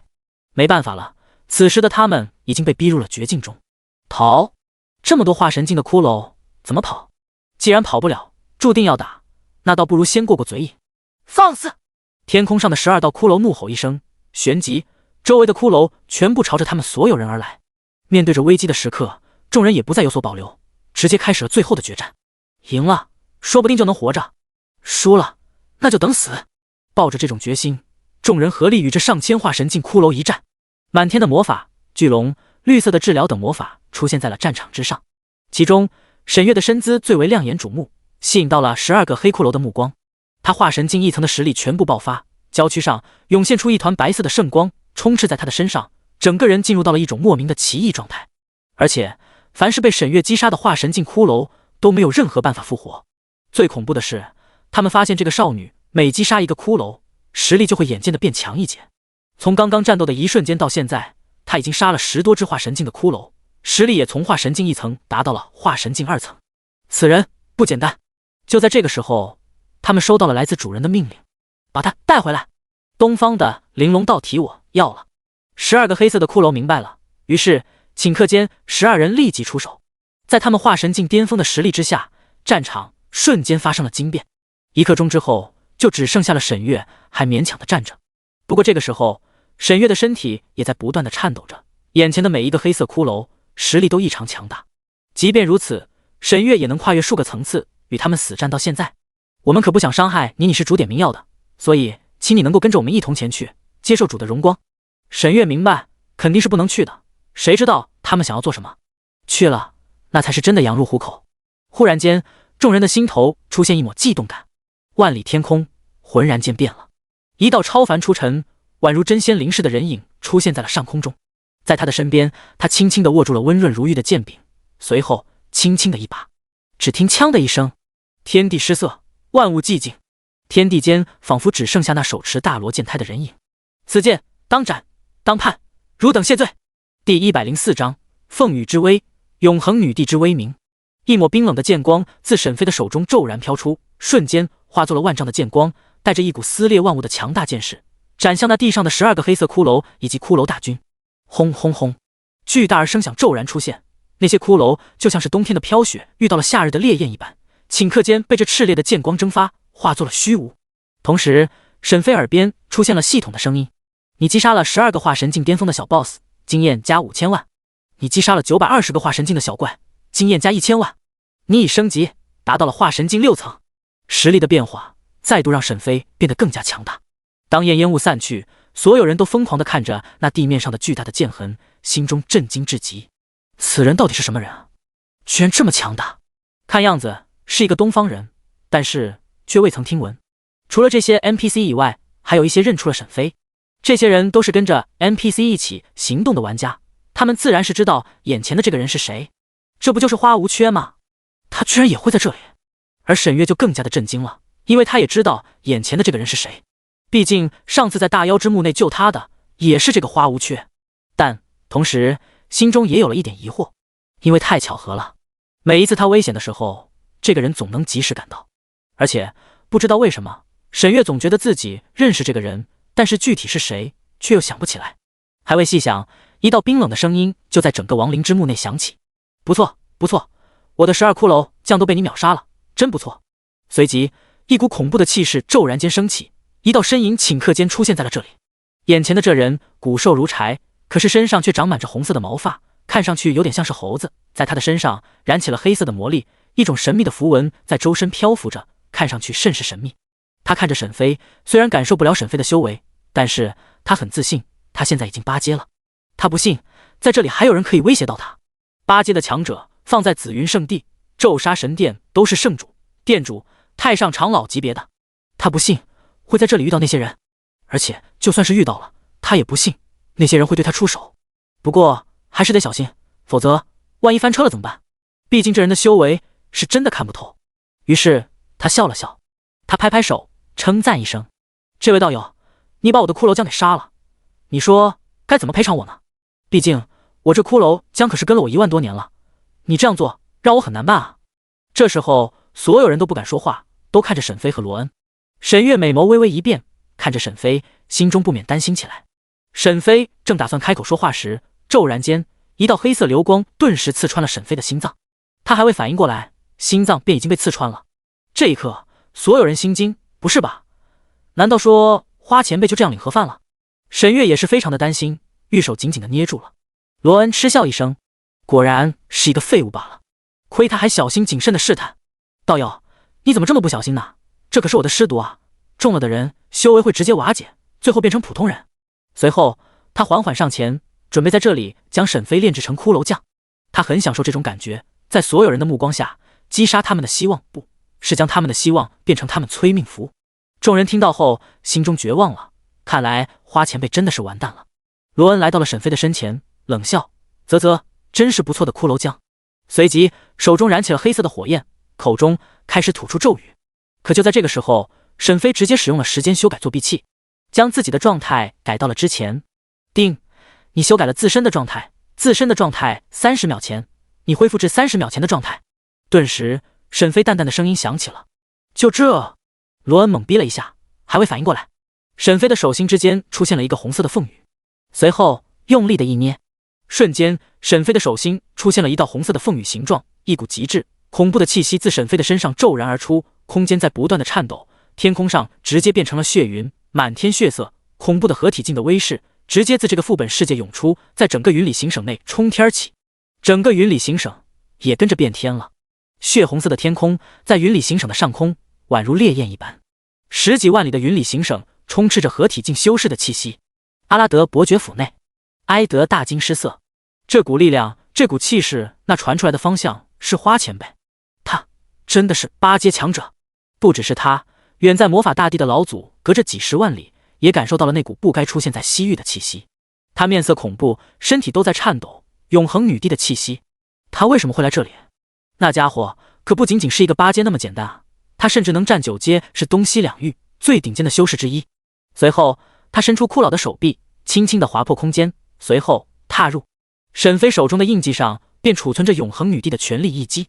下一秒，他弹指间射出一道红芒，没有任何的花里胡哨，但却令罗恩无法躲避，直接击穿了罗恩的身体。随后他的身体上燃起了红色的业火，最终消散在了天地间。而沈飞手中的凤羽也变得暗淡下来，失去了作用。这时候所有人激动了，纷纷露出喜色。赢了，这种级别的战斗就这么快结束了？废话，高手过招就在1、2招之间，1、2招不是你死就是我活。不会吧，亏我还以为会打得天崩地裂。哼，那是表演战斗，魔法是什么？是杀人技，能够一招杀人，为什么要打个天崩地裂？那不是跟表演一样吗？再说了，真的斗法的话，我们还能活着吗？有道理，有道理。但沈飞没有放松下来，因为系统没有提示说击杀了罗恩。随后沈飞冷笑一声，不错不错，能够承受我的一招还耐活着，真不错。同时沈飞立即修改了凤羽。定，你修改了凤羽的状态，凤羽状态1分钟恢复至1分钟前的状态。瞬间沈飞的手心上那凤羽恢复至了之前的状态，可以再度使用出永恒女帝的全力一击。众人听完有些懵逼，难道说那家伙还没死？沈月微微眯着眼睛，顿时他看着这个副本，似乎猜出了什么，随即脸色大变，正想要和沈飞说的时候，罗恩的声音再次出现：你很厉害，能让我不得不与这个小世界融为一体。虽然你是合体境修士，但是你也不能够毁灭这个小世界。小世界不灭，我不死！哈哈哈！沈飞听完只是冷笑，旋即他抬起右手，赫然间一道任意门出现了。这个时候老九终于气喘吁吁地赶来了这里，正好见到了沈月等人。沈飞冷道：进入那门中，然后待在那洞府内，若是谁敢乱动，后果自负。随后所有人便进入到了任意门中，来到了子府剑宗的后山洞口中，也看到了在子府剑宗打坐的时间。他们走后，沈飞冷笑：你真的太小看他了，8阶不止8阶，近乎大成，还不能毁灭这个一个弱8阶副本小世界。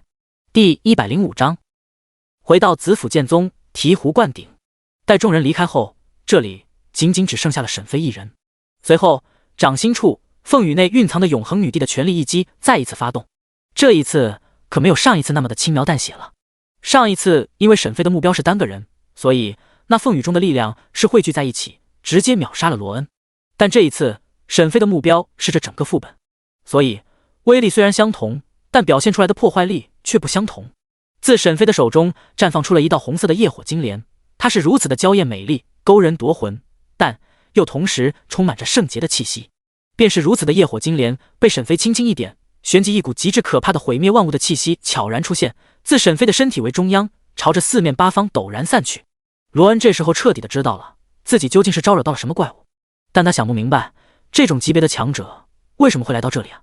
还未等他多想，他便觉得这寄托着最后希望的副本小世界要陡然炸开了，而沈飞便立即的进入到了灵域空间内躲避。轰！巨大的爆炸声响起，在一瞬间，整个世界仿佛失去了颜色，变成了一片白茫茫的世界。而此时的天空中，只有着业火金莲化作的无数颗火球在飞舞，那些火球如同流星一般划过天际，给这个副本小世界带来了极致的毁灭爆炸的艺术。轰轰，轰隆隆，一道道的震耳欲聋的声音从远方传来，轰轰轰，轰轰，无数的爆炸声不断的响起，空间裂缝在四面八方纵横交错，无数道裂痕遍布整片天地，空间乱流疯狂的肆虐着一切，仿佛末日降临了一般。这一刻，罗恩感到了惶恐，他的灵魂正在不断的湮灭，他知道这个副本世界完蛋了，他也没办法可以活着了。最终，在意识消散的前一刻，他仰天长啸一声：“我不甘心啊！”旋即，意识消散，跟着这个副本化为了虚无。灵域空间内，夭夭正嘟着小嘴，竖起眉毛，脸上泛起了2个生气的小酒窝。他正气鼓鼓地看着沈飞，一想到之前沈飞做的那种事情，他就很生气。虽然没能亲眼看到那过程，但他知道沈飞一定很配，是一定做了。果然是衣冠禽兽，上次还冠冕堂皇地说着自己不是一个色狼，结果呢，这才见不了几天啊，就死时间，臭时间，遇到这种的就把持不住了。他眼神不自觉地偷偷瞟着沈飞，嘟着嘴冷哼一声：“你怎么进来了？怎么，那个布莱尔小姐满足不了你，你想来？”打住！夭夭，别误会，我只是进来躲避一下的。沈飞打断了夭夭的脑补。呵呵，两人沉默了一下。夭夭坐在床边，忍不住有些好奇，问道：“那种好玩吗？活了快1万年了，他还没试过，也只在小说中看过那些，所以他一直都是保持着怀疑的态度。说到底，他还是很好奇的。”沈飞愣了一下，他没想到他会问出这种问题。沈飞想到了那天发生的事情，便脱口而出。夭夭低下头，脸色发红，心中暗自懊恼：我怎么问了这种问题啊？他该不会误会我什么吧？他抿了抿嘴，想说什么，但是又忍住了。夭夭只好坐在床边，摇摆着悬空的玉腿，一副不知该如何是好的神态，一脸无辜的表情。两人再次沉默良久。沈飞率先打破了这种尴尬的瞬间，在他的耳边出现了系统的提示音：“恭喜你通关了若八阶副本亡灵之墓，你通关了若八阶副本，掉落了9阶特殊道具封神榜，你已击杀若八阶 BOSS 罗恩，获得了经验 X 9000万，你获得了1亿经验，达到了化神境8层。昵称时间，天赋 SSS 级大道天赋，血脉人族真魔真龙，寿命360年，势力紫府剑宗炼丹阁阁主紫云圣地长老，修为化神境8层23782323000，头衔5阶炼丹师，4阶仙职师，4阶医药师，4阶阵法师。功法太上玉清道圆满，只能修炼1个功法。仙术隐藏术圆满，法术缩地成尺圆满，天雷术圆满，九神咒圆满，画地为牢圆满，定身术圆满，神魂出窍圆满，居神术幻灵术圆满，神火分身圆满，仙风云体术圆满，探查术圆满。秘籍法宝武器锋利的长剑封印灵玉残缺版，紫薇灵剑残缺版，大罗剑胎碎片道心重魔碎片 X4， 封印灵玉碎片 X2。 任务主线任务域外邪族进行中，特殊任务带回沈月进行中。风魔一族好感度 MAX， 矮人族好感度 MAX， 域外邪族仇恨值10100。特殊道具2阶地图，4阶任意门，9阶封神榜。封神榜等阶9阶特殊道具介绍：可以摄封永生世界内的山川河流的归属正神，受尽香火之气，封神榜不灭，则正神不灭。当前可摄封数1，巨献次数1。沈飞见状顿时兴奋了，这东西太逆天了吧！可以摄封永生世界的正神，而且这还是9阶的特殊道具啊！也就是说，它可以具现大罗剑胎在现实世界了。有了大罗剑胎，基本上在现实世界无敌了。没想到这一次的奖励居然如此的丰厚，等级不仅是提高了，还得到了一个9阶特殊道具。忽然，沈飞再一次听到系统的声音：全服通告，恭喜玩家时间首次通过合体进入8阶副本，特此全服通告。全服通告，恭喜玩家时间首次通过合体进入8阶副本，特此全服通告。全服通告，恭喜玩家时间首次通过合体进入8阶副本，特此全服通告。沈飞顿时意识到不妙了，他的时间分身还在紫府剑宗呢，这该怎么解释？忽然沈飞想到了，于是立刻闭上了眼睛，将精神汇聚到分身上。紫府剑宗炼丹阁后山洞府内，这里有着几十号人，还好的是这里非常的大，都不是很急。然而老九看到了一个熟悉的面孔，顿时脸色惊变。时间，你不是在西域吗？怎么会在这里？听到老九的话，还活着的几个玩家顿时将目光看去。沈月和云悠悠也是如此，尤其是沈月，她一直都想知道那个天赋机缘比她还强大的时间究竟是长什么模样的。紧接着，他们的耳边出现了一道系统的声音，是全服通告。旋即，众人跟看着鬼一样看着时间。你明明在这里，为什么会通关亡灵之墓？这个时候，沈飞已经接管了时间分身，他睁开眼，冷道：难道你们看不出来吗？我只是一道分身。老九睁大了双眼，仔细的打量，看着不像啊，怎么可能会是分身？沈月也是微微的皱眉，看着眼前的这个叫做时间的玩家。这时候，他终于是见到了时间。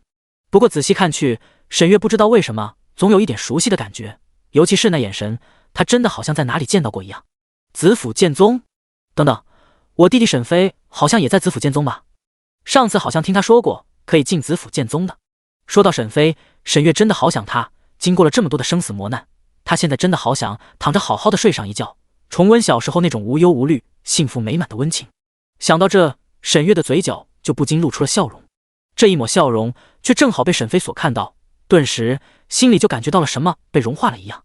随后沈飞说道：你们可以出去走走，看看东域的子府剑宗，当然仅限于炼丹阁附近，这里也有不少的东方玩家，你们可以放松放松，待会我的本体就会过来带着你们离开这里。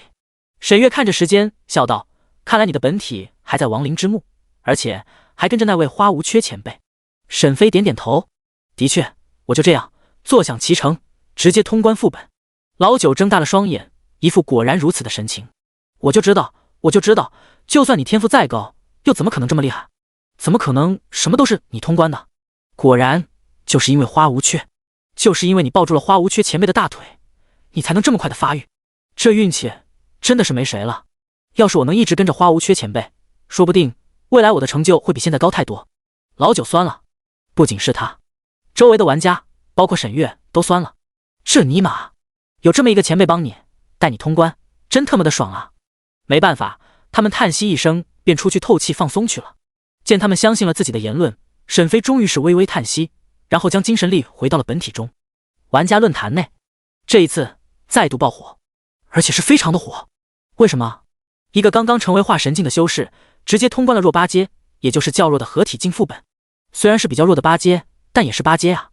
化神境是之上是炼虚境，炼虚境之上才是合体境，横跨2个境界，直接通关了，这已经是非常的离谱了，跟开外挂没区别了。呵呵，一定是卡 bug 了，不然不可能。刚刚成为化神境，尼玛就打破了合体境的副本，开什么玩笑？我们还要不要玩了？就是啊，这尼玛真的是离谱中的离谱，没有这么玩的呀！化神境、合体境这2个完全没有区别啊！谢特，你们东方玩家开挂，我们摩根财团的那么多玩家进去了，还带着一个6阶的咒杀师进去了，结果全都死了。你们的时间玩家一定是开挂了，不然怎么他一个化神境的还能通关？我在现场，我知道是怎么回事，是花无缺。原来时间是花无缺的徒弟，所以花无缺带着时间在亡灵之墓刷副本，没一会就通关了副本。真的假的啊？废话，沈月女神之前都在那里。你们看，那些西域玩家发的截图，花前辈、沈月、第9战神都在，而时间则是藏在某一处。我操，我不服啊！为什么时间这么好的命啊，居然能够跟着花前辈？看样子那个花无缺的实力绝对在合体境之上了，跟着这么一个 NPC 走上人生巅峰是迟早的事情啊！我嫉妒了，我也是，+1加10086。现在几乎所有人都认为时间就是花无缺的徒弟，而时间之所以能够这么快的升级，那都是因为有着花无缺带他刷副本。一时间，全世界的人都在羡慕时间，同时对花无缺这个 NPC 有了极大的想法，他们都想要代替时间占有花无缺。可笑的是，他们根本不知道，其实所谓的花无缺和时间都只是一个人，那就是沈飞。从始至终，他们都是一个人。灵域空间内，沈飞精神回归，睁开了眼睛，顿时就看到了一张精致的脸凑了上来。2人四目相对，顿时有些尴尬。忽然看到沈飞睁眼，瑶瑶立刻被吓了一跳。本来还想着看看他是怎么回事，怎么忽然间就一动也不动的了，结果差点被吓死。他连忙后退，警惕地看着沈飞。沈飞嘴角一笑：你不会是想要趁着我精神力集中在分身的时候，想对我做什么吧？瑶瑶冷笑：呵呵，你想太多了，你都已经肮脏了，我是不可能会瞧得上你的。沈飞深深看了夭夭一眼，旋即解开了灵域空间的一点权限，能够让夭夭看到外面的事情。下次再聊，我还是事情要处理。说着便消失在了灵域空间。夭夭见他离开，叹气一声，坐在床边继续看着沈飞买的小说。看了几秒后，发现根本看不下去，他只好躺在床上，在脑海中想着外界。此时的亡灵之墓已经没了，世界已经破碎了，亡灵之墓便消失了。原本亡灵之墓的位置，取而代之的是一个巨大的坑洞，一个上千里的坑洞。那坑洞非常的深，即便是沈飞化神境8层的修为，现在也看不清那下面的状况。同时，这里还有着残留下来的恐怖气息。这时候，沈飞使用了隐藏术，将自己的面貌改成时间，然后拿出任意门，将任意门放在地面上，随即便走了进去，来到了紫府剑宗。刚一出来，就有人看到了他，然后再看向那打坐的时间，顿时惊叹一声：这是时间大佬的本体吗？这时候，沈月和老九听到了声音，立刻瞬移进来，顿时看到了沈飞。这时候，两人才真的相信了，这打坐的时间是真正时间的一个分身。沈飞此时将神火分身收回，顿时那打坐的时间立刻回到了沈飞的体内。沈飞道：我师父让你们过去，当然你们愿意的话也可以留在东域，不勉强。沈月和云悠悠相互看了一眼，对沈飞说道：我和悠悠便留在东域吧，对了，时间替我多谢花前辈。沈飞点头。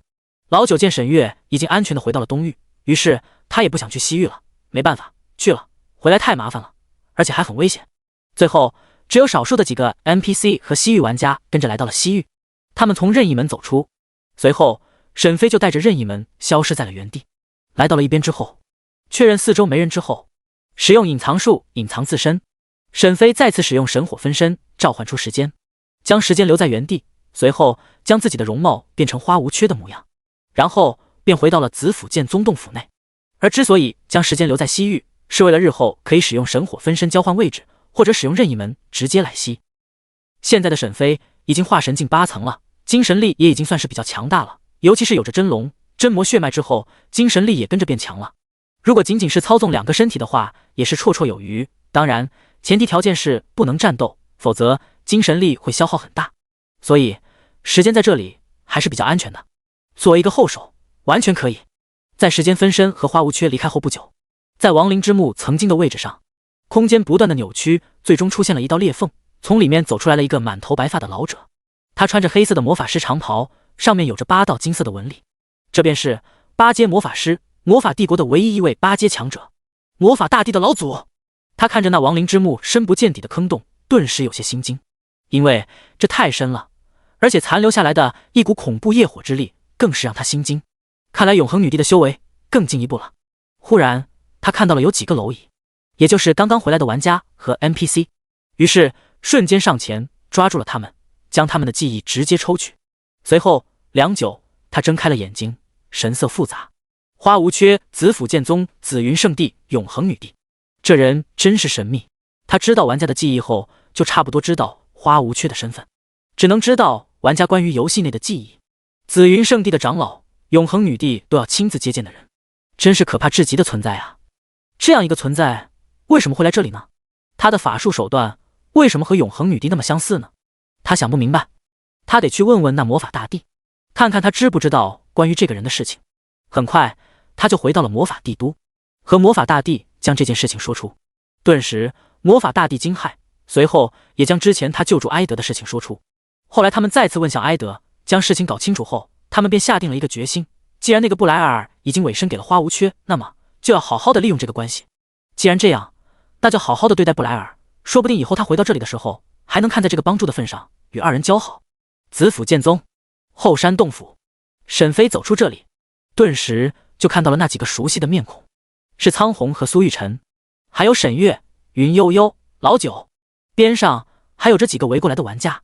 看到苍红和苏玉晨，沈飞心中有些感慨，曾经的他是真的要装高人，现在他对于苏玉晨和苍红这些人来说是真的高人了，是真的货真价实的高人了。这时候苍红和苏玉晨也看了过来，顿时有些高兴，但一想到现在听那些艺人说的他现在是紫云圣地的长老，一时间就有些惶恐，不知道该怎么处理这关系。沈飞看明白了，随后哈哈大笑。2位道友，许久未见，为何露出如此神情呢？是不欢迎我花某吗？苏玉晨和苍红两人神情一震，既然沈飞都不在意那些凡俗之规矩，那他们还在乎那些干嘛？于是放开本心，见这位许久没见到的老友。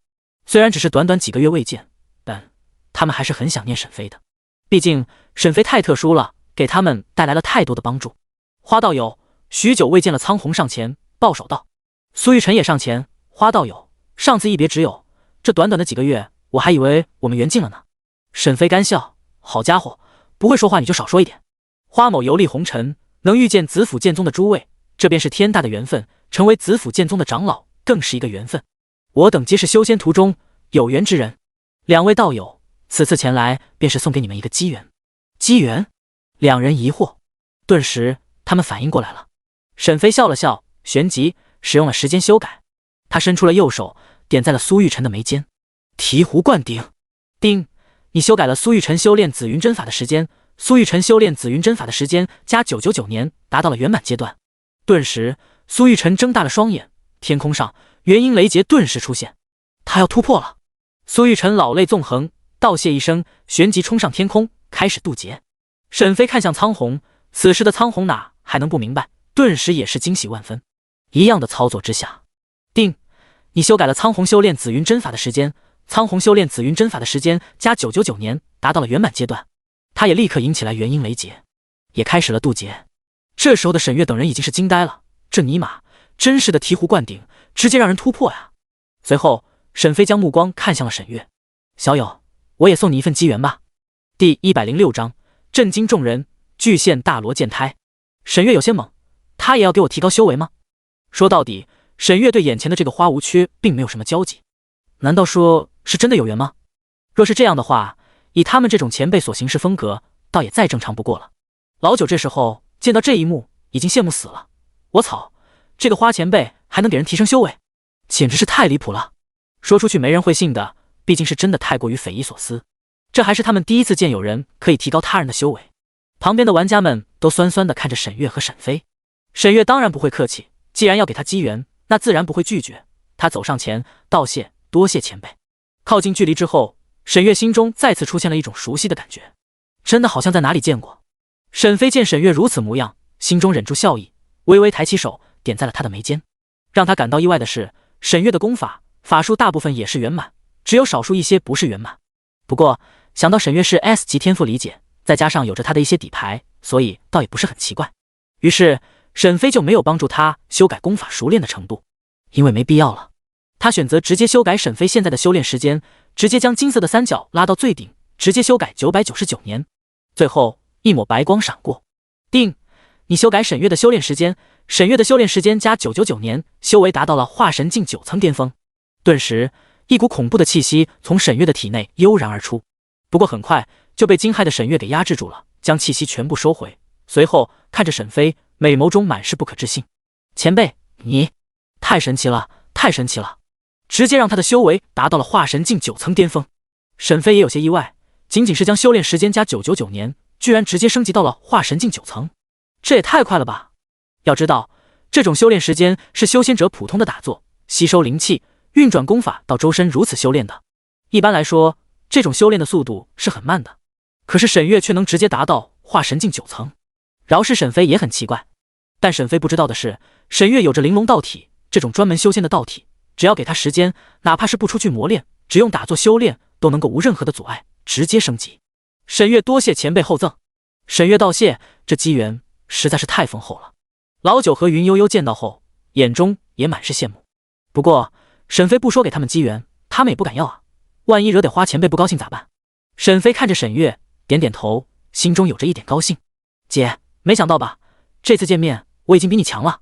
很快天空上的雷劫已经消散了，苍红和苏玉晨也度过了雷劫，达到了元婴境。随后紫府剑宗内宴席开始了。到了夜晚，宴席终于结束了，沈飞便来到了炼丹阁的后山，设下了一个阵法，旋即拿出封神榜。封神榜整体是一个白色的卷轴，边缘处有着金丝包裹，看上去很是低调的一件物品。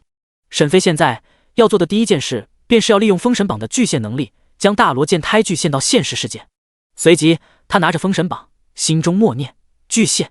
请选择具现的物品，修为、天赋、法宝、作弊器。大罗剑胎。丁，选择成功。你在地球内具现了9阶法宝大罗剑胎。具现成功了。沈飞没有立即回去，因为他知道不会有什么意外，所以先看看那封神榜的作用是什么吧。前2个特殊道具的功能都不错，尤其是任意门，这东西是真的厉害。而这次这个封神榜更为的厉害，可以摄封天地正神。封神榜不灭，他们也就不死，基本上都可以说是正道长生了。若是传出去，沈飞恐怕会被无数人给觊觎，尤其是那终于苟延残喘的老怪物们。握住封神榜，沈飞细想摄封正神。很快，一股关于如何摄封正神的记忆涌来。原来这摄封的条件还是很苛刻的，不是那么随意就能够摄封的。不过这想来也是正常，毕竟要是这么简单就可以摄封正神，让人达到长生不死的状态，那这未免也太廉价了。这摄封正神需要满足非常多的条件： 1. 修为必须要达到大成境，绝对不能比大成境低。 2. 必须要舍弃自身的全部修为，化为一个真正的凡人。 3. 被摄封的人必须要被人所信仰，信仰者不能太少。 4. 被摄封之后必须要与所被摄封的地融合999年。 5. 成为天地正神之后，不可以违背掌握着封神榜的人的命令，待999年之后方能够正式的成为这永生世界内的天地正神，在封地内堪称是无敌。有这5条条件在，沈飞知道目前是不可能够摄封正神了。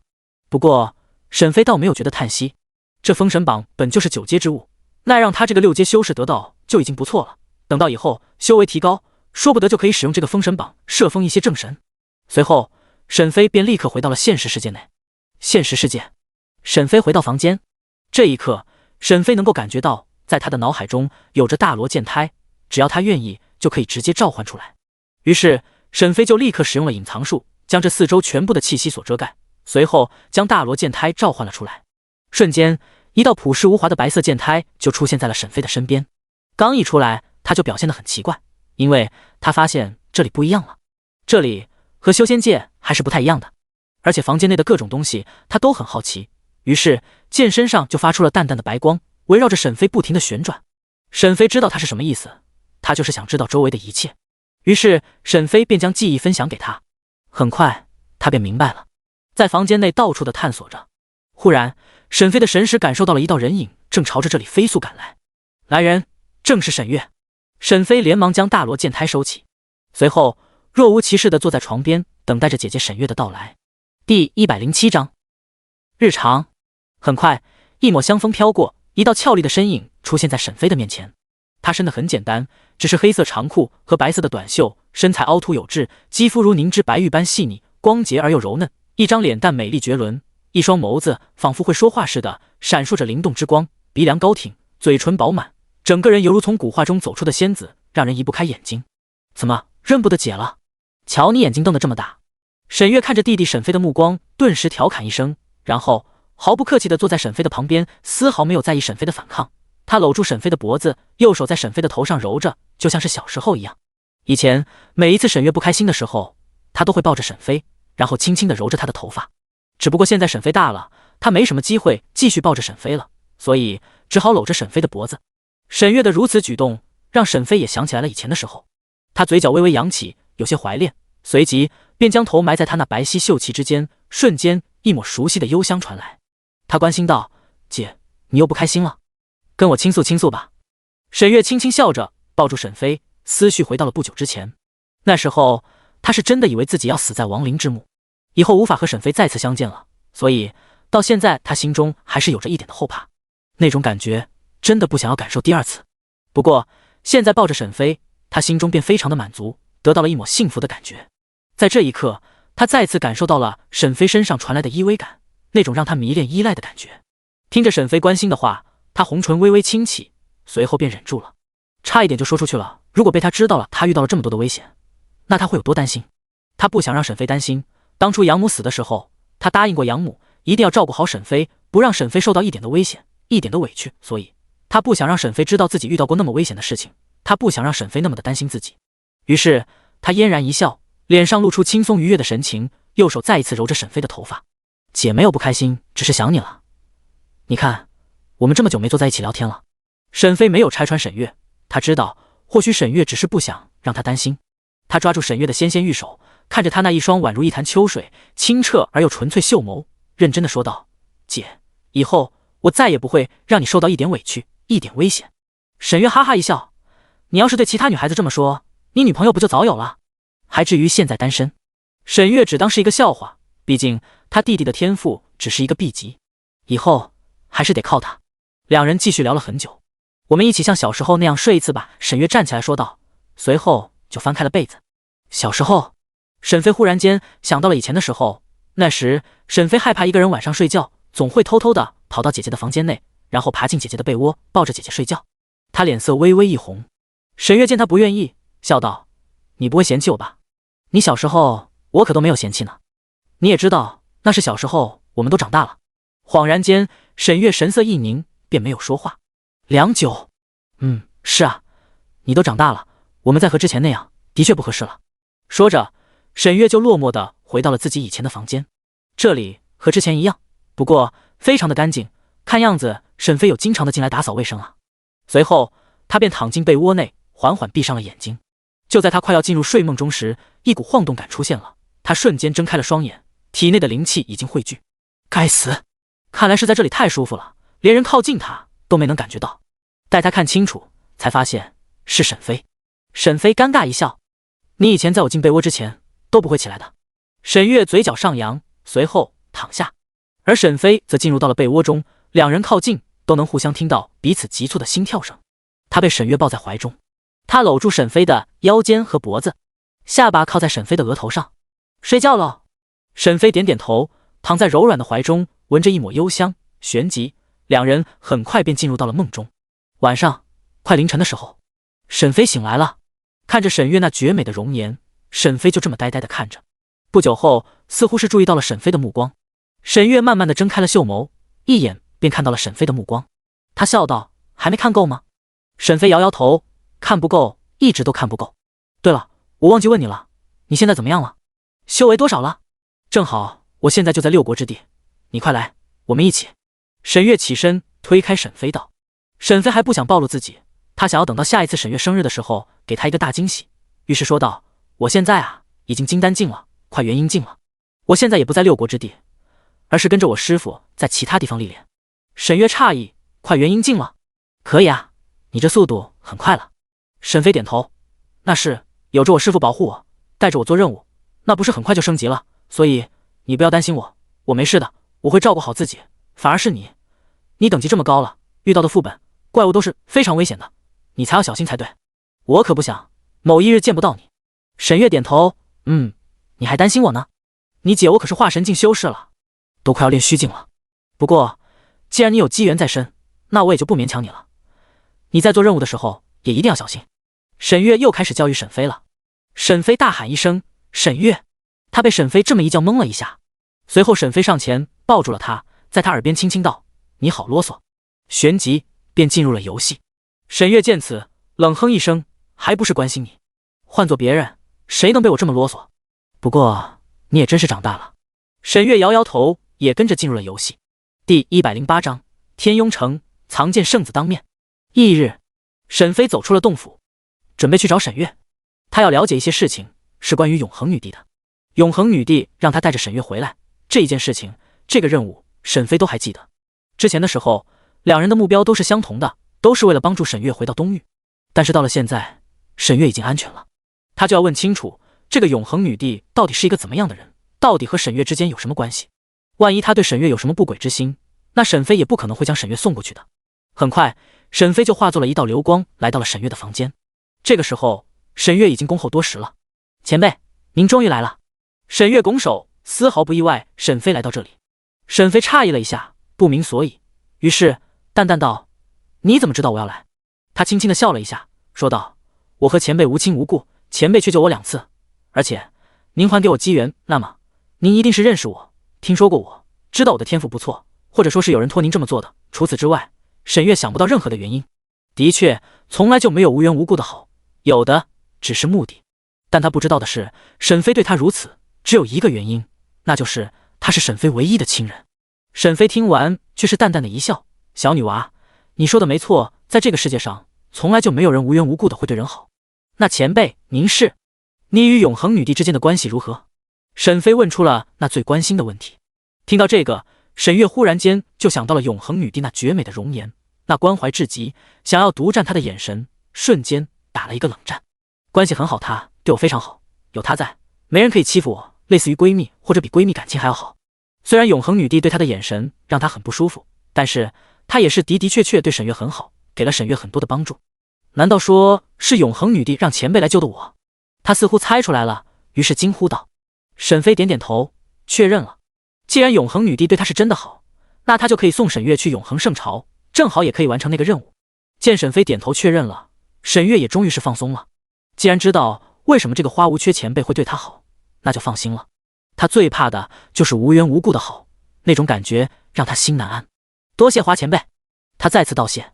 沈飞此时说道：永恒女帝要求我那徒儿带你回永恒圣朝，我算出西域有所危险，所以便亲自前来。这次沈月是真的明白了。你还有什么事情吗？如果没有的话，那就跟着我一同去北部吧。沈飞邀请沈月一起前去。沈月点头答应。本来他是想见一见沈飞的，但是沈飞却说自己跟着他师傅去做任务去了，所以那就算了，只好跟着花前辈一起前往北部。正好在路上也没有危险，所以便答应了。不一会，沈飞找苏玉晨接灵舟，准备乘着灵舟前往和平城，然后从和平城坐传送阵去东域北部。但苏玉晨以顺路为由，要求和他们一起上路。对此，沈飞没有拒绝。当然，只有4人一起前往，其中包括了云霞仙派的道子云悠悠。至于老九，他要在南部处理很多东方玩家的事情，所以不打算走了。至于其他玩家想要来，沈飞当然不可能会让他们跟着。那为什么乘坐灵舟呢？这里到和平城虽然远，但是凭借着沈飞和沈月如今的实力，化神境赶路的速度可不慢，只要1天多就可以到了。之所以如此，还是想要多和沈月接触。很快，他们便踏上了路程。2天后，灵舟停了。这里是天雍城，属于唐国的一个大城市。本来苏玉晨就是打算从这里分别的，但是沈飞却说也要下来走走，于是便跟着下来了。沈月见此也有些好奇，这2天与沈飞之间的接触让他有点摸清楚了这个花前辈的性格，和善平静，挺好接触的。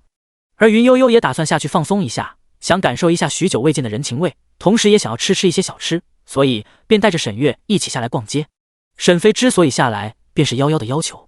自从前几日通过封印灵域看到了沈月和云悠悠后，就一直折腾，说要吃木瓜、喝牛奶什么的。沈飞挡不住他的撒娇，于是没办法，只好如此。走在大街上，这里人声鼎沸，热闹非凡。很快，沈飞就买了非常多的木瓜，还有非常多的小吃、小说都放入了灵域空间内。满足完夭夭之后，沈飞便四处闲逛，反正现在大家都在玩，他也想看看这个城市的繁华。很快，他就被一个地方所吸引。这里看上去非常的普通，但是却络绎不绝的有人在排队，整个队伍非常的长。他有些好奇，看过去，那里是一个医馆，上面写着悬壶救世大医叶叶。带着一点好奇，沈飞便使用了隐藏术，然后进去了。在里面有着一个少年郎正在给人诊脉。那少年俊俏清秀，口齿唇红，眉宇间自带着一股贵气和上位者的淡淡威严，一看便不是普通人。沈飞直接施展出一个探查术，想看看此人。名称：耶叶，势力：藏剑圣地圣子，种族：人族，修为：炼虚境9层，年龄1100，法术：万剑归宗天剑诀9天圣剑斩虚空龙吟刃毁天灭地剑23神魂斩魔。顿时沈飞懵了，这家伙居然是藏剑圣地的圣子。东域3大圣地：紫云圣地、藏剑圣地、天震圣地。其中紫云圣地有点类似于道门，修道、修天道、顺应天道、顺应天意行事。藏剑圣地全是剑修，一往无前，霸道至极，谁若当之，便是一剑斩杀，为一往无前之道。天震圣地则是主修阵法，他们的道最为特殊，他们要将各种阵刻在身上，以身成阵之道。没想到今天却能在这里见到一位藏剑圣地的圣子，真不愧是圣子，年纪1000余岁便已经炼虚境了，着实有些恐怖。爷爷看着眼前的病人，认真的说道：你的命恐怕不久矣，看你的胸前那一个黑色的毒掌已经毒入心脏了，你最多只能活1个时辰，难救啊。那病人看着爷爷却是冷笑，哈哈哈，胡说，你这庸医，我未曾学步便已经开始练武，我这30多年的内力，岂是这小小的五毒邪掌可以相比的？爷爷诧异，难道你没事？可你的经脉显示，你最多只能活1个时辰左右。那人再次说道，你错了，我使用内力阻挡，可以活2个时辰。爷爷，沈飞。第109章，蓬莱少主剑吃。爷爷无语了，你这家伙真的是有毛病吧？我说你都是要死的了，你还跟我杠？1个时辰和2个时辰有什么区别吗？多活1个时辰，少活1个时辰，对你有影响吗？若不是他是来磨砺心境的，他恐怕都要好好的出手教训教训眼前的这个凡人。但可惜不行，他是来磨砺心境的，不能就这么出手。于是他那俊俏的脸微微一笑，道：你说什么就是什么，刚刚是我唐突了。你确实是可以活2个时辰，满意了吗？那人冷哼一声，听闻你是这天庸城最厉害的医师，那我请问你，你能教好我吗？你若是不能，你便是庸医。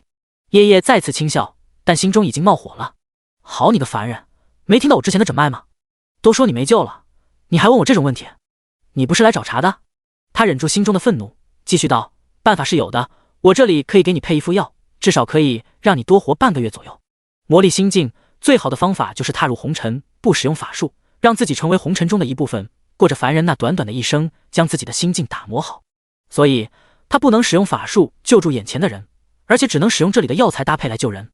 这里的药材都是最普通的，能用这里的药材配合起来让他多活半个月已经是奇迹了。同时沈飞在旁边看着也是很有兴趣，这个藏剑圣地的圣子脾气真是不错啊，被一个凡人刁难居然没法发火，倒是真的像是医者仁心。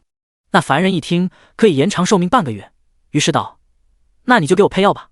爷爷点点头，走到药箱，翻出一个一个的药材，然后根据药性相互组合，大概半个月的量就已经好了。他将这些分好的药材打包好，放在桌子上，一共2两银子。那凡人再度冷笑一声，这么贵？你这药是金子做的还是银子做的？你去其他医馆看看，看看谁能救你，谁能给你配制出这种药方。爷爷心中火气再度冒出，微微皱眉，说出来的话已经有了一点愤怒。那高大黝黑的凡人再度说道：你这药真的管用吗？我一个救人的医师，还能卖你假药不成？爷爷此时真的有些生气了，若不是控制着自己，他身后隐匿在背后的天剑就要爆发了。剑有灵，见自己的主人受到了欺辱，焉能不愤怒？我问你这药管用吗？我可没问你这药是真是假。气氛再一次紧张起来，后面的人看到了这个高大黝黑的壮汉，都不敢说话。爷爷冷笑一声：你是来找茬的是吧？我问你最后一遍，你爱要不要？2两银子，付完钱带着药走。那大汉起身，拿着爷爷配置好的药，然后猛然撕开，药材洒落一地。你这药材看上去不新鲜呀。爷爷微微眯着眼睛，眼中出现了几丝危险的气息。3番4次的挑衅，这次沈飞发现了眼前的这壮汉有些不对劲，于是扔出了一个探查术。名称：南宫良，势力：蓬莱仙岛，少主，种族：人族，修为：炼虚境9层，年龄：3888，法术：云海术、真龙魂、降临术、御剑天神术、东风吹神术。果然不是什么凡人，而是蓬莱仙岛的少主南宫良。蓬莱仙岛是隐世宗门，大概与永恒圣朝的实力差不多，家中的老祖对大成境的修士都有一战之力。只是不知道这家伙为什么会来招惹爷爷。周围的气氛有些紧张。这时候一个满头灰发、神情垂暮、双眼浑浊的老人来到了这里。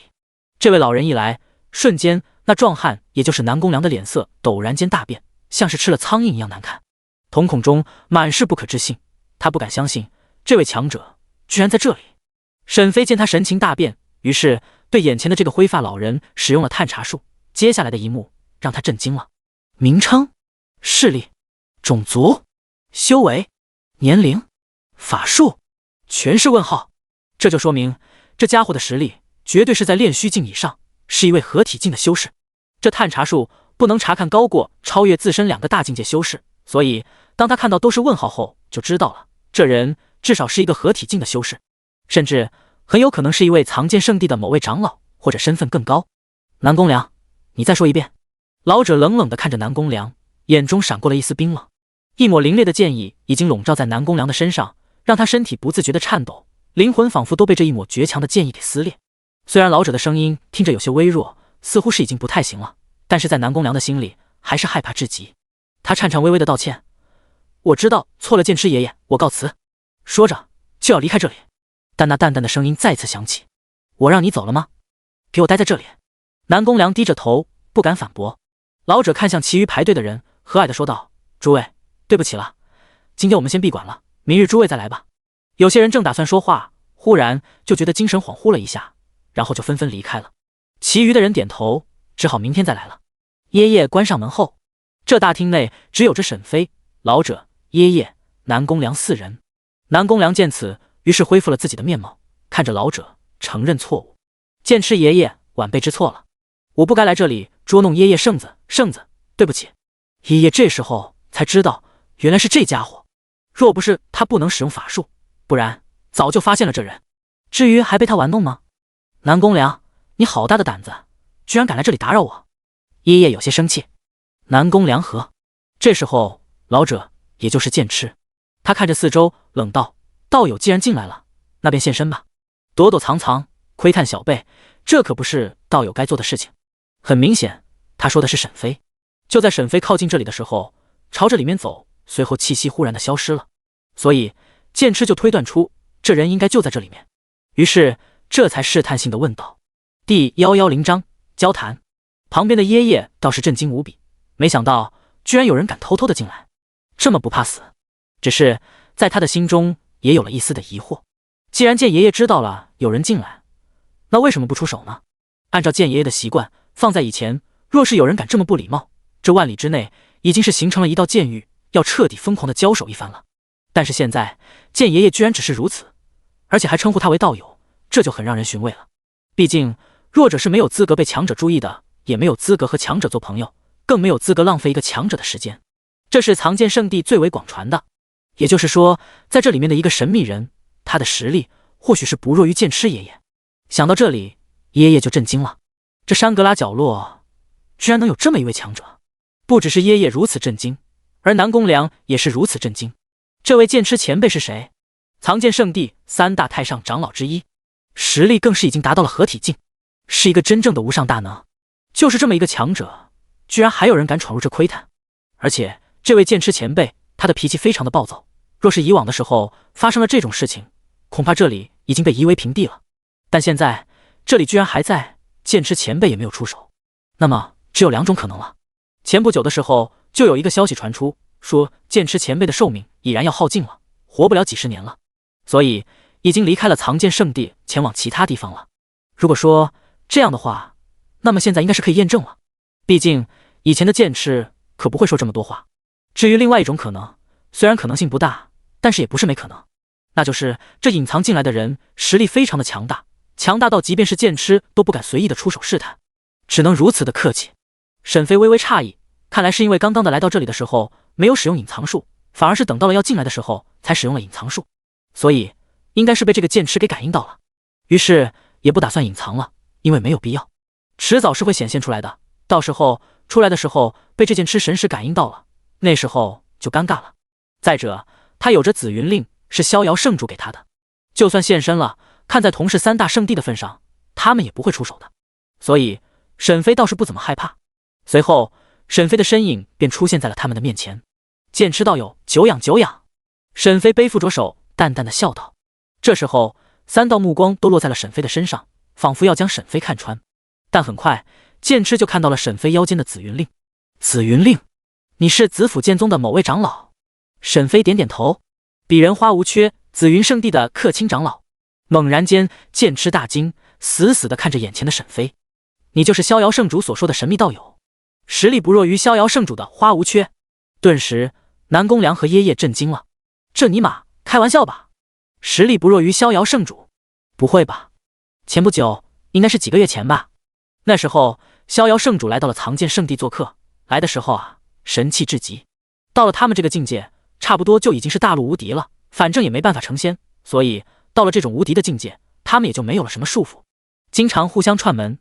而那紫云圣地的圣主逍遥子在前几个月就来炫耀了，当场示范了一个神异的法术，让藏剑圣地的圣主剑无道给震惊的呀。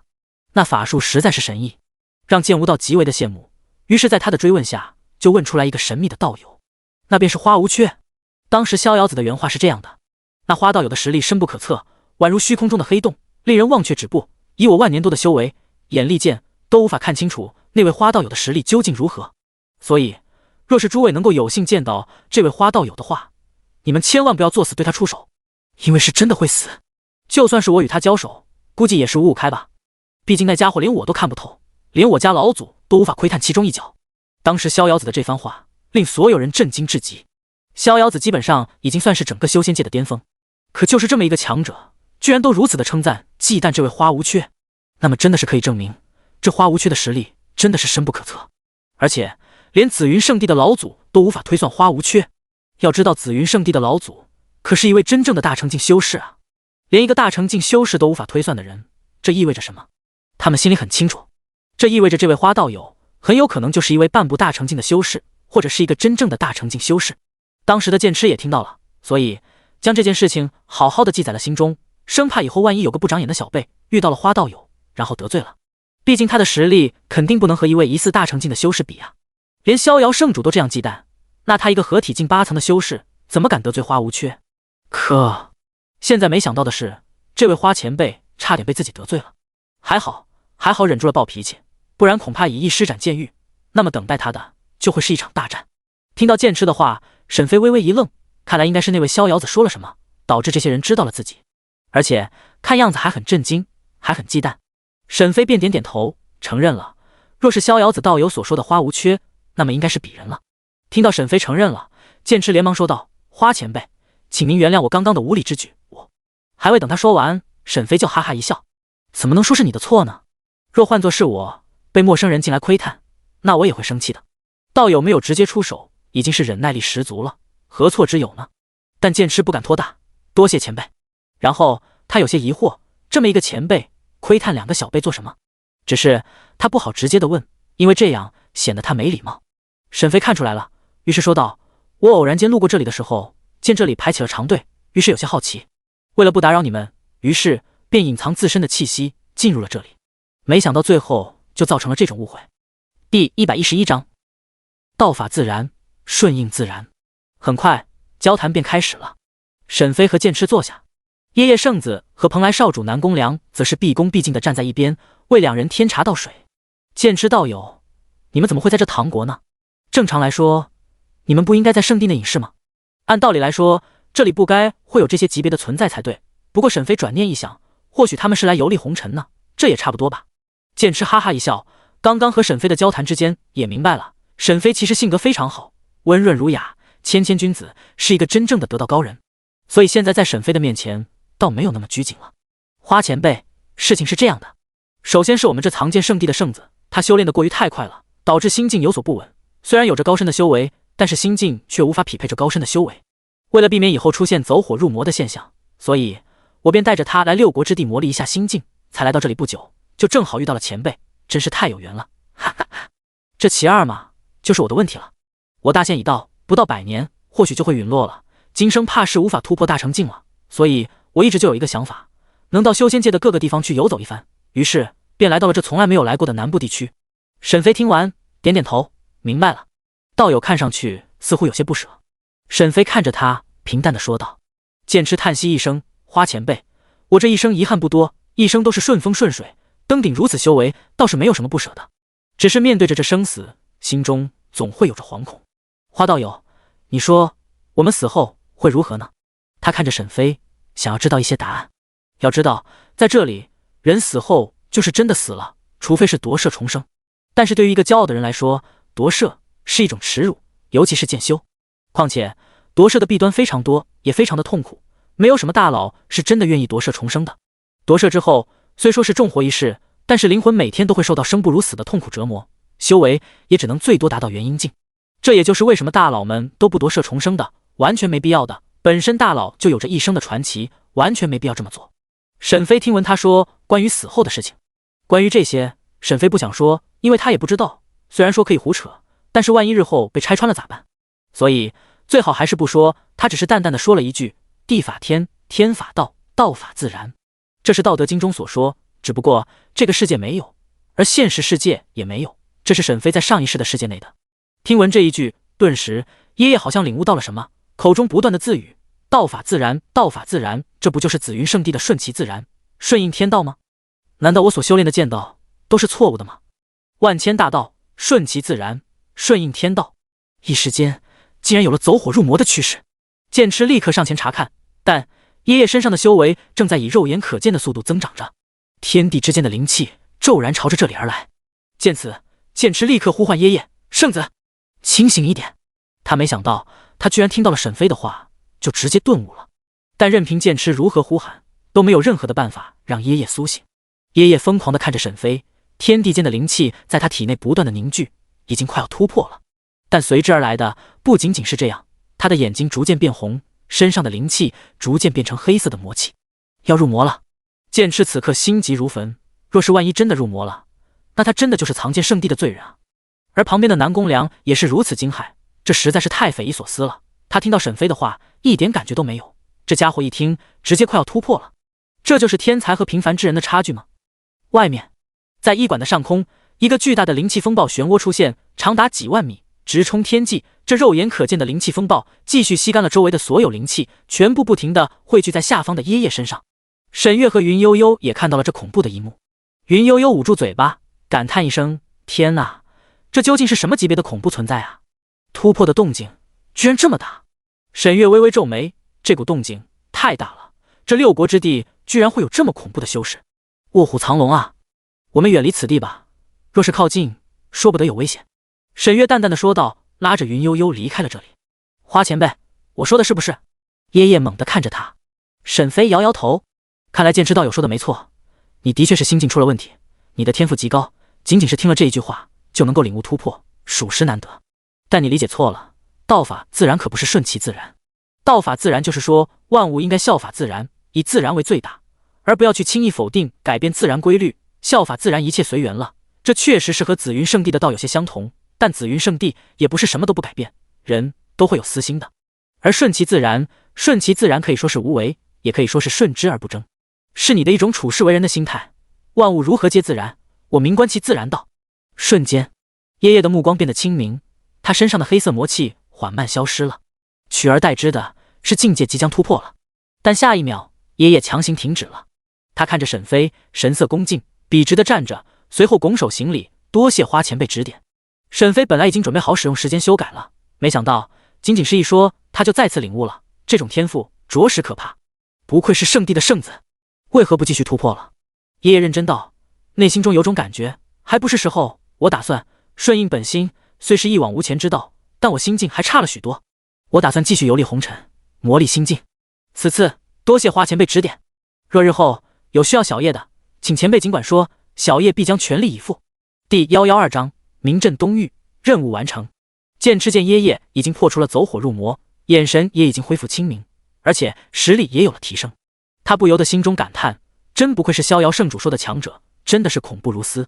几句话让圣子爷爷提升巨大，这点提升要换作是爷爷自己来的话，至少要几十年甚至100年。修为越来越高，往后的修炼就越来越难。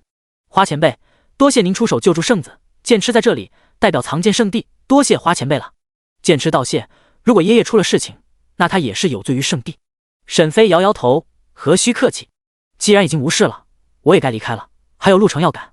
听到沈飞这么说，剑痴连忙道，前辈是要去往何处？永恒圣城。原来是那里。前辈，我这里正好有着传送阵盘，可以送您前往那里。沈飞诧异，还有这种好东西，他面不改色，善。听到沈飞答应，剑痴从空间戒指内拿出了一个金黄色的阵盘，这是藏剑圣地的宝物之一，可以快速的开启一个传送大阵。他扔出阵盘，地上赫然间出现了一道金色的大阵，上面纹路非常的繁杂，同时一道道的玄妙之意出现。几位稍等片刻，我去接2个人。说着转身离去，留下了3人有些懵逼。什么人能够让花前辈去亲自迎接啊？不会是一个比花前辈还厉害的前辈吧？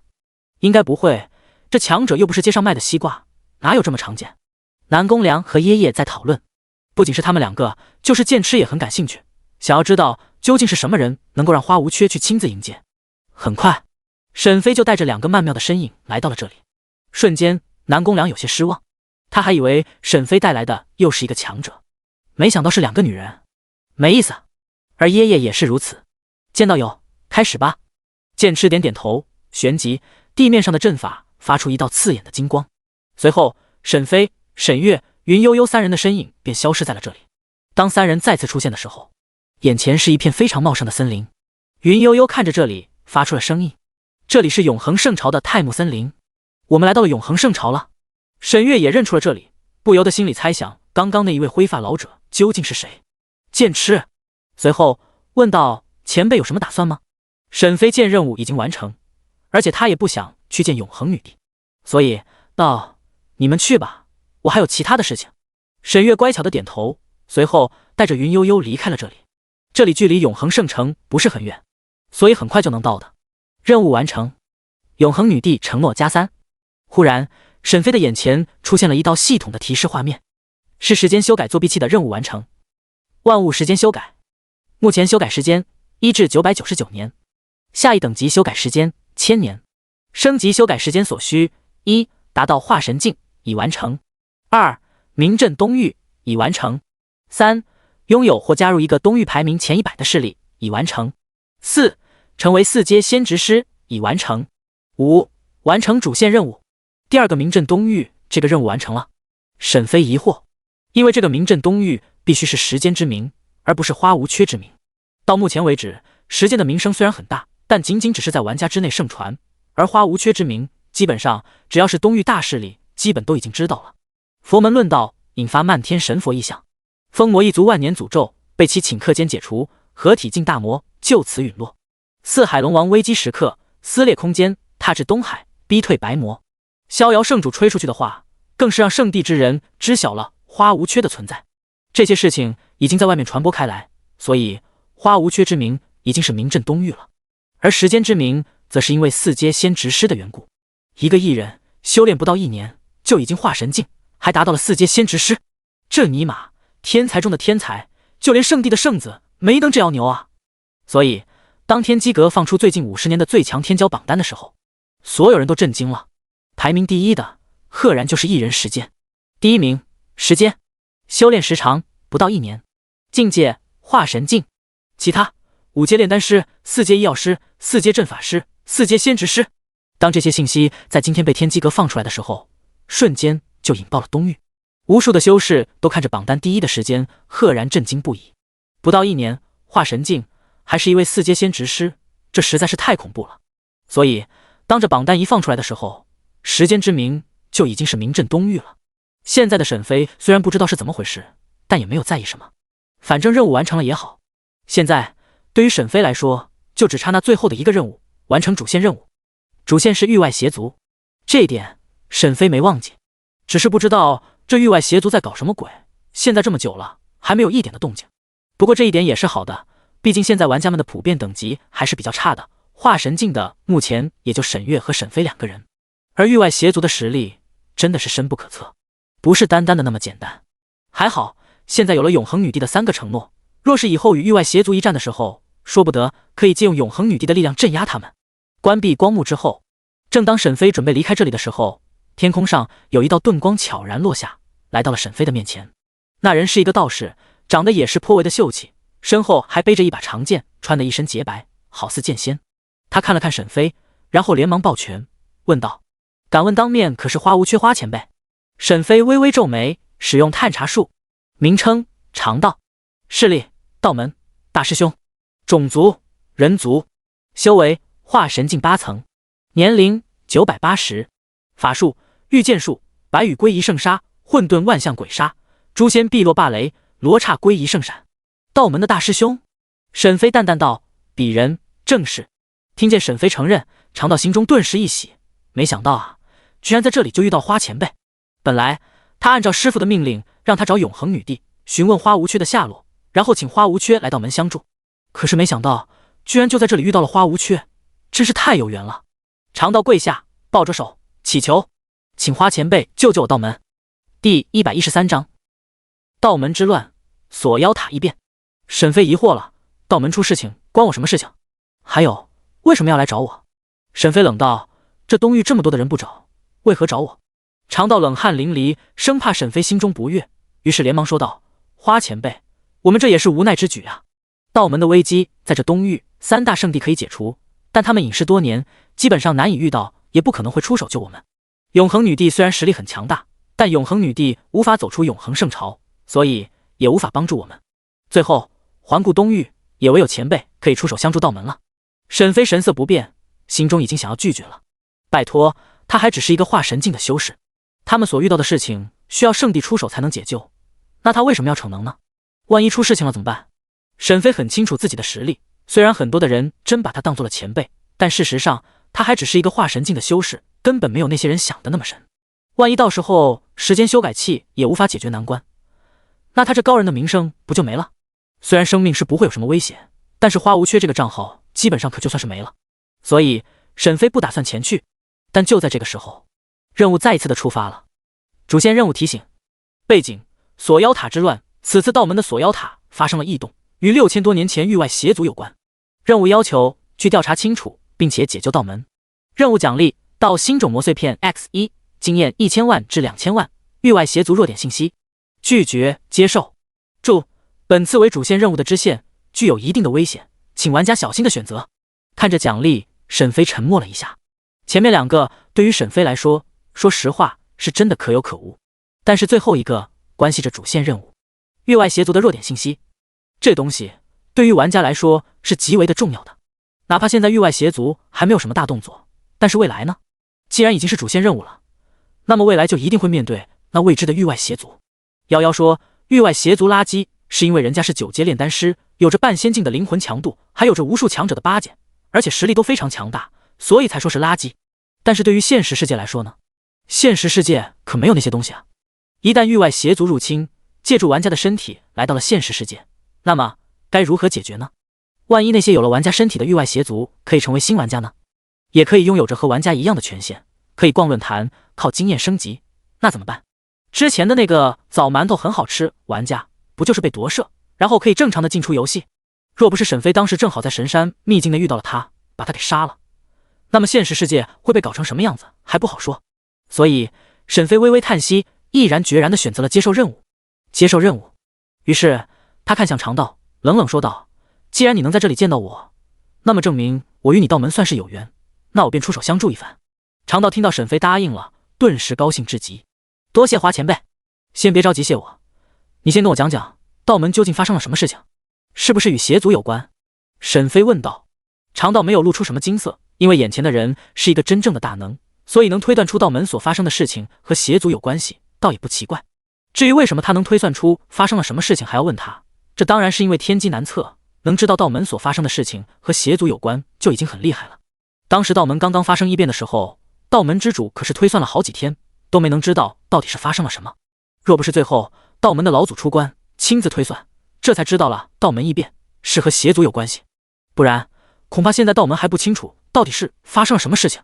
花前辈您说的没错，的确是和邪族有关系，也和锁妖塔有关系。锁妖塔内有着一团极为诡异的邪气，这团邪气虽然实力不咋地，但是它可以吸收世间万物的邪念，壮大自身，而且只要这世间万物的有着邪念，那它就杀不死。而且最恐怖的是，它可以控制修士的邪念，我道门弟子已经有了非常多的人被他控制了邪念，导致入魔成邪，道心崩溃，千载修为毁于一旦。整个道门危在旦夕，若是再不解决，那么道门将会毁于一旦。沈飞微微眯眼，看来这邪气就是域外邪族。于是他问道：道门为何不走呢？长道面露自豪，同时又有一些悲观。我道门弟子当为修仙界舍身取义，以全道门之力封锁邪气外露。既是修仙界的灾难，为何不邀请各大门派前来帮助？佛门、封魔一族、蓬莱仙岛这些实力也都不低吧？沈飞提出了疑惑。既然是为了解救天下苍生，打着这一个高大上的旗号，那为什么不广告修仙界求援呢？这其中定然有沈飞不了解的隐秘。长道苦笑一声，此事他也不了解，唯有道门之主和另外的4个太上长老才知晓一些事情。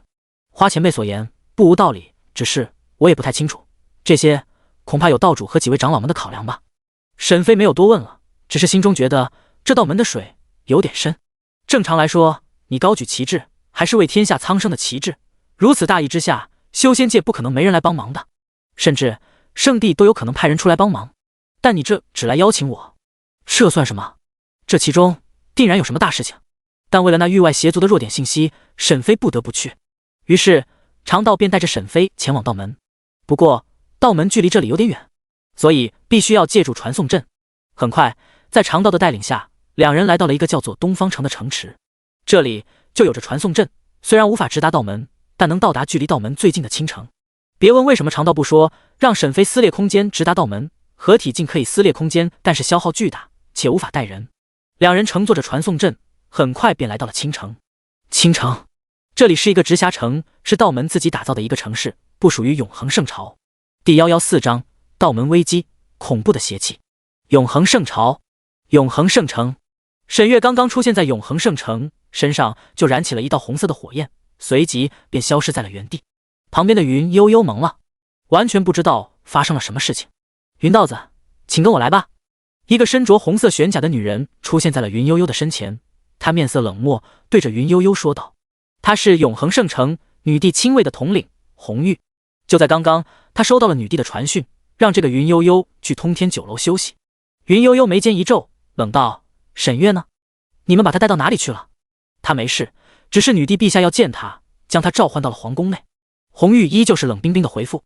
原来是这样，我还以为出现了什么意外。云悠悠松了口气，终于放松了。随后，他跟着红玉来到了通天酒楼。皇宫内，凤榻上，沈月陡然间出现在了上面，顿时美眸微微一变，连忙想要起身，但下一秒，一个霸道至极的灵力将沈月按倒在床上。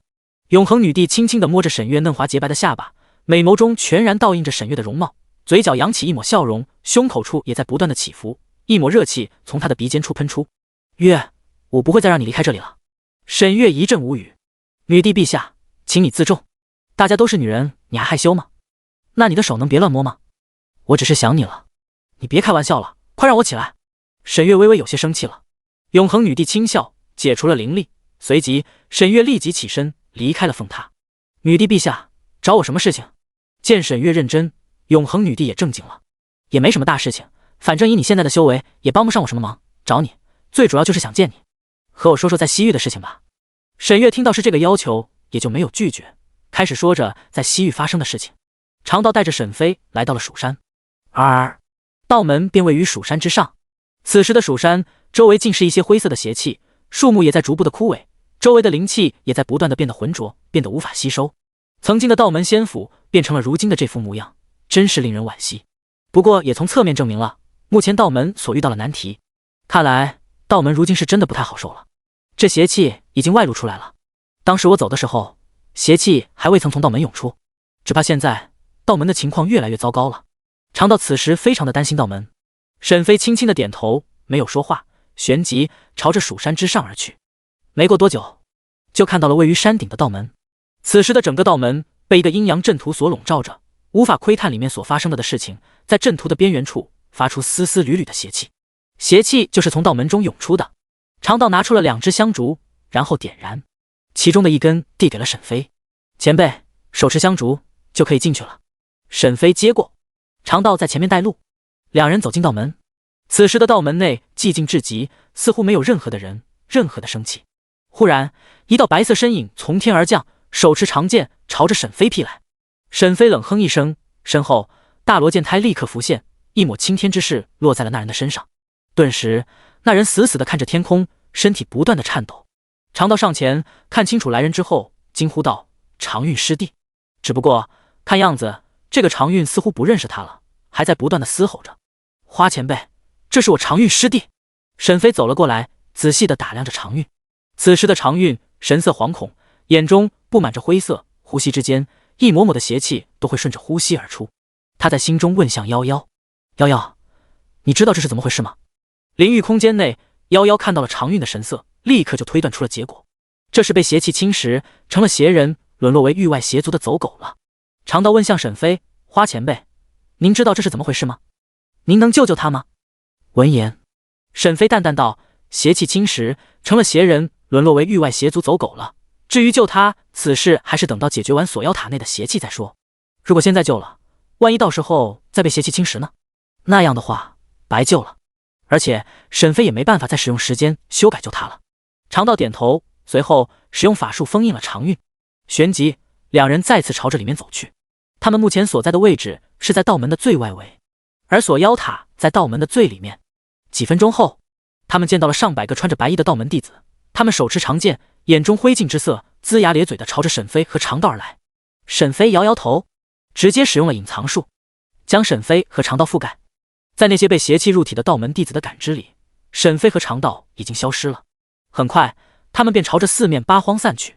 沈飞看着这些道门弟子，平淡道：“看来道门弟子大部分都已经沦陷了。”长道的心里很不好受，这都是他的师弟，走的时候大家都是好好的，没想到回来之后都变了。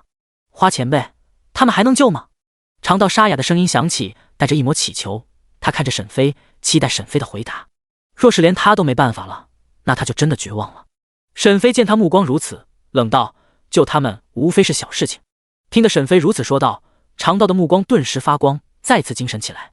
沈飞再次说道：“但要等到解决完这件事情之后，否则我无法保证救了他们之后是否还会变成这样。”长道点头，花前辈说的是。他们继续朝着里面走，越是往里面走，遇到的道门弟子就越少。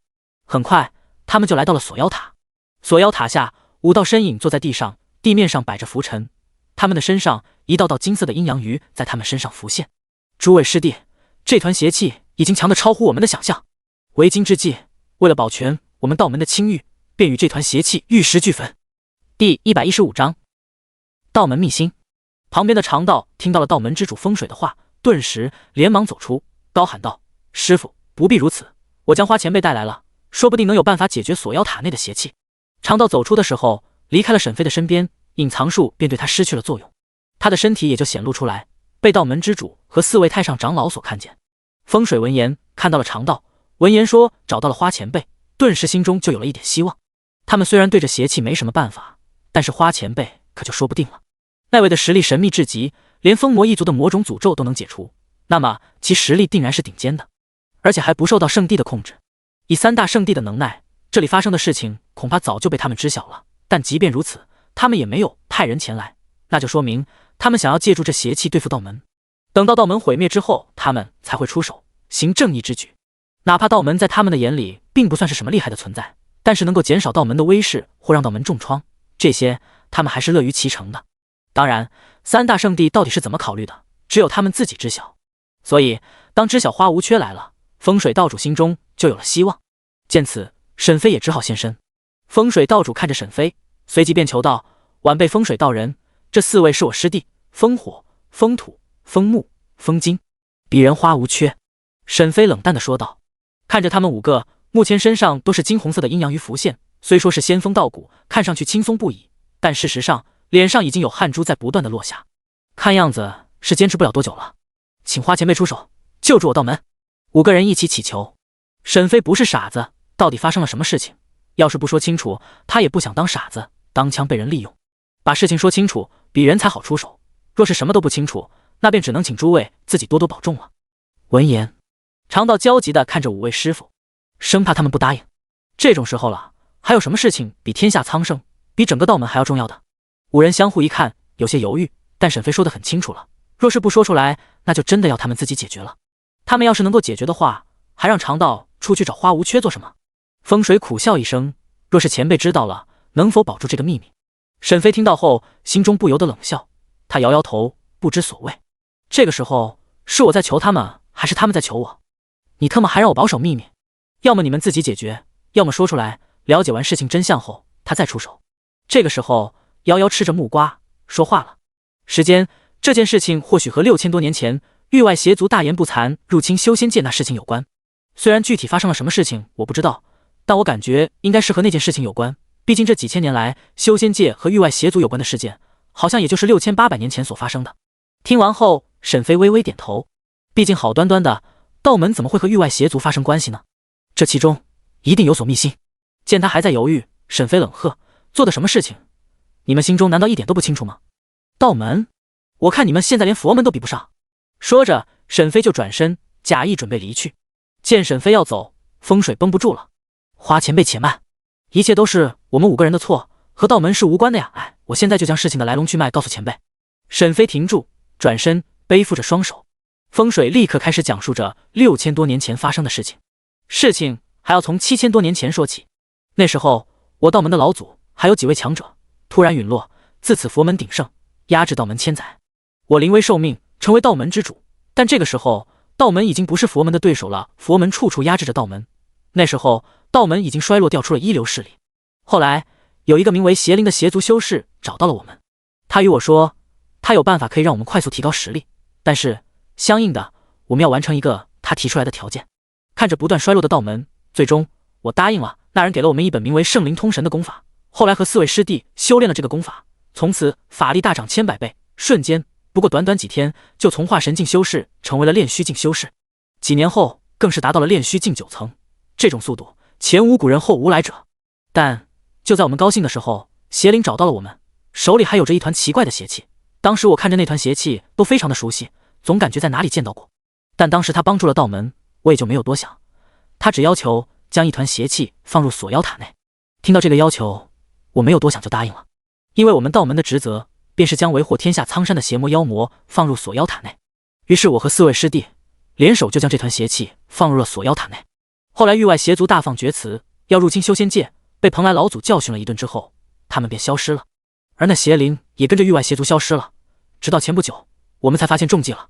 那锁妖塔内的邪气居然在不断的壮大，它居然是吸收锁妖塔内所凝结的邪气为养料，不断的壮大自身，而且现在已经成为了锁妖塔内的主宰。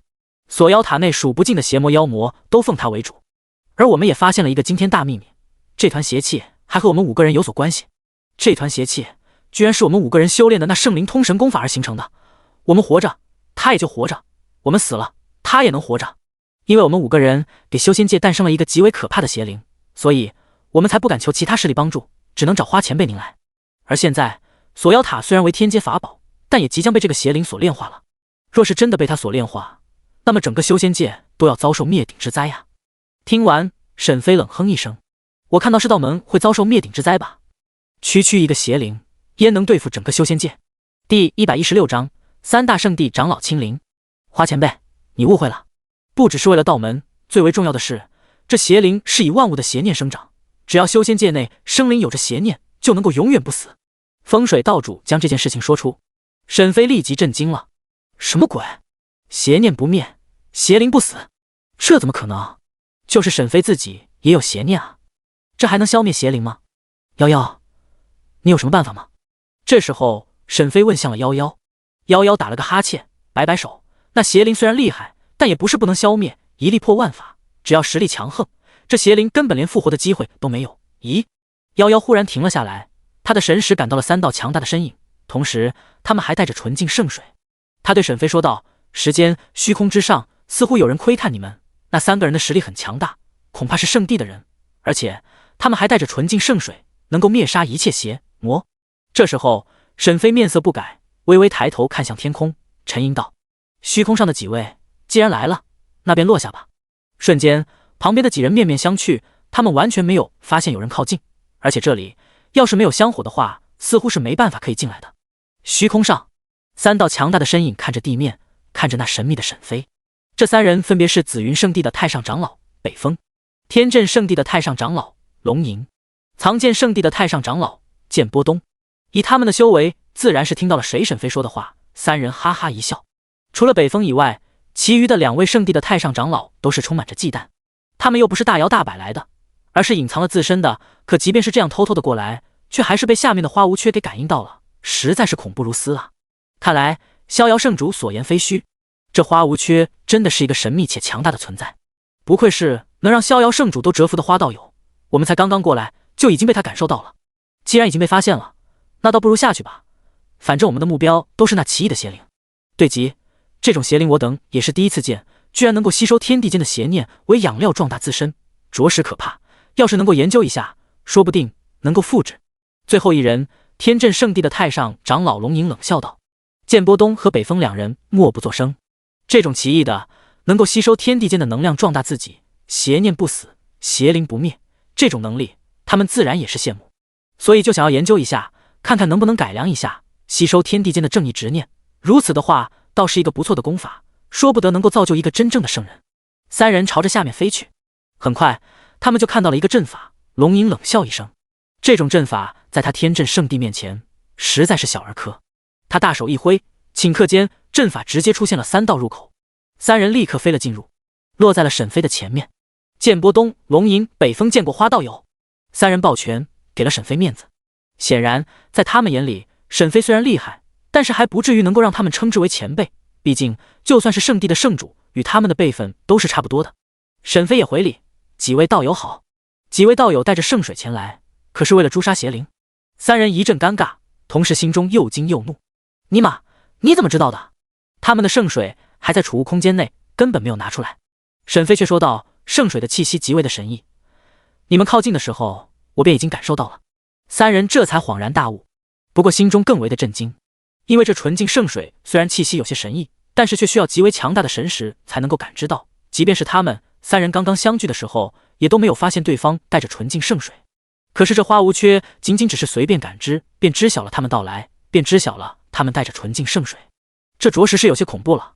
风水道主见圣地都来人了，便朝着他们求救：“求花前辈和几位圣地长老救救道门啊！若是能够不死，他们当然不想死。”剑波东冷哼一声：“活该！你以为你们和域外邪族做交易，我们不知道吗？”顿时，风水道主和4位长老满身颤抖，惊恐地看着他们3个圣地之人。他们好像猜到了什么。风水道主咬牙：“你们一直都知道你们到底有什么目的？”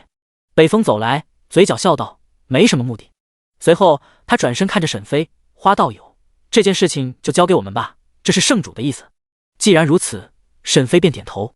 如果他们能够解决的话，那自然没什么。而且沈飞有了一些猜测了，对付域外邪族的办法或许就是那纯净圣水。于是面无表情的点头答应：“好，那便交给你们了。”三人点头，他们还真的怕沈飞插手。随后他们3人便走向锁妖塔。此时的锁妖塔最底层已经开启了大门，只不过只能进不能出。沈飞看着3人的背影，发动了探查术。名称、势力、种族、修为、年龄、法术。名称、势力、种族、修为、年龄、法术。名称、势力、种族、修为、年龄、法术，全都是问号。也就是说，这3人都是合体境的修士，恐怖如斯，不愧为圣地的太上长老。可以说，单靠他们就可以横推整个道门。难怪说3大圣地是东域永远无法逾越的高山。3人走进锁妖塔内，而旁边的风水道主和4位长老终于是放松了。至于长道，已经懵逼了。他没想到，这恐怖的邪灵居然是因为5位师傅所造成的，这让他有些对5位师傅们失望。他们从小就教导他，要为了天下苍生，为了修仙界舍己为人。可是他们却为了道门，甘愿与其他世界的邪族交易，最终造成了如此的危机。他看着5位师傅的眼神，微微的有些失望。第117章，邪正清。看着圣地的3位长老进入，沈飞心中总觉得会有事情发生，隐隐有些不安。但转念一想，3位合体境的太上长老若是都没有办法，那他还能做什么呢？靠着时间修改作弊器，若是升级为1000年级别的，那肯定是无敌，可以秒杀修仙界的大部分修士了。但现在还差最后一个主线任务，在没有完成的时候，依旧只能是100年修改。此时沈飞只能在外面看着，希望他们能够解决那邪灵。忽然沈飞想到了一件事情，是关于紫薇灵剑的。上次他还记得剑灵求他救姐姐，犹豫片刻，沈飞没有将紫薇灵剑从储物空间内取出。现在还不是时候，等他修为再高一点，到时候他再进去救他姐姐，不然目前来说还是挺危险的。于是沈飞便靠在刻着锁妖塔3字的石碑上，双目有神地看着锁妖塔。锁妖塔内，3位太上长老冷冷地看着周围朝着他们而来的妖魔。这些妖魔境界不怎么高，只有元婴境。锁妖塔有着9层，目前他们进来是在第1层。第1层至第4层都是元婴境，第5层至第6层都是化神境，第7层至第8层都是炼虚境，第9层便是最厉害的合体境。这锁妖塔内也有着被曾经道门强者封印的合体境。剑波东冷哼一声，随即一股恐怖的剑气从他的身体处飘荡而出，周围靠近的元婴境妖魔顷刻间灰飞烟灭，化作了虚无。第1层的元婴境邪魔妖怪全部被这恐怖的一道剑气当灭，旋即他们朝着第2层而去。锁妖塔是天阶法宝，有着一种天阶禁制，对大成境修士都有作用，那就是在锁妖塔内只能步行，无法飞行，也无法撕裂空间，也无法瞬移等。总之，逃跑的基本法术几乎都无法使用。以他们的实力，很快便来到了第9层。第9层，这里非常的大，即便是前面8层加起来，还未曾有这第9层1半之大。而且这里聚集着非常多的妖魔邪，在最里面还有一个巨大的王座，王座之上坐着一个全身灰蒙蒙的人形生物，在他的身边还有着一个穿着红色衣服的冷艳女人。三人走上第9层，看着这一幕，三人冷笑一声。从第7层开始，基本上是没有任何的妖魔邪，只有零零星星的几只，没想到居然全部聚集在了第9层，看来今天要大开杀戒了。剑波东战意冲霄，身后一把血红色的灵剑出现，一抹淡淡的血腥味以他为中心散发，淡淡的杀意充斥在整个第9层。北风看着这些聚集而成的妖魔邪，心中顿时觉得有些不对劲。他想起了走之前逍遥子和他说的话：此次你前去有血光之灾，或有危险，然不有幸命危，至何所缘？是故可安之往，切记慎勿以此誓言，天机不可泄露。逍遥子的话就是说，这次有危险，有血光之灾，但不会有危险，甚至还有机缘，让他安心的前去，但一定不能将他说的话告诉其余人，天机不能够泄露出去。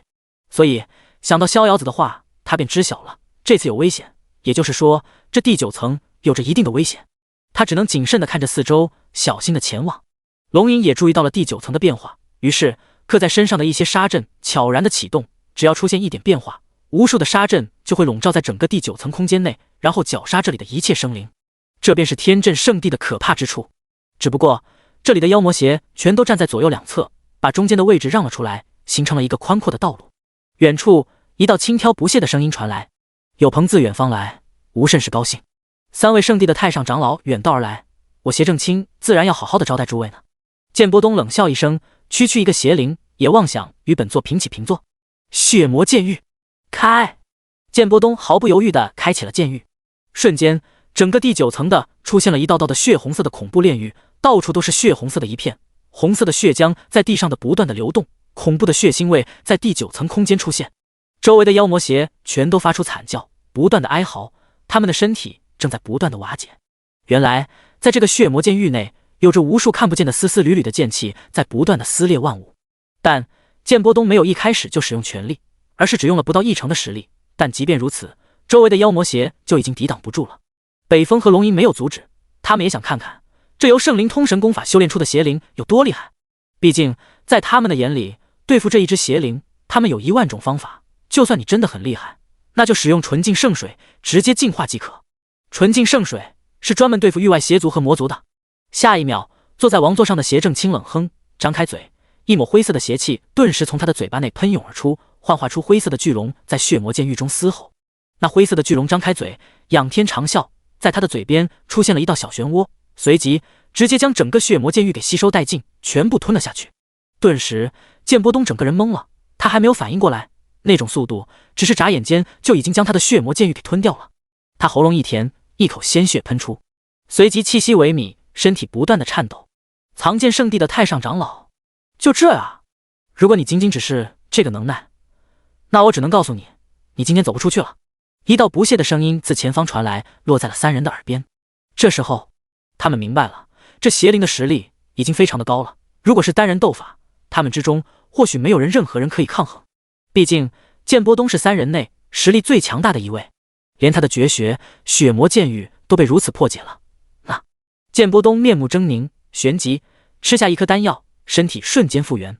他深吸一口气，谨慎了许多。他的实力很强，至少是和圣主一个级别的，直接使用纯净圣水灭杀这邪灵。第118章惨败，沈飞入锁妖塔。本来3人的目标是抓到邪正清，然后研究一下，看看圣灵通神功法所诞生出来邪灵有多神异，同时也想要试试能不能修改圣灵通神功法，让它的副作用变小。可现在的情况来看，这邪灵的实力已经非常强大了，这几千年内在锁妖塔内吸收邪念，不断的壮大自身，如今即便是他们也都一定能够对付眼前的邪灵了。为了防止出现什么意外，他们必须要立即出手抹杀这个邪灵，否则一旦等他炼化了锁妖塔，那么到时候即便是大成老祖亲临，也不一定能够击杀他了。届时那可就是完脱了，那便是真的没办法对付邪灵了。3人立即从储物戒指内拿出纯净圣水，纯净圣水在五彩琉璃瓶内闪烁出淡淡的纯白光芒，刚一拿出来，就让周围的妖魔邪顿时浑身一颤，灵魂都在不断的战栗，想要逃离这里。他们天生就害怕这纯净圣水，具体是为何会惧怕，这点无从得知。斜正清旁边的红衣女人看着三人拿出了纯净圣水，她的眉间便紧皱，提醒道：“他们拿的是纯净圣水，是专门用来对付妖魔邪的至宝，你要小心了。”斜正清面露玩味，两只手在不断的相互揉捏着，发出咔咔的声音。对于这东西，他知道，在他的传承记忆内就有着关于纯净圣水的记忆。这个东西来历非常的大，而且是人族研制出来，专门克制妖魔邪三族的至宝。只不过邪正清不怕，他和其余的邪灵不一样。邪灵，邪族的生灵，他既是邪灵，同时也是人。他是因为人类邪念所诞生出来的，再加上某位邪族始祖的帮助，让他形成了胚胎，在锁妖塔内以吸收邪念为生。所以他不是一个纯粹的邪灵。其他邪灵如果被纯净圣水给触碰到，可能几秒就会直接烟消云散，但他至少可以坚持几百年。这几百年的时间足够他前往邪族始祖之地接受邪神沐浴了。这也就是说，这三人的底牌对他无用。他起身，面露挑衅，张开双手，不屑道：“有本事就来啊！”剑波东、北风、龙吟三人感受到邪正清满满的挑衅，眼睛微微一眯，充斥着无边的杀意。整个第9层内全然是三人的无边杀意。你是本座见过最嚣张的邪灵，多说无益，让他在纯净圣水下忏悔吧。邪正清，受死！三人化作一道流光，眨眼间就来到了邪正清的前方，伸出手，毫不犹豫地将五彩琉璃瓶扔出。虽是扔出，却没有办法躲避，三人已经将可以退后躲避的任何地方全部挡死。邪正清没有一点的意外，被3个五彩琉璃瓶砸中，随即一道清脆的声音响起，五彩琉璃瓶破碎，里面的纯净圣水立刻喷涌出，形成了一道巨大的骇浪。这五彩琉璃瓶内的纯净圣水并非只有那么一点点，反而是非常的多。这巨大的骇浪将邪正清笼罩，三人面露冷笑，等待着他被湮灭。但随着时间的推移，那纯净圣水居然渐渐地被邪正清吞噬，原本几十米之高的骇浪已经全部消散，进入了邪正清的体内。见此，三人面露惊骇之色。这怎么可能？三人失声，曾经纯净圣水对付妖魔邪是简简单单的，只要沾染到了，那就等死。可是现在，他居然直接给吸收掉了。他不怕纯净圣水。就在这个时候，邪正清那看不清的脸陡然扭曲，从他的身上顿时出现了一道道的糊灰色触手，朝着三人而去。剑波东等人自然不会就此束手就擒，于是一场大战爆发。巨大的声响传遍了整个锁妖塔，甚至在外面都能感受到恐怖的破坏力和淡淡的威压。但仅仅是半个时辰后，一切都停下来了。三个人双腿双手全部被斩断，只剩下了身体和头颅，地面上满是他们粘稠的血液。在他们的身体四肢的伤口上有着一道灰色的气体，阻挡着他们身体自动修复。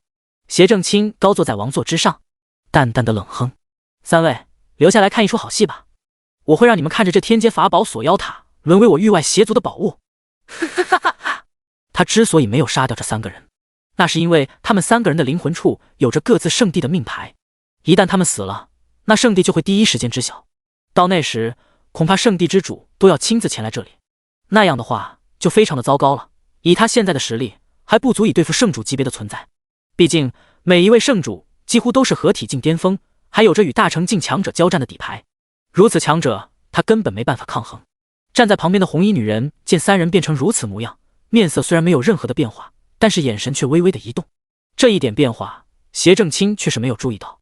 锁妖塔外，道主风水和4位师弟依旧在催动灵力，阻挡锁妖塔被邪正清炼化。自从3位太上长老进去后，那是真的很轻松，基本上邪正清就没有再炼化锁妖塔了。可是现在，忽然间，他们的压力陡然间增大，他们再次冷汗淋漓。为何那邪灵又开始了？难不成是那圣地的3位太上长老失败了？可恶，连他们都失败了！几位师弟不要惊慌，竭尽全力阻挡邪灵炼化锁妖塔，否则一旦被他炼化了，那么我们将再没有任何办法对付这邪灵了。说着，他看向了沈飞，脸上满是祈求。花前辈，看样子3位圣地来的太上长老凶多吉少了，还请花前辈出手相助。沈飞脸色凝重，他在犹豫要不要进去。连3位合体境的太上长老都失败了，他一个化神境的小菜鸡真的可以吗？不过沈飞转念一想，他们带着这个纯净圣水都失败了，那也就是说纯净圣水无法对付这个邪灵。他大脑疯狂的运转，没办法了，这是必须要进去。现在是他唯一有机会得到对付域外邪族弱点信息的时候，若是不进去，将来战争爆发，他会后悔的。于是他毅然决然地朝着锁妖塔而去。你已进入到噩梦级炼虚境巅峰副本锁妖塔。注：此副本建议炼虚境巅峰组队完成。第119章邪灵始祖，圣子邪正清。域外邪族，圣界始祖之地。这里是域外邪族3大始祖居住的地方。原本这里非常的安静，没有任何的变化。可就在今天，异变出现了。恐怖的气息陡然间自始祖之地内升起，将这个圣界笼罩着。一时间，所有的域外邪族内的邪灵猛然抬头，脸上露出了惊喜之色。他们跪倒在地上，虔诚呼喊：“恭迎邪灵始祖！恭迎邪灵始祖！恭迎邪灵始祖！”一时间，恐怖的异象在整个圣界爆发，圣界内满是着虔诚的声音。坐在一边的邪宿始祖嘴角扬起：“邪灵，你终于醒来了。”邪宿很高兴，作为3大域外邪族3大始祖之一，他是由衷的高兴。很快，一道冰冷的声音传遍整个圣界：“邪灵醒来了！大赦圣界！”顿时，圣界内再次高高呐喊邪灵的名字：“邪灵始祖万岁！邪灵始祖万岁！邪灵始祖万岁！”随后，邪灵来到了始祖殿，看到了等候多时的邪宿。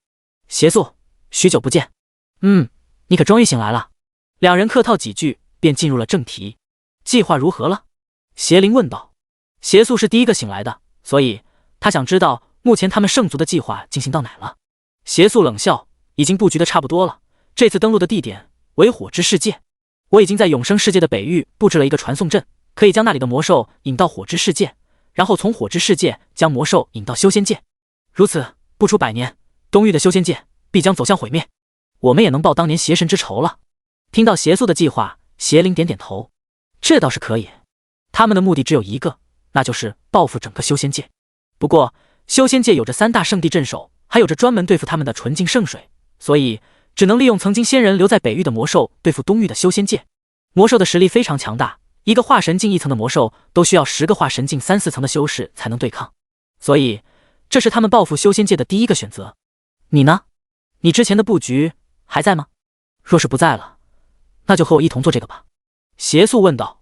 3大始祖每一个都有着一个布局，都是对付修仙界的，就是怕单凭一个始祖的布局无法毁灭修仙界，于是准备了3个，到时候3管齐下，这修仙界他们就不信还能屹立不倒。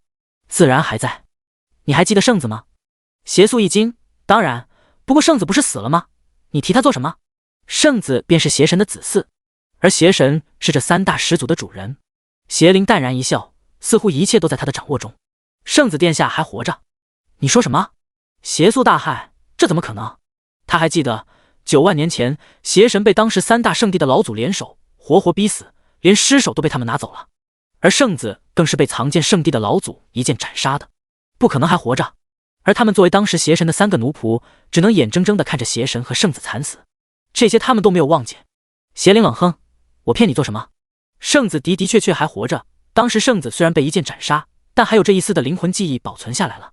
直到7000年前，我才发现了圣子的一丝残魂还得以留存于世间。为了能够让圣子复活，我找到了我们一族的圣灵通神，然后交给了当时落魄的道门，利用他们的邪念催生出来具有道门之法的邪体，随后利用着邪体复活了圣子殿下。如今圣子殿下已然在锁妖塔内吸收着无数的邪念，已经长大了。而我感受到了圣子在呼唤我，他似乎已经快要掌握天阶法宝锁妖塔了。”邪宿睁大了眼睛，不可置信地看着邪灵：“你的布局居然是这样的？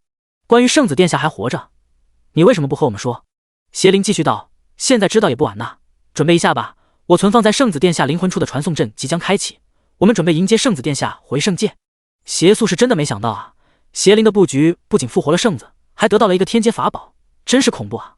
坐在始祖王座上的邪灵站起，闭上双眼，抬起双手，顷刻间，一道巨大的灰色巨门正在不断的浮现。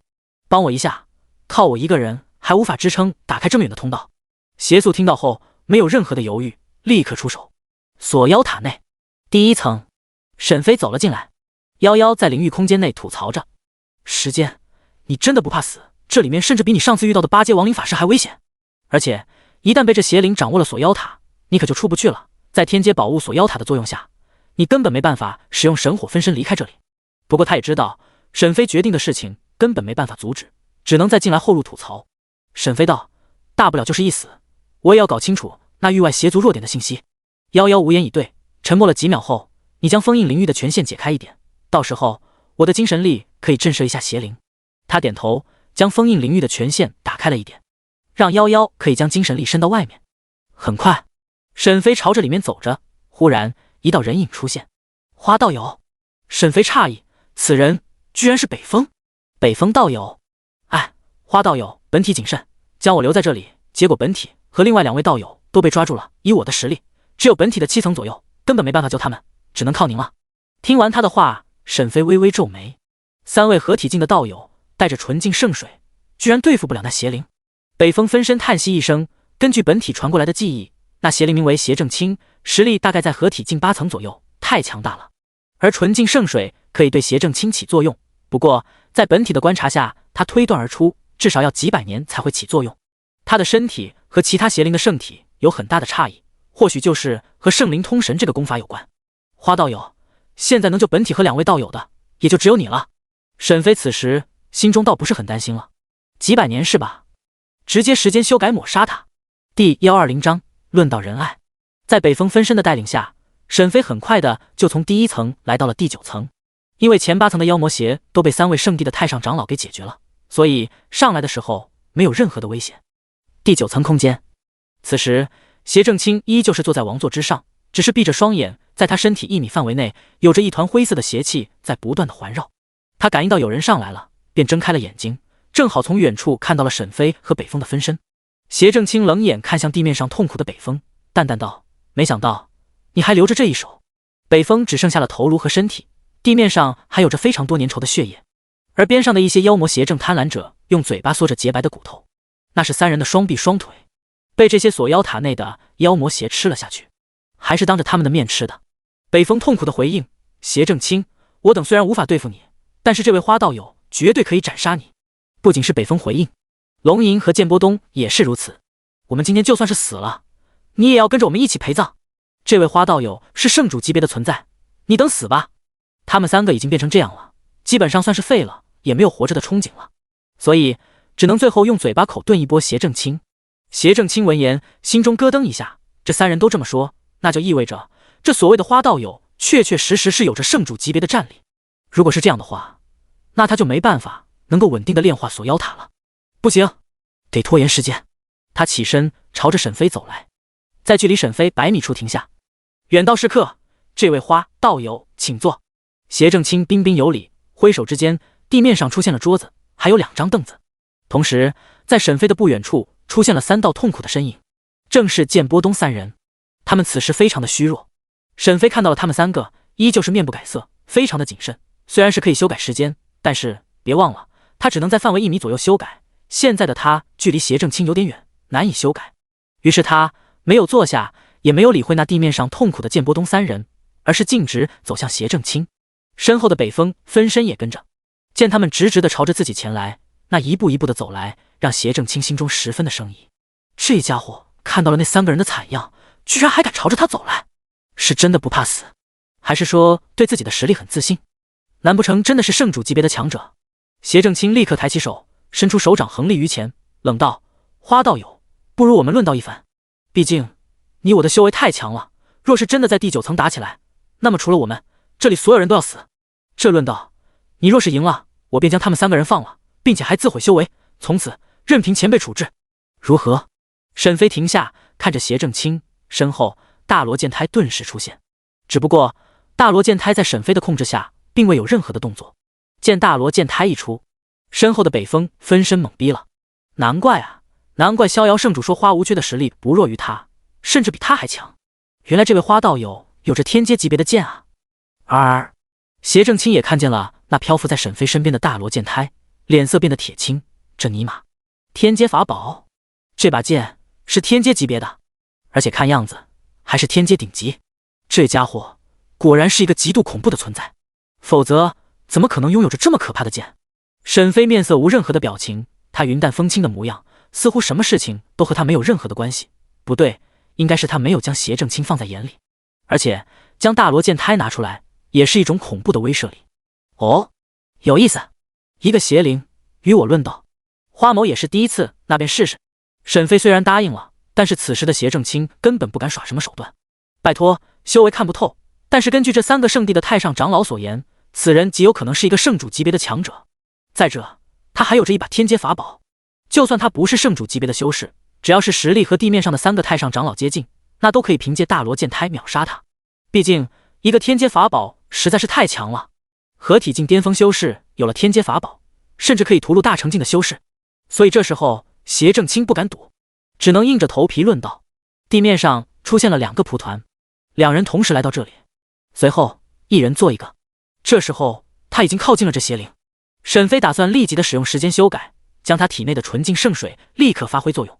就在这个时候，系统来了一个任务，特殊主线任务，征服域外邪族圣子邪正清。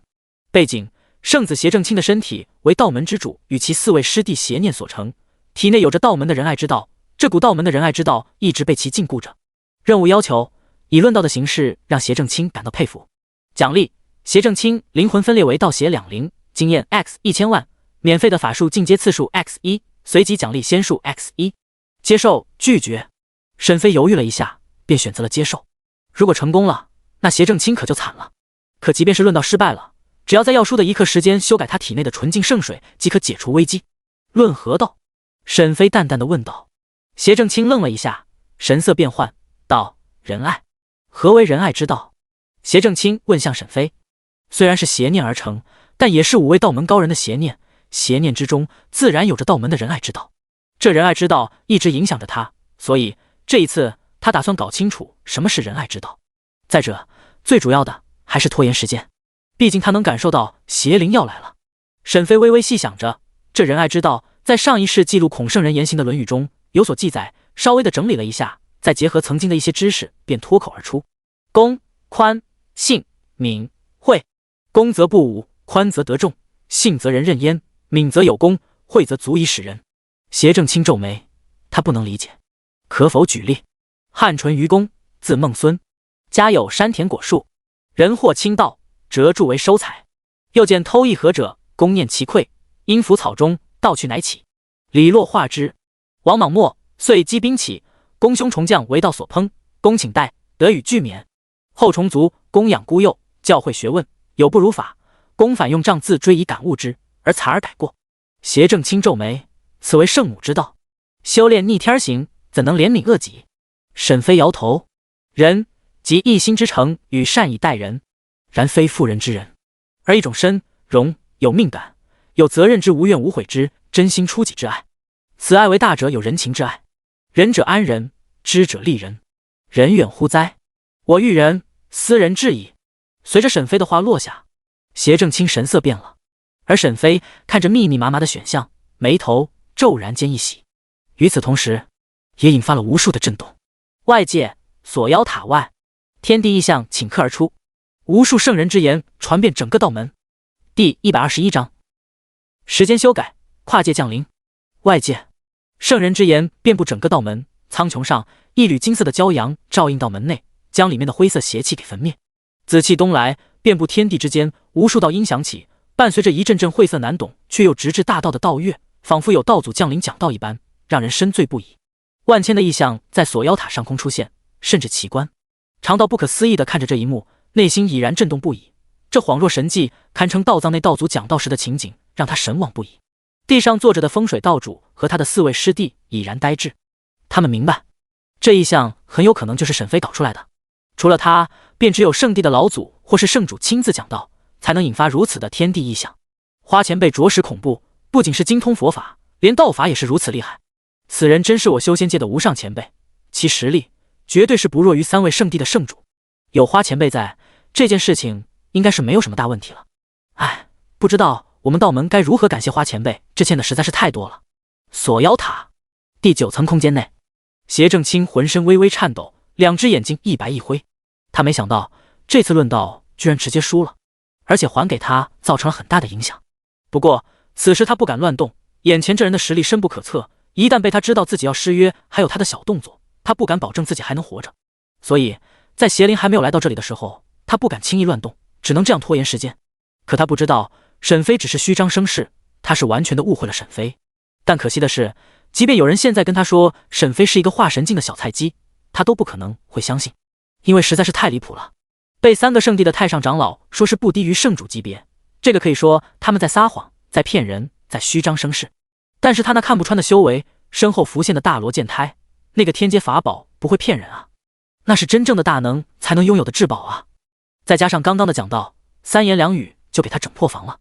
这尼玛不是大能是什么？你说他是化神境的小菜鸡？你是不是想让我死？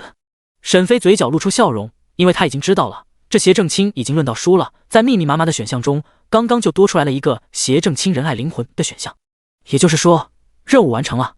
果然，耳边立刻就出现了任务完成的声音。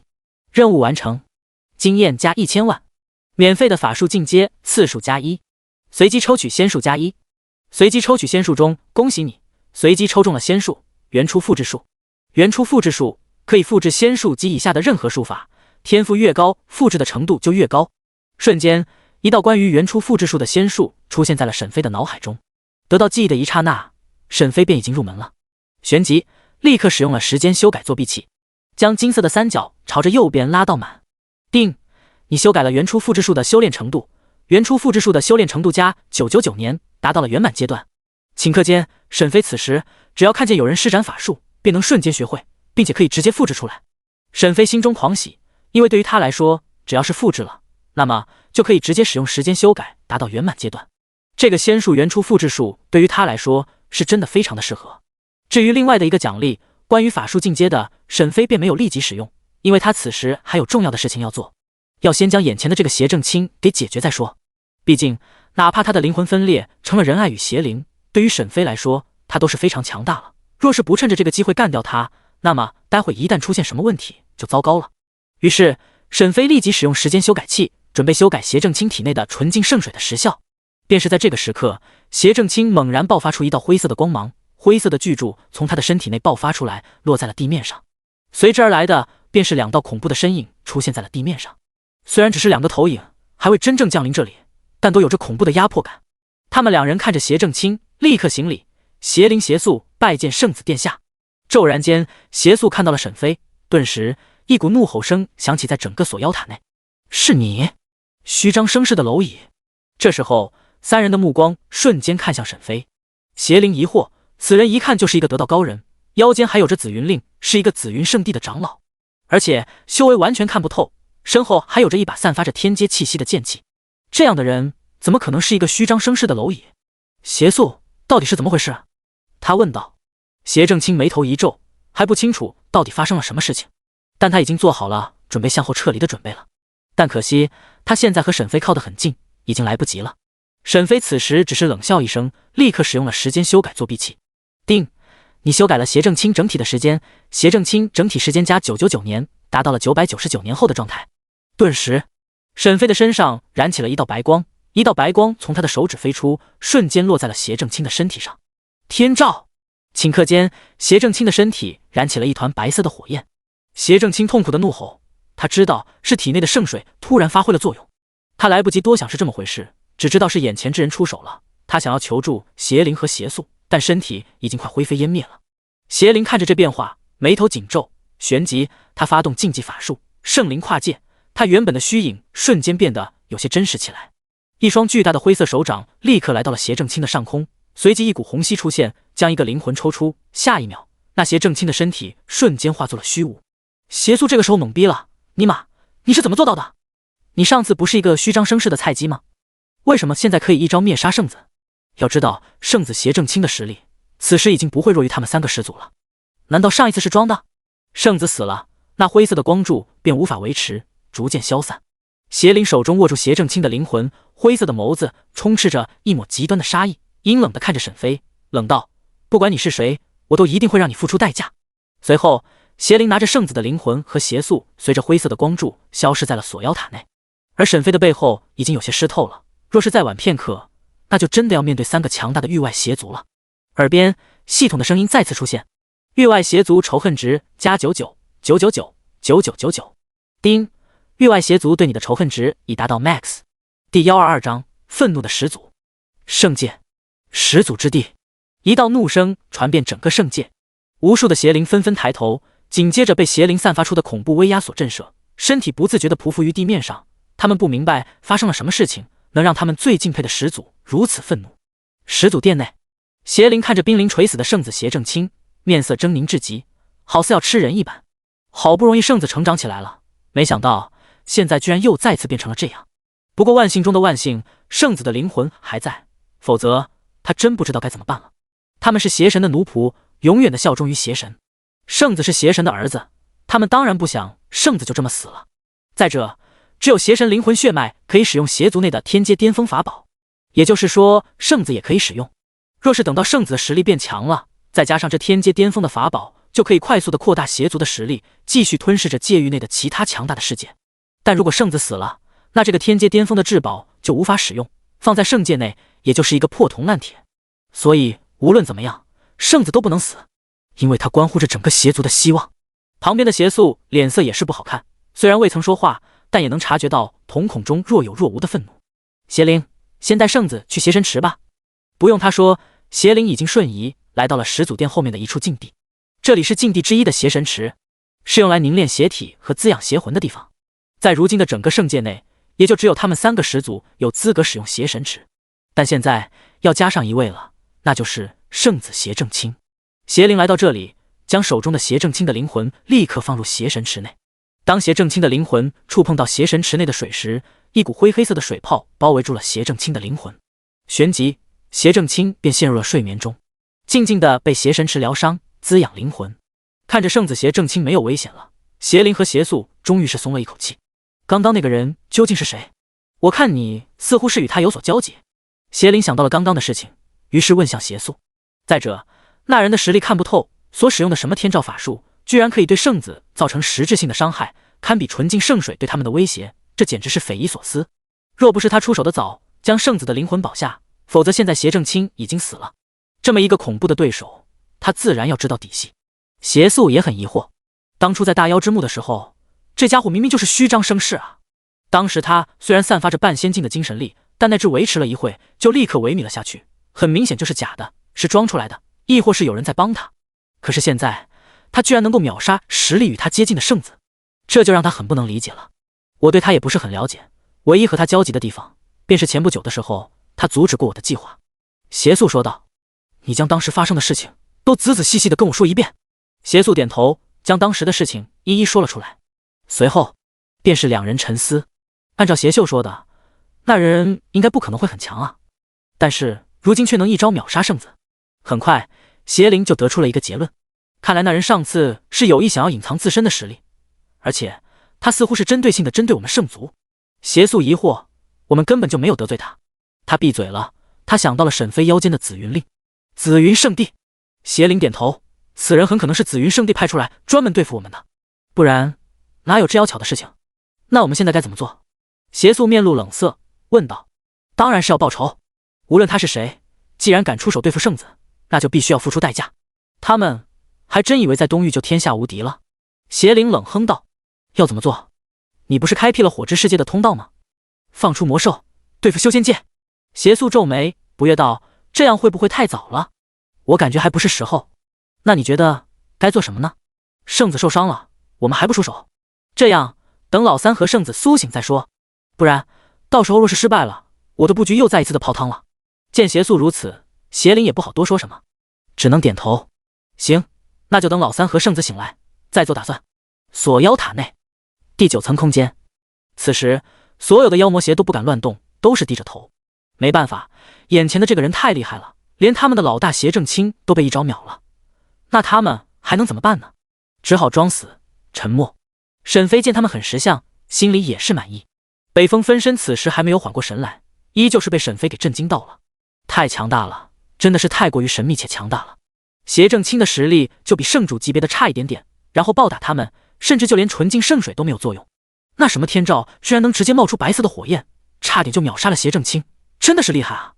当然他们自然没有认为那白色的火焰就是纯净圣水造成的，他们不是没有见过这纯净圣水落在邪灵身上的景象，那是直接由内而外的蒸发，直接就秒了，什么异象都没有。所以北风分身包括邪灵和邪宿都没有往纯净圣水这方面去想，都只认为是沈飞的法术造成的。这时候沈飞已经来到了剑波东3人的旁边，身上泛起了白光，随后口中淡淡的说出几个字：先天一气。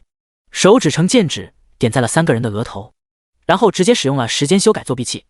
定，你修改了剑波东身体时间，剑波东身体时间半天前恢复到半天前的状态。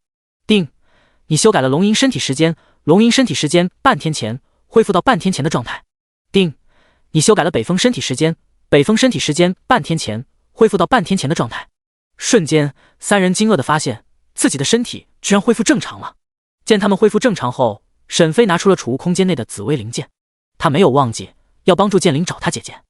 第123章，姐妹重逢，圣水来源。紫薇灵剑一出，沈飞就听到剑灵激动的声音，同时还有着那个特殊的支线任务。剑主，您来到锁妖塔了。特殊支线任务开启。背景：两姐妹被道门长老。第一阶段，探查道门锁妖塔。任务奖励若干经验。沈飞点头，然后接下了任务。瞬间，任务就完成了。第一阶段任务完成，经验 X 100万。特殊支线任务开启。背景：两姐妹被道门长老。第二阶段，帮助两姐妹团圆。任务奖励若干经验。阿妹，一道惊愕的声音响起，一个红衣女子走了过来。这人正是之前跟在邪正清身边的红衣女人。她感受到了妹妹的气息，于是忍住了对沈飞的害怕，来到了沈飞边上寻找妹妹。紫薇灵剑漂浮着，也感受到了姐姐的气息。随后，一道穿着蓝色长裙的少女自紫薇灵剑中浮现而出，她正是紫薇灵剑的剑灵。两人相拥，满是惊喜。沈飞没有打扰他们。这时候，剑波东3人已经反应过来，北风立刻将分身收回，然后3人起身朝着沈飞鞠躬敬礼。剑波东、北风、龙吟多谢花前辈救命之恩。这时候，他们承认了，也认同了眼前的这个看上去宛如谪仙的少年，实质上是一个极度恐怖的圣主级别的大能。不仅仅是把他当作圣主来看，反而对沈飞的敬意还比对圣主高。沈飞见他们如此，没有拒绝，反而是心安理得地接受他们的道谢。他没必要拒绝，本就是他救的他们，说句不好听的，若不是沈飞，他们已经死了。我问你们一件事情。沈飞淡淡的开口。剑波东3人一听，立刻竖起了耳朵。此事很简单，我想知道纯净圣水的来源。听到沈飞的话，顿时剑波东3人有些不理解了。这东西花前辈应该是知道的，毕竟实力这么强，活的寿命肯定也很长啊，应该是知道这纯净圣水的来源啊。难道说这位花前辈是一直闭关修炼，最近才出世的？这很有可能啊，不然之前为什么没有听说过这个花前辈的事迹？难怪他不知道这纯净圣水的来源。于是剑波东解释道，这纯净圣水是3位圣地老祖联手在9万年前诛杀了邪神、妖神、魔神，将他们的尸骸放入了圣池之中。从此之后，那圣池内的水便对妖魔邪3族有着无与伦比的克制能力，便被称为纯净圣水，几乎任何的妖魔邪都无法阻挡纯净圣水的侵蚀。这便是纯净圣水的来源。原来是这样啊。这时候沈飞明白了，看来这个东西就是对付域外邪族所必须的要具备的了。毕竟有了这个，域外邪族根本扛不住，因为不可能每一个邪灵都是邪正清那样的吧。这时候沈飞说道，能否将纯净圣水分给花某一些呢？剑波东没有任何的犹豫。花前辈，您需要多少？沈飞道，装满一整个储物空间即可。顿时3人惊骇，花前辈这恐怕不行，纯净圣水经过几万年的消耗，已经只有不到1000立方米了。为何？经过了几万年的时间洗礼，邪神、魔神、妖神的残骸已经没有了往日的神意，现在的圣池已经干涸了许多，加水也没有任何的用处，反而还会让圣池内的圣水变得稀薄，导致无法使用。对此，沈飞无语了。他还以为找到了对付域外邪族的办法，没想到根本不能大力推广。那这样的话，还得想其他办法。见沈飞沉默，他们没有打扰，而是直接将周围的妖魔邪3族全部斩杀殆尽。他们可没有忘记，刚刚这些妖魔邪可是吃了他们的手臂。随后，第9层空间顿时出现了一道门，几人全部走了出去。刚走出锁妖塔，沈飞就听到了任务完成的提示。任务完成，到星种魔碎片+1。丁，到星种魔碎片已收集完成，是否合成禁忌法术到星种魔？沈飞点头，合成。你已学会了到星种魔，达到了入门阶段。丁，你修改了到星种魔修炼程度，到星种魔修炼程度+999年，达到了圆满阶段。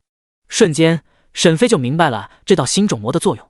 沈飞可以对任何人使用到星种魔，在他人的道心内种下一颗魔种，但前提是那人不能反抗沈飞，而这个魔种正常情况之下是无法被发现的，会潜移默化地影响被众魔者，继而达到控制的效果。这种控制是发自内心的甘愿被控制，对施术者是绝对的忠诚。这个法术很恶心，沈飞觉得，若是现在他想要对那3个圣地的太上长老使用这个法术的话，他们便会成为沈飞的奴隶，因为他们目前根本不会认为沈飞会对他们出手，只要找一个借口就能够众魔控制他们。但沈飞也没有什么理由这么做，谁知道圣地之中有没有强者会看出异常？万一被看出来了，那沈飞就要遭受到圣地的追杀，所以完全没必要这样做。经验加2000万，昵称时间，天赋 SSS 级大道天赋，血脉人族真魔真龙，寿命360年，势力紫府剑宗炼丹阁阁主紫云圣地长老，修为化神境9层 Max， 请升级功法。头衔5阶炼丹师，4阶仙职师，4阶医药师，4阶阵法师。功法太上玉清道圆满，只能修炼一个功法。仙术隐藏术圆满，原初复制术圆满。法术竞技法术道心众魔圆满。秘籍法宝武器封印灵玉残缺版，紫薇灵剑残缺版，大罗剑胎碎片封印灵玉碎片 X2。 任务主线任务域外邪族进行中。风魔一族好感度 Max， 矮人族好感度 Max， 域外邪族仇恨值 Max。 特殊道具特殊法术进阶次数 X1。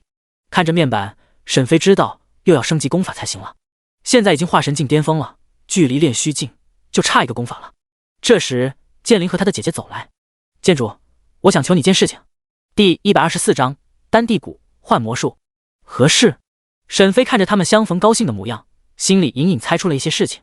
剑灵道，我想让姐姐跟着剑主，如此一来的话，我和姐姐就不会再饱受分离相思之苦了。再者，我姐姐也可以伺候您。他看着沈飞，眼里满是希冀，期望剑主能够答应。剑灵的姐姐红衣女人也是看着沈飞，虽然她觉得不太可能，但万一呢？如果沈飞不愿意，那她就会离开，让妹妹好生的待在这位前辈的身边。她是一个真正的得道高人，阿妹能够跟着她是她的机缘，怎么能因为她的出现让阿妹错失这段机缘呢？沈飞看了一眼红衣女人，使用了探查术。名称云灵，势力种族半妖，修为化神境9层，年龄2016。法术沈飞倒没有打算将他们都留下，以他化神境的修为，对于沈飞来说没什么太大的帮助，甚至现在紫薇灵剑也是如此。沈飞已经有了大罗剑胎，根本没什么必要再使用紫薇灵剑了，所以这样的话，跟在他身边又对他没什么太大的帮助，倒还不如让他们离去。等等，沈飞想到了一件事情，他可以让他们2个跟着时间这个分身。虽然时间这个分身现在的修为也很高，其实也不怎么需要有人帮他，但是沈飞也不是一直都操控着分身，所以有一个化神境9层的在身边做事也是挺方便的。于是沈飞说道，你们就跟着我那徒儿吧。说着拿出了任意门，让他们走了进去，来到西域，跟着时间分身。随后将任意门收起来之后，耳边再度出现了任务完成的声音。任务完成，经验 X200万。旁边剑波东3人再度走来，他们刚刚发出了一道密令，将这里的消息都告知给了各自的圣地，同时圣地也回复了他们。花前辈，3个月后是3大圣地之间的一个宴会，届时还请花前辈能够出席。这是3位圣主相邀请，还望花前辈能够给个薄面。沈飞点头答应了这件事情，毕竟他的目标有出纯净圣水。虽然说那邪神、妖神、魔神的尸体已经被时间所侵蚀，但是别忘了，沈飞可以使用时间修改器啊。只不过沈飞不知道那尸体究竟修改多少时间才有用，所以必须要去看看。再者还要得到一些圣地的功法，毕竟现在地阶功法已经不足以修炼至炼虚境、合体境了。好，3个月后花某定然拜访。听到沈飞答应了，北风拿出了一样金色的圆盘。花前辈，这是紫云圣地的联讯器，可以联系到紫云圣地，等到花前辈您打算过来时，就可以使用这个联系我，我会第一时间前来接你。北风很客气，他知道了沈飞的实力很强，所以并未将沈飞当做了紫云圣地的客卿长老，而是当做了一个真正的前辈看待。沈飞接过，道谢一声，旋即3人便离开了这里。见3位圣地的长老走了，那坐在地上的风水圣主和几位师弟走了过来。晚辈风水代表整个道门向花前辈致谢，道门欠花前辈一个天大的人情，若是日后有需要道门的地方，还请花前辈不要客气。旁边的4位长老也是附和道：是啊，这次多亏了花前辈，不然我道门危矣。不只是道门啊，就是整个修仙界都很有可能面对一个大劫，所以这一次花前辈相当于是拯救了整个修仙界了。多谢花前辈出手相助啊！以后有需要我烽火的，请随意说，我定当全力以赴，哪怕是死都要完成。沈飞听着觉得好笑，这些人话说的是真好听，但会怎么做，谁会知道？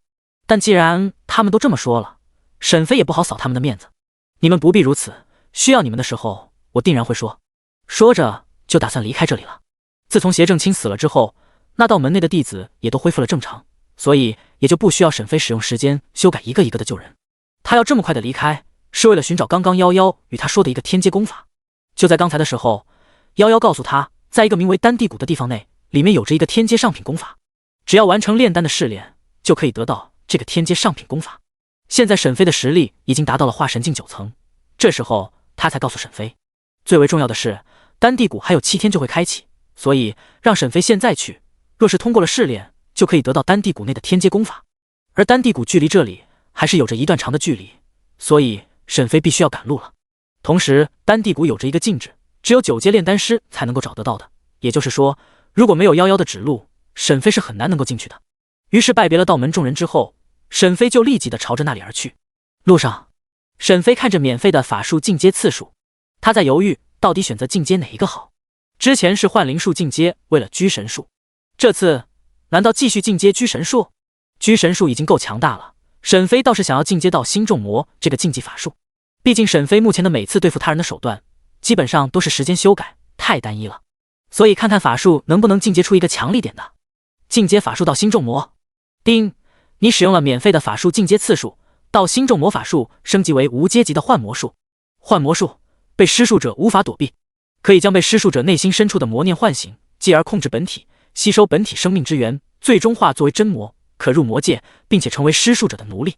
注：施术者每次使用时都会凝聚出魔念，若是不能够消除魔念，随着法术的多次使用，最终也很会被体内之魔所取代。我操！沈飞瞪大了眼睛，这东西比道心种魔还恐怖啊，还是无法躲避的。只要对人施法，那人内心中的魔念必然会被唤醒，当然实力越强也就能够抵抗的越久，但终究是只能抵挡，魔念是消除不了的。这法术比禁忌法术还禁忌，真不愧是禁忌法术进阶的。只不过唯一的一点是，这副作用也很大，但是对于沈飞来说倒不是什么大事情，毕竟对于他来说只需要时间修改抹杀魔念即可。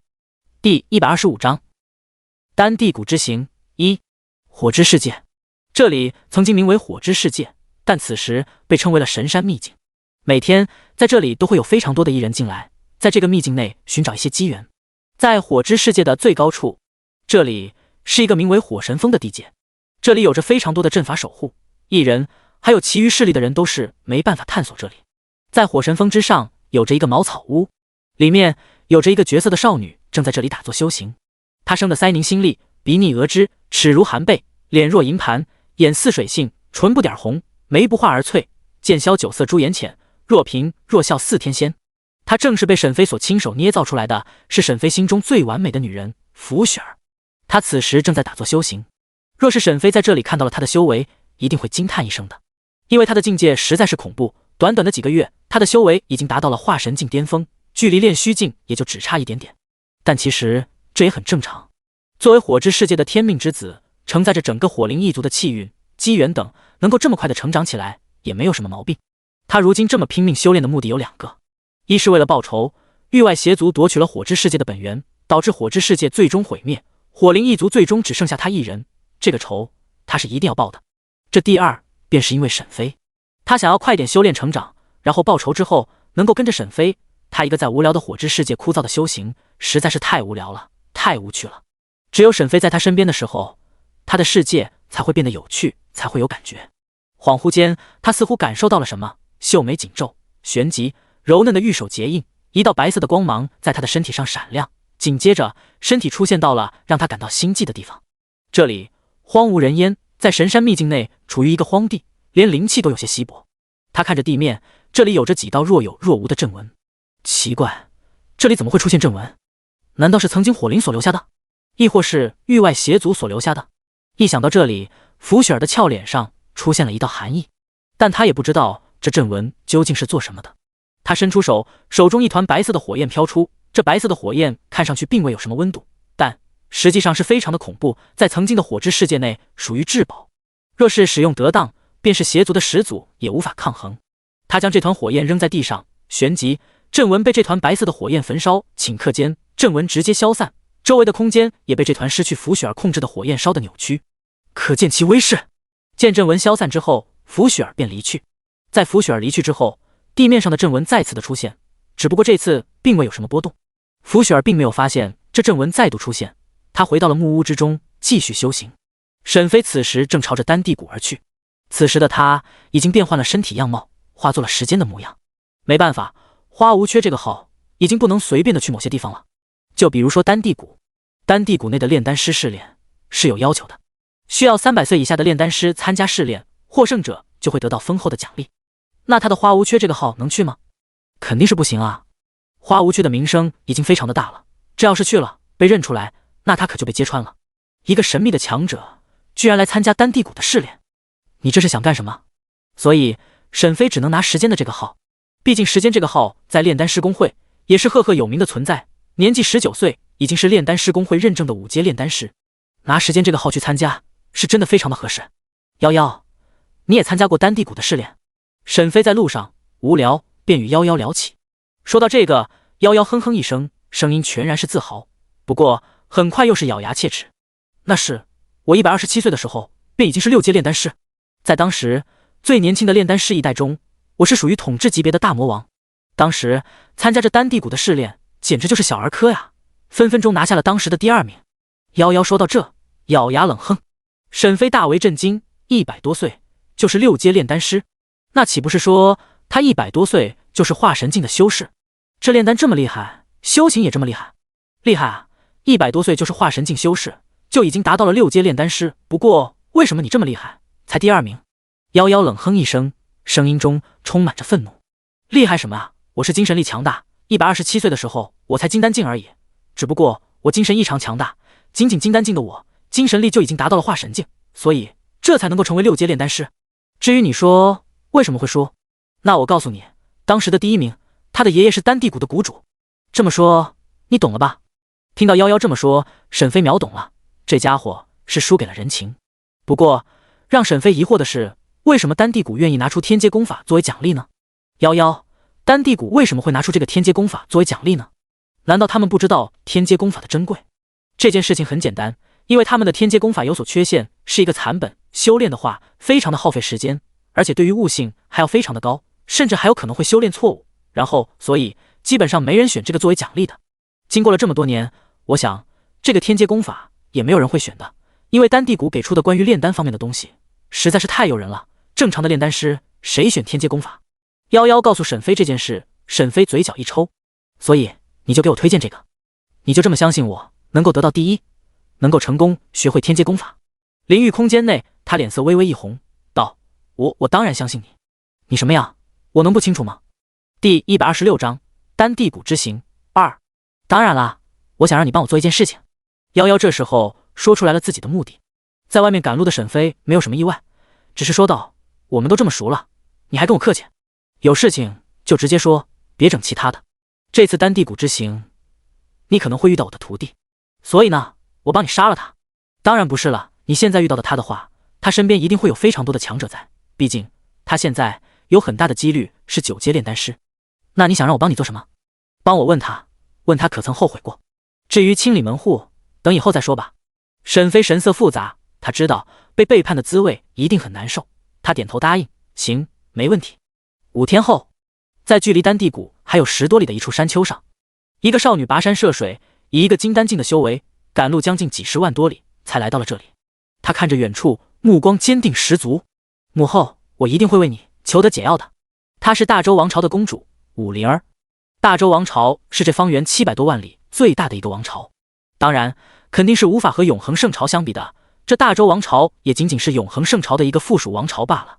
就在前不久，大周王朝得罪了一个魔道势力，他们使用巫蛊之术，让大周王朝的王后中了巫蛊之毒，靠着永恒圣朝女帝曾经赏赐的宝物，这才吊着一条命，但也是仅仅吊着一条命。为了能够救治母后，在他多次的打听下，知道了丹地谷将会聚集着非常多的炼丹师，所以他便带着侍卫万里迢迢来到这里。但那些魔道势力自然是要阻止，所以最终侍卫们全部惨死，只有他一人逃出升天，最终来到了这里。即便他知道这公主的身份在这些炼丹师面前没什么作用，但是他也要试试，为了救母后，哪怕是甘愿。毕竟如果他母后死了，大周王朝也就完了。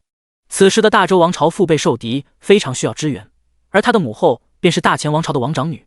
若是母后一直如此，大前王朝是不会出手相助大周王朝的。所以这关乎着整个大周王朝的兴衰。她作为大周王朝的王长女，依旧是长公主，那她必须要为了大周王朝做出牺牲。很快她便来到了丹地谷，只不过这里看上去非常的平凡，只是一个普通的山谷，里面有着几个茅草屋而已。在茅草屋内有着几个年迈的普通人，他上前询问过了，但他们就说这里是丹地谷，他没来错地方。于是他在疯狂地找着入口，但任凭他怎么找都找不到入口。渐渐的，时间快速的流逝，夜晚，他坐在地上，眼神呆滞，他在回忆着曾经在大周王朝皇宫内那些快乐的时光。他没有打算放弃，都已经来到了这里，他不能够放弃啊！如果一旦放弃，那么大周王朝就完蛋了，母后会死，父王也会死，弟弟妹妹们都会死。他不能让这些事情发生，于是再度起来，在周围寻找着入口，但依旧是没有任何的发现。忽然，远处一道穿着白衣的青年快速遁光而来，一瞬间便落在了山谷中的一个茅草屋边上，距离武灵儿并不算远。此时武灵儿还不知道这人是不是那些魔道势力派来的，所以就躲着看着那人会做什么。沈飞来到了其中的一个茅草屋门口，轻轻地敲响了门口。一个老头开门，冷眼看着沈飞，这里虽然是丹地谷，但没有什么炼丹师，没什么事情，你们还是走吧。沈飞拿出5阶炼丹师的黑袍和凭证，然后说道：我是5阶炼丹师时间。说着，那老头一听，顿时脸色微微一变，他就是时间，炼丹师公会内史上最年轻的5阶炼丹师。只不过即便如此，这丹地谷之间的小辈试炼他也不能进去，毕竟那里面的小辈都是和某些9阶炼丹师有关，其中有某些9阶炼丹师的徒孙、远方亲戚。这里面也就是说是一些炼丹界内的真正权贵在里面聚会。这人虽然是天骄，但是和9阶炼丹师没关系的话，进去也是不合适啊。等你成长起来之后，你才能融进这种圈子。于是他说道：我不知道你在说什么，你还是请回吧，如果没有你家大人。他还没有说完，就看到了沈飞双手正在结印，很快一个特殊的印记便出现在了空中。那老者顿时瞪大了眼睛，喉咙咽了咽口水，有些不敢相信，这是10阶炼丹师妖大人的禁制印记，他难道是妖大人的徒弟？不对，妖大人在6000年前就已经意外的去世了，这只有一个可能，他得到了妖大人的传承。妖，只有一个字，属于炼丹界内永远无法超越的存在，有他在，炼丹界内无一人可以与他争锋。年仅3000多岁就已经是9阶炼丹师。至于为什么说他是10阶炼丹师，那是因为他是目前唯一一个炼制出10阶丹药的炼丹师。当时他就在场，看到了那举世瞩目的时刻。这时候他明白了，难怪这个异人这么厉害，原来是得到了妖大人的传承。难怪啊，年仅19岁就已经是5阶炼丹师了。猛然间，在沈飞的右边出现了一个传送门，这是只属于妖的传送门，前往处于现实与虚空夹层之中的真正丹地谷的通道。这样我可以进去了吧？老者连忙点头，既然是你得到了妖大人的传承，你便是妖大人的徒弟，正好这一次你的师姐9阶炼丹师伊宁玄也已经到了，如果他知道了你，或许会很高兴。说着，他手中弹出了一道遁光，进入了虚空，随即道：请。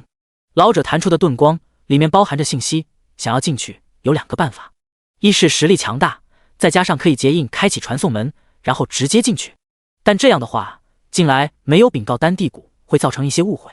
这第二和第一唯一的区别，就是要和这外面的老者报备一下，显示出尊重之意，如此就不会出现什么意外。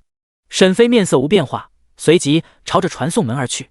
一边的武灵儿见状，连忙跌跌撞撞地跑了出来，拦在了沈飞前面，然后扑通一声跪下祈求。第127章丹地谷之行3。眼前一个妙龄少女正跪倒在沈飞的大腿前，秀眸内满是祈求。大人，求求您带我一起进去吧，求您了。武灵儿凄凄祈求道，看上去非常的可怜。她已经舍弃了作为大周王朝王长女的尊严了，只为换取一个能够进入丹地谷的机会。毕竟如果不进去的话，没办法救她的母后，这大周王朝真的就要完蛋了，届时覆巢之下焉有完卵。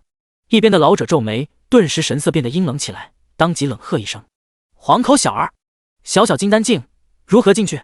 便是你进去了，你又能如何？想攀上枝头当凤凰？你认为里面的大人物会看得上你，还不赶紧让开？还是打算让老夫亲自动手？”那老者已经误会了，他认为这个武灵儿是想要混进去，然后攀附到某一位大人物身上。那老者便觉得真是不知好歹，一个金丹境的小娃娃也不看看自己够不够资格进去。这里面都是什么人？全是炼丹界内的大人物，哪一个不是8阶、9阶炼丹师大人的后人、徒弟、徒孙之类的？人家在里面聚会，试炼，促进感情，打好人脉关系。你在他们面前就相当于是一个凡人，你怎么敢进去的？就是进去了，谁会瞧得上你？你真以为平常就没有女人倒贴给那些大人物？开什么玩笑！沈飞自然也看到了武灵儿，他微微皱眉，为何要进去？若是无事，还请让开。武灵儿连忙解释，将大周王朝的事情全部说出。听完，沈飞微微皱眉，同时耳边还响起了任务提示。任务提醒：支线任务大周王朝。背景：大周王朝得罪了魔道势力巫蛊宗，其大周王后被下巫蛊之毒，命在旦夕。同时周围的大云王朝、大武王朝联手，乘机攻打大周王朝。为了救治母后，救助整个大周王朝，王长女武灵儿便想要找到丹地谷，请求里面的炼丹师治疗王后。第一阶段任务开启，任务要求帮助武灵儿进去丹地谷，任务奖励随机经验，接受拒绝。看到了任务，同时沈飞也使用了探查术。名称：武灵儿，势力：大周王朝，王长女长公主，体质：气运圣体，暂未开启，双道圣修体已开启，种族：人族，修为：金丹境5层，年龄130，法术：130岁的金丹境修士。这天赋属实是不错，但让沈飞更感到意外的是，那信息多出来了一个叫做体质的气运圣体，双道圣修体，这是什么东西？沈飞在心中问向夭夭：“夭夭，你知道气运圣体是什么吗？”灵域空间内的夭夭原本还在惆怅，听到沈飞问他关于气运圣体的事情，旋即便脱口而出：“气运圣体啊，一个特殊的体质，拥有这种体质的会得到上天的垂怜，拥有无上大气运，机缘也能够快速的获得。只是这种体质有着一个巨大的缺点，就是非常容易被一些大能所圈养，然后沦落为吉祥物。这么厉害，好一个气运圣体啊！”随后沈飞又问道：“那双道圣修体呢？”夭夭撇眉，在灵域空间内，他的俏脸露出了奇怪的神色。好端端的，怎么问这些东西？这个的话，比起气运圣体是差了很多，就是修炼的速度比较快而已，算是一个不错的体质了。听到他这么说，沈飞恍然大悟，连夭夭都说这个体质非常的不错，那就是真的是不错了。难怪100多岁就已经金丹境5层了，堪比之前127岁金丹境的夭夭了。原来是有着这么一个修炼的体质在啊！如此的话，眼前的这个少女成长的潜力倒是巨大，两个特殊体质可以说是天骄了。这样是放在圣地也不会太弱，而且帮助他的话，只是一个随手而为的小事情。于是沈飞说道：“那便跟着我进去吧。”听到沈飞的话，老者微微皱眉，这小伙子19岁，果然是年轻气盛。既然他都这么说了，那他也就没必要拦着这个女人了，毕竟这家伙和妖大人有关。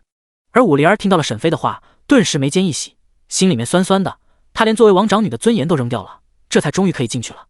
多谢大人，多谢大人。沈飞冷道：“我叫时间，你可以叫我时间，不必叫我大人，太生分了。”说着，沈飞靠近，伸出手。武灵儿借助月光，这才看清楚了沈飞那宛如仙人一般的脸颊，顿时心中小鹿乱撞。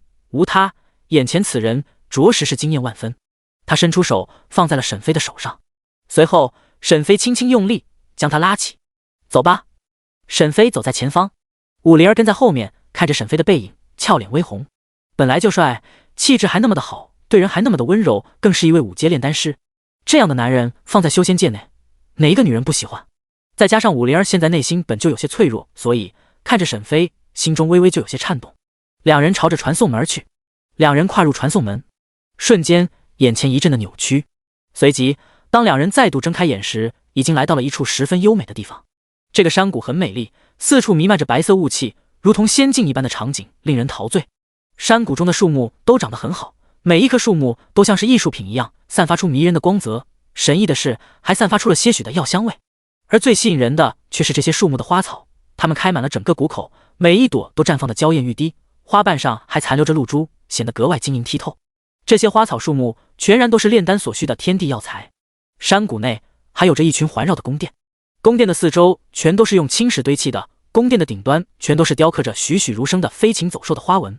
这些花纹的形状各不相同，有的像龙，有的像鸟，有的像狮子，有的像虎，各式各样，栩栩如生，让人叹为观止。而在山谷的最后方有一座山峰，山峰高达万米，耸入云霄，直插苍穹。山峰之上有一座巨大的宫殿，巍然矗立。这里所有的一切便是丹地谷。第128章丹地谷之行4。就在两人刚刚进来时，丹地谷谷内，丹地殿内，此时这里面坐着10多号人，除却了丹地谷陪同小贝而来的人，一共便还有7人。这7人便是这整个修炼界内7位目前还活着的9阶炼丹师的后人，或是徒孙之类的，或许应该称他们为接班人。本次试炼也就是让他们相熟悉，打好人脉，同时也是丹地谷和他们这一代年轻天骄打好关系的时候。毕竟能来这里的人基本上都是9阶炼丹师钦定的接班人了，未来基本上都会成为修仙界内的大人物。坐在首位的8阶炼丹师丹云子猛然站起身来，眉头紧皱不已，嘴巴都不自觉的已经张大了，眼中全然是不可置信，像是发现了什么了不得的事情一样。丹云子便是丹地谷目前的谷主，一位名震修仙界的8阶炼丹师。他的此番模样瞬间就落入了在下方坐着的年轻一代的目光中，他们纷纷皱眉，心中猜测这丹云子谷主究竟是怎么了，怎么忽然间就这么惊骇，脸上的神情也太过浮夸了吧。一旁一些跟着小贝而来的7阶炼丹师便提出了疑问，敢问丹云子前辈，您这是怎么了？是发生了什么大事情吗？周围的人都仔细的听着，想要知道发生了什么事情。虽然他们都是9阶炼丹师的后人，但是现在的实力还不足以入这些前辈的眼中。丹云子神色复杂，我感受到了是妖大人的禁制印记开启了传送门，而且在外面守护的云老也给我发了一个消息，是一个叫做时间的艺人，他得到了妖大人的传承。顿时在场所有人震惊，什么？妖大人的传承？这还是艺人所拥有的？妖大人不是死了吗？为何还能留下传承？我想起来了，那时间就是最近很火的19岁的5阶炼丹师，还是一位4阶的仙职师。原来是他，我说怎么这么耳熟？如果说是时间得到了妖大人的传承，那岂不是说他还是优越的师叔，和9阶炼丹师伊宁玄大人是同一个辈分？瞬时所有人都将目光看向坐在距离丹云子最近的一个少女，她是9阶炼丹师伊宁玄的徒弟优越，而伊宁玄的师傅便是妖大人。这关系换算一下，那名叫做时间的艺人还是优越的师叔。这位优越也是极为的不凡，年仅200多岁就已经是6阶炼丹师了，这种天赋着实是强大，甚至比当初的伊宁玄还要强大不少。优越俏脸上布满着寒霜，并未多说什么。丹云子道：我们出去看看吧。说着便带着众人离开了丹地殿，朝着外面而去。第1阶段任务完成，随机经验加300万，目前已达到等级上限，请升级功法，多余经验已自动丢失。任务提醒：支线任务大周王朝。背景：大周王朝得罪了魔道势力巫蛊宗，其大周王后被下巫蛊之毒，命在旦夕。同时周围的大云王朝、大武王朝联手，乘机攻打大周王朝。为了救治母后，救助整个大周王朝，王长女武灵儿便想要找到丹地谷，请求里面的炼丹师治疗王后。第2阶段任务开启，任务要求帮助武灵儿得到7阶丹药，7消治疗圣丹。任务奖励随机经验，武灵儿好感度 max。接受拒绝。沈飞自然是看到了这个任务，不过他没有盲目的去接这个任务。7阶丹药目前他还炼制不出来，他现在是时间这个号，靠着时间这个号还不足以让7阶的炼丹师帮助炼制7阶丹药，因为即便是7阶炼丹师炼制7阶丹药，也不是每次都能够成功的，还是得看天时地利人和。所以暂时的沈飞没有接取这个任务。武灵儿看着这丹地谷，美眸中轰然震惊，实在是太美了，这花草树木居都是药材啊，而且看样子品阶还不低的呀，真不愧是丹地谷。是啊，炼丹师公会的3大创始势力之一，怎么可能会很垃圾？忽然间几道强大的气息在远方呼啸而来，眨眼间便已经来到了沈飞两人的身前。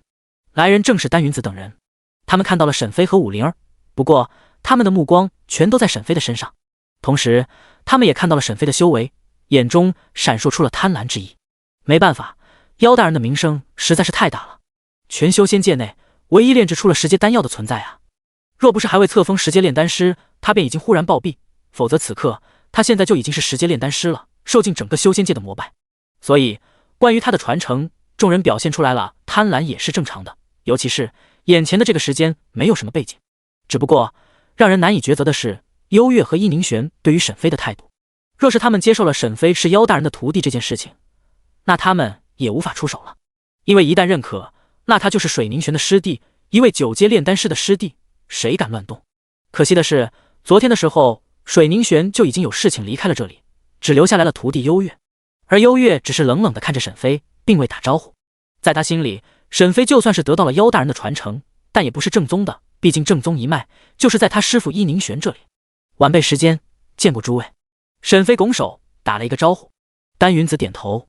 既然是得到了妖大人的传承，那你也算是妖大人的徒弟了。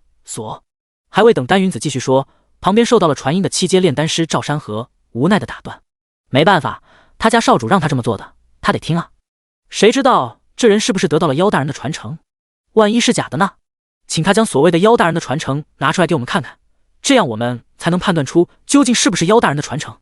即便是丹云子也没有反对，幽月也只是看着沈飞，没有说话。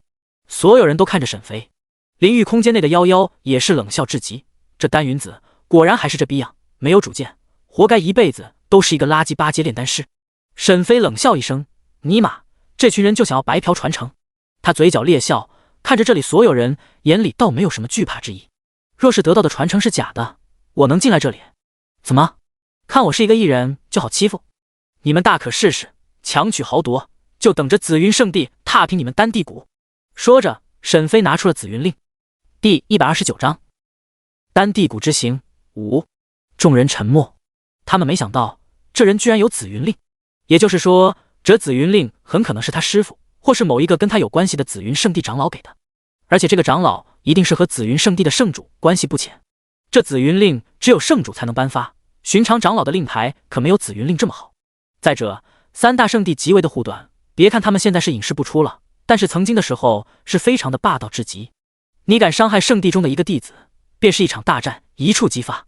现在3大圣地是隐世了，但他们不敢赌，所以眼前的这个人是不能够得罪了。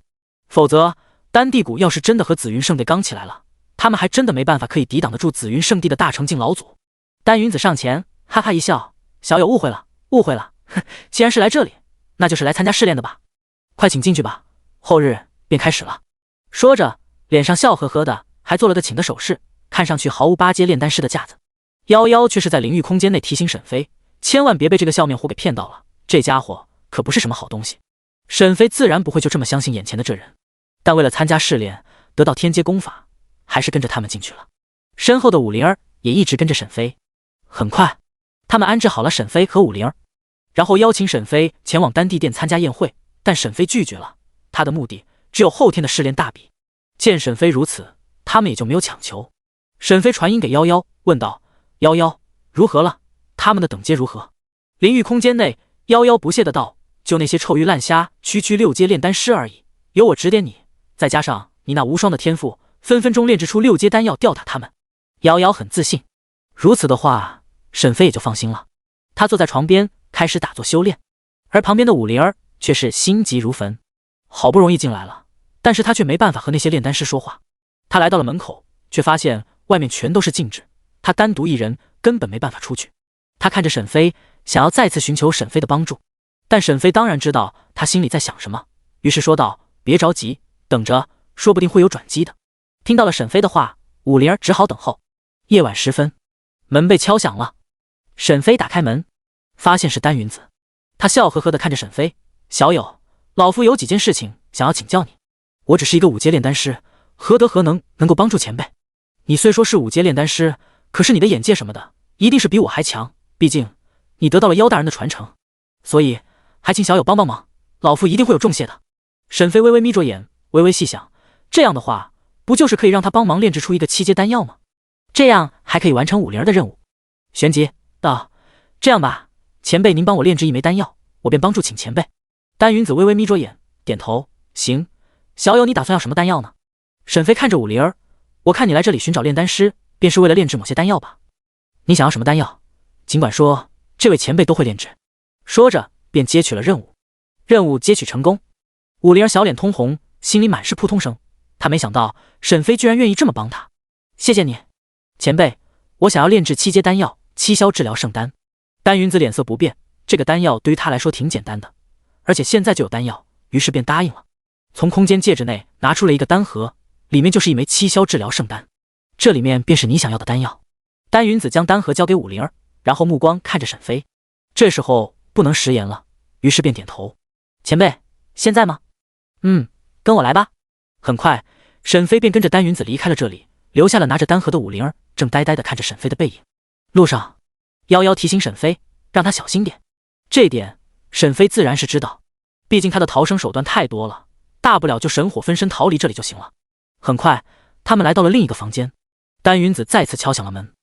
打开门的是幽月，还是客套几声之后，丹云子邀请了幽月。幽月见沈飞也在，心中有些好奇，所以便没有拒绝，便来看看究竟是什么问题。再者，他也自信，作为9阶炼丹师的徒弟，他不信这里有人敢对他出手。很快，他们来到了丹云子的宫殿处，在里面讨论关于一个8阶丹药的炼制。有着夭夭的帮助，沈飞谈吐非常自然，让幽月浑然一震。这家伙真的得到了太师傅的传承。而丹云子也是豁然开朗，心情舒畅万分。一夜的时间就这么过去了。早晨的时候，他们便拜别了丹云子，回到了各自的住处。只不过在路上遇到了一个风韵犹存的美妇人。正午时分，一声凄厉的尖叫声响起，伴随而来的是一个恐怖的气息传遍整个丹地谷。谁敢杀我儿？混账啊！瞬间，沈飞微微皱眉，那股气息的来源之地似乎是丹云子的宫殿处。顷刻间，沈飞立即推开门，朝着那里而去。路上，沈飞遇到了幽月，他还对着沈飞点头眨眼间。这个时候，他已经认可了沈飞是他师叔这件事情了，所以表现得对沈飞比较的尊重了。两人结伴来到了丹云子的宫殿处。此时，这里已经聚集着一大群人，都是昨天见到的那群人。沈飞走到门口，只见上午见到的风韵犹存的美妇人正抱着地上的丹云子痛哭落泪。我的啊，呜呜，到底是谁杀了你？在边上还有一个满头白发的老者，正浑身战栗地看着丹云子的尸体，那股让人心悸的感觉就是从这个人身上迸发出来的。夭夭提醒道：时间，这人是丹地谷的9阶炼丹师，也是创建丹地谷炼丹师公会的创始人。丹界天陡然间看向外面的众人，面色狰狞，咬牙切齿，寒声道：凶手一定在你们之中。第130章丹地谷之行6。外面吃瓜的众人见丹界天看向他们，便觉得情况不太妙。眼前的这人名为丹界天，是丹地谷的创建者，也是炼丹师公会的创建者之一，是一位真正的9阶炼丹师，其实力更是已经达到了合体境。可以说，此人便是站立在整个修炼界最顶峰的那一撮人。此时的丹界天非常的悲伤，暂时没有反应过来。眼前的几人背后都站着一位9阶炼丹师，而且和他们丹地谷是非常的交好，几乎不可能会对丹云子出手的，因为没有任何的理由。丹云子从来就没有得罪过他们，况且丹云子是8阶炼丹师，其实力本来就不弱，虽然修为并没有达到了合体境，但是也是炼虚境中的佼佼者。想要在人家的地盘杀他，且动静如此之小，除了实力碾压以外，基本上不可能。这眼前的众人跟随而来的实力最强也就炼虚境，根本不可能在丹地谷内击杀丹云子之后还不被发现，所以凶手都不可能是他们。于是众人开始解释，生怕丹界天误会。丹前辈，你是知道我的，小时候你还抱过我，我们的关系这么好，我不可能会对丹云子前辈出手的，而且我们也打不过呀。是啊，此次我们是来联络感情的，怎么会对丹云子前辈出手？再说了，丹云子前辈的实力是炼虚境，我们根本没办法对他出手，所以丹前辈您误会了。我觉得不可能是我们这些人动的手，能在这里杀人，且动静如此之小，我们这里所有人都没办法做到。很快，丹界天便反应过来，是啊，这些人根本没办法对丹云子出手的，所以杀人者不在他们之中。但丹界天肯定不能收回之前说的话，他开口冷道：你们全部回各自的房间去吧，明日的试炼大比照常开始。听到丹界天的话，其余人便同情地看了看地上的丹云子，还有他的母亲，旋即便离开了这里，朝着各自的房间而去。沈飞和幽月自然也是如此。走在路上，灵域空间内的夭夭却是叹息几声：哎，真没想到啊，这家伙居然死了，丹家族倒是真的可怜啊。沈飞疑惑：可怜？不过好像也是，他估计都万余岁了，这个时候儿子死了，那倒是真的可怜。毕竟在永生世界内，越是实力强大，想要诞生下一代就极为的困难。忽然，沈飞想到了之前夭夭与他说的一件事情，当初夭夭参加比赛，最终输给了丹地谷当时的谷主的孙子。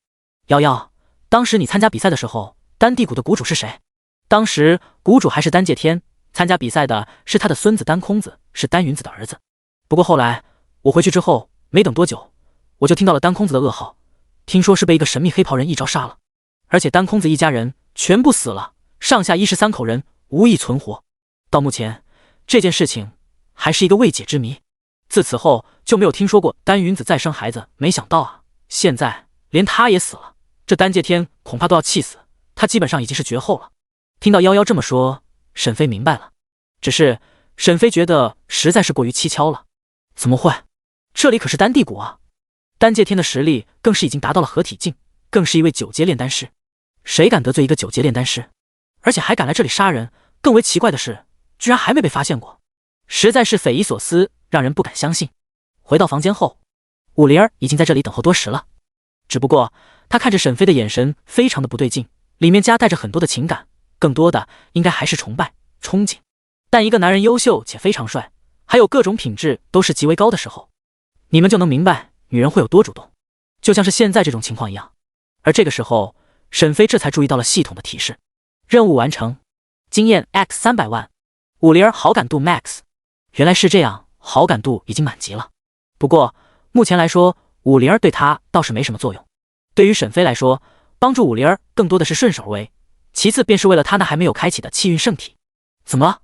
我脸上有东西吗？干嘛一直看着我？沈飞笑了一声，然后坐在椅子上，喝着他刚刚泡好的茶水。一直盯着沈飞的武灵儿，鲜红的嘴唇微微轻咬，原本白嫩的俏脸变得有些微红。他吞吞吐吐说道，像是不好意思。我想跟你说声谢谢，真的很感谢你。等我回到大周王朝之后，救下了母后之后，我会一直跟着你，陪伴在你的身边。武灵儿鼓起勇气地说道。没错，虽然只是短短的2天时间不到，但是沈飞身上所散发出来的气息和表现出来的各方面都已经吸引到了他。可以说他是武灵儿目前为止见过最为优秀的男人，而且对他还这么好。这样一个人怎么会不受到女人的喜欢？尤其是在他最难受的时候雪中送炭，这几乎直接是让武灵儿所折服。其次，除了这些以外，还有着沈飞的身份的强大，这些也都吸引着他。一个长得好看、性格温和、实力强大、背景不凡的男人，若是不好好的抓紧，日后他一定会后悔的。只要和沈飞在一起，哪怕是小妾都能够让大周王朝从此免受战乱，还能让家族变得更加的强大，好处也是非常的多。所以他就想要跟着沈飞。灵域空间内，夭夭看出来了他的想法，看着他的眼睛，夭夭恍惚之间好像看到了以前的那个闺蜜左丘晴雪，那个战力无双，压制整个天震圣地都抬不起头的才情万古的女人。同样的，他们的目光之中都带着一丝丝的野心。沈飞看着武灵儿一眼，长得虽然比夭夭差那么一点点，但是身材却是比夭夭的身材要好太多了。还未等沈飞说话，夭夭的怒斥声响起：时间，你看哪呢？你心里不会再说我没他大吧？夭夭在灵域空间内使用精神力的话，那是可以直接感应到周围的一切，但如果是视野的话，所能看见的视野都是沈飞看到的视野。沈飞将注意力集中在武灵儿的胸口处，从灵域空间内就会聚焦在那个部位。第131章丹地谷之行7。沈飞收回了目光，心中哼哼一声，的确是比你的大太多了。夭夭美眸瞪大，龇牙在床上打滚，庸俗。沈飞没有再理会他，看向正有些忐忑不安的武灵儿。毕竟他也不知道沈飞能不能接受他，万一不接受的话，那他的想法也就泡汤了。沈飞只是说道：我需要你的时候自然会呼唤你，我帮你不是无价的。当他听完后，瞬间就轻松了许多，只要如此，就还有机会能够接近他。好不容易遇到一个动心的，还那么优秀，他会努力的争取。沈飞坐在椅子上闭目养神。夜晚，咚咚咚，门响了。沈飞走了过去，打开门，紧接着就看到了一个长得十分诱人的美妇人。正是今天早上见到的美妇人，是丹云子的母亲。虽然已经生了一个孩子，但身材却没有发生什么变化，却是非常的诱人。她的皮肤也非常的好，吹弹可破，白皙如玉，一点瑕疵都找不到，就像一块上等美玉雕刻而成，看起来光泽润滑，让人忍不住想伸手摸上去细细抚摸。她穿着宽大的白色丧服，即便如此，却依旧是能够将她那美妙的娇躯给衬托出来。一袭黑发被随意的挽起，只用一根木簪子固定住，他那有些疲惫悲伤的脸上带着一抹苦笑。看到沈飞之后，他几乎带着乞求说道：“我能进去吗？”沈飞疑惑：“这大半夜的，你要进我的房间？”沈飞当然不敢直接让他进去，万一是什么钓鱼执法，那他可就完蛋了。丹夫人，有事情你就直接在这里说吧，进去的话我们不合适。丹夫人摇摇头，依旧是乞求道：“让我进去吧，我只想让你帮我做一件事。”沈飞陷入了抉择，这时候瑶瑶说话了：“让他进去吧，我以前见过这个丹夫人，不是什么坏人，应该不会对你做什么事情。”沈飞无奈，只好请他进去。很快，他就像是躲着什么一样进入了这里，从怀里拿出了一个木盒。他将这个木盒交给沈飞：“我想请你将这个东西交给紫云圣地的霓凰长老。”霓凰长老？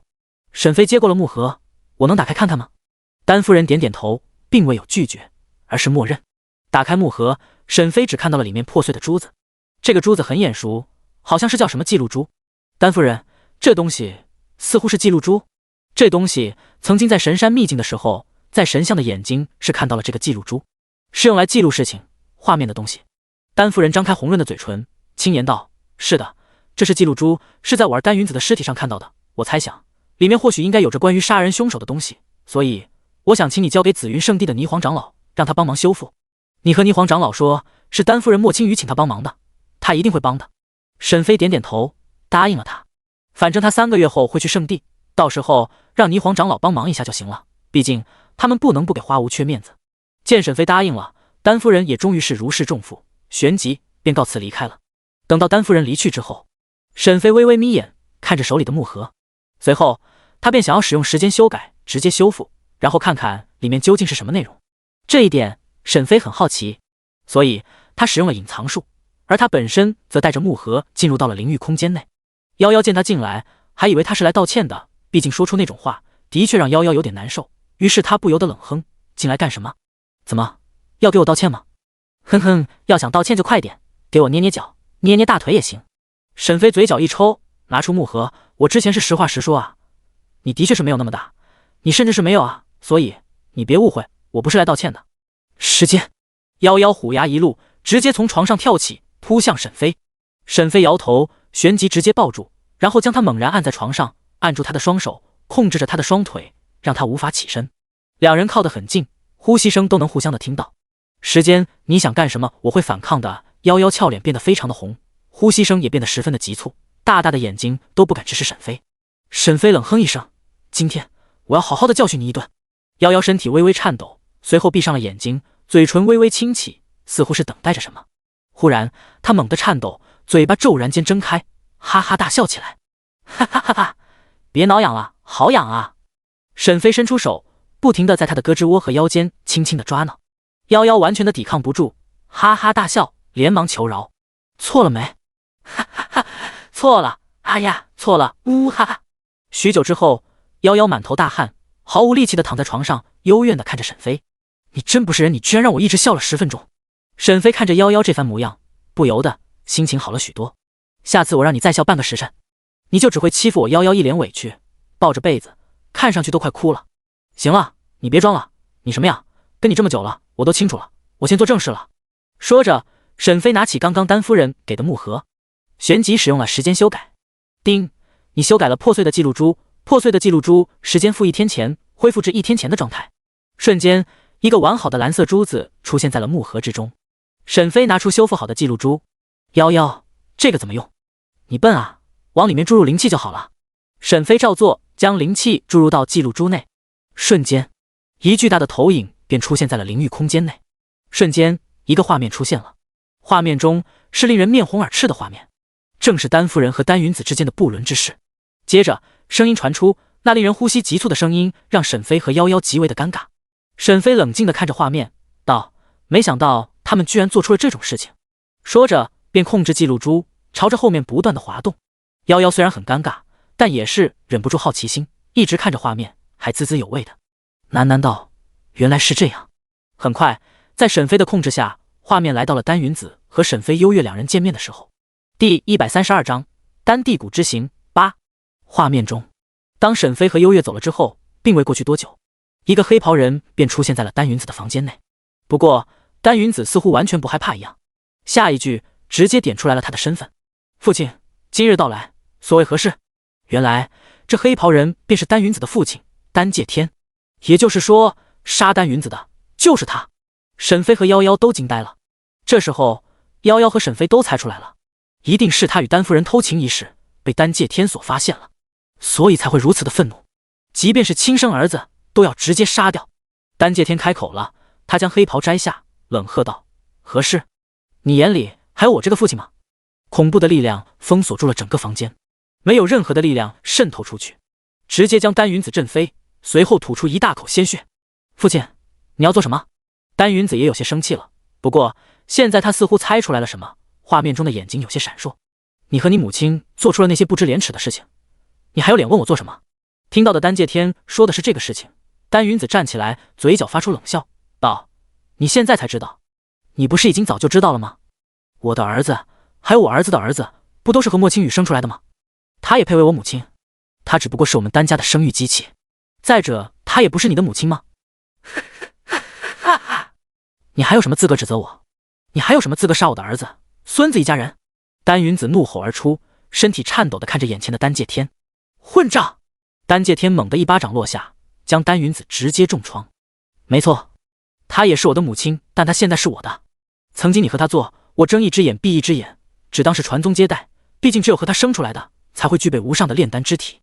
可是你千不该万不该，不该让你的儿子这么快知道这件事情真相，居然还让他怀里你儿子的种。混账！你们置我于何地？我还没死呢，所以我便杀了你儿子全家，只留了你一命。丹云子哈哈一笑，那你现在要做什么？我儿子都死了，不正好对我和莫青雨做，然后传宗接代吗？这时候丹介天只是冷笑，现在我已经找到办法了，我也知道了该如何传承下丹族的血脉，所以不需要你了。不久后他便能再次怀下我的孩子，而以后这关于他的事情将不再出现。不可能！但这时候他看到了丹介天的杀意，旋即他明白了，丹介天没骗他，是真的要杀他。父亲，我错了，求求你放过我一马，我还不想死啊！我是8阶炼丹师，您培养我花费了这么多，你不能让我这么死啊！他疯狂的求饶，但是丹介天没有动摇杀他之心，有我在，我还能再培养出一个8阶炼丹师，甚至是9阶，所以你便安心的去吧。说完，一股恐怖的力量落在了丹云子的头顶，直接将他击毙。随后丹介天看着他身上的记录珠，冷哼一声，抬起脚直接踩碎。也就是这里，画面停止了。沈飞和夭夭两人相互一看，然后沉默了。这实在是太刺激了。这也就是说，那个美妇人至少已经活了几万年了。夭夭看着沈飞，面色复杂，然后说道：“莫青雨应该是长生种，是这个世界上唯一不会老死的种族。还有这种种族，那他们的实力不应该会很强大吗？”夭夭继续说道：“不，长生种虽然不会死，但是他们无法修炼。在几十万年前，长生种就已经灭绝了，没想到现在居然还能见到。这莫青雨就是长生种，不过她真的好可怜啊！”看着莫青雨成为丹家族的生育机器，同样作为女人的夭夭就有些同情。沈飞点头，到了这样的情况，莫青雨自然是没有选择的权利，只能是任人宰割，成为丹族的生育机器，只能毫无办法的受到丹族的侵害。看着记录珠，沈飞直接用力捏碎。这种事情他已经知道了，所以便直接踩碎，变成之前的模样。然后3个月后，将这个东西交给霓凰长老便是了。带着木盒，沈飞回到了外界。翌日，沈飞早早的起来了。今天是试炼大比。沈飞在下人的带领下，很快便来到了比赛场地。这里很大，是一个巨大的宫殿，两侧摆放着炼丹炉，丹炉旁边还有着一个篮子，里面摆放着非常多的药材、药草之类的天材地宝。最上方坐着一个男人，便是丹介天，在他旁边还有着昨天沈飞见到的美妇人莫青雨。只不过这个时候，沈飞知道他是多么的可怜。见人都到齐之后，丹介天便说道：“本次规则很简单，利用篮子里面的药材炼制出丹药，谁炼制的丹药等阶高，谁便能够胜出。胜出者，这里的天阶功法，我亲自写的炼丹手札，还有天地异火等等宝物，都是2等挑选。开始吧。”说着，众人开始找到了各自的位置，开始看着篮子里的药材，想着该炼制什么丹药。上方，丹介天面无表情地看着下面的众人，对着莫青雨发出淡淡的声音，丝毫没有任何的表情。昨晚你去找那个时间做什么？你把记录珠的碎片给了他？莫青雨点头，他没有否认。他看着丹介天冷道：“是啊，所以呢？你要对他出手？他可是紫云圣地的人，还有着紫云令。丹界天毫不在乎。是啊，来历很大，但是又能怎么样呢？我要杀他，也只不过是弹指间的事情。不过，我也没必要杀他，毕竟那记录珠碎片也不是那么好修复的。果然是你杀的，丹云子可是你的儿子啊！是啊，既是兄弟，又是儿子，所以我受够了，我要你以后只属于我。丹界天看着莫青羽，眼里满是占有。那记录珠碎片，他动了手脚，若是真的要修复，只会产生某种爆炸。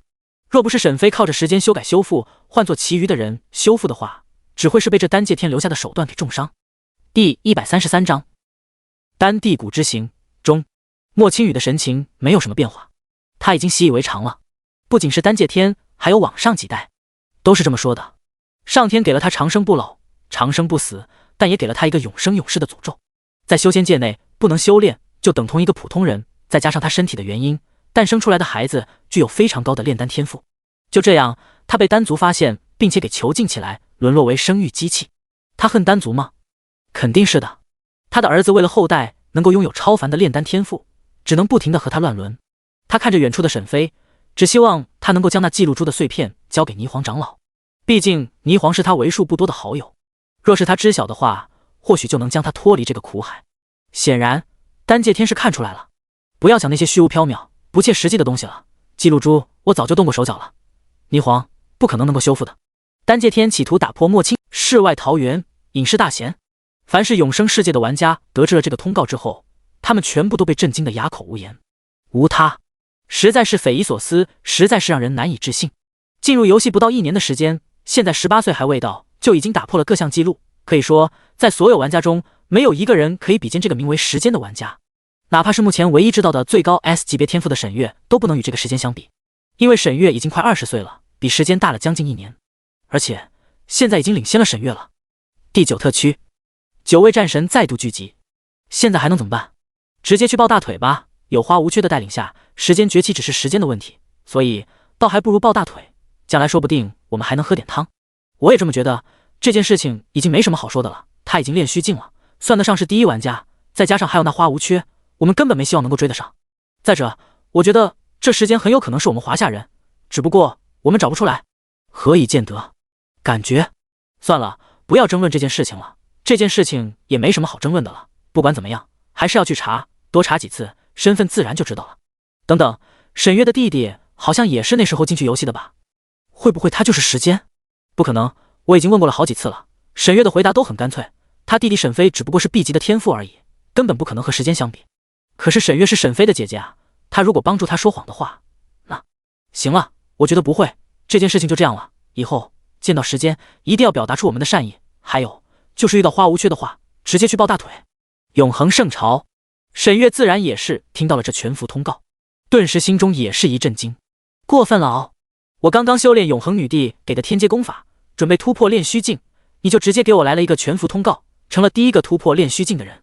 沈月苦笑一声，这家伙真是厉害啊！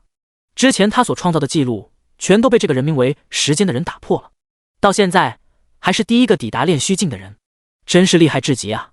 饶是沈月都有些佩服。见沈月的模样，永恒女帝凤眸一凝，这小妮子失神了。她正在教她天阶功法，她居然失神了，难道是在想其他人？月月，你在想谁啊？看你都失神了，给姐姐我讲讲呗，我很好奇什么人能让你这么失神。永恒女帝眯着眼睛笑着说道。但是沈月却知道，这永恒女帝是起了疑心。她喜欢自己，再加上她是永恒圣朝的女帝，一人之下万人之上，饶是圣地之主都要给她3分薄面。所以若是被她知道了自己在想时间的事情，再加上时间还是一个男的，那沈月保不准永恒女帝会做出什么事情。于是解释道，我只是想到了我弟弟。永恒女帝红润的嘴唇微微张开，饶有兴趣，伸出如同葱断纤细的手指，点在了沈月的白折的下巴，笑道，月月的弟弟吗？朕倒是很想见见呢。乔月月这么关心的模样，肯定对你很重要吧？他如今来到了永生世界了吧？沈月皱眉，你想做什么？永恒女帝凑近，美眸悠悠看着沈月，笑道，我能对他做什么？还是月月，你想我对他怎么样呢？你说出来，我肯定是不会拒绝的。沈月心中暗自道，是吗？做我弟媳怎么样？当然，沈月也只是想想，自然是不敢直接说出来。陛下，不要开玩笑了，我们继续修炼吧。黑色城堡，几大财阀家族再一次聚集在这里，只不过这一次他们已经不再是针对时间和沈月了。之前摩根家族挺身而出去对付沈月，结果呢，几乎团灭。整个摩根家族直接从前5变成了现在的2流家族，他们的一切利益基本上都被在场的众人给吞掉了。没办法呀，就是这么残酷。你去对付沈月，你们都被杀了，就算第2条命复活，实力、装备什么的都没了，还能守住之前的利益吗？根本守不住。所以摩根家族的人在亡灵之墓被重创之后，他们家族的一切都被在座的家族给瓜分了。至此，摩根家族出局。发生了这样的事情，这就导致了现在没人愿意去对付沈月和时间。他7阶了，沈月也快7阶了，还对付他们吗？我觉得要不然还是放弃吧。放弃？等他们发育起来之后，得到了特殊道具，在现实世界一统天下吗？呵呵，那你说咋办？带着你的家族去对付沈月，去对付时间，还是现实世界内抓沈飞？第9特区现在也是深不可测，那暗网的金牌杀手去抓沈飞，到现在为止还没有一点的消息，甚至他在暗网上的金牌杀手认证都没了。这意味着什么？这意味着一个金牌杀手去抓一个普通人，被第9特区的人给杀了，或是囚禁了。那你的意思就是说，人气发展，走一步看一步吧。我们现在底牌也没什么了。此时的沈飞，他能感觉到身体里那澎湃的灵力，达到炼虚境1层的他，实力已经再次提高了好几倍了。加上天阶功法，2大血脉，大罗剑胎，这时候沈飞甚至觉得他都能和炼虚境9层一战，哪怕是打不过，他也绝对不会有什么生命危险。这就是他现在的底气。时间，恭喜你啊，炼虚境了。夭夭传来了祝贺。达到炼虚境，才知道化神境是有多么的弱小。沈飞看着自己的身体上密密麻麻的修改，他没有现在就使用时间修改器修改自身，这个他准备作为一个底牌使用。不过很遗憾的是，那时间修改作弊器还是只差一个任务才能升级，那便是完成主线任务。随即沈飞朝着一个方向而去，准备回到永恒圣朝，他打算请教永恒女帝一些事情。不过说到永恒女帝，沈飞就又想到了永恒女帝给的凤羽，这东西他现在晋级成为了炼虚境之后，就可以再次的使用时间修改作弊器，将它再次复原回去。于是沈飞拿出了凤羽，叮，你修改了凤羽的状态，凤羽的状态2个月回到了2个月前的状态。这时候凤羽绽放出金红色的光芒，这代表着沈飞可以再一次的使用出永恒女帝的全力一击。真不错，又多了一个底牌了。很快过去了大概半天之后，沈飞察觉到了一点异样，这里为什么连一个村庄一户人家都没有看到，而且官道也没有？是他走错了路吗？而且不知道为什么，沈飞此时心中有些莫名的烦躁。大罗剑胎感受到了剑主沈飞的异样，直接在身后显出我无碍。大罗剑胎剑身微微轻颤，随后隐身继续的跟在沈飞的身后。不知过了多久，沈飞在空中发现了下面有着一艘小船，他立刻飞了下去，落在了船上。那撑船的渔夫感觉到船上的动静，还以为是有什么大鱼跳了上来，于是便立即转头定睛一看，居然是一个相貌英俊、超凡出尘、宛如仙人一般的少年。他有些吃惊，同时也有些害怕，毕竟他可是经常听说这外面有着化形吃人的妖怪，这荒山野岭的怎么会突然出现这么一个俊俏少年？一定是有诈，一定是妖怪。想到这里，他就很害怕了，但他还是忍住害怕，问道：你是谁啊？你想干什么？你要是饿了的话，在你脚边有这几条鱼，你拿着，赶紧走吧。沈飞见状，知道眼前的这个人其实只是一个凡人，于是说话的时候很温和，笑着道：老人家，你别误会，我只是问路的。林大福，也就是这个渔夫，听到了沈飞的话后，脸上的惊疑之色还没有完全的消散。真的？那你要去哪里？林大福问道。沈飞道：永恒圣朝。林大福惊讶万分，有些不知所措。永恒圣朝，老头子并未听说过呀，连永恒圣朝都没有听说过。沈飞疑惑了，那这里是哪里？距离这里最近的王朝是什么？林大福，这里是桃源山下的桃源大河。至于你说的王朝是大夏王朝吗？大夏王朝？夭夭这时候出声了。大夏王朝？那不是2万多年前都被灭了吗？大夏王朝2万多年前就被灭了。听到夭夭的话，沈飞猛然间诧异，大夏王朝2万年前就已经没了，那这人？谁知那林大福更为的震惊。你说什么？大夏王朝被灭了？不可能啊！晋元大贤不可能会骗我们的呀！大夏王朝明明就还在。这时，一道苍老的声音自远处的山上出现：“林大福，将远道而来的道友带到山上来吧。”第136章大贤晋元。林大福明白。顿时，林大福大声的会喊道，旋即便看向沈飞。这位，他停住了，还不知道怎么称呼沈飞。鄙人花无缺。见沈飞的气质如此超凡出尘，还被大贤晋元称为道友，所以便称呼沈飞为花先生。花先生，也许我们之间的认知有什么差错，但现在晋元大贤要见你，所以我便带你上山去吧，来我们桃花村做客，您看如何？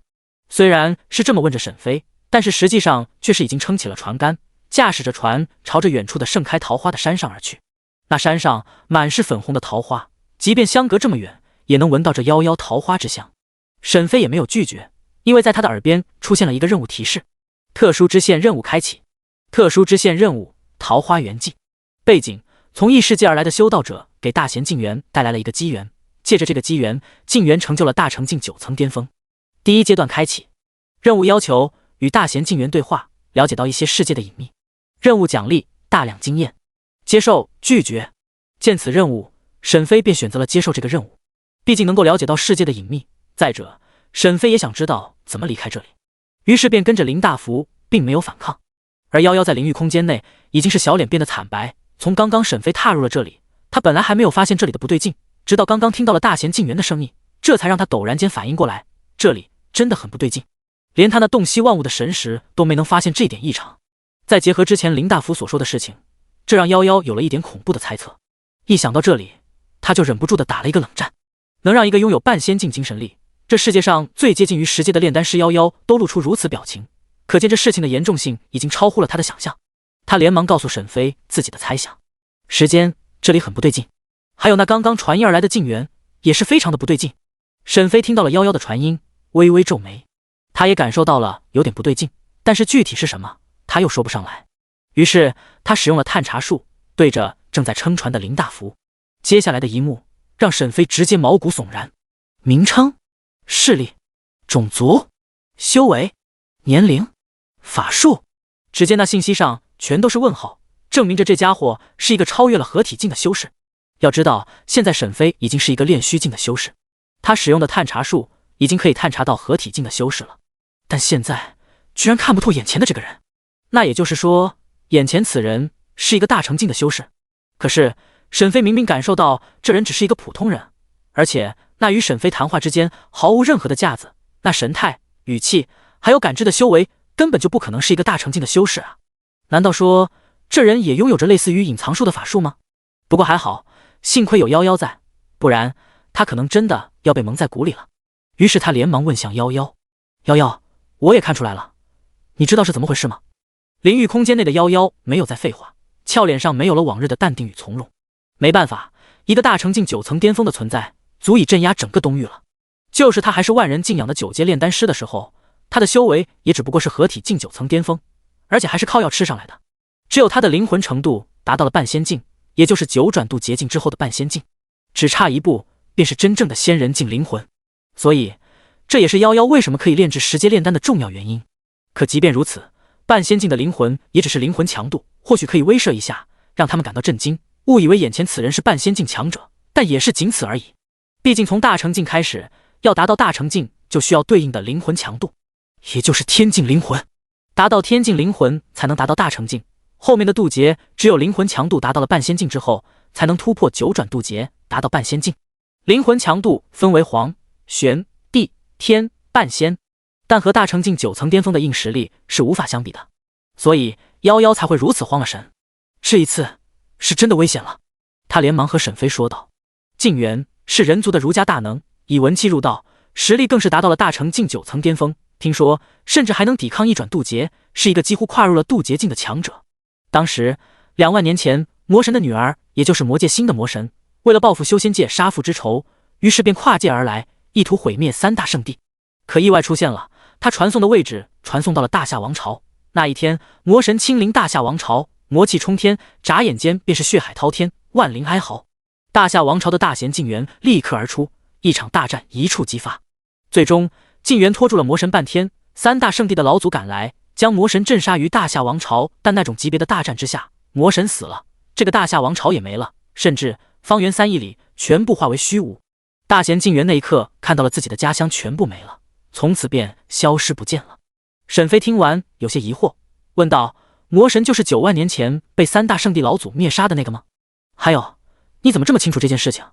夭夭气鼓鼓地说道：我记得我上次和你说过，我的闺蜜是魔神转世。这时候沈飞串想起来了，原来如此，夭夭的闺蜜就是魔神转世，也就是说这一切都是你那闺蜜告诉你的。夭夭点头，上次也和你说过，当时一个人镇压天震圣地的女人左丘晴雪，她便是我之前的闺蜜，也就是魔神转世，这些事情也都是她告诉我的。可是既然过去了2万年，这静元还没有死吗？沈飞疑惑，要知道大成修士的寿命也就只有1万年至2万年左右，人族修炼快，所以同样境界的寿命都是不如妖魔邪三族。夭夭叹息，不管怎么样，你这次都很危险了，你看看能不能使用神火分身离开这里吧，若是能离开，赶紧走吧。第137章，恐怖的村子上。夭夭说的没错，现在最主要的就是要确认自己是否能够安全，否则若是死在了这里，那么之前的一切都没了，可都要从头再来了。于是沈飞使用了隐藏术，遮盖住了施法。在林大福身后的沈飞虽然是站着已然不动，没有什么变化，实则沈飞的身体已经燃起了一团火焰，正在施展着神火分身，想要和10几亿里外的时间分身交换位置。但无论沈飞如何施展神火分身，都无法和分身互换位置，也就是说沈飞没办法离开这里了。见此，沈飞眉头一皱，心中对这里更加的谨慎了。同时他也在尝试着退出永生世界，但是依旧是没办法，连游戏都无法退出。沈飞这才意识到了事情的严重性，不是这件事情的严重性超乎了沈飞的想象，这次恐怕是真的危险了。在林大福熟练的撑船下，不一会便来到了岸边。岸边这里到处都是盛开的桃花，风一吹过，枝头上高挂的桃花便随风飘落，周围下起了桃花。林大福憨憨地介绍：花先生，这满山的桃花都是我们种的，怎么样，美丽吧？我们这里的人都很喜欢桃花，应该说我们大夏人都喜欢桃花。在后面的沈飞脸色复杂，微微点头。见沈飞没有回答，林大福也没说什么，只当是他不喜欢桃花。曾经的时候，他好像记得以前有好多人来过这山上，见到这满山盛开的桃花，他们都会伏尸棘手。很快他们沿着山路来到了山上。一来到山上，沈飞震惊了，疯了吧？你管这叫村子？眼前是一个非常大，约莫100多个足球场那么大，里面全是一栋栋排列整齐、全然一体的统一的房子。奇异的是，每一个房子上的烟囱上都同一时刻的吹起了袅袅炊烟，同一时刻都在做饭。沈飞疑惑，但他没问。沈飞就怕这一问之下就出了大问题。之前他在子府剑宗的藏经阁内看过不少的书，里面有一个惊恐的故事，有些人死了，但是他们没觉得自己死了还能在这个世界上活着，但只要有人提醒他死了，是一个死人，这样的话，那他就会骤然间明白自己是一个死人，然后身体立刻腐蚀，生机立刻散尽，最终直接惨死。但在死之前，他们会疯狂地朝着点破他们死的人攻击。如今的这个情况，沈飞就感觉是一样的。明明大夏王朝已经没有了，而这些人却认为还在。明明大贤进元2万年前就已经死了，可是现在居然还活着。这种情况就让沈飞误以为是这种情况，所以是万万不能够点破他们。跟着林大福继续走。大街上土地平旷，屋舍俨然，有良田、美池、桑竹之属，阡陌交通，鸡犬相闻，其中往来种作，男女衣着，悉如外人，黄发垂髫，并怡然自乐。老人们看着沈飞都是笑呵呵的，看上去非常的和蔼。孩子们也都兴奋好奇的看着沈飞，看着这位进入到村子内的外人，大眼睛里满是好奇之色。但无论是老人孩子，他们穿着大多都是相同的。沈飞猜测，或许这就是曾经大夏王朝的服饰。但更让沈飞震惊的是，他对这些人都使用了探查术，但看到了结果之后，直接让沈飞有些惊恐了。眼前的一切是真的超乎了沈飞的认知。名称、势力、种族、修为、年龄、法术。名称、势力、种族、修为、年龄、法术。名称、势力、种族、修为、年龄、法术，全都是问号。沈飞全都无法看出来。同时，沈飞的耳边出现了一道系统的提示：你已进入到大城境副本，请小心谨慎。注：进入副本之后，通关之后方能离去。注：此副本过于困难，建议大城境组队。看着这些孩子、老人，还有对他打招呼的路人，沈飞眼中满是忌惮之色。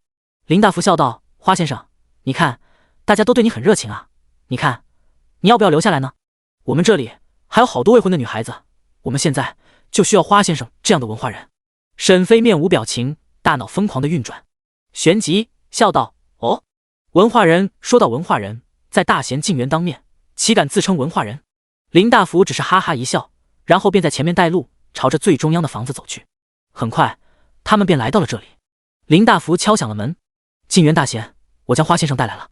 咔嚓，门开了，一个弓着背的老人家出现在了沈飞面前，看上去非常的老，满头皆是白发，牙齿都掉了好几颗，但眼睛里却充满着智慧，有着一道明亮的光。他便是静园。大福，你做得很好，今天你便下去休息吧，明日再去收鱼。他和蔼地说道。林大福低着头看着静园，眼里满是尊重。那我便下去了。大贤，大福告辞了。说完，林大福便离开了这里。而后，静园将目光看向沈飞，一双眼睛似乎能看透一切。这位道友，请吧。他做了一个手势，让沈飞进去。沈飞点头，走了进去。两人相对而坐。沈飞拱手，见过静园道友，鄙人花无缺，打扰阁下，甚是惶恐。静园甜笑一声，看上去丝毫没有任何的架子。他笑着说道：花道友客气了，能见到阁下，也是我静园平生的一大乐事啊！哈哈，来，花道友，请喝茶，这是我特意为你准备的。说着，沈飞面前的桌子上出现了2个茶杯，茶杯内有着碧绿色的茶，同时散发出了轻轻的茶香味，仅仅是闻着，沈飞都感觉体内的灵力都在暴动。这茶不同寻常，花道友，请。静园自顾自拿起了一杯茶，然后一饮而尽。沈飞见此，此时也不得不喝，便拿起了，然后一饮而尽。轰！顿时，沈飞体内灵力陡然间快速的跳动，灵力也在不断的增强。很快，沈飞耳边就传来了系统的声音：定，你获得了经验5000万，恭喜你达到了炼虚境2层。昵称：时间，天赋 SSS 级大道天赋，血脉人族真魔真龙，寿命410年，势力紫府剑宗炼丹阁阁主紫云圣地长老，修为炼虚境2层060000000，头衔5阶炼丹师、4阶仙职师、4阶医药师、4阶阵法师，功法太上天道经圆满，只能修炼一个功法。仙术隐藏术圆满，原初复制术圆满，法术禁忌法术道心重魔圆满，秘籍法宝武器封印灵玉残缺版、紫薇灵剑残缺版、大罗剑胎碎片封印灵玉碎片 X2。 任务主线任务域外邪族进行中，特殊任务桃花源记进行中，风魔一族好感度 MAX， 矮人族好感度 MAX， 域外邪族仇恨值 MAX。 特殊道具仅仅是一杯茶，就直接让沈飞突破到了炼虚境2层，这属实是有些厉害。将茶杯放下，沈飞赞叹一声：好茶，多谢静园道友。静园轻轻抿笑，似乎没有什么惊讶的。花道友喜欢便好。对了，此时天色已经很晚了，花道友便留在这里歇息一晚上吧。天色已晚，刚刚进来的时候明明天都是亮着的。忽然，当沈飞透过外面的窗户看到了天空时，沈飞懵了。外面繁星点点，天已经黑了，可是明明刚刚进来的时候外面是下午啊，这才过去了多久啊？这里究竟是什么情况？他不想待在这里，但是即便是离开了，他也没办法找到出去的路。按照现在的这种情况，恐怕无论是怎么走都是走不出去了。所以沈飞只能答应。既然静园道友如此说，那花某都恭敬不如从命了。好，那我便带道友去歇歇。说着，他打开门，带着沈飞来到了一个房子。奇异的是，这个房子和这里的房子不一样，应该说是除了和房子，其余的房子长得都一样。这是在暗示着什么吗？还是说只有我和他们不是一路人？沈飞微微眯着眼，随后无奈地走了进去。见沈飞进去之后，静园便笑呵呵地离开了。在房间内，这里很正常，只能说是正常的房间，里面只有一张床，其余的什么都没有。沈飞坐在床上，问道：“夭夭，你看出来了什么吗？”而灵域空间内并未传来夭夭的声音。沈飞见久久未传来夭夭的声音，眉头便微微的皱眉想，旋即便想要进入灵域空间。但下一刻，沈飞再一次震惊了，灵域空间进不去。与此同时，外面传来了一阵震天彻地的巨响。混账！你胆敢毁我大夏！魔神，受死！第138章恐怖的村子下。外面冲天的魔气激荡，无数的房屋倒塌毁于一旦，还有无数的人都是惨死。沈飞来到外面，见到了这恐怖的一幕。天空上，一个浑身充满着魔气的黑色身影不停地散发出恐怖的魔力，将周围尽数摧毁。另一边，静元愤怒的冲天气夹带着无边的怒火，与那天空上的魔躯激战。沈飞只能在这里看着。砰！忽然间，一阵白光闪过，沈飞的意识逐渐模糊。当他再次睁开的眼睛的时候，正躺在床上，而这里正是昨晚进来的房间。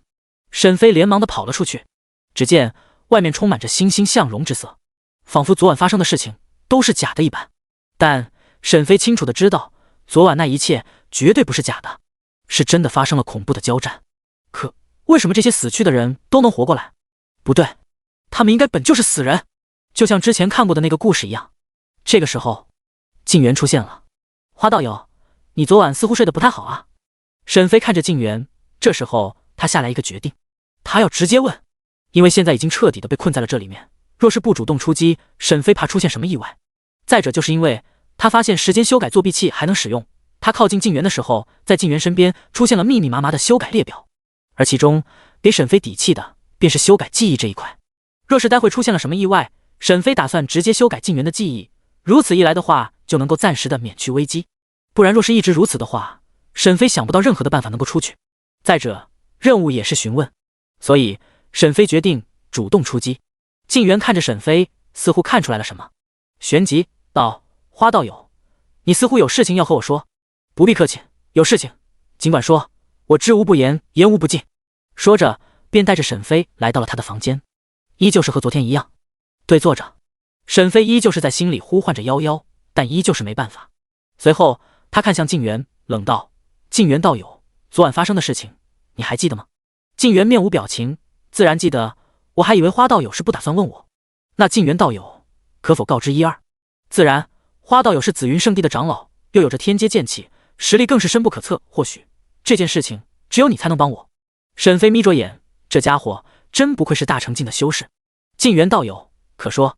静元点头便说道：“这件事情很简单，就是来自魔界的魔神意图毁灭这里，我与他争斗不相上下，道友在这里或许可以帮助我击杀那魔神，如此一来的话，我大夏王朝便可安枕无忧。”听到这，沈飞便知道了，这静元真的是如同书中所说那般，真的死了。但现在该干嘛？真的帮助他击杀魔神？那魔神不是早就已经死了吗？魔神现在何处？沈飞问道。静元看着外面，这魔神虽然无处不在，这指的是他的精神，他的本体被我封印在了村子内，只要毁灭了他的本体，他便死了。沈飞道：“不如现在就去。”静元惊呼：“现在？”他皱眉，旋即答应了。很快，他带着沈飞来到了村子内的最西边，在这里，地面上有着一个巨大的坑洞，同时坑洞内传出了恐怖的魔气。花道友便是此处，不过只有等到了晚上，这魔神才会出来，这白天的时候，魔神只会躲在里面，一直不出来。晚上会出来？是啊，昨晚便出来了，若不是我实力强横，拦住了他，不然呐，这村子可就毁了。那昨日无伤亡？一人未伤。这时候沈飞看着他，毛骨悚然。这尼玛，昨天晚上他明明看见了那恐怖的一幕，整个村子都是血流成河，地上遍地的尸体啊，可是他居然说是没有伤亡。最为奇异的是，早上起来的时候，一切都恢复了原状，差点让沈飞还以为是自己错了。但沈飞相信自己的眼睛，他绝对没有看错，所以这一幕就很恐怖了。能否下去？沈飞再次问道。静元点头，可以，但是极为的危险。站在坑洞前，沈飞沉思，现在到底该怎么办？下去，还是等到晚上？还是不行动，一直留在这里？显然都不行啊。毕竟现在沈飞的时间修改器最多只能修改999年，而且就算是达到了1000年，也没办法直接修改万年啊。这如何与静园和所谓的魔神交手？唯一的底牌只有这永恒女帝留下的凤羽了。这凤羽蕴含着永恒女帝全力一击，说不定就能够杀掉魔神。可是魔神就真的是坏的吗？不应该这么说。这坑洞里面的就一定是魔神吗？沈飞产生了怀疑。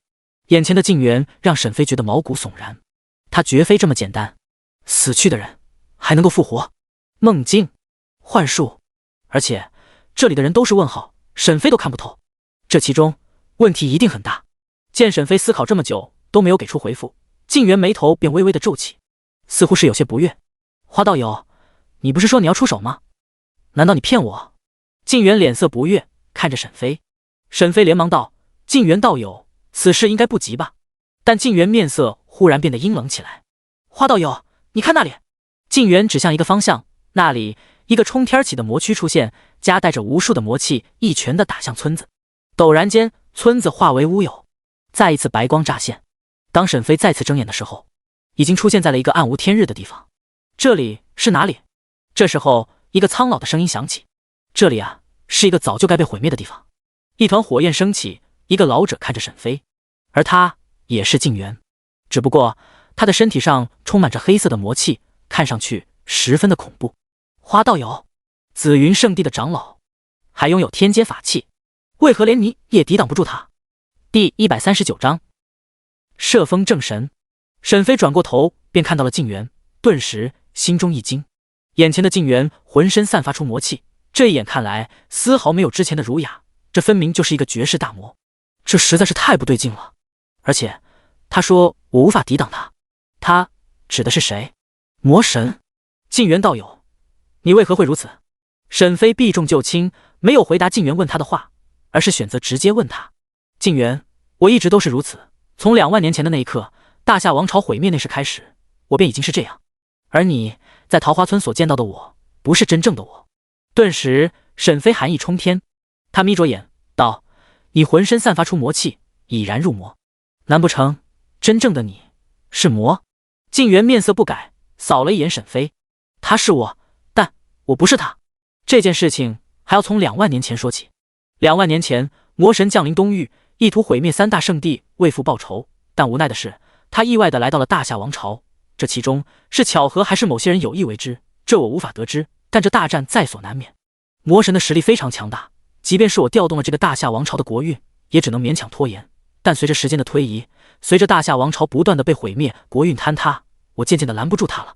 后来在3大圣地的老祖来之前，我被重创，体内被他留下了一个魔种。我受了重伤，濒死的时候，我来到了一座荒山上。大夏王朝没了，我也没有了活下去的欲望，所以随着身上伤势的不断恶化，我最终是要死在了这里。但没有想到的是，我身体里的魔种却发生了变化，它阻止了我的死亡，让我陷入了沉睡。随着我对大夏王朝的思念越来越重，便逐渐的勾勒成了一个梦境。在这梦境内，有着我对大夏王朝最后的思念以及曾经的理念。沈飞猜测出来了一点，大同社会。从进入这桃山的时候，看到了这村子里的生活，便能猜测出来。老有所养，幼有所教，夜不闭户，人人如龙。这不就是大同社会吗？静园有些惊讶，花道友说的没错，确实。不过你怎么知道？这大同社会的理念，整个大夏，整个东域，在当时能够知道的，应该是不超过2个人才对。毕竟整个东域都是一个严苛的修仙环境，等级制度森严，敢提出这种理念，就会被视为异端。沈飞当然知道，你这任务提示都是桃花源记了，他能不知道吗？静园道友，请继续。静园点头，然后继续说道：随着时间的推移，那梦境逐渐的影响现实，最终在现实，也即是这里，具现了出来。当然不是真的具现，只是梦境和现实交汇，一真一假。但我心里清楚的知道，这都是假的，所以心中的那股怨念不甘也被唤醒了，最终和魔种相聚而成，成为了一个魔念。那道魔念的很强，即便我是本体也不是对手。最终他赢了，但他杀不了我，所以只能将我本体意识封印在这里。沈飞疑惑，那他的目的是什么？静园，夺舍。那道魔念还有着魔神的一部分意志，魔神虽然死了，但是他意志还在，所以他想通过这种手段夺舍我的身体。夺舍？他不是已经转世了吗？难道说那道魔念还有自己的意识？亦或者这家伙说的是假的？但无论是怎么样的，沈飞都很难搞清楚。不过至少现在沈飞知道了，为什么那些村民的信息都是问号。原来这些人都可以说是静园，都是他的一部分，所以这才只能看见是问号。花道友，有办法可以对付那外面的魔念吗？若是无法对付他，你我都会被一直困在这里，直至最后他成功的夺舍我，届时道友也。静园看着沈飞说道。对此，沈飞已经有了对策。眼前这人，沈飞不知道他说的是真是假，但这都不重要了，只要他能够听自己的，那么一切都可以顺利的解决。沈飞淡然一笑，已经有了应对的方法。静园大喜，是什么？天机不可泄露，你只需要听我的即可。见沈飞信誓旦旦，静园也不好再问什么。好，为了不让那魔念夺舍我的身体，为祸修仙界，我听花先生的。沈飞点点头，然后拿出了之前获得的封神榜。他的目的便是要将眼前的人封为正神。这样的话，不管他是不是在骗人，只要被设封为天地正神，那便是不能违背沈飞的命令。所以，只是要封神，要完成4个条件：一、修为必须要达到大成境，绝对不能比大成境低；二、必须要舍弃自身的全部修为，化为一个真正的凡人；三、被设封的人必须要被人所信仰，信仰者不能太少；四、被设封之后，必须要与所被设封的地融合999年。第一个已经达成了，他现在就是大成境的修士；第二个也算是完成了，当然前提是他没有骗沈飞，因为本体的意念是没有修为的。第三个被人所信仰，这整个村子都是梦境与现实的交汇，也算是被村子里的人所信仰。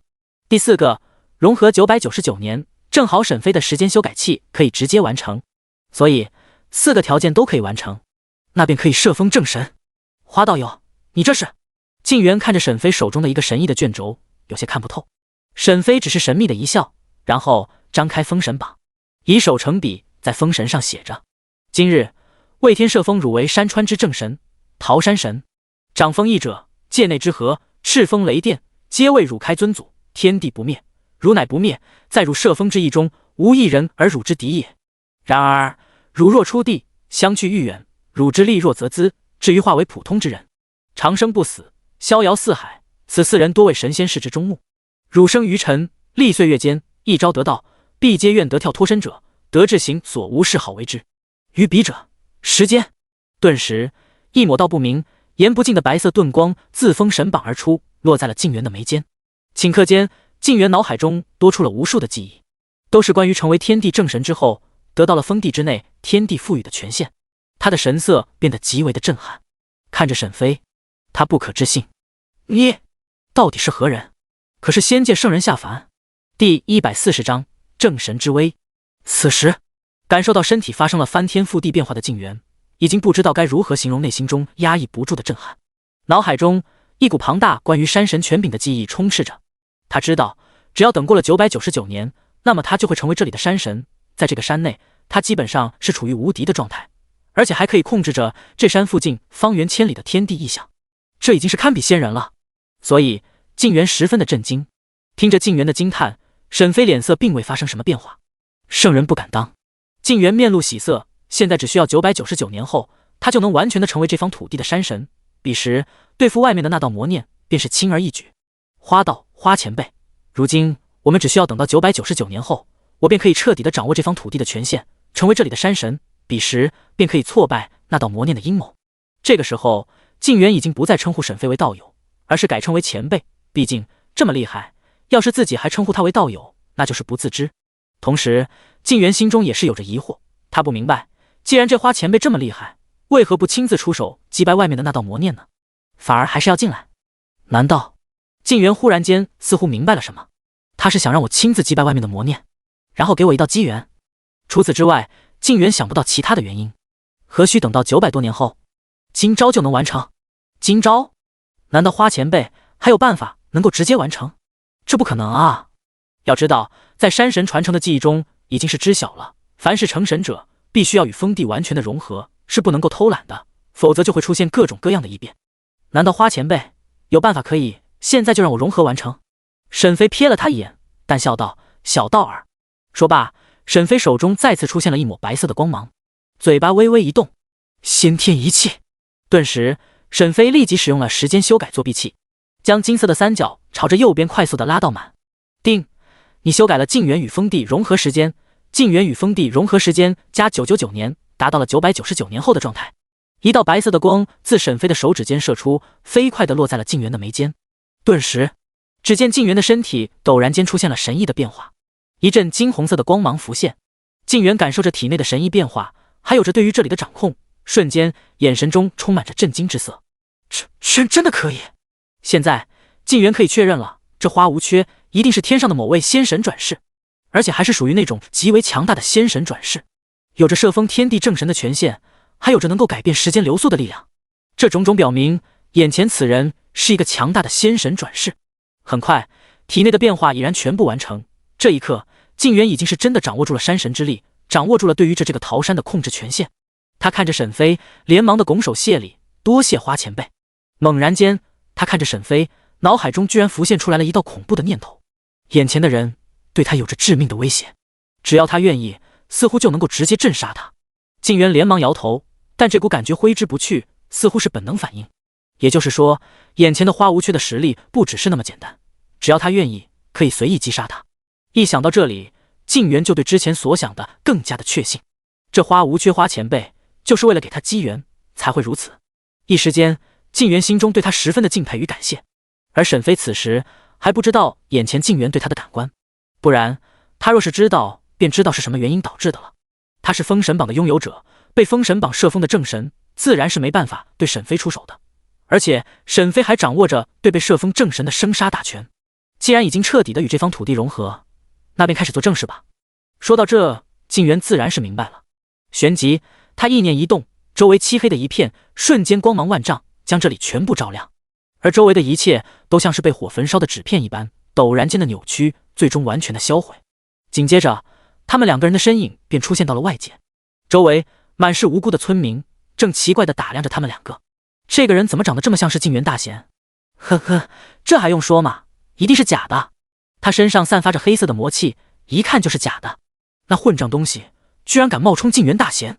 忽然，这个时候，一个佝偻的身影出现在了两人的身前。花道友，你怎么和这个魔种相勾结在一起呢？让你去除魔，你怎么把他放出来了？此人长得便和沈飞旁边的静园一模一样。旁边的静园冷哼一声，没有多说什么，反而是直接的向前一步，身体立刻鬼魅般的消失在了原地。待到再出现的时候，已经来到了刚刚而来静园的前方。随后，平平无奇的一拳直接落下，轰！骤然间，恐怖的力量在整个桃山上浮现，震耳欲聋的声音响彻在整个桃山上。周围的一切在这一拳之下尽数化为了虚无。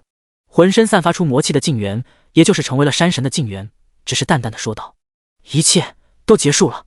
说罢，周围的一切仿佛时间回溯，只是这桃山上已然没有了村子，只有光秃秃的一片平原。地面上只有这一个已经老态龙钟的身体正躺在地上奄奄一息。你怎么会这么强？嗨嗨！他看着站在沈飞旁边的静园，眼里满是惊恐，根本不敢相信他会这么死去。明明他已经快要成功了，就快要活出第二世了，却在这种关头上失败了。静园看着霸占着他身体的魔种，只是摇摇头，自作自受。说罢，便抬起手，一掌落下，轰！地面上一道巨大的坑洞出现，那魔种跟着静园的佝偻身体尽数毁灭。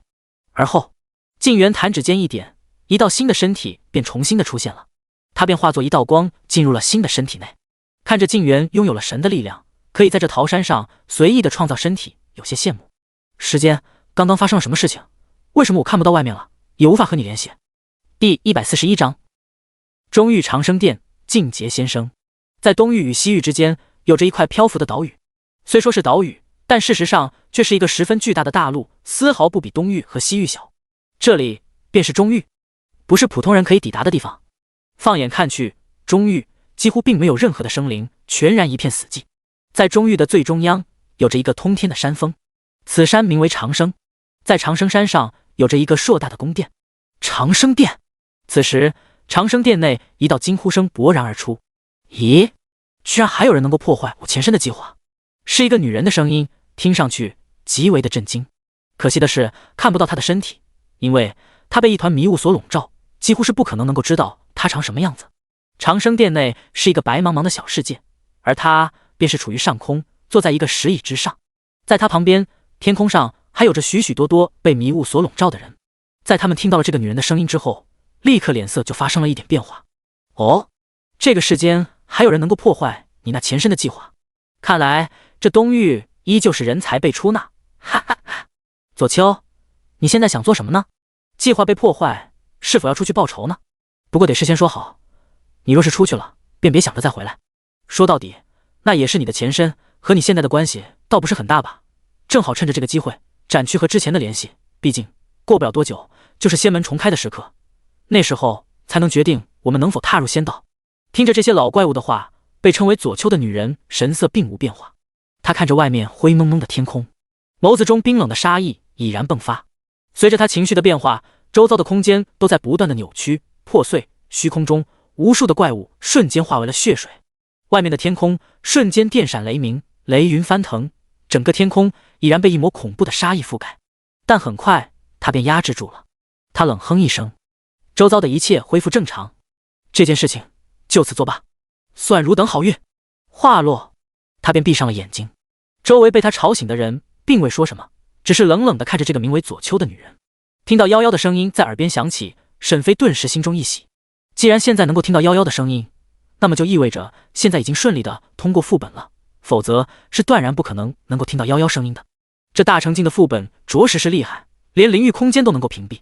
还未等沈飞解释，耳边立刻的出现了一道系统的提示音：恭喜你成为了本服第一个通关大成境副本的玩家，将会免费的进行3次全服通告。全服通告，恭喜玩家时间成为了全服中第一个通关大成境副本的玩家，特此通告。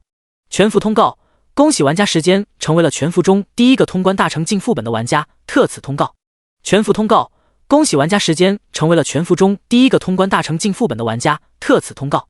瞬间，玩家论坛内再度掀起了滔天巨浪。我操，我看到了什么？大成境的副本？这是在开玩笑吗？这怎么可能啊？哼，我才刚刚突破了金丹境，现在就看到了时间大佬直接突破了大成境的副本，这还玩什么啊？这分明就是时间的单机游戏，我们都是他的陪衬。就是啊，有一个沈月女神就已经够了，现在还多了一个时间，1年不到就已经连大成境副本都可以过关了，我们毫无游戏体验啊！只能说人家运气好，得到了花无缺大佬的垂青，不然的话，要是我们跟着花无缺的讹话，我们也能达到这种地步。就是啊，他靠着花无缺而已，这次不用说，一定又是花无缺帮他的，不然不可能靠他一个人就可以过关大成境副本。你这不是废话吗？他一个炼虚境，距离大成境还有那么远，根本不可能一个人过关啊！我羡慕啊，我也要花无缺。花无缺大佬啊，我想要跪舔你啊，给个机会吧。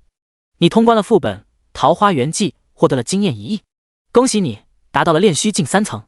昵称时间，天赋 SSS 级大道天赋，血脉人族真魔真龙，寿命410年，势力紫府剑宗炼丹阁阁主紫云圣地长老，修为炼虚境3层，40000080000000，头衔5阶炼丹师，4阶仙职师，4阶医药师，4阶阵法师，功法太上天道经圆满，只能修炼1个功法，仙术隐藏术圆满，原初复制术圆满，法术竞技法术道心重魔圆满，秘籍法宝武器封印灵玉残缺版，紫薇灵剑残缺版，大罗剑胎碎片封印灵玉碎片 X2， 任务主线任务域外邪族进行中，特殊任务桃花源记进行中，风魔一族好感度 MAX， 矮人族好感度 MAX， 域外邪族仇恨值 MAX， 特殊道具，这就达到了炼虚境3层，属实是有点快。灵域空间内，夭夭见沈飞一直不回复自己，于是再次的询问：时间，说话呀，你一直傻笑干什么？这时候沈飞反应过来，忍住刚刚升级的喜悦，连忙将之前发生的事情全部告知给夭夭。当夭夭听完之后，神色莫名，顺着沈飞的视角看去，已然看不见刚刚魔种消散的痕迹。他看向静元，美眸中皆是震惊之色，匪夷所思。他现在是完全的看不透那静元，只觉得他有着极为恐怖的力量，这种感觉他正在左丘晴雪身上感知到过，那是一种极致的无力感，任何实力在他的面前都是不堪一击，可以被他随意的镇压。之前跟着沈飞进来的时候，明明眼前的这个人还没有这么强大的呀。沈飞不知道夭夭目前所想，否则就可以给他解惑了。被封神榜设封为天地正神，在被设封的领地内自然是属于无敌的存在，当然这种无敌也只是相对的无敌，可以说是达到了这个世界的巅峰水平，也就是半仙层次。这时候静元走过来，花前辈，此事已然告一段落，晚辈静元再次多谢前辈给予的机缘，此恩终生难忘。静元诚恳道谢，但沈飞的神色依旧是冷淡。虽然说是升级了，可是任务却还没有完成，依旧是进行中。再仔细看任务，特殊支线任务桃花源记，背景从异世界而来的修道者给大贤静元带来了一个机缘，借着这个机缘，静元成就了大成境9层巅峰。第一阶段开启，任务要求与大贤静元对话，了解到一些世界的隐秘。任务奖励大量经验。这任务的要求实际上是要沈飞探查关于世界的隐秘，而不是关于大夏王朝和魔神之间的事情，故而任务并没有算是完成。所以目前沈飞就打算询问静元关于这世界的隐秘，就从桃花源记异世界修道者开始吧。毕竟这大同社会的理念本就不该存在于这个等级森严的永生世界，这里对于所有人来说都是一个尊卑有序的世界。想要大同，你先问问权贵答不答应。沈飞看向静元，面露凝重，问道：静元道友，花某有一事不明，还请道友解惑。见沈飞露出了这么凝重的神情，他立刻震惊万分，只是内心开始猜测，这样一个前辈高人还需要向他请教事情，那么只能说这件事情跟他有关系，否则断然不可能会如此。但他想来想去，也就只有那一件在小时候遇到的神异事件。难道是那件事？毕竟他这一生之所以能够成就大贤之称号，与小时候发生的一件事情有不可分割的原因。他看着沈飞，神色尊敬道：花前辈，我若知道的必定全数说出。沈飞点头，便开始问道：静元道友，可否见过一个不同于这个世间的人，亦或是行事与此间人有大不同？静元听闻，思索片刻，便知道了这件事情或许就是和小时候发生的事情有关，于是便脱口而出：晚辈小时候曾经见过一人，那位先生所言行事便与我大夏之人，甚至是整个东域永生世界都是不同。晚辈一直所追寻的大同社会，便是那位先生提出。果然，沈飞一听，心中顿时惊喜，看来这个方向是没有错误，便接着问道：那位先生姓甚名谁？何许人也？静元没有半分思索，便将那位的信息告知给沈飞。他并未和我说起关于他的真实姓名，只是让我称呼他为静杰先生。静杰先生，好耳熟，但沈飞一时间想不起来了。这时候他已经有了一些猜测，这家伙不会和那封印长佑的人一样，都是来自地心的吧？注：那家伙指的是在地心长佑山封印长佑的修仙者，并且称呼地心为洪荒星，目前正被永恒圣朝追杀。你且继续将这位静杰先生的事情一一说出。静元点头，开始了诉说。这一切还得从2万多年前说起。第142章，世界隐秘，任务完成。28000多年的时候，我还是一个上京赶考的书生。说着，静元陷入了回忆之中，开始口述着曾经发生的事情。我记得很清楚，那一天的晚上，漆黑的夜空迸发了一阵阵的雷音，随之而来的便是让人惊吓万分的裂缝，天似乎被人撕裂了，出现了一个豁口。与我同行上京赶考的人纷纷快速逃离，而我那时候比较呆，那恐怖的一幕虽然让我很害怕，但却让我十分的好奇，因为我的心中总有一个声音在呼唤我，让我留下。于是我便带着好奇，强忍着心中的恐惧，留在了原地。没过多久，一个人影便戛然出现。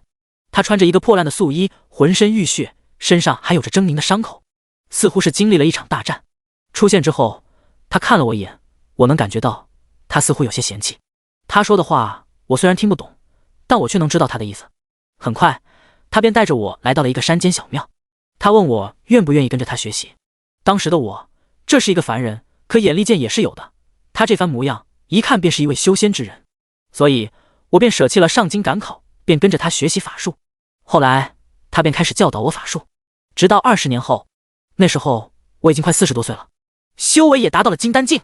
他说我已经可以出师了，还告知给了我2件事情：第一，后世会有许多不同于这个世界的人到来；第二，永生世界实际上只是一个碎片化的世界，并不是一个真正完整的世界。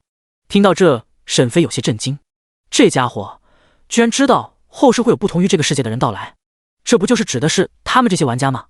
至于第二个，则是更加的震惊，这么大的一个永生世界，居然只是一个碎片化的世界，还不是一个完整的世界。这要是一个完整的世界，那该会有多强？就连灵域空间内的夭夭，此时都有一些的震惊，刷新了他的三观。这怎么可能啊？永生世界只是一个碎片。这……沈飞继续问道：“还有呢？他还说了什么？”静元继续道：“没有了，他便只告诉我这2件事情，至于其他的，他并没有直接告诉我。”而沈飞耳边也传来了一道熟悉的系统声音：“任务完成，经验 X 5000万。丁，你已升级，达到了炼虚境4层。任务提醒：特殊支线任务桃花源记。背景：从异世界而来的修道者给大贤静元带来了一个机缘，借着这个机缘，静元成就了大成境9层巅峰。第2阶段开启，任务要求将整件事情搞清楚。任务奖励：随机仙术世界揭秘者称号，经验 X 10亿。沈飞见到任务刷新了第2阶段，要求是要搞清楚整件事情。可是现在主要的问题是，静元所知道的事情其实也就这么一点点，根本没办法继续探知这件事情了。既然事情没办法在这里搞不清楚了，留在这里也就是浪费时间，所以沈飞只能选择离去了。多谢静元道友解惑，花某离去了。说着，沈飞一念而动，化作一道剑光离开了这里。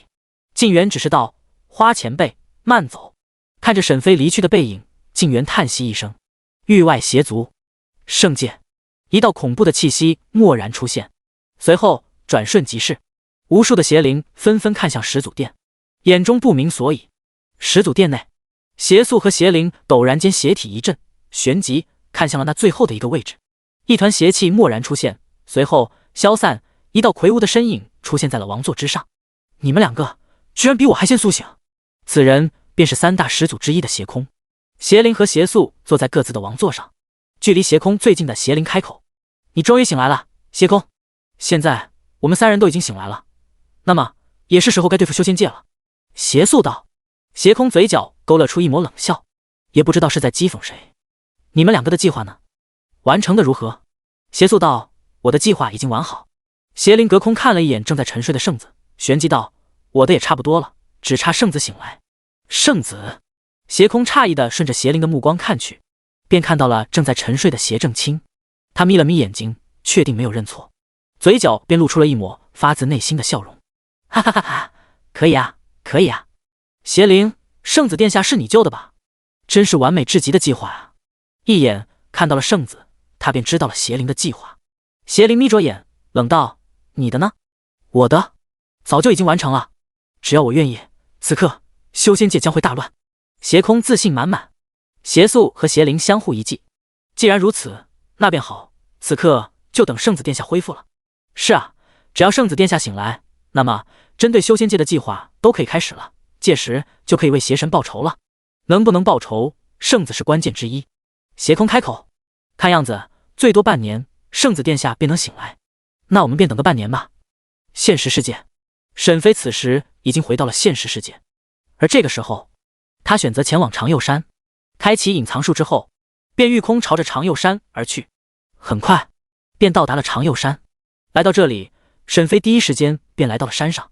此时，沈飞有着天阶剑气大罗剑胎，所以并不担心这大妖掌又会对他造成什么伤害威胁。现在最主要的目的就是要问清楚这现实世界和永生世界的关联。很显然，封印着长佑的人分明就是这地心人，不过此时他已经去往了永生世界，在永生世界内，还有那静杰先生，一定也是这里的人，因为他刚刚牵渡了一下，找到了一个被尊称为静杰先生的人，那便是陶渊。这个陶渊与沈飞前世记忆中的陶渊明有所相似之处，但其实2人并不是同一人。但巧合的是，这位陶渊也曾写出过《桃花源记》，这让沈飞很是惊奇。沈飞猜测，这里很有可能是地球的平行世界，只是发展有些许的不一样，比如前世的《道德经》，而这里就没有。但《桃花源记》却是有。来到了长佑山上的道观，看着道像上的黄色符箓，沈飞第一时间就使用了时间修改，将道像上的黄色符箓进行了修改。前不久，他使用了时间修改，将这里的封印加固了999年。现在直接使用时间修改，往后加速999年即可。定，你修改了符箓老化程度，符箓老化程度加999年，达到了999年后的状态。顷刻间，一声巨大的吼叫声在整个长佑山上响起，一时间地动山摇，万灵膜拜。沈飞皱眉，一念之间，大罗剑胎出，恐怖的威压落在了道像下的封印空间内。瞬间，封印空间内的长佑瞬间安分下来，一声掐妹的声音响起：“大爷，您想做什么？收小弟当坐骑吗？我是上古时期的山海经妖兽长幼。”第143章上古之谜。长幼恨啊！本来还在沉睡的他，忽然感受到了外面封印的变化，封印变得松动起来，于是便被惊醒过来。当他仔细的感知后，便发现了之前被加固的封印已经被人拿开了。这时候他兴奋啊，这特么可以出去了。于是抬起他那骄傲的头颅，仰天长啸一声。结果还未等他高兴几分钟，不高兴几秒钟，就遇到了这么一个恐怖的存在。那一抹恐怖的剑气威压，让他根本没有一点反抗的能力，仿佛灵魂都被碾压毁灭，根本没有一点点能够与之抗衡的能力，只能连忙求饶，同时心里面有些的委屈巴巴的。马德，我长幼什么时候这么委屈过？坐骑，等我长幼以后牛逼了，我骑你！长幼在心里恨道，但嘴巴里吐出来的话却不是这样的。大爷，您是有什么要吩咐我的吗？我什么都不行，就是骑着我的人会很舒服。外面，沈飞刚刚听到了长幼的声音，还愣了一下。好家伙，这么从心，之前加固封印的时候可没有这么从心啊！而且，你这家伙嘴真他妈的甜。此时，有着大罗剑胎这个天阶武器在，沈飞倒是没有什么害怕的理由了。而且最重要的是，自己还有一次对自己使用时间修改作弊器的机会，所以安全系数拉满。看着下方出现的黑色空间，沈飞一跃而下，稳稳地落在了那道向内的隐藏空间内。就在沈飞对面不远处，一个人形的怪兽趴在地面上，正在惶恐地看着他。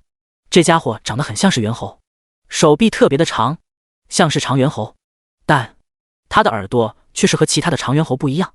他的脑袋上长着4只耳朵，就这玩意还当坐骑？骑上去，沈飞都觉得丢人。而长佑此时也正在偷偷地打量着沈飞，他总觉得这家伙有点熟悉，好像在哪里见过，但就是想不起来了。沈飞看着长佑，冷哼一声。长佑，宛如雷霆一般的声音响彻在这道像空间内，同时大罗剑胎浮现在沈飞的身边，一缕缕白色的剑气飘然而出。长佑立即将头放低，连忙大喊：大爷，您快收了神通吧，有什么事长佑一定知无不言，言无不尽。敲打了一番长佑之后，沈飞问道：你是如何被封印在此的？长佑愣了一下，就问这么简单的问题，你就拿着这么恐怖的剑威胁我，至于吗？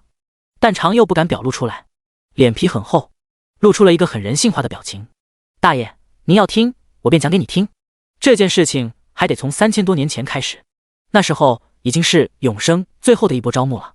沈飞猛地打断了他：你说什么？永生？这家伙也知道永生世界，而且永生还招募？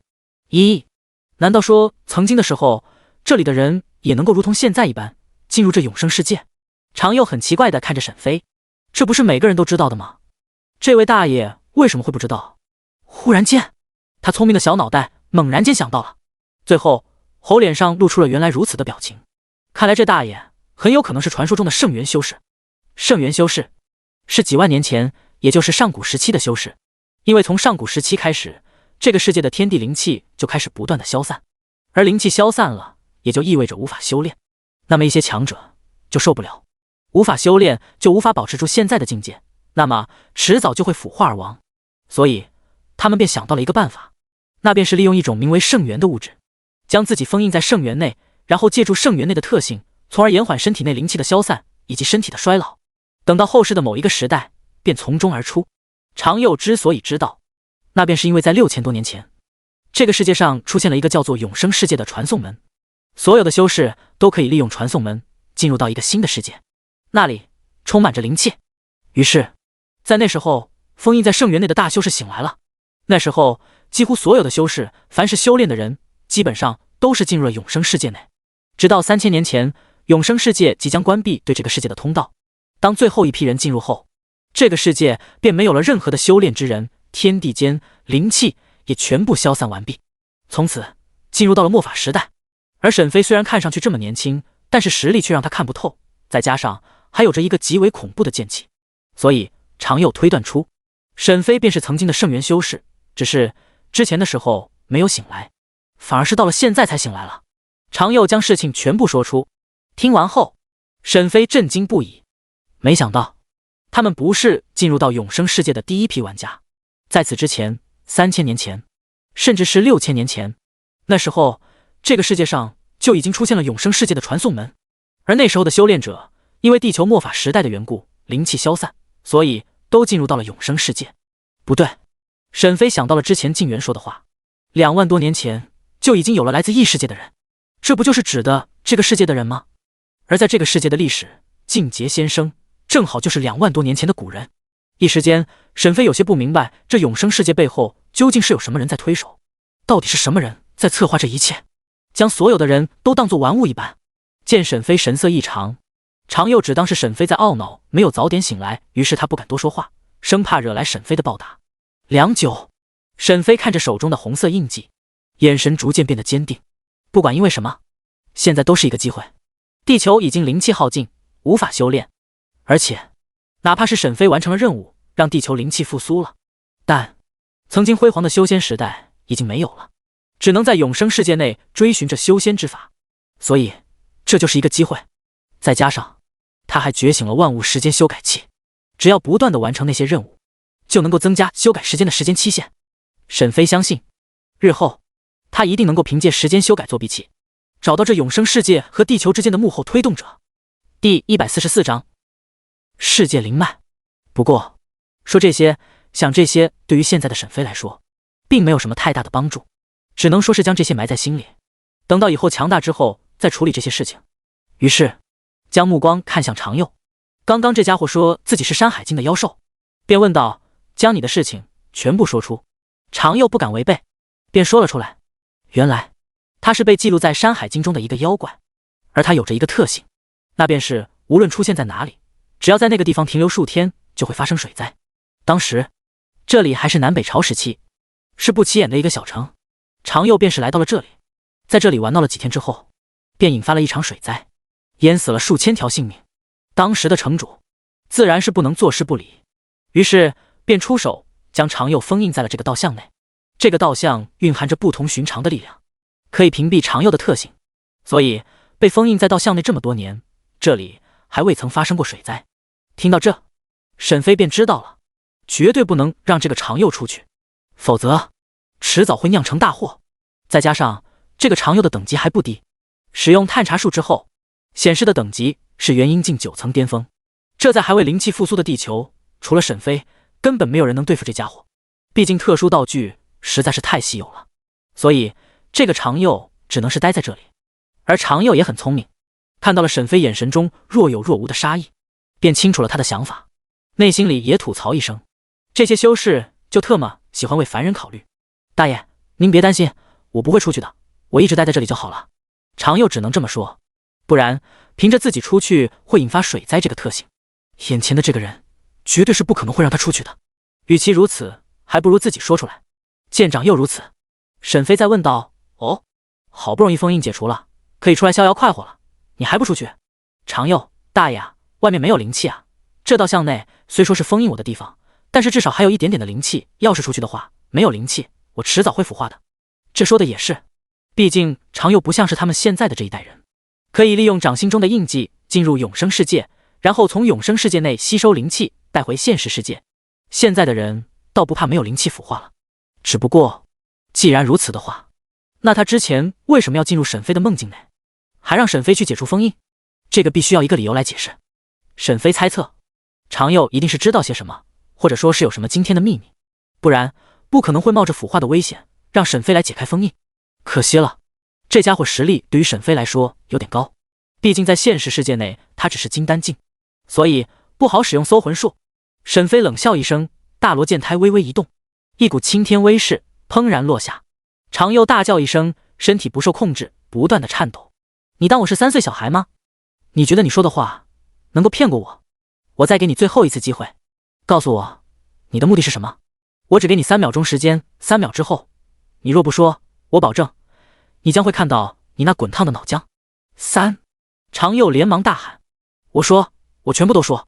见此，沈飞暂时性的收回青天之势，瞬间那股天要他下来的感觉终于消失了。常佑不断的喘着大气，他本以为可以瞒天过海，可他没想到的是，沈飞就是上一次他进入梦境后欺骗的人，所以他刚刚说的话不攻自破。这时候常佑不敢再说假话了，刚刚说的都被直接戳穿了。其实我找到了世界灵脉，那里有着非常多的灵气，我的目的便是要出去之后去往那里，然后借助灵气恢复自身，并且突破自身。沈飞微微皱眉，世界灵脉？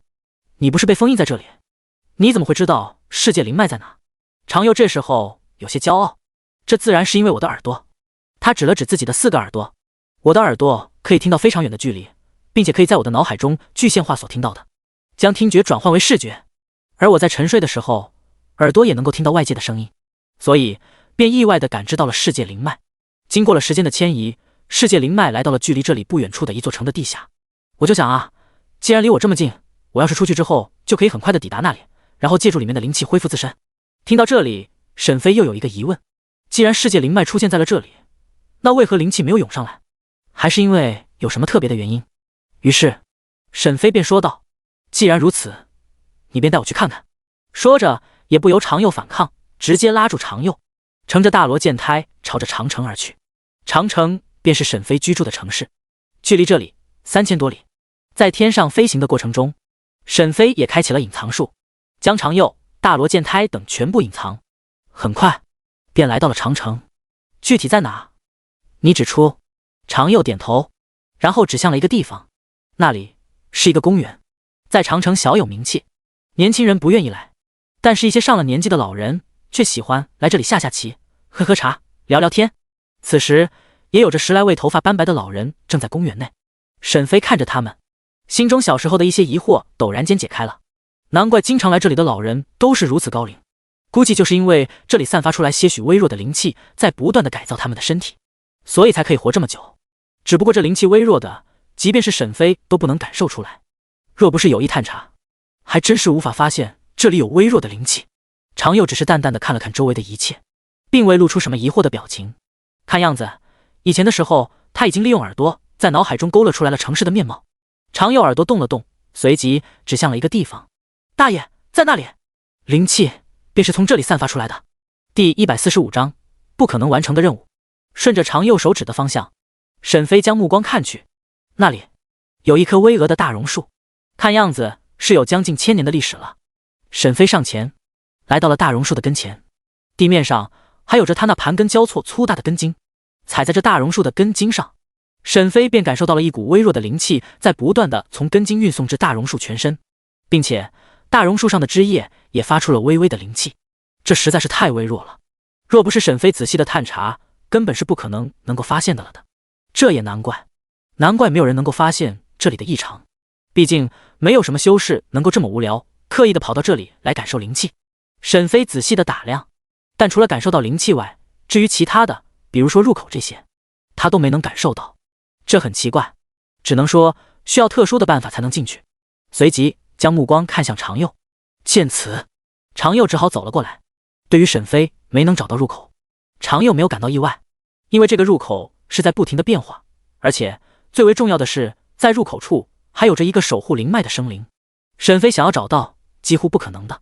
看着常佑，沈飞开门见山道：“你有办法进去？”常佑点头：“有的，大爷你交给我就好。”说着，常佑走到了大榕树的跟前，手指结印，随后冷哼，一抹玄妙的白色印记在他的手指上浮现。他将手指指向地面，顷刻间，地面陡然间发生了变化，猛然间的发出了一抹刺眼的亮光。见此变化，沈飞连忙使用隐藏术，将周遭的一切全部覆盖。周围的老人将目光看来，那榕树依旧是很正常，不少人疑惑刚刚的那种亮光是怎么回事，但是见到榕树那里没有什么变化，就将目光收回，继续的和旁边的老人聊天，说着后代的事情，再将目光聚焦在沈飞这里。地面上出现了一道和常佑施法凝结的印记长得一模一样的印记，随后一个土黄色的漩涡洞便出现了。大爷，好了，进去便能看到世界灵脉了。常佑有些虚弱的说道。刚刚施展的法术是常佑与生俱来的名为土灵遁的法术，只有常佑血脉才可以施展，可以再去往地下，和土遁术有些相似。沈飞微微点头，同时拉着常佑一同的下去。在他们跳下后，那地面上的土黄色漩涡立即消失，隐藏术也自动的失效，露出了原本的大榕树。只不过此时和之前是一样的，没有什么异样，也没有人发现这里刚刚经历了什么事情。只不过很快，这里便会成为世界上所有国家都在意的香饽饽，甚至是差点引起了大战。随着众星的下落，没过多久，沈飞和常佑便落在地面上。这里就像是一个山洞一般，只是非常的大，一望无际的，一眼看去，满是冰蓝色的水晶，插满在整个地面上。常佑见此，顿时手舞足蹈，上蹦下跳的，甚至都忘记了沈飞就在他的身边，兴奋地发出大叫声。好多灵石，全是极品灵石啊！天哪，这么多的极品灵石，我都能很快的恢复实力了，甚至是再进一步跨入化神境。他顺手从地面上拔出一颗极品灵石，想要吸收里面的灵气，但下一秒，那极品的灵石直接湮灭了，成了一团的灰烬。常佑懵了一下，这是怎么回事啊？然后不甘心的从地面上再次拿起了一颗极品灵石，吸收，呼，又是湮灭了，成为一团灰烬。常佑像是不信邪一般，再次拿起一颗，但结果依旧是如此。常佑一分灵气都没有吸入，双眼变得无神起来。他看着沈飞，大爷，常佑现在很悲伤。这个世界已经没有了灵气，若是不能及时的吸收灵气，那他的灵气就会不断的损耗，直到灵气耗尽，最终腐化致死。万物以灵气为修炼，可以利用修炼达到长生的效果。可一旦灵气没有了，那么越是强大的人，越是修为高的人，下场就会越惨。有得到就会有付出，从来就没有莫名其妙的收获，一切都是对等的交换。沈飞看着地面上的灵石，也拿起一颗，吸收，呼，变成了灰烬。沈飞皱眉，这一幕就是他也没有办法看透，这到底是怎么回事啊？为什么灵石无法使用？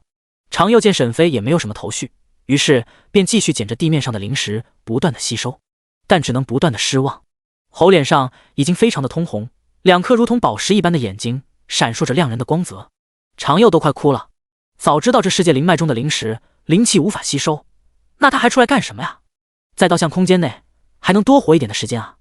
忽然间，一道冰冷的声音自周围响起：入侵者。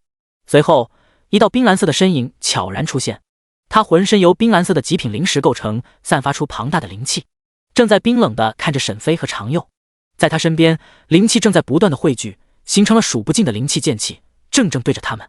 沈飞见此，心神一动，大罗剑胎出。当大罗剑胎出现的一刹那，一股青天之势猛然间落下，那汇聚而成的灵气剑气在青天之势面前毫无还手之力，直接消散，化作了灵雨洒落一地。常佑贪婪地看着地面上的灵雨，然后如同饿虎扑食，猛地飞跃过去，对着地面就是一顿乱添，同时脸上露出了满足之色，还发出了一种舒服的叫声：灵气，灵气！那冰蓝色的虚影没有理会常佑，而是直直地看着沈飞。你很厉害，我不是你的对手，但你也不能杀我。沈飞也不管长幼了，看着冰蓝色的虚影，回道：不能杀你，为何？虚影冷哼一声：我乃这个世界的灵脉之主，我若死了，这世界灵脉便会消散，这个世界将会没有任何的灵气，那个时候，这个世界将会再没有任何的修仙者。沈飞哈哈一笑：这个世界本就已经没有了灵气，你觉得我还会在乎这些吗？灵脉之主继续说道：你就不想让这个世界再次的焕发出灵气？沈飞脸色不变，眯着眼看着灵脉之主。既然他这么说了，那就一定有办法，只不过见这样一定要付出什么代价了。说条件吧。很简单，之所以这个世界灵脉无法为世界提供灵气，主要的原因便是我被封印了，你只需要解除我的封印即可。沈飞皱眉：如何解除？灵脉之主停顿片刻，头一扭，冷道：让我怀孕，这封印便会自动的解除。沈飞，这不是很简单吗？灵脉之主：简单？我不是人类，我是灵脉所化的灵，凡人不可能让我怀孕，必须由真正的仙才可以。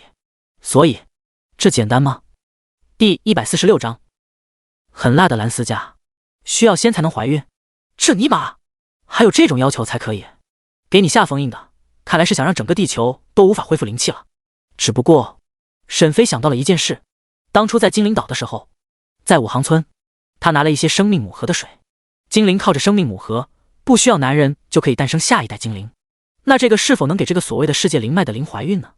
沈飞丢出一个探查术，名称蓝丝家，势力种族灵脉灵，修为年龄99999，法术，还有名字蓝思佳，这年龄这是沈飞见过的年龄最大的。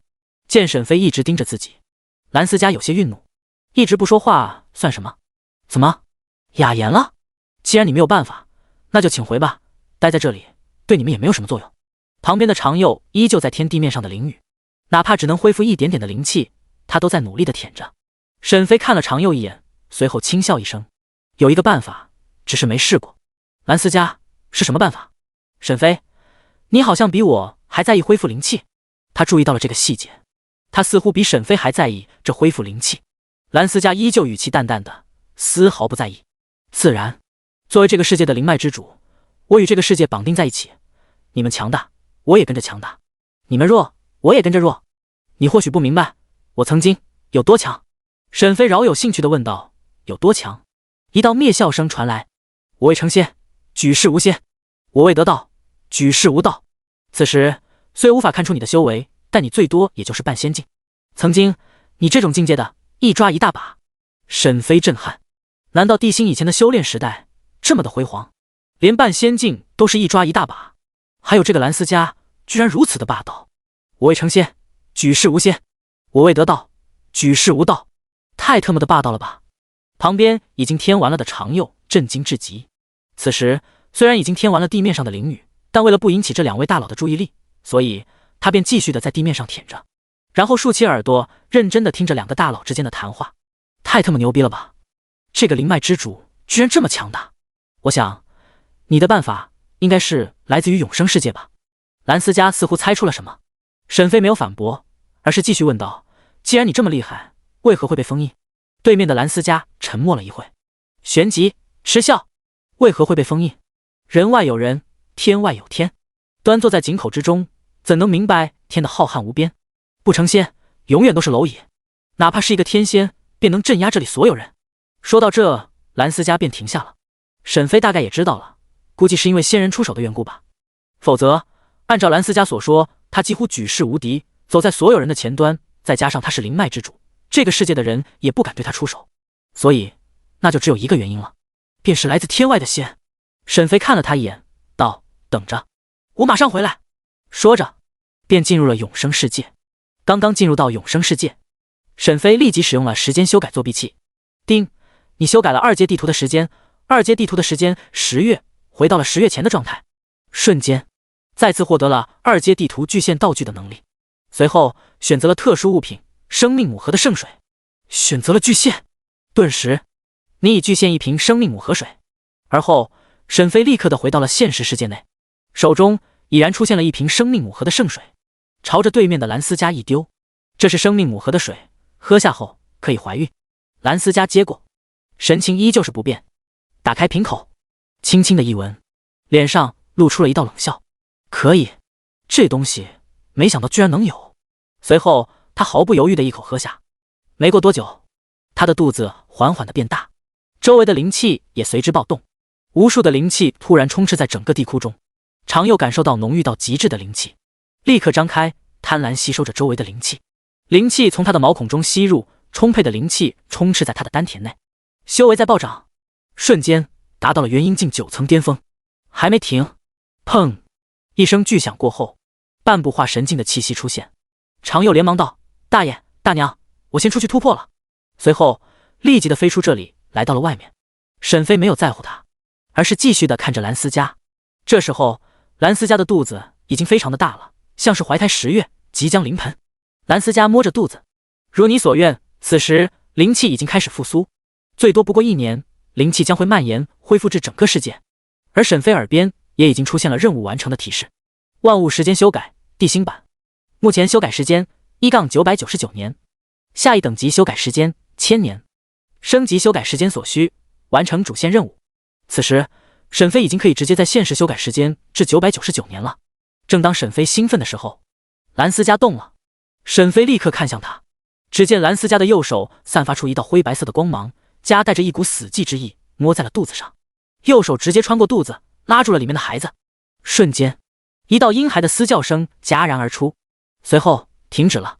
一个浑身是血的孩子被蓝思佳从肚子内扯出，右手上灰色的光芒闪烁，随之那孩子直接炸裂开，灰飞烟灭。沈飞眯着眼看着蓝思佳，心中对这个灵脉之主忌惮万分，着实狠辣。见沈飞如此，蓝思佳冷笑，本不该出现的孽种，企图阻挡我成仙问道，自然该灭。外界天空上无数的劫云正在汇聚，很快就形成了一个巨大的化神雷劫。咻！破空声响起，常佑随之冲了出来。他看了一眼地面的城市，眉头紧皱，脑海中想到了沈飞，于是便朝着长佑山而去，去往那里突破。同时，天空上的劫云也朝着长佑山汇聚。这么大的动静，自然是引起了官方的警觉。这里就不得不佩服官方了，短短不到10分钟就已经发现了这里，而且已经开始讨论起来这件事情。第147章高层震动。第9特区，就在雷劫出现后不到几分钟，就有人发现了异常，从永生世界内的论坛内告知给了9大战神。于是9位战神立即下线，聚集在第9特区的会议室内。9大战神看着发来的视频，从视频内看到了那汇聚而成的雷劫，他们的瞳孔恍然睁大，像是看到了什么不可能发生的事情一样。他们的心中震惊至极，若不是这里距离长城着实是有些远，否则他们都能感受到那劫云。这是军用卫星拍摄到的，从中山公园内飞出的是一只猿猴，如果没有猜错的话，应该就是它引动的雷劫。而且看着这汇聚的雷劫，这至少是化神境的。老大，也就是第一战神沉重地说出，化神境。要知道，在目前的地心内，最牛逼的也就是沈月，目前也才元婴境，而现在出现了一个来历不明的猴子，居然快要突破到化神境了，这怎么能不让他们心惊？老九连忙说道，这个时候我们应该立即前往长城。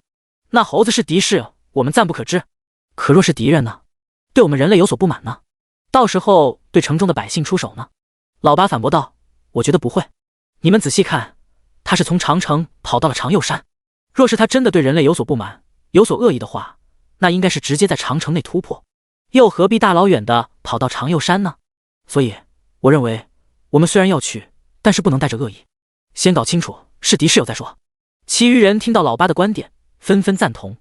老大开口了，你们是不是忘记了一点？这个世界没有灵气，他如何突破的？靠永生世界吗？猴子什么时候也能进去了？而且靠永生世界的话，应该是用特殊道具巨献修为，而不是在现实世界突破。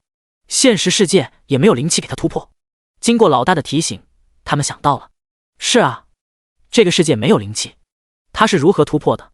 而且视频内清清楚楚，他就是一只猴子，还长了4只耳朵。老九道，难道说长城的中山公园有灵气？根据线索，只能推断出这中山公园可能蕴藏着灵气，否则是无法解释着猴子能够突破的。老大沉声立即联系沈月，我们去中山公园看看到底是怎么回事。若是真的出现了灵气，那么世界格局将会发生翻天覆地的变化。9位战神激动啊！要是真的出现了灵气，还是在华夏内出现的，那么意味着什么？意味着华夏将会崛起，重新傲立于世界之巅。与此同时，扶桑、阴阳阁10位穿着黑白2色长袍的扶桑人跪坐在地面上，他们也看着探子从长城拍下来的视频。没办法，这一次动静实在是太大了，再加上大家都修过仙，一看这劫云就知道是有人在渡劫，而且那猴子没有隐藏的意思，直接凌空飞行的，自然是被无数网友捕捉拍摄到了。八嘎呀路，华夏怎么出现了元婴境巅峰的修士，而且现在还在渡劫？你关注的点不对吧？问题不应该是为什么他可以渡劫吗？而且还是一只猴子，会不会是华夏的孙悟空？齐天大圣？放屁吧你！神话故事还当真？我觉得华夏很有可能出现了灵气，不然无法解释他可以渡劫突破。的确，我们这个世界没有灵气，所以只能使用灵气修炼。看样子华夏是出现了灵气。华夏出现了灵气，我们扶桑还会远吗？当务之急，我们必须要前往华夏一探究竟。不只是扶桑，西方米国黑宫此时也聚集着非常多的财阀掌门人，只不过现在他们的脸色不太好，因为华夏很有可能诞生了灵气，但是他们西方玩家修炼体系不一样啊，他们又不是用灵气修行的。在永生世界内，灵气占据8成，元气占据2成。灵力最主要的作用就是东方修仙之法，元力最主要的作用就是西方的魔法源泉。所以最主流的修炼便是东方修仙体系，其次便是西方魔法体系。所以诞生了灵气对于他们来说没用，因为他们根本没法修行。谢特，华夏是怎么回事？怎么忽然间就出现了灵气，还出现了一个即将化神境的猴子？别管怎么回事了，我们该想如何处理这件事情。是啊，华夏如果有了灵气，那么会很快的出现很多超凡者，到时候我们拿什么抗衡？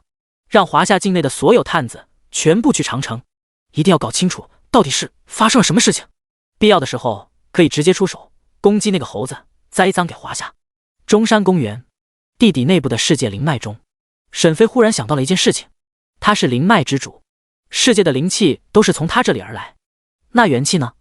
西方所需要的魔气也就是元气呢？会不会有元脉？如果有的话，沈飞不介意毁灭。你是灵脉之主，那西方修炼体系的元脉呢？会不会也有元脉之主？沈飞问道。蓝思佳拍拍手，地面上拔地而起，出现了一座冰蓝色的王座，这全部是由极品灵石所组成的，仅仅看一眼都能够感受到浓郁至极的灵气。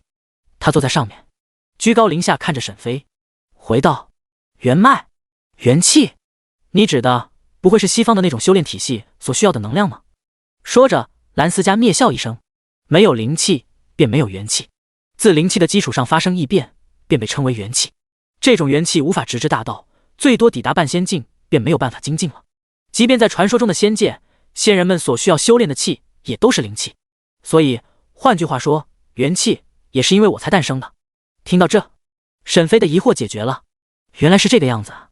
见灵气复苏，再加上时间修改作弊器已经达到了999年，沈飞也不待在这里了，于是朝着头顶上的一个土黄色漩涡飞去，离开了这里。第148章化神境大妖。来到外面的一刹那，沈飞就已经开启了隐藏术，从天空上飞行，没有任何人可以看见他。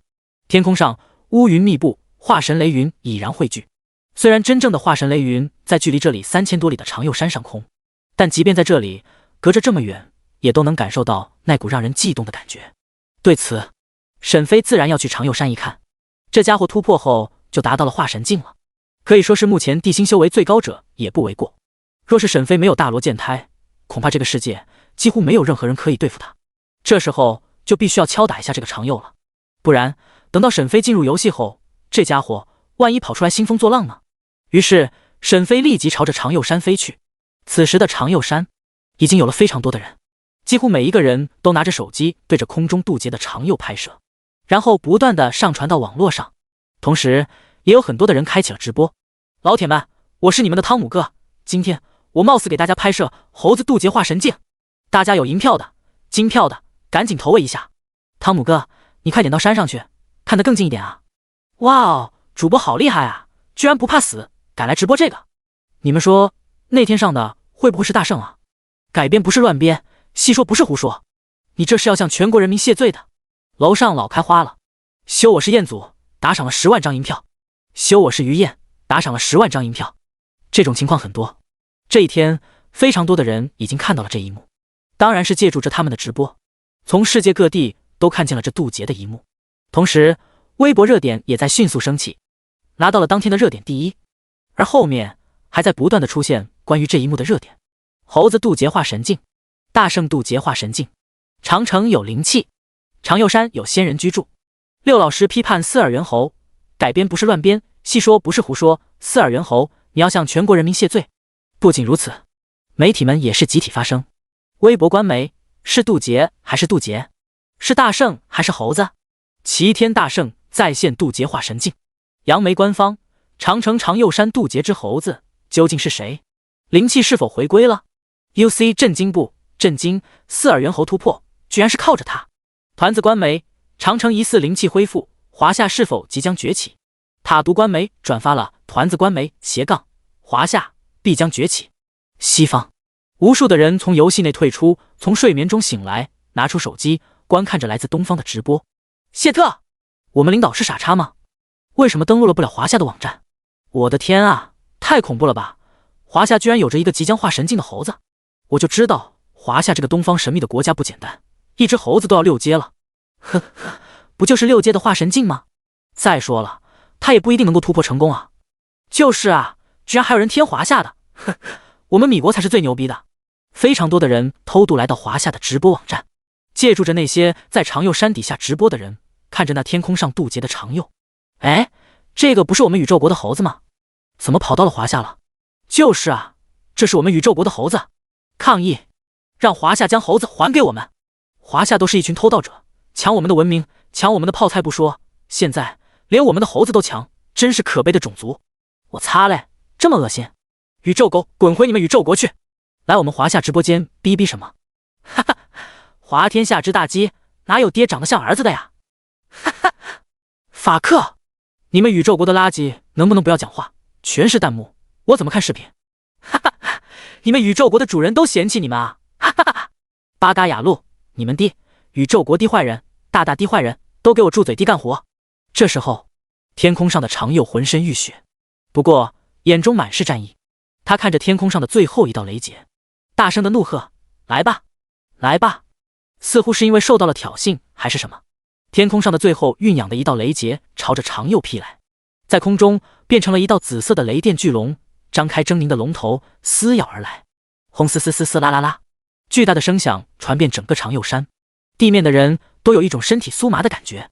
突破没有啊？应该有吧？我看是没有了，死定了！渡劫哪有这么简单？当烟尘退散，天空上的化神劫云也散去了，一缕缕的阳光落在了长佑的身上。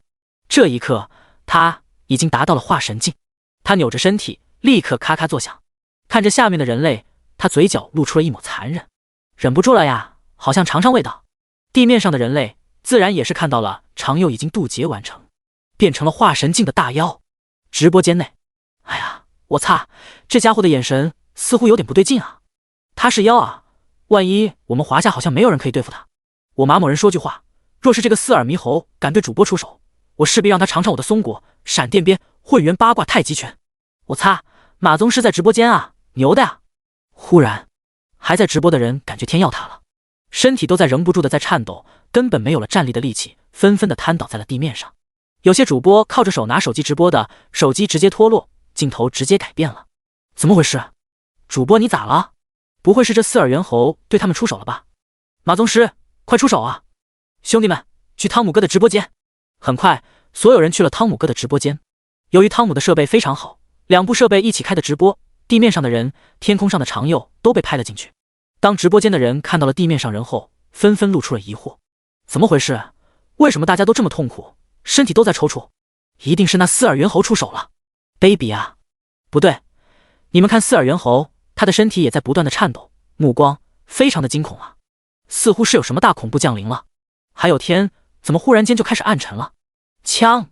一道剑出鞘的声音传遍整个长佑山，世界各地几乎所有人在同一时间经过直播间听到了这恐怖的出鞘声。第149章，这个世界还有恐怖的剑修。有眼尖的人看到了那四耳猿猴神情的变化，那如同宝石般闪烁的眼睛，此时却是惶恐不安，好像是在畏惧着什么。见到这一幕，所有人都震惊了。老九等人正在赶来的路上，在路上他们也在看直播，而且使用军用卫星看的还是更加的清楚，将长佑的神情看得一清二楚。那是一种极度的恐惧感，是发自内心惧怕的。可现在长佑已经是化神境修士，在整个世界都是最顶尖的存在，几乎没有人可以与他抗衡。可以说，如果各国不使用核武器，那么他们连同归于尽的资格都没有。可现在，这么强大的存在，此时却露出了如此惶恐不安、恐惧的神色，这怎么能不让他们震惊？这到底是遇到了什么存在啊？难道说，在这个世界上，不只是有这个四耳猿猴，还有着其他的修仙者？应该是吧。你们看，那地面上的人，他们都在不断的颤抖。这时候，见到他们这个模样，老九心中忽然间的想到了一个人，华无缺。当时在西域的时候，那一道恐怖的剑意落下，就会让人感觉天都会坍塌。那西域的摩根财团的玩家，就像是现在这模样一般无二。难道是花无缺来到了这里？老九连忙摇摇头，否定了这个可怕的猜想。这怎么可能吗？另一个世界的人怎么可能会来到这里？一定是类似的，不可能是花无缺。待会等过去看看，便能知道究竟是发生了什么事情。说着，他们加速的前往长佑山。西方，米国，黑宫财团的人看着这一幕，露出了幸灾乐祸的表情。但下一秒，他们的脸色又变得不太好了。全部站起来，死死地看着直播间的画面。等等，能够让长佑都这么害怕的存在，会有多么的强大？这家伙都已经6阶了，那能让长佑都害怕的人，等级都至少是6阶，甚至是7阶。6阶几乎都能够统治整个世界了，那7阶都更不用说了。一旦出现了7阶的存在，不管是人还是怪物，还是说什么其他的生物，那都是会改变整个世界的格局。查，派出所有的人，必须要搞清楚长佑山到底发生了什么事情。还有那些潜伏在第9特区的人，都让他们去查，华夏到底还有多少的秘密？这到底是怎么回事啊？为什么今天出现了这么多的意外？不管怎么样，告诉那些人，必须要搞清楚华夏长佑山到底发生了什么事情。这些人拍摄的，说到底还是有些模糊。已经发布了命令了，相信过不了多久就能够知道隐情了。他们再次将目光看去屏幕，那是汤姆哥的直播间。他们不明白，能让一个6阶妖怪都这么害怕的，一定是一个非常厉害的存在。但是既然是这么厉害，这些存在为什么以前都没有出现过呢？既然以前没有出现过，那为什么都选择在今天出现呢？今天是什么特别的日子吗？既然东方都出现了，那他们西方呢？西方是能够出现呢？他们不知道，只能眉头紧锁看着直播间的画面，同时内心里也都是希望着自己国家千万不要出现这种高等级的怪物，亦或是个人，否则他们那至高无上的地位就会受到恐怖的冲击。以后是否能够和现在一样享受至高无上的待遇，还是一个问题。长佑山，所有人都惊恐地看着一个方向。猛然间，天地间骤然失色，紧接着一道凌冽的剑光划破了黑夜，照亮了已经黑夜的天。大夜弥天，瞬息之间高亮起来。下一秒，一切恢复正常。长佑停在半空中，看着远处，在空中行礼。前辈之言，长佑警戒，我定当待在道像空间内，没有前辈的命令，长佑定当不出。说着，然后便朝着下空的长佑山而去，自顾自地进入到道像内的空间。刚刚沈飞利用大罗剑胎发来了一个讯息，让他只能待在道像空间内，不能出去其他的地方。毕竟他有着某种特性，如果不在道像空间内，在其他的地方超过了3天，就会引发水灾。所以沈飞就让他待在道像空间内，并且使用如此高调的方法敲打了一番长佑。刚刚的声音，底下的人自然也是听到了。长佑，原来那个猴子叫做长佑，而且这么一个化神境的大妖，居然被人禁足了，恐怖如斯啊！什么人能让这么一个化神境的大妖禁足？一时间，直播间内的人看到了这一幕，也听到了那一幕，于是弹幕直接满屏问号。天哪，究竟是什么存在，能够让一个化神境的大妖这么卑微？一句话就让他禁足了。只可惜，看样子是传音的，我们听不到那神秘人的声音，但可以猜测，这人一定是一个剑修。那一抹的剑光着实可怕，这恐怕也是在敲打这个长佑。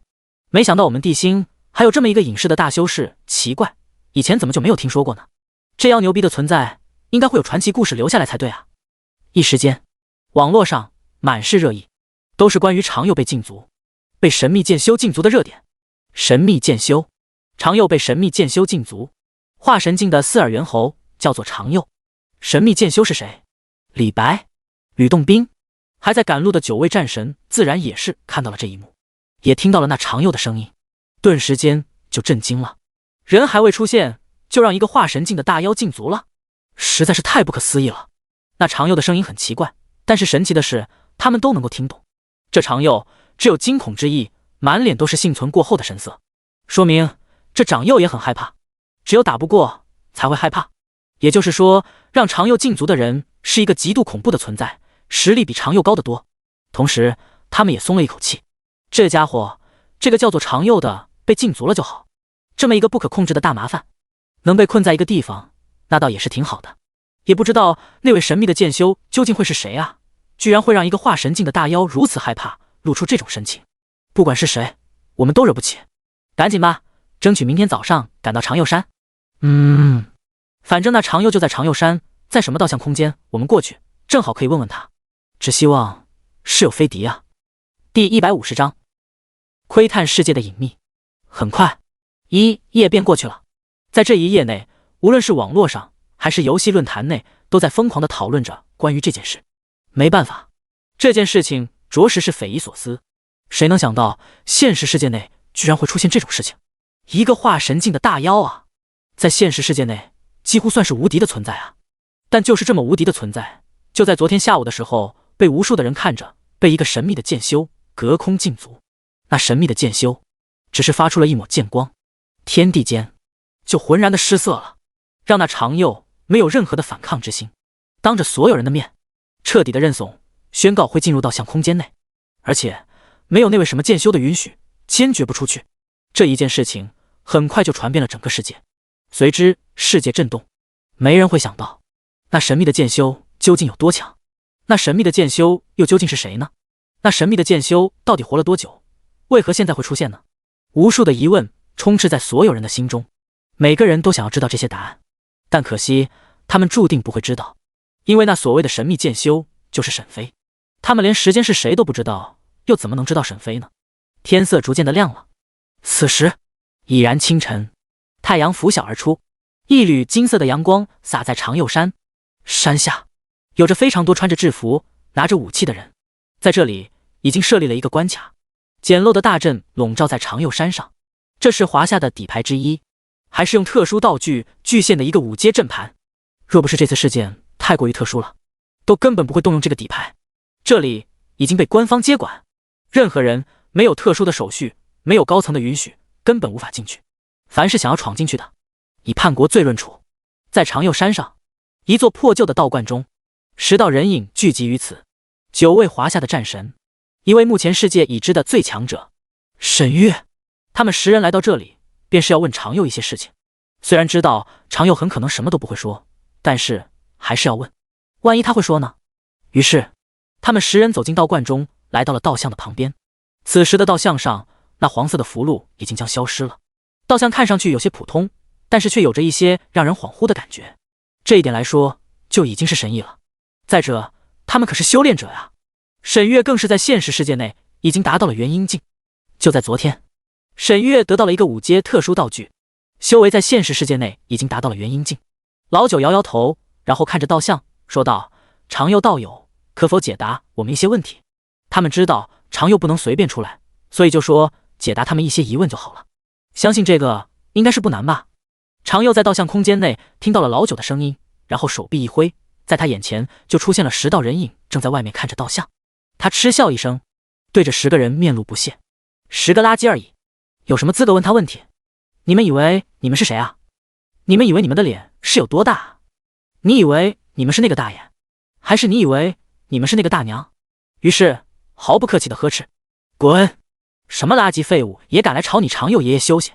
听到长佑这么不客气的回答，众人脸色不由得一变，脸色变得有些铁青。马德，这个长佑真不会做猴子，你不会真以为我们没办法对付你吧？沈月瞥向道像，眼中一抹淡淡的金色火焰浮现，在他身后，一抹金色虚影赫然出现，一道恐怖的气息在他的身上升起。随即，下一秒，整个道像燃起了金色的火焰。正在道像空间内的长佑脸色大变，立即的口吐巨浪，想要扑灭那金色的火焰，但这是徒劳的，没有任何的办法，根本扑不灭而且这金色的火焰正透着道像进入这个空间内，空间都在这金色的火焰高温下变得扭曲起来，撕拉的声音也一并而出。长佑见此瞪大了眼睛，尼玛，这是什么怪物？这时候长佑想要出去，但是已经为时已晚，根本出不去了。一缕金色的火焰点燃了，触碰到了他的喉毛，顿时长佑整个人面色不好了。他的修为在这个金色火焰下不断的倒退，他连忙大喊：住手啊！住手啊！姑奶奶啊，快住手啊！你们想知道什么？我都说啊！快收了你那神通吧！求你了！长佑的声音从道像空间内传出。9位战神见此，冷哼一声：叫你这么嚣张，我们是打不过你，但是沈月可以啊，他的底牌可是多得很呢。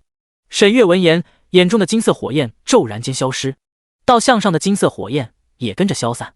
道像空间内，长佑身上的火焰也跟着消失。见身上的火焰消失后，他终于是松了一口气。看着外面的沈月，他忌惮至极，这种攻击手段着实恐怖。若不是那个少女愿意，否则那金色火焰怕是没有那么容易消散。毕竟这金色的火焰是以修为为燃料的，除非修为没有了，不然那金色火焰是不会停止的。没想到现在的人类还有这么一个强者。外面，沈月示意老九问话。老九点头。常佑道友，我们只是问问一些事情，对你是没有恶意的，刚刚多有得罪，还请赎罪。常佑冷哼一声，怪我语气太冲了，是我活该。你们有什么事情，那边问吧，我知道的，一定告诉你们。他再次从心了，好不容易达到了化神境，他可不想被烧回元婴境。再者，他能感觉到，在那个少女的身上蕴藏着恐怖的力量，绝对不是看上去的那么简单。老大开口了，我们要问的事情很简单，那便是那个神秘剑修是谁？神秘剑修是谁？你问我，我怎么知道？常佑实话实说，我也不知道他是谁，但根据我的猜测，应该是圣元修士。什么是圣元修士？就是将自己封印在圣元内的修士。圣元是什么？圣元就是第151章震动。很快，常佑将事情全部说出。9位战神想要知道的事情，全部在常佑的回答下一一清楚了，知道了那位神秘剑修可能的身份。当然，在他们知道后，心里面已经是震惊至极。他们没有想到，那位神秘的剑修居然很有可能是几万年前就已经存在，着实是让他们震惊。了解完事情之后，他们便没有待在这里了，而是告别常佑，离开了这里。见他们离开之后，常佑心中终于松了一口气。马德，怎么老是遇到这妖牛逼的存在？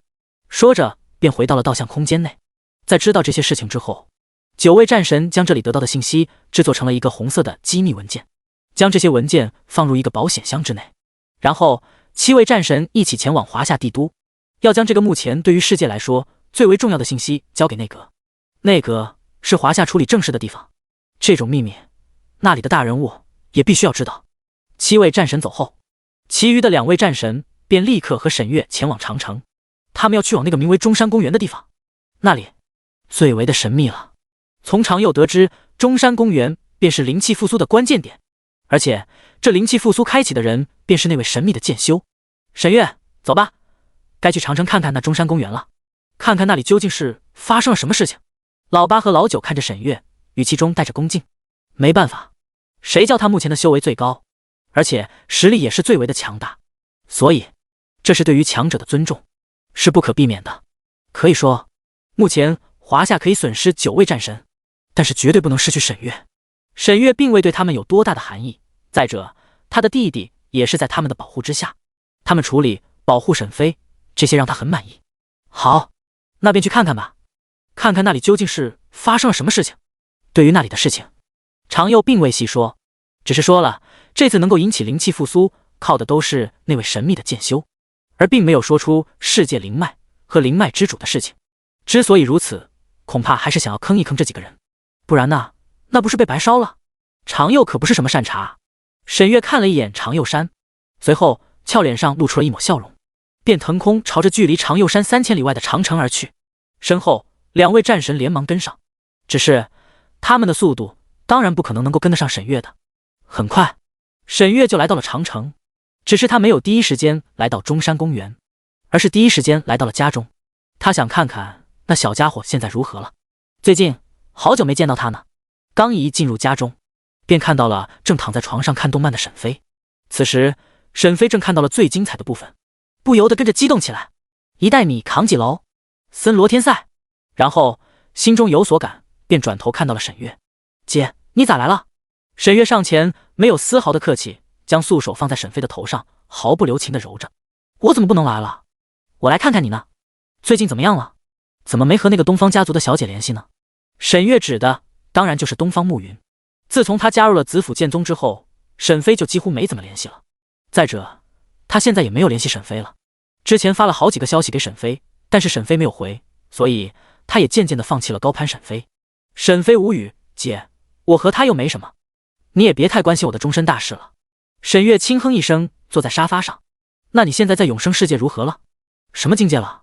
还在跟着你那个师傅做任务？沈飞点头。是啊，那任务长期的，所以比较久。你就放心了，我要是有事情需要你的话，一定会说的。沈月点头。有事情直接联系我，你我之间不要客气。你只需要记住一点，我永远都会支持你。你想做什么，大胆去做。你需要什么，只要我能做到的，一定都给你。沈飞感动。姐，你真好。对了，姐，你来这里要做什么？你应该不是无缘无故的来看我的吧？一定有事情，是不是因为昨天的事情？说到这件事情，沈月面色凝重。我今天来主要便是为了这件事情，当然来看你也是真心的。这件事情已经让高层震动，相信这里恐怕过不了多久就会被官方接管，到时候肯定是会戒严的。毕竟这件事情太重要了，全球唯一一个拥有灵气的地方，这件事情一定是会改变世界的格局。说到这，沈飞自然是知道事情的严重性。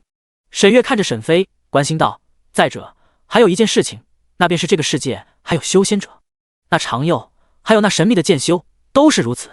既然有他们，那么势必也会有其他的修士，所以你一定要低调一点，不要到处乱跑，万一遇到了什么恐怖的存在，那就糟了。沈飞姐，你是不是把我带入反派了？我像是那种无脑的人吗？沈月轻笑一声，葱郁嫩白的手指点在沈飞的额头上。好了，我也该去中山公园去看看了，你在家里小心一点，有事情一定要通知我哦。说着，沈月身体便消失在这里。元婴瞬移，沈飞眼中露出一抹惊讶。姐，元婴进了，在现实世界内超过了他。只可惜沈飞获得的9阶道具只能具现9阶的修为、物品等，沈飞练虚境的修为无法具现。不过沈飞倒是不担心沈月此次前去会调查出什么，因为他们最多只能看到有灵气不断的浮现而出，但其余的根本发现不了。纳兰斯家不是什么善茬，目前他的修为没有恢复，不会轻易的出手，也不会轻易的显露出来，所以沈飞倒是不担心沈月会出什么事情。但为了以防万一，沈飞还是让大罗剑胎隐藏在虚空中跟着沈月。目前这个世界上唯一的天阶剑气，可以说只要沈飞愿意，那么凭借大罗剑胎的力量毁灭地心简直就是太简单了。毕竟现在的地心失去了灵气的滋养这么久，早就没有了往日的坚固。让大罗剑胎跟着沈月保护他的安全，沈飞便继续的看着动漫。好久都没有放松了都。一袋米扛几楼？1袋米要扛2楼。1袋米要我给多嘞？1袋米要我洗嘞？口口有泥。谁给你1袋米啊？森罗天赛。第152章，震惊的左丘晴雪，静元之威。永生世界内，桃源山。此时桃源山上空异象升起，天空一片寂静，万籁无声，天色逐渐暗沉。一道莫名的黑云笼罩在桃源山方圆万里，沉闷、烦躁、令人绝望的一种情绪在桃源山方圆万里所有的生灵心中骤然的升起。下一刻，他们都能感受到一抹强硬、无法抵挡的恐怖精神冲破了他们的心理防线。无数的生灵在这一刻失去了自我意识，但这是除了桃源山以外所发生的。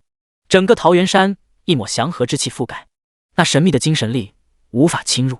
见桃源山无法侵入，顿时天空上雷声滚滚，雷海翻腾，宛如真龙的紫色巨龙咆哮，朝着桃源山毫不留情地冲击着。哼！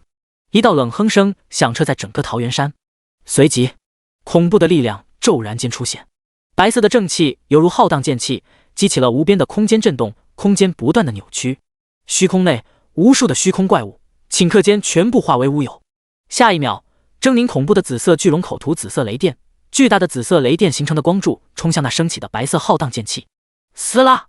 令人没有想到的是，那紫色的光柱落在了浩荡剑气上，浑然间全部消散，取而代之便是一抹直插云霄，将整个空间击碎的浩荡剑气划破虚空，一剑斩向紫色巨龙。顷刻间，紫色巨龙被斩灭，但那股剑气没有停下，反而是朝着天空上的雷海而去。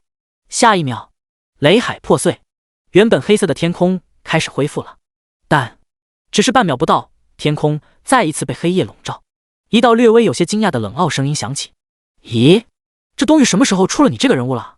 居然能挡下我的一招！随后一道淡淡的白色身影出现了，他穿着白色宽大的道袍，头发宛如瀑布洒落在香肩之上，绝美的脸上满是孤傲之色，矗立于天穹之上，空间似乎都承受不住他的伟力，发出微微的颤鸣。在他的身后，一道道恐怖毁天灭地的力量正在不断的浮现，他便是左丘晴雪的一道分身，具有本体的80%实力，但即便如此也达到了半仙之境。在他出现的一瞬间，桃源山内的静元顷刻间暴怒，他一辈子忘不掉这个女人，就是他随意的战斗之间便将大夏王朝毁灭殆尽。如今他居然还不认得自己了，实在是耻辱！难道说，在他心中，他连一点被记住的资格都没有吗？他不配为他的对手吗？极度的愤怒涌上心头，但他还是保持着一丝理智。他不能够离开桃源山，去往天空，否则他的实力会被不断的削减。毕竟，他是桃源山的正神，在桃源山内，他便是无敌。出去只会是送死。呵呵呵，左丘魔神，你忘记我了？也是，你这种大人物怎么会记得我？左丘晴雪看着桃源山上的静园，冰冷的眼眸没有任何的波动。你曾经见过我，是我的仇人吗？不过我对你没有什么印象，毕竟我的仇人实在是太多了，一些弱者我记不得很正常。哪怕眼前的静园实力也很强，但是对于左丘晴雪来说，这不是什么大事情。他对自己实力极度的信任，在这个永生世界内，他的实力绝对在前5，哪怕他现在只是一个分身，他也无惧。听到这，静园气得浑身发抖。是的，曾经他在左丘晴雪的面前的确是一个垃圾，要不是靠着整个大夏王朝，靠着整个大夏王朝的所有修士，加上无数的阵法，无数的法宝，这才能勉强的拖住左丘魔神，否则单凭他一招就会败北。静园哈哈的大笑，哈哈，今时不同往日，士别3日当刮目相待。你若是敢踏入桃源山内，我保证今日你绝无生还的可能。左丘晴雪冷哼一声，你也想挑战我？好吧，今天便让你见识一下我左丘晴雪的实力，来自魔族左丘魔神半仙境的权利。左丘晴雪面露冷色，幽冷的黑眸露出了一抹战意，随后身形闪烁。下一秒，音爆声响起，左丘晴雪身形出现到了静园的身前，抬起右手，一拳轰出。平淡的一拳带着毁天灭地的恐怖力量，这一拳激荡空间，令空间不断扭曲，直至破碎。眼见这毁天灭地的一拳直接落下，静园只是冷笑，旋即抬起右手，直接挡住。轰！巨大的声浪自两人为中心，10万里之地陡然间震动，溅起了无数的烟尘。左丘晴雪神色一凝，居然被挡住了，还是如此的轻松。这家伙不弱于他，但这怎么可能？他可是5阶半仙境啊，居然就这么被挡住了。这就是来自你左丘魔神的全力一击。左丘魔神不外如是。静园冷哼一声，旋即恐怖的力量全部爆发，还未修复的空间彻底的破碎。破碎的空间碎片割裂着两人的身体，在他们的身体上留下了一道一道的恐怖伤口。左丘晴雪嘲讽道，接下我一招，便让你如此开心吗？我承认你的实力不错，但也仅限于此了。随后左丘晴雪身后凝聚出恐怖的白色光柱，静园见此没有任何的犹豫，全力爆发，9阶半仙境爆发。顿时左丘晴雪面露震惊之色，9阶半仙境，这怎么可能？要知道在这个世界上能达到9阶半仙境的绝对不超过5个人，而他左丘晴雪本体便是最强大的人之一，也是这个世界上最年轻的9阶半仙境强者。但现在居然在这个地方遇到了一个9阶半仙境的存在，这怎么可能？恐怖的力量紧紧地锁住了左丘晴雪，随后猛然间爆发。这一刻，桃源山方圆10万里全是一望无际的白昼，万籁无声，虚无寂灭。很快便恢复了。静园前方，左丘晴雪的分身已然不见了。静园知道他已经走了，微微的叹息一声，不愧是左丘魔神，哪怕是实力比他强，都不能稳赢他。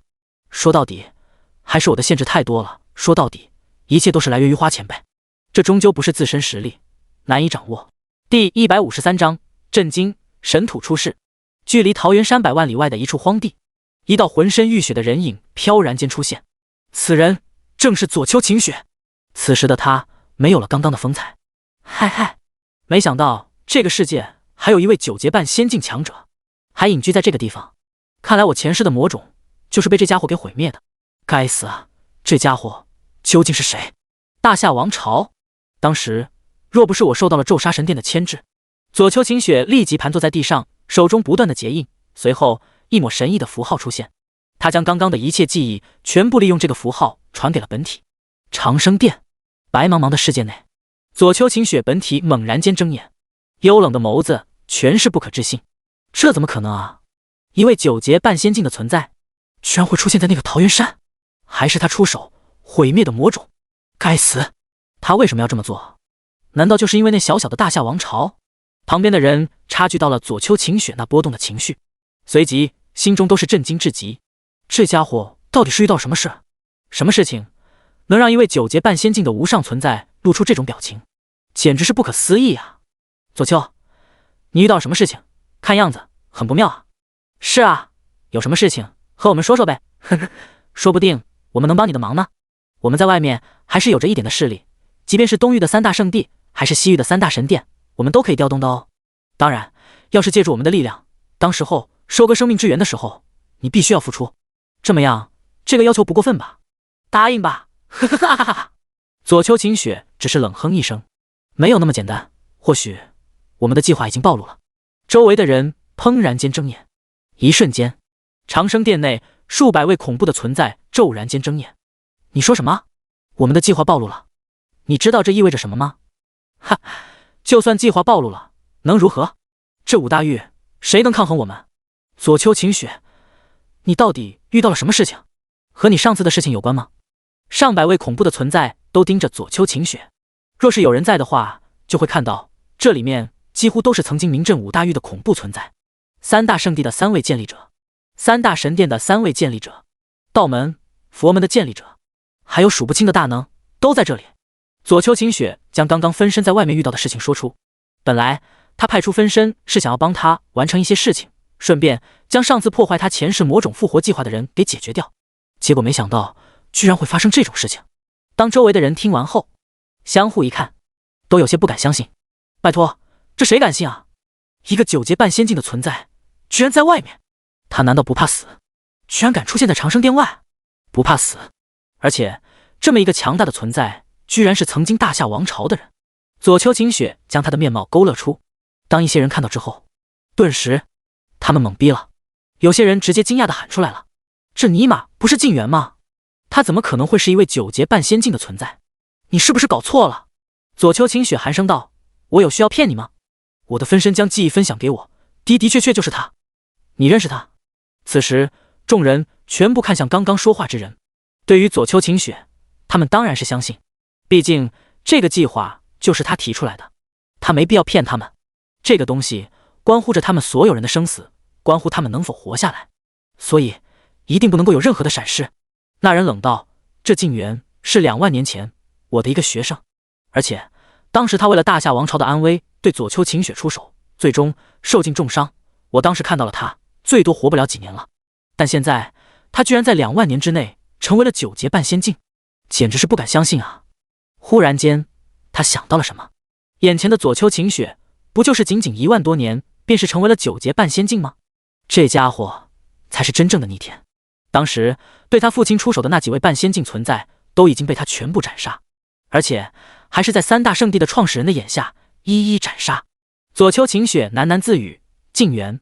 这一刻，上百位无上的存在都记住了这个名字，但他们不知道的是，这静元仅仅是沈飞摄封的一个正神。还好他们现在不知道沈飞可以摄封正神得到长生，否则他们全部都会去跪舔。呵呵，还管什么计划？成为正神这不香吗？让外面的势力好好的探查一下。对了，最近有一个很厉害且神秘的修士出现了，谁知道花无缺这个人的？众人摇头，对此没有印象。看来真是多事之秋，不断的冒出这种神秘的家伙。让圣地的人去试探一下，将他的修为试探出来，然后看看能不能拉入长生殿。如果不能的话，早些除掉一些潜在的对手。至于桃源山的静元，就先暂时不管，我会让我的分身一直监视着他。众人点头，对于左丘晴雪的安排，他们没有任何的异议。没办法，能不能延续生命，突破境界，就得看他的了。与此同时，一个惊天的消息传遍了整个东域，在东域的一个禁地之中，被人发现了神荼的痕迹。神荼是可以塑造身体的，也便是当时沈飞利用神荼给符雪儿捏造身体的东西，也是炼制分身在活异世的非常重要的一个宝物。每一次出现，便是会掀起血雨腥风，这次也不例外。所有东域的势力皆是闻风而动，而沈飞自然也是接到了这个消息。毕竟玩家论坛内已经开始讨论了这件事情。第154章禁地神魔之窟。自然，沈月和另外2位战神在中山公园并未有发现什么异常，只是在不断的从里面散出些许的灵气。按照他们的推断，至少需要半个月时间，整个长城都会被灵气所覆盖，届时整个长城都会成为修仙之地。也是在这个时候，房价什么的都在疯狂的涨着，还有无数的达官贵人都在疯抢。当然了，这里最终还是被官方所全部接管，无论是军队还是什么特殊部门，都开始逐渐的进入了这里。见华夏如此，其他国家自然是不甘心，毕竟除了西方的修炼体系之外，其余的都是东方的修炼体系，几乎都是需要灵气。看见华夏的长城出现了灵气，他们当然是不会就这样见华夏成长起来。本身华夏的实力就已经是非常的强大了，若是再给他们发育的时间，他们还再不追赶，以后差距只会是越来越大，以后终究是会被华夏永远的踩着。所以他们立即派出外交，要与华夏商量，让他们的人也进来一点点。最终华夏答应了。自然不用说，他们这些国家付出了无数的重要科技资料、技术，即便现在是修仙时代，但科技也是非常的重要。毕竟不是每一个人都是修仙者，不是每一个人都是强大的修仙者，不是每一个修仙者都能够遁光万里，一念之间游走世界各地。见沈月没有危险，大罗剑胎便回到了沈飞的身边。这个时候，沈飞便进入到了永生世界。永生世界内，沈飞刚一出来，就感受到了一抹强横的气息。这时灵域空间内的妖妖自然是感知到这股气息，顿时在灵域空间内大叫着：时间，是他在这附近。见妖妖有些惶恐不安，沈飞眉头紧皱。能让妖妖露出这副神情的，沈飞能想到的也就只有她的闺蜜，也就是那位魔神的转世左丘晴雪。沈飞看着周围，还好的是隐藏术是一直使用着的，所以当沈飞出现在了这距离桃源山不过几十万里外的地方，左丘晴雪利用神识监视着周围的一切，并未有发现沈飞。沈飞心中很是疑惑，为什么他会来这里？难道是因为妖妖被发现了？不对，不可能啊，一定不可能是因为这个。沈飞在想，最终脑海中只有着一个猜想，那便是静元。之前的时候，静元毁灭了来自左丘晴雪前世所留下的后手魔种，所以这个时候来这里便是说得通了。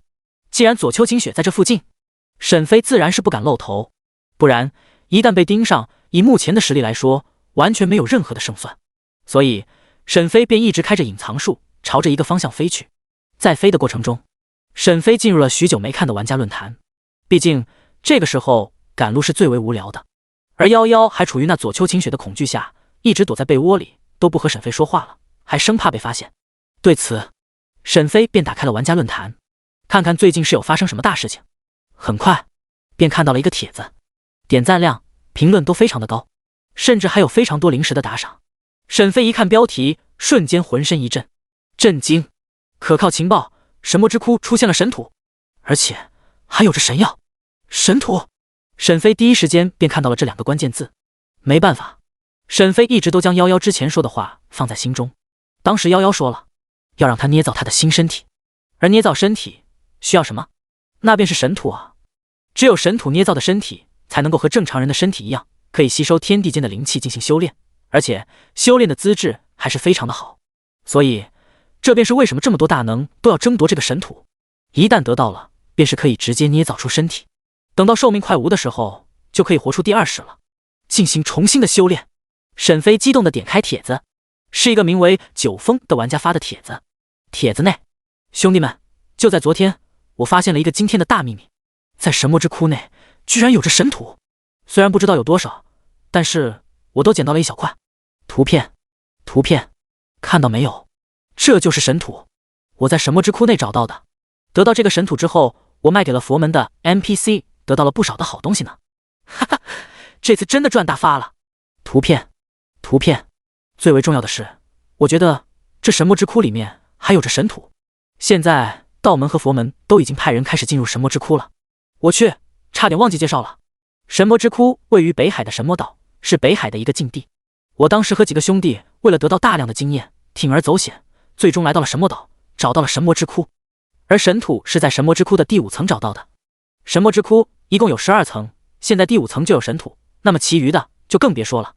兄弟们，想要发育的赶紧了。对了，求打赏啊！沈飞看到这里，楼主九峰发的字就已经没有了。他立刻翻看着评论，发现了九峰还发了几句话，差点忘记告诉大家了。神魔之窟虽然是禁地之一，但是危险性不是很大，只要不是踏入第10层，一般就不会有什么特别大的危险，所以大家都放心吧。况且这次据悉会有一位圣子亲临，到时候我们还可以跟着那位圣子一起。好了，该说的我也说了，想来的就来吧，不想来的也是你们的事情。我把坐标发来，你们自己想好了呀。这次机缘大大的。接下来的便是那位九峰发的坐标。沈飞点开坐标，上面出现了指引。沈飞距离那里有着967万里的距离，他嘴角略微的一抽，尼玛，这么远！还好有着指引在，沈飞倒是不会迷路了。可以先去永恒圣朝，利用永恒圣朝永恒女帝的帮助前往那个地方。正好永恒女帝还欠他3件事情，再者为了11神土，沈飞自然是不会放弃。第155章神土之战，沈飞一刻也不肯耽误，踏上了去见永恒圣朝的路。神土可不是一般的土，怎么会变得这么轻易，能让区区凡人来拿呢？沈飞一边疑惑一边前进，只用了一会儿的功夫，便来到了永恒圣朝的门前。沈飞今日来有一事相求。沈飞直奔主题，在门外恭敬地唤道。听见来者是沈飞，两人倒也客气。门随即哗啦一下打开了，永恒女帝正好坐在大厅前方的座椅上。今日来不知有何贵干呢？永恒女帝率先开口。沈飞不想耽误时间，直接说道：我想借助你们的帮助前往一个地方。永恒女帝可不是哪里好说话的，为了少费口舌跟他纠缠，误了大事。沈飞又补充道：不知女帝是否还记得答应我3个要求，那么今天我就要用掉1个。女帝看着刁难沈飞不成，只好答应。说吧，我想去一个地方。说着沈飞打开了那个地标，就是这里，仅仅就送他去个地方，这沈飞的要求也太简单了吧。永恒女帝二话不说答应了。只一眨眼的时间，沈飞便来到了传说有神土的神魔之窟前。他在原地顿了顿，看着帖子中描述的神魔之窟，这窟倒像是一座高塔，从表面来看并没有什么异常。沈飞想了想，警惕地走了进去。洞内有些昏暗，据那位网友说是会有圣子亲临，今天沈飞就打算守在这里，先去看看有没有神土。第5层，沈飞从洞口望去，似乎感受到了神土的气息，说不定这个地方真的有神土。再往前走，沈飞果然发现了神土，虽然有被挖掘过的痕迹，但这确实是难得一见的神土啊。但是神土怎么会轻易被凡人发现并带走？怀着一团团疑云，沈飞来到了第6层，这次又发现了神土。第7层、第8层，神土逐渐变多，诱惑也越来越大。此时距离第10层也越来越近。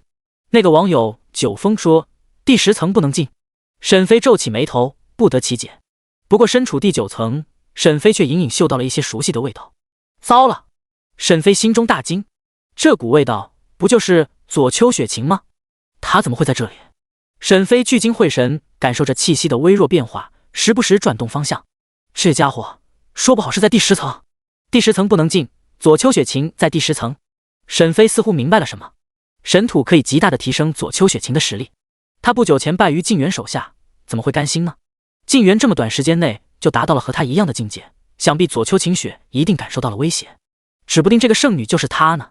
利用神土来帮助他的修行，如果让他成功了，这岂不是会引来一场灾难？正想着，沈飞耳边传来一阵嘈杂的人声，看来是那群看了帖子来拿神土的家伙到了。等待他们拿完神土，左丘晴雪再将其一网打尽，那他不是毫不费力的就得到了所有神土？那个时候可就不好对付了，而且这事儿明摆着会威胁到自己。沈飞一想，绝对不能让这群妄想拿神土的人进来中了圈套。沈飞来到洞口前，给每一层洞口都设上了结界。可谁知这群人为了得到神土，简直中了魔一般，不知道哪里来的点子，竟然将这结界给打破了。看来今天啊，是这圣女显灵，什么都不能阻挡咱们拿到神土。圣女显灵，圣女显灵！看着蜂拥挤进来的人群，沈飞只能来硬的了。他直接用大罗剑胎将众人挡在了洞口外。突然，一股强大的力量开始抵御起大罗剑胎，似乎布满洞口被堵住。但沈飞丝毫不理会，继续自己的行为。这是怎么回事？对啊，怎么进不去了？这不会是骗人的吧？群众的情绪逐渐暴涨，越来越动摇，甚至已经有人开始三三两两的离开这里。大胆沈飞，竟然敢坏我大事！一声愤怒的女声传来，沈飞望去，正是那左丘晴云。看来自己的猜测果然没错了。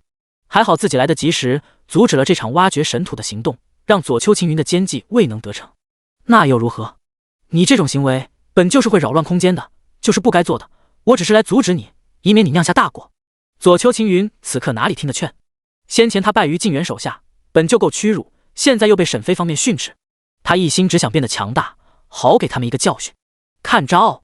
左丘青云突然发起攻击，一束嘹亮的火焰穿破长龙，吱吱的朝着沈飞过来。现场的人群哪里见得过如此大的阵仗，无一不吓得两腿发软，生怕两位大神决斗时一个不小心就让自己命丧于此。如果此时收回大罗剑胎，恐怕那些人一个个窜的死兔子还快往洞里躲去。不过此时已经顾不得这么多了。再说了，这是沈飞自己和左丘青云之间的私人恩怨，不能伤及无辜。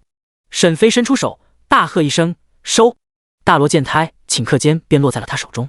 沈飞并不闪躲，直接进行反击。大罗剑胎遇上火焰迸发的威力，简直让整个地面震三震。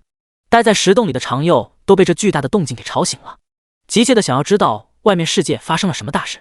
左丘青云如今的实力还未能打得过沈飞，又加上最近他耗费的元气不少，此时更是显得吃力。沈飞看出来了，左丘青云如今不是他的对手，便乘胜追击，一剑将左丘青云打趴下，重重的摔倒在地。为了以免结下梁子，事后他再出来兴风作浪，沈飞一不做二不休，直接将他封禁起来，并且警告所有人，谁再想乱打神土的主意，后果将会比他还惨。吓得众人忙从洞中跑出来，捂着头连连求饶。丁，恭喜你获得经验10个亿。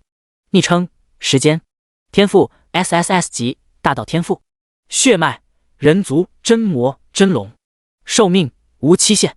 任务已完成主线任务，任务完成，正在退出永生游戏，请玩家做好准备。游戏退出加载中。所有麻烦都解决了，沈飞正准备回去找夭夭呢，冷不丁被游戏挤出来，还有些愣神。再低头一看，右手的掌心内那三角符号的颜色逐渐暗淡，像极了游戏关机的样子。身后在这时突然响起一道熟悉的声音：欢迎回来，恭喜你已经达到最高境界。沈飞诧异的回头去看，竟然是沈月。夭夭站在他身边，笑得很灿烂。见他回头，他一把冲过去抱住他，眼角含泪：我知道你解决了左丘，大家都很感激你。沈飞身子僵直着，有些不好意思的笑笑：只要你没事就行了。得了，赶紧去吃东西吧，我都饿了。沈月打断他们俩，沈飞这才不好意思的摸摸头：走，去吃东西了。此后，沈飞经常会带夭夭去当年封印左丘之地探望，而一年又一年过去，封印中的左丘晴云也彻底没了动静，永生世界内终于恢复了往日的安宁。